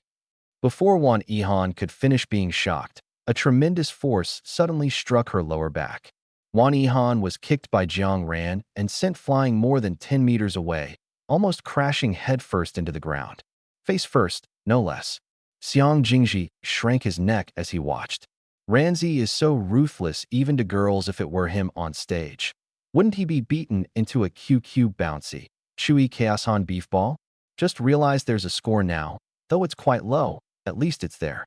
Wan Yihan ran forward several steps due to inertia before coming to a stop, narrowly avoiding the tragedy of a face-first landing. She quickly turned around and assumed a defensive stance, but contrary to her expectations, Jiang Ran had no intention of attacking. He was still standing in the same spot, not even bothering to take his hands out of his pockets. Although Jiang Ran didn't take the opportunity to kick Wan Yihan off the stage, seeing this scene still made her feel annoyed. Even though she knew Jiang Ran was strong, this kind of behavior that completely disregarded her would make anyone feel upset. Wan Yihan let out a long breath and once again took a fighting stance. This time, she was more serious than ever before. She knew she couldn't defeat Jiang Ran, but as long as she could injure him, or even just land a hit, she would consider it a success.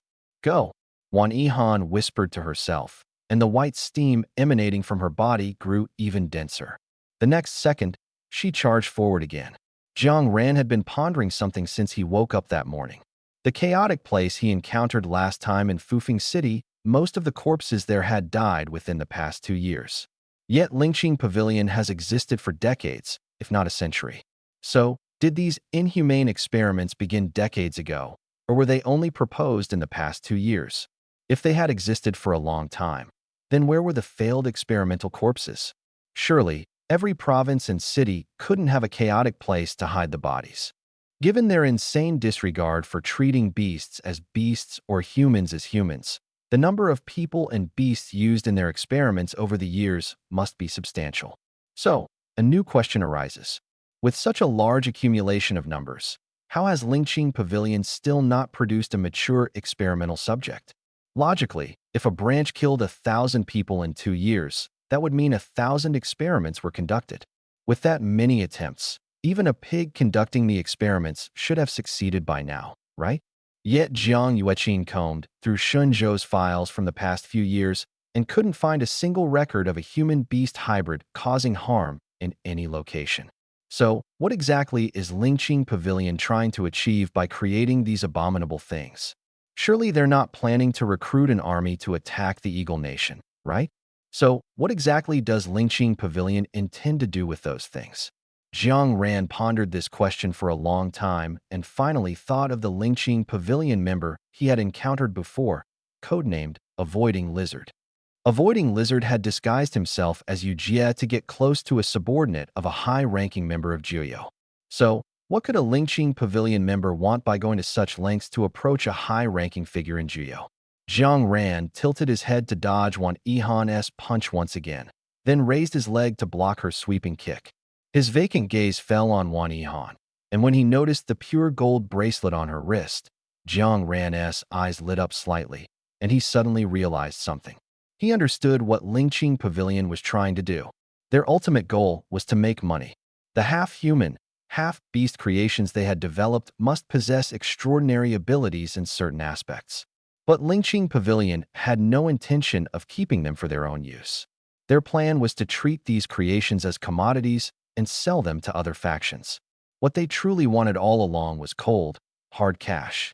As this realization dawned on him, Jiang Ran's eyes sparkled, and he didn't find it odd at all that he was now on the same wavelength as a group of lunatics. Having figured it out, Jiang Ran snapped out of his dazed state. Wan Yihan had been on the offensive all along. After all, Jiang Ran had been zoning out, and although he managed to dodge every attack, he hadn't fought back. This made Wan Yihan both annoyed and somewhat relaxed. She didn't have to think too much. Mindless attacking was enough, and it even felt like she was back in school during a training session. However, this feeling didn't last long before Wan Yihan sensed something was off. Jiang Ran's aura had changed.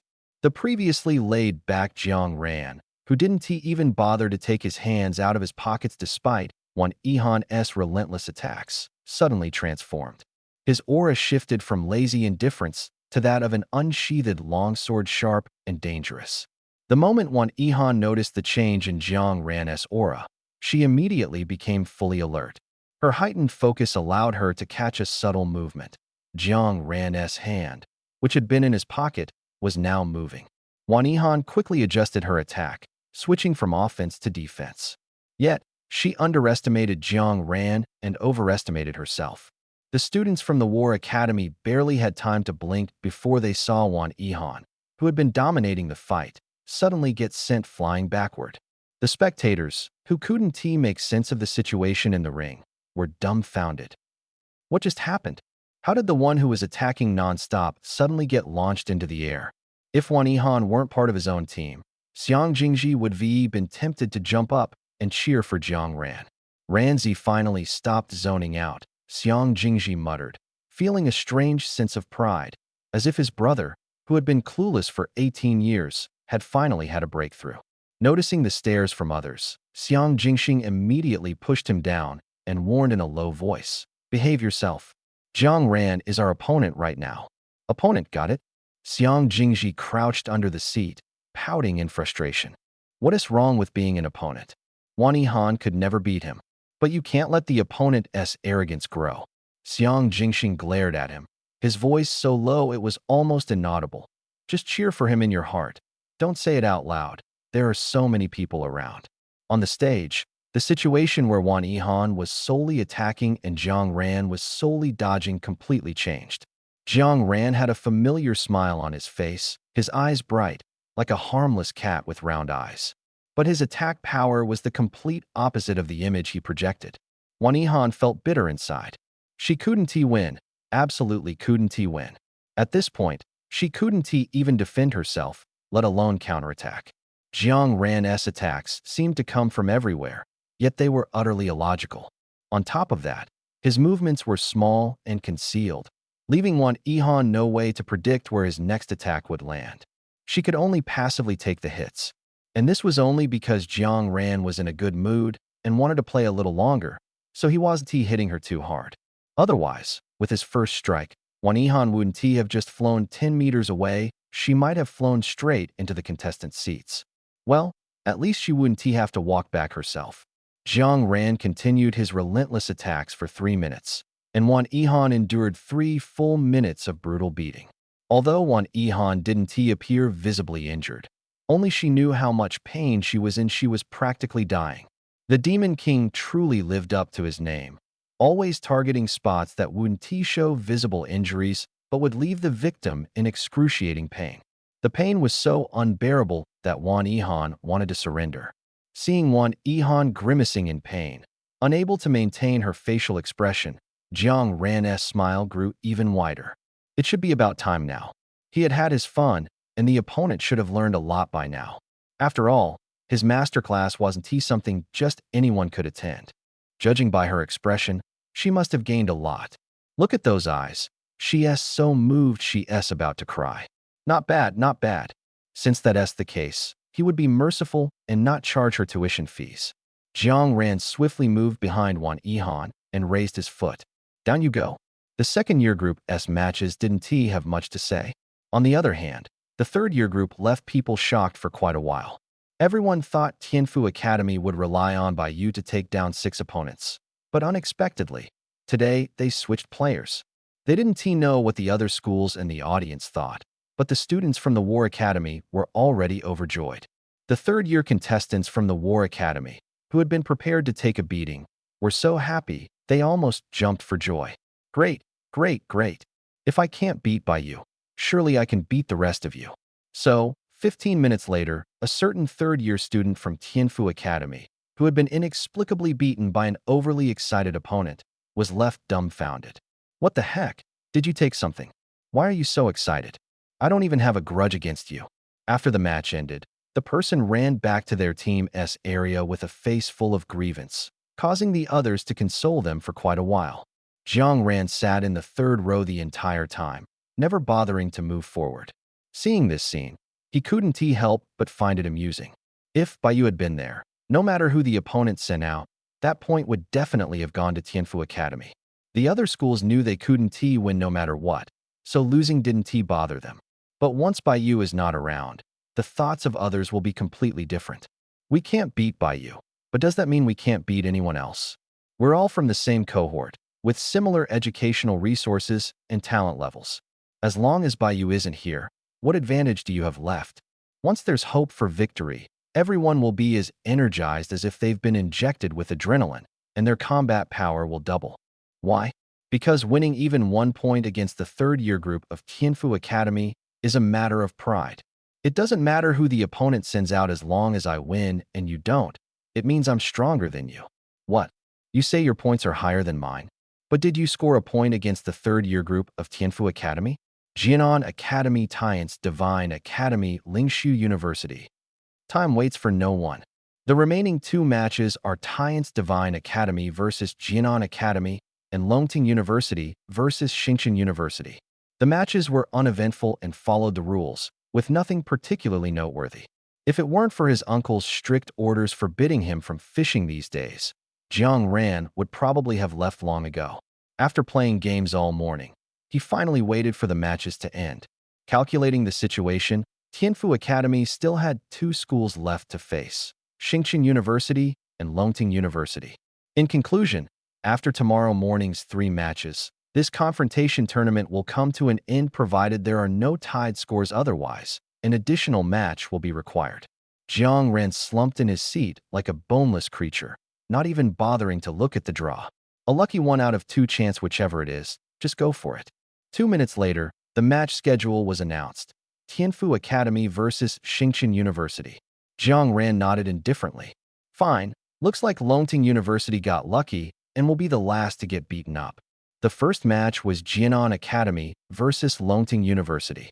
Jianan Academy seemed to have finally figured things out aside from the first-year group losing due to their abilities being countered. The second and third-year groups secured victories, earning 2 points for their school. Jiang Ran went back to take a nap at noon and skipped lunch. When it was almost his turn to compete, he touched his stomach and suddenly felt a bit hungry. Let's make it a quick fight and then go eat. His uncle only told him not to run off to fish during the matches. He didn't say he couldn't go out to eat during the matches. Besides, food is essential. Skipping a meal might lead to low blood sugar and fainting. What then? His uncle probably wouldn't want to be beaten to death by his elder brother either. Jiang Ran. Jiang Ran. Jiang Ran. Honey, look at me. As soon as Jiang Ran flipped onto the stage, a sudden wave of screams erupted from the audience, startling him. What the heck? What's going on? Since when did he become so popular? For certain reasons, Shi Yin was also grounded by the school and forbidden from sneaking out of the venue during the matches. However, while he couldn't leave the venue, he was free to wander around inside. At some point, he ended up sitting in the competition area of the neighboring War Academy. The War Academy had drawn a bye this round, so everyone was unusually relaxed. When they saw Shi Yin, an outsider, most of them chose to ignore him. Otherwise, on a normal day, they would have kicked him back to the Tian's Divine Academy one by one. Xiang Jingji crossed his arms and looked at Shi Yin with a sideways glance. What are you doing here? This is the War Academy, not your Tian's Divine Academy. Shi Yin completely ignored Xiang Jingji. Why bother arguing with an idiot? How do you think he'll play this time? Xiang Jingxin could tell that the he Shi Yin referred to was Jiang Ran, who was about to take the stage, and smiled. How could I possibly guess what he's thinking? The competition area of the War Academy was in the second outer circle, closer to the audience seats. So when Jiang Ran took the stage, the audience began screaming, and the three of them were just as startled as the person involved. Xiang Jingji covered one ear. Damn, Ranzi's fans have grown this much already? Shi Yin frowned from the noise. But these were Jiang Ran's fans, and they had nothing to say about it. Besides, people cheering for their favorite idol, what's wrong with that? It's just that the atmosphere was a bit intimidating. He even heard a few big guys shouting, "Husband, you're so handsome," without a care in the world. Xiang Jingji almost jumped up to fight someone when he heard that. Jiang Ran was initially a bit confused, but he quickly realized, not only was he popular online now, but he even had fans coming to watch his matches in person. Jiang Ran wanted to scratch his head, but then he remembered there were fans watching and maybe even recording. He forced himself to abandon the silly gesture. You know, having people cheer for you during a match versus no one cheering really makes a difference. Hearing people shout his name, even though he was hungry, Jiang Ran suddenly felt a surge of passion. However, when Jiang Ran saw the freshman from Xingqian University, his slightly excited emotions suddenly calmed down. The opponent was a short guy wearing thick black glasses, standing on the stage with a slightly hunched posture and a shrunken neck, making his already short stature seem even smaller. Jiang Ran could tell at a glance that this was someone with social anxiety as severe as Jiang Qingye's. The difference was that Jiang Qingye appeared normal on the surface, at most giving off a cold and aloof vibe. But this guy's social anxiety was obvious at first glance. Ning Caiheng was inherently socially anxious, and his greatest fear was interacting with people. He had seen the scene during the entrance test where Jiang Ran single-handedly beat up more than 20 people. Since then, Jiang Ran had become an insurmountable mountain in his mind. He believed he could never reach Jiang Ran's level. But now, not only did he have to challenge this mountain, he had to do so under the watchful eyes of nearly 10,000 people. Listening to the audience's increasingly loud chants of Jiang Ran's name and feeling the weight of thousands of gazes on him, Ning Caiheng felt his legs trembling. This was way too terrifying. He wanted to run. He wanted to go home. If possible, he'd even be fine with a crack in the ground to hide in. Ning Caiheng lowered his head even further. Please, let this end quickly. Suddenly, the noisy sounds disappeared. The surroundings became quiet, as if someone had pressed the pause button on everything. Ning Caiheng was puzzled. Why is no one talking? Did something happen? After hesitating for a moment, he slowly raised his head.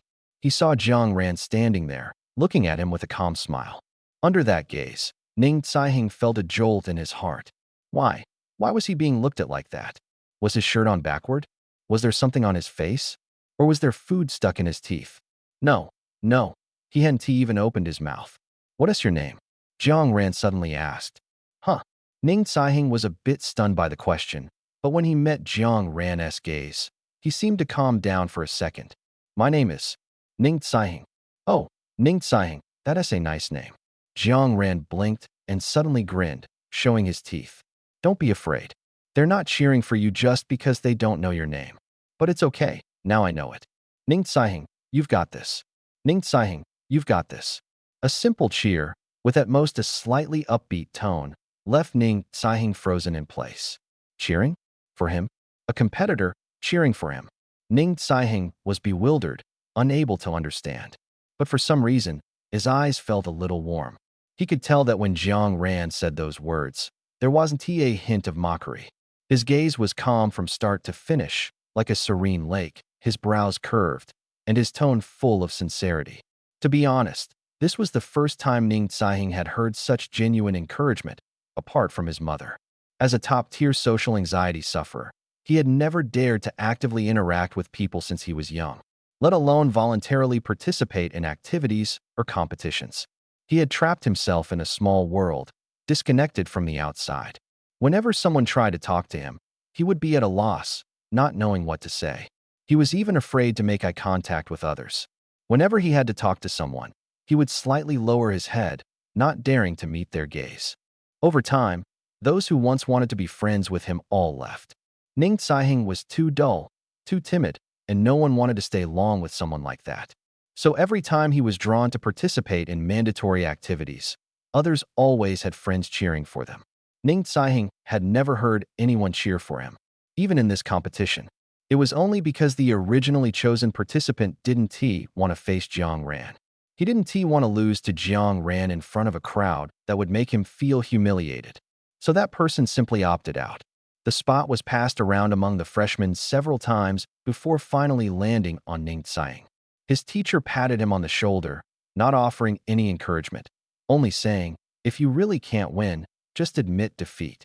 Ning Tsai opened his mouth, but ultimately swallowed the words teacher, I don't want to go either. He didn't dare refuse.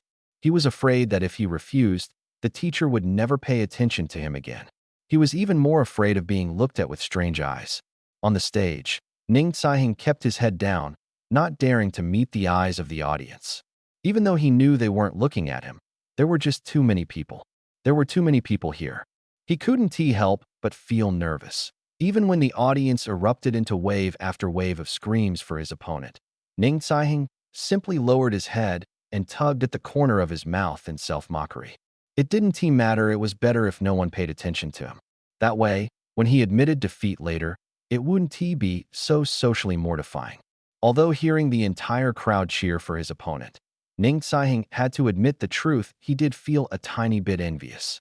When the cheers and shouts suddenly stopped, Ning Tsai thought something had happened.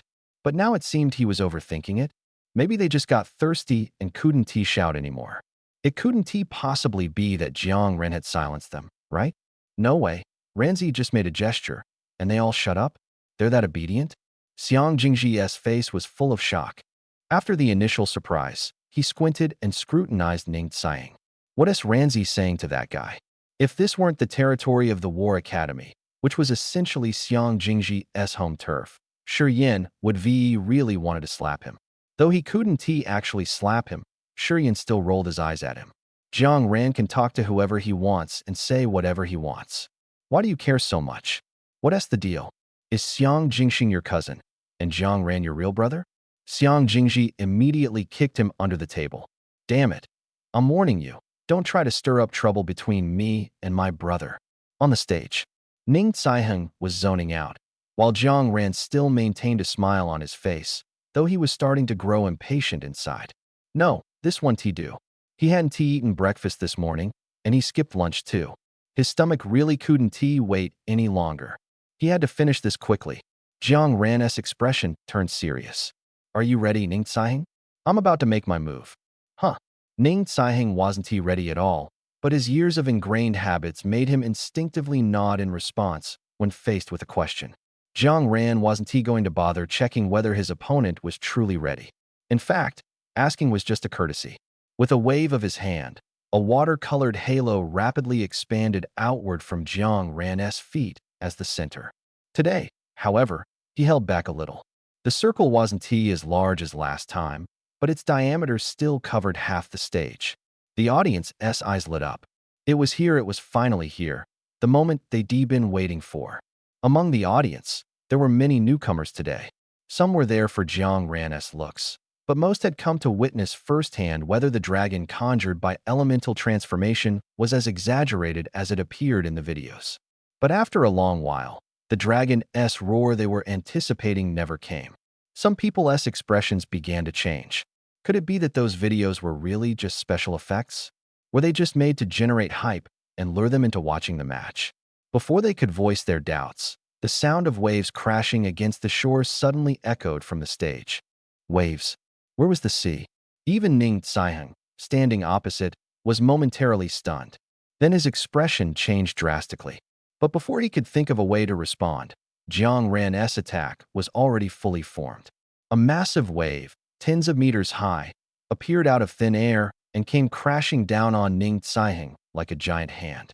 And behind them, there were several consecutive waves 7 or 8 meters high, one after another, with splashes even flying into the audience. Some people sitting close by had their carefully styled hair completely soaked, sticking to their foreheads in strands. If someone were hit by one of those waves, even if they were extremely strong, they'd be knocked down and unable to get up for a while, let alone Ning Tsiheng with his small frame. Even if Jiang Ran didn't use his abilities and simply punched him, Ning Tsiheng would probably be bedridden for a week. However, to show respect and for the fans who had come specifically to support him, Jiang Ran thought about it and decided to put on a grand display. After all, isn't this what some people came to see?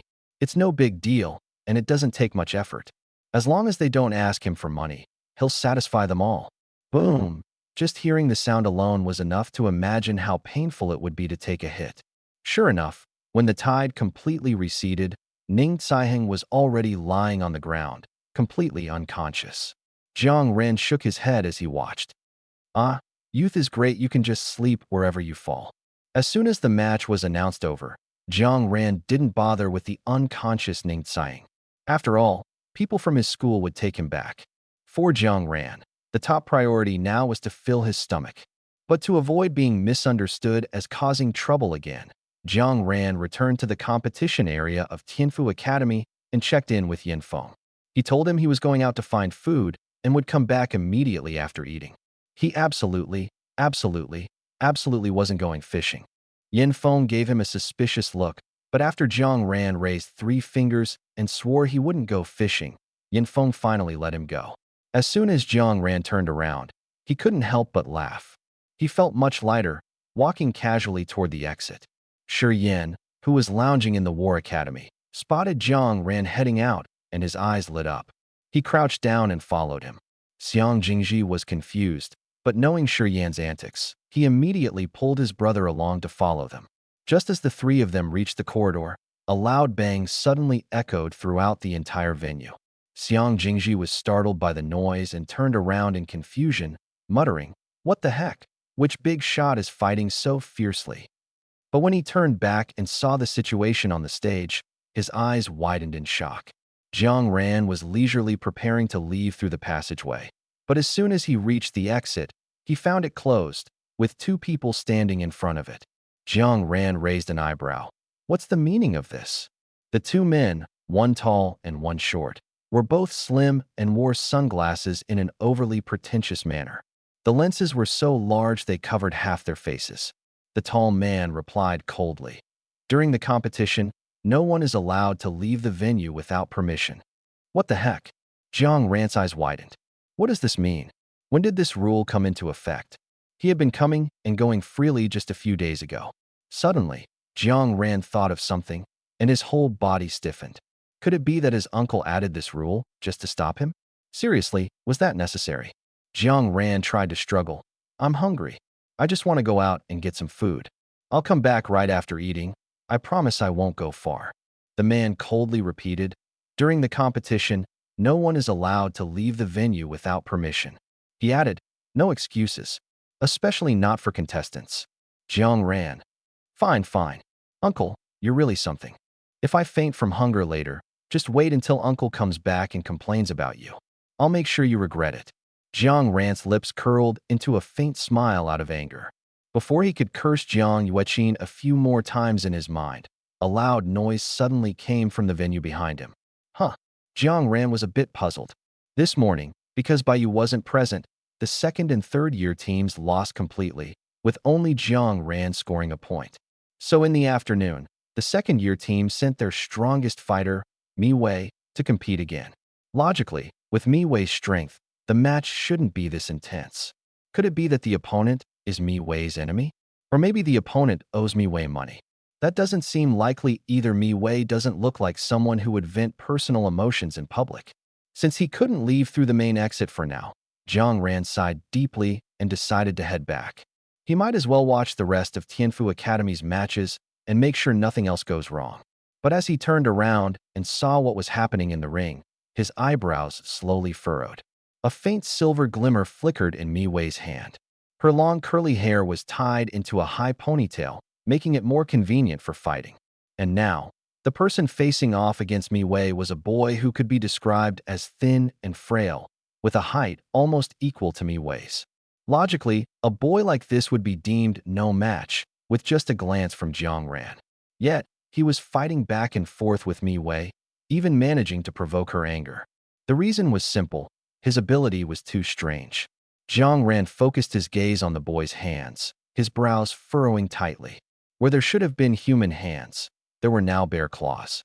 With these bare claws, the boy was able to catch Mi Wei's soft sword barehanded, frustrating her to the point where her expression had changed. Although Jiang Ran had been preoccupied with thoughts of Lingqing Pavilion these days, he wasn't so paranoid as to associate every random person he saw with Lingqing Pavilion. As far as he knew, there was a type of beast transformation ability that allowed individuals to transform certain parts of their body into those of animals. However, Jiang Ran had never encountered such a person before, so he didn't know whether their transformation was random or if they could control it at will. Although this ability sounded similar to the experiments conducted by Lingqing Pavilion, in reality, they were worlds apart. Distinguishing between the two was simple: beat them up. If they revert to human form after exhausting their strength, they're awakened individuals with beast transformation abilities. If they remain in beast form, they're experimental subjects created by Lingqing Pavilion. As Jiang Ran walked back from the exit, he happened to run into Xiang Jingji and the other two, who were already staring in shock. Jiang Ran lightly kicked Shi Yan, who was blocking his way. What are you three doing standing in the aisle? Are you here just to block my path? What's wrong? Last night you said our friendship was as solid as the heavens and earth, and now you're regretting it. How could I, Ranzi? Xiang Jingji, standing nearby, stepped aside, pulled Jiang Ran to the front, and pushed him to the War Academy's area. The competition zone for the War Academy happened to be right next to the aisle, while Tianfu Academy was in the center. Jiang Ran didn't bother to walk through other schools and simply sat in the War Academy's section. Come sit here. The view is great from here. Xiang Jingji didn't care how the people from his school looked at him. His priority was to settle this young master first. Otherwise, who knows what kind of words young Master Jiang might say. He would definitely end up in trouble. Just as Jiang Ran was settled, Xiang Jingxing immediately stepped forward and casually sat next to Jiang Ran. Xiang Jingji? Xiang Jingxing, however, didn't even glance at his younger brother, his gaze fixed on the arena. Your senior sister is quite strong, Jiang Ran said, crossing his legs but sitting upright. Indeed, her innate extreme martial arts are impressive. Makes me want one too. But Xiang Jingxing frowned slightly. The awakened beast transformation opponent on the other side doesn't seem simple either. His bare claws are powerful, with high defense, yet his movements are surprisingly agile. Jiang Ran said nothing. Beast transformation awakeners do have their advantages. Otherwise, why would Lingqing Pavilion go to such lengths to conduct those human-beast fusion experiments? If the opponent were a bear-type beast, Mi Wei could exploit its lack of agility, kite it, and strike when it was exhausted. But now, The bear's body had been replaced with a human's. That last disadvantage of being less agile was gone. From a certain perspective, it was indeed a perfect body. However, solving this issue was simple. Just kite the opponent for a while until the beast transformation awakener is exhausted. Their body won't be able to sustain the transformation and will automatically revert to human form. By then, wouldn't they be at the mercy of others? On the arena, Miwei had already figured out the solution. She stopped engaging in direct confrontations and instead struck with her sword and retreated, targeting the parts of the opponent's body that were still human. This sudden change in strategy frustrated her opponent. Yet, he couldn't do anything to Miwei. Although his speed was already fast, Miwei was clearly faster. After all, someone who could wield a flexible sword so skillfully couldn't possibly have weak movement techniques. When Miwei once again struck his face with her sword and quickly retreated, he was completely enraged. He suddenly stopped, his massive bear claws pounding his chest in fury, and a roar that sounded almost inhuman erupted from his mouth. Under the bewildered gaze of the audience, a pair of black wings suddenly sprouted from his back. Wings? Not just the audience and students, even the teachers from several schools were visibly shocked, their eyes fixed on the black wings behind him. The wings were pure black, at least 3 meters long. It was impossible to tell exactly what kind of animal they belonged to, but they looked quite beautiful, exuding a sense of sophistication. However, at this moment, the teachers had no mood to observe whether the wings were elegant or beautiful. Everyone shared the same confusion in their hearts.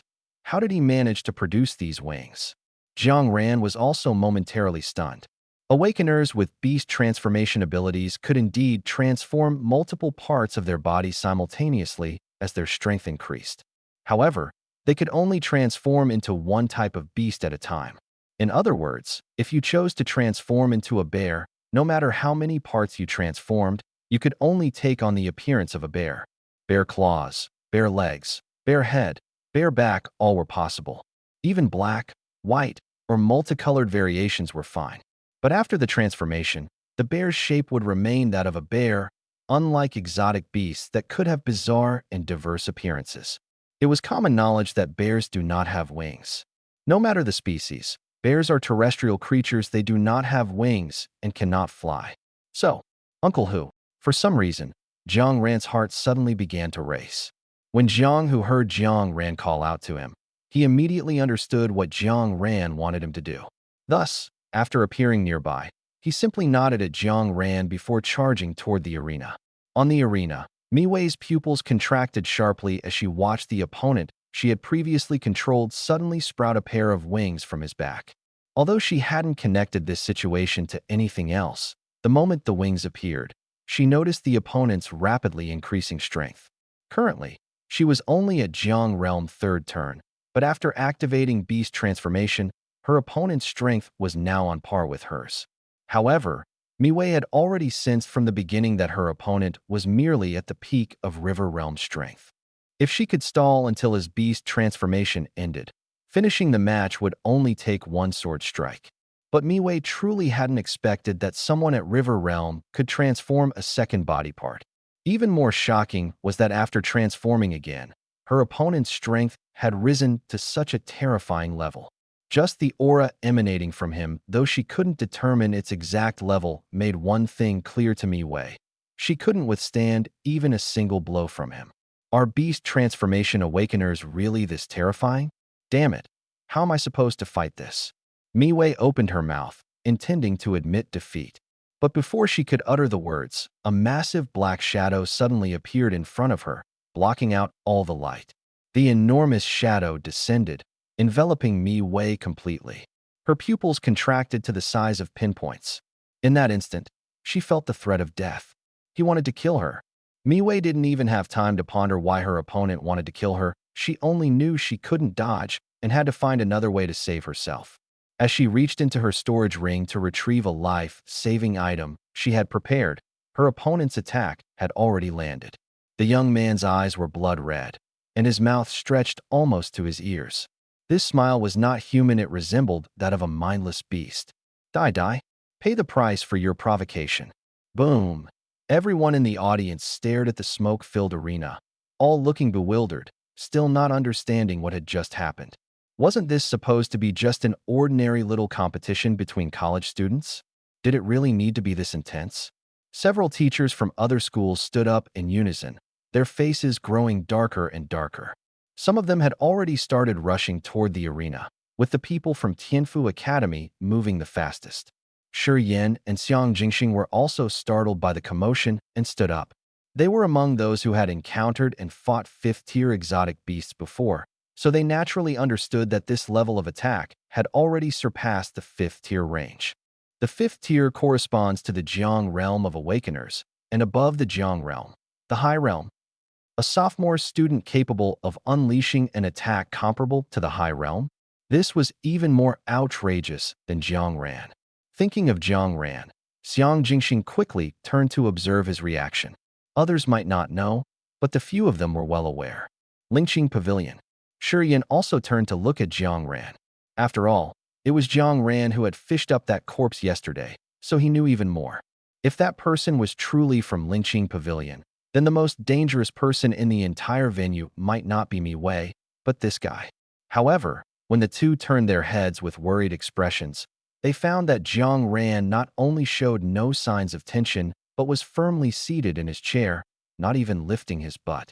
Seeing Jiang Ran's calm expression, Xiang Jingxing, who had been somewhat worried, also calmed down. That's right, Jiang Ran had just shouted Uncle Hu. The Uncle Hu Jiang Ran referred to as Jiang Hu, Jiang Ran's bodyguard, a Void Realm expert whom they had met just last night. Since Jiang Hu was here, there was indeed no need to worry. A mere High Realm attack was nothing compared to the Void Realm. Moreover, there were so many school teachers in the venue, and this was still Shangjing, the headquarters of Shenzhou. Unless Lingqing Pavilion had sent a Ling Realm expert personally, Jiang Ran was almost certainly safe. Well, unless he brought trouble upon himself. The teacher leading the sophomore group from Tianfu Academy was a man wearing sunglasses who looked to be under 30. Jiang Ran knew his surname was Feng, and his name was Feng Xiling. Feng Xiling flashed onto the arena, followed closely by Yin Feng. Although Yin Feng had only recently joined the school and primarily taught freshmen, he rarely interacted with the sophomores and juniors. However, as the director of Tianfu Academy's teaching department, he still had a deep connection with the students of Tianfu Academy. The moment Feng Xiling stepped onto the arena, the smoke that had been shrouding the entire stage instantly dissipated. When the situation on the stage became clear, Feng Xiling's previously icy expression suddenly froze. Following behind him, Yin Feng also paused slightly, then seemed to realize something and glanced toward the audience. With the smoke cleared, the arena remained as spacious as ever. In the center of the stage, Mi Wei stood there with a dazed expression, completely unharmed. 2 meters in front of her, her opponent, who had originally belonged to her, was lying face down on the ground in a sorry state. The bare paw had reverted to a human hand, but the wings on the back still remained. From a distance, if one didn't look closely, it could easily be mistaken for a giant fluttering moth. A burly man stood in front of him, one foot pressing down on the head of another person, forcing them to keep their head down. Feng Xiling stepped forward, shielding Mi Wei behind him, frowning slightly as he looked at the stranger who had suddenly appeared on the arena. Although it seemed on the surface that this person had saved Mi Wei, it was clear from Mi Wei's expression that she didn't know him. Why had he saved her? What was his purpose? Just because someone stepped in to help didn't mean one could let their guard down around a stranger. May I ask who you are? Jiang, who heard Feng Xiling's question, but only cast him a casual glance over his shoulder. Jiang family's bodyguard? Which Jiang family? Feng Xiling's frown didn't ease. He couldn't recall any prominent Jiang family in the capital that could afford to have someone from the Void Realm as a bodyguard. Moreover, a bodyguard always has someone to protect, right? Mi Wei clearly didn't know this person, and she didn't have the surname Jiang either. So who had summoned this so-called Jiang family bodyguard? While Feng Xiling was still pondering, Yin Feng suddenly pushed him aside, stepping forward to speak with Jiang Hu. You're Jiang Shaoran's bodyguard, right? I'm his teacher and also the school director. Did Jiang Ran send you to intervene? Jiang Hu clearly recognized Yin Feng as well. Since the other party had a good relationship with his young master, he naturally showed Yin Feng some respect. Jiang Hu nodded slightly. Yes, Young Master Yin. Now that you're here, I'll take my leave. Yin Feng waved his hand. All right, you can go now. Jiang Hu nodded politely to Yin Feng again, ignoring the other teachers who had rushed over.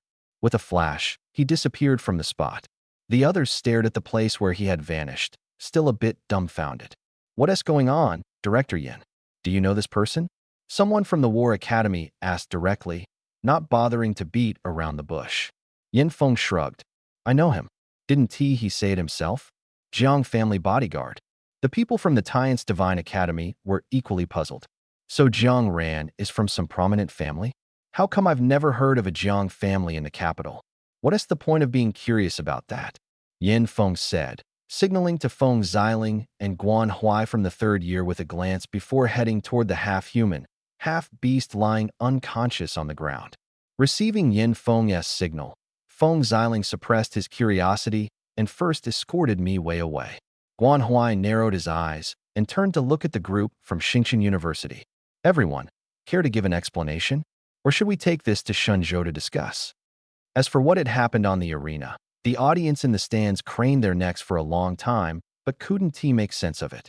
A teacher from Canaan Academy had already used their abilities to seal off the entire number 1 arena, ensuring that nothing inside neither the events nor the conversations would leak out. Jiang Ran remained lazily slouched in his seat. Jiang Hu appeared beside him. Young master. Jiang Ran responded with a hum, waving him off. Although he dismissed him, Shi Yin and the others knew that Jiang Hu wouldn't go far and would remain nearby, keeping watch over Jiang Ran. Xiang Jingxing always sat next to Jiang Ran. He glanced twice at the white barrier erected on the stage, then turned to Jiang Ran and said softly, "Doesn't something feel off?" Shi Yin originally wanted to sit on Jiang Ran's other side, but Xiang Jingxi beat him to it, so he had to sit next to Xiang Jingxing. Hearing Xiang Jingxing's words, he also turned his head, exposing him at this point in time. This whole thing sounds off. What? What's off? What's wrong? Xiang Jingxi was completely baffled by their conversation, unable to understand what they were talking about. Jiang Ran played with his phone in one hand while lightly tapping his thigh with the other, remaining silent. After less than 2 minutes, the phone, which had been blacked out, suddenly lit up. Glancing at the incoming message, Jiang Ran curled his lips into a smile. You'll know what's off very soon. Roar! A sudden, beast-like roar echoed abruptly, and before anyone could react, a series of beastly roars began responding from various parts of the venue. The first roar seemed to act as a signal. The experimental subjects hidden among the audience began to move one by one, launching attacks on the people around them. In an instant, the venue was filled with roars, screams, curses, and the sounds of flesh tearing and blood splattering. The students sitting in the competition area, separated from the audience, were all dumbfounded. But in the next second, among the classmates sitting nearby who had been chatting just moments ago, someone suddenly erupted, mercilessly attacking their former brothers and sisters. Some people didn't even have time to react before their throats were torn open, blood spraying out like a fountain. Even Xiang Jingxing and Shi Yin were stunned by the sudden chaos. The next moment, the two stood up simultaneously, ready to rush down. Unexpectedly, Jiang Ran stopped them. Ran, why are you stopping us? We need to save people. Shi Yin said anxiously. He noticed an experimental subject had appeared near Tian's Divine Academy and was already engaged in combat with others. Save them? How? Can you even fight them? Jiang Ran remained calm from start to finish. These monsters have at least Jiang-level strength. If you want to save people, fine, but how? By sacrificing your own lives. Shi Yin opened his mouth, but didn't know what to say. He knew Jiang Ran was right, and even understood the unspoken words Jiang Ran hadn't voiced. Your value is far greater than that of the audience. As long as you survive, the losses can be minimized. Everyone understood the logic, but this bloody scene was something these barely adult teenagers couldn't accept in such a short time. After all, these people were citizens of the Dragon Kingdom. Could they just stand by and watch them die? Meanwhile, the white barrier on the stage had also been lifted. The unresolved matter at Star University was now compounded by this new crisis. Teachers from various schools immediately dispersed, some rushing to save their students, others to rescue the audience. But no matter how fast they moved, they still couldn't match the speed at which the experimental subjects were killing. Most of the audience who had the time and leisure to watch the student competition were not very strong, at most at the river realm level. How could they possibly withstand the destructive power of experimental subjects that were at least at the river realm and possessed exotic beasts? In just 1 minute of delay, hundreds of people had their throats torn open and died. Xiang Jingji's eyes turned red as he watched. He was about to rush forward recklessly when Jiang Ran grabbed his arm. Jiang Ran. Xiang Jingji turned his head sharply, looking at Jiang Ran in disbelief. He couldn't understand how Jiang Ran could remain so calm in such a situation. These were real human lives. Jiang Ran exchanged a glance with Xiang Jingji and sighed silently, gaining a deeper understanding of Xiang Jingji's intelligence. The reason he wasn't panicking was clearly because he had his own plan. Look at your brother and sure, didn't they immediately react when he stopped them? Now, aren't they just standing there quietly, waiting? Why are you panicking? I already said I have a backup plan. Look, here it comes. Jiang Ran gestured toward the center of the arena. In midair, two figures suddenly appeared. Before Xiang Jingji could see who they were, his entire body froze. At the same time, apart from Jiang Ran, nearly 10,000 people present, including the experimental subjects who were killing, the teachers and students who were saving lives, some spectators, and even the injured lying on the ground were all frozen in place at the same moment. Jiang Ran stood up and greeted the newcomers. Hello, uncle. I haven't violated your request at all. I didn't even think about leaving today. Jiang Yueqin knew full well about Jiang Ran's little schemes. Not even thinking about leaving? Impossible. But now is not the time to discuss this. Jiang Yueqin raised his hand and snapped his fingers lightly. In an instant, the entire arena began to change. The blood that had been spurting out started flowing back into the bodies of its owners. The spectators who had been thrown out flew back to their seats. The experimental subjects that had gone berserk returned to their original positions, and the teachers retreated back to the stage from various directions. Even the white barrier reappeared, shielding the figures from view. Time rewound to 5 minutes earlier. 5 minutes ago, the experimental subjects had not yet gone berserk and started killing.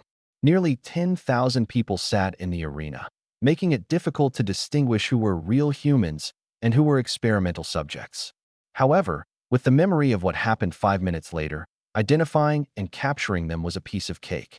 Jiang Yueqin remained suspended in midair, maintaining the time freeze. Baiyu stood beside him, not in a hurry to act, and waved at Jiang Ran. He successfully received a glare from Jiang Ran. Baiyu smiled good-naturedly. No matter whether others liked him or not, he always had a cheerful, carefree demeanor. But now was certainly not the time for idle chatter. Baiyu casually scanned the surroundings to ensure nothing was missed, then extended his hand and snapped his fingers as well. In an instant, all the experimental subjects who had gone berserk 5 minutes later, whether in the competition area or the audience seats, vanished into thin air. Jiang Ran also scanned the venue, confirming everything was in order before nodding to Jiang Yueqin. It wasn't that he didn't trust Baiyu, but when it came to matters involving multiple lives, he always felt more at ease verifying things himself. Jiang Yueqin nodded in acknowledgement and gave Baiyu a look. Baiyu shrugged, and the two disappeared as silently as they had appeared. As soon as they left, the frozen time resumed its flow. Jiang Ran leisurely sat back down. Xiang Jingxing was still speaking. Doesn't it seem a bit before he could finish, he suddenly froze. He turned to look at Jiang Ran, who appeared utterly calm, and asked uncertainly, did something just happen?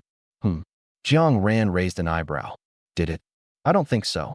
I wouldn't know. Xiang Jingxing stared at him, but Jiang Ran maintained an innocent expression, blinking at him as if he knew nothing. Xiang Jingxing withdrew his gaze. Well, this guy clearly knew, but he wasn't going to say anything. What are you guys talking about? Even with the change of topic, Xiang Jingji still looked completely baffled. He couldn't understand. Not at all. Nothing much. Just sit tight, Xiang Jingxing said irritably. Frustrated and cold, he wondered why he had such a clueless younger brother. Shurian suddenly exclaimed, why does it feel like a lot of people are missing? Jiang Ran listened, but didn't comment. Of course, there were fewer people. Nearly 1,000 non-human experimental subjects had disappeared, accounting for about 1% of the total population. You had to admit, those people were truly ruthless. Meanwhile, the audience was equally bewildered. Huh, where did the person next to me go? What the hell? Where's my buddy? We were just bragging, and now he's gone. Wait, I just asked the girl next to me to take a picture for me. Where is she? My phone is still in her hand.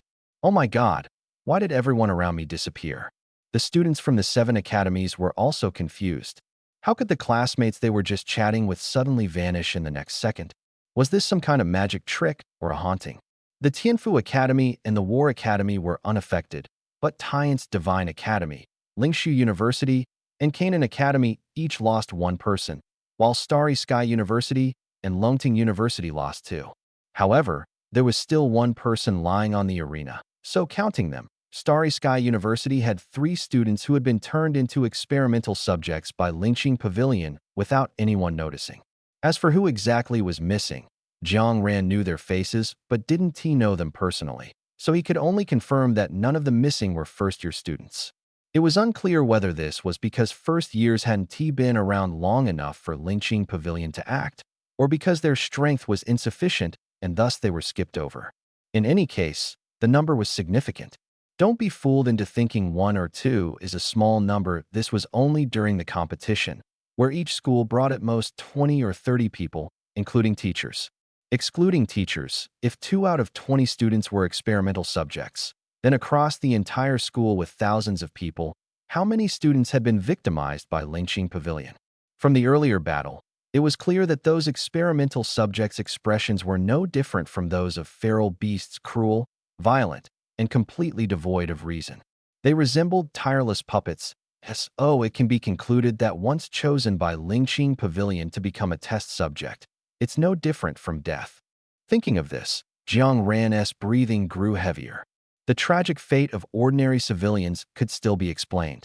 After all, not everyone possesses high-level abilities. Most are just ordinary people with limited strength, unable to contend with a large force like Lingxing Pavilion. However, even students who haven't graduated yet, students from the top 7 academies in Long Country, some of them have also become test subjects.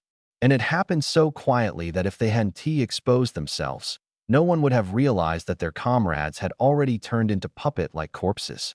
How exactly did Lingxing Pavilion manage this? Could it be that the 7 academies have been infiltrated to the point of being riddled with holes? Even though no test subjects have appeared in Tianfu Academy and the War Academy, Jiang Ran still didn't exclude these 2 schools. Just because there were no cases among 20 or so people doesn't mean there aren't any among the thousands of students in the entire school. The more Jiang Ran thought about it, the more his head hurt, so he decided to stop thinking altogether. Forget it. If the sky falls, let the tall ones hold it up. This kind of matter can be left for his uncle to worry about. He's just an ordinary awakened individual who only recently awakened this year, with neither strong abilities nor exceptional talent. Why bother thinking so much? After completely relaxing his thoughts, Jiang Ran's whole demeanor became more at ease.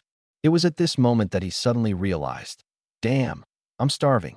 Jiang Ran abruptly stood up, startling the group from the War Academy, who were still in a daze nearby. Oh dear, what is going on now? Is this young master dissatisfied with something again? After a few matches, even though the 2nd and 3rd-year students didn't know or understand Jiang Ran before, thanks to the introductions from their first-year juniors, they now had a pretty good grasp of him. The 3rd-year seniors didn't look too pleased after hearing about him. Isn't this guy just a replica of Baiyu? At most, he looks slightly more pleasing than Baiyu, and his personality isn't as annoying or punch-worthy as Baiyu's. But his level of being a troublemaker is top-notch. For a moment, the 3rd-year students looked at their dear juniors with eyes full of pity and a hint of schadenfreude. Oh, my poor juniors, since we're all from the same school. If you can't take Jiang Ran's bullying anymore, come find us. Although we can't stand up for you, we can at least teach you how to calm down faster and avoid getting so angry that you hurt yourself internally. Jiang Ran stood up and, under the gaze of the crowd, walked down the aisle toward the exit. He wondered if his uncle had taken the gatekeepers with him when he left. Even if he hadn't, Jiang Ran didn't want to endure it any longer. He was determined to leave through that door today. Even if Jiang Yuqin himself came, it wouldn't matter. He had made up his mind. In the end, Jiang Ran managed to leave as he wished. However, He didn't use the main exit. Those few troublemakers insisted on leaving with him, but Jiang Ran kicked each of them back inside with the excuse, too many people, too big a target, easy to get caught. After wandering outside for half a day and carefully selecting a restaurant, Jiang Ran enjoyed a hearty meal. Patting his stomach, he leisurely headed towards Shenzhou. After walking for a while, Jiang Ran patted his forehead. Damn, eating too much really lowers my IQ. It's still over 10 kilometers to Shenzhou. Why am I taking the Route 11? As he pulled out his phone to call a cab, Jiang Ran grumbled, I must have been infected by Xiang Jingji. Damn it, I need to stay away from him in the future. By the time Jiang Ran arrived at Shenzhou, Jiang Yueqin and Bai Yu were already there. With one hand in his pocket, Jiang Ran walked to the office door and peeked inside. Jiang Yueqin wasn't there. Jiang Ran blinked and was about to push the door open to go in and lie down for a while when Bai Yu suddenly appeared beside him and grabbed him. What are you doing? Sneaking around. Jiang Ran clicked his tongue. Sneaking around? Look at me, so upright, dignified, and impressive. Do I look like a thief? Bai Yu pursed his lips. Well, you never know. Maybe your appearance is just a disguise, and deep down you're actually a total pervert. Jiang Ran. Get lost. Jiang Ran's face darkened, and he unceremoniously elbowed Bai Yu. Where's my uncle? Ow. Bai Yu clutched his stomach, grimacing in pain. He's downstairs. Think about it, can that kind of thing be casually placed in an office? Jiang Ran thought for a moment. That seemed to make sense. Then take me there. Bai Yu almost laughed in exasperation. First you elbow me, and now you want me to lead the way? You really are a young master, huh? Jiang Ran shot him a sideways glance. Are you taking me or not? Whether it was Shenzhou's headquarters or its branches, all of them had underground floors, each with a different purpose. Although Jiang Ran had never been there and didn't know which floor his uncle had gone to, Shenzhou wasn't devoid of other people. It wasn't as if Bai Yu was the only one who could take him there. Jiang Ran knew exactly how much force he'd used with that elbow. If Bai Yu kept pretending, Jiang Ran might not be able to resist kicking him. Fine, you're the young master. Whatever you say goes. Bai Yu sighed theatrically and made a gesture of invitation. This way, young master, underground level 4. The entire floor spanned 15,000 square meters with a 6-meter ceiling height. It was specifically used to detain individuals or exotic beasts that couldn't be exposed publicly. Of course, it also included various other miscellaneous things. The entire floor was divided into rooms of varying sizes, and all the structures, including the walls, were made of top-tier energy-suppressing materials, which were 800 times more effective than energy-suppressing handcuffs. In other words, once you entered this place, even if you were from the Void Realm or possessed hundreds of abilities, you'd instantly become an ordinary person incapable of even tying up a chicken. As for those in the Spirit Realm or higher, this place wouldn't have much effect. Besides, there were more advanced and specialized facilities for detaining such individuals, which had nothing to do with Shenzhou. Uncle. Upon seeing Jiang Yueqin, Jiang Ran immediately dropped his young master attitude and flashed a perfect smile, looking as obedient as could be. Behind him, Bai Yu couldn't help but purse his lips. Jiang Yueqin was unsurprised that Jiang Ran had come.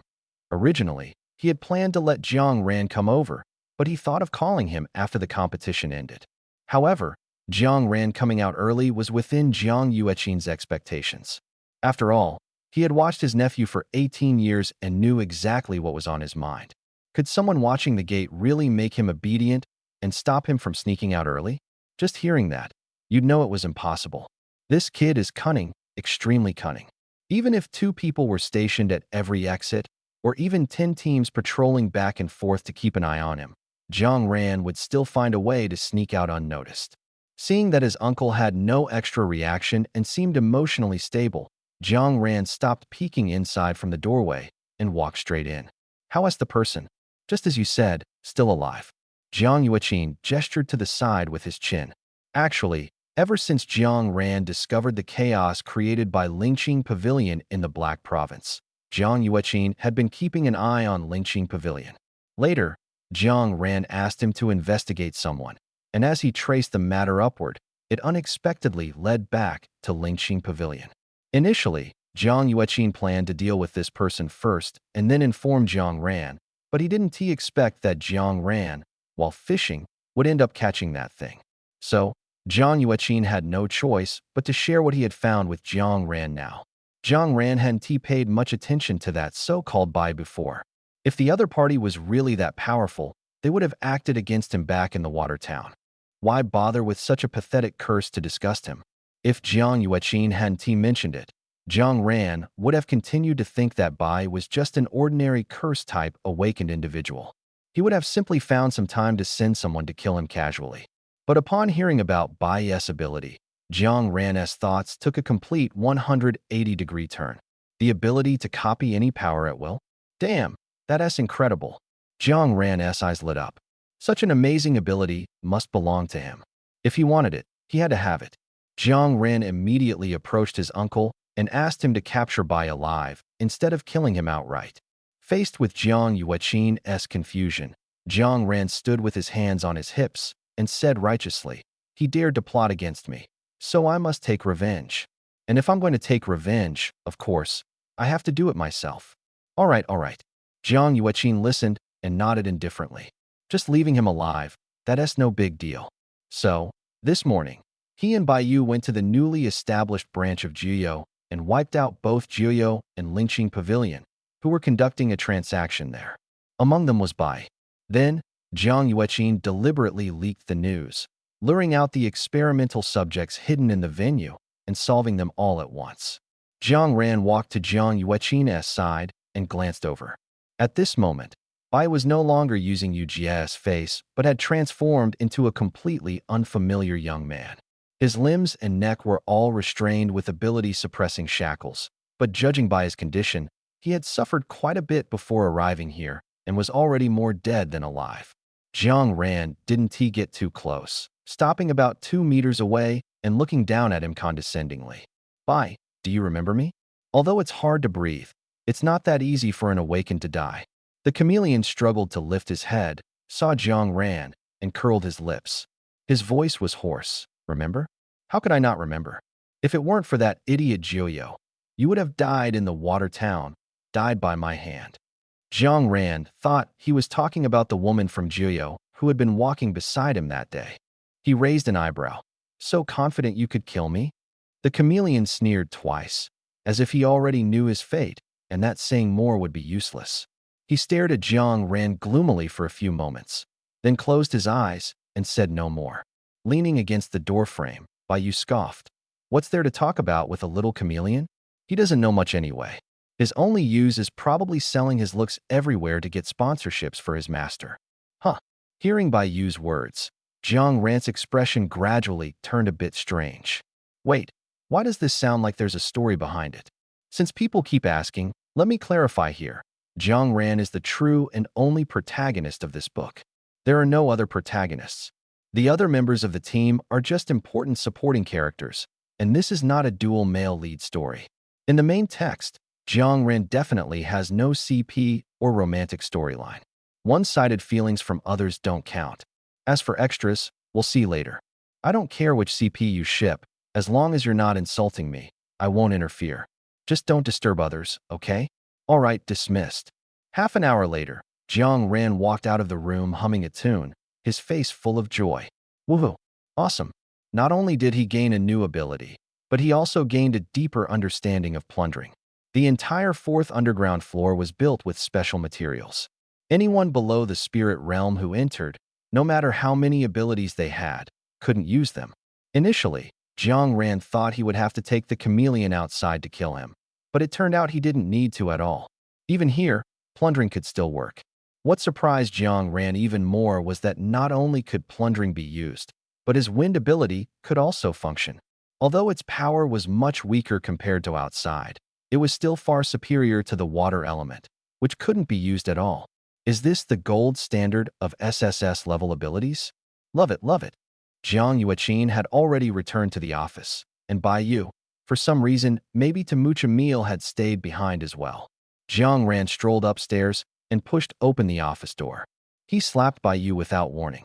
Baiyu, as if he had eyes on the back of his head, reached out without turning and blocked the slap. The sneak attack failed, but Jiang Ran wasn't annoyed. He immediately grabbed Bayu's wrist with a reverse grip. Bayu was momentarily stunned but quickly reacted. What are you doing? It's broad daylight. Don't be pulling and tugging like this. It'll look bad if word gets out. Jiang Ran spat. You're crazy. If it weren't for the fact that copying abilities required physical contact for 5 seconds to succeed, and he was really coveting spatial abilities, Jiang Ran wouldn't want to touch him. This lunatic is even more narcissistic than me. As for why he wanted to copy spatial abilities instead of his uncle's time abilities. This ability refreshes daily. Can't I just copy time tomorrow? Experiencing them one by one, just thinking about it, is exhilarating. Such an impressive ability is simply wasted in the hands of Bai. He doesn't even come into contact with any particularly rare abilities, spending his days just playing around with face-changing and curses. Unlike himself, who could casually stroll around school and encounter a bunch of S-level abilities or higher. As soon as the 5 seconds were up, Jiang Ran immediately shook off Bayu's claws and even wiped his hand on Bayu's clothes, as if he had just touched something dirty. Bayu, are you even polite? Jiang Ran couldn't care less about politeness. He glanced at the office chair and saw that it had already been occupied by Jiang Yueqin. Disappointed, he pursed his lips and had no choice but to sit on the sofa. Jiang Yueqin noticed Jiang Ran's disappointed expression as he leaned back on the sofa, and his eye twitched. This brat, could he really be eyeing his commander-in-chief position? Does he feel uncomfortable if he doesn't sit there for a day? Sensing Jiang Yueqin's gaze, Jiang Ran waved his hand. Uncle, go ahead and do your thing. I'll just sit here for a while and won't disturb you. After sitting down, Jiang Ran calmed his thoughts and began studying the ability he had just copied. His disappointment stemmed from 2 things. First, the chair had been taken by Jiang Yueqin, and second, the ability itself. He had waited a full 5 seconds, only to find that the copied ability wasn't spatial, it was fire. If it weren't for Jiang Ran's decent self-control, he might have been so angry that smoke would come out of his head, and he'd go back downstairs to punch Bai's corpse a couple more times to vent. So the copying process is random and doesn't allow selection? How useless. Why couldn't it be like his plundering ability, directly copying all the target's abilities at once?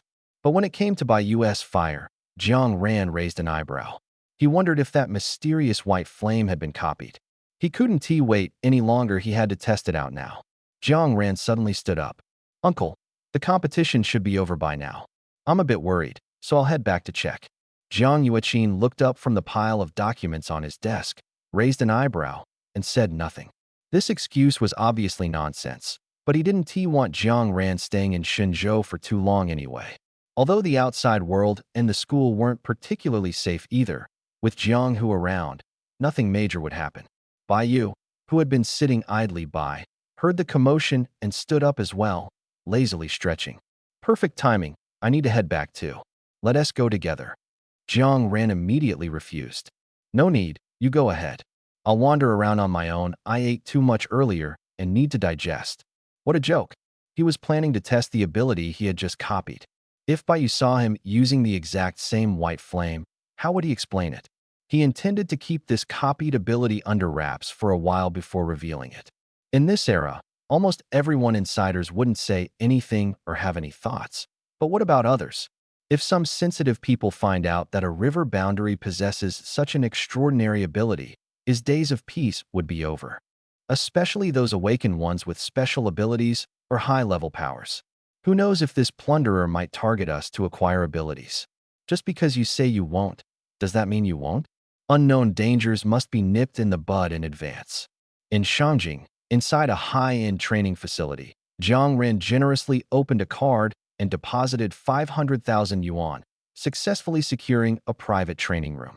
The training room is on the 6th floor, spacious, and fully equipped with functional facilities. Most importantly, it offers high privacy, which is very accommodating for someone like Jiang Ran, who has quite a few little secrets. Sitting cross-legged on the mat, Jiang Ran propped his head with one hand while extending the index finger of the other. At the tip of his finger, a small cluster of white flame quietly hovered. Even up close, there was no heat to be felt, seemingly harmless and non-lethal. Jiang Ran had been staring at the flame for a long time. He hadn't expected that he could actually replicate by use mysterious white flame. But somehow it felt a bit off. What exactly is wrong? Jiang Ran scratched his head, thought for a long time, and gave up. Forget it, as long as it works, why overthink it? Anyway, I only have a one-day trial card. Once midnight passes, the ability will be gone. By then, I'll have to copy something else. However, the randomness of the copying process was somewhat frustrating for Jiang Ran. Luckily, Baiju's 3 abilities were all strong. If it had been someone with a mix of abilities, like one high-level ability and the rest being trash, Jiang Ran would just sigh at his luck.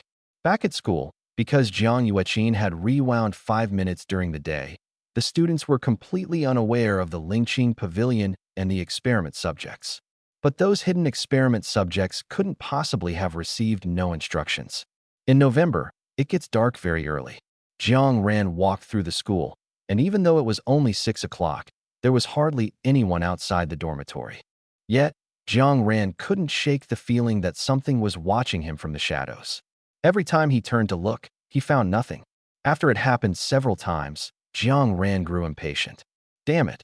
I'm walking like a snail in the cold wind at night, and you still won't come out? Fine.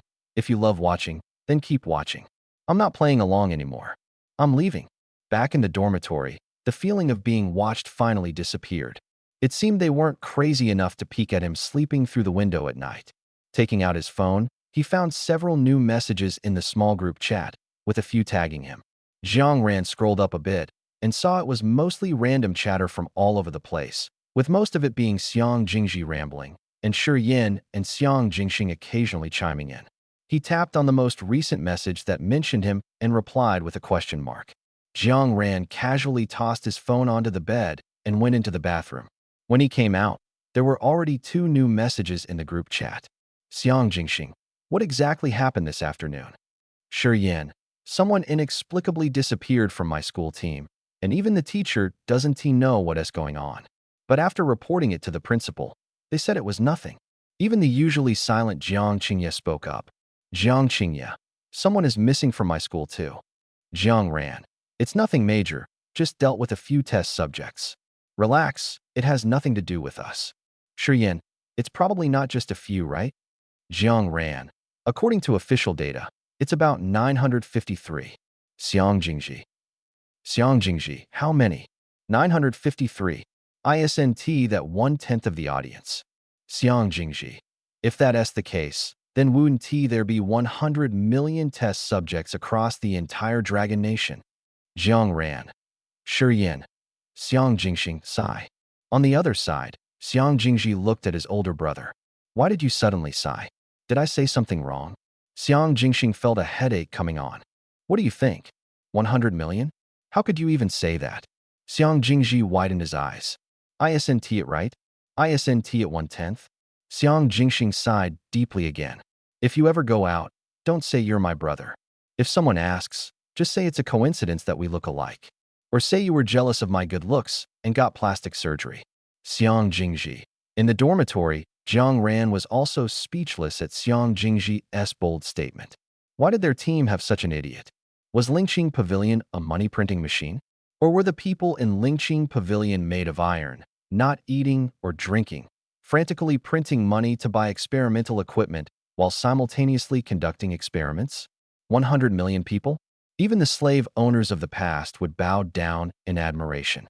Regarding the 900-plus people this time, Jiang Ran and Jiang Yueqin both agreed that while these couldn't possibly represent all of Lingqing Pavilion's stock from the past few years, it was likely 70–80% of it.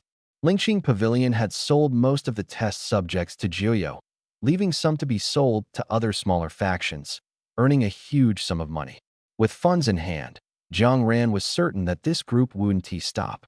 Even if Jiuyou and Lingqing Pavilion were completely wiped out during this interaction, they wouldn't cease their activities. They were all lunatics. If they don't see any benefits for a long time, their enthusiasm might gradually fade. But now, with so much money in their hands, even the most fearful people wouldn't be afraid anymore. They could satisfy their twisted desires and make a huge profit. Who wouldn't want to do that? It's unstoppable. Originally, Shenzhou was investigating along the trail of Bai, and some people were worried that if Bai died, it would affect the subsequent investigation. But after hearing the explanation, everyone suddenly understood. As long as they continued doing these things, why worry about not finding clues? The death of a small pawn was inconsequential. That's why no one opposed Jiang Ran killing Bai, and the copy was successfully obtained by Jiang Ran. The next afternoon, the joint competition of the 7 academies officially came to an end. Tianfu Academy secured its championship title with a high score of 14 points, followed by Lingshu University with 10 points. Since Tian's Divine Academy and Canaan Academy both scored 9 points, they had to compete in an additional match, where Tian's Divine Academy emerged victorious, taking 3rd place, while Canaan Academy ranked 4th. The 5th place went to the War Academy with 8 points. The last 2 places were occupied by Starry University and Longting University, both with 7 points. Normally, a tiebreaker match would be held, but due to the incident yesterday afternoon, Starry University was at fault and voluntarily proposed to forego the match. However, Longting University rejected the proposal. After a round of competition, Longting University won, leaving Starry University at the bottom with 7 points, officially inheriting the 7th place, title previously held by Canaan Academy. In the blink of an eye, more than half a month had passed. Shenzhou's investigation into Lingqing Pavilion hit a temporary bottleneck. After continuous efforts yielded no results, they decisively shifted their focus to smaller forces across various regions, especially those lacking sufficient financial strength and only able to afford semi-successful experimental subjects discarded by Juyo. This investigation indeed uncovered some leads. Meanwhile, during this period, the authorities worked overtime to develop a detection device capable of identifying whether a person was a pure, natural human. The 7 academies took the lead in conducting full-scale testing. The results were promising, with only a dozen students in each school found to have been transformed into experimental subjects. The principals of the major academies collectively breathed a sigh of relief. As for how many people in society at large had fallen victim, progress remained slow due to the limited number of detection devices and the inability to disclose specific reasons for testing, which led to some resistance. By December, the weather in Shangjing had fully transitioned into winter. 3 days before the major snow solar term, the students of the 7 academies received a notice that was even colder than the December winds. Final exams were approaching. This news caused panic not only among the yellow and black classes, but also the earth class. During lessons, no one dared to daydream or doze off. Everyone kept their eyes wide open, filled with a thirst for knowledge. After all, no one wanted to return home for the new year with a failing grade. Except for one person. On Thursday, Jiang Ran once again strolled into the classroom at the sound of the bell, under Yan Feng's murderous glare, unhurried and indifferent. Jiang Ran, hilarious. There's no one at my house, so who cares if I pass or fail? If anyone had cared about his grades, he wouldn't have handed in blank exam papers every time in high school simply because he was too lazy to take the tests. Well, there was one exception to his blank paper streak. One year during the new year, both his uncle and aunt came home, and to make them happy, Jiang Ran reluctantly took his final exam seriously. He ended up overdoing it and scored 1st place, shocking Yin Feng so much that he chased Jiang Ran for 3 days, asking if he had cheated. When Yin Feng finally realized that Jiang Ran genuinely knew everything but simply didn't want to write, he was so furious that he almost spat blood in Jiang Ran's face. Jiang Ran, with an innocent look, said, "Old Yin, it's not that I don't write. It's just that the questions you said are way too easy for me. They don't interest me at all. This really isn't my fault." Yin Feng pointed at him, stammering you for a long time before finally losing his composure. He pointed at the door and told him to get out. So Jiang Ran casually stuffed Yin Feng's newly purchased 5-figure ornament into his pocket and strolled out. Yin Feng was so furious that he ignored Jiang Ran for the entire winter break. Yin Feng patted the lectern, trying hard to ignore a certain someone. Let's talk about tomorrow's final exam. The final exam is different from previous tests.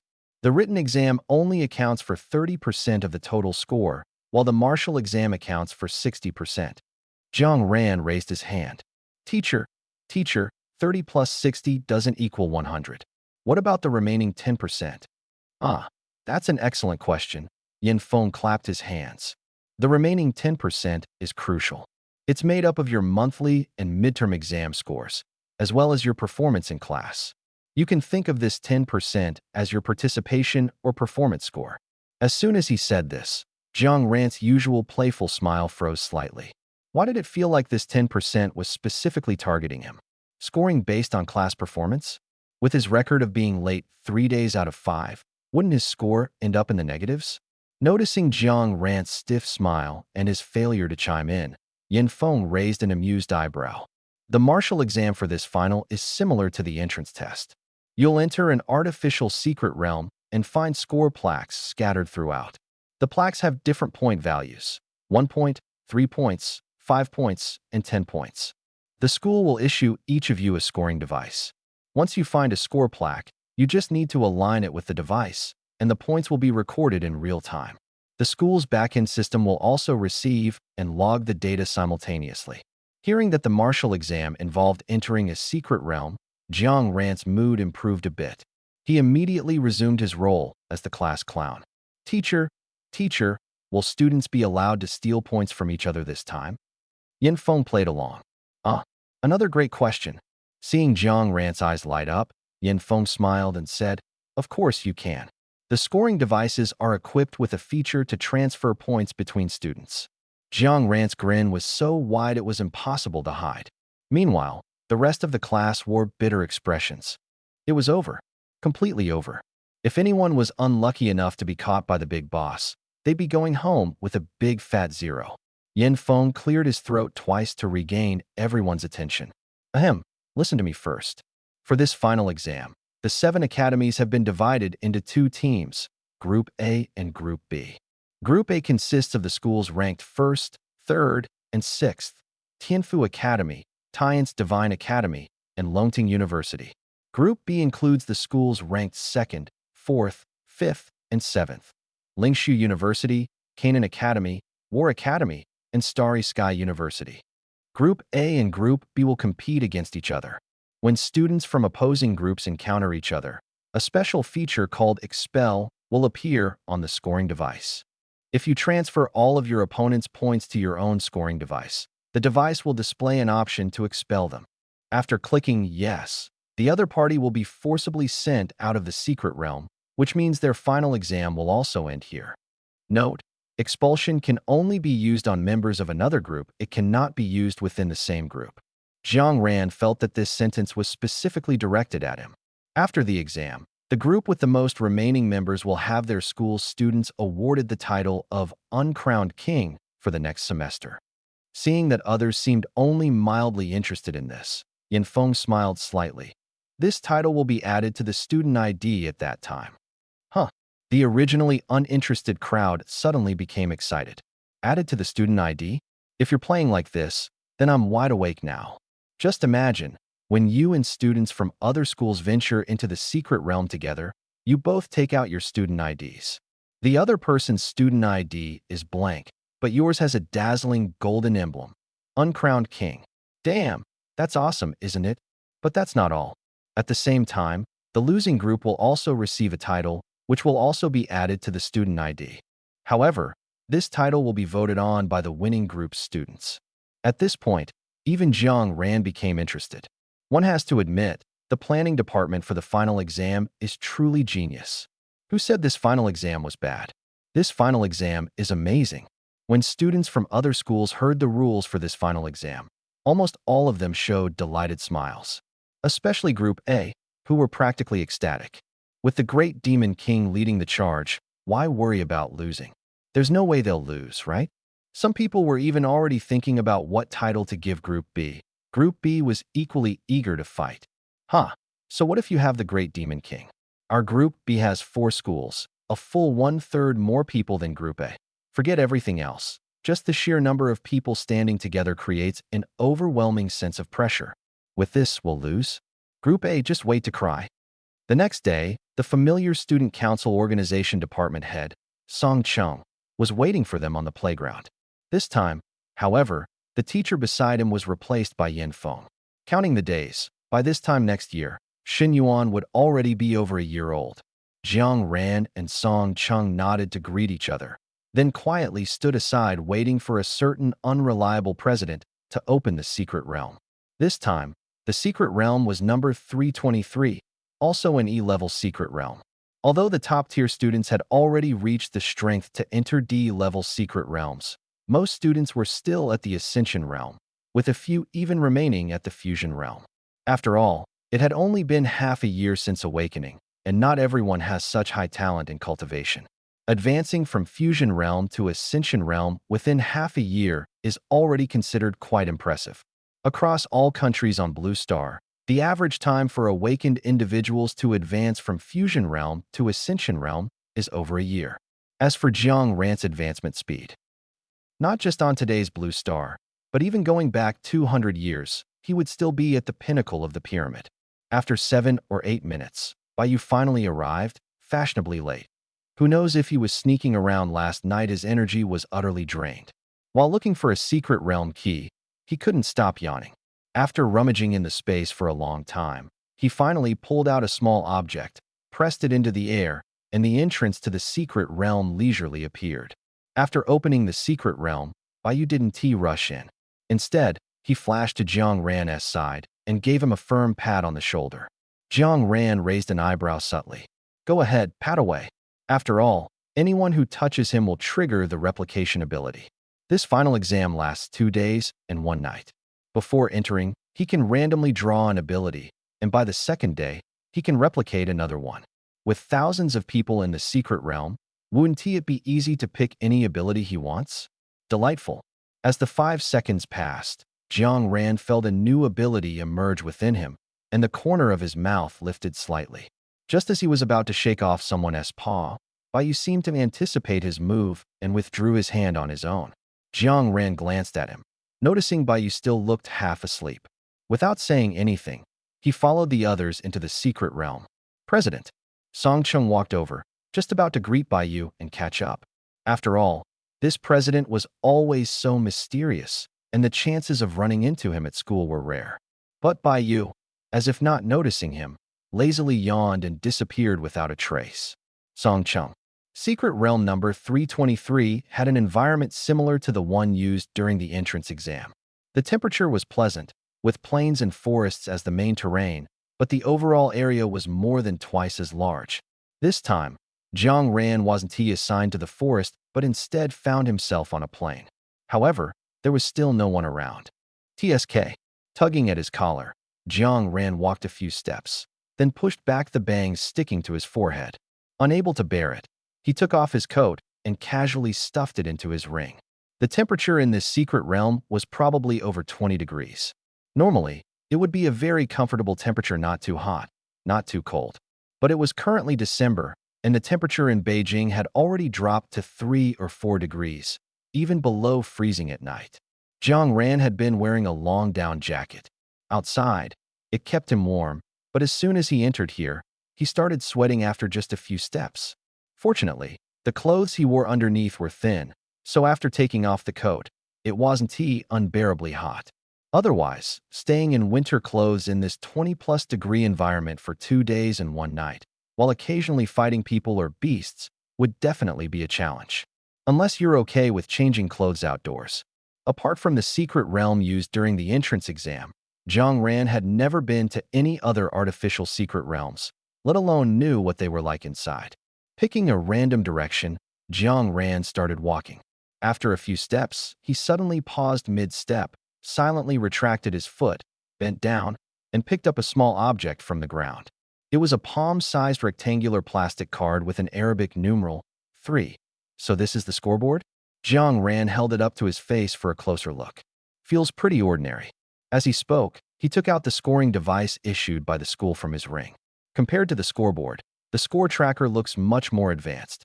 It's not very large, only about half the size of a smartphone. The front features a screen with Jiang Ran's name and student ID written in the upper left corner. After his name, there's a bracket with the letter A inside. In the center is a number representing the real-time score, which currently shows 00 for Jiang Ran. When he placed the scoreboard against the screen, the score of 00 flickered and changed to 03. Jiang Ran glanced at the plain-looking scoreboard again, feeling a sudden urge, and placed the small plastic card against the screen once more. However, this time, the number on the screen remained unchanged. Jiang Ran touched his chin. Well, someone had anticipated his move. A scoreboard can only add points once, no sneaky tricks allowed. Casually tossing the card and the score tracker into his ring, Jiang Ran continued forward.